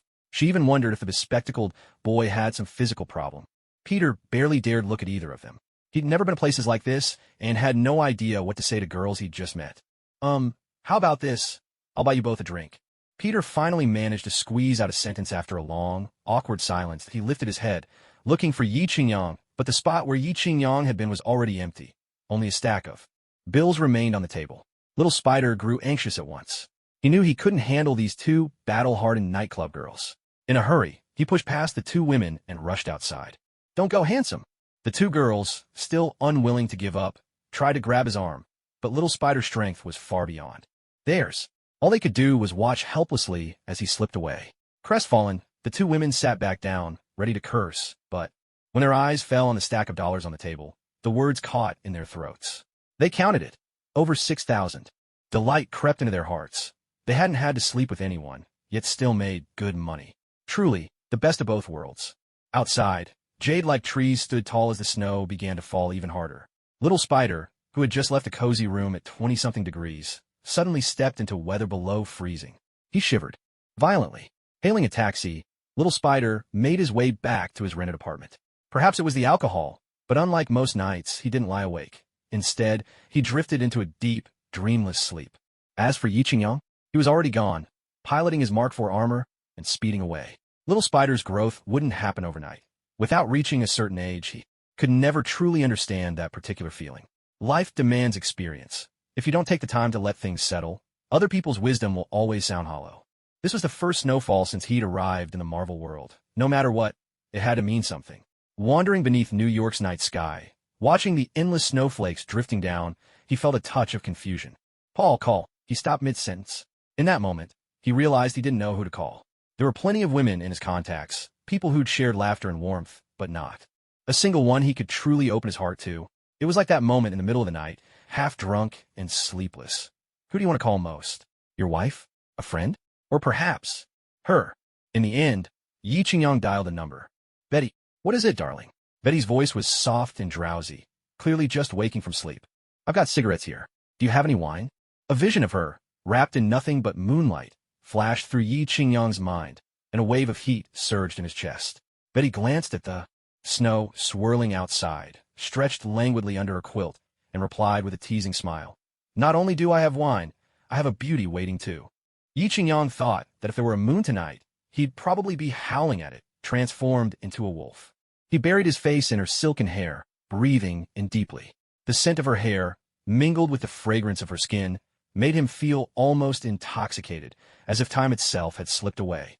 Outside, the night hung heavy, clouds pressing low and wild winds driving them across the sky. Between the clouds and the city, snowflakes fell like soft silk. Threads, weaving together the world below and the heavens above. Those pure, delicate snowflakes were just like Betty in Yi Qingyang's arms at this very moment. In the early morning, the winter sunlight slipped in through the cracks of the curtains. Yi Qingyang, annoyed, raised his hand to block it, but the light still streamed through his fingers, falling across the bare length of Betty's thigh that peeked out from under the quilt. Yi Qingyang could clearly see the faint blue veins beneath her skin, and at that moment, she was as enchanting as a sleeping begonia in spring, radiant and irresistible. He gazed at her exquisite face, remembering how just last night, this breathtaking body had brought him unparalleled joy. An unbidden longing began to stir within him again. Only at the peak of passion did Yi Qingyang feel the reality of this world. Only then did his loneliness seem to dissolve. Though Betty's eyes remained tightly shut, the blush on her cheeks and the slight trembling of her lashes betrayed her. Playfulness lit up Yi Qingyang's eyes. He captured her plump, rosy lips in his own, then gently pinched her little nose. Before long, Betty couldn't help but stick out her tongue and gasp for air. Her large blue eyes fluttered open, sparkling with delight, a hint of reproach, and a bashful shyness at being discovered. The two of them shared a loving lunch together. Luck was on their side today. Someone was treating them a chicken. You called me, and I didn't answer, but what's the point of calling him instead? Suddenly, Yi Qingyang's phone rang. To his surprise, it was the one-eyed dragon. Hello, Director Fury. What brings such a busy man like you to call me? At that moment, Yi Qingyang felt like a feudal landlord from days past, with Betty Ross nestled comfortably in his lap. Betty, ever careful, pinched off a piece of sandwich and brought it up to his lips. Yi Qingyang opened wide and gobbled it down in one bite, even licking the cream clean from her fingers. Betty blushed at the warmth lingering on her fingertips, but continued to feed him. On the phone, Fury's voice came through. I heard that Dr. Octavius under your command has successfully developed controllable nuclear fusion. Yi Qingyang shot Betty a look, signaling her to stop feeding him, then shifted position and replied. You sure get wind of things fast. I just wrapped up the experiment yesterday. We haven't even begun production yet. Honestly, can't a guy have a little privacy? It's like you know everything that happens to me the moment it happens. Makes me look bad, you know? Director Fury let out a hearty laugh. Come on, you and I. Who's keeping score? Your father and I go way back, risked our lives together. What's yours is mine, and what's mine is still mine. Besides, it's not for me personally. There's a major project here that really needs your fusion technology. So, how about lending me Dr. Octavius for a while? As soon as we finish the supporting research, I'll send him back. What do you say? Annoyed, Yi Qingyang gave Betty's bottom a light pat. This little vixen was wriggling far too much. Betty had no choice but to get up and change her clothes in her room. She still had classes this afternoon and couldn't afford any more delays.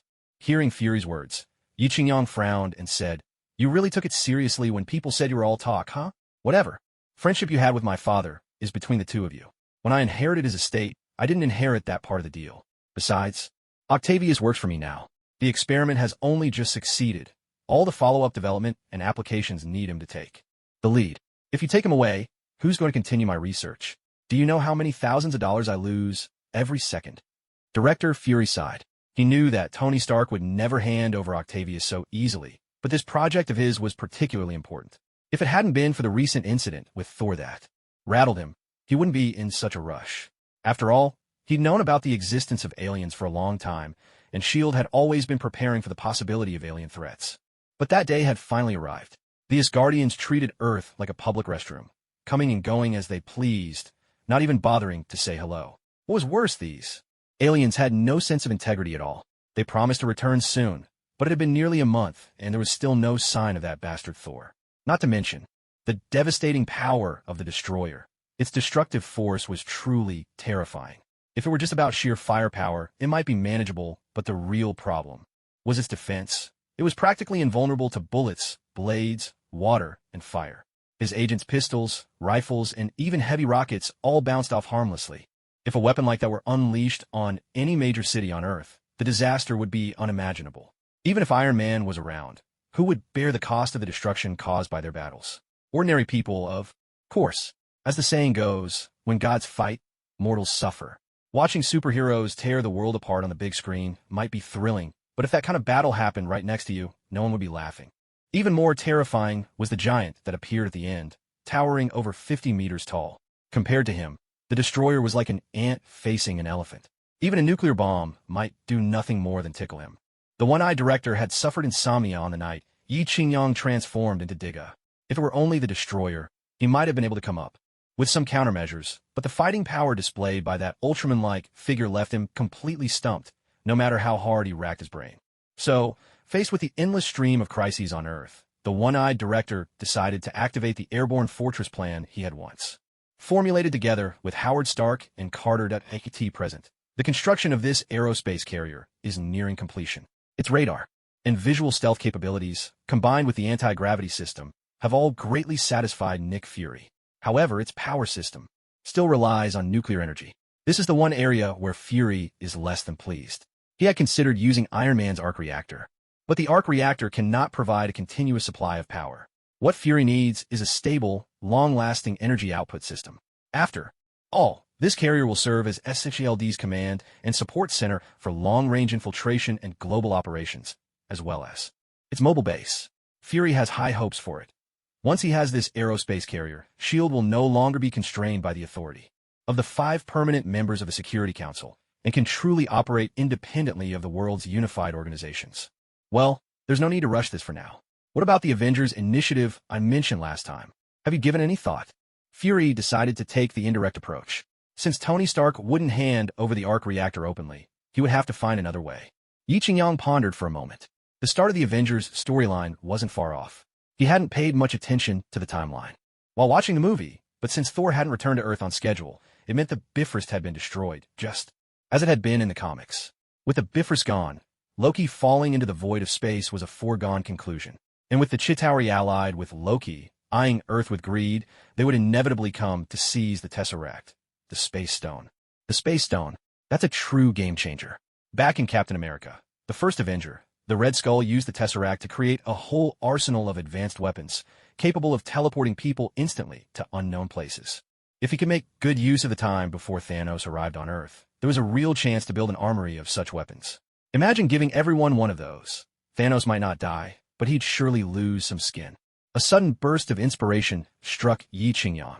He cleared his throat and said, "Let's not rush into discussing the Avengers initiative just yet." "What did you just say?" Fury was caught off guard by Yi Qingyang's words. He thought hard before replying, "Come on, we go way back. Your father and I have been through life and death together." Yi Qingyang spat in exasperation. "No, not that. The next thing you said." Now Fury was even more puzzled. He asked, confused, "What's yours is mine, and what's mine is still mine?" Yi Qingyang was on the verge of losing it. He couldn't tell if Fury was playing dumb or actually clueless. In resignation, he said, "Didn't you say you wanted to borrow Dr. Octavius from me?" As soon as Fury heard this, he immediately sat up straight, his excitement plain in his voice. "Now you're talking. If this is what you want to discuss, I'm all ears." Yi Qingyang cursed inwardly at the shamelessness. then put on a cheerful grin and said, "Hey, Director Fury, just as you said, our relationship is like brothers. For the sake of the friendship between you and my late old man, of course I have to do you this favor. And what about Dr. Octavius?" Fury pressed. With a grand gesture, Yi Qingyang replied with gusto, "First thing tomorrow morning, I'll have him report to you. Give him 10 days or 2 weeks, and he'll have it all sorted out for you. But I have a small, rather presumptuous request. Don't know if the director can help me with it." Fury's one good eye narrowed. This Tony Stark is a real piece of work. If he's asking for something, there's bound to be a catch. Besides, Stark's not one to do anything without a hefty return. Trying to get something out of him would probably cost dearly. Go ahead. As long as it's within my authority, I'll do my best to oblige. Fury thought for a moment. Other than his own life, there wasn't much at S.H.I.E.L.D. that Tony Stark would find appealing. Could it be about Romanoff? No way. No matter how much of a womanizer Stark is, he wouldn't give up everything just for a beauty. Everyone knew Tony Stark was called New York's #1 playboy. He'd breeze through a sea of flowers without a single petal sticking to him. At this moment, Yi Qingyang seemed rather hesitant. He glanced at Betty, who had just stepped out of the bedroom, raised a finger to his lips, and then said, "I heard you have a little treasure there. I'd like to borrow it for a look." Fury was completely baffled. What kind of treasure did he have that Tony Stark would covet? He couldn't recall any. But wait, now that he thought about it, there actually was something. Could it be the cosmic cube? So that's why this iron rooster, usually so tight-fisted, was suddenly being generous and sending Dr. Octavius my way. He's been setting me up all along. Once he figured it out, Fury decided to play dumb. Everything here belongs to the organization. If you want to take anything, it'll have to go through layers of approval. Yi Qingyang cursed inwardly. Old fox. You're the director of S.H.I.E.L.D. yourself. Who else do you need approval from? We're both old hands at this game, and you want to play innocent with me? He quickly changed tactics. I haven't even said what I want, and you're already turning me down? Now Fury was in no rush. As the top boss of the world's most secretive organization, he had plenty of patience. "Romanoff, make me a cup of coffee, hand ground." He called out to Black Widow, who was sitting nearby, deliberately assigning the task. Black Widow caught his meaning and replied in a deliberately sweet voice, "Of course, Director. Would you prefer the water at 75 degrees or 85? The one-eyed man shuddered involuntarily. This Black Widow was even using her trained seduction skills. That little voice of hers could probably make any male creature lose his composure. On the other end of the line, Yi Qingyang ground his teeth in frustration. That one-eyed fool was actually flirting in the office while he was on the phone with him. Was he doing this just to spite him for not having a girlfriend? Just then, Betty Ross appeared from the room, now dressed in a crisp white business suit and black stockings, ready to clear away the dishes on the table. Yi Qingyang beckoned her over with a wave. Betty obediently approached, immediately understanding his silent command, and began a completely new routine. The sight of Betty, her face fresh and radiant from a recent bath, her skin at the neck blushing with a delicate pink, made Yi Qingyang feel as if he were floating in a dream, utterly enchanted and unsure of where reality ended and fantasy began. Tony? The one-eyed man had been feeling rather smug, but suddenly there was no response from Yi Qingyang's end. This puzzled him. Tony Stark was never one to let someone else get the better of him. Why wasn't he retorting to such an obvious provocation? As the one-eyed man's voice echoed through the phone, Yi Qingyang finally snapped out of his trance. He spoke bluntly. "Listen, Fury, I think you already know what I want. The cosmic cube. The very same thing my late father fished out of the ocean years ago. Honestly, with the current level of S.H.I.E.L.D.'s research, you could spend another 10 or 20 years on it and still get nowhere. You might as well hand it over to me. I have the world's top physicists, astronomers, chemists, every kind of scientist you can imagine. And I'm not just boasting. Here, Tony Stark, could crack this puzzle on my own. Isn't that a lot easier and more enjoyable than you guys trying to reinvent the wheel behind closed doors?" Fury listened to Yi Qingyang's words, and suddenly his coffee lost its flavor. It was true. Ever since S.H.I.E.L.D. had acquired the cosmic cube, they had poured in countless resources. The superconducting nuclear magnetic impact station alone cost $1 billion. Yet, they still hadn't even scratched the surface of the cube's mysteries. Back in World War II, Red Skull had already used the cosmic cube to develop a whole arsenal of advanced weapons. Individual rifles, armored vehicle cannons, train-mounted artillery, all the way back in 1942. Even before Einstein's theory of relativity gave birth to nuclear weapons, Red Skull was already leagues ahead in technology. If Captain America hadn't intervened, the outcome of the war might have been entirely different. But now, more than 70 years later, in the 21st century, S.H.I.E.L.D's so-called scientists still couldn't figure out how to open the cube. All day long, it was just theory after experiment. None of it worth a damn that in the end, Even the famously tough director Fury had to admit that his team of scientists were, at best, mediocre. The truth was scientific progress was often driven by those rare, once-in-a-lifetime geniuses. Sometimes, a single flash of inspiration lasting just 0.001 microseconds could be worth more than a lifetime of hard work from ordinary researchers. Science, after all, is like solving a math problem. You either get it or you don't. It's not something where you can just scribble down any answer and hope for partial credit. Nor is it a multiple-choice test where picking the longest option or always choosing C when you're clueless will get you by. Director, your coffee's gone cold. Black Widow noticed that Fury had drifted deep into thought, so much so that he seemed to have forgotten the cup of coffee in his hand. Startled, Fury snapped back to reality. He glanced at the now-cool coffee, then downed it in one gulp before speaking. All right, I agree to hand the Tesseract over to you. But I need your promise. If you make any progress, you must let me know immediately. Yi Qingyang laughed heartily, picking up the still-open phone on the table. No problem. With the relationship we've got, if anything good comes up, you'll be the first to know. But let me be clear. There's a mole in S.H.I.E.L.D., and I only trust you and Natasha. Maybe Coulson and Hill too. I hope you can keep this confidential. Otherwise, we might end up shooting ourselves in the foot. Fury nodded, then said, Don't worry. Right now, only Romanoff and I know about this. By the way, when do you want a Tesseract? Without a moment's hesitation, Yi Qingyang replied, Today. So soon. I'm not in a rush, but I worry you might be. Isn't Dr. Octavius getting impatient? Standing by the floor-to-ceiling window and gazing out at the blue sea and sky, Yi Qingyang felt his mood lift. All right then, will you come pick it up yourself? Or, having achieved his goal, Fury relaxed, propping his feet up on his desk. Yi Qingyang exchanged a meaningful glance with Betty Ross, who immediately understood and went to fetch his clothes. Of course I'll come in person. Otherwise, I'm afraid something might go wrong, Yi Qingyang said with an air of certainty. In truth, in the movies, the Tesseract changed hands so many times, snatched away, lost, or just found lying around that even the simplest things ended up getting hopelessly complicated. These foreigners, he thought, were hardly meticulous. Everyone just did as they pleased. Compared to the great Han nation, they seriously lacked a sense of responsibility. After a lingering farewell kiss with Betty, Yi Qingyang suited up in his Mark IV armor and flew off toward the coordinates Fury had sent him. Mexico, Jalapa Enriquez, the capital of Veracruz. This was an exclusive, top-tier nightclub, Sam's domain. Whenever there was business to discuss, or just a need for some fun, this was the place to be. And why? Because here, the girls were the most numerous, the most stunning, always up for something new. The clientele were all high rollers. Naturally, you had to make sure they ate well and played even better. Uncle Sam was having a cordial meeting with Charles, the second in command of the New York Skyblasters. Thanks to Sam's extensive connections, he had finally managed to establish a link with the Skyblasters, the most powerful criminal organization in New York. The boss of the Skyblasters, Tony, had specifically sent his own younger brother, Charles, to handle the negotiations. On the one hand, he wanted to size up Sam's capabilities. On the other, he was laying the groundwork for a reliable supply chain of exclusive goods in the future. After some discussion, both sides reached an agreement on the supply volume, transportation routes, and transaction locations for the exclusive products. Tiger and Watson sat further down the table, surrounded by a group of scantily clad beauties, some with dark skin, some with fair, none with yellow. Hey, handsome, let me buy you a drink. A gorgeous girl poured a glass of beer down her neck in a playful gesture, and Watson, with no way out, could only enjoy the show at the crossroads of beauty and temptation. Tiger, however, was far less patient. He flexed his explosive muscles, and the girls couldn't keep their hands off him, wrapping themselves around him like a bevy of enchanting sirens. Tiger wasn't picky either. He made sure everyone got a taste. Sam burst out laughing at the scene.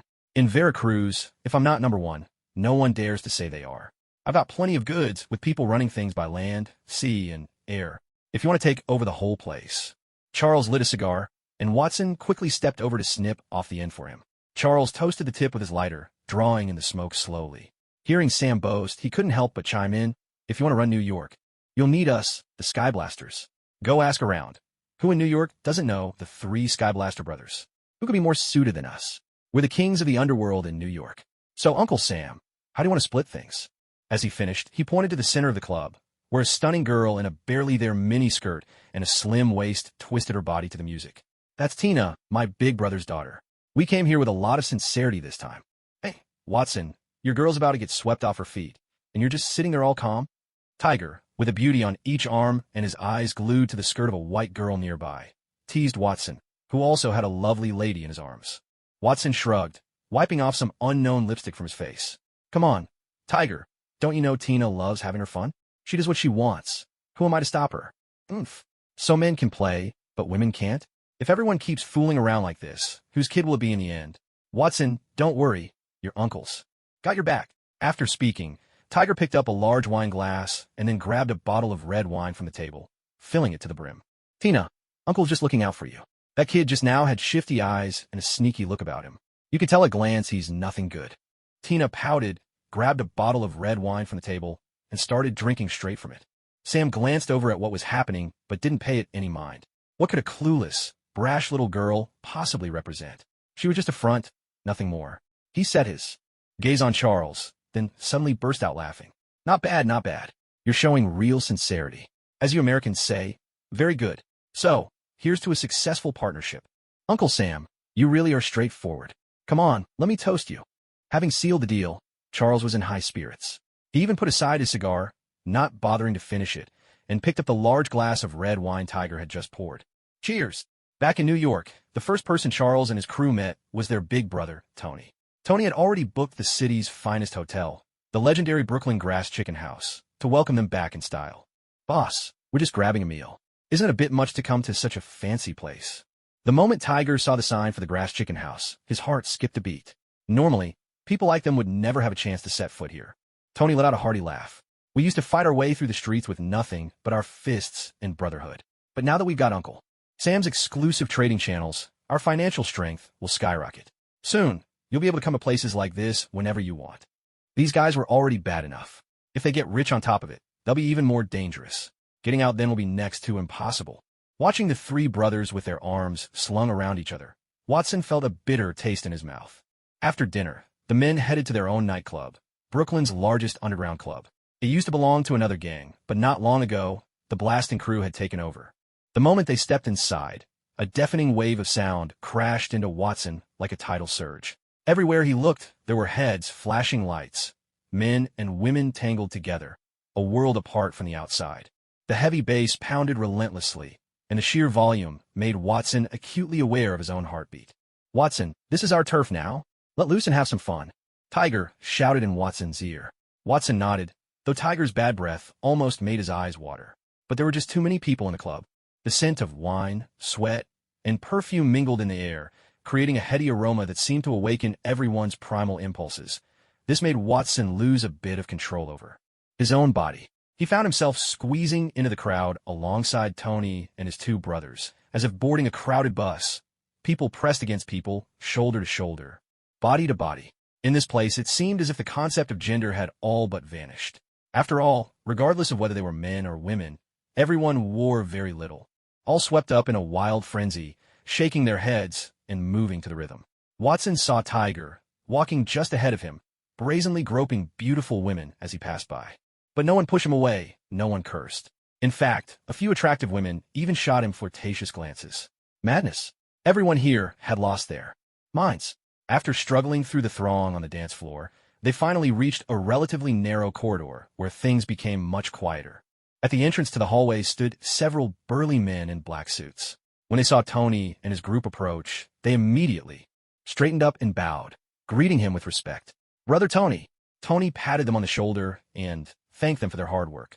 Watson caught a faint whiff of blood from these bodyguards, the scent left by those who had survived the horrors of the battlefield, tempered by fire and violence. These men were soldiers, battle-hardened elites who had seen real combat. Noticing Watson's astonished expression, Tiger grinned smugly. Every one of these guys is a retired Navy SEAL, hired by my big brother at great expense.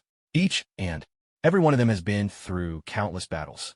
With your little frame, even 10 of you wouldn't be a match for one of them. A chill ran down Watson's spine. Navy SEALs. These were elite warriors of the United States military, not the sort you could hire just by throwing money around.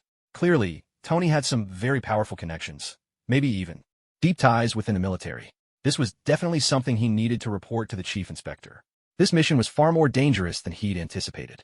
If things went wrong, he might not make it out alive. They walked another dozen meters or so and turned a corner. Unlike the dim lights of the dance floor, the ceiling here was ablaze with bright lights, illuminating the corridor and everything along its walls. As they rounded the bend, Watson's eyes widened in surprise. Lined up along both sides of the hallway stood a row of tall, delicate-skinned young women, dressed in nothing but the kind of outfits seen on Victoria's Secret runways, quietly standing by the wall. Each wore heels at least 10 centimeters high, making their long, shapely legs appear even more striking. By a rough count, there were at least 20 girls in this row. Every single one had supermodel looks and figures. Think Rosie Huntington-Whiteley. Maybe not all of them quite reached that level, but they weren't far off. Holy, bro, where did you find these stunners? Even Tiger was taken aback. Any man would be dazzled at the sight of 20 Victoria's Secret models dressed in barely their outfits, standing right in front of him. Tony laughed. While you guys were down in Mexico, Xiangzi and I took down an illegal trafficking ring and brought these girls back. I was shocked myself at the time, but now, they're our most valuable bargaining chips. He pulled over a girl in a sky blue swimsuit and began groping her. The girl had bright eyes and sparkling white teeth, her beauty, pure and elegant. Even with just a touch of makeup, her natural allure could not be hidden. What drew even more attention were her long legs. Watson estimated they were at least 90 centimeters. With girls like these on our side, we'll have a much better chance of handling those government politicians, Charles said thoughtfully, stroking his chin. That's right, second brother, I was thinking the same thing. Those officials are always dressed to the nines, acting all high and mighty, claiming they don't care about money or power. But when I send a beauty like this their way, let's see what they have to say then. As he spoke, he pinched the cheek of the beauty beside him and gave her a hard bite. The girl in the blue swimsuit feebly patted his back, but her resistance was as ineffective as a playful scratch. After a long moment, he finally released her lips. Huh, that was good. Second brother, third brother, Watson, tonight you can all let loose. Let's celebrate and take our enterprise to the next level. Well then, I won't hold back, big brother. Tiger, impatient, grabbed a beauty he'd had his eye on for some time, pushed open a room door, and hurried inside. Soon after, the sounds of heavy breathing filled the air. Watson, too, decided to go with the flow. After all, he was a man before he was a policeman, and this was all for the job. Sacrificing a little for work, he trusted the organization would understand. He pulled a petite beauty into his arms, a Latina girl, her sun-kissed skin glowing with health, her soft, delicate complexion reminiscent of the sands on a Hawaiian beach. Holding such a voluptuous woman, one who was so eager and willing, Watson was hardly made of stone. He'd long since abandoned any protest. This girl was no naive newcomer, either. She was well-versed in the ways of the world, familiar with every trick in the book. She confided that this, too, was an important factor in climbing the ladder. Being a model came with its own set of struggles, and opportunities didn't come easy. With so many beautiful women out there, what set you apart? Was it your skills, your figure, or your other talents? Watson didn't dwell too long on such thoughts. The path was dirty, yes, but no one had forced her onto it. It was her own choice. Since she'd chosen it, she had to accept its twists and thorns. Just as Watson himself had chosen to be a cop, he had only himself to blame for what came with it. In the end, it was simply a matter of professional integrity, nothing more. Brooklyn, New York, in the small apartment rented by Little Spider. The alarm rang right on time this morning. Little Spider opened his eyes. There was no exhaustion, no confusion. Last night's conversation in the snow had clarified much for him. A person can't live only for others. Sometimes, you have to think of yourself. He got up, washed his face and brushed his teeth, put on his glasses, and stepped outside. He greeted the landlady's daughter, the blonde, flat-chested girl, and even tasted the cake she had baked herself. Looking at her shy, blushing face, Little Spider realized he had paid too little attention to the people around him. That's how people are, always aiming too high, chasing distant dreams, only to overlook the beauty right beside them. It's only after failure and heartbreak that we finally see it. The warmth and encouragement we need come from those closest to us and the simple things in life. He pushed open the door of the apartment building and took a deep breath of the cold, post-snowfall air. It was crisper, cleaner, and less weighed down by the dust of the city. I began to change, trying new hairstyles, losing weight, altering my style. I started acting more aloof, even fierce, and threw myself into making money and moving forward. Sorry, but this time I have to win. Ding, ding, ding, the number 5 bus had arrived. Passengers without tickets were urged to board quickly. Little Spider tightened the straps of his backpack and dashed forward, squeezing into the bus amid a crowd of struggling passengers. The bus was packed to the brim, like a tin of sardines. People pressed against people, shoulder to shoulder. The air was thick with a medley of smells. Women's perfume mingled. with a stench of sweaty feet from burly men, and someone was eating a chive pastry whose pungent aroma was enough to make Little Spider's breakfast threaten a return. With one hand covering his nose and the other gripping the handrail, Little Spider caught sight of two black men surreptitiously reaching into a white girl's pocket. Their clumsy technique made him think that if this were one of those Japanese crime movies he'd seen, they'd be called out as gropers in no time. The white girl seemed to notice, too. Eyes wide with fear, she watched as one of the men took her money, fixing her with a threatening glare before giving her a harsh pinch on her pudgy backside. The two men moved on, searching for their next target. Yet not a single person on the crowded bus reacted, perfectly embodying that old saying, each minds his own business. As long as their own interests weren't violated, no one dared to speak up. This indifference only fueled the men's arrogance. They brazenly picked two more pockets, one man, one woman, and still not a soul protested. Their boldness grew with every silent witness. If Yi Qingyang were here, he would have recognized them immediately. They were the very same Pangolin Dao and Earth Tiger Michael, who had tried to assault Annie that night. The trio had once been three, but River Tiger Bernie, after suffering two bitter defeats, had turned over a new leaf and checked himself into Arkham Asylum to start anew. Of the 5 Tigers of Brooklyn, only 2 remained. The pair struck out on their own, styling themselves as the twin legends of Brooklyn. One ruled the South, Michael the Southern hero, while the other claimed the North, Doug the Northern hero. At this moment, the twin legends were hard at work securing their lunch. If anyone hesitated to hand over money, they would lift their shirts to reveal the knives strapped to their waists. Doug had even upgraded his arsenal. Gone was the old gun, replaced by a gleaming, silver-handled pistol tucked at his side.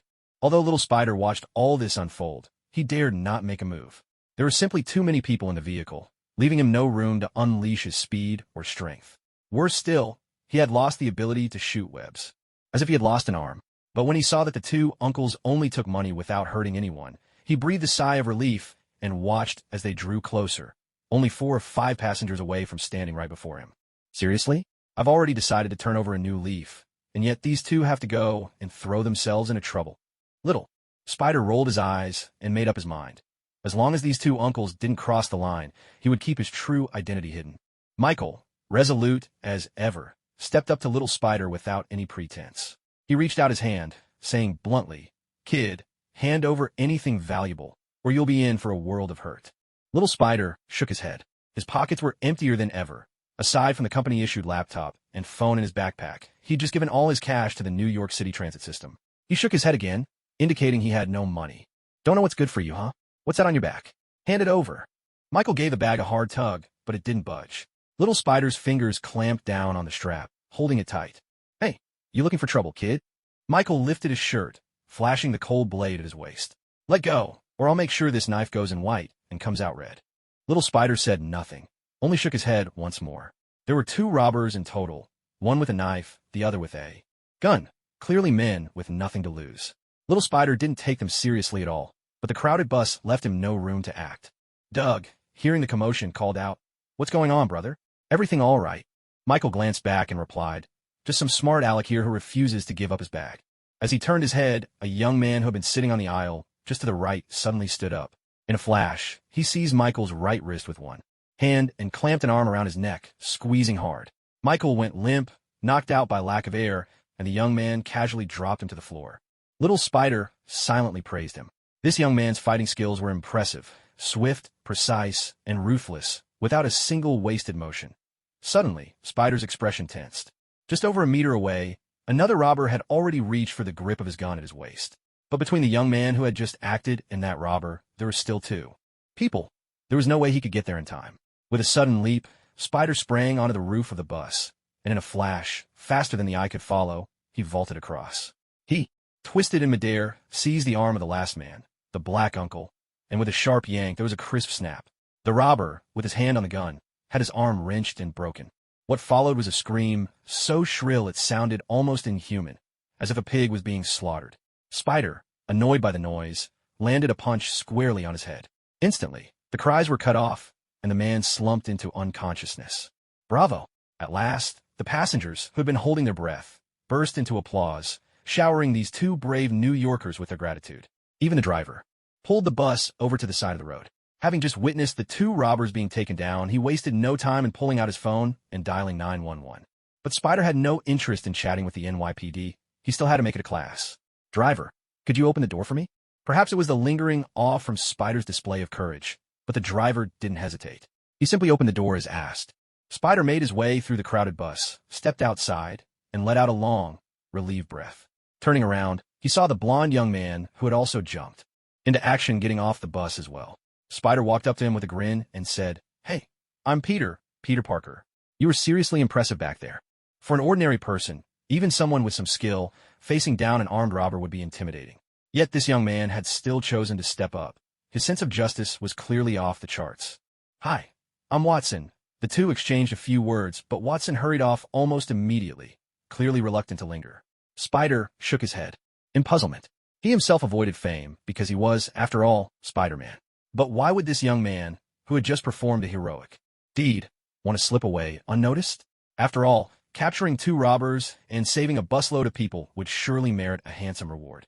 Yet, he just left without a word. Could he also be some kind of masked hero?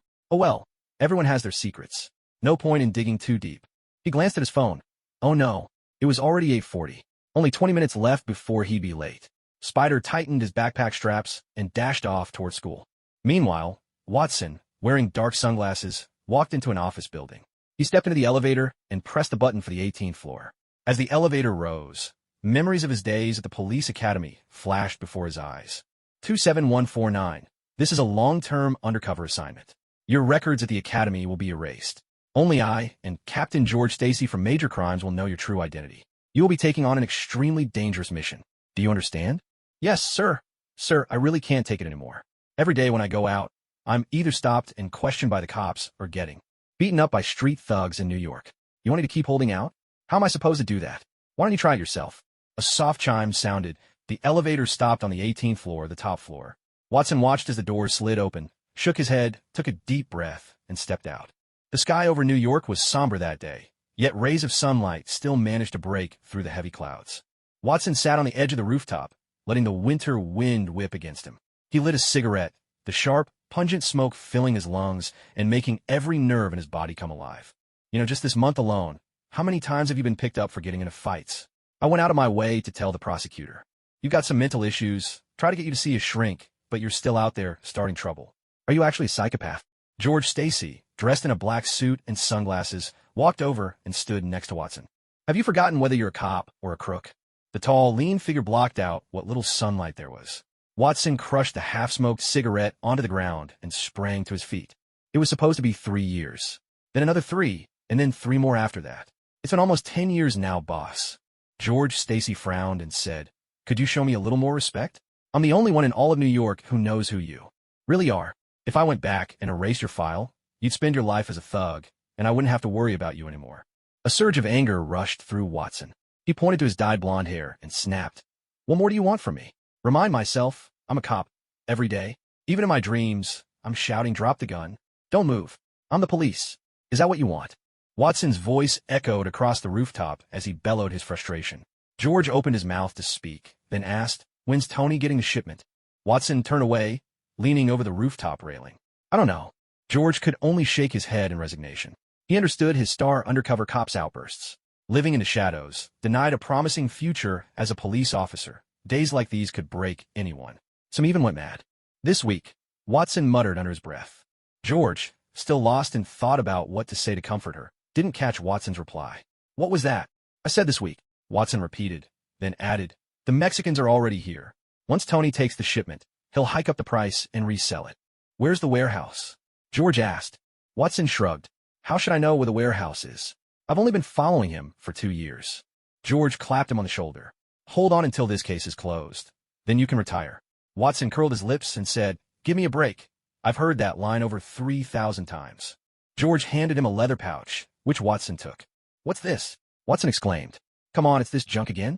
With all the money the police department has, can't they get us something more high-tech? Opening the pouch, he found a bug no bigger than a matchbox inside. Huh, what's this? Watson pulled out a watch next. A pinhole camera? Where's the lens? He turned the watch over in his hands, but couldn't find any sign of a camera.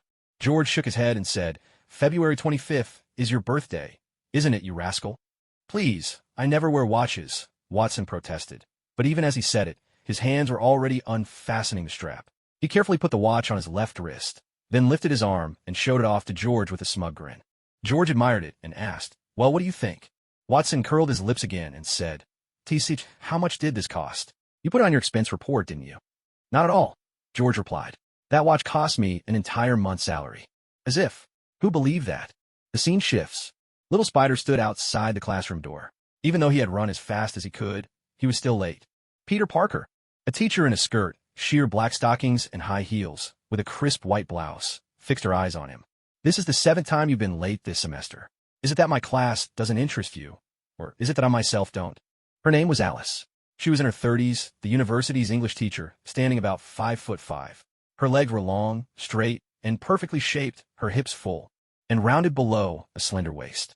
Not an ounce of extra flesh marred her thighs or calves, which were sheathed in sleek, jet-black velvet tights that accentuated every curve.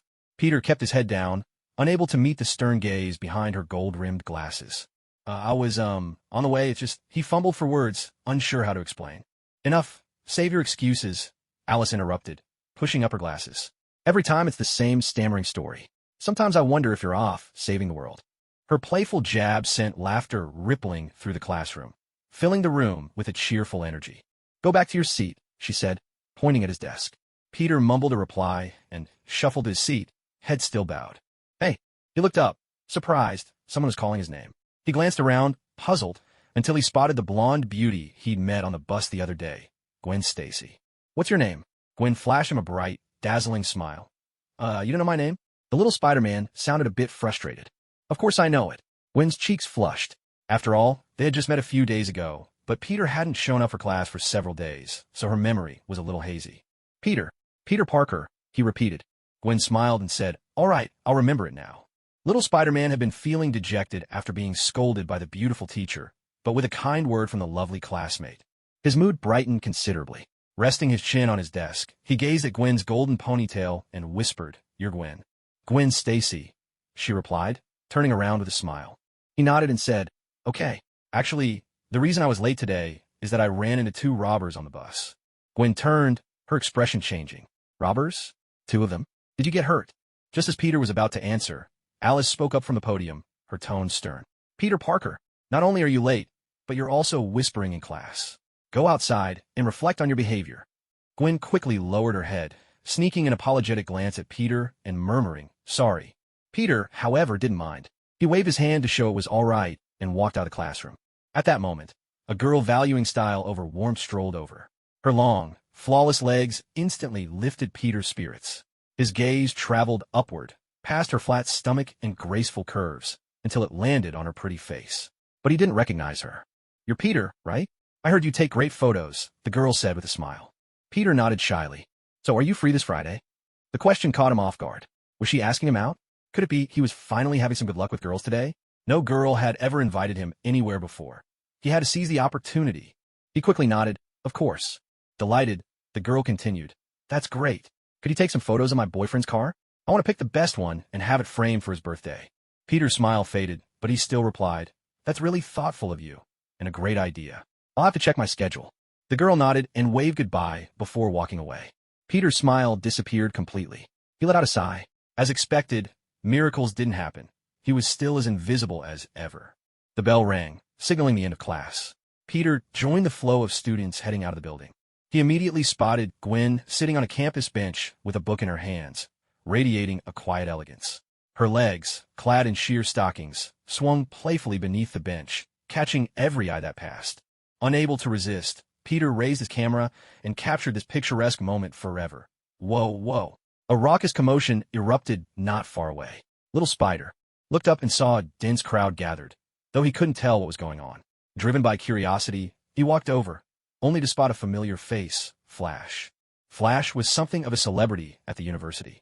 His family was wealthy, he captained the basketball team, and with his tall, handsome looks, he attracted the attention of many female classmates.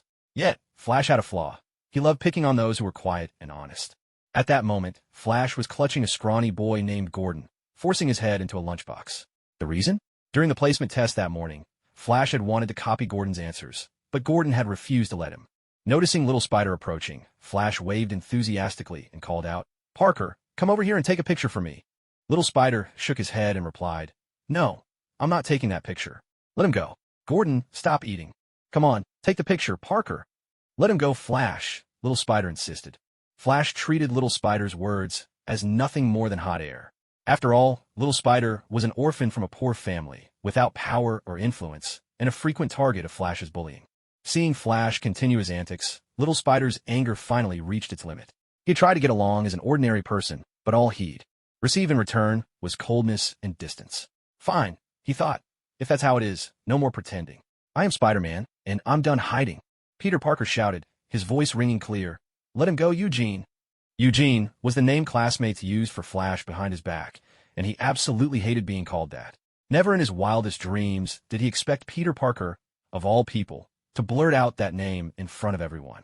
Around them, the students exchanged looks that said, "You're finished."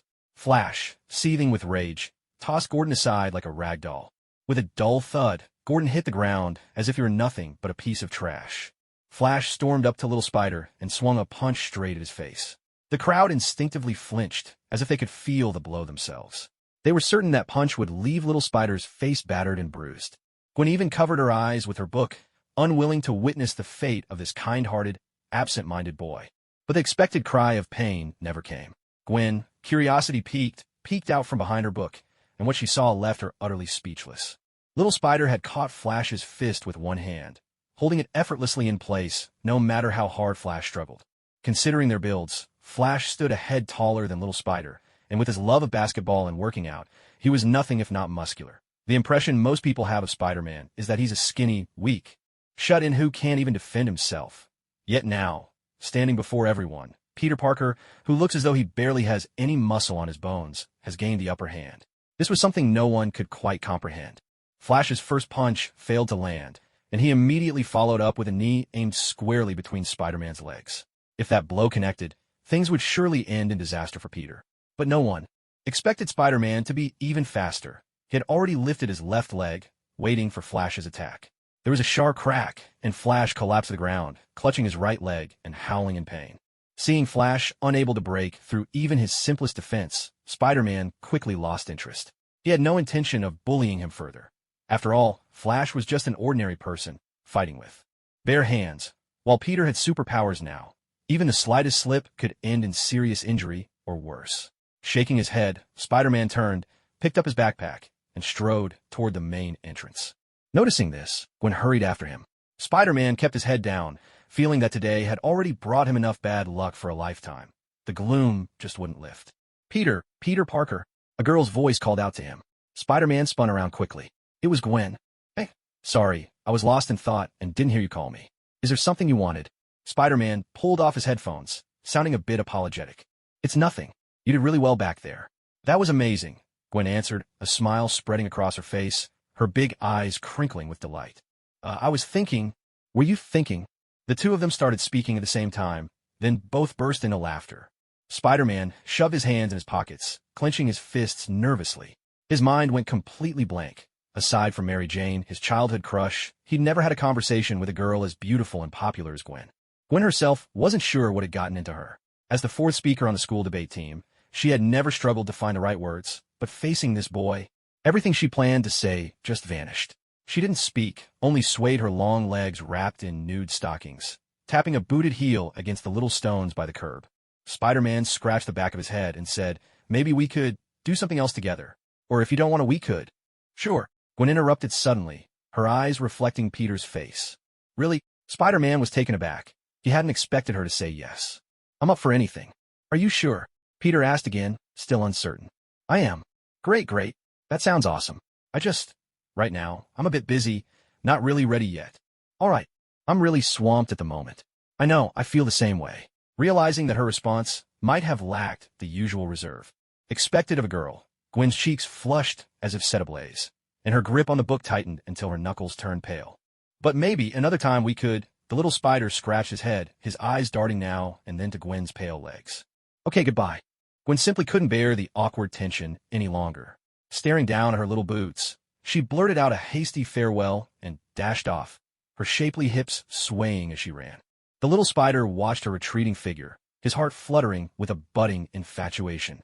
Only when Gwen disappeared from sight did he reluctantly turn and head toward the bus stop, glancing back from time to time in the direction she had gone. While the little spider was busy losing an old love and discovering a new one, Yi Qingyang was having his horizons broadened. The Space Stone, having made its debut earliest and held the longest, most powerful presence among the Marvel gems, possesses a unique status and allure. Before creation itself, 6 singularities existed in the universe, each representing power, space, soul, reality, time, and mind. After the Big Bang, the gods of the Marvel Universe forged these 6 singularities into 6 Infinity Stones. None of these stones stands above the others. They cannot counteract one another. Thus, a scepter housing the Mind Stone can pierce the barrier of the Space Stone, and the Time Stone can restore the Mind Stone even after it has been destroyed. Yet, within the Marvel Universe, the Space Stone is undoubtedly a central figure. In the first Captain America film, it was the source of a mysterious power that many factions fought to possess. The Red Skull led Hydra into Norway, where they uncovered the Tesseract hidden by Odin, though at that time, no one realized it was actually the Space Stone, one of the Infinity Gems. Red Skull then ordered Hydra's chief scientist, Zola, to invent a device that could harness the Space Stone's power, enabling them to instantly transport struck enemies to unknown regions of the cosmos. Ultimately, Red Skull suffered the consequences of his own schemes, and the Infinity Stone sent him to Vormir, where he became the keeper of the Soul Stone. In Avengers, Infinity War, and Endgame, Thanos sacrifices Gamora, and Black Widow sacrifices herself to obtain the Soul Stone.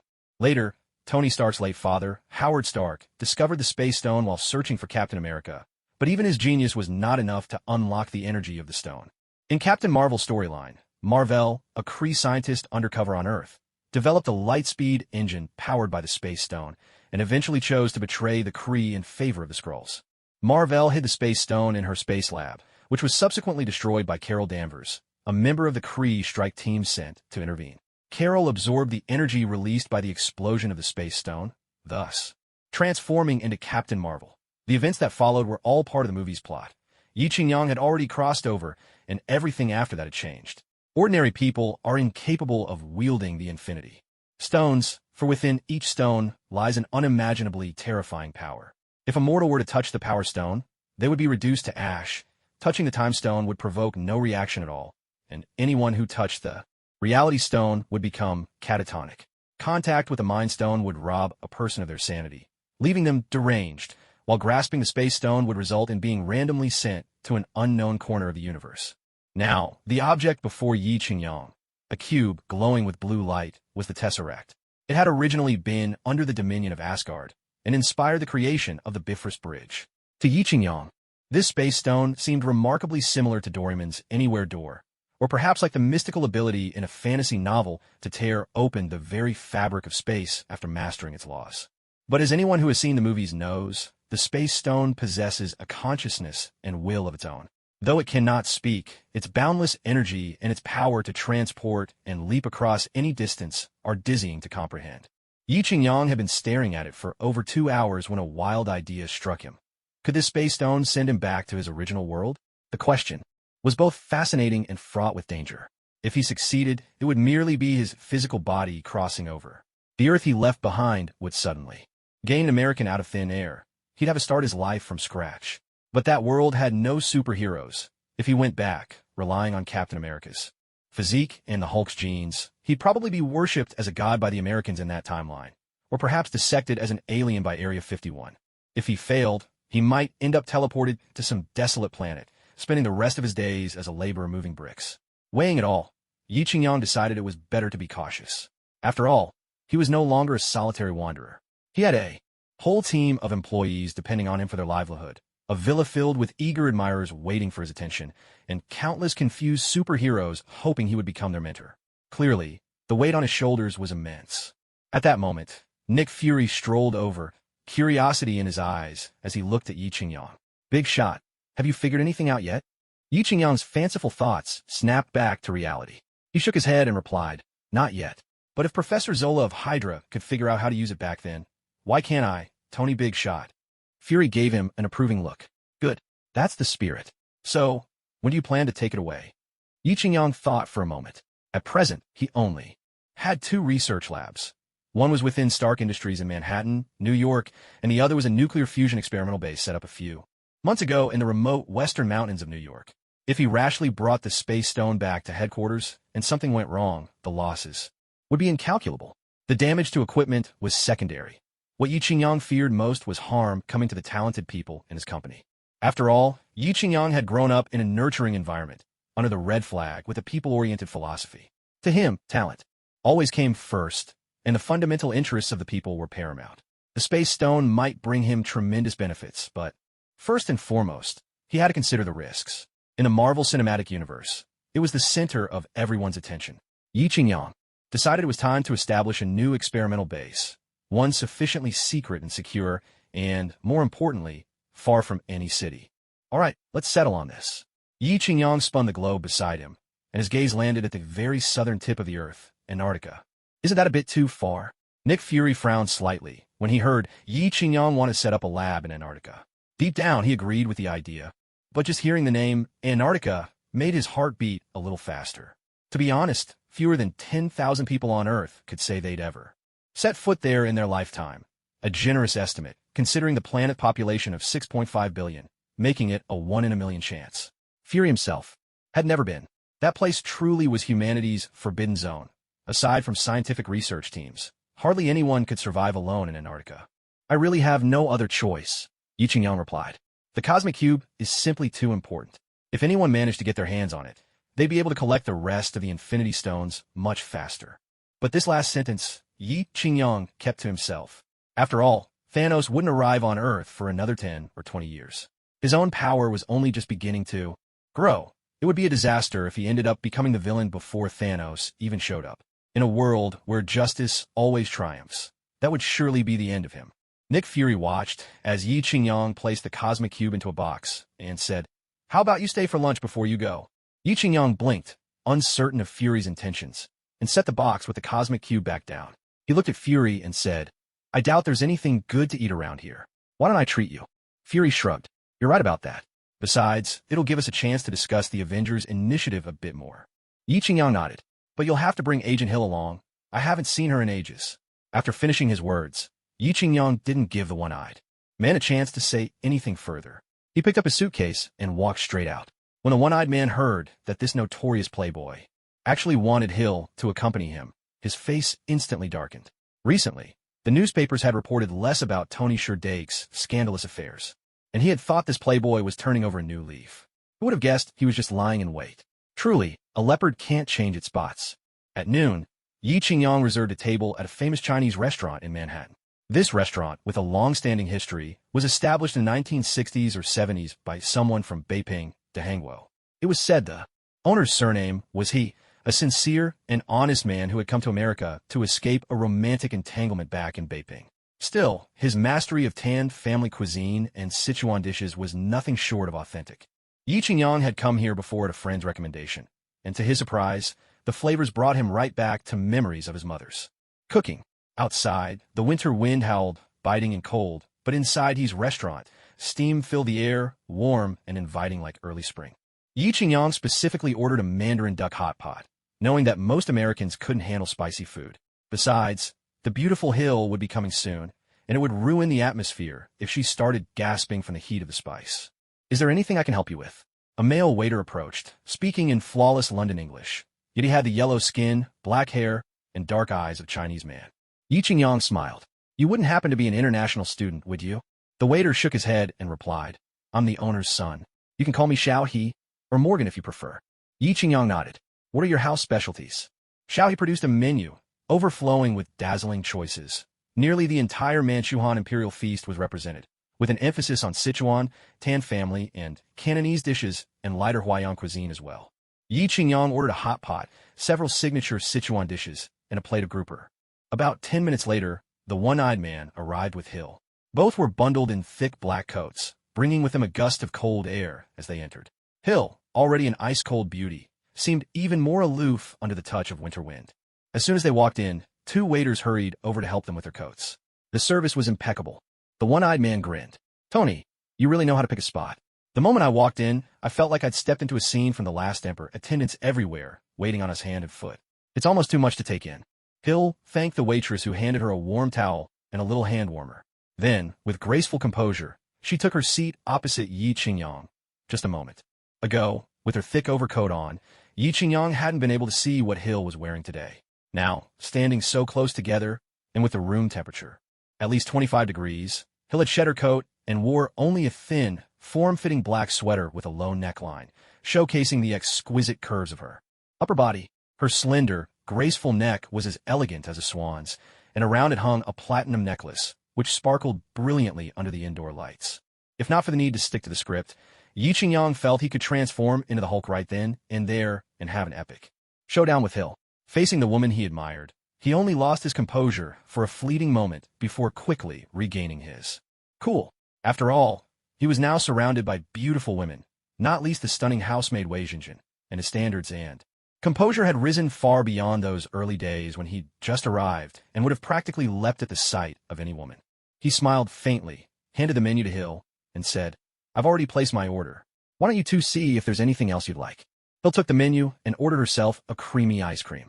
The one-eyed dragon didn't hold back either. Just moments ago, with her thick trench coat on, Yi Qingyang hadn't been able to see what Hill was wearing today. Now, standing so close, and with the room temperature set to at least 25 degrees, Hill wore nothing but a thin, black, form-fitting sweater with a low neckline, revealing the graceful curves of her upper body. Her long, elegant neck, pale as porcelain, was reminiscent of a swan dipping its head to drink. Around her neck hung a platinum necklace that sparkled brilliantly under the room's warm lights. If it weren't for the needs of the plot that had yet to unfold, Yi Qingyang felt he could transform into the Hulk right then and there and start an epic battle with Hill. Yet, faced with the woman he so admired, he only lost himself for a brief moment before regaining his composure. After all, he was now surrounded by beautiful women, accompanied by the likes of Wei Jinjin, a stunning housemaid of rare beauty. His vision and mindset had matured. He was no longer the person who, fresh from crossing into this world, would have leapt at the sight of any woman. He smiled gently and handed the menu to Hill, saying, "I've already placed my order. See if there's anything else you'd like." Hill accepted the menu and ordered herself a creamy ice cream. The one-eyed man was equally unreserved, ordering a large serving of caviar and justifying it with a laugh, claiming he intended to eat the rich dog out of house and home. Yi Qingyang chuckled inwardly. "Even if you gorge yourself to bursting, Baldy, you wouldn't eat up what I make in a single minute." Once host and guests were seated and the dishes had all arrived, Yi Qingyang invited the two big names from S.H.I.E.L.D. to dig in. Although the hot pot base had already been divided, the dish Yi Qingyang had ordered, Mao Shui Wang, looked irresistibly appetizing. Unable to withstand the lure of such delicious food, Hill finally gave in and took a dainty bite with her chopsticks. As soon as the flavors hit her tongue, the numbing and spicy sensation of green peppers flooded over her taste buds. It took several spoonfuls of ice cream before she could calm the burning heat. Watching her stick out her delicate tongue slightly, Yi Qingyang couldn't help but entertain a few wicked, indescribable thoughts. After several rounds of drinks and a full tasting of the dishes, Yi Qingyang set down his chopsticks and said, "Director, I doubt you asked me to stay just for dinner, did you?" The one-eyed man took a small sip of red wine, then picked up a piece of tender lamb from the white broth, chewed it thoughtfully, and let out a satisfied sigh.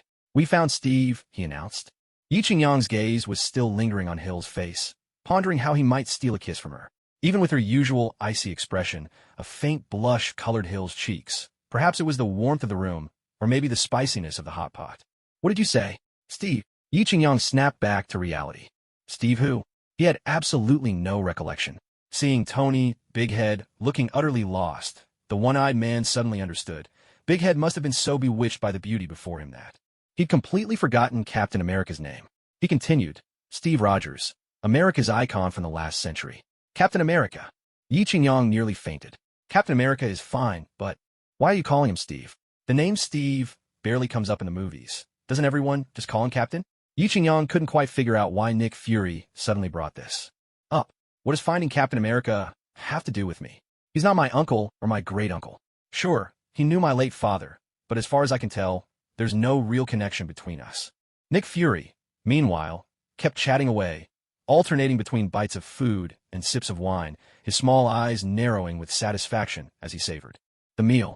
Tony Stark sure knows how to enjoy life. Yi Qingyang thought to have found such a restaurant. Having money really is something else. Yi Qingyang didn't let himself look surprised. He picked up a tender piece of lamb with his chopsticks, swished it in the hot pot, and then placed it onto Hill's plate. Hill thanked him, dipped the marbled lamb in a bit of sesame sauce and popped it into her mouth. The tender and smooth lamb, enriched by the nutty aroma of sesame, burst across her taste buds. Even someone as composed as Hill couldn't help but smack her lips in delight, deciding she'd have to bring her best friend here one day to try this amazing food. Yi Qingyang helped himself to plenty of dishes, especially the duck intestines, soft with a bit of crunch, his absolute favorite. Noticing Yi Qingyang's silence, Nick Fury looked a bit puzzled. Tony, you don't seem surprised at all about Captain showing up. You do realize he's from your father's era? The man is nearly 100 by now, but he looks younger than you. Yi Qingyang curled his lip. He hated when people brought up his age. Sure, they say men are in their prime at 31, but as Ma Weidu once said, if you could trade wealth for youth, Yi Qingyang would gladly give up all his fortune for a shot at being young again. So what if he's young? Yi Qingyang retorted, scooping up another piece of lamb and dipping it in garlic. Who hasn't been young before? Doesn't everyone know? That life experience is a person's most valuable asset. With that, he stuffed the lamb into his mouth, the frustration clear in his movements. Nick Fury couldn't quite figure out why Yi Qingyang seemed so annoyed. You say you don't care about age, but your reaction suggests otherwise. He thought for a moment, then continued. Steve is actually a really nice guy. He has that old-fashioned honesty and kindness for the last century. If you met him, I bet you two would hit it off and become good friends. Yi Qingyang glanced at Hill, who was dabbing her lips with a napkin, and replied, Steve is just a souped-up version of an ordinary person. His fighting skills probably aren't much different from Natasha's. At that level, I could outfit you with a Hellfire battlesuit, and you'd take out a whole squad in seconds. These relics from the past should really step aside and let the times move forward, instead of putting on airs and pretending to be something they're not. The one-eyed man hadn't expected Yi Qingyang to say something like that. After all, Captain America was a star figure from the World War II era, and for decades afterward, he'd inspired an entire generation of Americans through the 50s and 60s. People's adoration for him was mostly spiritual. Except when facing the Winter Soldier, Bucky, he was always composed, unflappable in any situation, with an unyielding will and faith that never wavered. He was the kind of superhero who would sacrifice himself for his beliefs. He believed in justice and defended it with unwavering persistence, an admirable quality sorely lacking in this day and age. However, Yi Qingyang's words weren't entirely wrong either. In terms of raw strength, Captain America was written to be 4 times the physical limit of a regular human. That's impressive among ordinary people, but in the Marvel Universe, where monsters roam and the Hulk is less extraordinary than a common dog, it's just not enough. Stumped by Yi Qingyang's retort, the one-eyed man was left speechless for a moment. It wasn't until Hill handed him a glass of lemonade that he managed to recover. Placing a hand over his chest, he decided to drop the topic. He was afraid if he pressed on, this playboy would drive him to a heart attack. We'll set Steve's issue aside for now. But what about the Avengers? Have you given it any thought? If you're willing to join, I consider you first for the leadership position. Yi Qingyang chuckled. Oh, please, don't even think about me. I'm far too used to being lazy. I could never shoulder the responsibility of leading. Yi Qingyang knew himself well. If he were still the original Tony Stark, perhaps he'd have a shot at vying for the Avengers leadership. But in his previous life, Yi Qingyang was just an unremarkable nobody. He was good for eating, drinking, having fun, maybe even charming a few women, but when it came to strategizing from behind the scenes or leading troops to victory from 1,000 miles away, you might as well ask a clever dog to do the job. It'd be just as effective. Everyone dreams of being a leader, since there'd be plenty of people fawning over you, handling every detail. But the Avengers aren't that kind of organization. Just because you sit at the top doesn't mean you're the absolute boss. Without exceptional leadership or unique charisma, which superhero would willingly follow you? Would you count on Banner, who has 7 PhDs, Black Widow and Hawkeye, both trained by the world's toughest espionage programs? The powerhouse, Thor, whose strength dwarfs everyone else? Or the Scarlet Witch, who can go toe-to-toe with Thanos wielding 5 Infinity Stones thanks to her chaos magic? There isn't a single weak link here. Every member is among the most elite on Earth. Could they possibly tolerate a leader who does nothing but bluster, without a shred of real wisdom? Don't kid yourself.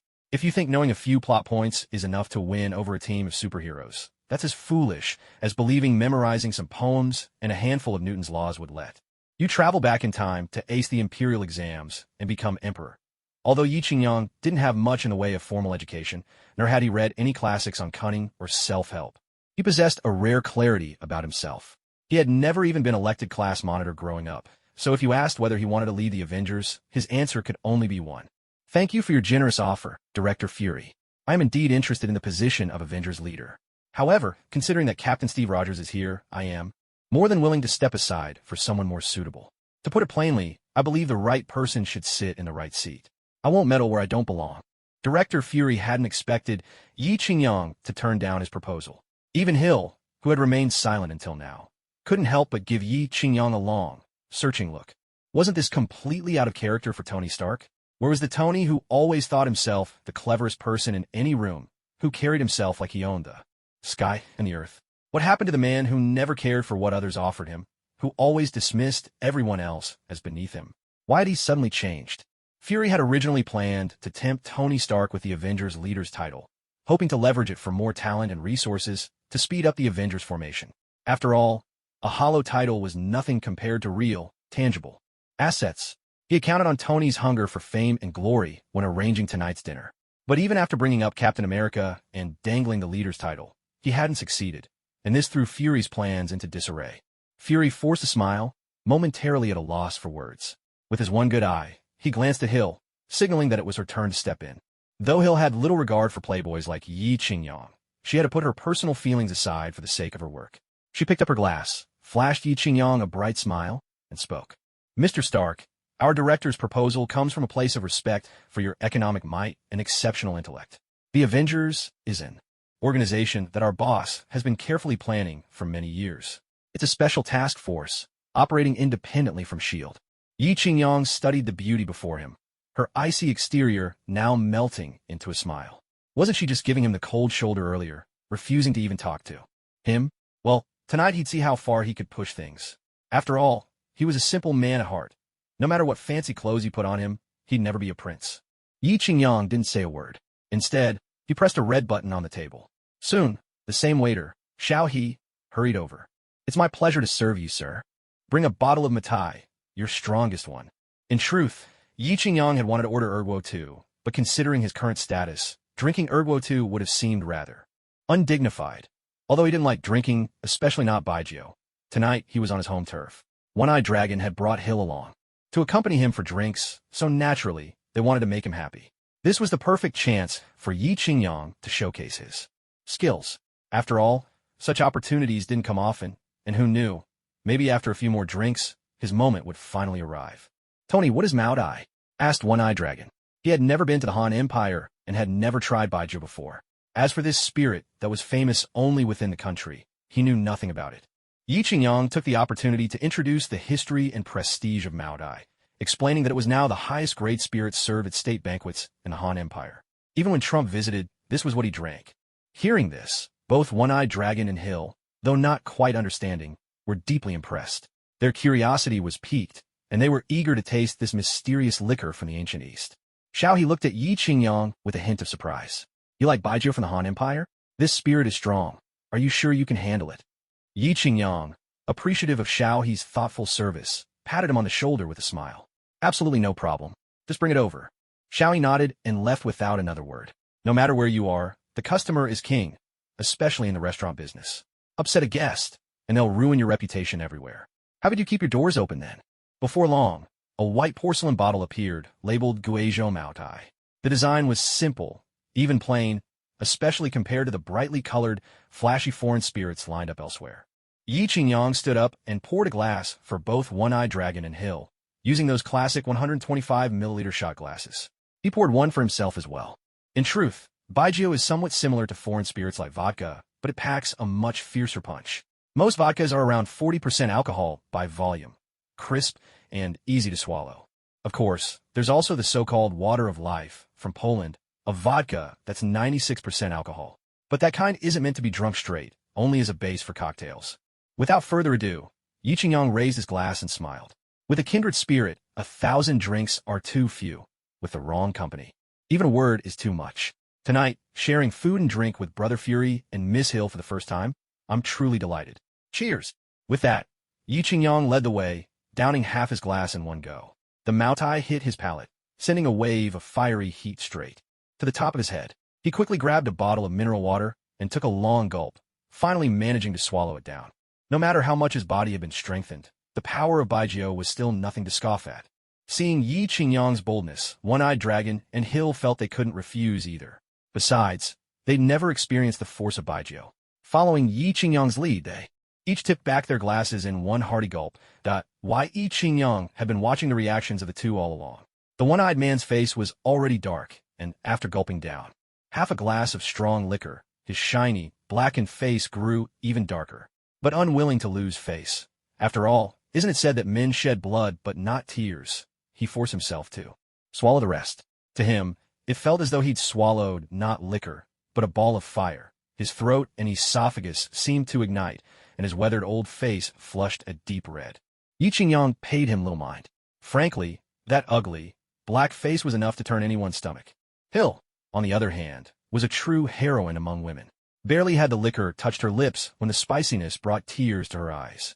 With a sudden burst, she accidentally sprayed the liquor all over Yi Qingyang's face. Realizing her blunder, Hill didn't care about the lingering burn in her mouth. With an apologetic expression, she immediately stood up and began dabbing Yi Qingyang's face with a napkin. Yi Qingyang never expected her to react so dramatically and cursed his luck under his breath.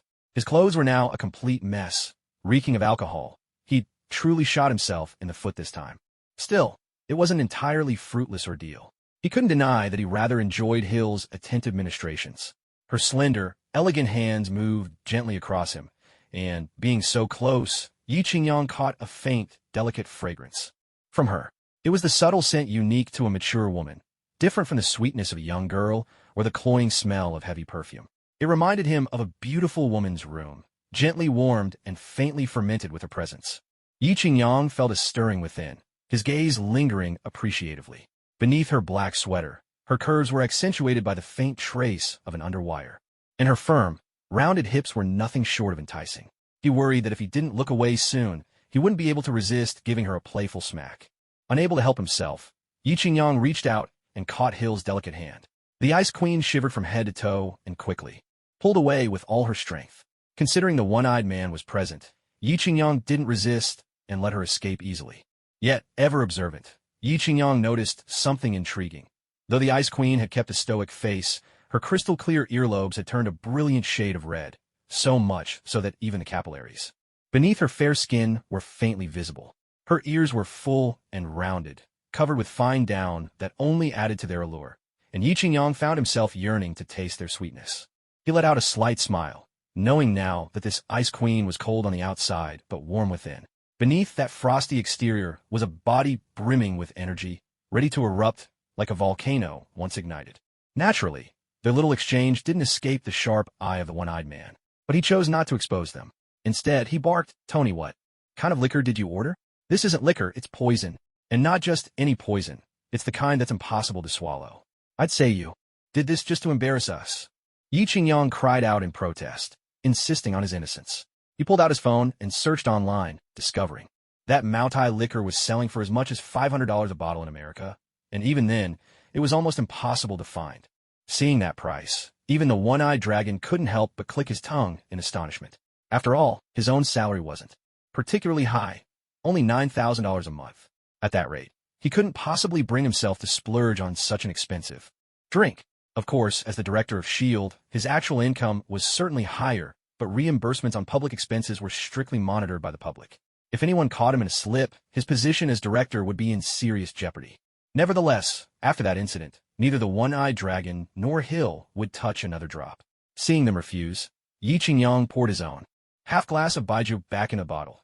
After all, this was a drink worth several $100s, and he wasn't one to waste valuable things. But after all this commotion, both the one-eyed dragon and Hill lost their appetite for food. The two of them hurriedly said their goodbyes to Yi Qingyang. As she was leaving, Hill even apologized to him, but Yi Qingyang just waved it off with a casual smile, saying, "It was just an accident, don't worry about it. Besides, the shirt isn't anything special, just $20,000, no big deal." Hearing that this plain, unremarkable shirt cost $20,000, Hill's face went pale, especially since she'd just offered to compensate him for it. Noticing her shock, Yi Qingyang laughed and said, "How about this? I've tried to ask you out several times without success. I've heard there's a barbecue place in Brooklyn that's supposed to be excellent. Maybe we could have dinner there sometime." Hill agreed, saying that Yi Qingyang could set the time. It would be her way of making amends. By the time the three of them finished their meal, It was already past 3 in the afternoon. As for the matter of who would lead the Avengers, Yi Qingyang honestly didn't care. The way he saw it, the title was just that, a title. It wasn't as though being the leader of the Avengers meant everyone would always obey his orders. Think about the lineup in the Avengers. One was a World War II veteran frozen for over 70 years. Another, the future heir to Asgard. Then there was the green behemoth who, when provoked, couldn't even recognize his friends. And a Scarlet Witch who struggled to control her own powers. The rest, Black Widow, Hawkeye, Falcon, War Machine, were all S.H.I.E.L.D. regulars. Would any of these people ever truly follow orders? Not a single one. They were all misfits, undisciplined, unorganized, each with their own quirks. To be honest, when it came to teamwork, they couldn't even compare to the old X-Men. Of course, the X-Men hadn't shown up yet, thanks to the demands of the plot. Yi Qingyang was sure they were hiding out somewhere. After all, their timeline was far too tangled to make any sense of why Yi Qingyang had no way to pull them back onto the proper Marvel track. Nick Fury, having eaten his fill, patted his stomach with satisfaction and said, "Thank you for your hospitality today. Tomorrow, I'll have Agent Hill come pick you up. Let's go meet an old friend together." Yi Qingyang nodded and gave Agent Hill a playful wink, though her face remained cold as ever. But to his embarrassment, Hill treated him as if he were invisible, never sparing him a single glance. Yi Qingyang's infamous reputation preceded him. After all, the number of women he'd slept with could practically form a platoon. And ever since Yi Qingyang had crossed over, he hadn't exactly curbed his habits with women. Under SHLD's pervasive surveillance, Hill and her team had dug up every last detail about his romantic entanglements. Hill herself was rather old-fashioned. She yearned for lifelong monogamy, a hand to hold, a partner to grow old with. So naturally, Yi Qingyang's ways placed him firmly outside her consideration. Yet, Yi Qingyang had one redeeming quality: persistence. Perseverance and tenacity were his last stubborn pride as a former underdog. So even after waking up in Tony Stark's body, he hadn't forgotten this not-quite virtue of his. Back when he was poor and powerless, he'd never dared to pursue the girls he liked. But now, having turned his life around, he wanted to seize every opportunity. The more challenging something became, the more Yi Qingyang itched to see it through, no matter what. He was determined. He would not rest until he achieved his goal. If Hill wanted to act cold and aloof, then he would simply chip away at her icy shell, step by step, until he uncovered the warmth beneath.